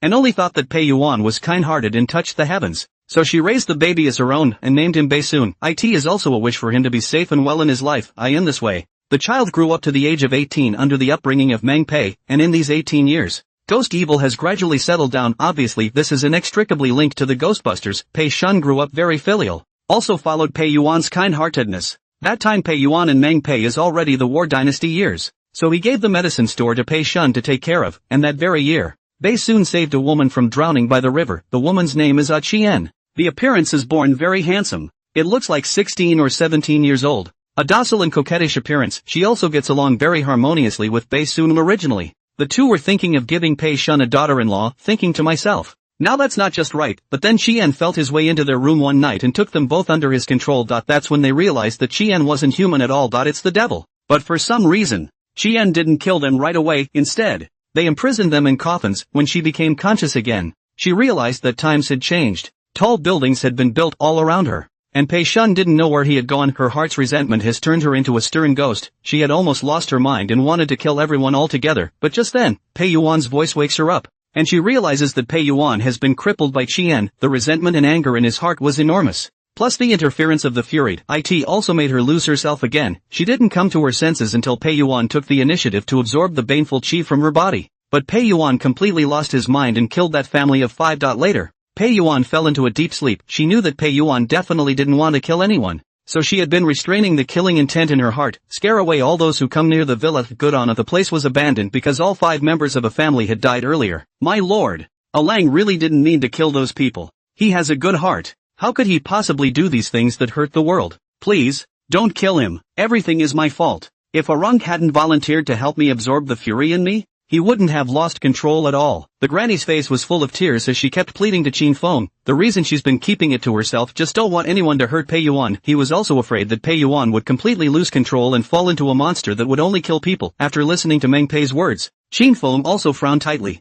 He was somewhat puzzled. If that woman was a ghost, why would she use such extreme means to deal with Meng Pei and Pei Yuan? Qin Feng didn't easily believe Meng Pei's words, because ghosts, they lied. He raised his hand slightly. Moment. An ancient blue leather thread-bound book floated into Qin Feng's hands. Swish! The good and evil merits and demerits thingy is windless and automatic. And then, it turned to the night that recorded the life of Pei Yuan. Pei Yuan, the 9 good men. The platoon leader's words caused Qin Feng's pupils to shrink. 1 Withering is 1 life. While the 9 worlds of goodness represents 9 reincarnations of doing good and being good in all the worlds. If one is able to be perfected in 10 lifetimes, then one is not entering hell after death. Rather, it is possible to glorify the immortal throne. At the very least, you can be a landlord. He hurriedly looked toward the record below. The general content differed from Meng Pei's statement. Only the matter of the death at the end seemed as if it had been erased by something. Can't see. Covering up the sky. Qin Feng narrowed his eyes slightly. That Chien was able to cover up the heavenly chances. He was definitely not an ordinary person.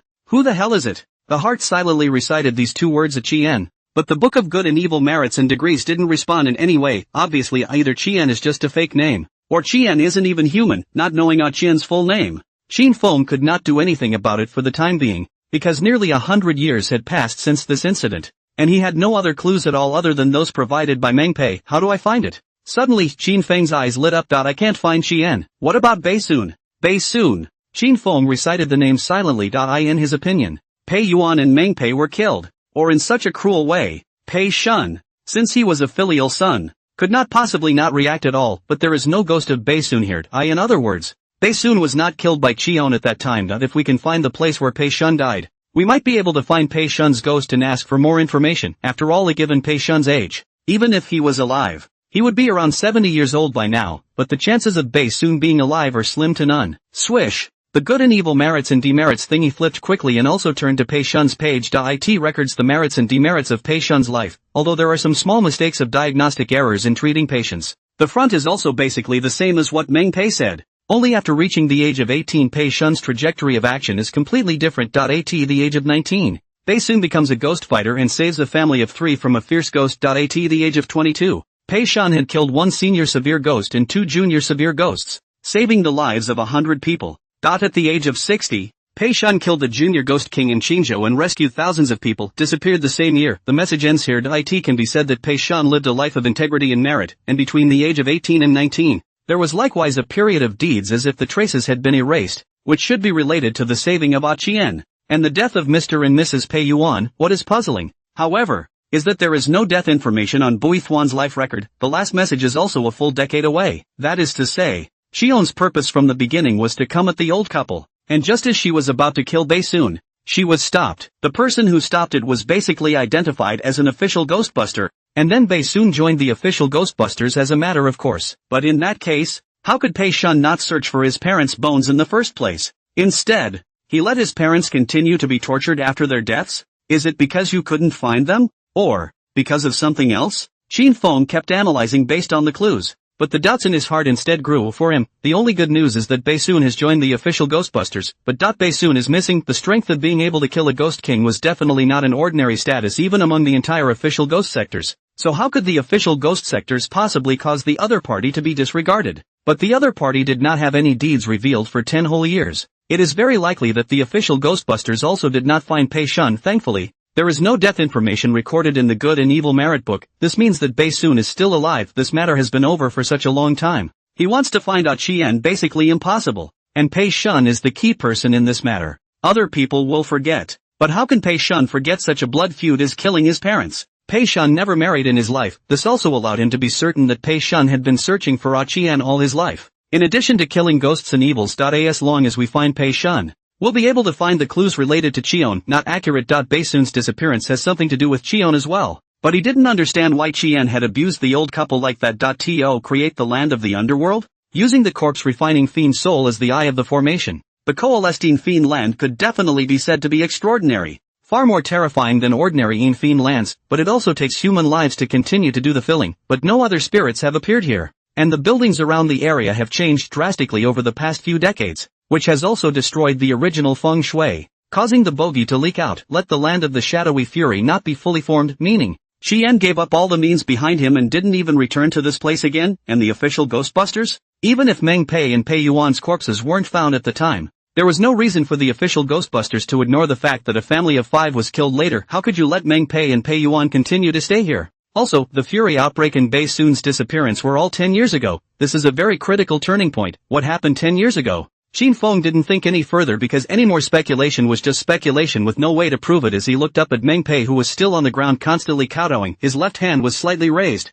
Get up. I'll take this plea. Meng Pei's heart was shaken and she looked at Qin Feng with her old tearful face, as if she was still somewhat unable to believe Qin Feng's words, yet her body seemed to be held up by the wind slowly. He stood up. Qin Feng did not explain. This matter has been over for such a long time. It is not an easy task to really clear up the injustice for Pei Yuan and Meng Pei, but this case, he had to take. Qin Feng thought that he was not considered a good person, and he did not take care of all the grievances, and even many times he went to meddle in other people's business in order to trigger a special signing. But he is not soft on the 10 evils. Qian used such means to brutalize the 2 kind old men, more than deserved to die. Even if it was skinning and cramping and electrocuting the heavenly lanterns is not too much. Clenching his fist, Qin Feng beckoned to the little meatball. Shoo! The little meatball stomped its little short legs, holding the still struggling Fury Soul in its mouth, and ran bumblingly to Qin Feng's face, blinking his empty eyes. He seemed to be asking Qin Feng if he could eat it. The faithful soul is a thing of extreme evil, especially in 9 worlds of goodness like Pei Yuan was far more terrifying than the average baneful soul,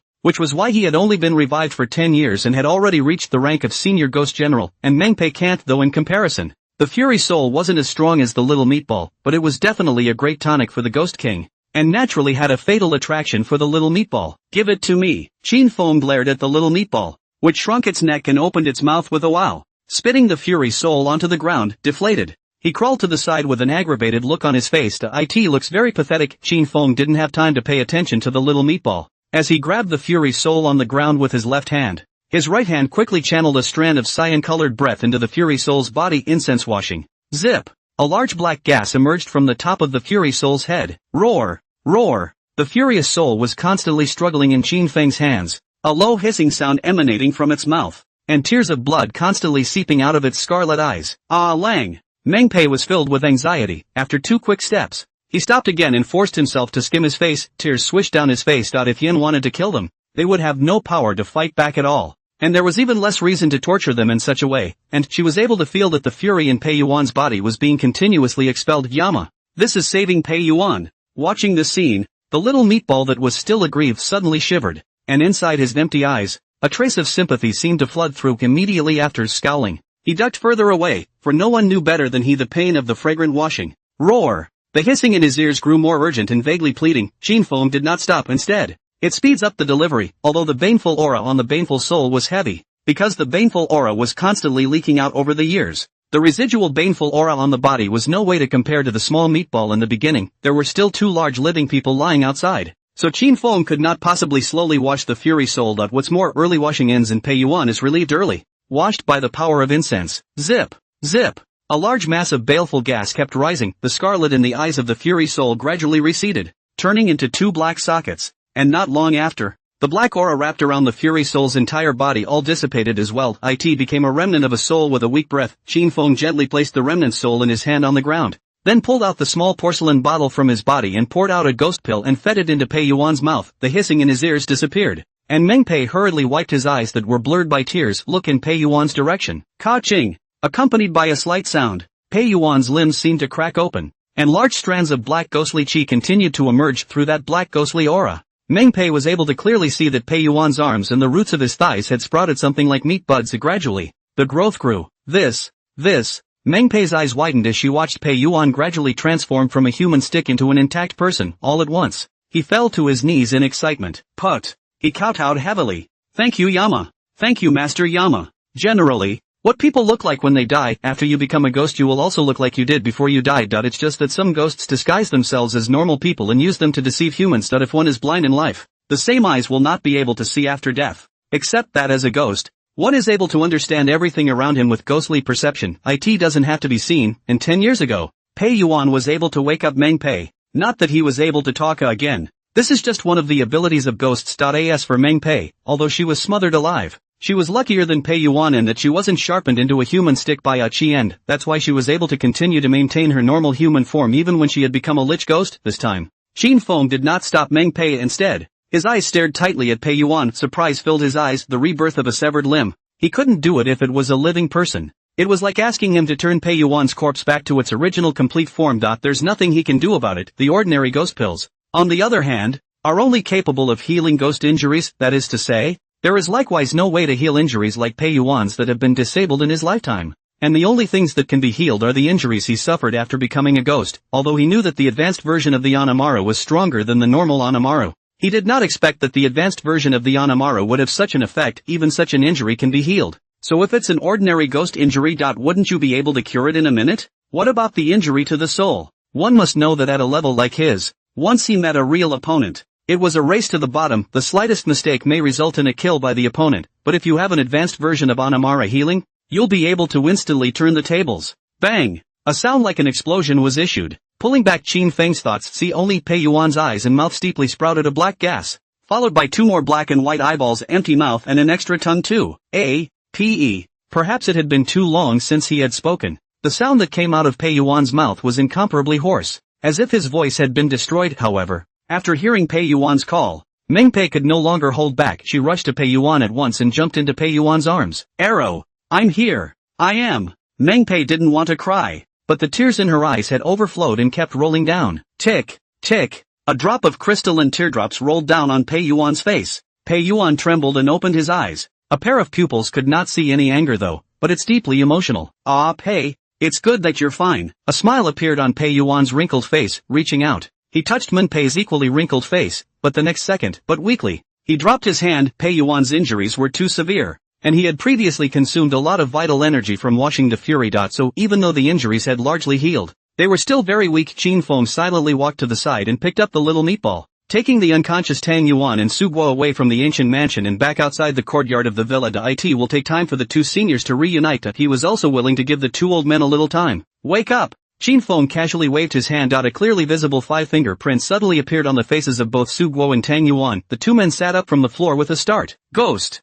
Ghost! The two looked around in shock, only to realize that it was already dark, but through the moonlight faintly sprinkled from the sky, they basically also saw the surroundings clearly. High fences, black carts. They're outside the villa's courtyard walls. Tang Yuan climbed up from the ground in a single bound and ran to the side of Qin Feng. Master Qin, that ghost. Nope, Qin Feng said vaguely. The hostility has subsided. Sessions that he would bring Mr. and Mrs. Pei Yuan back to the Netherworld, and this villa would naturally be free of ghosts and evil. Great. Those pests were removed. Master Qin, you're really something. Su Guo's face flushed red with excitement as he gave Qin Feng a thumbs up, then felt that it wasn't quite right. The face snapped back, mentally relieved. He suddenly felt his face burning. Hiss, sucking in a mouthful of cold air. Su Guo covered half of his cheek with his hand. In a small voice, he muttered, "Why does it hurt so much? Did someone hit me?" Unlike Su Guo, Tang Yuan couldn't care less about the pain on his face, but instead nervously took a look in the direction of the villa and then carefully looked at Qin Feng, wanted to get reconfirmation from Qin Feng's expression, but he didn't see anything strange from Qin Feng's face. Really? Tang Yuan was filled with suspicion, still somewhat not quite daring to believe it. After all, before he passed out, but seeing with my own eyes that which was like a monster rushed out, even such a terrifying ghostly evil. Qin Feng was able to deal with it? What kind of person is Qin Feng? Suddenly, Tang Yuan's heart thumped. It's not really Hades, is it? This thought had just arisen, but it was instantly snuffed out by Tang Yuan. Of course the king of hell should be in the Netherworld. How could he appear on Earth? What's more, Qin Feng was so young and was holding a little doll. How could he be Yama? Losing his smile and shaking his head, Tang Yuan felt that he was definitely too nervous. Whoa! The cawing of a crow on a distant branch startled Tang Yuan. He hurriedly rushed to Qin Feng and said, "Master Qin, since the ghosts have been removed, let's hurry up and leave. You've been tired for the whole day today. You should also hurry back to the hotel to rest and relax." Su Guo was also full of excitement as he chimed in. Yes. When tomorrow? We'll treat you well. Okay. Qin Feng nodded slightly, holding the little meatball in his arms. He got into the car with Su Guo and Tang Yuan. Not that he cared about hospitality, but once this new persona is established, special events will come to us in the future. Why does he have to look everywhere? And he has to wait for the ghost. Just after returning to the hotel, Qin Feng's ears heard the system's crisp prompt ding. Rescuing the 9 good men triggers a special check-in. Check-in or not, sign in. Signed in successfully. Gained 1,000 strands of the power of merit. Get the 10 square defense formation. Qin Feng was slightly stunned, although he had anticipated that saving Pei Yuan would trigger a special signing. He hadn't expected the rewards to be so generous. The last time he obtained 1,000 wisps, he had still pacified the scourge of the Jiangning Ghost Tide. As for the Star River robe that was rewarded that time, although it was a defensive Earth-grade spiritual artifact, it was only a personal defense. But the 10 square defense array could form a layer of defense in a 10-mile radius. The defense power is enough to withstand the strength of a Ghost King. This reward was a bonanza for him. Could it be because of Pei Yuan's identity? Qin Feng's gaze moved slightly. Although Pei Yuan was victimized in this life and did not complete the 10 perfections, plus it hurts people after becoming a soul fury, the perfection of the 10th life is also unattainable, but the blessings he had accumulated in his first 9 lifetimes were not false, and saving a good person of 9 lifetimes was no less meritorious than calming the scourge of the Ghost Tide. Without much thought, Qin Feng threw the little meatball onto the hotel bed. Immediately after, 1 step forward, straight back to Hades. Boom! Accompanied by a loud roar, a large mass of purple auspicious clouds coalesced above the distant firmament, and in the blink of an eye, They floated over the Yama Palace, rolling eyes, that pillar of purple light tilted down. A trace of excitement appeared on Qin Feng's face as his figure flashed and he took the initiative to meet that purple light pillar, although these 1,000 strands of merit power could not allow him to directly cross over to the level above the ghost ruler. But it's definitely better than faith-based cultivation. I also wonder how much this one can be boosted? After sending Qin Feng home, Tang Yuan, who had been tired all day, also returned to his home. Although the tea from the hot spring villa he had drunk earlier had restored his body quite a bit, but after being so frightened at the villa,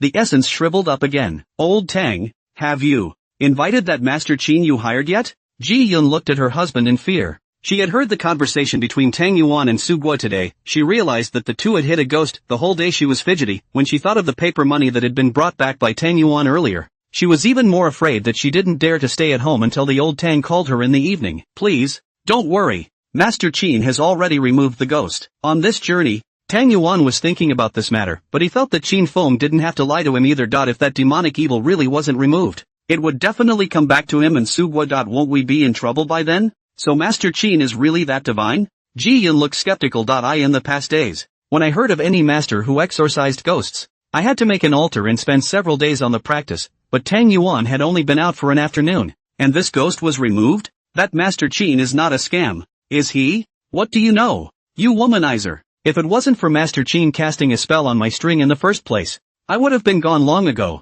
And you can't question anyone but Master Qin's ability. Tang Yuan cursed in exasperation. He had seen Qin Feng confront that granny with his own eyes. There is absolutely no way it can be faked. That's a master who really has something. If Ji Yun offended Qin Feng, he was afraid that he would regret it to death. Too lazy to pay any more attention to Ji Yun, Tang Yuan got up, took a shower, and went straight to bed. Who dash just as he closed his eyes, a thunderous snore sounded. Sleeping, Tang Yuan had a beautiful woman in his arms and was planning to do something. Suddenly the beautiful woman in his arms disappeared, and the scenery around him followed suit. As Tang Yuan abruptly realized that he had come back to the courtyard of the ancient mansion.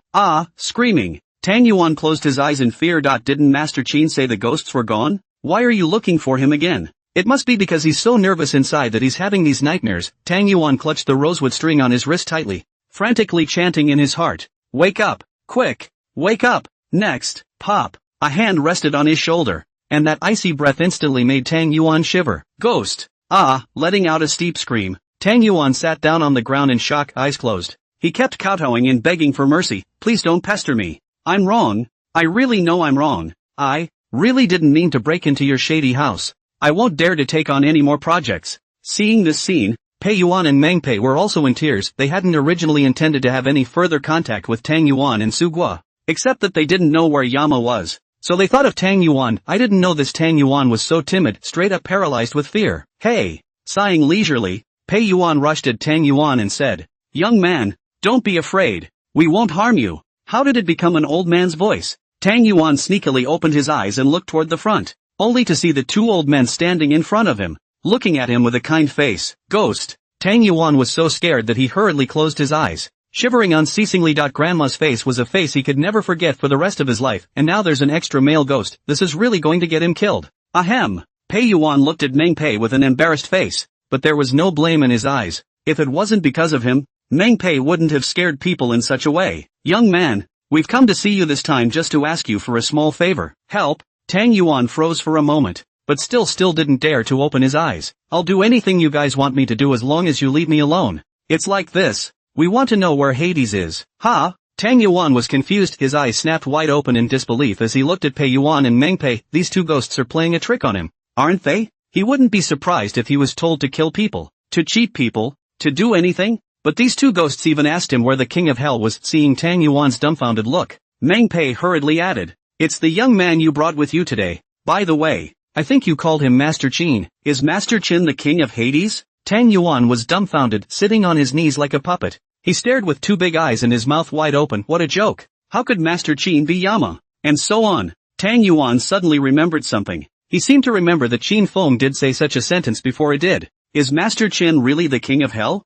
What did he do today? Ask the king of hell to exorcise the ghosts. And he had doubted Yama's words before. Going crazy. Tang Yuan felt like he was going crazy if he had seen that 9 hells with his own eyes. After he died, he wouldn't be sent to hell by the king of hell, right? Same moment, Suling County Extraordinary Wards and Special Hospitals. Dropping. The heartbeat detector, which had remained steady, suddenly spiked. Tap tap tap. Cluttered footsteps rushed into the hospital room as the paramedics quickly performed a full body check on Lu Wen. Heart rate 120 beats per minute. Systolic 160. Diastolic 100. Prepare to resuscitate. Outside the room door, getting the news. The three Yuanchuan who hurriedly arrived saw Louis anxiously pacing outside the door. How's Minister Lu doing? Yuanzhou looked at Louis with a grave expression and clasped his hands slightly. It is not the first time that relics have appeared in the territory of Huaxia. Relics are dangerous. But there are also countless opportunities. But you want to learn about the entire relics, someone has to be the first to enter the quest, also known as the Vanguard. Only after basically exploring the situation and dangers in the ruins would the official Ghostbusters enter in large numbers and completely take over the ruins. It's been customary for the pioneers to die 9 deaths, but again,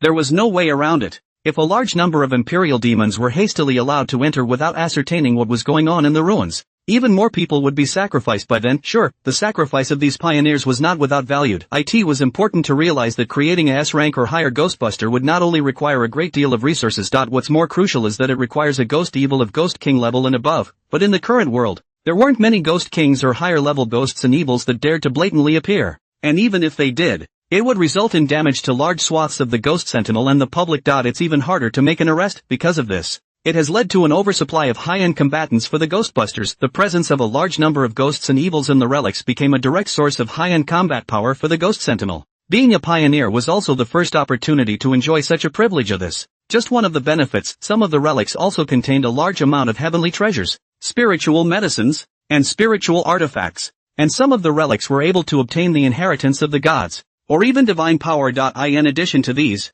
the information in the relics is invaluable. It is of great significance to the progress of the study of the gods. And for once, Lu Wen is the key, whether it was the righteousness of a fellow soldier or for the sake of the relic. Yuanchuan did not want anything to happen to Lu Wen. The situation is not good. President Li said that the ghost in Minister Lu's body revived first and is in a very manic state, causing all of Minister Lu's bodily functions to rapidly decline. Louis was worried, although Kyoto had already sent troops to guard Nishiyama City. Once the news of the relics spread, countless wild ogresses would surely flock to the city, looking for a chance. He's just a junior ghost king. Can he be subdued? Suddenly the door to the ward opened. A middle-aged man in a white coat walked out quickly. He was none other than Li Bing, the director of the special hospital. Minister Lu was awake. Li Bing wiped the beads of sweat on his forehead, and despite the fatigue on his face, his eyes relaxed. Minister Lu serves as the centerpiece of Shiring County. No one wants anything to happen to him. Awake? Huang Yu's face was delighted, and with a single stride, he rushed into the hospital room. Yu Wenchuan and Qin Zihan also followed with quick steps into the ward. Once inside,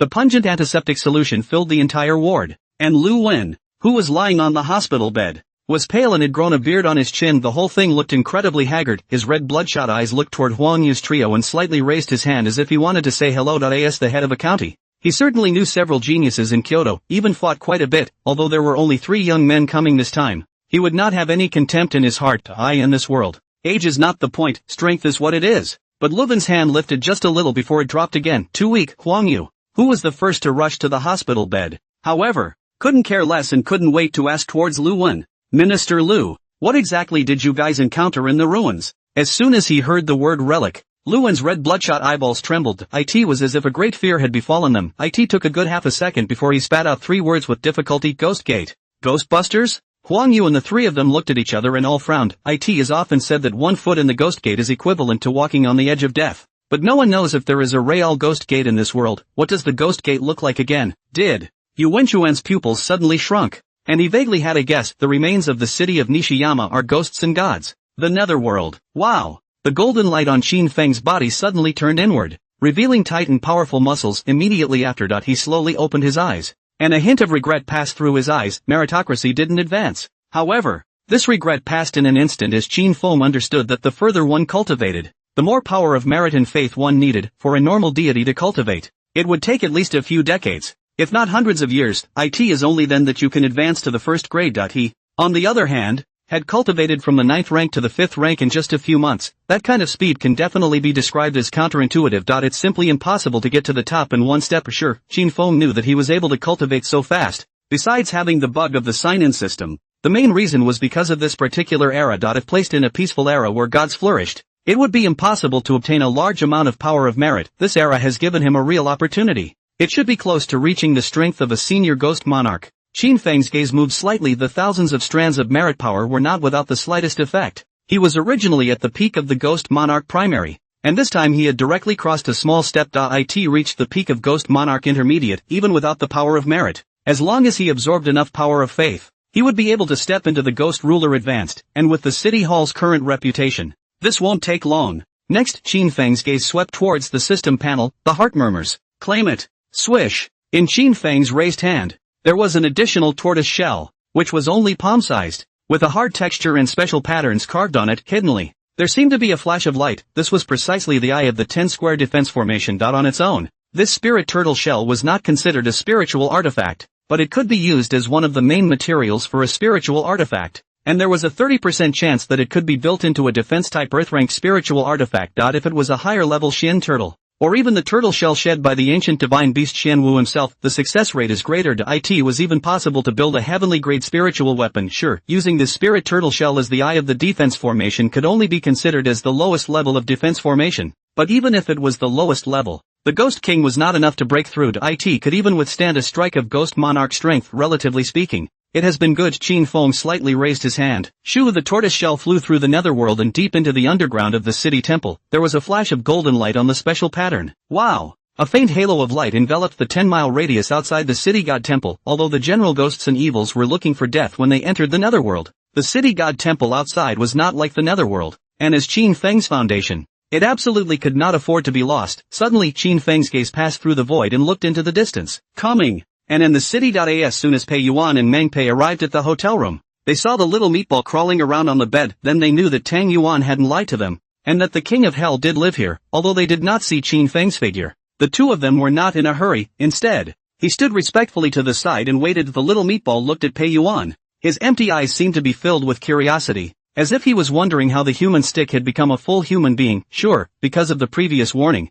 the little meatball didn't mess around. Instead, they jumped around the two. Pei Yuan and Meng Pei's bodies tensed at the same time, gripping each other's hands tightly, not daring to move a muscle. They hadn't forgotten that this cute baby was the king of ghosts, and he almost killed Pei Yuan before suddenly a figure appeared abruptly in the room. The two had joy in their eyes and hurriedly knelt on the ground. "Greetings, Lord Yama." Qin Feng slightly raised his hand. "Be excused." Pei Yuan and Meng Pei helped each other stand up. Pei Yuan bowed slightly, holding onto Pei's hand with one hand as he looked at Qin Feng with gratitude. Swish, tears rolled down his face. "Yama, what happened before? Pei has already told me everything. This time, if it wasn't for you, I would have almost made an unforgivable big mistake. And the family of 5 before that. It's all my fault, Master Yen. No matter how you punish me, this matter has nothing to do with Pei." Pei Yuan's wrinkled face was filled with remorse that he didn't want to kill anyone, but then he was simply out of control, and not only did he kill someone, but even the other person's wronged soul became his sustenance. And after he came to his senses, he was in a deep state of self-reproach. Hearing Pei Yuan's words, Meng Pei became anxious. "No, Yama, it's all my sins. If it wasn't for me, Lang He wouldn't have lost control at all. If you want to punish me, just punish me." Meng Pei was full of anxiety as she admitted her mistake and didn't stop even though her hand was being tugged by Pei Yuan. Seeing that both old men were eager to take the fault on themselves, Qin Feng could not help but twitch the corners of his eyes. "Admit you're wrong? This is clearly to spread dog food." Although it was somewhat breathless, such feelings seemed very rare to Qin Feng. How many couples have been separated, sleeping in the same bed and still counting each other out? And even though Mr. and Mrs. Pei Yuan had become ghosts, they still remained unrelenting and wanted to help each other share the blame for their sins. "I'm afraid that's what I call true love." Without thinking too much, Qin Feng waved his hand at the two of them. "You two don't have to be like this. This sin, even if it is to be counted, it won't be counted on your heads. Rather, it is to be counted against the one who did you harm." The moment he said this, the aura on Qin Feng's body abruptly changed. A cold killing intent instantly filled the air. Abusing the good people of the 9th century with such cruelty, this Qian must die. What's more, just by rescuing Pei Yuan, he was able to have such a great harvest. And if he caught the real murderer, and how much credit would that be?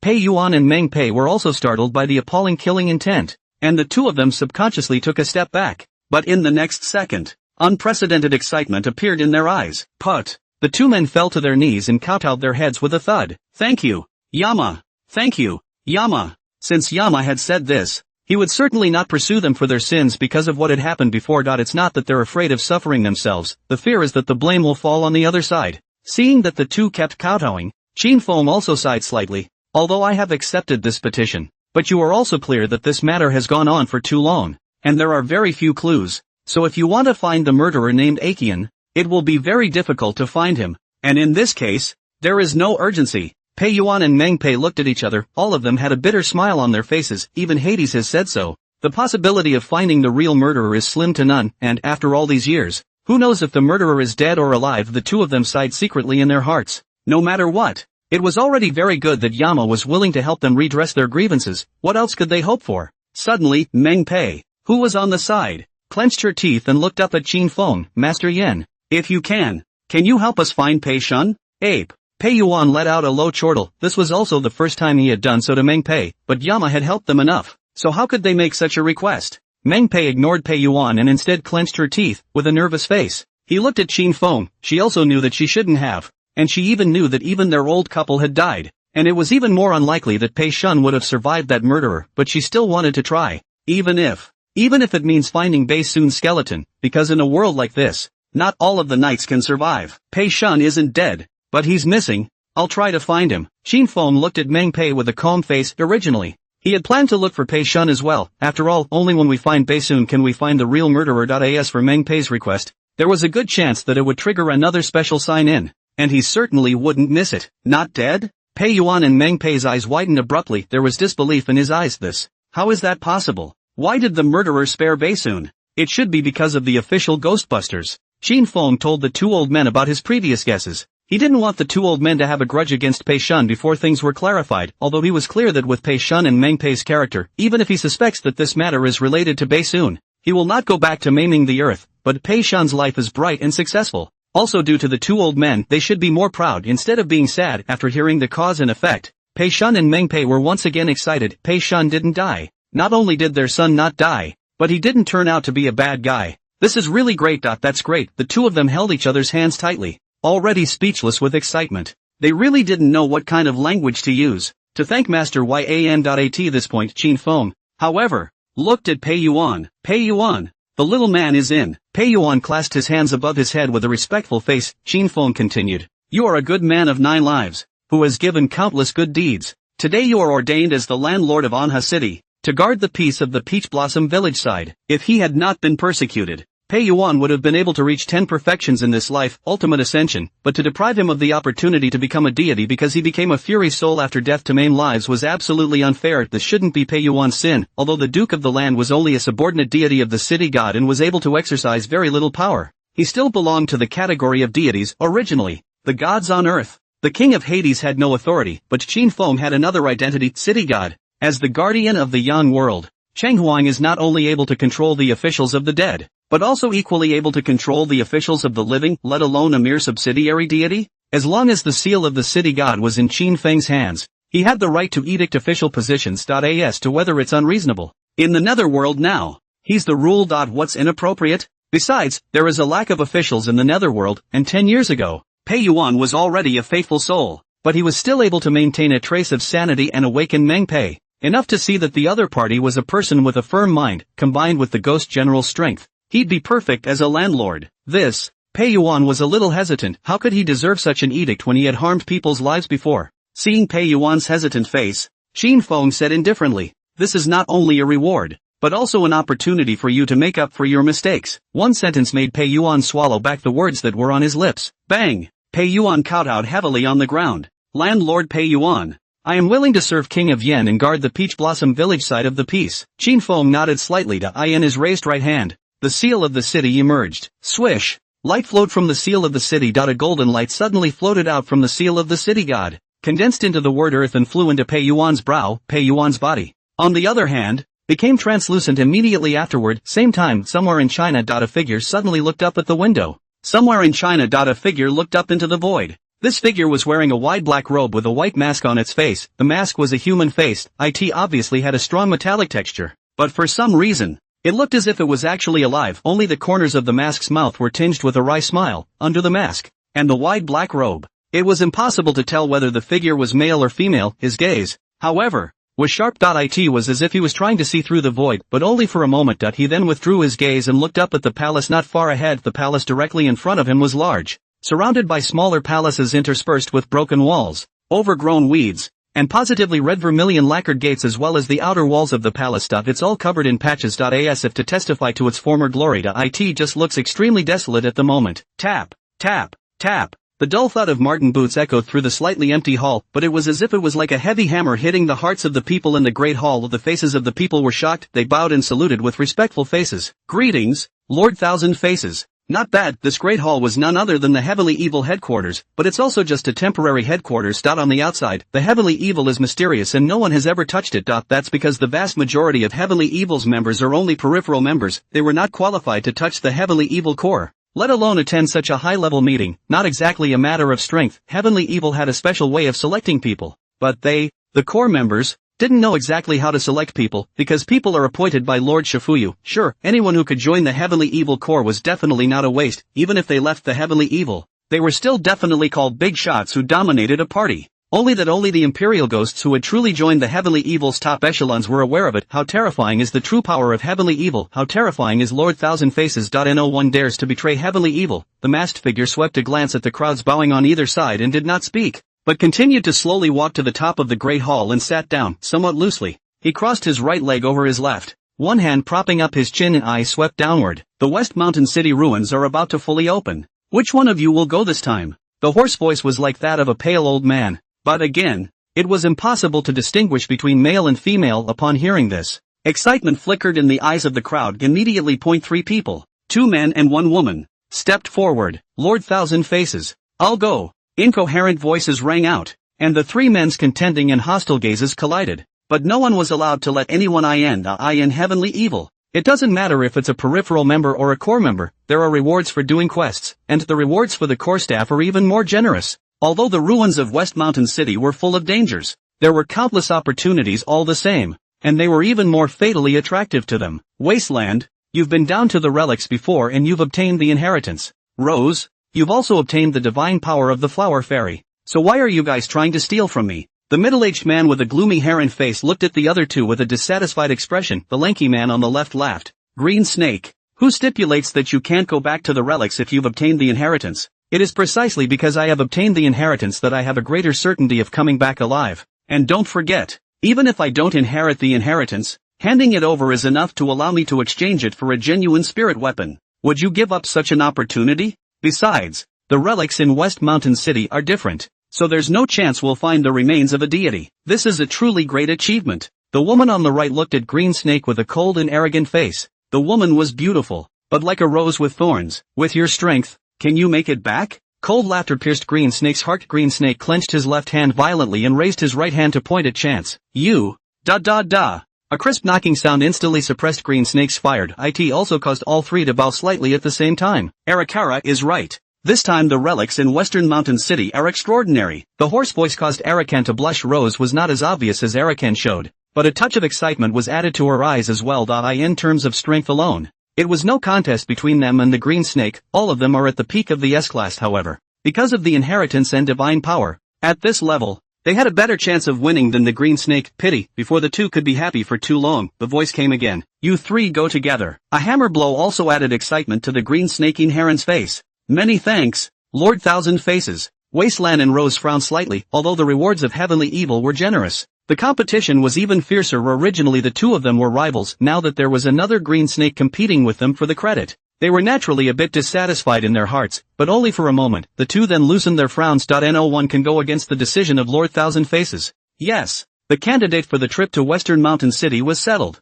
and it was still Thousand Faces' decision. So the others would not speak up again even if they had the desire. Suddenly, put the word out about the ruins in West Hill City. The hoarse voice resounded again, but it was a shock to the hearts of the crowd. It wasn't just the Arakan trio who frowned. The people in the Great Hall looked at me and I looked at you, eyes full of doubt. When the news is released, I don't know how many people are going to go to Western Hill City at that time. Although the resources of wild Ghostbusters were limited and the strongest were few and far between, they were not enough to be feared. But they were superior in numbers. What's more, there are also official Oni and foreign Oni, even the hidden families. If all of these powers were added up, the Arakan trio wouldn't be able to do much good. A Green Snake couldn't help but ask out loud. Lord Thousand Faces, why did you release the news of this relic? The relics, historically, have been a place where people must fight. The official Ghostbusters wanted it, and they, the heavenly evil, wanted it even more, but either side just wanted as few people to know as possible. and didn't want the relics to be publicized, because no one wanted the resources to be scraped up, and this time, he wanted to enter the ruins. It was to find a chance to obtain the inheritance and divine power, even if he was unlucky. But if he was able to bring back what Lord Thousand Faces needed, it was likewise possible to exchange a legacy within the heavenly evil. Naturally, he didn't want the competition to be as small as possible. Duck duck. Two crisp knocks startled the green snake and caused it to arch its back. There was a steady stream of false sweat on his forehead. He slipped up. Lord Thousand Faces won't disqualify him, will he? Pandemonium will rise. Chaos. Chaos. The more chaotic the better. Ho ho ho. A soft murmur, interspersed with hoarse and dull laughter, constantly echoed in the great hall. It also made the crowd's hearts flutter. Pandemonium. Is it finally coming? News of the ruins of the city of West Hills spread. The first wild Ghostbusters who received the news rushed to the city of Western Hills, just as these people were acting. The distant Shangxi County, nestled deep in the mountains, is a deep house. Inside the house, the dim light made people a little drowsy, and the old man sitting in the rocking chair smacked two mouthfuls of dry tobacco and slowly exhaled a smoke ring. The smoke ring rose slowly like a cloud, and instead, it coalesced into a mist that slowly gathered onto the figure next to it. The figure wore a black robe that shrouded his entire body, and he was topped with a foot-high black bucket hat, revealing half of his face with an uncharacteristically ghastly whiteness, but the lips were the polar opposite of bright red. Old man, this world will soon be in chaos again. The old man let out a soft sigh, which did not receive any response. However, underneath the black robe, 10 incomparably sharp nails were violently revealed. Ta-da! Ta-da! The old man knocked his pipe twice on a nearby counter, then looked up at the house and shouted softly, Yunran. Tap tap tap. The girl with a head full of pigtails trotted in with a twinkle in his eye. He looked at the old man with a smile. Grandpa, have you finally agreed to let me go to Shishan City? Is it bad at home? Do you want to go out so badly? The old man savagely smacked two mouthfuls of dry tobacco, as if venting his frustration. I didn't say that home is bad. I just want to go out and see what the world is really like. Yunran twisted his head to look at the blue sky outside the door. His eyes filled with longing. From the time she was born until now, she has never left the mountains. She could only learn about the outside world from the warm and kind neighbors who often came to the house. Hey! The old man sighed quietly. The girl child has grown up and can't stay. Go on. Go on. Don't get in my way. As he spoke, the old man waved his hand in some disgust. Grandpa. Yunran showed a hint of hesitation, and suddenly kneeled on the ground with a plop. A heavy kowtow on the ground. He then got up and left the room in stride, just clenching his teeth to keep the tears that spilled from his eyes from escaping. With her gone, Grandpa's all that's left here. Can't afford to give it up. But she, nonetheless, was going. It was not until Yunran's figure disappeared that the old man withdrew his gaze. Old chap, do you think I'm right in letting her go? Do you think Tatsu will blame me if he finds out? The murmur of self-talk rippled through the air, still unanswered, and it was half a dozen moments before a lone, languid sigh came again. That's just it. I won't be able to live much longer. The chaotic world is coming. No one can avoid the world. There's some life left in getting out now. The discipline of the necromancer.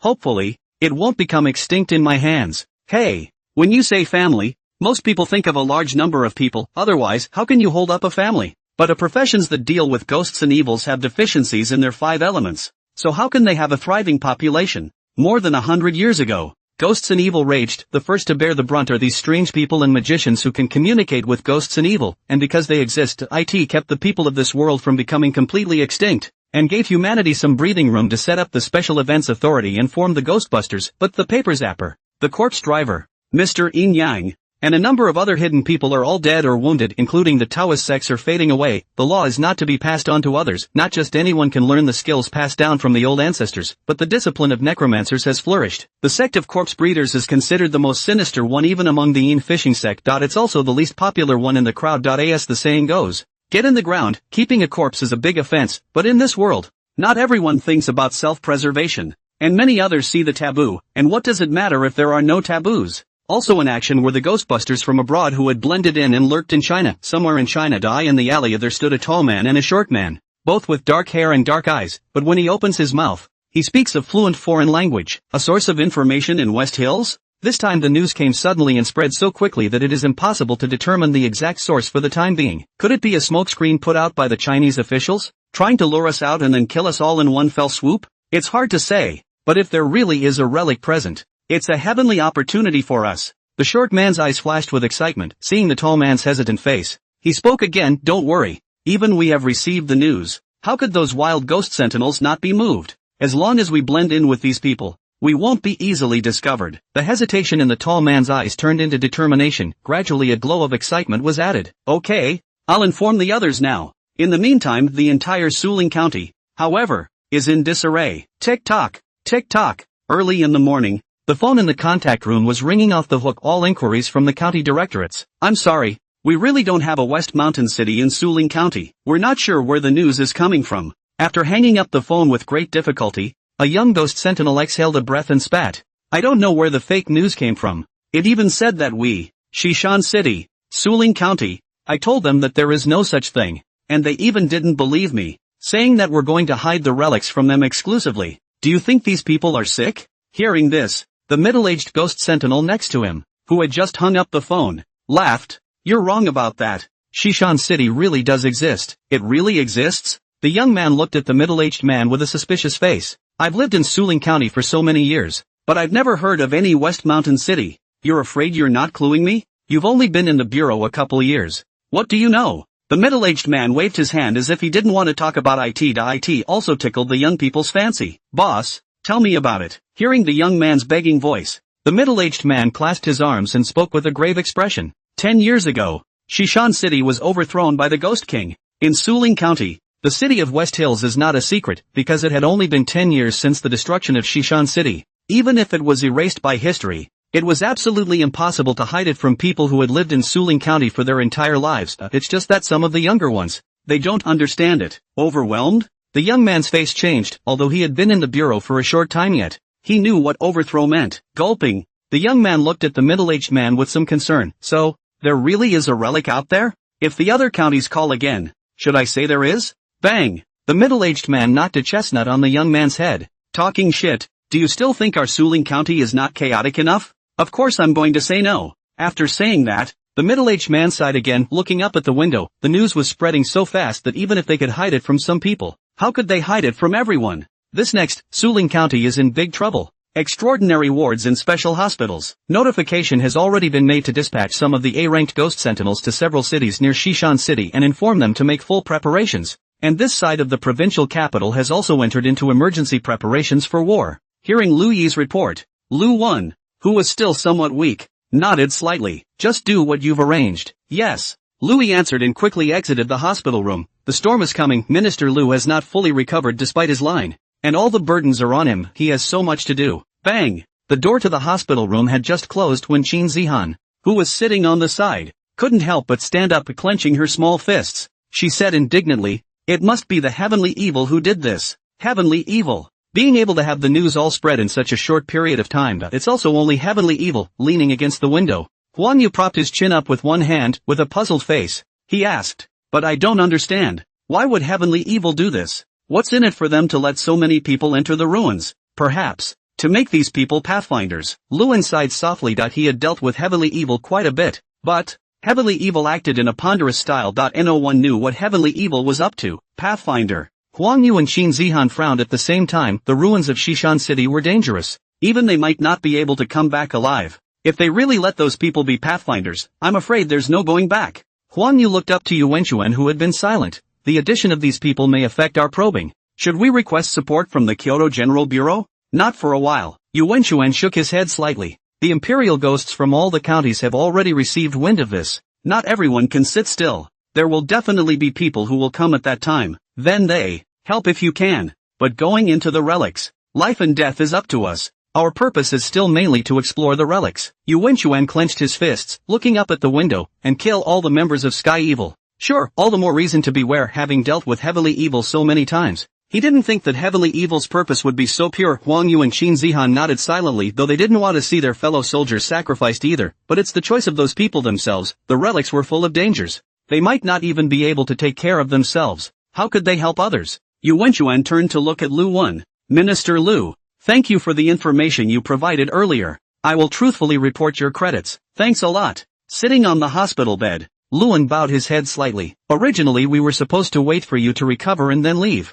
But as you know well from the current situation, we couldn't wait. There was helplessness in Yu Wenchuan's eyes. It is the duty of every ghostbuster to guard the citizens of China. It has nothing to do with geography. With Lu Wen's current situation, it was still a bit too much of a stretch to defend Suling County had the news not leaked. They might have waited a few more days to prevent the evil of heaven from taking advantage of the situation, but judging from the current situation, they had to get to Shishan City as soon as possible. Liu looked at the Yuanchuan trio with a grave expression on his face. Look out! There were no unnecessary words. No one knew the dangers of the ruins better than him. The only way to be careful is to be careful again. And in the city's Sky Garden restaurant. Subwood directly chartered the entire restaurant to entertain Qin Feng. Master Qin, this is the most famous vinegar fish in Anha City. Try it. Sugui greeted Qin Feng enthusiastically, pouring wine in dishes busy as hell. Sugui is rich, but he started from nothing back then. Nature knows best about the human condition. The biggest gain for him this time was not just exorcising ghosts to save his life, but being able to get acquainted with a truly capable master like Qin Feng. He originally didn't believe in ghosts and gods though, but that doesn't mean the rich people he's in contact with don't believe it. This is definitely a great opportunity to make friends with the top tycoons. Unlike Sugui's enthusiasm,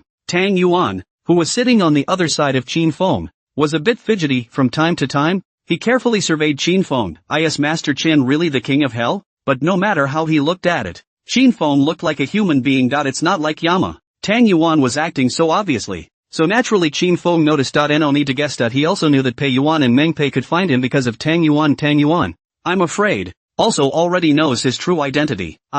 I'll go to the restroom. The terrified Tang Yuan sought an excuse and walked out of the private room. He washed his face on the sink before letting out a long breath. Suddenly, Boss Tang, a cold voice came from behind him, causing Tang Yuan to jump. As soon as he turned around, he saw Qin Feng looking at him with a smile on his face. Master Qin. Tang Yuan stammered a greeting. The chubby hands were clenched tightly, not knowing where to swing. Relax. I came to you because I have something I want you to do for me. Qin Feng still maintained his smile however. He looked at Tang Yuan's heart. If you have anything to do, just ask. Tang Yuan wiped the cold sweat from his palms. The trepidation, nervousness, and fear kept spreading in his mind. Next however, he saw Qin Feng pull out 2 bank cards from his pocket and handed them to Tang Yuan. Here's $1 million from Boss Su. Help me dig out the coffins underneath the villa, as well as retrieve the coffins that were taken away by the police department before, and bury them near Peach Blossom Village. Then build a land temple. Land temple? Tang Yuan was a bit confused, but he was a bit puzzled as to why Qin Feng was building a land temple when he was fine, and so on. 2 coffins? Wouldn't that be the 2 ghosts from before? Can it be that old man is the landlord of the Peach Blossom Village next to the villa? But that old man he had seen with his own eyes was clearly a ghost. How can it be the landlord? Suddenly, Tang Yuan held his breath violently. Could it be Yama? If Qin Feng is not the king of hell, how can he ordain a ghost? Ordinary people how to understand what the gods and goddesses on the ground. Underground ghosts and goddesses. In the view of Tang Yuan, only the king of Yen, such a big man, only have such a skill to seal the landlord. I'll do it later. No, I'll do it right after dinner. And the money, I'll pay for it. How dare Tang Yuan accept money from the king of hell? Isn't this a death wish? No need. You take this money. Qin Feng shoved the bank card in his hand into Tang Yuan's hand. It's easiest to get people to do things and spend money. He didn't want to owe favors. Tang Yuan clutched his bank card with a crying face. His face more ugly than crying. Qin Feng smiled lightly. Boss Tang, you have my contact information. Remember to send me a message if you have such business in the future. Tang Yuan had a jolt. He knew that Yama was warning him. This identity cannot be divulged. Although Tang Yuan wasn't sure why the king of hell was walking the earth as Master Qin, but still, he bowed in panic. I understand. Qin Feng had only told Tang Yuan this because he wanted to look for more events that triggered special check-ins.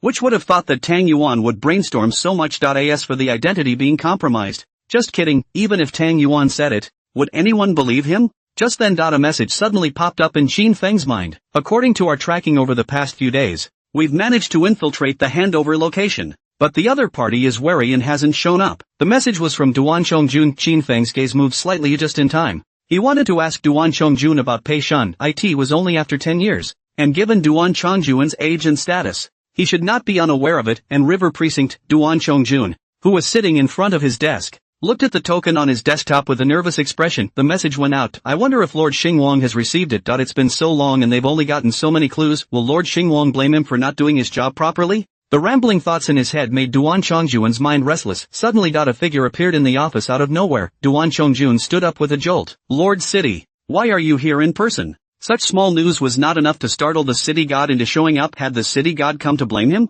Moment of false sweat broke out on Duan Chongjun's forehead. He hurriedly bowed his body and said in an urgent tone, My lord, please give me a little more time. I will definitely find more information. Aha, Qin Feng responded indifferently. Then said, You go to the city god temple and look for a man named Feng Yuan. He will come and contact you later. If there are any important clues then send them to me. Feng Yuan has settled down near the city temple and is doing his old job during the day, occasionally at night. They make the rounds with other shady people, however. When Qin Feng had approached Feng Yuan, the purpose was for him to interface with the official ghost sectors. He didn't want to waste time with such meaningless little progress. Feng Yuan? Duan Chongjun froze for a moment, although he wasn't sure what kind of person Feng Yuan was. It was better to come into contact with Feng Yuan than to face Hades directly, right? Just as he breathed a sigh of relief, Qin Feng's voice came back to his ears. Director Duan, I heard that Pei Shun is one of your people. Pei Soon. Duan Chongjun mumbled under his breath and tried hard to recall. Suddenly, his eyes widened. My lord,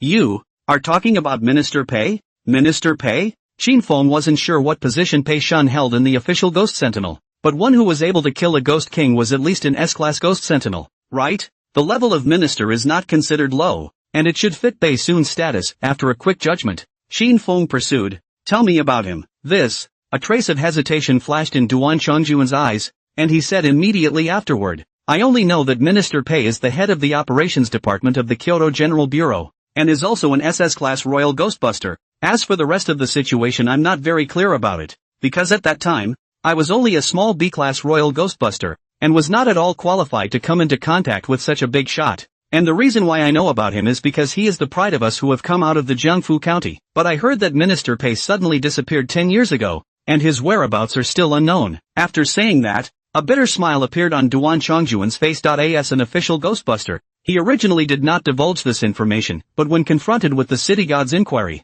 he was forced to speak, and don't dare not say it. For some reason, he now suddenly had the feeling that he was on a pirate ship. Is he an official? Or is he a city god? He couldn't figure it out himself anymore. Qin Feng didn't notice Duan Chongjun's strange behavior, but instead frowned slightly. What Duan Chongjun said was basically the same as what was recorded in the Good and Evil Merit book. It also confirmed all his previous suspicions, but SS grade Ghost Sentinel, which is equivalent to the Ghost Monarch level. What kind of danger was he in that he disappeared for 10 years and never showed up again? Suddenly, there's a West Mountain City in Suling County? I'm afraid this news isn't fake news, right? No, I've also heard of West Mountain City. Originally I thought it was just a rumor, but I didn't expect it to be true. A cacophony of voices reached Qin Feng's ears. Qin Feng raised his head and looked out through the wall, only to see several ghost sentinels sitting in the office. A look of excitement on his face as he chatted away. Ruins, if I had the strength, I would like to go and see them too. Then take your time to think about it. When you reach S rank, you might not have a chance. Come on,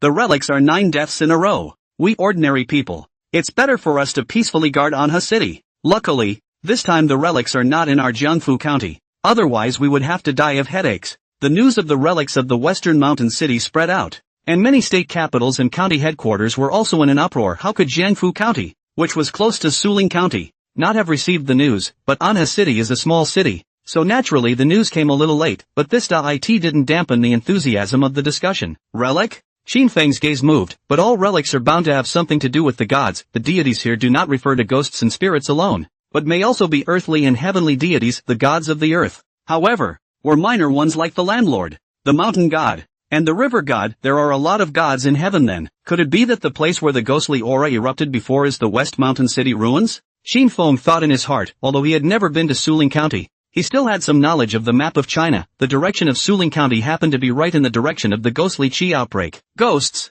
Making an instantaneous judgment in his mind, Qin Feng turned back to Duan Chongjun. What do you know about the ruins of Shishan City? Duan Chongjun was a bit confused. It seemed that he had not reacted to the fact that Qin Feng's topic had changed so quickly. After freezing for a few seconds, he returned to his senses and quickly said back. 10 years ago, Shishan City was overthrown by the Ghost King. The entire Shishan City was reduced to rubble, and Suling County sent troops to guard it, and then Shishan City was wiped out of existence, and the vast majority of the Imperial Ghosts were unaware of this news, and I only heard it from my fellow colleagues in Jiangning City a short while ago. But of the West Hills City ruins, I just heard about it today. I don't know anything about it. The ruins of Shishan City are now in a frenzy, so of course he doesn't dare to talk nonsense. Actually, if it wasn't for going to Jiangning a few days ago, Julian said that he missed the point. He must have been confused too. 10 years ago again. Qin Feng frowned. He wasn't sure what was so special about 10 years ago. Why is everything centralized to 10 years ago? Without thinking too much,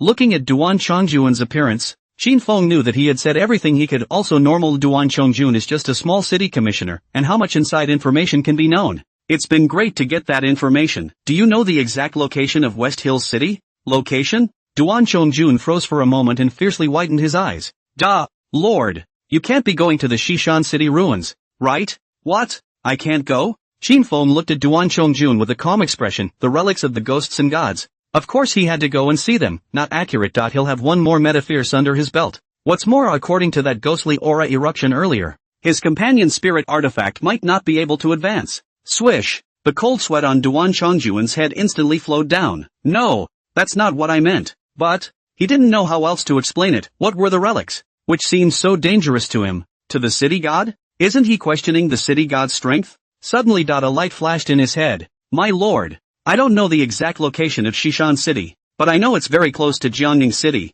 But I heard that the relics are dangerous this time, and it's estimated that there are a lot of wild ghost Imperials heading there. So if you meet our ghost Imperials in the relics, I wonder if you could help take care of them. After saying that, Duan Chongjun regretted it again. He didn't question Shingen's strength, but asked Shingen to help take care of it. Wouldn't that be more daring? Aha! Qinfeng faintly answered. Duan Chongjun gave him a lot of information today, and it wouldn't hurt to help take care of it. Sure. He didn't care if he had to get himself killed. By the way, the landlord of Peach Blossom Village is my subordinate. With a falling voice, Qinfeng's figure abruptly disappeared. Originally, Duan Chongjun was still a bit dazed because of that word just now. A jolt lifted his head. There's a landlord in Peach Blossom Village? How does he not know? But when he raised his eyes to look, the office had long since lost Qinfeng's figure. Duan Chongjun sat back in his office chair in a trance, and I don't know how long it took, but he suddenly raised his head, eyes bright and scary. Deities. We also have deities in Anha City. Thank you, Lord City God. Thank you,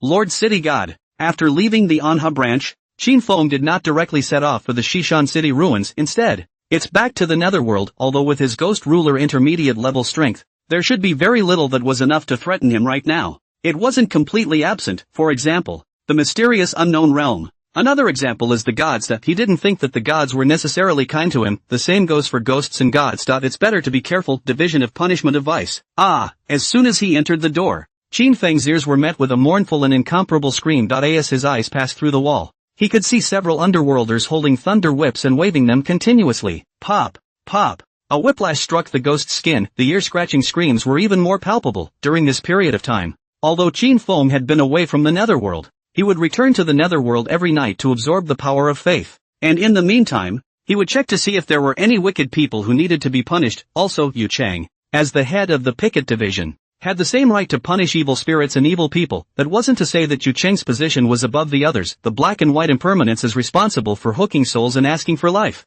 while the Oxhead and Horseface are responsible for punishing and patrolling. It's just a matter of each doing their job. Because of this, the Department of Punishment and Evil has not only many more Inin warriors, but also many more punished ghosts, and among these punished ghosts, there is a very special ghost general, Manos. In order to extract more information from Shanxi in the beginning, Qinfeng did not directly send Shanxi to hell, but instead had Oxhead imprison Shanxi. That doesn't mean, however, that Monmouth can get away with his crimes. Although the punishment of the Thunder Whip was much lighter compared to the 9 hells, even ghost generals could not withstand it, because not only does the Thunder Whip magnify the pain tenfold, it also has a special ability. It prevents complete wound healing. Normally, even without ghost pills, ghost wounds can heal quickly if enough ghost chi is absorbed. And in the Netherworld, the one thing that's not in short supply is ghostly energy. If you want to die, you can't even die. There is no hiding from the pain. Pop! The bull's head wielded a thunder whip and slammed into Shanxi, who was tied to a pillar. Blue sparks flashed, and another zigzag of long wounds instantly appeared on Shanxi's body. A moment. A black ghostly aura emerged. Next, Shanxi was then wrapped up in the blackness around him.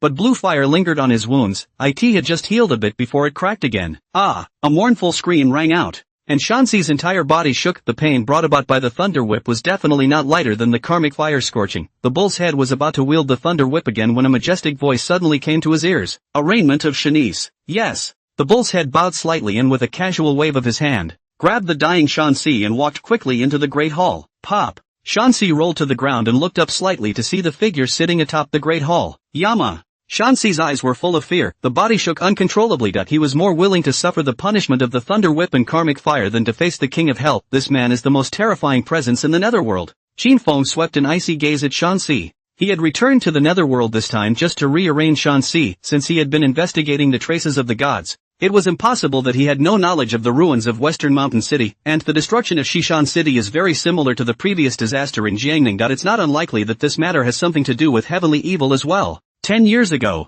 Shishan City was overthrown by the Ghost King. Qin Feng's tone was calm, as if he wasn't interrogating, but rather talking about a rare and ordinary matter. But then he noticed Shanxi, who was sprawled out in the Great Hall, and his body tightened violently. The movement was very slight, but it could not be hidden from Qin Feng's eyes. He didn't poke at it right away, but continued with the second sentence. Today, there is news that a relic has appeared in Shishan City. Swish! Shanice jerked her head up, sensing again that something was wrong. In a hurry, he lowered his head in panic, but it's already too late. Still, an icy cold voice came out as the pressure on Qin Feng's body exploded. Boom! The massive pressure directly caused Shanxi to directly lie on the ground, unable to even raise his head. And what was even more terrifying was that this time, he felt more than just his body being crushed. Even his soul seemed to be held by a large invisible hand. Deadly pinch in general. Ah, no! I said. The screams echoed through the hall. Even though Oxhead and the other group of Enin warriors heard the screams every day, their scalps were numb at this moment. The pressure on King Yan's body seemed even stronger than before.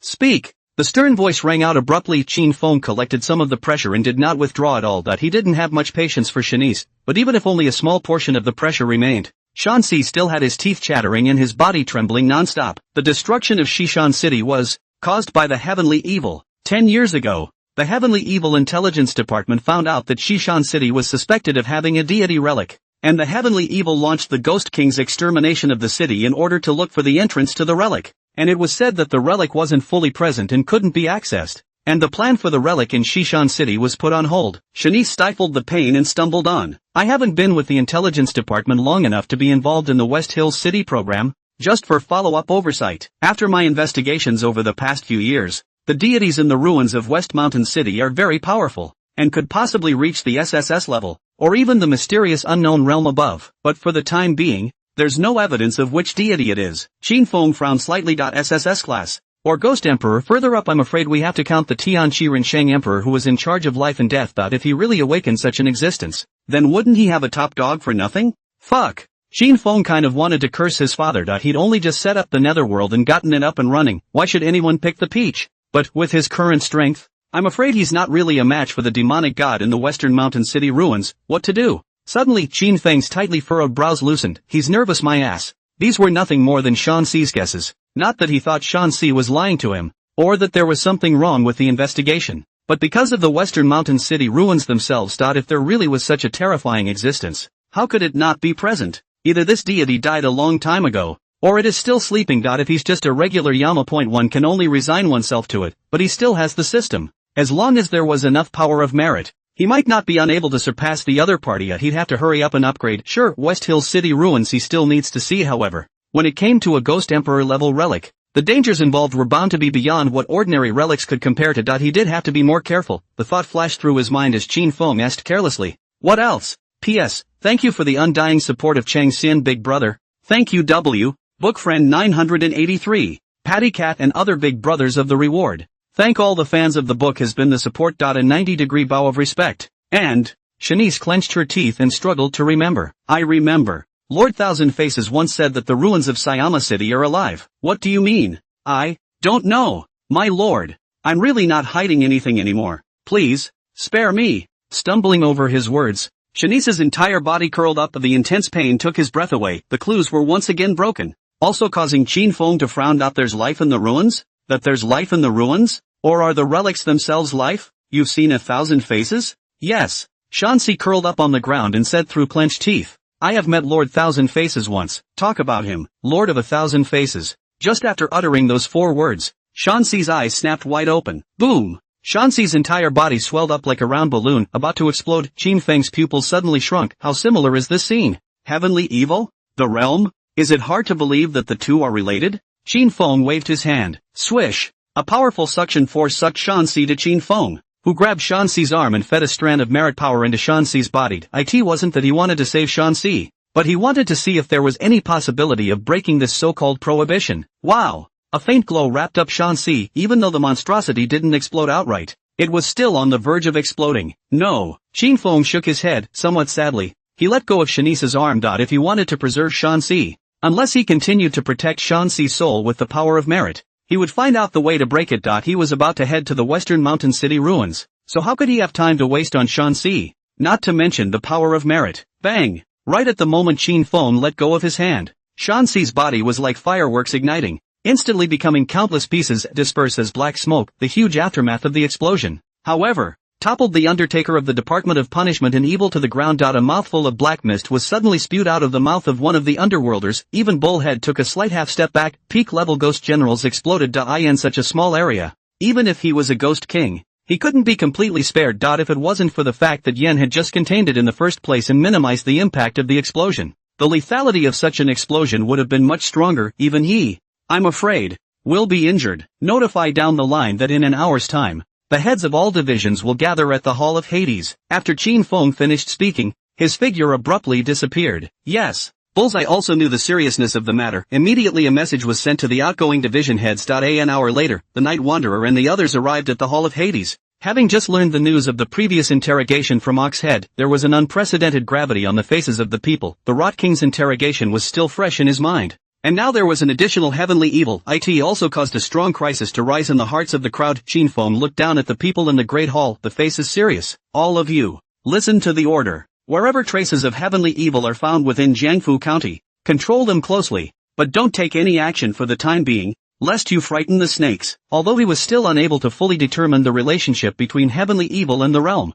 he was almost certain that the Thousand Faces and the Demon Lord definitely had some sort of connection. The question is, it was Thousand Faces from the realm or from this world? A collaborator? Or a servant? There weren't enough clues to determine this. But in that case, what heavenly evil had done would be able to make sense. If we can catch a Thousand Faces, perhaps it would be possible to dig out more news related to the realm and the Demon Lord. But before that there had to be a way to break the damn forbidden system. He didn't want to be a basket case every time. A blank. Yes. The crowd bowed slightly. The people of heavenly evil are unforgivable. And before that, they even hit their ideas on the Netherworld, then deserved to die, and now it's involved with the realm naturally. They will not sit idly by. Qin Feng nodded slightly, speaking once more. I'm going to be away from the Netherworld for a while. During my absence, everyone will do their own thing, and if there's anything you can't decide on, you can ask White Impermanence. Although in terms of strength, the Nightwalker was the strongest, but the Night Wanderer is the god of evil, not fit to be a manager, and since Yu Cheng's portion was insufficient, only the best connected White Impermanence could handle it. The crowd naturally did not have any opinions about Qin Feng's decision. Instead,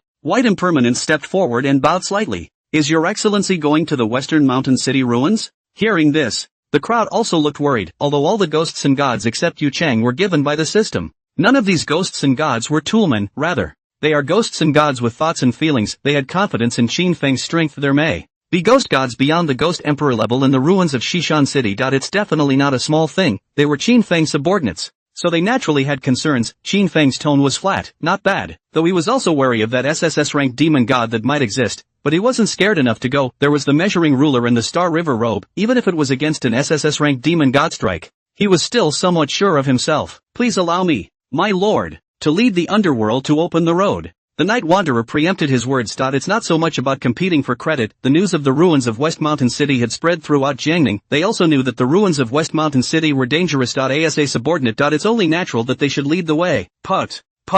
Ox-headed horseface Yu Cheng also knelt down and clasped his hands in front of his chest, though no words were spoken. The actions had said it all. Black Impermanence and White Impermanence stood to the side in silence. It wasn't that they didn't want to, but because Qin Feng was away, they had to hold down the Netherworld. Beware of being taken advantage of by heavenly evil. All get up. Qin Feng slightly raised his hand and said immediately after. Shishan City is in Suling County. Leaving Jiangfu County will not be favorable for you, so you don't have to follow me to take risks. As for the open road, where ghosts and evils are, why worry about not having my men? The crowd froze immediately after. The worry was gone, and he laughed openly. Your Excellency is right. Any more ghosts and evils will only be an aid to Your Excellency. It's our presumptuous words. If it's them, maybe there's no going back. But Toyama, who held the seal of the city god? How dangerous could the most dangerous relics be? No henchmen? Wouldn't it be nice to just grab two? However, the crowd did not realize that Qin Feng had a ghost god order in addition to the seal of the city god, ordering 100 ghosts. That's the most terrifying part of the demonic order. However, before leaving, Qin Feng decided to absorb another wave of faith power. He had a hunch about to break through to senior ghost monarch. If the ghost god order was able to advance, then he wouldn't be afraid even if he encountered a peak-level ghost monarch. Suling County.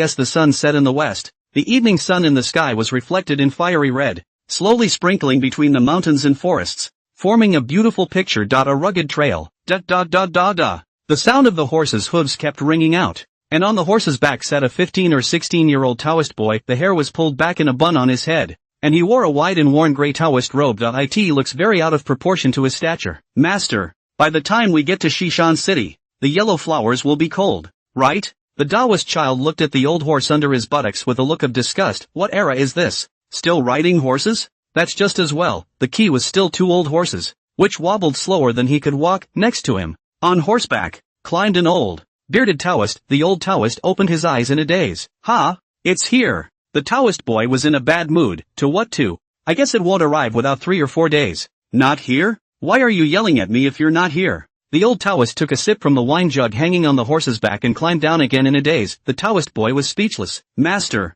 can you drink less alcohol? Being in a daze all day, and taking me to some western mountain city relics. Aren't you afraid that we'll have a life to go, but no life to come back? Seeing that the old Taoist didn't react half-heartedly, the Taoist boy also spilled his breath. Hiya! He slapped the horse on the ass, making it hurry up. Nay dash, the old horse ate the pain and also spread his hooves and ran next. Instead, the Taoist boy's ears heard the old Taoist's ghostly voice. What's the hurry? Running that fast to get yourself killed? The old Taoist pointed his finger towards the horse under the Taoist boy's buttocks, only to see how the old horse ran as if it was spinning in place. Master, you're bullying me again. The Taoist boy puffed out his cheeks and glared at the old Taoist. The old Taoist let out a kind smile. Who let you fail to learn your art? Not even this simplest sealing technique. Suddenly the old Taoist opened his eyes. Suddenly he sat upright. The Taoist boy was startled by the old Taoist's movements and followed his gaze to turn his head before seeing a youth suddenly appear behind them. The youth had the baby in his hands and was looking at them with an amused expression. What? Are you? The Taoist boy jumped onto the old Taoist's horse in fear and shrunk his head. It was the first time he had seen someone who was able to conceal his master's divine sense, noiselessly appearing. Pop! The old Taoist slapped the Taoist boy on the head. How do you talk? Those who don't know would think that I, the master, didn't teach the rules properly. After saying that, he turned his head to look at Qin Feng, smiling. He arched his hand. Dare I ask who the tall man is? Though he smiled, his eyes were full of caution. This is already the border of Suling County, even though it's still a ways away from the city of West Hills. It's not that far away. Needless to say, the youth in front of me was definitely going to West Hills City, although he had already anticipated that the news of the Western Mountain City ruins had spread and that there would be no strong people going there this time. Must be a crouching tiger and a hidden dragon. But this youth in front of him he had a feeling that he couldn't see through, and the aura on this person's body was very special, and vaguely, it made him feel somewhat comfortable. My name is Qin Feng. Qin Feng looked at the old Taoist and the young Taoist boy with interest. After absorbing the power of faith, he had successfully advanced to senior ghost ruler. So he thought of heading directly to Shishan City, but after arriving at the border of Suling County, he was also confused. Don't know which way to go. Walking around and looking around, he suddenly overheard the conversation between these two masters and disciples. Thought it was pretty interesting, and that sealing technique just now had also piqued his interest. It's not divine power or ghostly energy. It seems to be a special kind of power. This would be the Taoist method, right? Seeing Qin Feng introduce himself, the old Taoist also made a Taoist arching salute. Immeasurable Heavenly Father, poor Taoist Mao Shan Wei. This is my disciple, Taoist number Qingtong. Qin Feng nodded slightly. Taoist Wu Fei, do you know how to get to Shishan City? This old Taoist is not simple, seemingly sparse, but able to spot him in the first place. The strength should not be low, though he wasn't sure how Taoist power levels were identified, but it shouldn't be any worse than an S-rank Ghostbuster. Follow this road all the way to West Hills City. The old Taoist pointed to the road behind him and added with a smile. If this little friend wants to go to Shishan City, I'd better wait a little longer. Qin Feng was puzzled. Why? The ruins of West Mountain City have not yet been fully opened. I'm afraid that if you go over it this time, you'll be impacted by the massive ghost chi. The old Taoist explained in a pleasant manner. Hearing this, Qingtong muttered in dissatisfaction. Why didn't you say when I asked you before? Are you my master or not? Taoist Master Wu Wei rolled his eyes and returned unwillingly. When did you ask? It's obvious that you have a belly full of complaints, and you're still blaming it all on me. Seeing the two of them at each other's throats again, the little meatball in Qin Feng's arms was also amused and clapped its little hands. Giggle, giggle, giggle. Taoist Wu Fei and Qingtong were solemnly shocked in their hearts. Only then did he notice the little meatball in Qin Feng's arms. Although under the cover of the power of merit, the two could not see that the little meatball was a ghost king, but it was still possible to sense the difference in the little meatball. After all, how could anyone really take a normal baby into a place as dangerous as the ruins? Unless crazy. Seeing the two men's gazes looking over, Qin Feng's gaze moved slightly. Taoist Wu Fei, then do you know when this Shishan City ruins will be able to open? Taoist Wu Fei pondered slightly and spoke. Today's Z hour. Oh, a hint of interest flooded Qin Feng's eyes. This Taoist Wu Fei was not in Shishan City, So how was he able to know the opening time of the relics? My master, nicknamed Master Bronze Gua, has the ability to predict the future. Bronze expressed his dissatisfaction with Qin Feng's questioning voice that he could question his master but no one else can next. Instead, he received another explosive hammer from Taoist Wu Fei. Pop. Gu. Master, why are you hitting me? I'm telling the truth. Xing Tong covered his head with a defiant face. The corner of Taoist Wu Fei's eye twitched. If he really was unpredictable, how could he not know that he met Qin Feng today? This kid, he's pitting him to death. Oh, I'm laughing. Not much of a master. Just a small spell to make a living. Taoist Wu Fei snorted. He dared to call himself a master in front of others. That was because others didn't know his bottom line. But in front of Qin Feng, he felt like he was being watched. How dare you call yourself a master? The Taoist master is too modest. Qin Feng smiled slightly and said, since Taoist master is also traveling to Shishan City, why don't we join together? If he really met some cowboy master,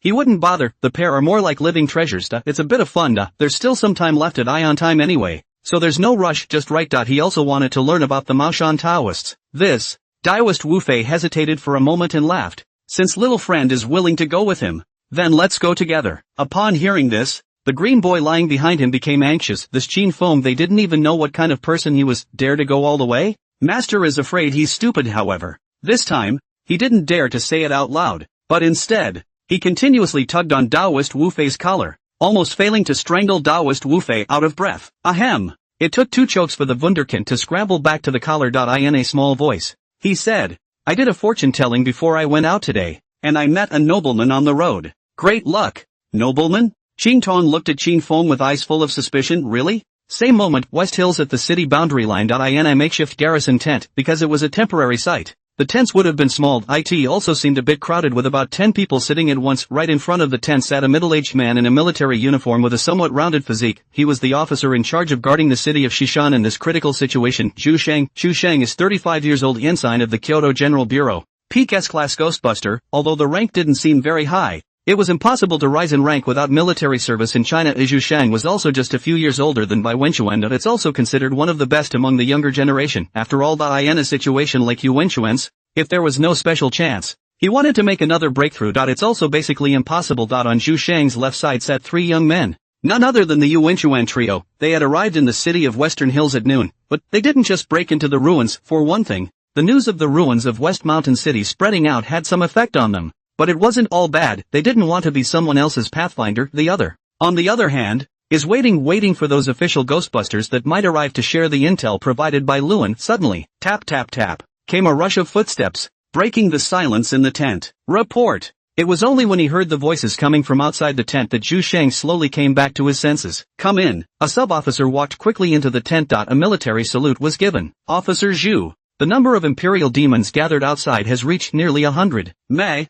Zhu Sheng snorted. There are quite a lot of them coming. Even the A-class ghost smiter dares to come and join in the fun. Don't mind them. They want to find death themselves. Let them go. Yes. The garrison received only one order this time: prevents ordinary people from accidentally breaking in.as for those wild ghost sentinels and folk warlocks. They don't care. The relics aren't for everyone. Upon hearing this, the faces of the several A-ranked ghost smiters present all turned embarrassed. Are they low? As far as the whole of China was concerned, there were only tens of thousands of ghost sentinels who could reach a rank.as for the A-rank pinnacle. There were even only a few thousand of them. How can it be considered low? But here, their little bit of strength. It's really not enough to look at. Wait for the deputy officer to leave. It was only then that Yu Wenchuan frowned and said, although I knew that the news of the Western Mountain City relics would definitely attract quite a few people once the news spread, I still didn't expect these ghost sentinels to be this crazy. Huan Yu nodded approvingly and said with some sighing, nearly 100 people. Also do not know how many can come back alive? How dare you come to break into the ruins when you don't know what strength you have? Isn't this just like what Uncle Zhu said? Seeking death yourself and blaming others? Qin Zihan looked unconcerned, oblivious to the fact that the faces of the crowd of Imperial demons present had also changed. The little girl is not very old, but her words are sharp. An A-ranked ghost sentinel looked at Qin Zihan in dissatisfaction. Zhu Sheng is a member of the Chu family, As the earliest group of people to join the show administration, had made a great contribution to the defense of China. Zhu Sheng is also one of the few remaining descendants of the Zhu family, although Zhu Sheng didn't get any special care in the Kyoto General Bureau, but the Zhu family has a lot of prestige in the military department. The fact that Zhu Sheng could be sent to guard Xishan City was enough to show the importance that the General Directorate attached to the ruins of Xishan City. So he didn't dare to contradict Zhu Sheng, but this little girl in front of him couldn't see what kind of strength she had and dare to speak out in front of them. It's a bit too much. Qin Zihan frowned. Where did I go wrong? The sentinel who had just opened his mouth was about to speak when two coughs came from his ears. Ahem. Zhu Sheng clenched one hand into a fist and propped it against his mouth as he said in a deep voice, Qin Zihan, of course you're wrong. What, Uncle Zhu? Am I that old? Still not quick enough to call big brother? Upon hearing this, the faces of the people present changed, even the ghost sentinel who had just opened his mouth. Cold sweat instantly broke out on his head. Qin Zihan he is not aware of, but who doesn't know the name Qin in Kyoto? How could an ordinary person be qualified to call Officer Zhu a big brother? Officer Zhu was clearly knocking himself out now. That's bad for yourself. Being so interrupted by Zhu Sheng, Qin Zihan pressed the A-ranked ghost sentinel to the back of his mind. She smiled at Zhu Sheng and said, if I call you big brother, do you dare to say yes? Alas. Don't know when brother Tian-yi will return? Qin Zihan feigned a resigned side-eye as soon as he heard Qin Tianyi. The flesh on Zhu Sheng's face trembled. That spoiled sister fiend. Really, if he knew that Qin Zihan called out to his big brother, probably had to find himself in a fight every day. The point is that he can't fucking fight. Purely beaten. Zhu Sheng hurriedly changed the subject. Wen Chuan, the people should be almost here. There's no need to wait any longer. Yes. Yu Wenchuan slowly stood up and looked at the remaining few people in the tent with a calm-faced Zhang Yu from Jiangfu County,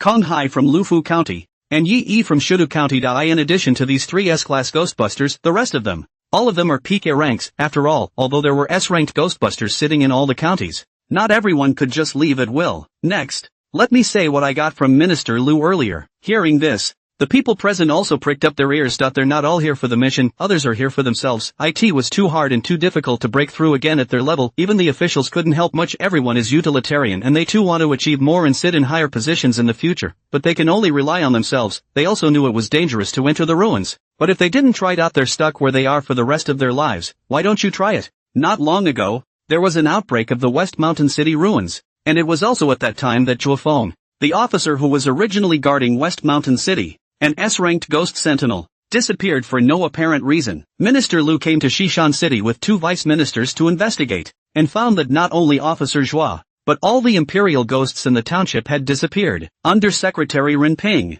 also an S-ranked ghostbuster, disappeared from the Nishiyama city camp. So far, there is still no message from these people. Yu Wenchuan narrated the events that had happened before with incomparable calm. These are inside information that has not yet been made public. If not for the fact that these people are going to enter the ruins of West Hill City, and he won't make it public. After hearing Yu Wenchuan's words, the faces of the crowd changed. Several A-ranked ghost sentinels even broke out into a cold sweat. They hadn't been to Western Mountain City, so they weren't aware that the town guard had been replaced. So how could they have imagined that all of the thousands of ghost sentinels who had been guarding the town before had disappeared? Even the two S-rank Ghostbusters had all disappeared. How terrifying is this West Hill City relic? Yu Wenchuan continued slowly. Minister Lu realized that he was unable to communicate and did not dare to continue his in-depth investigation. So he made an immediate decision and returned with another deputy minister. However, the two were wrapped in ghostly energy and came to a mountain stream. The mountain stream's ghostly aura is so thick that the visibility of the field of vision is less than 5 meters. Minister Lu wanted to look for a way out, but the ghostly chi around them tumbled and gathered like a sea of clouds, and it was only then that they saw, through the mountain stream, an ancient, majestic hall in the distance. That is, the true remains of the city of West Hills. Upon hearing the word relics, the people who were still a little palpitating, excitement once again appeared in his eyes. Yu Wenchuan coldly swept a glance at a few people. When he saw the relics, Minister Lu was also very excited. But remembering all the weirdness before, Minister Lu still resisted the urge in his heart and turned around and ran away with the vice minister. And because of that move, he and the deputy minister escaped with their lives. Just as they escaped from the mountain stream, those gathered ghost chi summoned a bronze gate, and countless ghost hands stretched out from the slowly opening bronze gate. Precisely the ghost gate. Precisely the ghost gate. Yu Wenchuan's voice carried a hint of trembling. He's not Luan, so there's no way he can tell it as vividly as the person in question, but even now, he was still shaken in his heart. Ghost gate, 10 people go, 9 don't return. Minister Lu dares not stop for a moment. It goes on until Minister Lu was rescued by 3 A-class Ghostbusters. Yu Wenchuan's voice only stopped, and for a moment, the entire tent fell into an eerie dead silence. The crowd in the room held their breath. Ghostbusters. It's amazing that there really are ghosts in this world. It was only at this moment that they realized that what the few people had just said about seeking death was not an exaggeration at all, because in the ruins, the ghosts inside the Goki will lose their connection to it. Is important to realize that the most important thing that a ghost sentinel relies on is the ghosts in their body. Once they lost contact with the ghosts inside them, it meant that they weren't much different from ordinary people. How can I deal with ghosts and evil? At that moment, the entire tent fell into dead silence. Even Zhu Shang's face carried an unprecedented gravity. Earlier, when he heard about the disappearance of the two S-ranked ghost sentinels, there were just a few ripples in his heart. But when encountering a relic, it wasn't surprising for anything to occur, but this had never happened before in the relics developed by Huaxiao. Obviously, the West Hills City ruins are much more dangerous than the others. Zhu Shang looked up at Yu Wenchuan and asked with a serious face, "Wenchuan, do you really want to enter the ruins?" Yu Wenchuan was a genius in the Kyoto Directorate. But geniuses were not rare in the Directorate, because the vast majority of Chinese geniuses have been centralized in the general administration, receive special training. Even Huang Yu, who dares to say that he is not a genius? But Yu Wenchuan is the man with great perseverance, patient enough, resilient enough to never act impulsively even though things are always hidden in his heart. This was what he appreciated most about Yu Wenchuan, and Qin Zihan and Huang Yu's situation was different from theirs, so he naturally had no need to worry. But he knew that if all three of them entered the relic, Yu Wenchuan is in greater danger, because the ghost in his body was the only thing Yu Wenchuan relied on. Yu Wenchuan slightly clenched his fist, his eyes filled with unprecedented determination. Yes, earlier, after listening to Minister Lu's words, his heart had wavered. In such a case, even if he doesn't enter as a pioneer, and no one would accuse him of it, but he's not happy about it. If you want to kill all the people in heavenly evil, you have to be strong. There was no room for him to improve now, unless he could have a heavenly chance to become an inheritor like Qin Zihan and Huang Yu. He had to get into the ruins. Zhu Shang knew that Yu Wenchuan's mind was made up, and didn't try to persuade him any further. Instead, he looked at Zhan Yu and the other ghost sentinels who had arrived from various counties. The situation within the relics has already been told to you by Wen Xian, but you should be clear that the Ghost Gate Pass is only the tip of the iceberg in the relics, and I'm sure that other dangers exist in the relics. I've already said what I need to say. And as for going down to the relics or not, it's your own choice. The relics are dangerous, but equally so are the opportunities. There had once been an A-ranked Ghostbuster before, who had become an S-ranked Ghostbuster now because of the chance he had acquired in the relics township of a county. Such examples are few, but they do exist. Cutting off someone's chance is like killing their parents. Of course he wouldn't do such a thing, and there's no reason to let other Oni in and block your own people instead. Is there? I am not going. Officer Zhu, can I wait here for a while? The ghost sentinel who said Qin Zihan before was the first to stand up with a nervous face. He looked at Zhu Shang. The dangers in the relics were beyond his imagination, and he had just offended the Qin family. Although the Qin family won't do anything to him, they won't help him either. If he really goes down to the relics, that is, if he has 10 lives, he will have to take all of them. Officer Zhu, I want to stay here for a while too. Me too. All of the A-ranked Ghostbusters all stood up and took a stand. The reason they're still royally pissed off. It's to be the first to get the inside scoop on the ruins of West Hills City. These people go in, someone always comes out, right? Won't the true state of the ruins be all clear by then? They didn't make the trip in vain. Of course, Zhu Shang knew the small minds of these Imperial Ghostbusters, but in his opinion, this was human nature. Nodding slightly, feel free to do as you please, as long as you don't interfere with the garrison. What about you guys? Zhu Shang turned his head to look at the three Zhan Yu again. Zhan Yu's three faces showed hesitation, although they were unable to utilize their ghost energy. They were, after all, S-class ghost sentinels, and their physical fitness and reflexes were several times stronger than those of ordinary people, and then with a lot of combat experience. If you encountered a ghost or evil, you were not completely without a fighting chance, but even an S-ranked senior ghost sentinel like Minister Lu was almost swallowed up by the ghost gate. How hopeful can they be with these S-class beginners? After several seconds, Zhan Yu shook his head slightly. I'm not going in either. Minister Li sent me here this time. Apart from wanting to see if there could be an opportunity to enter the relics, he also wanted to see if there was any help needed over here. During this period of time, I'll be staying in Xishan City as well, so if there's anything that Officer Zhu needs, feel free to command. If someone else had said this, Zhu Shang might have thought that the other party was playing some kind of trick, but Suling County and Jiangfu County are too close to each other, especially in Xishan City. There was only one city separating it from Jiangfu County. If something happens to West Hills City, it's bound to involve Jiangfu County. Zhu Shang nodded. Good. Seeing that Zhan Yu had given up on entering the ruins, Kong Hai and Yi Yi were also completely shaken. Kong Hai just made a sound. Suddenly there was a cacophony of voices from outside. What are you doing? What are we doing? Of course we're here to enter the relics. What gives you the right to guard the relics and not let us in? Zhu Shang frowned slightly and got up to walk out of the tent quickly. That's when I realized it was dark. A full moon hung in the sky. but it was mostly shrouded by the ghostly aura of the city of Western Hills. Only a faint light was shed through this moonlight. Zhu Sheng was still able to see clearly that a large number of wild ogresses were crowding in front of the barricade that had been set up, yelling loudly for the guards to let go of the barrier, but they're all A-class Ghostbusters. A small portion of the S-ranked Ghostbusters stood silently at the back, clearly not wanting to clash with the officials. What a racket! Zhu Sheng quickly walked up to the crowd, looked at the wild ghost sentinel who was leading the disturbance, and coldly laughed. Chang Qian, do you want me to personally throw you into Kyoto prison? Chang Qian, classic Ghostbuster.it has been conspiring with the ghost to set up a scam to defraud the rich and powerful of their money, but since no lives have been hurt, it doesn't have much to do with the ghost and evil. The special authority also turned a blind eye. The main thing is that this kind of case is not easy to handle. Let the police department control it. The police department can't control it. The Kyoto General Bureau, on the other hand, simply didn't have the time to waste on these wild ogres. But just a while ago, Chang Qian had played the Kyoto upper class for a fool. The number of people deceived reached hundreds of millions of dollars are involved. This next IT can't be left alone.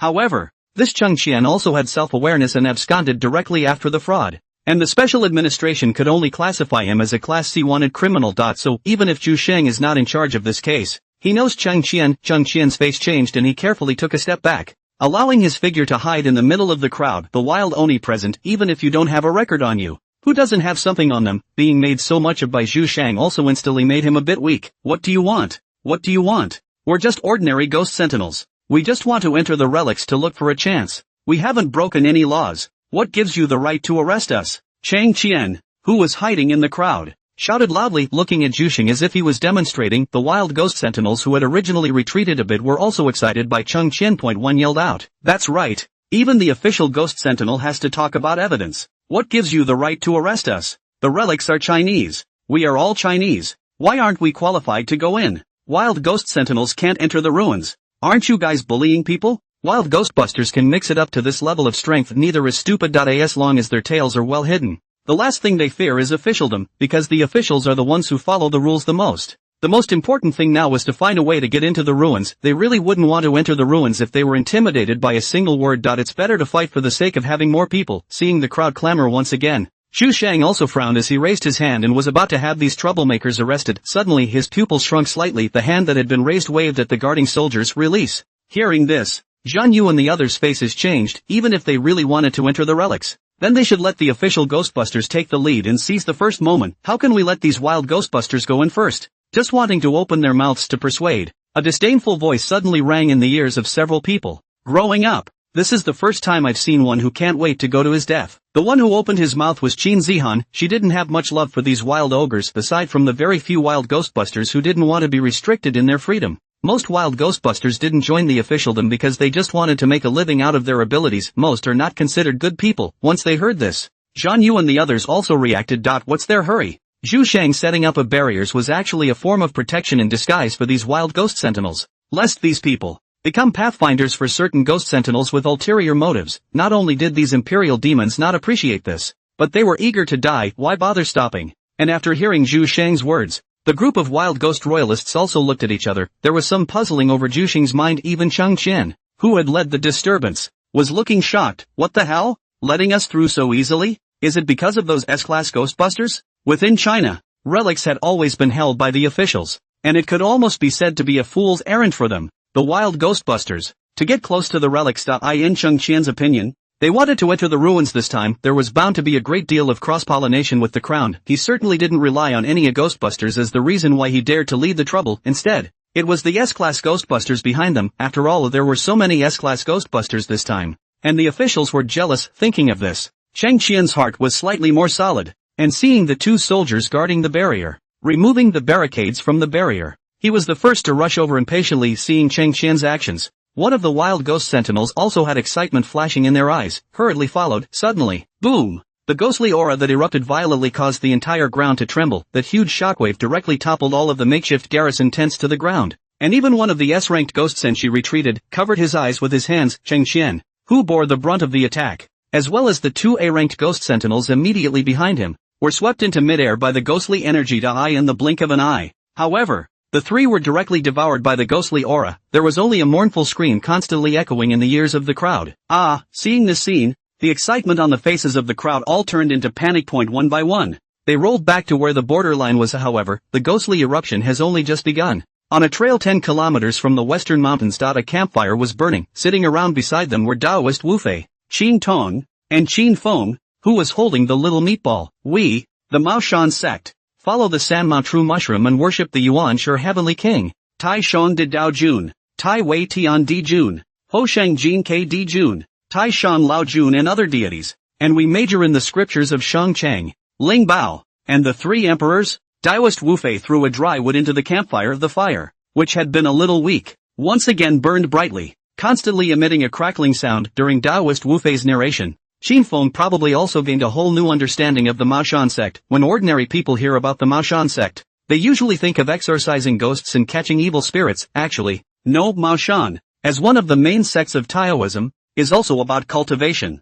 And exorcising ghosts and catching evil is the same as ordinary people doing good deeds to accumulate blessings. Taoism preaches the cycle of cause and effect. That's the root of it. Suddenly, ring, a crisp bell rang. The three of them raised their heads at the same time and looked into the distance, only to see a figure dressed in a black robe with a foot-high black bucket hat on his head on the rugged road, carrying a paper-wrapped lantern, walking in their direction. In a few blinks of an eye, the figure arrives not far away. The dead go on their way, the living shun. The low voice sounded quietly. It also scared Bronze so much that he wrapped his arms around Taoist Master Wu Wei's neck. Master, there are ghosts. Taoist Wu Fei was also scared and his neck shrank. This late at night, a figure suddenly appeared in the middle of nowhere. It's kinda creepy, but in front of his disciple, he still stalked his neck and shouted at the voice. What, are you? The figure that came to heel stopped ringing the bell. The tall hat on his head was removed, revealing two timid eyes. In a small voice, he said, hello guys. My name is Yunran. I'm from Xiangxi, but I seem to be lost.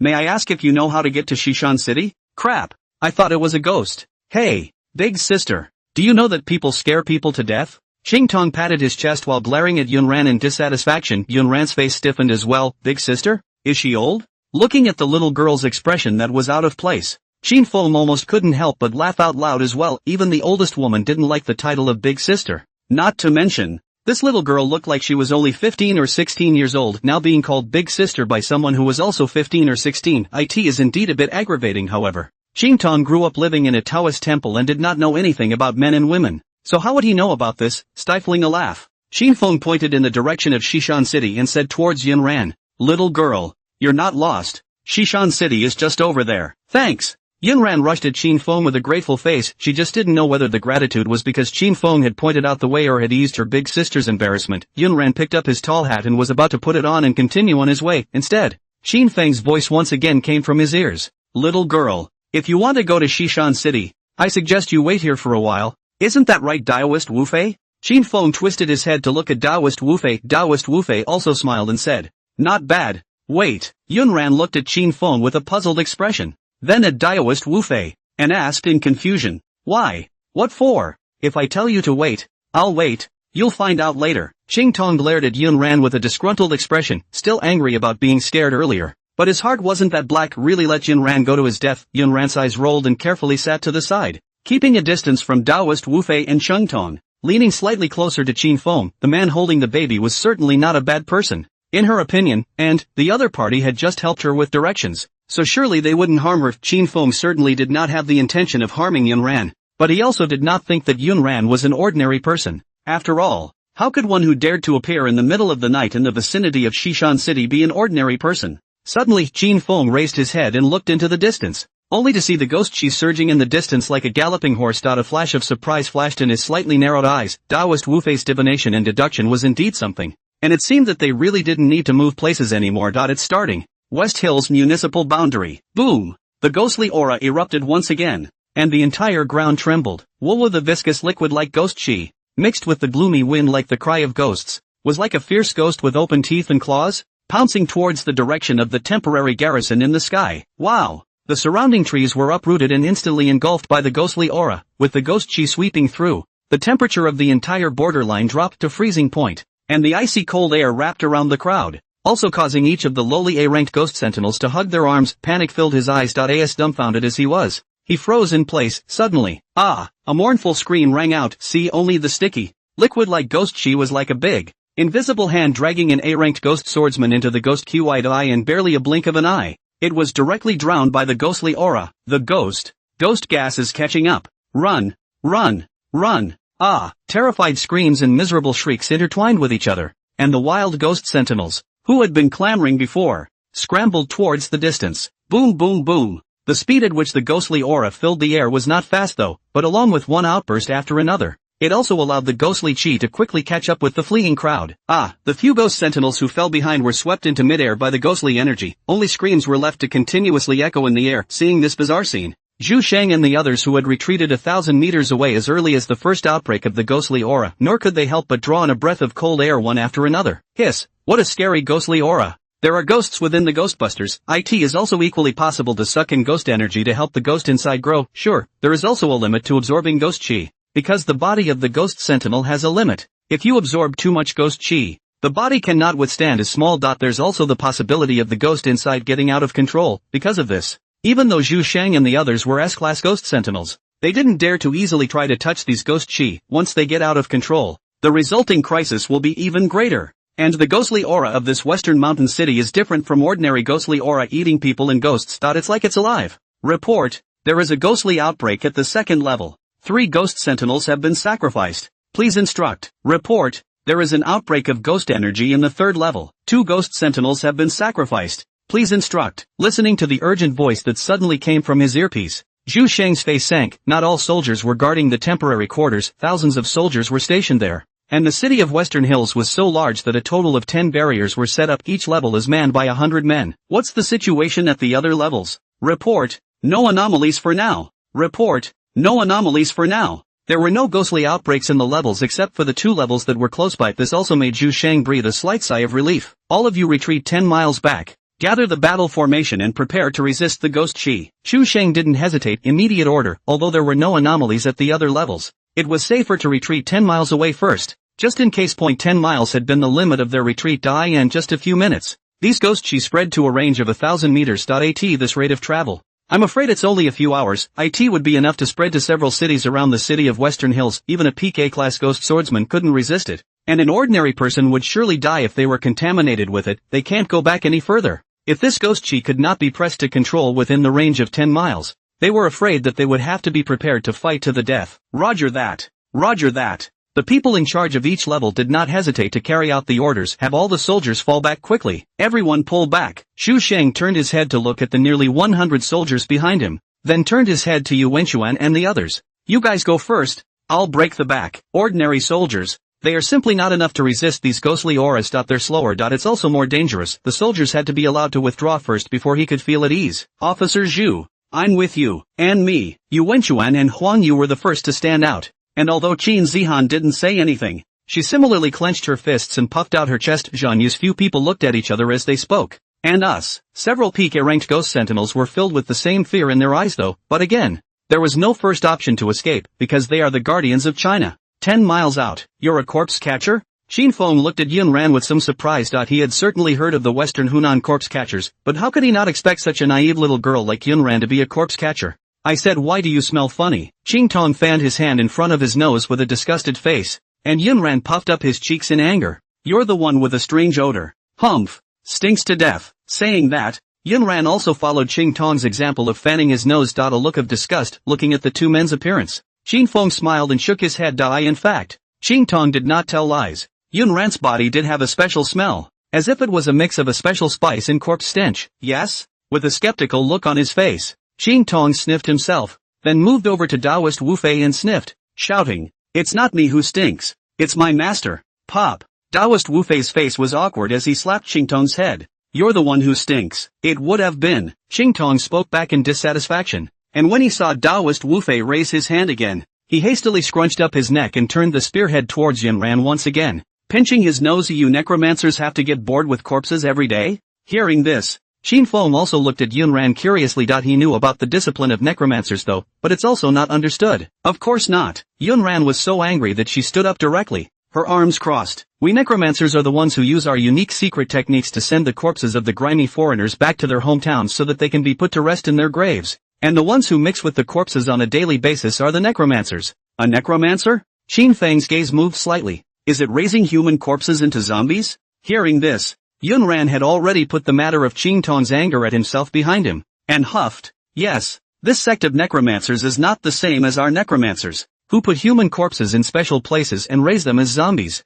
so that people can't even die in peace, which goes against the laws of heaven and morality. Before he could finish, a hoarse male voice suddenly came from the distance, going against the grain? Oh. Shinfeng looked up into the distance, only two figures gradually approached in their direction. One of the figures was similarly dressed in black robes with a foot-high bucket hat and cap. Only bouncing as it walked next to him was a middle-aged man in a black cloth tunic. The necromancer. P.S. Thanks to the big man who became immortal for the reward 180-degree bow and salute. Corpse breeder. Yun Ran exclaimed, looking at the middle-aged man in disbelief, immediately after clenching his fists. He blocked in front of Qin Feng's trio. The middle-aged man stopped almost 20 meters away from the bonfire. As if he didn't see Qin Feng's several people, looking at Yun Ran with a contemptuous face. Meh, the middle-aged man snorted. Even if we corpse breeders were more vicious, we wouldn't have made all of our wives, brothers, and children into zombies. Old monster Yun is the real vicious one. What are you babbling about? Yun Ran clenched his fists tightly, but he glanced nervously at the three Qin Fengs. Brother Qin,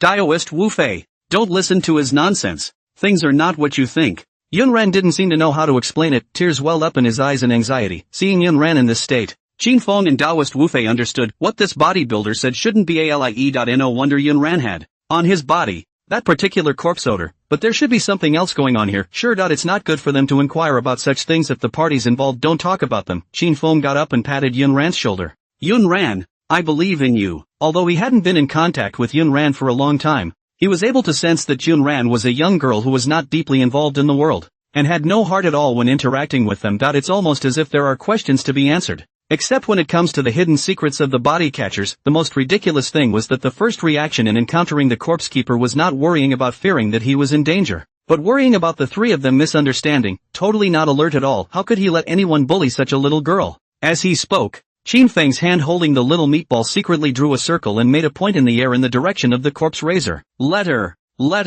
The little meatball waved its little hand as if comforting Yun Ran. It also kept the crowd from noticing Qin Feng's private movements. There's no need to care about what other people think. It's good to have a clear conscience. Daoist Wu Fei had just nodded his head when he saw a trace of extremely faint golden light fly into the body of the corpse raiser. Next, the sneer on the bodybuilder's face stiffened. He can't move. The corpse keeper's eyes looked at the direction of Qin Feng's trio in horror. Who? He tried to voice a question, but realized he couldn't open his mouth at all. Moment. A cold sweat covered his forehead. Tick. A bean-sized cold sweat slid down his forehead and landed on his shoulder. Yeah, is what people say true? Why do you care? Qin Tong, who had always disliked Yun Ran, instead stood up for Yun Ran. He rested his hands behind his head with a big grin, as if he hadn't noticed the bodybuilder's abnormality. However, he noticed that Daoist Wu Fei's face was pale and his wide eyes were filled with consternation, as if he had seen something extremely horrifying. Master, you weren't scared silly by that corpse keeper, were you? Qing Tong looked at Daoist Wu Fei with an odd expression. You're the one who's scared silly.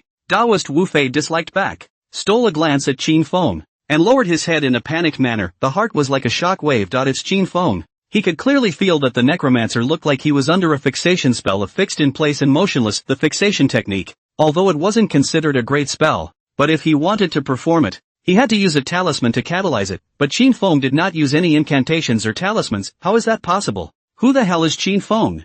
Thank you, Brother Qin, and thank you, Daoist Wu Fei. Even though Yun Ran was closest to the corpse keeper, he didn't notice the corpse keeper's abnormality. She wiped the tears that were about to spill out of her eyes and turned her head to look at the corpse breeder behind her, saying with a firm face, my grandpa's conscience is clear, and you corpse breeders are the bad guys. No. The necromancer suddenly cried out. That's when I realized I had regained my mobility. Put. The corpse keeper's eyes were horrified as he knelt on the ground and kowtowed in the direction of Qin Feng's men, and then, rolling and crawling, he ran off into the distance with his zombie, tall people. There was definitely someone high up in this group that he couldn't offend. He can't stay here. Absolutely not. Yun Ran was confused. What's wrong with him? Him? Xingtong was also at a loss. Maybe it's recognizing its mistake, Qin Feng said vaguely and sat down with the little meatball in his arms. That bodybuilder was a bit hateful. But he hadn't done anything terribly wrong. He's just a small punishment. Let the other party stop talking nonsense. Who knew that the corpse breeder was so unintimidating? Yun Ran and Qing Tong skimmed their mouths at the same time. Recognize your mistakes. The hell with it. Daoist Wu Fei, who hadn't spoken, but winced. He just got a good look at it, with just a slight movement of his fingers. Qin Feng lifted the fixation spell on the corpse keeper. What kind of power is this? Never humanly possible. What is it if it's not a human? Could it be that this Qin Feng is a god? Taoist Wu Fei laughed and shook his head, feeling that his brainstorming ability was just a little too great. In the next second, it was the mouth that snapped open. With a stunned face, he looked at Qin Feng. This Qin Feng, can't he really be a god? Taoist Master Wu Wei, why are you looking at me like that? Qin Feng looked at Taoist Wu Fei with a puzzled expression. How could he have thought that Taoist Wu Fei was only doing this because of a small fixation spell just associated with his deity status? No, it's fine. Taoist Wu Fei waved his hands in succession, pretending to act as if nothing had happened, but in his heart, he was more and more certain Qin Feng is not a human being. It's God. The more he thought about it, the more excited Taoist Wu Fei became. He had believed in God for so many years and had never seen a real deity, but now, the gods were right in front of him. This is a deity. Can he not be excited? Just then, boom! The ground suddenly trembled slightly, woo, as if a gloomy wind was blowing from all directions. Qin Feng raised his head to look into the distance, not being within his jurisdiction. His divine sense couldn't probe 2FAR. It was only that his sensitivity to ghost chi was a bit stronger. So he had already sensed the outbreak of ghost chi as early as 10 or so minutes ago. Taoist Wu Fei and the others raised their heads to look into the distance. See, only the full moon in the sky had somehow crept up to a reddish color, interspersed with dark red rays spilling down to the ground. Dozens of figures wrapped in dark red light were rapidly approaching their side. Some are covered with barbs, some are wrapped in green light, with hideous thick sinews crawling on their faces, and some are covered in a fiery red, as if they were a fireman. It looks horrible as hell. Ah, ghosts! Ghosts are coming! Qing Tong was so scared that he strangled Taoist Wu Fei's neck and gibbered. Yun Ran was also trembling with fear and moved a little closer in Qin Feng's direction. Taoist Wu Fei was strangled by Qing Tong to the point that his eyes protruded outward, and he almost couldn't catch his breath. A direct slap hammered into Green Boy's head. Ghost, ghost, ghost, ghost your ass. If you keep strangling me like this, I'm going to turn into a ghost. Your master. It was only when he heard this that Green Boy hurriedly let go of his arm, but still, he tightly grasped the collar of Taoist Master Wu Wei and asked in a small voice, Master, so many ghosts, can you do it? Taoist Wu Fei's face tightened. He was also a bit flustered in his heart, but once he thought that there was still a god beside him, he stiffened his neck and said, What are you afraid of? We are the ones who catch ghosts. If we want to be afraid, they are the ones who are afraid. It's not a ghost, it's an Oni. It's not a ghost, it's a ghost sentinel. Qin Feng looked at Taoist Wu Fei and Qing Tong with an amused expression. When Yun Ran came earlier, the two were in a state of shock. He thought the two were playing pig in a poke, but he didn't expect that these two masters and disciples were really timid. Although he hadn't seen the two of them fight, he was able to see a special energy fluctuation in the two of them, and the aura on Taoist Wu Fei was thick. It was also similar to what he had judged before, and it should be a match for an S-rank Ghostbuster, and the aura on Qing Tong was a bit thinner though, but to say the least, it could be a match for an A-ranked Ghostbuster. It was clear that both of them were not low in strength and were ghost catchers, but instead they were scared to death of ghosts. These two masters and disciples are also absolute. Hearing this, the two masters and disciples breathed a huge sigh of relief. So it's a ghost sentinel. What are you pretending to be a ghost in the middle of the night? You really want to scare people to death. Qing Tong powerlessly spat out a sentence while patting his chest. It was as if he had only just caught his breath. Ghost sentinel. What's that? Yunran blinked her large eyes and looked at Qin Feng with a curious expression. Qin Feng smiled faintly. A ghost sentinel is one who incorporates ghosts into their own body, and then they can utilize the ghost's abilities to deal with ghosts and evil. So amazing. Brother Qin, can you tell me more about the ghost sentinel? What do you want to hear? Both. Qin Feng thought about it and said slowly, there are good people among the Imperial Ghosts, but there are also bad people.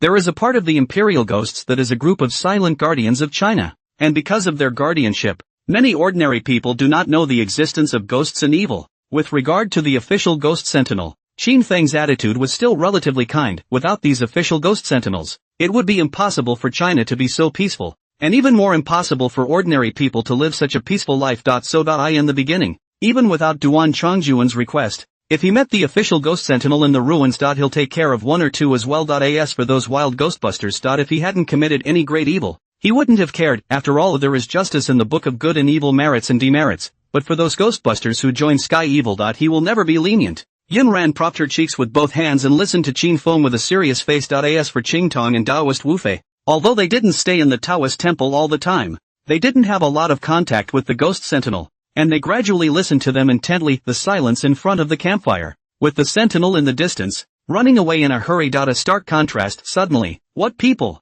The Imperial Demon Rusher who rushed at the front looked at the bonfire not far away and violently braked his footsteps. The face was stunned, because none of the people sitting in front of that bonfire were Ghostbusters. The Imperial Ghostbusters who were originally running away were also startled by the shout and stopped in their tracks. One by one, Their eyes scanned Qinfeng's several people with vigilance. They simply couldn't see the strength of the few people in front of them, but they didn't think that the ones roasting on the fire in these wild mountains would be ordinary people. Everyone, there is no need to be alarmed. Poor Taoist Mao Shan Wuwei. Taoist Wu Fei got up and made a Taoist arching salute towards the crowd. He didn't want to cause any hostility from the crowd before entering the ruins. Hearing this, the group of ghost sentinels let out a slight sigh of relief. Taoist. No wonder they couldn't see through each other's strength. However, the crowd still didn't dare to get too close. After all, apart from Taoist Wu Fei and Qingtong, who carried the obvious symbols of the Taoist family, there are two others, especially the young man with the baby in his arms. It looks very spooky. At this point, as Yu Shang and the others, who were escorting hundreds of soldiers, also rushed up from behind. It looked a bit of a mess,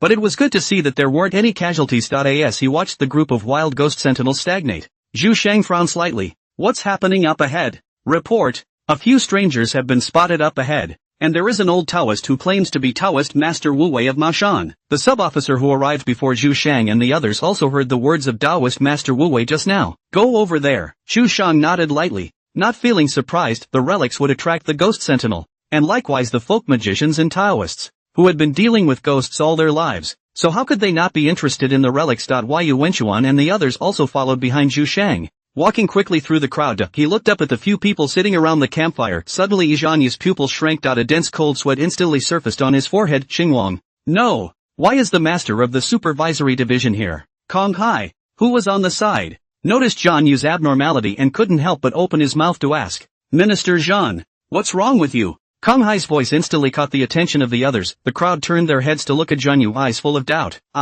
Zhanyu had just opened his mouth when he saw Qin Feng's eyes sweep over. That icy cold look instantly made him shiver, and he hurriedly changed his words. No, it's fine. It's just that his body isn't feeling too well. The crowd looked at Zhanyu with odd eyes. Not feeling well? In order to make their bodies more adapted to the ghosts inside them, the ghost sentinels have to break through physically, and are far stronger than the average person by a factor of several or a dozen. Minister Zhan is an S-rank ghostbuster. Unless the ghost energy is overused, there will be no anomalies at all. How come you're suddenly not feeling well? Let's retreat back another mile. Zhu Shang suddenly opened his mouth and also attracted back the attention of the crowd. It doesn't matter if it's a wild ghostbuster, or a Taoist or folk warlock. He doesn't even care if he wants to get into the ruins of West Mountain City. He was only responsible for the leakage of ghostly chi in Shishan City and not affecting the problems of the neighboring cities. The crowd nodded slightly. They had backed off a mile back when the ghostly aura had erupted, and the later projected 10 miles to the target meant they were still a mile away. Seeing that the crowd was ready to continue their journey, Zhanyu shouted in a hurry. Wait. Zhu Shang frowned at Zhanyu. Minister Zhan, something's wrong? We don't need to go any further. We'll establish a new garrison base here. Zhanyu looked at Zhu Shang with a face of certainty, his tone carrying an irrefutable implication. Hearing this, Zhu Shang's frown deepened. Minister Zhan, what do you mean by that? Is Zhanyu questioning his judgment? Who's to say this place is safe enough? Feeling the dissatisfaction in Zhu Shang's tone, Zhanyu was also a bit headstrong. Why? What else could it be? Of course it's because the master of the supervisory division is here. Who and what other place is safer than staying next to a deity? Officer Zhu, I am not questioning your judgment, but I have heard that Ma Shan is not only good at exorcising ghosts and catching evils, but also good at divination and deduction, and that Taoist Wu Fei dares to wait here, so he must be emboldened, and the speed of the ghostly outburst seems to have slowed down, so I think we can just wait a bit. Zhanyu's face was anxious as he explained, his entire back already wet with cold sweat. He had no intention of offending Officer Zhu just now, but the master of the supervisory heavenly division, he really didn't dare to offend him. Zhu Shang's eyes glanced suspiciously at Zhanyu, who had become very odd in all of his every move since he had seen the person by the campfire. Is there really some kind of mystery in letting them stay? After thinking about it, Zhu Shang raised his hand and ordered, everyone rest in place 50 meters to the right. Yes. Seeing this scene, Qinfeng slowly withdrew his gaze. He didn't expect to meet someone from Jiangfu County here, whether the official Ghostbusters knew who he was or not. He didn't care, but there's a lot of people here. Who knows if there are any sky evil people mixed in? He was now out of jurisdiction, and although the Eam division had the Night Wanderer and the others in charge, the heavily evil was able to send out 2 S-ranked Imperial Ghostbusters at a time to cause trouble in Jiangning, still only peripheral members. Who knows how strong heavenly evil really is? And he hadn't forgotten that heavenly evil was still connected to the realm. He didn't want to reveal his identity. Even more so, he didn't want sky evil to know he wasn't in the Netherworld. The wild Ghostbusters who had arrived first had originally planned to retreat further, but seeing that the official Ghostbusters hadn't moved, they all stopped one by one. Panting, they sat down not far from the official Ghostbusters and rested. The whole scene fell into an eerie silence. there was only the sound of gasps here and there. Dead. All dead. A light trembling murmur suddenly sounded in the crowd. Breaking the silence. A group of wild ghostbusters craned their heads to look around. Only then did they realize that there were quite a few less people who had been making trouble with them before. A rough estimate is at least 20. Most of the wild ogres are solo travelers, only a small number of people would travel in 2s and 3s, but most of them were benefit combiners, and in the event of a real crisis, they would all just run for their lives. Who cares about anyone else? 20, or 1/5, of a group of nearly 100. Naturally, it is extremely conspicuous. 20 people died all at once before even entering the ruins. It couldn't help but make the hearts of the group of A-ranked wild ghost sentinels a little sad, and even more so, it made them a little scared. If they did enter the ruins, would they be able to come back alive? Zhu Shang and the others were similarly gloomy, although they had known the terror of the Western Mountain City relics in advance. They hadn't expected that the relics hadn't been fully opened yet. That's all it takes to cause so many casualties. This West Mountain City ruins might be more dangerous than they thought. This also made the crowd wonder in their minds, which god's relic is this? Suddenly, rumble. A low and dull ringing sound came from far and near, and the entire ground followed and trembled slightly. Woo! The wind was blowing from all directions, constantly making whimpering noises like the cries of a stern ghost. Bear, bear, bear. The sound of the wind was interspersed with an ear-piercing friction sound, as if sharp fingernails were constantly scratching the glass, and it also caused goosebumps to rise all over the crowd's body. Eye in the distant sky, a roiling black fog rapidly approached. It wasn't just any black fog, it's the ghostly breath that eats people. However, this time, the speed of the ghost chi eruption was far faster than before. A wild ghost sentinel who was closer to the direction of Shishan City was directly swept into midair by that black ghost energy before he could even react. The mournful screams also awakened the stupefied crowd. Ghost! Ghost chi is here! Run! A wild ghost sentinel cried out in terror, pulling out his legs and running away behind him. The wild Oni were in a state of disarray. Some people had just gotten up when they were squeezed to the ground by the panicked crowd, while others felt that the Imperial Ghostbusters in front of them were in the way,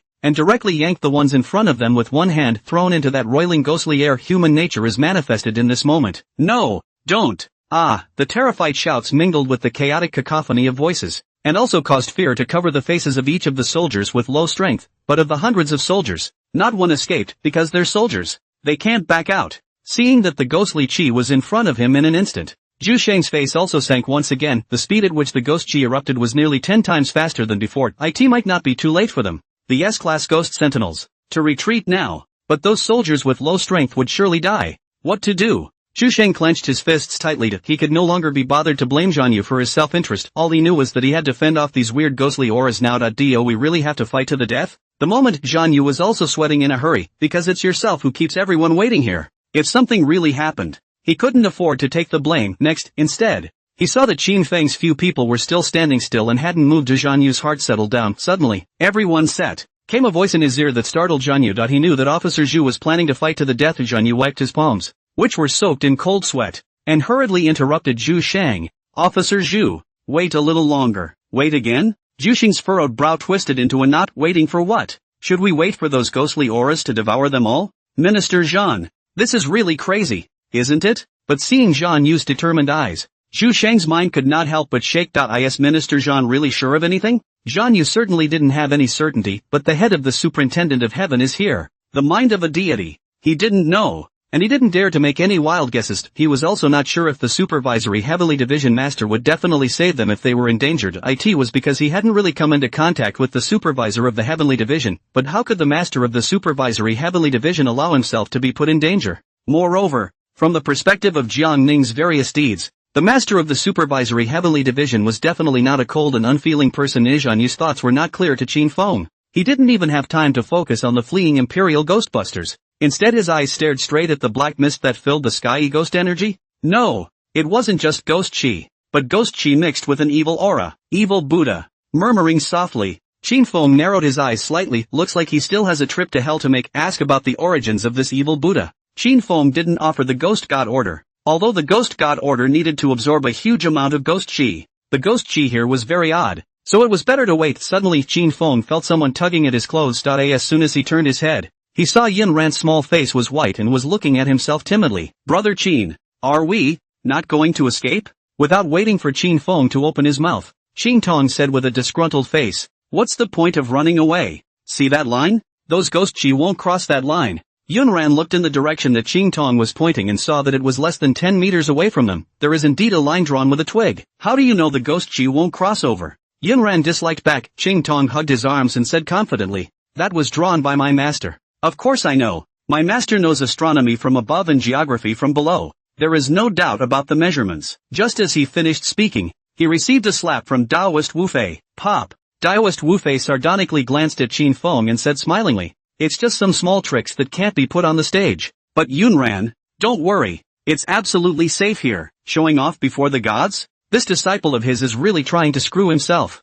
Yunran nodded weakly, but still clutched Qin Feng's coat corner. There's really no danger here. Deities are likewise capable of predicting the future. Except that most of them make deductions based on celestial evolutions, and do not really see what happens in the future. It's as if it's a person's sixth sense that they'll be distracted if they're in danger. Taoist Master Wu Wei's deduction and divination is different. Not only can it deduce and measure what will happen within 12 hours, but it can also be accurate to the specific time and place. Although Daoist Wu Fei had also said that he himself could not speculate on what exactly happened. It can only determine good or bad luck, but it has also been sort of involved in the realm of the sky. If there was someone to guide him, it was possible that this Daoist Wu Fei could really become a Daoist. However, Qin Feng didn't have the time to think about this for the time being. He just looked at Daoist Wu Fei and Qing Tong with odd eyes. These two masters and disciples were still calm when they saw the A-ranked ghost smiter being engulfed by ghost chi. The opposite of how they were trembling in fear when they heard about ghosts before. So, these two masters and disciples are only afraid of ghosts? Boom! Along with the renewed outburst of ghostly energy, the black mist in the sky had come close in the blink of an eye. One by one,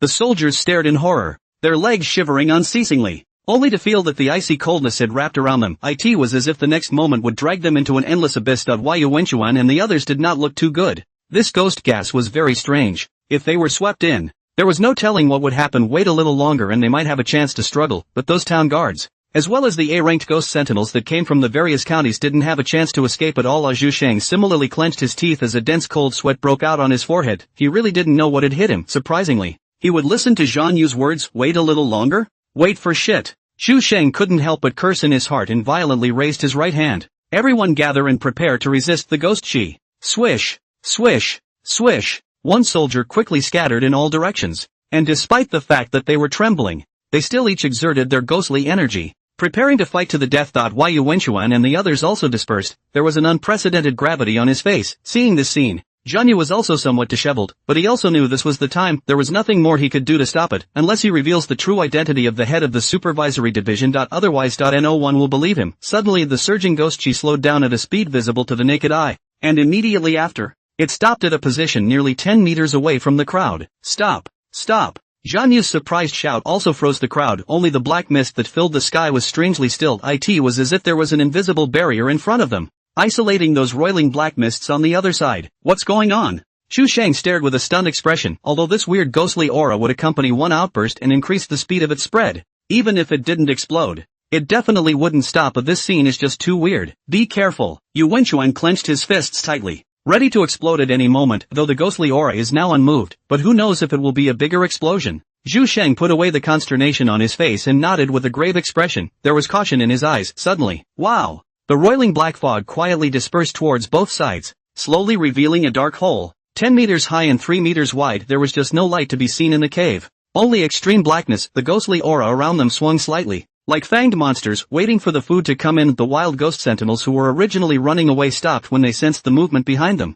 and they also stopped one by one to look behind them. It was just that what had happened before was still like a haze hanging over the hearts of the people. No one dares to come near. At this point, ha ha, finally opened. Let's go in. Daoist Wu Fei laughed aloud and made an arching salute towards Qin Feng. Open, open. The little meatball in Qin Feng's arms excitedly clapped his little hands. There was an inexplicable excitement shining in his eyes. Obvious, there should be something in this relic that attracts the little meatball. Go! Qin Feng smiled faintly and walked towards the entrance of the Heave-Ho cave with Daoist Wu Fei one after the other. One step into that black hole, Qin Feng felt an icy cold aura wrapping itself tightly around him, and with it, a strong sense of dizziness. Temporal teleportation? Qin Feng raised his eyebrows slightly. By temporal teleportation, I mean not being in the same space, or not being in the same time dimension. It's like the Netherworld. Though the Netherworld was his ghost, the nature of a deity's ghost was completely different from that of an ordinary ghostbuster. No longer in the same space. It can also be said that the Netherworld is a separate space. It doesn't belong on this side of the world. If Qin Feng wanted to,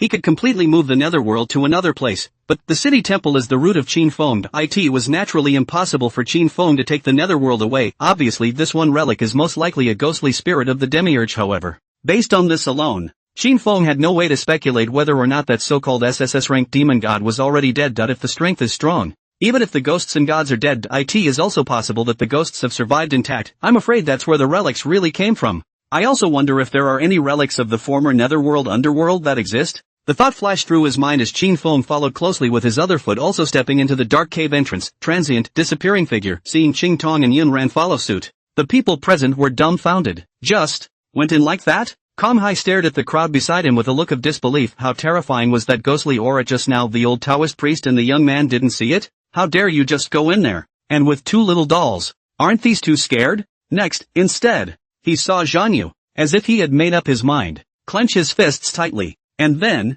flying, he rushed towards the dark hole. Hey! Just after shouting, Kong Hai realized that Zhanyu's figure had disappeared for a moment. He was in a state of confusion. Minister Zhan, I thought he wasn't going in? Yi pointed in the direction of the cave entrance and couldn't help but ask the question in his heart. The crowd looked at each other in disbelief, pressing on. I don't know what kind of madness this Minister Zhan is having. Only Zhuxing wrinkled his nose, looking in the direction of the cave entrance. A strong suspicion surfaced in his eyes from the time he had just arrived here. Minister Zhan's every move had been very strange, and now that he thought about it carefully, it seemed more like he had something to hide. But anyway, Minister Zhan's decision just now was not wrong. What is it? Exactly. That makes Zhanyu so sure? Could it be? The figure by the campfire suddenly appeared in Zhu Sheng's mind, and upon further reflection, Minister Zhan did seem to be different from before after seeing these people. But who is it really because of? Zhu Sheng first ruled out Qing Tong and Yun Ran. Even though he couldn't see the strength of these two, nor do they underestimate each other because of their age, but just by the fact that the two were walking behind him, he could tell that it was definitely not because of these two. As for the old Taoist, he did seem mysterious, but before the young man with the baby in his arms, there was some humility. Is it because of that young man? Suddenly, why do I feel like that person just now is familiar? Qin Zihan tilted his head and whispered towards Huang Yu and Yu Wenchuan. You can't be talking about the young man holding the baby, right? Coincidentally, I also had a familiar feeling when he just entered the cave, but I can't for the life of me remember where I've seen him before. Huang Yu propped his chin on one hand, seemingly trying to recall something. Hearing the words of the two, Zhu Sheng's heart was abruptly startled. Although not many people in the Kyoto General Bureau knew about Qin Zihan and Huang Yu's situation, he knew about it vaguely. It was as if he had caught something. Wen Chuan, quick, you guys hurry in, make sure you catch up with the group in front of you, and if you can, it's best to befriend the young man carrying the baby. Zhuxing spoke sharply. He already had some sort of guess in his mind, just he wasn't entirely sure for the moment, and there's no way to explain it. And Kong Hai, Yi, you guys are with them too. Huang Yu and Qin Zihan looked at Zhu Sheng with confused faces. Kong Hai and Yi looked at each other. Wai Wenchuan's eyes were similarly filled with doubt, but he knew that Officer Zhu would never be aimless, much less harm them. Come on, let's go in. Seeing Yu Wenchuan and the others enter the cave entrance, a few A-class ghost sentinels also became a bit foolish. Those below S-rank enter at their own risk of life and death. Zhu Sheng's cold and icy sentence was instantly like a pot of cold water pouring down on the several A-ranked ghost sentinels. The idea of entering was instantly dismissed. It wasn't that Zhu Sheng wanted to crack down on these A-class ghost sentinels. The reason he let Kong Hai and Yi in was because of Zhanyu, and both of them were S-ranked ghost sentinels. And they also had a certain amount of self-protection ability. So there was no chance that they would be able to obtain a big chance this time, but there was almost no chance of survival for an A-class ghostbuster to go in there. Sure. If these people really wanted to go in, he wouldn't stop them. Words. Point taken afar away. Seeing the official goblins make their move, the wild goblins stirred as well. The officials are in. It's all right. That cave entrance should be the real relic. Ruins. Do you still dare to enter? At these words, the people present once again fell silent. Why did they come? Isn't it just about the relics? But now the entrance to the relic was right in front of them. But they were looking away. Ridiculous? No, the relics hadn't even been opened yet, and they were already this terrifying. Who isn't scared? Suddenly, I don't care if you guys go in or not. I, Mad Blade, came here for the relics. Even if I die, I will die inside the relics. A domineering voice broke the silence of the crowd. The crowd turned their heads to look, only to see a middle-aged man with stubble all over his face, holding a large sword, carrying a large sword on his shoulder. Berserker looked up into the dark hole, eyes resolute.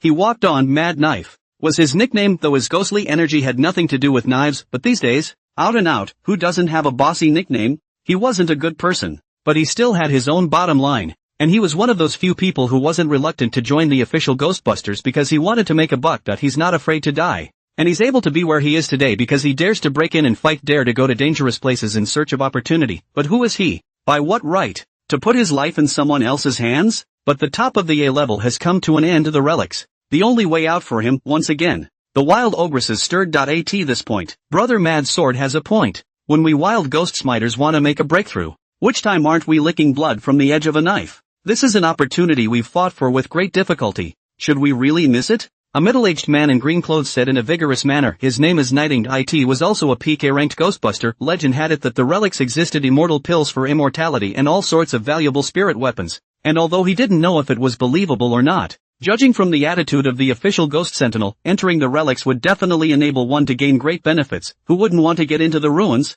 If it was an ordinary relic, he couldn't wait for no one to grab it from him. But this Shishan City relic was not ordinary. Who wasn't scared by the previous scene? He's also afraid. Crowds are strong, otherwise he wouldn't have encouraged everyone to enter the ruins. Li Ning's words also instantly galvanized the crowd. If you miss this one, who knows if you'll get another chance in the future? Isn't the danger of the relics known to all? If you don't even have this realization, how dare you come to break into the ruins? Whether you guys go or not, I'm going anyway. As if to embolden themselves, one wild Ghostbuster held his head high and walked in the direction of the cave entrance. Sure, there were also some wild Ghostbusters who looked hesitant. There was some hesitation. Li Ning swept a glance at the rest of the crowd and quickly followed. Nearly 50 people had entered the ruins. That's enough. As the A-ranked Ghostbuster figure disappeared into that black yo-yo hole, several S-ranked wild Ghostbusters also made their move. Behind them, a taller and a shorter S-ranked sentinel looked at each other. And then the taller man waved his hand towards the few sentinels behind him. Get in. Yes. The sound of footsteps continued to ring out on the empty field. Tap tap tap.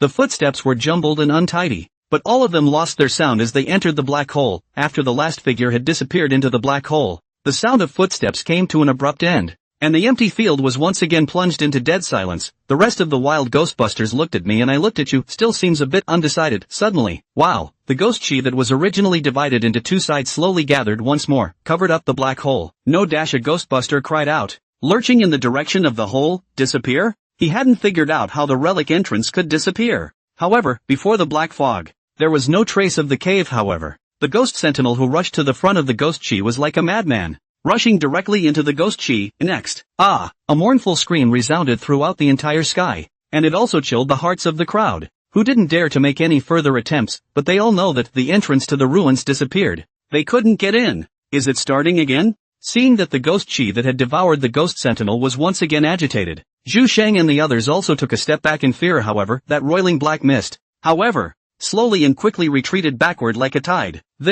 An official A-ranked ghost sentinel stared at Zhu Shang with a tense face. Will they still be able to come back? Zhu Shang clasped his hands and nodded with firm eyes. Yes, they will. They will definitely be able to return safely. Same moment. Three figures suddenly appeared on the other side of Western Mountain City. It was the Arakan trio. In front of the three of them was the same black mist that filled the sky. But these black mists were not sticky. They were just ordinary ghost chi.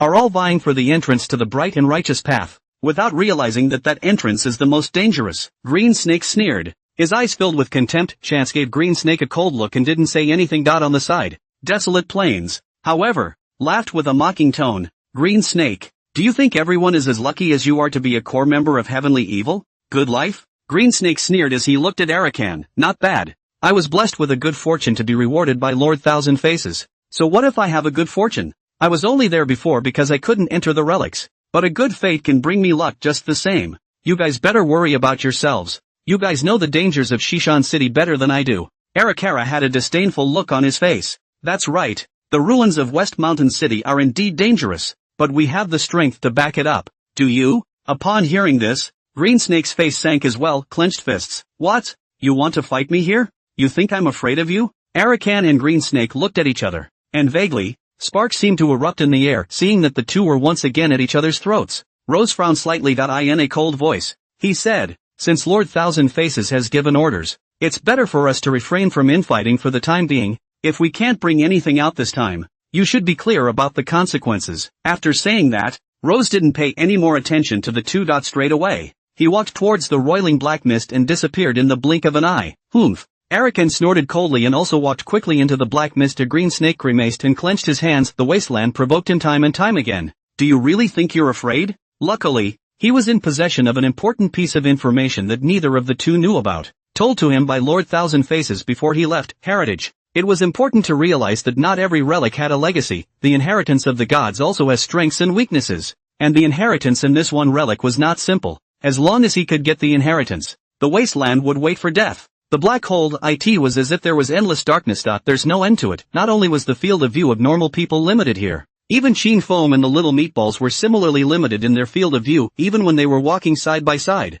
they couldn't see each other, only by faint breath, touch, sound, and the sound of light footsteps determine if there is someone around. Big brother Sheen, I am afraid. Hearing a timid voice from behind him, Qin Feng's hand reached behind him and held Yun Ran's hand that was gripping the corner of his coat, softly reassuring. It's okay, grab my hand and you won't be afraid. Thank you, brother Qin. Master, I'm also afraid. Green Boy's nervous voice sounded, followed by a pop sound. Fear, fear, fear you. What are you afraid of if there's no ghost? Are you my own master? Look at how gentle brother Qin is to Yun Ran. If you're mean to me again, I'll have you peeked at. The two jostled, breaking the tension that had been building up because of the darkness all at once. Put. Yun Ran couldn't help but laugh out loud as well. It seems to feel like I'm not as scared as I was before. Cluck cluck cluck. Lying on Qin Feng's shoulder, the little meatball cheerfully clapped his hands. Beat, beat. The corner of Qin Feng's eye twitched. The little meatball was clearly asking Taoist Wu Fei to beat up Qing Tong, because Green Boy couldn't beat Taoist Master Wu Wei. By the way,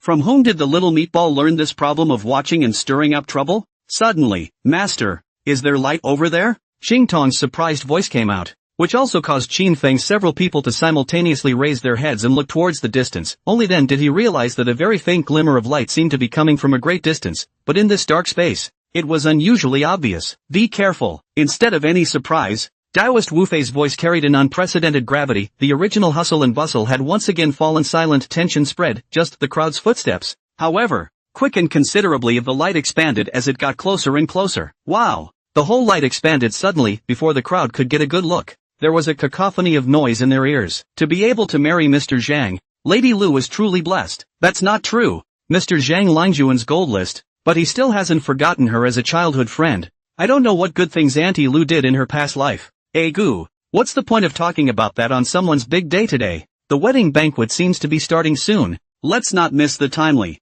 A few women dressed in rough linen clothes, while joking and laughing, walked quickly toward the high mansion compound in front. Master, where are we? Qing Tong looked around with some excitement. See, only all eyes are green tiles and red walls. The sudden horizontal eaves, high fluttering store signboards and flags. Occasionally sparkling carriages, horse bells jingling. Every now and then, there were yells from vendors. Taoist Wu Fei did not respond, but instead glanced at the dim sky. In a low voice, he said, this place isn't simple. Everyone be careful. Qin Feng, however, glanced at the place where the several women had left, and then at the vendors in the surrounding stalls, frowning slightly. And not a ghost? Nope. Although these people didn't have a ghostly aura on them, how could they be human if they could appear in this relic? Just then, the sudden sound of footsteps coming from behind him interrupted Qin Feng's thoughts. He craned his head and raised an eyebrow in some surprise. Zhan Yu. Earlier in that dark passageway, he knew that there was someone behind him, but he hadn't expected that it would be Zhan Yu who was following them. Upon seeing Qin Feng, Zhan Yu's face flushed with excitement. The reason he dared to come in. It's because the master of the supervisory division went into the ruins. Relics are dangerous, but as long as he could stay with the supervisory heavenly division master, he would not only be able to walk out of the relics alive, he would most likely have a great harvest. So, that's why he wanted to take a shot. Greetings to the master of the division. Zhan Yu half bowed his body, his voice suddenly as if he was stuck in the Lord. How did he forget? The identity of the head of the supervisory division cannot be exposed. At once drops of bean-sized sweat grains slid down Zhan Yu's cheeks. Done. He's dead. Just as Zhan Yu's face turned ashen, a word came softly to his ears. My name is Qin Feng. Qin Feng swept a glance at Zhan Yu, not caring too much about what Zhan Yu had just done to reveal his identity, because he was sure there were no sky evil people here. Hearing this, Zhan Yu hastily wiped the cold sweat on his forehead and straightened his half-bowed body. Right, Mr. Qin, it's not appropriate to call out little friend in his position. Calling out names he dares not. It's so hard. Yun Ran looked at Qin Feng with puzzled eyes. Brother Qin, is he one of your men? No, he is my. Qin Feng looked at Zhan Yu with an odd face, and after thinking for half a day, he didn't know how to explain his relationship with Zhan Yu to Yun Ran. It's the deceased.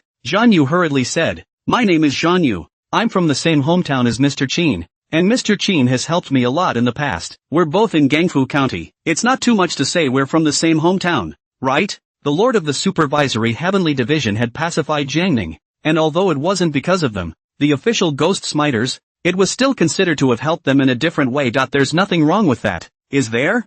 Yunran did not have any doubts about Zhan Yu's explanation, but Qing Tong, who was on the side, looked at Zhan Yu with suspicious eyes. The old man? Even if they're old friends, they're not so respectful, are they? Brother Qin, I just heard him call you master of the division, so do you have a lot of henchmen? Qing Tong looked at Qin Feng with a face full of curiosity. He didn't understand what the master of the division meant though, but it's just a bull's *** T-blast when you hear it. There is some, Qin Feng said vaguely, directly skipping over the topic. There's something strange about this place. We think it's better if we check it out first. After saying that, Qin Feng yanked the little meatball on his shoulder into his arms. Slowly, he walked toward the front. Zhan Yu and Yin Ran hurriedly followed. Qing Tong had just lifted his foot when he suddenly realized that Taoist Wu Fei didn't move before he twisted his head to look at Taoist Wu Fei, only to see that Taoist Wu Fei's face was a little red, as if he was drunk. Master, have you been stealing drinks again? Taoist Wu Fei certainly didn't drink, rather. It's because of the excitement. He had seen all of Zhan Yu's reaction just now,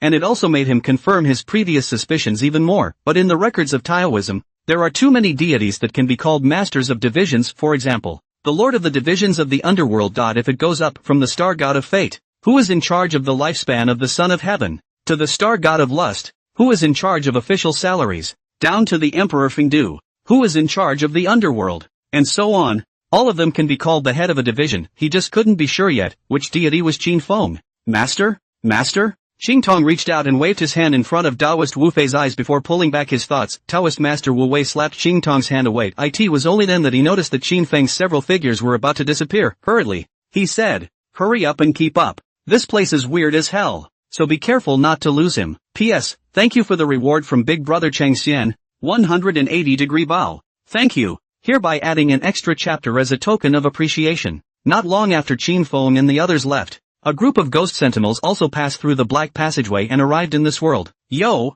sell buns, hot buns, sticky rice cake, fragrant and soft and sweet sticky rice cake. Come and taste it. Guest, come in and have a seat. Not that I'm boasting. Our Qingfeng residence is the best restaurant in Xishan town. The dishes are absolutely excellent. I guarantee you won't be able to leave once you've eaten. Looking around at an ancient-style building and the vendors dressed in rough linen, the crowd couldn't help but be slightly confused. Are they back in ancient times? What the hell is this place? A ghost sentinel gulped and looked around nervously. West Hill Town. Is this the former West Hill City? No matter where it is, let's not forget that this is a relic, so it's better to be careful. How strange. How come there is no ghostly aura here? A wild ghost sentinel talked in a low voice, apparently somewhat less able to understand the world in front of them and their thoughts. The relics had erupted with such a terrifying ghostly aura before they had even opened. How could the inside of a relic be without danger? This is so not normal. Yu Wenchuan's few people stood silently to the side, keeping a distance from the wild ghost sentinel, their eyes alertly looking around. The relics are always mysterious. No one knew exactly what they would encounter until they entered the ruins.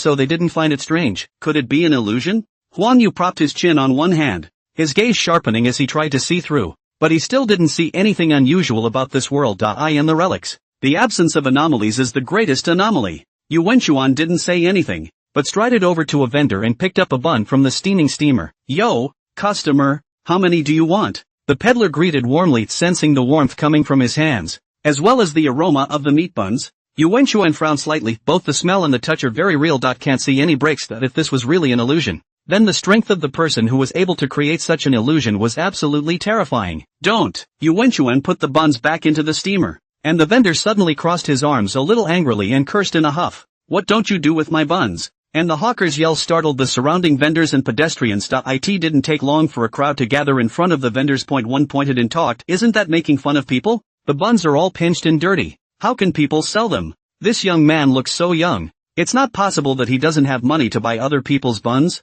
is it? Yu Wenchuan looked around, still haven't found any breaks, whether it's the sound, the look, or the reaction of these people. It's all too real. It's like this is a real world. Watching Yu Wenchuan being surrounded by the crowd, Huang Yu and Qin Zihan, several people also tensed their whole body. Their hands tightly clenched their fists, ready to fight at any time. Suddenly, I can't feel the ghost inside me anymore. Kong Hai lowered his voice, but his eyes filled with panic. Yee, who was on the side, looked similarly a bit flustered, although they had heard before that they would lose their connection with ghosts within the ruins. It was near the ghost gate. Is this a ghost gate? Huang Yu looked at Qin Zihan, who was on the side. I feel like my abilities are being suppressed. Don't you? Me too. Shin Zihan blushed slightly. The only reason they dared to enter the ruins was by virtue of being different from the Ghostbusters, but not only did the Ghost Sentinels lose their strength, even their strength was similarly suppressed. In her current condition, even if she exerted her full strength, I'm afraid that she could only exert the strength of a PK rank. Once they meet the Ghost King, they're dead. Don't all panic.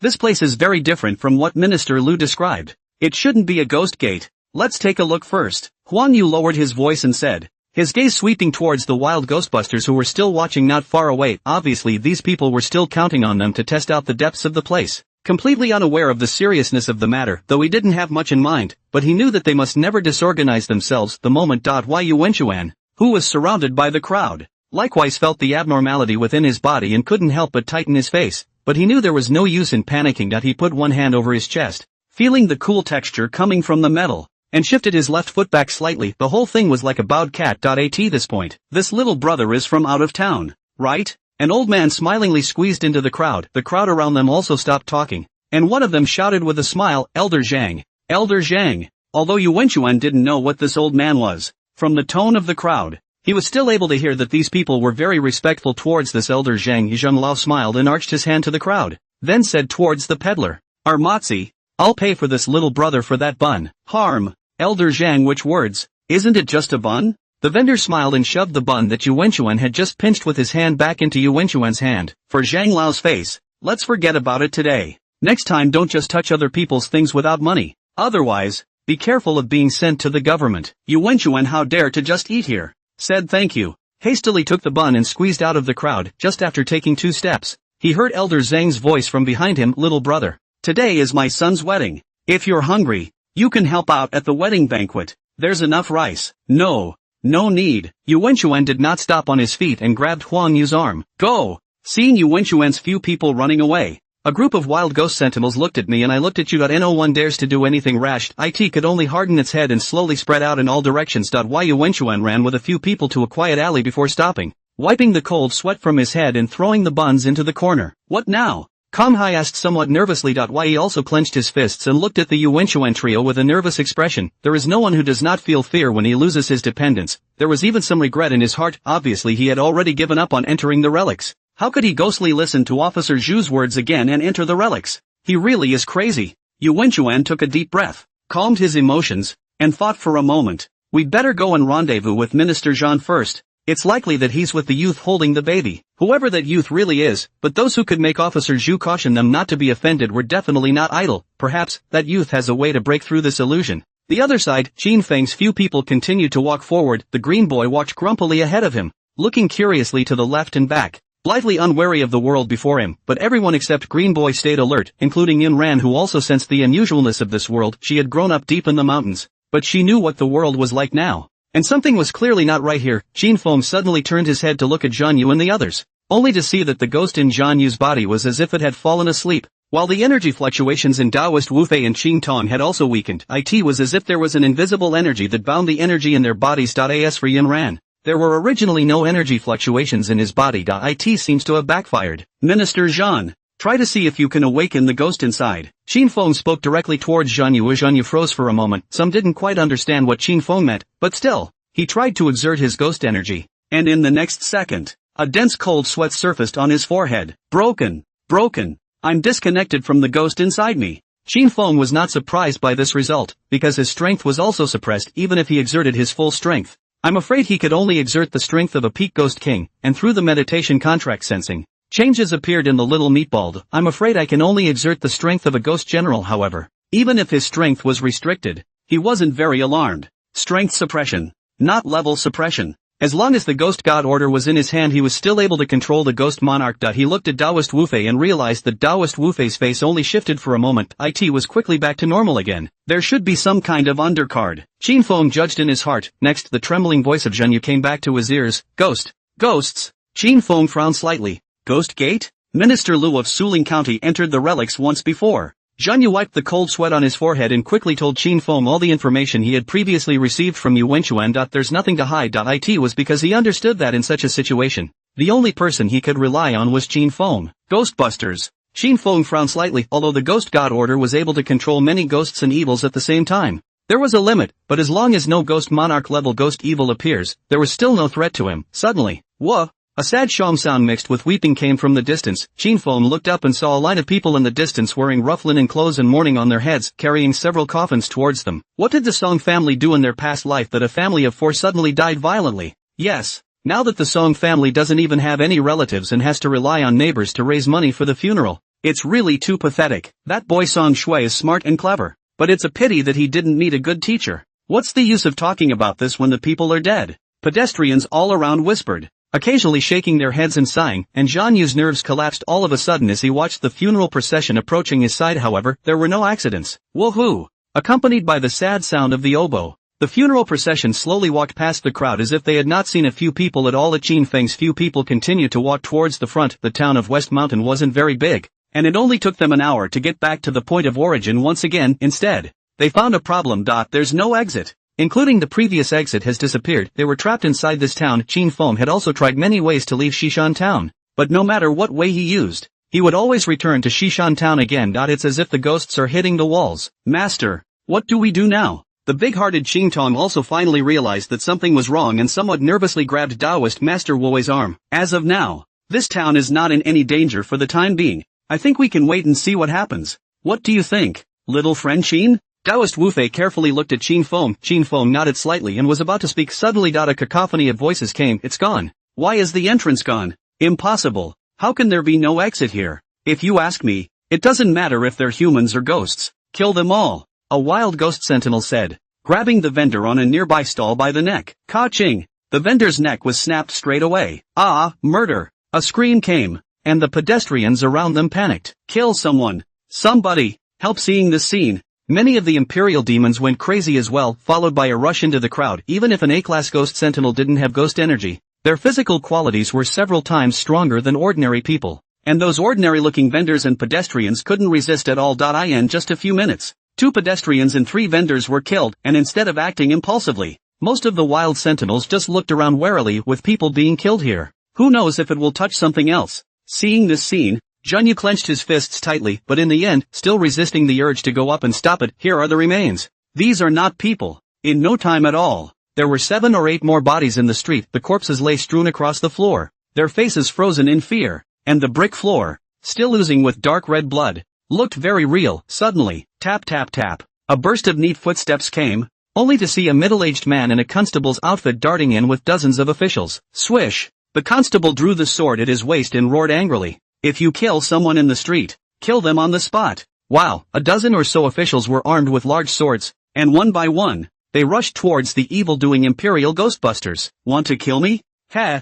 A wild ghost sentinel sneered and slammed his fist towards the official. Boom! An official who had just rushed up was directly knocked down by a punch. Next, however, it was a nearby official who stabbed a knife directly into the abdomen of that wild Imperial demoner. Snort! Intense pain came from his abdomen, and the wild ogress stared at him as if he still somehow couldn't quite believe that he had been stabbed by the hand of an ordinary official. He struggled and slammed his fist toward the official, but before it could hit the official, the knife in his abdomen was violently withdrawn, causing his body to fall backward involuntarily. Before the wild Oni could fall to the ground, the official wiped his blade on the wild Ghostbuster's neck. Snort! Blood shot out like a pillar of blood. The wild Oni fell to the ground with a thud. Dead! Dead? Zhang Yu stared, his voice trembling slightly. While he had no sympathy for these wild ogres, the wild ogres were telling them a truth with their lives. Even without the mutation, people would be dead here. P.S. Thanks for the pup reward. 180-degree bow to thank you. It's going to die. When those 2 words popped up in their minds, the group of wild ghost sentinels instantly tensed up. One looked at the officials with their hands up as if they were enemies, but not one of them dared to rush up, because it will die. No one would joke with their lives when it was a matter of self-interest. Don't forget, they had only just entered the ruins. In just a moment's time, the few wild ghost sentinels who had killed earlier were all decimated. On the blood-splattered ground lay several corpses that were still warm, and the blood soaked under the green bricks, gradually turning into a dark red. Those faces that had stiffened froze in shock, but fear filled those wide eyes. It seemed that it wasn't until the moment of death that they finally realized what it meant to be afraid. Suddenly, everyone gather and bring the bodies back. The leading constable had just issued the order, and dozens of officials quickly dragged the corpse on the ground away. The constable who was walking at the end of the line suddenly swept an icy cold look at the crowd. A dense cold sweat instantly surfaced on the foreheads of all the Imperial demons. One clenched his fists, not even daring to breathe. In fact, all of the ghost sentinels added up to dozens of people, and if they really combined their efforts, They might not be a match for these officials, but no one dares to bet will he or she be the one to die, because they are not sure that there will be more officials. Just when the crowd's nerves were about to be stretched to the limit, the constable withdrew his gaze, and without looking back, he followed the officials in front of him to move forward quickly. It was not until the silhouettes of the group of officials disappeared that the quiet street corner resounded with the sound of gasps rising and falling. Phew! Phew! The crowd gasped for air. And there was even a portion of the A-ranked ghost sentinels who directly collapsed to the ground, wiping the cold sweat from his forehead. Martyr! Scared the living daylights out of me. Mad Blade cursed as he sat, wiping the cold sweat from his forehead as he did so, before realizing that his back was already wet with cold sweat. He had actually been a bit impulsive just now when a few wild sentinel ghosts had rushed up to him, but even though he knew that this place was not normal and was most likely just an illusion, he was still a bit unable to lay his hands on those ordinary people who seemed to have no hands. How he didn't expect that hint of softness, but it saved him. This hellhole is so scary. I don't fucking know why I came in here. Alas, what's the use of regret? Now you just can't go back even if you want to. What should we do now? Confusion filled the eyes of the crowd of wild ghost sentinels. A moment of silence followed. Lining spoke. Actually, we are now, for the time being, not in the worst case scenario. What we have now isn't bad. What counts? A wild ogress pulled up her voice in displeasure. This statement was made. Quite a few imperial demons also stared blankly at Li Ning. If they hadn't been provoked by Li Ning in the first place, how could they have come in? Trapped in this hellhole. If they could still connect with the ghost inside them, they were still qualified to fight. But now what? They can only wait to die. Feeling the hostility of the crowd, Li Ning was also in a cold sweat. He hurriedly said, "Don't get excited first, although we are trapped here. But think about it, we are not in too much danger here. Just now those few ghost sentinels were killed. It was also because they killed people here. As long as we don't move the people here, we are still safe." Hearing this, one of the ghost sentinels also pondered. Indeed, if the killings hadn't happened before, those officials wouldn't have shown up at all, and those officials just killed the people who did the killing. It didn't do anything to them. Thinking about this, the crowd calmed down a little. "Brother Calendar, then what do you think we should do now?" An Imperial Ghostbuster inquired. And the other Imperial Ghostbusters also looked at Li Ning vaguely. It seemed as if a group of A-ranked wild ghost sentinels had Nighting as their leader. Li Ning let out a slight sigh of relief and spoke. "Looking, I'm guessing that we should still be at the edge of the ruins, and there must be an exit to leave here." After a pause, he spoke again. "How about this? Everyone split up and see if there are any clues." The crowd looked at each other and finally nodded in silence. Berserker stood silently to the side as he carried his greatsword, though he was also aware that don't look at the crowd now. Li Ning seemed like the leader, but a wild Oni is a wild Oni, and there is no such thing as who will sell out for whom, joining forces, but only temporarily once the crisis arrives. It's business as usual. It was only at this point in time that they, the wild ghost sentinels with low strength, could only join forces for the time being. The departure of the group of wild ghostbusters also restored peace to the haunted street corner once again. Zhanyu looked cautiously at Qin Feng, blushing a little. To say I'm not nervous would be a lie, however. With the master of the supervisory heavenly division by his side, he wasn't afraid to that extent. His throat rolled. Just as he was about to speak, suddenly, snap! A drop of water fell on his face and he looked up towards the sky. See, only the sky was cloudy and a pea-sized rain fell from the sky. Snap! Snap! The sound of the rain pounding on the roof. Doors and windows grew sharper and more violent. Wow! The pouring rain sloped down. It washed away the smell of blood and the dried blood. "Ah, it's raining. Master, what are you waiting for? Let's hurry and find a place to hide from the rain." Qing Tong shouted while pulling Taoist Master Wu Wei forward. Zhanyu hurriedly looked at Qin Feng. See, only the rain that was about to fall on top of Qin Feng's head tilted down along the sides, as if Qin Feng had a thin protective film on his body, so that his clothes and hair did not get wet. Is this the ability of a deity? Zhanyu was a bit stunned.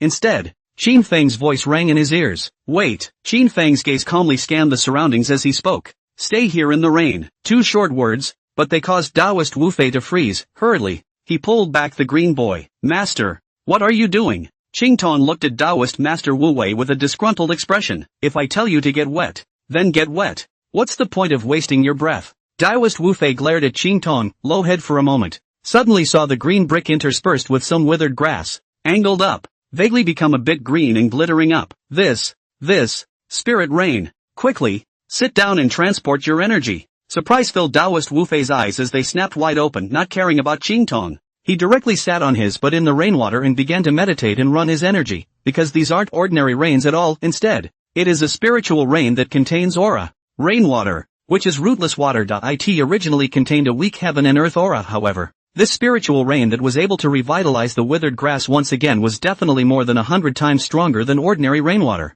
He knew that following Qin Feng would definitely be right. But he didn't expect that there would be a big surprise so soon. Qin Feng was really his great nobleman. No, noble god. Seeing Taoist Wu Fei not caring that his body was already soaked through, he directly sat on the ground. Qing Tong was also a bit confused. But he still followed Taoist Wu Fei's example and meditated. Zhan Yu didn't quite understand Taoist Wu Fei's words, but from the excited face of Taoist Wu Fei, he also knew that this was a rare opportunity. Again and again he tried to contact the ghost inside him, but there was still no response, just as Zhan Yu was anxiously scratching his head and ears. Qin Feng's voice suddenly came to his ears once again. Meditate and concentrate. You too. Yun Ran. Qin Feng turned his head to look at Yun Ran, who was somewhat at a loss for words, and nodded slightly. Taoists have methods to be able to absorb aura ordinary people had not cultivated, so naturally there was no way to fully absorb it, but the spiritual qi contained in this spiritual rain was 10 times stronger than the spiritual qi contained in Wulong Mountain's spiritual springs. Even if they were not able to run their energy and absorb it, they were still able to help the two of them improve their physique. Zhan Yu and Yun Ran hurriedly closed their eyes and quietly felt it. The rain, which kept falling, hammered on the face. It's a little raw, especially for those like Yun Ran who hadn't imposed their physical strength. The feeling was even more pronounced, however, when she thought of Lin Ran's words. She still endured and didn't dare to move. Force yourself to be quiet and adapt gradually. This downpour came and went in a hurry, in the space of 15 minutes. However, the dark clouds in the sky suddenly cleared and became dim once again. Ha ha! Taoist Wu Fei laughed aloud, and ignoring the wretchedness of his body, he quickly walked to Qin Feng's front and made an arching salute. Many thanks to young friend Qin. With a light sweep of his gaze, Qin Feng sensed that the aura on Taoist Wu Fei was much stronger than before. Pity, still bound by that strange energy, not too much of a noticeable boost, compared to Qing Tong and Yun Ran, who seemed to still be a bit confused on the side. Zhan Yu was also looking at Qin Feng with an excited expression on his face. He could clearly feel that his body strength was a bit stronger than before. Such subtle changes are generally not felt by ordinary people, but his perception, which was far stronger than that of an ordinary person,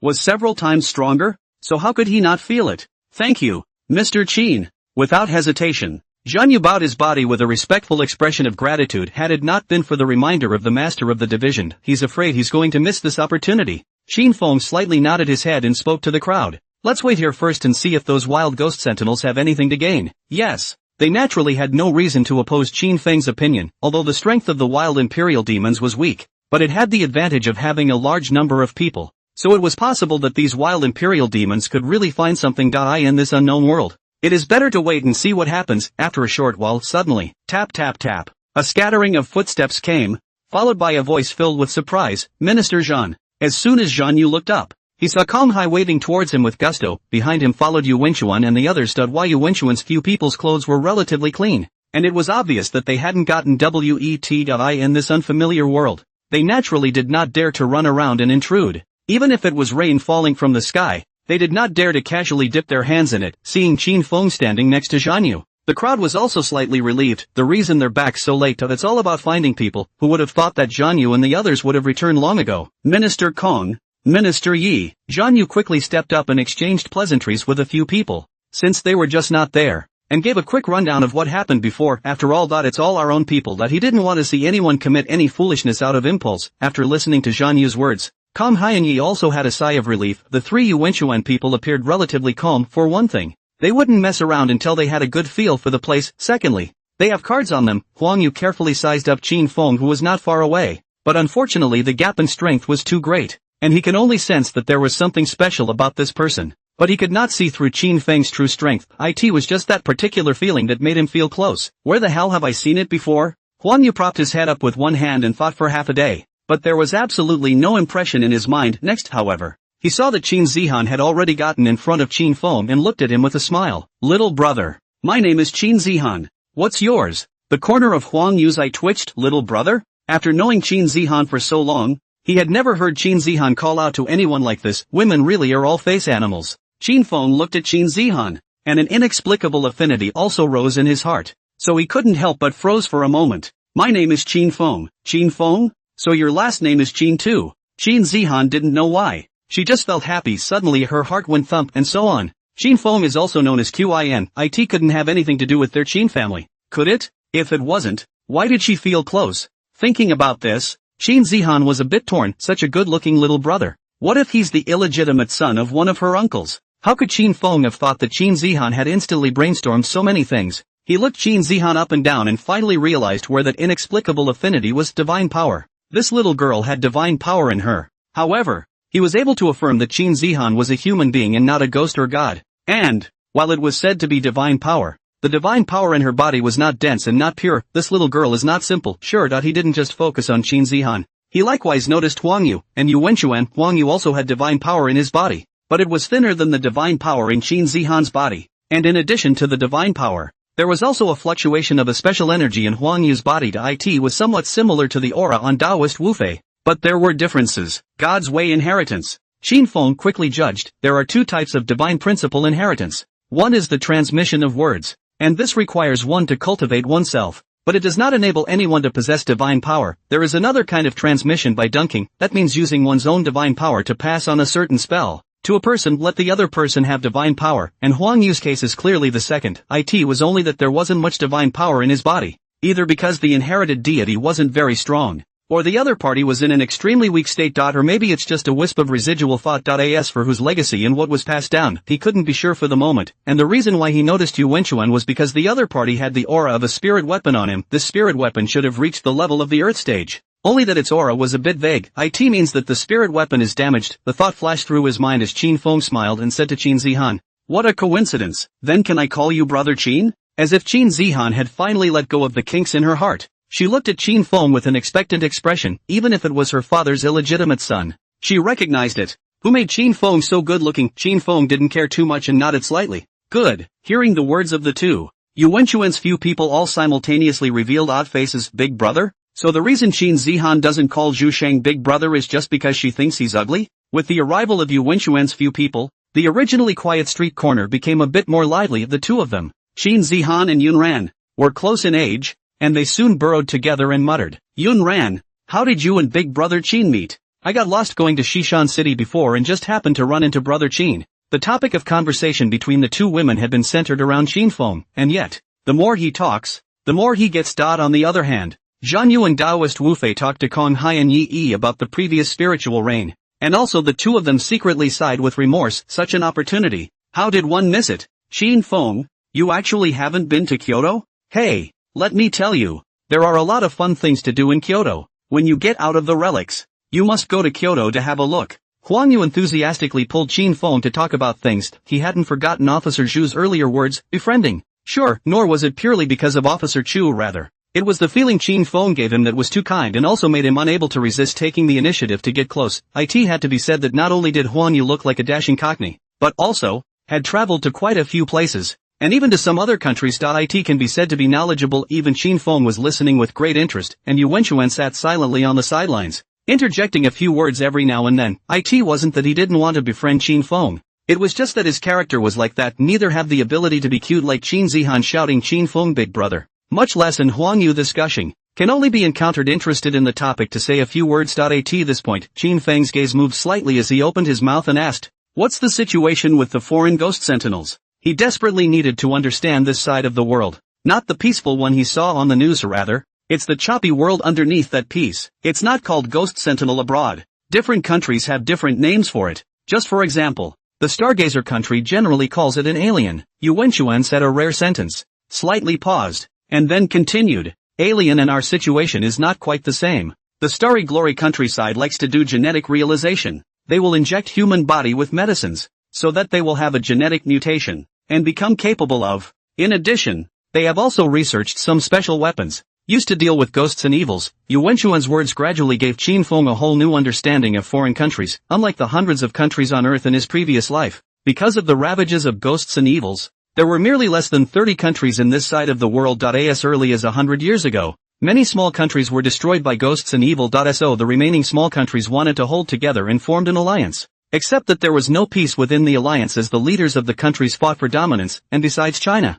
the strongest current strength is the Starry Night country, which is a merger of European and American states. It's mainly dominated by shifters. Next is the Northern Bear country, known as a fighting nation. Similar to the Stargazer country, however, they firmly believed that a fleshly body that was strong to a certain point would be able to completely resist ghosts and evils. Next. On the other hand, there is the East Asian country of Sunrise, where they are mainly yin-yang masters who cultivate ghosts and evil spirits into gods. It's also similar to a ghost pet. In Western Europe, the Eagle Kingdom, the Moonlight Kingdom, the Prue Kingdom, etc. All parties are called differently. There are magicians, witches, And so on. It also draws on the Chinese zombie presence to produce werewolves and vampires. In the early days, these countries looked up to the stargazers. A few years ago, the Stargazer nation even proposed to unite the globe in a great unification to defend against ghosts and evils, and it's up to Stargazer nation to lead the way. Such a proposal, while endorsed by a number of countries, was not desired by more than half of them. Right now, the entire world is divided into 4 factions with us: Huaxia, Xingyao country, Northern Bear country, and the Alliance as the main ones. And even though Xingyao country is very strong, the 3 of us are working together to defend against it. And Xingyao country can only use underhanded tactics. Huang Yu cursed angrily. Where did those lurking ghostbusters in China come from? Wasn't it sent by Starry Nation, and those countries that support it? Qin Feng frowned slightly. The crisis in the realm was imminent, and the Stargazer nation was surprisingly still planning for itself. Even if there really was a global unification, then the Stargazer nation must not be allowed to be the master, otherwise ghostbusters from other countries can only become cannon fodder. Qin Feng silently labeled the Starry Glory nation in his heart. Although these things were not under his control, it was difficult for him to completely ignore them because he's the ghost of China. As the sky grew darker and dimmer, the wild ogres who had gone out earlier to look for a way out returned. One drooped his head and his face was gray. Obviously they didn't find any new clues. The several S-class wild ghost sentinels who had acted alone earlier had all returned, and several of them swept a glance in the direction of Qin Feng's group and chose a quiet corner. It's getting dark, who knows what will happen. It's safer to have everyone together. Suddenly the crowd went black. Immediately after, the clamor reached the ears of the crowd. Yo, selling buns, hot buns, sticky rice cake, fragrant and soft and sweet sticky rice cake, come and taste it. It took the crowd a blink of an eye to realize that the sky was brightening up again, only it was still dim, with no clouds or sunlight, and even more bizarrely, the vendors and pedestrians were alive and well again. Ghost, ah! Qing Tong screamed, so frightened that he threw his arms around Daoist Wufei's neck. Daoist Wufei glared, but didn't even care about Qing Tong. Just a drop of cold sweat slid down his forehead. Alive. All alive. What's going on? Aren't they all dead? How did it happen? A ghost royalist looked around in panic, and he suddenly realized a fact: those wild ogres that were killed didn't live. The other wild ghostbusters were quick to realize this fact as well. Gulp, gulp. One swallowed hard. The face was pale. Even though they knew that the pedestrians and vendors in front of them were not human, they were still somewhat incomprehensible. What the hell kind of place is this, anyway? Just then, the 3 women twisted and turned, laughing and joking as they walked past them as if they hadn't seen any of them. To be able to marry Mr. Zhang, Lady Lu was truly blessed. That's not true. Mr. Zhang Lingjuan's gold list, but he still hasn't forgotten her as a childhood friend. I don't know what good things Auntie Lu did in her past life. Goo. What's the point of talking about that on someone's big day today? Daoist Wufei's head exploded. The exact same lines, the exact same people, even the moves. This was exactly the scene they had just encountered when they arrived in this world. The time here, it's been reset. The time was reset. It wasn't just a few people from Daoist Wufei who had discovered it, but also a group of wild ghost sentinels. How could this happen? Wasn't the Zhang family wedding yesterday? How? Li Ning's throat kept rolling, but he couldn't say that sentence. Why is that? No one knows what's really going on, but everyone understands one thing: everything that happens here is stuck in a loop. No! Impossible! Berserker roared violently, charging straight into the street as he ran tirelessly ahead, trying to find a difference from the day before. And no children on the street patting a leather ball, shopkeepers greeting customers as they enter, and pedestrians buying things. Whether it's action or dialogue, it's all exactly the same. Suddenly, whoa, a dull shawm sounded, see only from afar. White curtains hung on the lintel of the Song family store, and the sound of weeping and mourning gradually resounded immediately after. One by one, the coffin bearers carried the coffin out of the Song family. Madknife's scalp tingled. The big wedding funeral. It's still yesterday. Not only the wild blade, but individual wild ghost sentinels were also rushing around the entire West Mountain town like crazy, trying to discover a little bit of difference from yesterday. But no matter how much they begged, the facts didn't change. All of it repeats itself. Day 1. The vast majority of Ghostbusters were still able to maintain their sanity. They don't dare to kill. Don't dare to clash with the people here. 1 Can only silently look for clues in the town of West Hills. Yu Wenchuan and the others also began to look for clues to leave within the town of Shishan. Qin Feng walked quietly through the streets of Shishan town with his little meatball in his arms, his eyes gazing around, and suddenly frowned. He seems to have overlooked something. What is it? The next day, there were nervous sentinelese close to collapse. Still, they gritted their teeth and searched for a way out over and over again, but there were still no clues. Day 3. Day 4. It wasn't until the 5th day that a ghost sentinel finally broke down completely. Some people were kneeling at the street corner bawling their eyes out. Some people were sitting on the ground with ashen faces, And despair filled the red bloodshot eyes of all the class of wild ghost sentinels. Yelled from the street corner. It's like going completely insane. Yes. They're crazy. They understand that if they can't find a way out, even if there is no danger encountered here, they too must die because they're human. They can't be like these pedestrians and vendors who never tire. They need food. They need rest, but the food here. They dare not touch it. There's no night here either. They must always be on their guard. They dare not sleep, as sooner or later they die. Although Taoist Wu Fei and the group of official ghost sentinels remained calm on the surface, their nerves were also tense to the extreme. Even if one was able to use the spiritual rain to cultivate and strengthen their body every day, but spiritual rain is not a substitute for food. There wasn't much food left on them. Only Chin Foam and the little meatball didn't have any worries, because even if they don't leave this world, they won't die. Only no one wants to be trapped in the side of the world. Chin Foam wanted it even less. His gaze slowly scanned the area. The crumbling ground Oni had caught the attention of vendors and pedestrians. What's wrong with these out-of-towners? Should we report it to the police? One by one, the vendors pointed and whispered, retreating far away as if avoiding the plague, as if they were afraid that they would be tainted with something unclean. Suddenly a commotion came from the crowd, and an old man squeezed out of the crowd. Elder Zhang. The crowd greeted each other. Elder Zhang smiled and arched his hand, then sighed. With consecutive years of drought and no harvest, the number of people fleeing the country is increasing. Alas, we can't feed ourselves. How can we care about these outsiders? Disperse and disperse. Let them destroy themselves. The pedestrians shook their heads and sighed as they left the street. Only Elder Zhang stayed behind and arched his hand towards the few wild ghost sentinels. Gentlemen, today is my son's wedding. If you don't mind, you can go to my house to help out. There will be enough rice. A few of the Imperial Ghostbusters looked horrified and ran away. Elder Zhang didn't chase after him.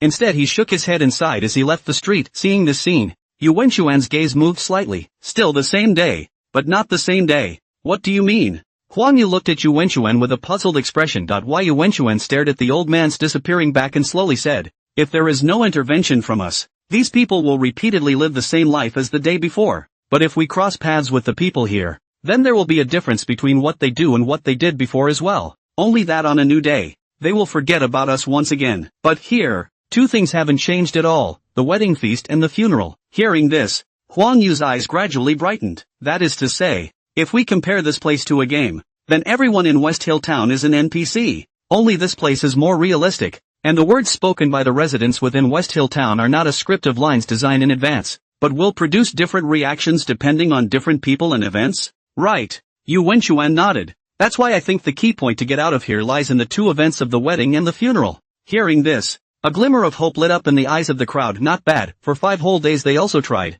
through various means, to ask for clues to leave from the mouths of these people after realizing that the people here would not attack, but the men just looked at them like they were crazy. It even drove them away, and it wasn't as if they hadn't found anything in those 5 days. The two things, the wedding and the funeral, never change. I've squatted in front of wedding receptions for a long time before, but I don't feel anything special. Zhang Yu had just finished speaking. Kong Hai, who was at the side, also frowned and said, I also followed the funeral side, but I saw that they came back after burying the coffin in the countryside, and there didn't seem to be anything special about it. The scene fell silent once again. Suddenly, yes, Taoist Wu Fei looked into the distance with his tired eyes and slowly said, the night of the flower candle and the bridal chamber, the time of the gold list, the time of drought, the time of meeting the old friend in another town. Huang Yu's eyes wondered, the 4 joys of life? Taoist Master Wu Wei nodded. As Mr. Zhang Langjun is a gold medalist and is married to the Lu family's wife, and as Zhang Lao was not originally from Xishan town, he invited his old friends from his hometown to today's wedding banquet. There was no explanation from Taoist Wu Fei after a long drought, but after so many days in the rain, how could people not expect it? Yu Wenchuan pondered slightly and spoke, the loss of parents in youth, the loss of a spouse in middle age, the loss of an only son in old age, and the lack of a good teacher for a young son. The Song family corresponds to the 4 sorrows of life, a family of 4 all dead, but the loss of a parent for a child is the loss of a spouse for the child's father. For the elderly, it is the loss of their only son. And from the pedestrian conversations, one can also hear it, there is no mentor for this child. This explanation seems a bit far-fetched, but it echoes the 4 joys of the Zhang family. It could very well be the key to breaking the mold. On the same day, the 2 families were in completely opposite situations, yet they gathered the 4 joys and 4 sorrows of life. There is bound to be some kind of intersection. Yu Wenchuan analyzed clearly and methodically. Huang Yu, you and I will go to the wedding banquet to take a look. Minister Zhan, the 3 of you will go to the funeral service. Remember, listen carefully to everyone's conversations to see if there are any new clues. Yes. Under Yu Wenchuan's arrangement, Huang Yu and Zhang Yu moved quickly. Daoist Wu Fei also led the Qingtong few to follow. Not far. A taller and a shorter sentinel looked at each other. The official Ghostbusters seemed to be onto something. Follow it up and see. Good. The originally rowdy street corner was once again quiet as a group of people left.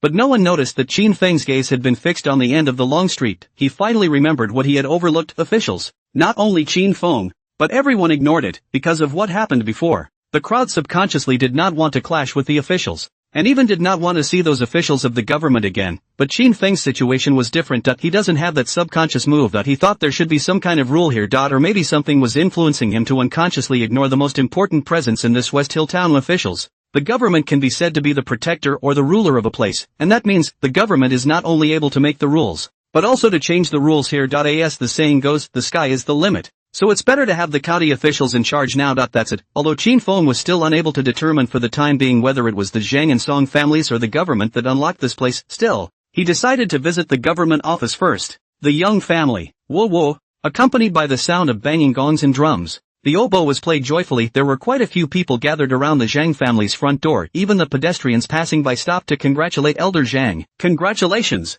Brother Li. You came all the way here. Thank you so much. Hurry up and go in and sit down. Elder Zhang stood at the entrance of the Zhang family with a red face, smiling as he greeted the guests coming and going. Yu Wenchuan and Huang Yu looked at each other, quickly walking to the front door of the Zhang family. Huang Yu smiled and arched his hand to Zhang Lao. Zhang Lao, we are from out of town. I wonder if we can beg for a meal. Out of towners? Elder Zhang looked the two up and down and said smilingly, yes, the back kitchen happens to be short of people. Zhang Lu, you take them to the back kitchen. Yes. A fierce-looking middle-aged man walked over and waved his hand at the two. Follow me. Huang Yu and Yu Wenchuan quickly followed behind the middle-aged man. As soon as you enter the back kitchen, the smell of food hits your nose. As soon as the two of them looked up, they saw that the courtyard was crowded with a number of people, and within them were a number of middle-aged women dressed in rough linen clothes, carrying trays of dishes. Hurry, the big wedding will start soon. These dishes have to be sent to the front hall in a hurry. A woman in her 30s ripped out a loud voice.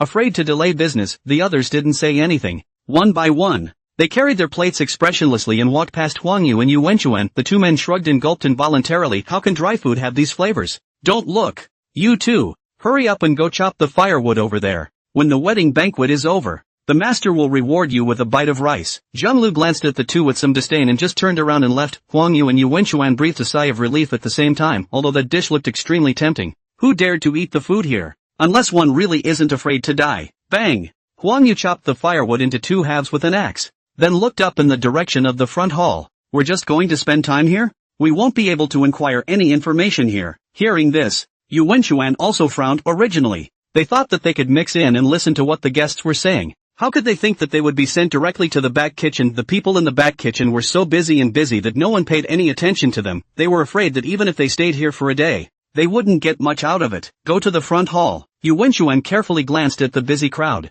pretending to chop firewood as if nothing had happened. When he saw that the crowd had gone to the front room with plates again, he quickly gave Huang Yu a wink. The two of them walked cautiously towards the antechamber, one after the other. But halfway there they realized that they had lost them. The Zhang family is a high mansion and the back kitchen is far from the front room. Long corridors spread throughout the compound, and inside and out they all looked the same. Not much different, without Zhang Lu to lead the way. They themselves didn't know where they had gone. What now? Huang Yu stared around nervously. If they were found wandering around, he was afraid that they would be arrested as thieves. Once the officials are alerted, there will be trouble. Yu Wenchuan also had his brows knitted tightly. Walk further. If we can't, we'll go out over the wall. Good. The two continued to walk forward carefully. Suddenly the two men's pupils shrank. There's someone in front. The two of them used their feet and quickly ducked into a nearby bush. Next, it was seen that Zhang Lao and Zhang Lu walked over quickly one after the other. Only at this time, Zhang Lao sunk this face. Completely not the same charitable appearance as before. How's it going over there? It's been sent. Elder Zhang nodded slightly and added, be careful when you send it in. Don't let anyone find out. By the way, where are those two outsiders?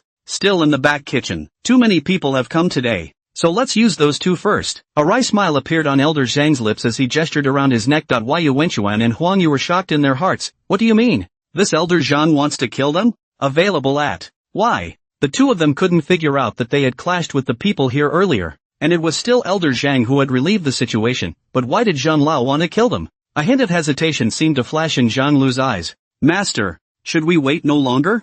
Wait for what? It's just two outsiders. No one will care if they disappear. Zhang Lao sneered, waved his hand at Zhang Lu and said, tomorrow, we still have to go around the street to see if there are any outsiders. In a year of disaster, it's human life that's the least valuable. Accompanied by a long drawn-out sigh, the figures of Zhang Lao and Zhang Lu disappeared. Yu Wenchuan and Huang Yu, on the other hand, were in a cold sweat when Taoist Wu Fei suggested the 4 joys and 4 sorrows earlier. They also subconsciously thought that the Zhang family was definitely a great benefactor for having such good fortune, but they forgot the year of disasters. How can the city of West Hills be unaffected by years of drought and grain failure? But the Zhang family had put out a big fish and meat for the wedding banquet. Where did all that fish come from? Or rather, are those really pork and fish? And on the day of the wedding banquet, why was Elder Zhang, as the head of the family, free to hang out at the street corner? All of this ground also gave them a terrible speculation in their hearts. Go! Yu Wenchuan didn't hesitate to wave his hand toward Huang Yu. They couldn't stay here any longer, the young family. That's the real hell. The other side, Zhan Yu and his group followed the funeral procession to the outskirts of the city. Also following them were a few people from Taoist Wu Fei, and those S-ranked wild ghost sentinels. The reason they chose to go with the funeral procession instead of going to the wedding banquet was because there were too many people there, and they were afraid that they might spook them. Secondly, once trapped inside a building, it could be even more dangerous. In the dry grass, the crowd all lay on their backs, waiting silently to look in the direction of the funeral procession. See only a few burly men in mourning, with shovels, hastily dug 4 large pits. Then, the coffin was carried and placed in the pit, covering the earth. A few burly men sighed languidly. Alas, it is still Zhang Lao who is kind-hearted. If he did not take the lead in donating these coffins, the Song family is afraid that the family will have to die a violent death in the wilderness. Who says it isn't? Elder Zhang is a great benefactor of our town. If it weren't for his weekday succor, we don't know how many people would have starved to death in Xishan town. Today, the Zhang family wedding. Zhang old man is not shy. Come to give them incense. If not unable to take time off, I'm afraid that they also have to preside over the funeral for the Song family. These unusual conversations did not make the crowd suspicious. Almost everyone praises Elder Zhang. Being able to is no wonder why Elder Zhang is respected by everyone in Xishan town. Shortly after the coffin bearers and the oboe team had left, a heavy rain fell from the sky, and the exultant voices of several strong men were heard in the distance. It's raining. Finally. Ha ha, God has finally opened his eyes. Kong Hai straightened up, letting the rain beat against his body, turned his head to look at the direction where a few strong men had left, and then looked at Zhan Yu and the others. Let's go. Several people from Zhan Yu also rose. The coffins are buried. What clues can be found by staying here? Suddenly, wait a little longer. Taoist Wu Fei lay motionless on the ground, but his face was grim. Zhan Yu froze and pursued. What insights does the Taoist master have? Don't you guys think the dirt is a little shallow? The crowd was shocked. Normally, a buried coffin must be buried deep lest the coffin be washed out by the rain. In comparison, the Song family's grave is really a bit shallow. Isn't the Taoist priest overly concerned? With years of drought, perhaps, these few strong men probably couldn't have thought of the rainwater thing, and the Song family has no descendants, so they're trying to save their efforts. So they're just being perfunctory. Kong Hai frowned tightly. It wasn't that he wanted to disobey Taoist Wu Fei. It was only these burly men that he had not come into contact with for the first time. Never noticed anything out of the ordinary these days. So many people don't even have enough to eat. Isn't it normal to save energy? Taoist Master Wu Wei did not explain, but still lying in the mud, after a few days of rain, this robe has long been dirty, and do not care about such a moment. Seeing that Taoist Wu Fei didn't say anything, Zhan Yu and the others could only helplessly lie down on the muddy ground, waiting up again. Once the rain had gone, the sky was once again back to being dim, but Taoist Master Wu Wei didn't move, so several people could only wait. And the exhaustion of the past few days also made the people drowsy, and I don't know how long it was. Suddenly a small footstep came. Tap tap tap. Incoming. Hearing this, the crowd woke up with a jolt. As soon as he looked up, he saw 5 people sneakily appearing in front of the Song family's graves, and then, with shovels in hand, he quickly dug up the graves of the 4 men. Quick! Dragged the body out and the coffin back in. The leading middle-aged man whispered a command, and the others didn't say anything, silently moving the bodies out of the coffins. Bury the coffin in again, carefully covered with dirt. What are they going to do? Zhan Yu was tempted to ask this, but he was more afraid of spooking the enemy. He clutched the dead grass in front of him that had just regained some life, his eyes unblinking as he watched the men digging up the graves and digging up the bodies, until the men put the body in a package and left. Only then did he jump with a jolt after them, without any unnecessary nonsense. He quickly followed behind Zhan Yu and chased after them in the direction that the few people had left, because none of them knew where these people came from. They stayed in the town of Western Hills for 5 whole days. It was also the first time I saw these people. The woeful few kept weaving in and out of alleys, but as they walked, they realized that they had lost the people they were following. Suddenly 2 figures running in a hurry collided with them. Bang! Zhan Yu, who rushed at the front, was about to get angry, but when he looked up, he saw that it was Huang Yu and Yu Wenchuan who had panicked faces. What are you guys doing here? As soon as the words left his mouth, there was a cacophony of voices behind him. Did you find it? This side has been searched. No, go over there, we must find them quickly. Scattered footsteps came from far and near. Get out of here first, Yu Wenchuan said in a sharp tone, and ran forward as soon as he yanked Huang Yu. They've been exposed. If they were found out, they would probably be rounded up by the Zhang family, although they weren't afraid of these people. Who knew if anything else would happen after discovering this secret? Government offices. Qin Feng's gaze passed through the closed Crimson Gate and looked deeper into the government office. See, only dozens of officials guarded the compound like standing puppets. They didn't move a muscle, looking further into the depths. The backyard of the government office was empty, as if there was no one in the whole office except the officials. No one? Xin Feng frowned slightly. Some don't quite believe it, since these officials are not completely inactive. There must be someone in command, and how can there be no officials? Go in and take a look. Xin Feng took one step and appeared directly inside the government office in the next second. Not the front yard though, but the back. He didn't want to alarm the officials just yet until he had checked out the situation here. Xin Feng's footsteps were like the wind as he continuously traveled through the backyard, but no half-hearted footsteps were made. Suddenly Xin Feng stopped. His gaze traveled through the wall to a room deep in the backyard. See only at the bottom of that room, a figure sat cross-legged. He wore a black official hat and a large red official robe, but it was with his eyes tightly closed and without the slightest breath on his body. It's as good as dead. Ghosts? Xin Feng's pupils shrunk slightly, even though he didn't feel any aura on the figure, but the distinctive scent of incense was unmasked. He was certain that it was indeed a demonic god. Just fell into a deep sleep. A pity, because the other party's breath was completely absent. It was impossible to see any strength at all, and it was also difficult to guess the identity of the other party. He's that legendary SSS class deity? Xin Feng carefully took a step back and didn't dare get too close. Next, turned straight around and left the courthouse. He can be sure the key to getting out of here is in the middle of the government office, but now that he had to find out the identity of this demon god as soon as possible before he could do so. After leaving the government office, Xin Feng was ready to return to the street corner and meet up with the crowd. By the way, let's see if anyone else has found any new clues. However, haven't gotten very far, then a rush of footsteps was heard. Tap tap tap. As soon as Xin Feng looked up, he saw Yu Wenchuan dragging Huang Yu, weaving in and out of the alleys, followed by Zhan Yu and Taoist Master Wu Wei and others. This time, those S-ranked Ghostbusters didn't follow, although they weren't sure what had happened. They knew that something had definitely happened on Huang Yu and Yu Wenchuan's side. They didn't want to get involved with Huang Yu and Yu Wenchuan at this time. After all, they had followed Zhan Yu and the others earlier and had already discovered some clues. Just follow the line and they're sure to be able to find something. It has nothing to do with losing it anyway. Tomorrow everything will go round again. Why are you guys here? Xin Feng looked at the wretched crowd with some surprise, since the ghosts and gods of that government office hadn't awakened. The strength of Huang Yu and Qin Zihan and Taoist Wu Fei was enough to deal with any problems that arose here. What are they running for? Xin Feng, Huang Yu shouted in surprise, his eyes shining. He almost didn't jump into Qin Feng's arms. Yay!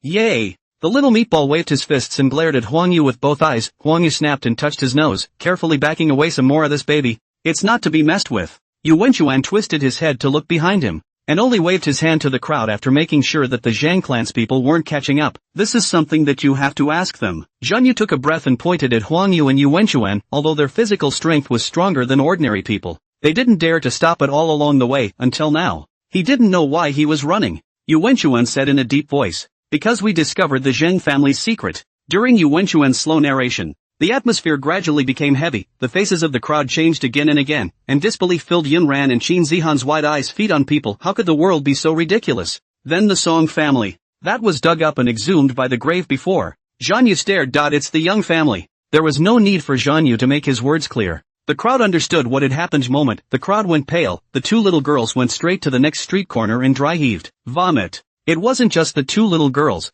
but everyone else felt their stomachs turning over, even if they haven't eaten the food here. But as a modern person, they still can't accept this. Qin Feng's brows tightened, although what was happening here seemed shocking. He was well aware that the same thing had happened in the previous age of calamity. That being said, there's a good chance that what's going on here isn't fantastical, rather, it's the fact that it once happened. Then, he would be able to understand why these people from West Mountain Town did not have a ghostly aura on them, because they're not ghosts, rather, it's a memory. Or perhaps a thought. Who's that? Xin Feng turned around violently and looked up at the official courthouse with its closed door. If he guessed right, everything that happened here should be related to that ghost god. But why did everything here stagnate on this day after that demon god fell into slumber? Any special significance? Xin Feng couldn't be sure. But he could be sure of one thing: what happened here must have a special connection with that demon god. And if a certain point is touched, it is very likely to be the awakening of that demon god in slumber. Extremely good. Extremely bad. A positive and a negative. A yin and a yang. He vaguely, as if words were about to come out of his mouth, suddenly Qin Feng's gaze was certain that he thought he knew who the demon god really was, the first auxiliary official under the city god, the Lord of Yin and Yang.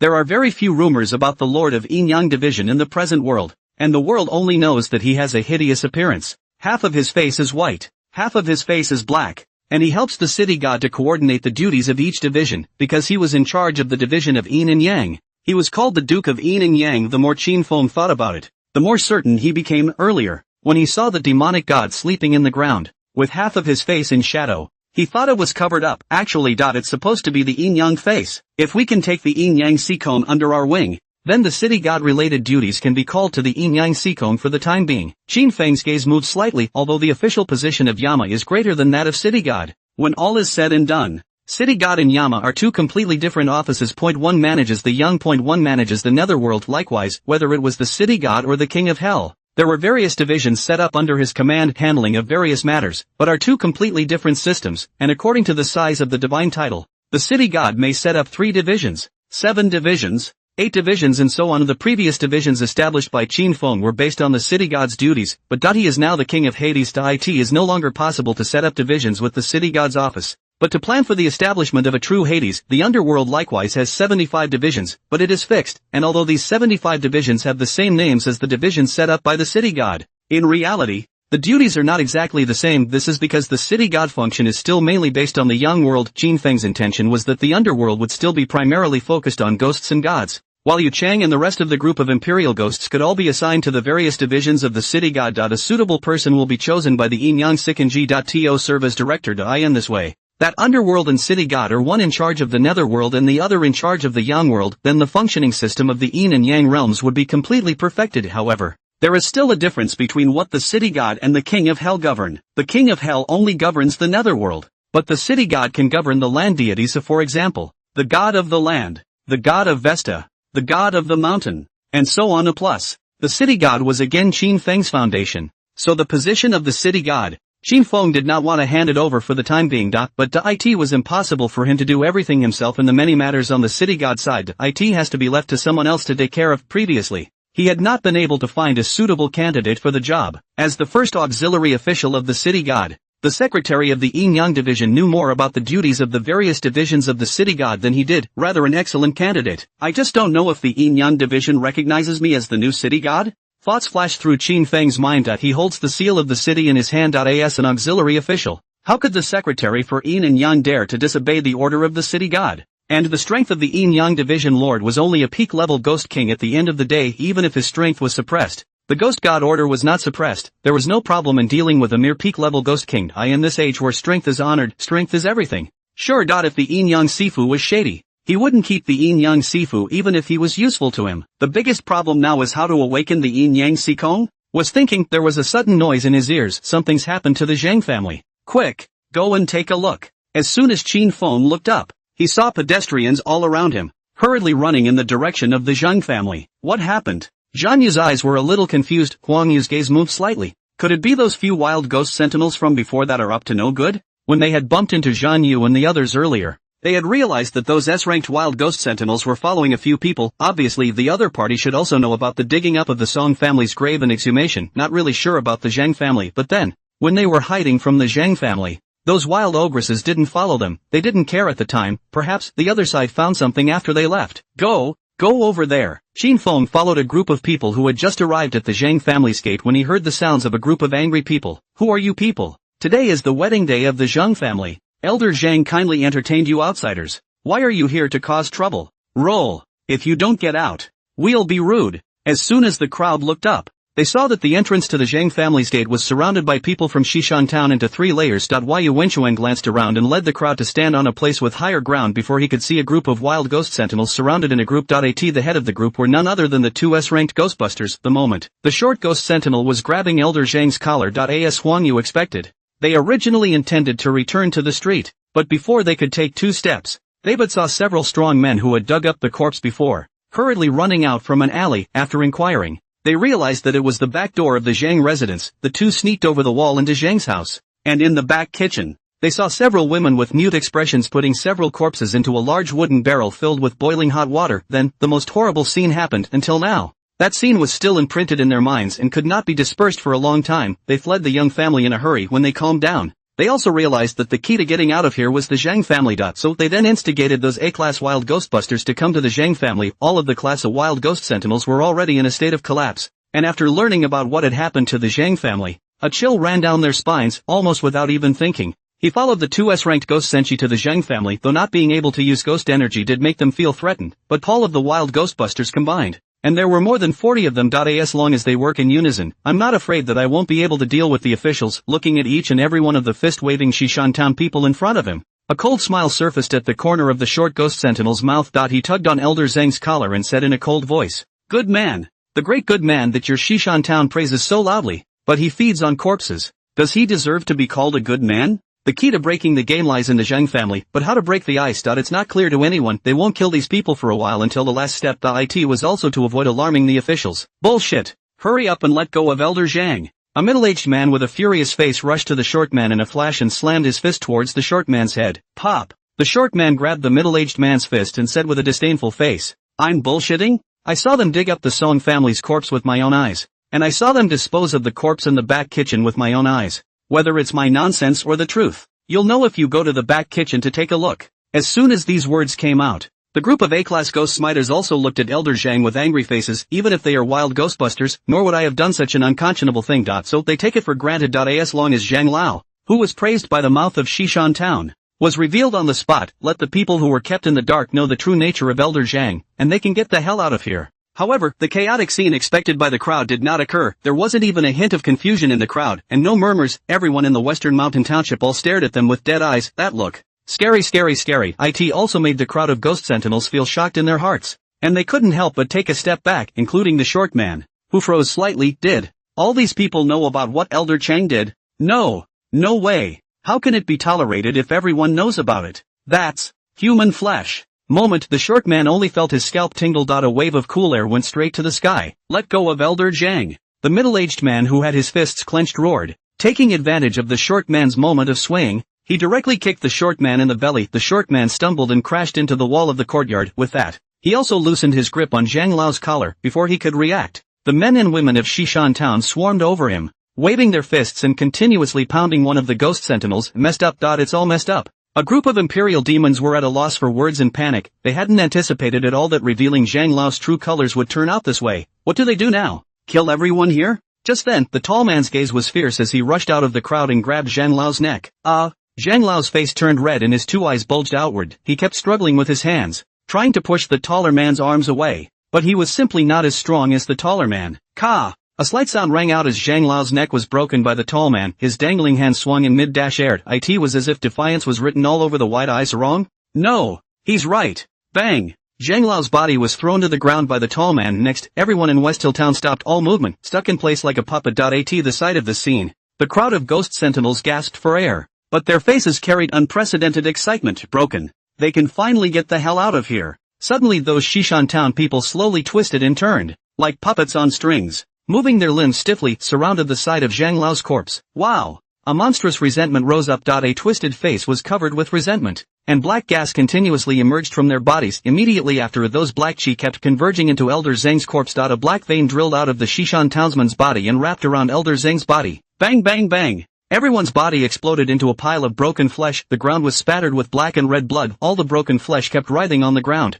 and under the cluster of black chi, it gradually formed a humanoid monster right in the center, but revealing Zhang Lao's face. Swish dash, the eyes, tightly closed, opened. The miserably white pupils kept jumping and coldly swept towards the goblins who were frozen in place. Ghost King! Ghost King! The crowd of wild ghost sentinels had completely failed to realize that breaking the wheel of time had ushered in an even greater disaster for them. Ghost King! If it was before, there were S-ranked ghostbusters among them, there was no fear of the Ghost King at all. But now, even in front of this primary Ghost King, they didn't have any ability to resist, because they lost their ghost energy. Pop! The humanoid monster snapped out the arm made of shredded flesh and grabbed the tall man frozen in front of him, then a hard pinch. Bang! The tall man exploded straight into a cloud of blood. Snap! Countless chunks of broken meat scattered on the ground, then slowly wriggled and crawled onto the humanoid monster's body. If flesh and blood are compatible, the resentment in the humanoid monster seemed to have grown a bit more. Run! Someone in the crowd yelled a moment. The frozen Ghostbusters woke up as if in a state of shock. Clamoring,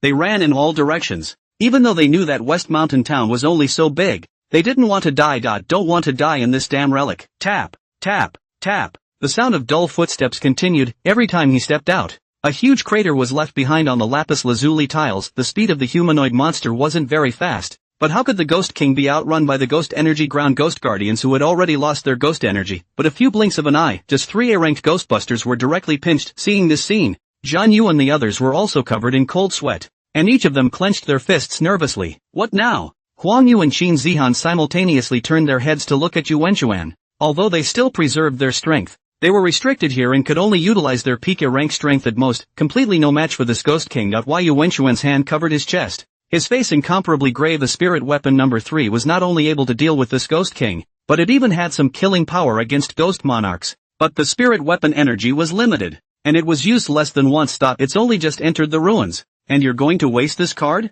Suddenly, Big Brother Qin Yunran's exclamation woke up the crowd. Only then did the crowd notice that Qin Feng had walked over at some unknown time and blocked the resentment-covered Ghost King. Qin. Huang Yu's face was anxious, but just as he made a sound, he was pulled aside by Zhan Yu. Don't move. Zhan Yu only said 2 words, just shut up again. The master of the division was willing to make a move. So what did he have to fear? Daoist Wu Fei stared at Qin Feng's back, excitement hidden on his face. The gods are going to strike. Maybe at this time, he would be able to know exactly which deity Qin Feng was. Get out of the way. A low, raspy voice rang out. As creepy as cutting through metal, the miserable white pupils of the humanoid monster kept jumping, but added a hint of alertness that he instinctively sensed a crisis. It was as if just looking at the person in front of him made his soul tremble. Who was this man? Qin Feng looked at the humanoid monster with a calm gaze and opened his mouth to ask, why did you kill them? They killed me. Why can't I kill them? That face belonging to Elder Zhan was hideous and twisted. It's full of resentment. The person who killed you has already been killed by you. The others didn't do it. Qin Feng approached the humanoid monster step by step, and his voice gradually became higher. A trace of struggle appeared on Zhang Lao's face, but he still said with a stiff upper lip, so what? They are all accomplices. What about the strangers you killed earlier? Facing Qin Feng's questioning, the humanoid monster was as annoyed as if it had become enraged. A mouthful of black gas erupted from his mouth. Die. Immediately after. He raised his arm, which was made up of countless pieces of flesh, and violently grabbed towards Qin Feng. Swish! The moment his arm swung, a cracking sound rang through the air. Seeing that the huge palm was about to touch Qin Feng's shoulder, Yunran and Qin Zihan had already closed their eyes nervously. Yu Wenchuan and the others' hearts were also in their throats. Suddenly, that arm stopped less than a meter away from Qin Feng. Boom! The pressure on Qin Feng's body suddenly burst out. The humanoid monster fell to its knees with a thud, and the same face as Zhang Lao's was filled with horror. It only felt like his whole body was crushed by a stone mill, causing him pain. The mournful screams also caused Zhan Yu and the others to be solemnly shocked. Although they didn't know exactly what had happened to that humanoid monster,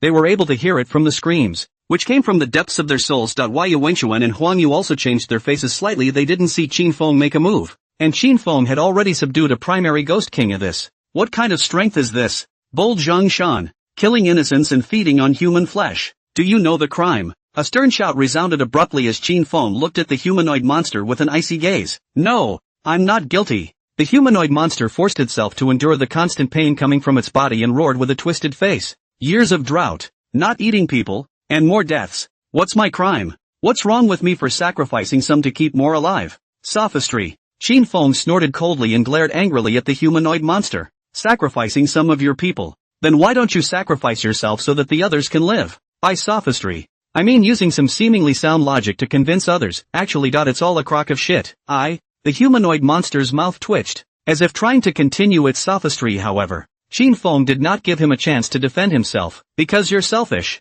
You don't want to let more people live. You want to let yourself live. The only reason why you didn't kill all the people in Shishan town is because in your eyes, they are all captive food. You practice extreme evil, but wear the clothes of doing good in the hope that others will respect you and love you. So, you are the true thought of extreme evil. The reason why Qin Feng had used the words extremely evil thoughts was because this so-called humanoid monster was not a true Ghost King. Rather, there is a special body that has a combination of resentment and evil thoughts. The source is no one else. It's none other than Lord Yin Yang Si. If he had guessed correctly, Yin Yang Si Gong had fallen into a deep sleep before it should be in some kind of peculiar state. The reason why there are 2 families in Shishan town, Zhang and Song, who feed on human flesh and repeat the cycle. already shows that the evil thoughts of the Yin Yang Sigong outweigh the good thoughts. So but he didn't make a move to directly kill this evil thought at the beginning, just because he wanted to be able to awaken a trace of goodness in the Yin Yang Sifu through his conversation with this evil thought. The humanoid monster's face twisted once again amidst Qin Feng's vocal rebuke. It was as if they were constantly struggling with something. It's now.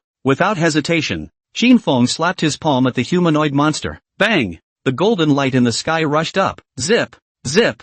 Zip! Where that body made up of shredded flesh touched the golden light, a burnt black hole appeared as if it was scorched by a blazing fire, only there was no flesh, blood, or bones exposed in that scorched black hole. Instead, a black mist rose. Qin Feng's gaze was slightly condensed. He felt that evil again. Ah! A mournful scream rang out. The humanoid monster tried to struggle, but it was unable to move under Qin Feng's pressure. In just a few tens of seconds, however, the humanoid monster completely transformed into a black mist, but Qin Feng still saw a hint of a smile added to the corners of his mouth before that face dissolved. That's relief. Qin Feng suddenly looked up in the direction of the county office. His gaze passing through the heavy walls, see only those tightly closed eyes opened. Far away, the short sentinel fled into an alleyway before stopping. He pressed his back against the wall and gasped for air. The face was pale. His name is Ishiyama. Ishiyama is just his last name though. His full name is Koji Ishiyama. Not bad. He and his companions are from Sunrise Country. At the same time that he's also a Yin-Yang Master. Yin-Yang Masters and Oni Masters have completely different abilities, but they also practiced the way of the Oni. However,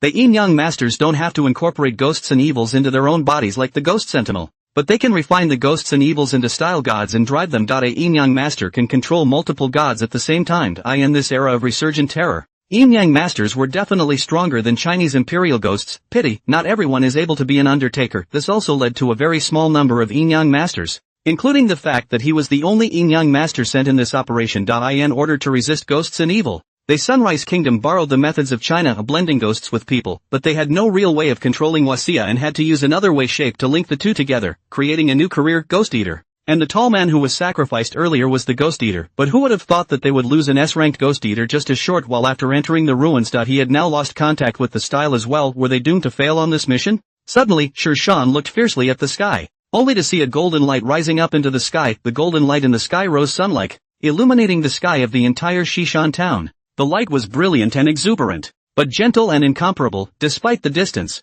you can still feel the warmth of the sun. It was as if all the gloom and fear were dispelled at this moment. That's...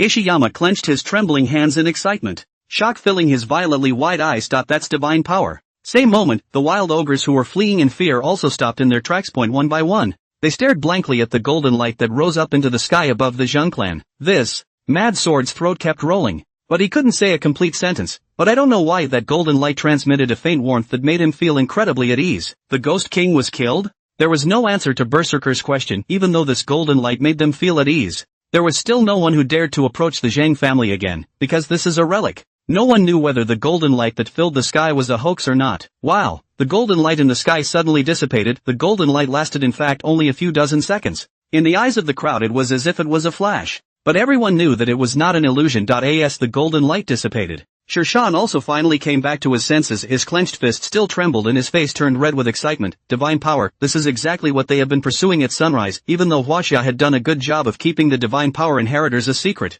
it was impossible to hide it from the whole world. So from a long time ago, they knew that there was divine power in Huaxia, and no country would be unscrupulous about such a powerful, magical force, and no country will not covet it this time. The reason why they had infiltrated into Huaxia was to find the source of divine power. As well as prying out information on all the divine power inheritors in China. There's a more important task: capture the inheritors of divine power. According to the information obtained from the previous lurking, the reason why Huaxia kept pursuing the gods was to obtain divine power. They speculated that the relics were one of the sources for obtaining divine power, but Huaxia's official control over relics was too strict. This also led to them lurking for years without obtaining relevant intelligence. This time, he finally saw true divine power inheritor. Sher Shan could be certain that a divine power inheritor had definitely struck just now, but who is it? Ever since he entered the ruins, he had been watching the official Chinese Imperial Ghostbusters and their group, but they simply couldn't tell who was a ghost sentinel and who was a divine power inheritor. Obviously, Wachovia has a special way of covering up. Taking a deep breath,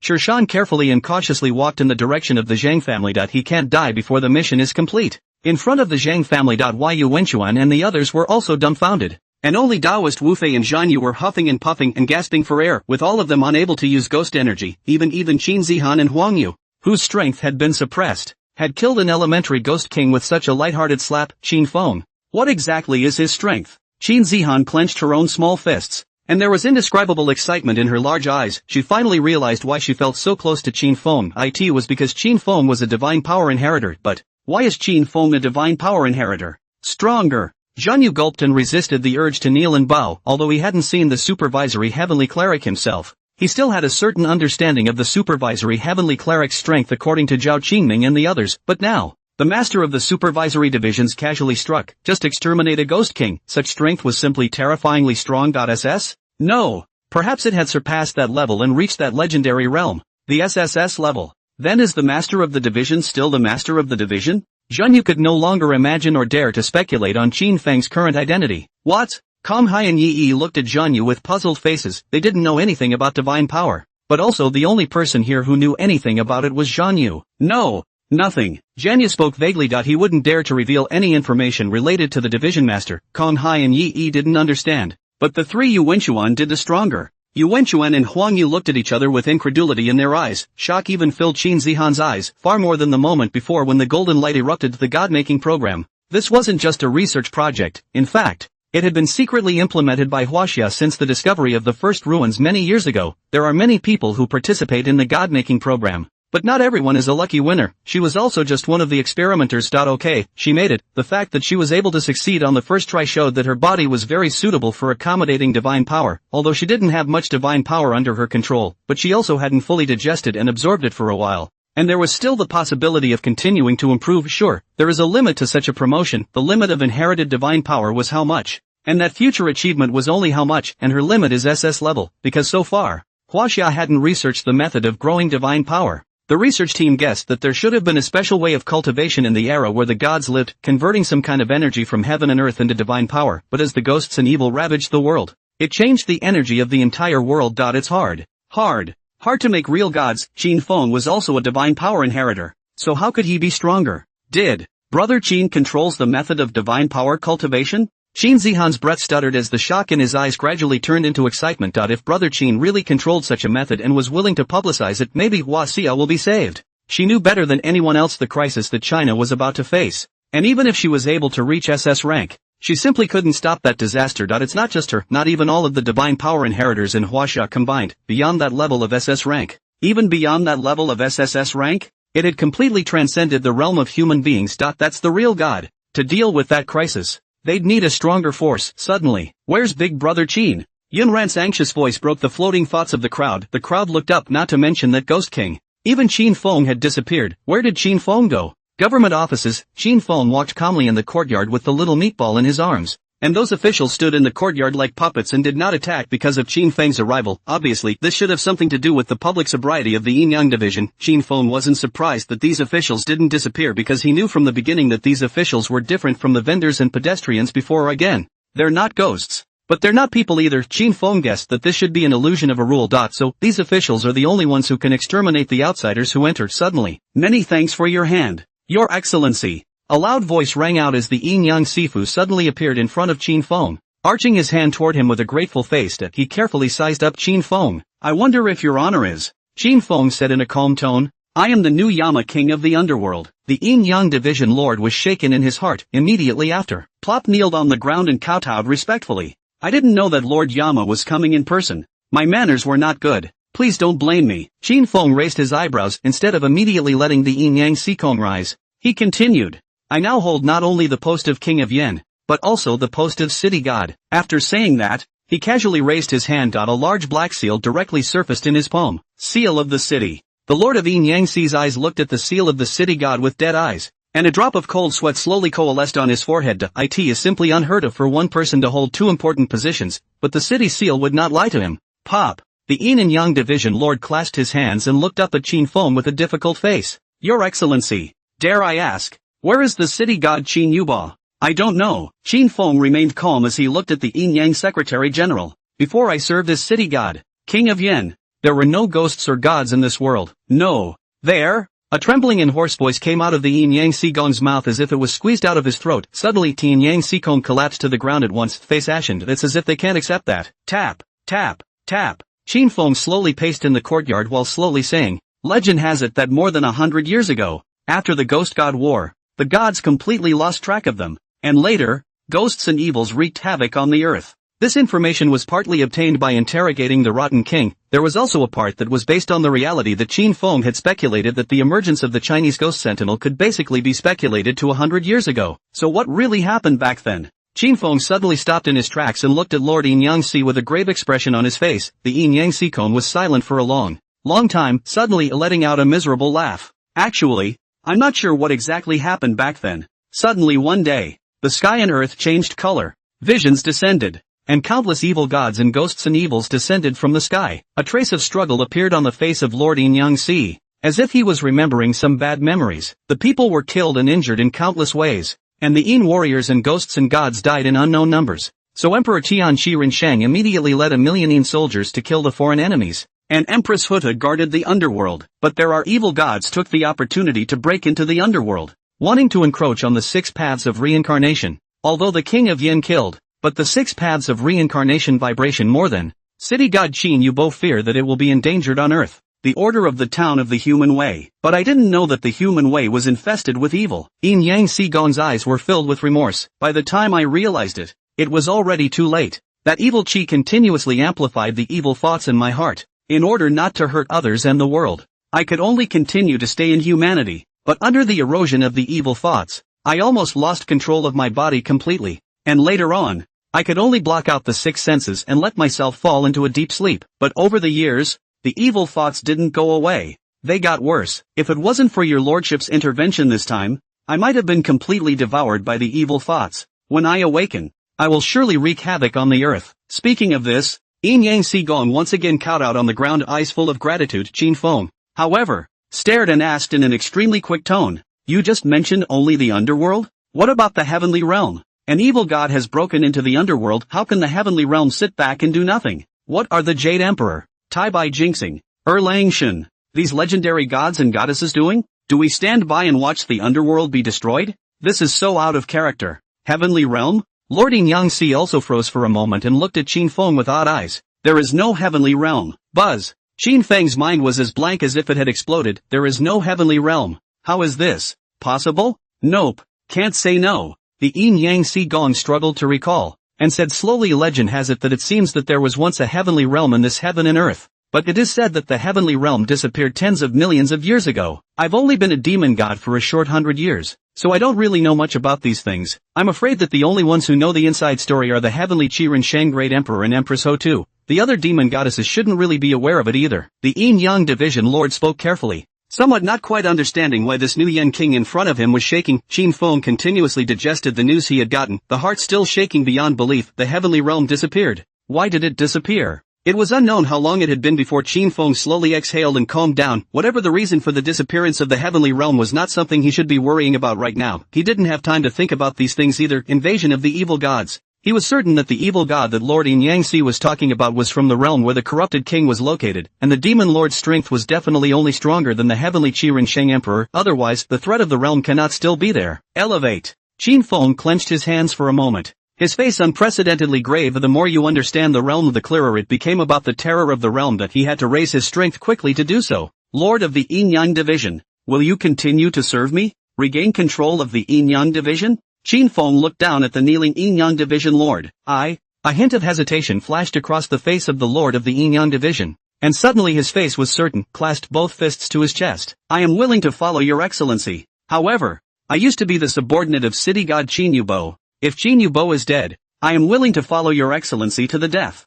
But if he is still alive," with a slight lull in his tone, Lord Yin Yangtze continued, "I also ask for your understanding." Qin Feng looked at Lord Yin Yangtze. One man does not serve 2 masters, and this Lord Yin Yangtze is indeed loyal. Does it affect him in any way though? Not to mention how likely it was that city god Qin Yubo would survive. Even if Qin Yubo lived, he would be taken under his wing in the future. It's just that he won't be handing over the position of city god for a while. It's not like he won't be handing it over in the future. When, in the future, he becomes the Fengdu Emperor. Or even the Yin Heavenly Son, the Great Emperor of Dongyue, also known as the Great Emperor of Tianqiren Shang. It is natural for these official positions to be handed over. What's more, it's not like the city god can only enthrone one person. The loyalty of the Lord of the Yin-Yang Division did not conflict with him in any way at all, and the more loyal the Yin-Yang Sikon is, the better it is for him, because he didn't have to worry about the other side defecting. Qin Feng nodded slightly. If Uncle Qin Yu is still alive, he can still hold the position of city god. The Yin-Yang Division Lord's face shook immediately after, filled with excitement. He kowed out 3 times on the ground with a loud noise. Thank you, Your Honor. Thank you, Your Honor. It was a performance that was almost more exciting than his own rescue. Qin Feng shook his head helplessly and raised his hand slightly towards the Yin-Yang Sifu. Alright, get up and talk. Yes. The Yin-Yang Division Lord got up and shook his official robe, looking at Qin Feng with more and more respect. By the way, you said before that you guarded humanity? Humanity? Qin Feng wasn't deliberately ignoring this issue, but it was because there was simply too much new news he had received today. Even he had some trouble digesting it. That means this is the 6 paths of reincarnation? Yin Yang Sigong clasped his fists and said, yes, this is exactly the 6 paths of reincarnation of humanity. But, he raised his head to look around and said in a deep voice, after I entered the human path, the 6 paths of reincarnation seem to have been impacted once again, completely falling apart. What do you mean? That is to say, the 6 paths of reincarnation, which were originally one, completely collapsed into 6 parts. And, moreover, these 6 parts are not together. And the 6 paths of reincarnation are incomplete. Incomplete. Qin Feng's gaze moved slightly. It is true that the 6 paths of reincarnation cannot be complete because the hell path, or the 9 hells, is in his hands. Obviously, after the Yin Yang Sikon fell asleep, the entire 6 paths of reincarnation still fell apart. He hurriedly pursued. How many reincarnations are left here? Yin Yang Sigong nodded. In addition to the human path, there should also be the hungry ghost path and the animal path. When the 6 paths of reincarnation shook before, the animal path and the hungry ghost path were both guarded by people sent by the king of Yama. But since I was the first one to enter the human path, I wasn't really clear on exactly which one of the ghost deities that guarded it was. Qin Feng frowned slightly. Then are these 3 paths of reincarnation still able to function? If he hadn't awakened Lord Yin Yang Si, he wouldn't have known that the 6 paths of reincarnation had fallen apart. As the most important part of the underworld, the 6 paths of reincarnation would be in big trouble if something went wrong. Could be. Lord Yin Yang Si nodded his head and said,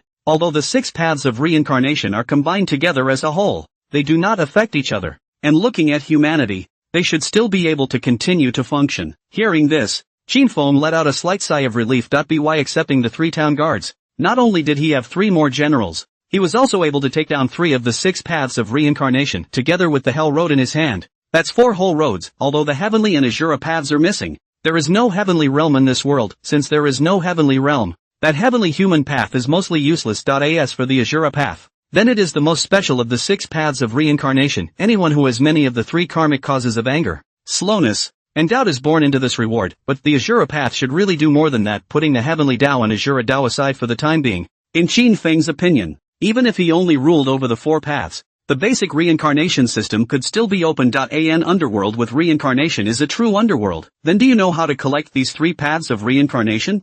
Qin Feng continued to ask. The Yin Yang Sigong thought for a moment and said, the 6 paths of reincarnation are ruled by the Empress Hutu, so by all rights, an ordinary person shouldn't be able to use them. But the current 6 paths of reincarnation are already crippled. So if your excellency is able to subdue the 2 remaining town guards, and gather the strength of the 3 of us, we should be able to help your excellency. Qin Feng's heart stirred. You can leave with me? No. The Yin Yang Division Lord shook his head and clasped his fists. My lord, there is no way for me to leave the human path for the time being.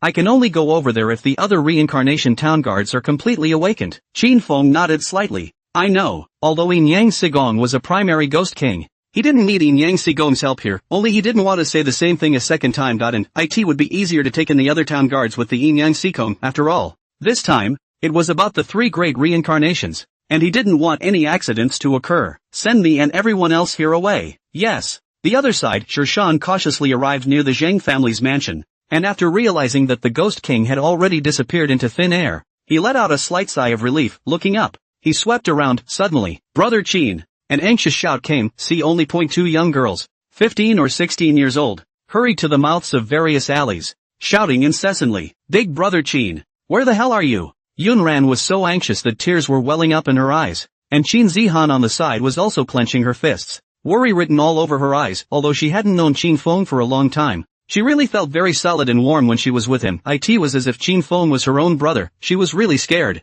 What should she do if Brother Qin died? Her mind was now in a mess, and she wanted Qin Feng to be safe and sound more than she wanted to get the secret of divine power cultivation from him before. At this point, Yu Wenchuan and Huang Yu, Zhan Yu and Kong Hai and Yi Yi, Taoist Wu Fei and Qing Tong ran out from the mouths of various alleys. The two little girls hastened to look expectantly at the crowd, but all were as silent as if they had spoken, just a slight shake of the head to know they've searched all around here. However, there was still no sign of Qin Feng. Don't worry, Mr. Qin will be fine. Zhan Yu looked at the crowd with an affirmative expression. He wasn't too worried about Qin Feng's disappearance. After all, that's a deity. Even if they all die, the gods will be fine. But he couldn't say this explicitly, especially when he saw that the two little girls were on the verge of crying out. So he could only cooperate and look for a bit. However, Zhan Yu's words sounded more like a comfort to the crowd. The crowd remained silent, not knowing what to think. Only Taoist Wu Fei let out a slight sigh of relief after hearing Zhan Yu's words. Although he knew that Qin Feng was a deity, however, he wasn't sure just how strong Qin Feng was. But Zhan Yu knew obviously Qin Feng's true strength was stronger than he had imagined. Just which deity is it?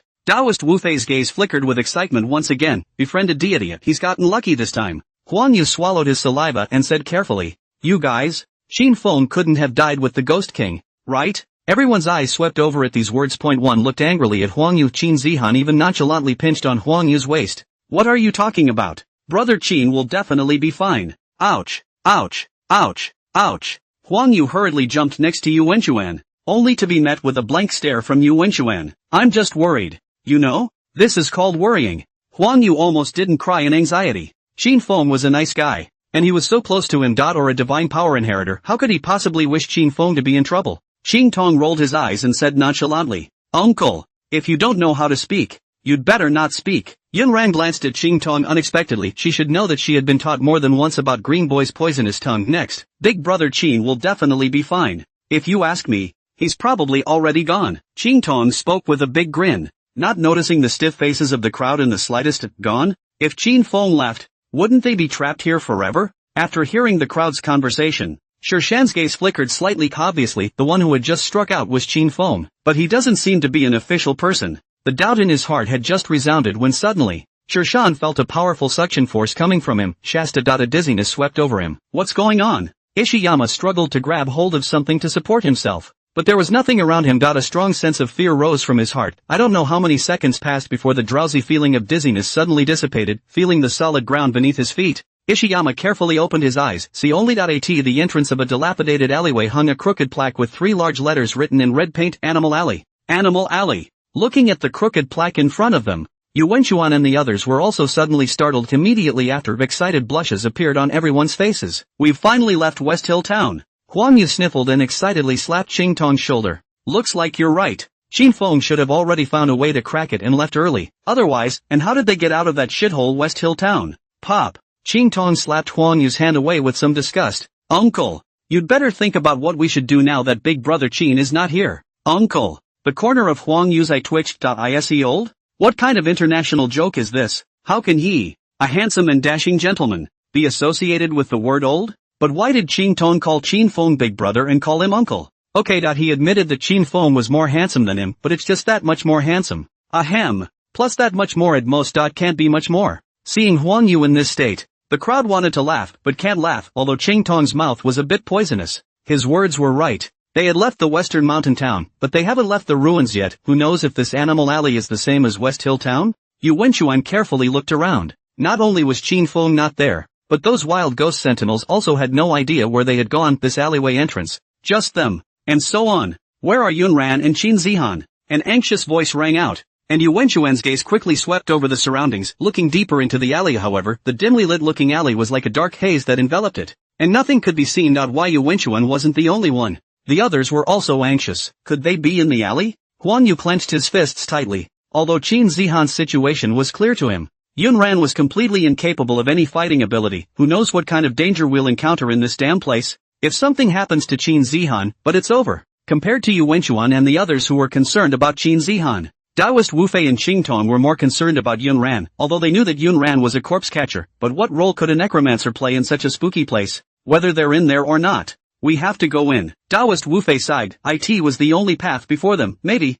they don't go in, there will be no danger. But there's no way for them to find an exit either. Trapped here, they were just as much waiting to die. Huang Yu and I will take the lead in the front. Everyone be careful when you go in. Try not to stray too far from us. Everything is focused on finding Qin Zihan and Yun Ran, as well as Qin Feng. Yu Wenchuan looked at the crowd with a grave expression on his face. They weren't worried about Qin Feng's strength, but it was very likely that Qin Feng controlled the way out of here. Finding Qin Feng is the real key. Yes, As soon as he stepped into the alley, in an instant, a gloomy and cold aura came from him, as if the entire sky had suddenly darkened. Immediately after, the pungent stench hit his nose. It makes you want to dry heave. On both sides of the alley, large bags of garbage were piled up, and occasional flies and creepy crawlies could be seen hovering over the piles of dirt and garbage mixed with blood, vaguely visible. Some residual tissue matter. It had turned from bright red to dark black, and these were the source of the stench. What the hell is this place? Huang Yu covered his mouth and nose, his tightly furrowed brows like a Chuan character. If it didn't say Animal Alley on the door, he thought he had come to the dump. Yu Wenchuan didn't say anything and carefully moved his feet towards the depths of the alley. Suddenly, clang clang clang, dull footsteps, interspersed with the sound of metal rubbing against the ground, came from the depths of the alley. Scratch your head from far and near. It also caused the crowd to look up towards the depths of the alley. See only a tall figure walked out from the black mist. It was half a head taller than normal, had human limbs, and its bare skin was covered in scabbed wounds and teeth marks. The only difference between it and a normal human was that it was topped with a huge pig's head. The pig-headed monster's broad palms gripped a huge axe, which dragged on the ground, constantly emitting a clanging ear-piercing sound. A pair of eyeballs, but they were dead set on Yu Wenchuan and Huang Yu, who were walking at the front. Flashes of excitement. Meet. Same moment. A deep alley. Two petite shoulders leaned against each other as they moved slowly and cautiously deeper into the alley. On both sides, grease-stained walls were painted with bizarre-style graffiti, and a few houses with smashed doors and windows were occasionally visible. Only the dim light inside made it impossible to see what was really going on in the house, but it was possible to see clearly that dark red splotches of blood were congealed on the windowsills and steps. Brother Qin? Daoist Wu Fei? Yunran shouted tentatively toward the alley. However, there was no response other than an echo. Qin Zihan clenched his fists tightly, his eyes scanning the surroundings vigilantly. Don't shout. They shouldn't be around here. If we attract something, we'll be in trouble. Separated from the crowd, Qin Zihan was able to maintain her sanity. Although she was a bit nervous, after all, she had entered the ruins before. People from the outside world didn't realize that those relics that had been officially controlled were, in fact, used as a testing ground for experimenters of divine power inheritance. It's not absolutely safe there. She had witnessed bloody brutality and the sacrifice of her teammates, otherwise, and she won't be able to do it just on a whim. Just dare to break into the ruins. With Qin Feng gone, Huang Yu gone, and Daoist Wu Fei gone, the only one they could rely on now was themselves. Yunran pursed her lips. No talking. Instead, he looked around just as warily. She wasn't a little girl who didn't know any better. Having lived her whole life in the mountains with corpses and ghosts, she wasn't really a girl who was involved in the world. She knows much more than the average person who lives in a big city. She knew just as well that it was very dangerous. The two continued to walk forward. The end of every alley is a fork in the road. The dark, grimy feeling was getting heavier, but the deep alley seemed like it was never ending, so that one could never find the end of it. It also makes it impossible to discern direction at all. It was as if the entire animal alley was like a giant maze. The gloomy environment made one's mind dizzy, and Qin Zihan and Yunran didn't know exactly how long they had walked and how many alleys they had passed through. The only thing to be thankful for, the sickening stench still overwhelmed them. It also allows them to stay somewhat sane. Suddenly, a mournful scream came to the two men's ears. The mournful screams were unceasing, as if they were surrounding Qin Zihan and Yunran's ears. Moment, the two men's scalps went numb. The fuzz on his skin was also exploding. It's the left. Without the slightest hesitation, Qin Zihan directly grabbed Yunran's arm now and ran towards the right side of the alley. The screams behind them seemed to be mingled with despair, gradually becoming weaker, but the two still didn't stop. Instead, they head back and forth through the deep alleyways without looking back. Suddenly, a strong smell of blood came from the ground. Both men stopped in their tracks at the same time. See only there, on the corner of the street, piled high with garbage packages, lay a man. Precisely, it should be a male body. His chest had been slashed open by some sharp object, and the blood-covered tissue was scattered over the packages around him. It looks very disgusting, and the already stiff, twisted face was completely frozen, with only the fear remaining in the glaring eyes. It was a wild ghostbuster they had seen before. Vomit. Yunran slumped aside and dry-heaved with his hand on the wall, but because of the scarcity of food, the contents of her stomach had long since been digested and she couldn't vomit anything. Qin Zihan, however, was sweating. She couldn't care less about the sense of impact from the sight and the blood, and let out a steep, stern cry. Run! However, the two had only just turned around. A figure landed lightly in front of them. That's a woman. The red bustier in black shorts accentuated her luscious, shapely body, but she had a large cat head. It looked out of place with that petite frame. The cat's lips were stained with bright red blood, as well as remnants of tissue, and a pair of turquoise eyes stared intently at Yunran and Qin Zhan. It was due to greed under hunger. Meat.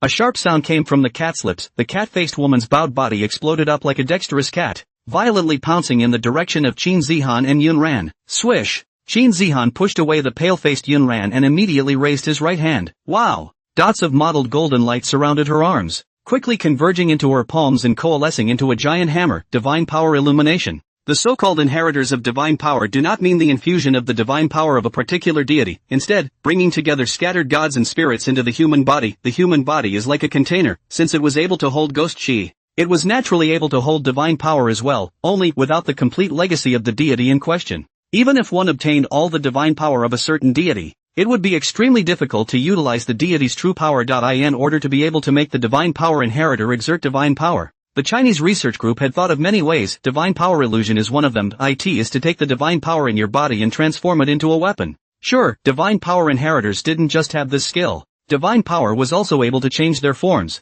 Like a ghostbuster performing a ghost energy transformation, also divine power can transform a person's body so that their physical qualities can be utilized to the limit. This is something that the ghostbusters don't have. Qin Zihan didn't have full control over the divine power, so she chose the simplest and most brutal method, smashing. Swish! With a turn of Qin Zihan's wrist, the hammer, which was vaguely glittering with golden light, smashed directly towards the cat-headed woman. Though she was petite, but the huge hammer seemed as if it weighed nothing in her hands. With a cracking sound, it ruthlessly smashed into the head of the cat that was about to rush into view. Bang! A dent was instantly added to the cat's head. A white plasma shot out in a pugilistic manner, interspersed with bright red blood, and sprayed onto the wall. Meow! The cat-faced woman let out a steep, mournful catcall. Her body rolled on the ground. And then, immediately afterward, she arched her back again, eyes scornfully looking at Qin Zihan. Not dead? Qin Zihan's pupils shrunk slightly, though she could feel that her strength was limited, but that strike just now had definitely exerted the strength of a peak rank, and this cat-headed woman is only injured.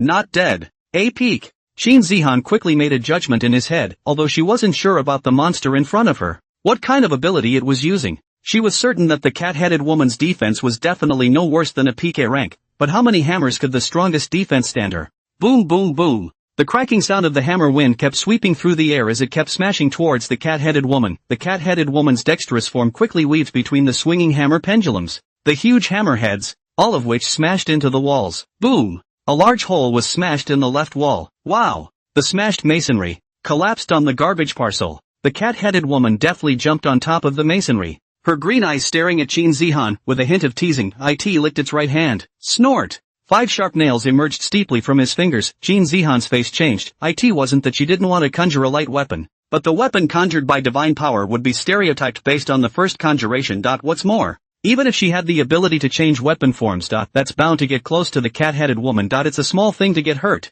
but if the smell of blood attracts other monsters. That's a problem. Yun Ran, who was hiding at the side, also saw Qin Zihan's hesitation, and she clenched her hands for a moment as she violently rushed over to the male corpse and knelt down next to it. Immediately after, putting his hands on his chest and clenching them, he kept making obscure sounds under his breath. Then, she drew a strange symbol on her chest. Up! The moment Yun Ran stopped, the male corpse lying on the garbage pile sat up violently, his eyeballs slowly turning to look at Yun Ran. All this time, everyone has been protecting her, treat her like a normal little girl, but she hadn't forgotten that she's also a corpse chaser in Western Hunan. Corpse breeders aren't the only ones who can manipulate corpses. They corpse catchers can too, because of the bodybuilder. It's the traitor of the catchers clan. It has always been the aim of the corpse catchers to send souls back to their homelands. So, not as a last resort, she wouldn't use such a secret technique. Perhaps she can't protect anyone, but she didn't want to be a liability.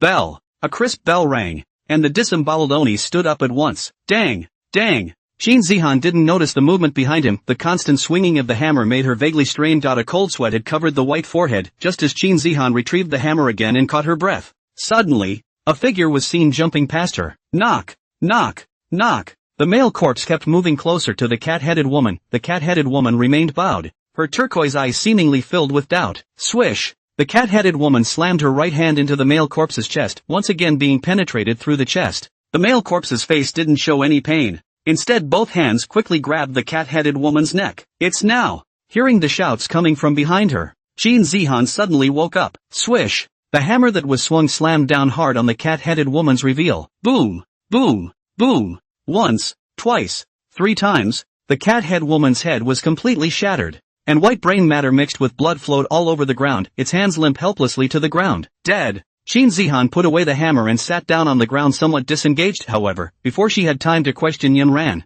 the sound of dull footsteps once again sounded in her ears. Tap, tap, tap. Run another deep alley. Ka! The little meatball snapped the neck of one of the dog-headed monsters in one bite, then let go of his mouth and let the dog-headed man fall limply to the ground. Somewhat disgustedly, He spat out 2 mouthfuls of saliva and wiped the blood around his mouth with his little hand before jumping into Qin Feng's arms, looking at him accusingly. Stink! A clear, brittle sound emanated from the little meatball's mouth, although the little lump of flesh can't speak in full right now. The individual syllables are spoken very clearly. I'll buy you a lollipop when we go out. No! The little meatball waved its hands, obviously not too satisfied with Qin Feng's fooling around. Ghost! The little meatball ghost king. Of course, has to eat ghosts. What kind of lollipop? Good. If you meet a big, powerful ghost to feed you. Qin Feng perfunctorily stroked the little meatball's head. As a ghost pet, the little meatball really didn't have any self-consciousness at all, surprisingly. He made a deal with him, really spoiled by him, but if he doesn't spoil his ghosts, who will?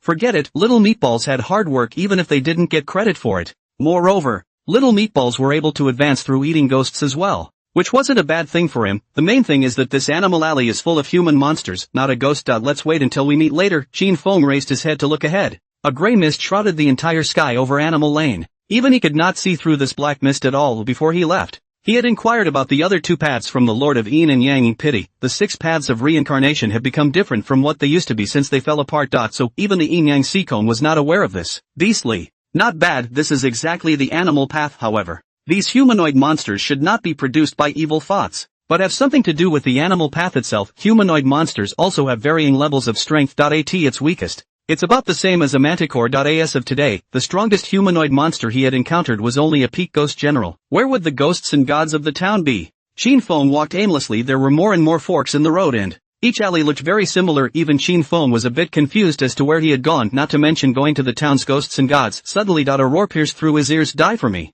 Qin Feng looked sideways toward the alley to his left, see only a middle-aged man, drenched in blood, waved the long sword in his hand, slashing at the rat-headed monster in front of him. It was the mad knife. The rat-headed monster was going to look much smaller than the humanoid monsters before it, standing about a meter tall with the same human limbs, although it seemed to be less powerful. It was more flexible than the mad sword, and the mad blade could only fight with its own speed and strength after losing its ghost energy. Ka! Instead of hitting the rat-headed monster, the long knife got stuck in the wall. The rat-headed monster's eyes rolled, and it leapt to take advantage of the opportunity to jump to the right shoulder of the mad sword, followed by a vicious bite on the mad sword's shoulder. A low growl with pain rang out, and Berserker loosened his grip on the hilt of the blade. Then Point One grabbed the rat-headed monster by the neck. A hard pull, hissing dash along with a piece of skin and flesh. It was directly ripped off by the mad blade. The intense pain caused Mad Blade's hands to tremble, and hoarse and dull low roars continued to ring out. But he didn't dare to shout out at all, because he was afraid of attracting more monsters. Swish! The rat-headed monster broke free of Mad Knife's hand, but instead of fleeing, it twisted and lunged at Mad Knife once again. Berserker tried to block, but the wounds on his body caused him to even lift his arms. Dying? Looking at the morose fangs, Mad Blade's eyes darkened. He didn't regret entering the ruins like he said before. Even if he died, he would die in the relics. He's killed countless ghosts in his life, but who would have thought that in the end it would not be at the hands of ghost evil? Instead, they die at the hands of monsters. The strength he had once prided himself on was of no use here. Ridiculous, pathetic. Ha ha! Mad Blade closed his eyes and smiled broadly as he prepared for death. 1 second, 2 seconds, 3 seconds. The expected pain didn't come. Swish! Mad Blade snapped his eyes open, only to find the rat-headed monster frozen in mid-air, motionless, as if time had been frozen. Just those bubbling green eyes, but they were filled with fear. Even the fur seemed to be trembling slightly. This, without having time to think about it, Mad Knife endured the sharp pain coming from his body, and drew out the knife that was stuck on the wall. As soon as he did so, viciously chopping towards the rat-headed monster. Snort! The long knife severed the rat-headed monster's neck, and a stream of blood shot out pell-mell, sprayed on the grease-stained walls. The rat-headed monster's head fell to the ground and tumbled drippingly to Qin Feng's feet. It's him! Mad Knife was suddenly startled. He remembered the young man. Or rather, it's unlikely that this year-old strongman holding a baby would go unnoticed by anyone. If he remembers well. 2 little girls seemed to call him Brother Qin earlier. Did he just save me? Berserker held his breath violently. Even if he regained his ghostly powers, he simply couldn't manage to keep those humanoid monsters still. How did this young man do it? Berserker didn't know, but he understood very well that it was possible for the other party to display such an amazing ability even after all of them had lost their ghost energy. Definitely not an existence he could provoke. In the instant these thoughts flashed by, Mad Knife saw that Qin Feng had already lifted his steps and continued to walk forward. He didn't hesitate for a second, bracing himself with his long knife. He ran up quickly, tap tap tap. Hearing the sound of hurried footsteps coming from behind him, Shinfeng stopped to look at the following mad sword and slightly raised his eyebrows. He had no good or bad opinion of the wild ogres, likewise he didn't have the slightest bit of sympathy for these wild ghost sentinels when they died. The only reason he had just helped Mad Blade was that he thought this man was special, and in the face of the possibility of being bitten alive. Other people would have been afraid that they would have hissed madly, but Mad Knife didn't. Rather a man of perseverance. If he was able to leave the ruins, perhaps this Mad Blade would do something, provided that Mad Blade can leave the ruins. But what does all this have to do with him? It's not like it's going to trigger a special reward. So why would he want to help those wild ghostbusters? Don't forget, here are the remains. Put. Mad Sword knelt down on one knee and clasped his fists. Thank you for saving my lord's life. Shinfeng nodded slightly, not intending to pay any attention to the Mad Sword. He continued to walk towards the front. Mad Sword hurriedly shouted, "My lord, I want to follow you." As a wild ogre, he was no dummy. If it wasn't for this young man, he wouldn't have said anything about leaving the ruins, just died. He wants to live.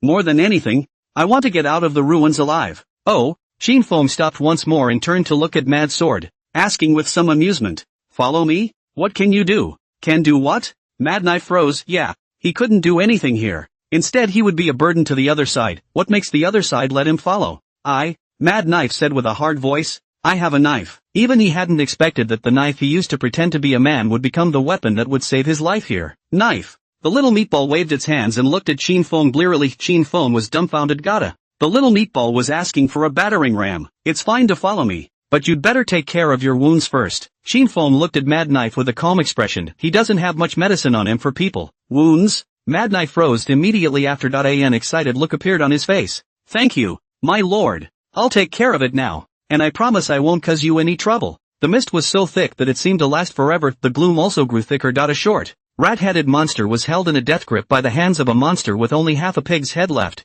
Its exposed bones covered in blood mixed with brain matter. It looks extremely scary. The rat-headed monster let out a shrill, strange cry, only to be slammed hard against the wall by the pig-headed monster in the next second. Bang! There was an extra large red bloodstain on the wall. The rat-headed monster isn't dead. Instead, it rolled around on the ground and fled towards the front in a hurry, with a strange squeak coming out of its mouth. No good. It's calling for companions. Shin Zihan's anxious voice had just fallen. Suddenly 5 or 6 more rat-headed monsters rushed out of the black mist. Bell. With a crisp bell ringing, the cat-headed monster, whose head was smashed to pieces, deftly jumped in front of a rat-headed monster, and its sharp nails pierced right through the rat-headed monster's heart. Snort! Bright red blood dripped down the sharp nails and onto the floor. Squeak dash! The rat-headed monster kept struggling, and strange cries kept coming out of its mouth. As if trying to call for more companionship. Suddenly, snort! The sharp dagger sliced through its throat, and a stream of blood shot out in a pugilistic manner, directly spraying onto Shin Zihan,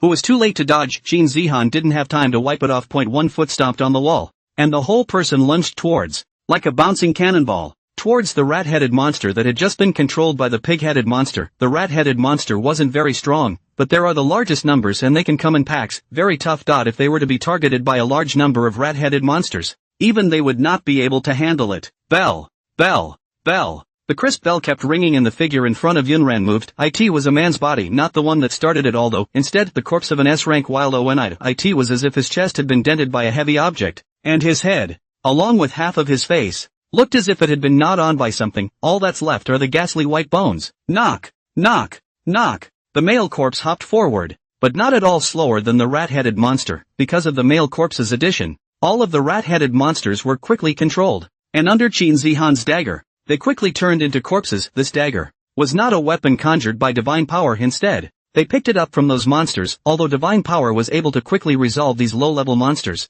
it was not infinite. To save physical and divine energy, it was the only way she could get close enough to fight. Okay, there was Yunran to work with her. Dealing with these monsters won't be a problem for now. Go! After resolving the rat-headed monster, Shin Zihan quickly ran towards another alley. Yunran's small face went white. Her limit is to control 3 zombies, but control also requires physical exertion. But the scarcity of food and water also prevented them from eating in large quantities, and there's no time for that either. The smell of blood will attract more monsters. They had to get out of here in a hurry, wiping the beads of sweat from his forehead. Yunran once again shook the bell to maneuver the 3 corpses to follow Shin Zihan. Wait until you've crossed 2 or 3 alleys. It was only then that Shin Zihan slowed down, exhaled slightly, and from the backpack behind him, he pulled out 2 thumb-sized orbs and threw them to Yunran. Here's the portable army rations and water pills. Eat them. Yunran wiped the beads of sweat from his forehead and swallowed the orb in one gulp. As soon as that orb was imported, it seemed to melt away, although he didn't need to chew.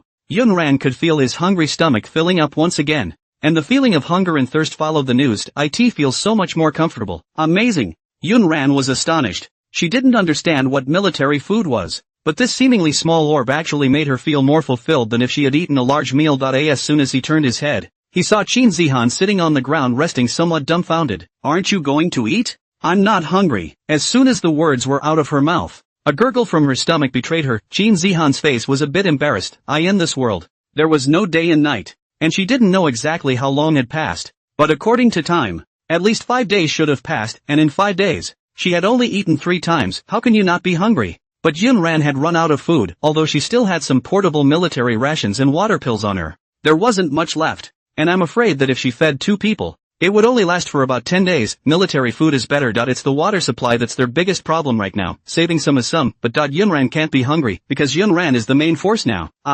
Yunran just opened her mouth, but was directly interrupted by Qin Zihan. Keep walking. Qin Zihan gripped his dagger tightly, his eyes scanning the surroundings vigilantly. Ahead was still a thick mist. In the back, Yunran pursed her lips tightly and looked at Qin Zihan's back. The eyes suddenly dissolved into determination. Bell. The bells were ringing in bursts. The group walked into the heavy mist. The figure faded away. Every time he walked through an alley, Qin Zihan would use his dagger to carve a symbol on the wall, which was the official universal emergency contact symbol, with no way to use the contact device. This is the only stupid way to do it, and I don't know how long it was. There was a sudden scuffle in the 2 men's ears. Bang bang bang. The sound of fighting wasn't far away. It's up ahead in the alley on the right. Both held their breath at the same time, looked at each other, and nodded toward each other at the same time. Carefully, he moved toward the alley ahead. They didn't dare to expose themselves easily until they were sure of the other party's identity. With food in short supply, wild ogres are just as much the enemy. Tap. Extremely light footsteps, not noticeable over the sounds of that fight. Just after walking to the entrance of the alleyway,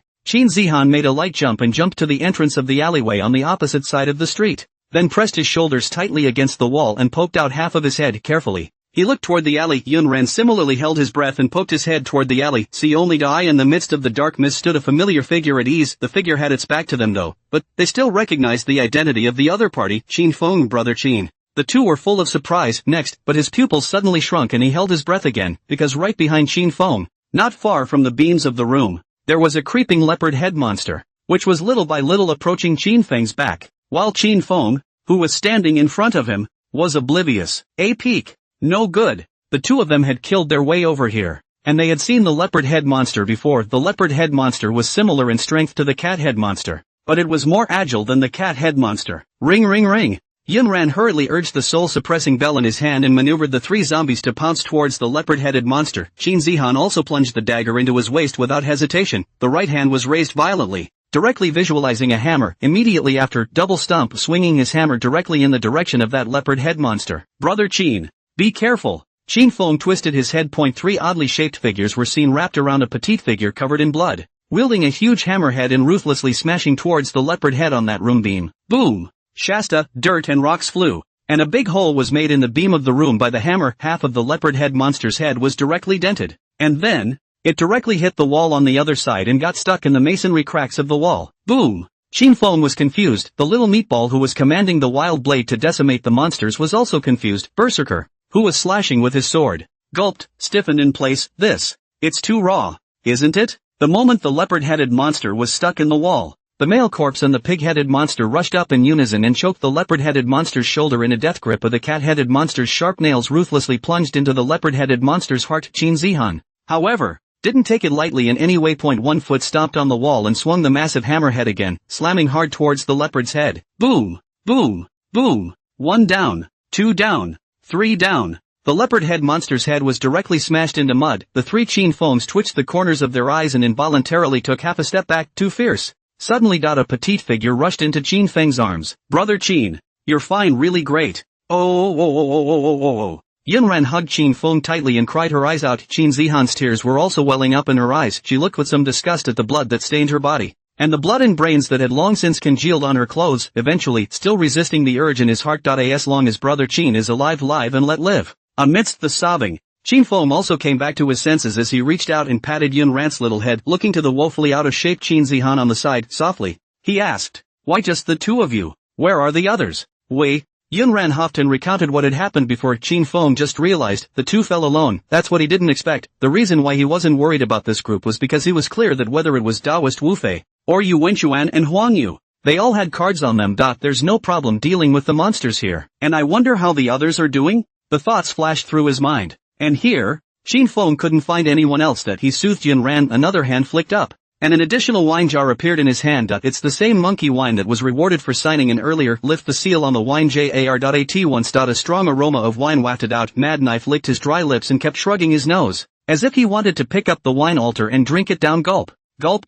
Wine. Qin Zihan's staring eyes were astonished. Big brother Qin, do you have a space-type spirit weapon on you? Spatial-type spirit weapons were not rare, and were a subject the Chinese officials had been researching. After all these years of research, although it was able to make a low imitation version of the space storage device, such a thing was also very valuable, and even if it was available, it would be provided to the front line at the first opportunity. Even if she was a divine power inheritor, she didn't have such a treasure. Sort of. Qin Feng said vaguely that he just didn't pick up the reality because he couldn't use what the system rewarded him with before. That doesn't mean, however, that he'll be able to put things back in. The system can't buy it. Go wash your face. Qin Feng shoved the wine altar into Qin Zihan's arms, with a smile on his face. Although he didn't need to be saved, he was still quite touched by the two little girls rushing over so violently. These things, naturally, he does not save, and there's no need that he's not affected if he doesn't eat or drink anyway. Berserker's eyes rolled back in his head. Wash your face with wine? This fucking is too extravagant. Sure. That's not something he's going to say this whole way following Qin Feng.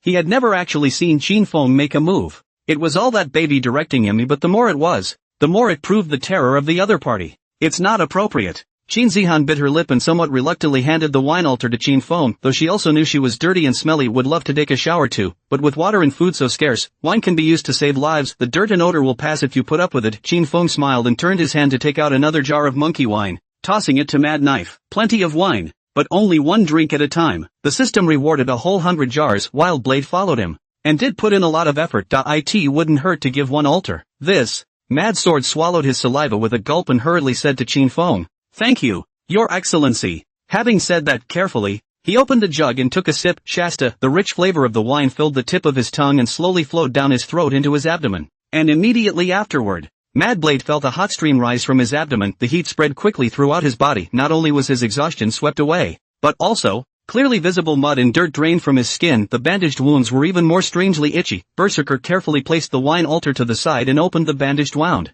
just to find the scabs on the wounds slowly falling off. Revealing the new growth of skin. This treasure, absolute treasure. Mad Knife's face flushed red, and he didn't know if it was because of the wine or the excitement. He took a deep breath, and with trembling hands, he carefully poured the wine from the altar into his water pouch. Such a treasure must not be discovered, otherwise it'll get him killed. The kettle was filled and there was still some left in the wine jar. Remembering Qin Feng's words, Gale naturally didn't dare to drink more, and was planning to seal the wine altar and wait until later to drink it slowly, when he saw two eyes staring at the wine altar with a deadpan expression. Longing filled his eyes. It's the little meatballs. The little meatball stared at his short legs and walked over to the wine altar, shrugging his nose as he clutched at the altar, which was about half the size of his body. Gulp. Took a big sip and didn't seem satisfied, staring at his short little legs. He tried to head straight for the wine jar next. However, Qin Feng grabbed his neck. But it's still late. The little meatball's pink face was red, waving his little hands and shouting excitedly, "Wine! Wine!" Immediately after, the head lulled, and he fainted straight away. Qin Feng shook his head with a helpless face and carried the little meatball into his arms. Monkey wine. But it's famous for 1,000 days of drunkenness. I don't know how many sips the little meatballs actually took,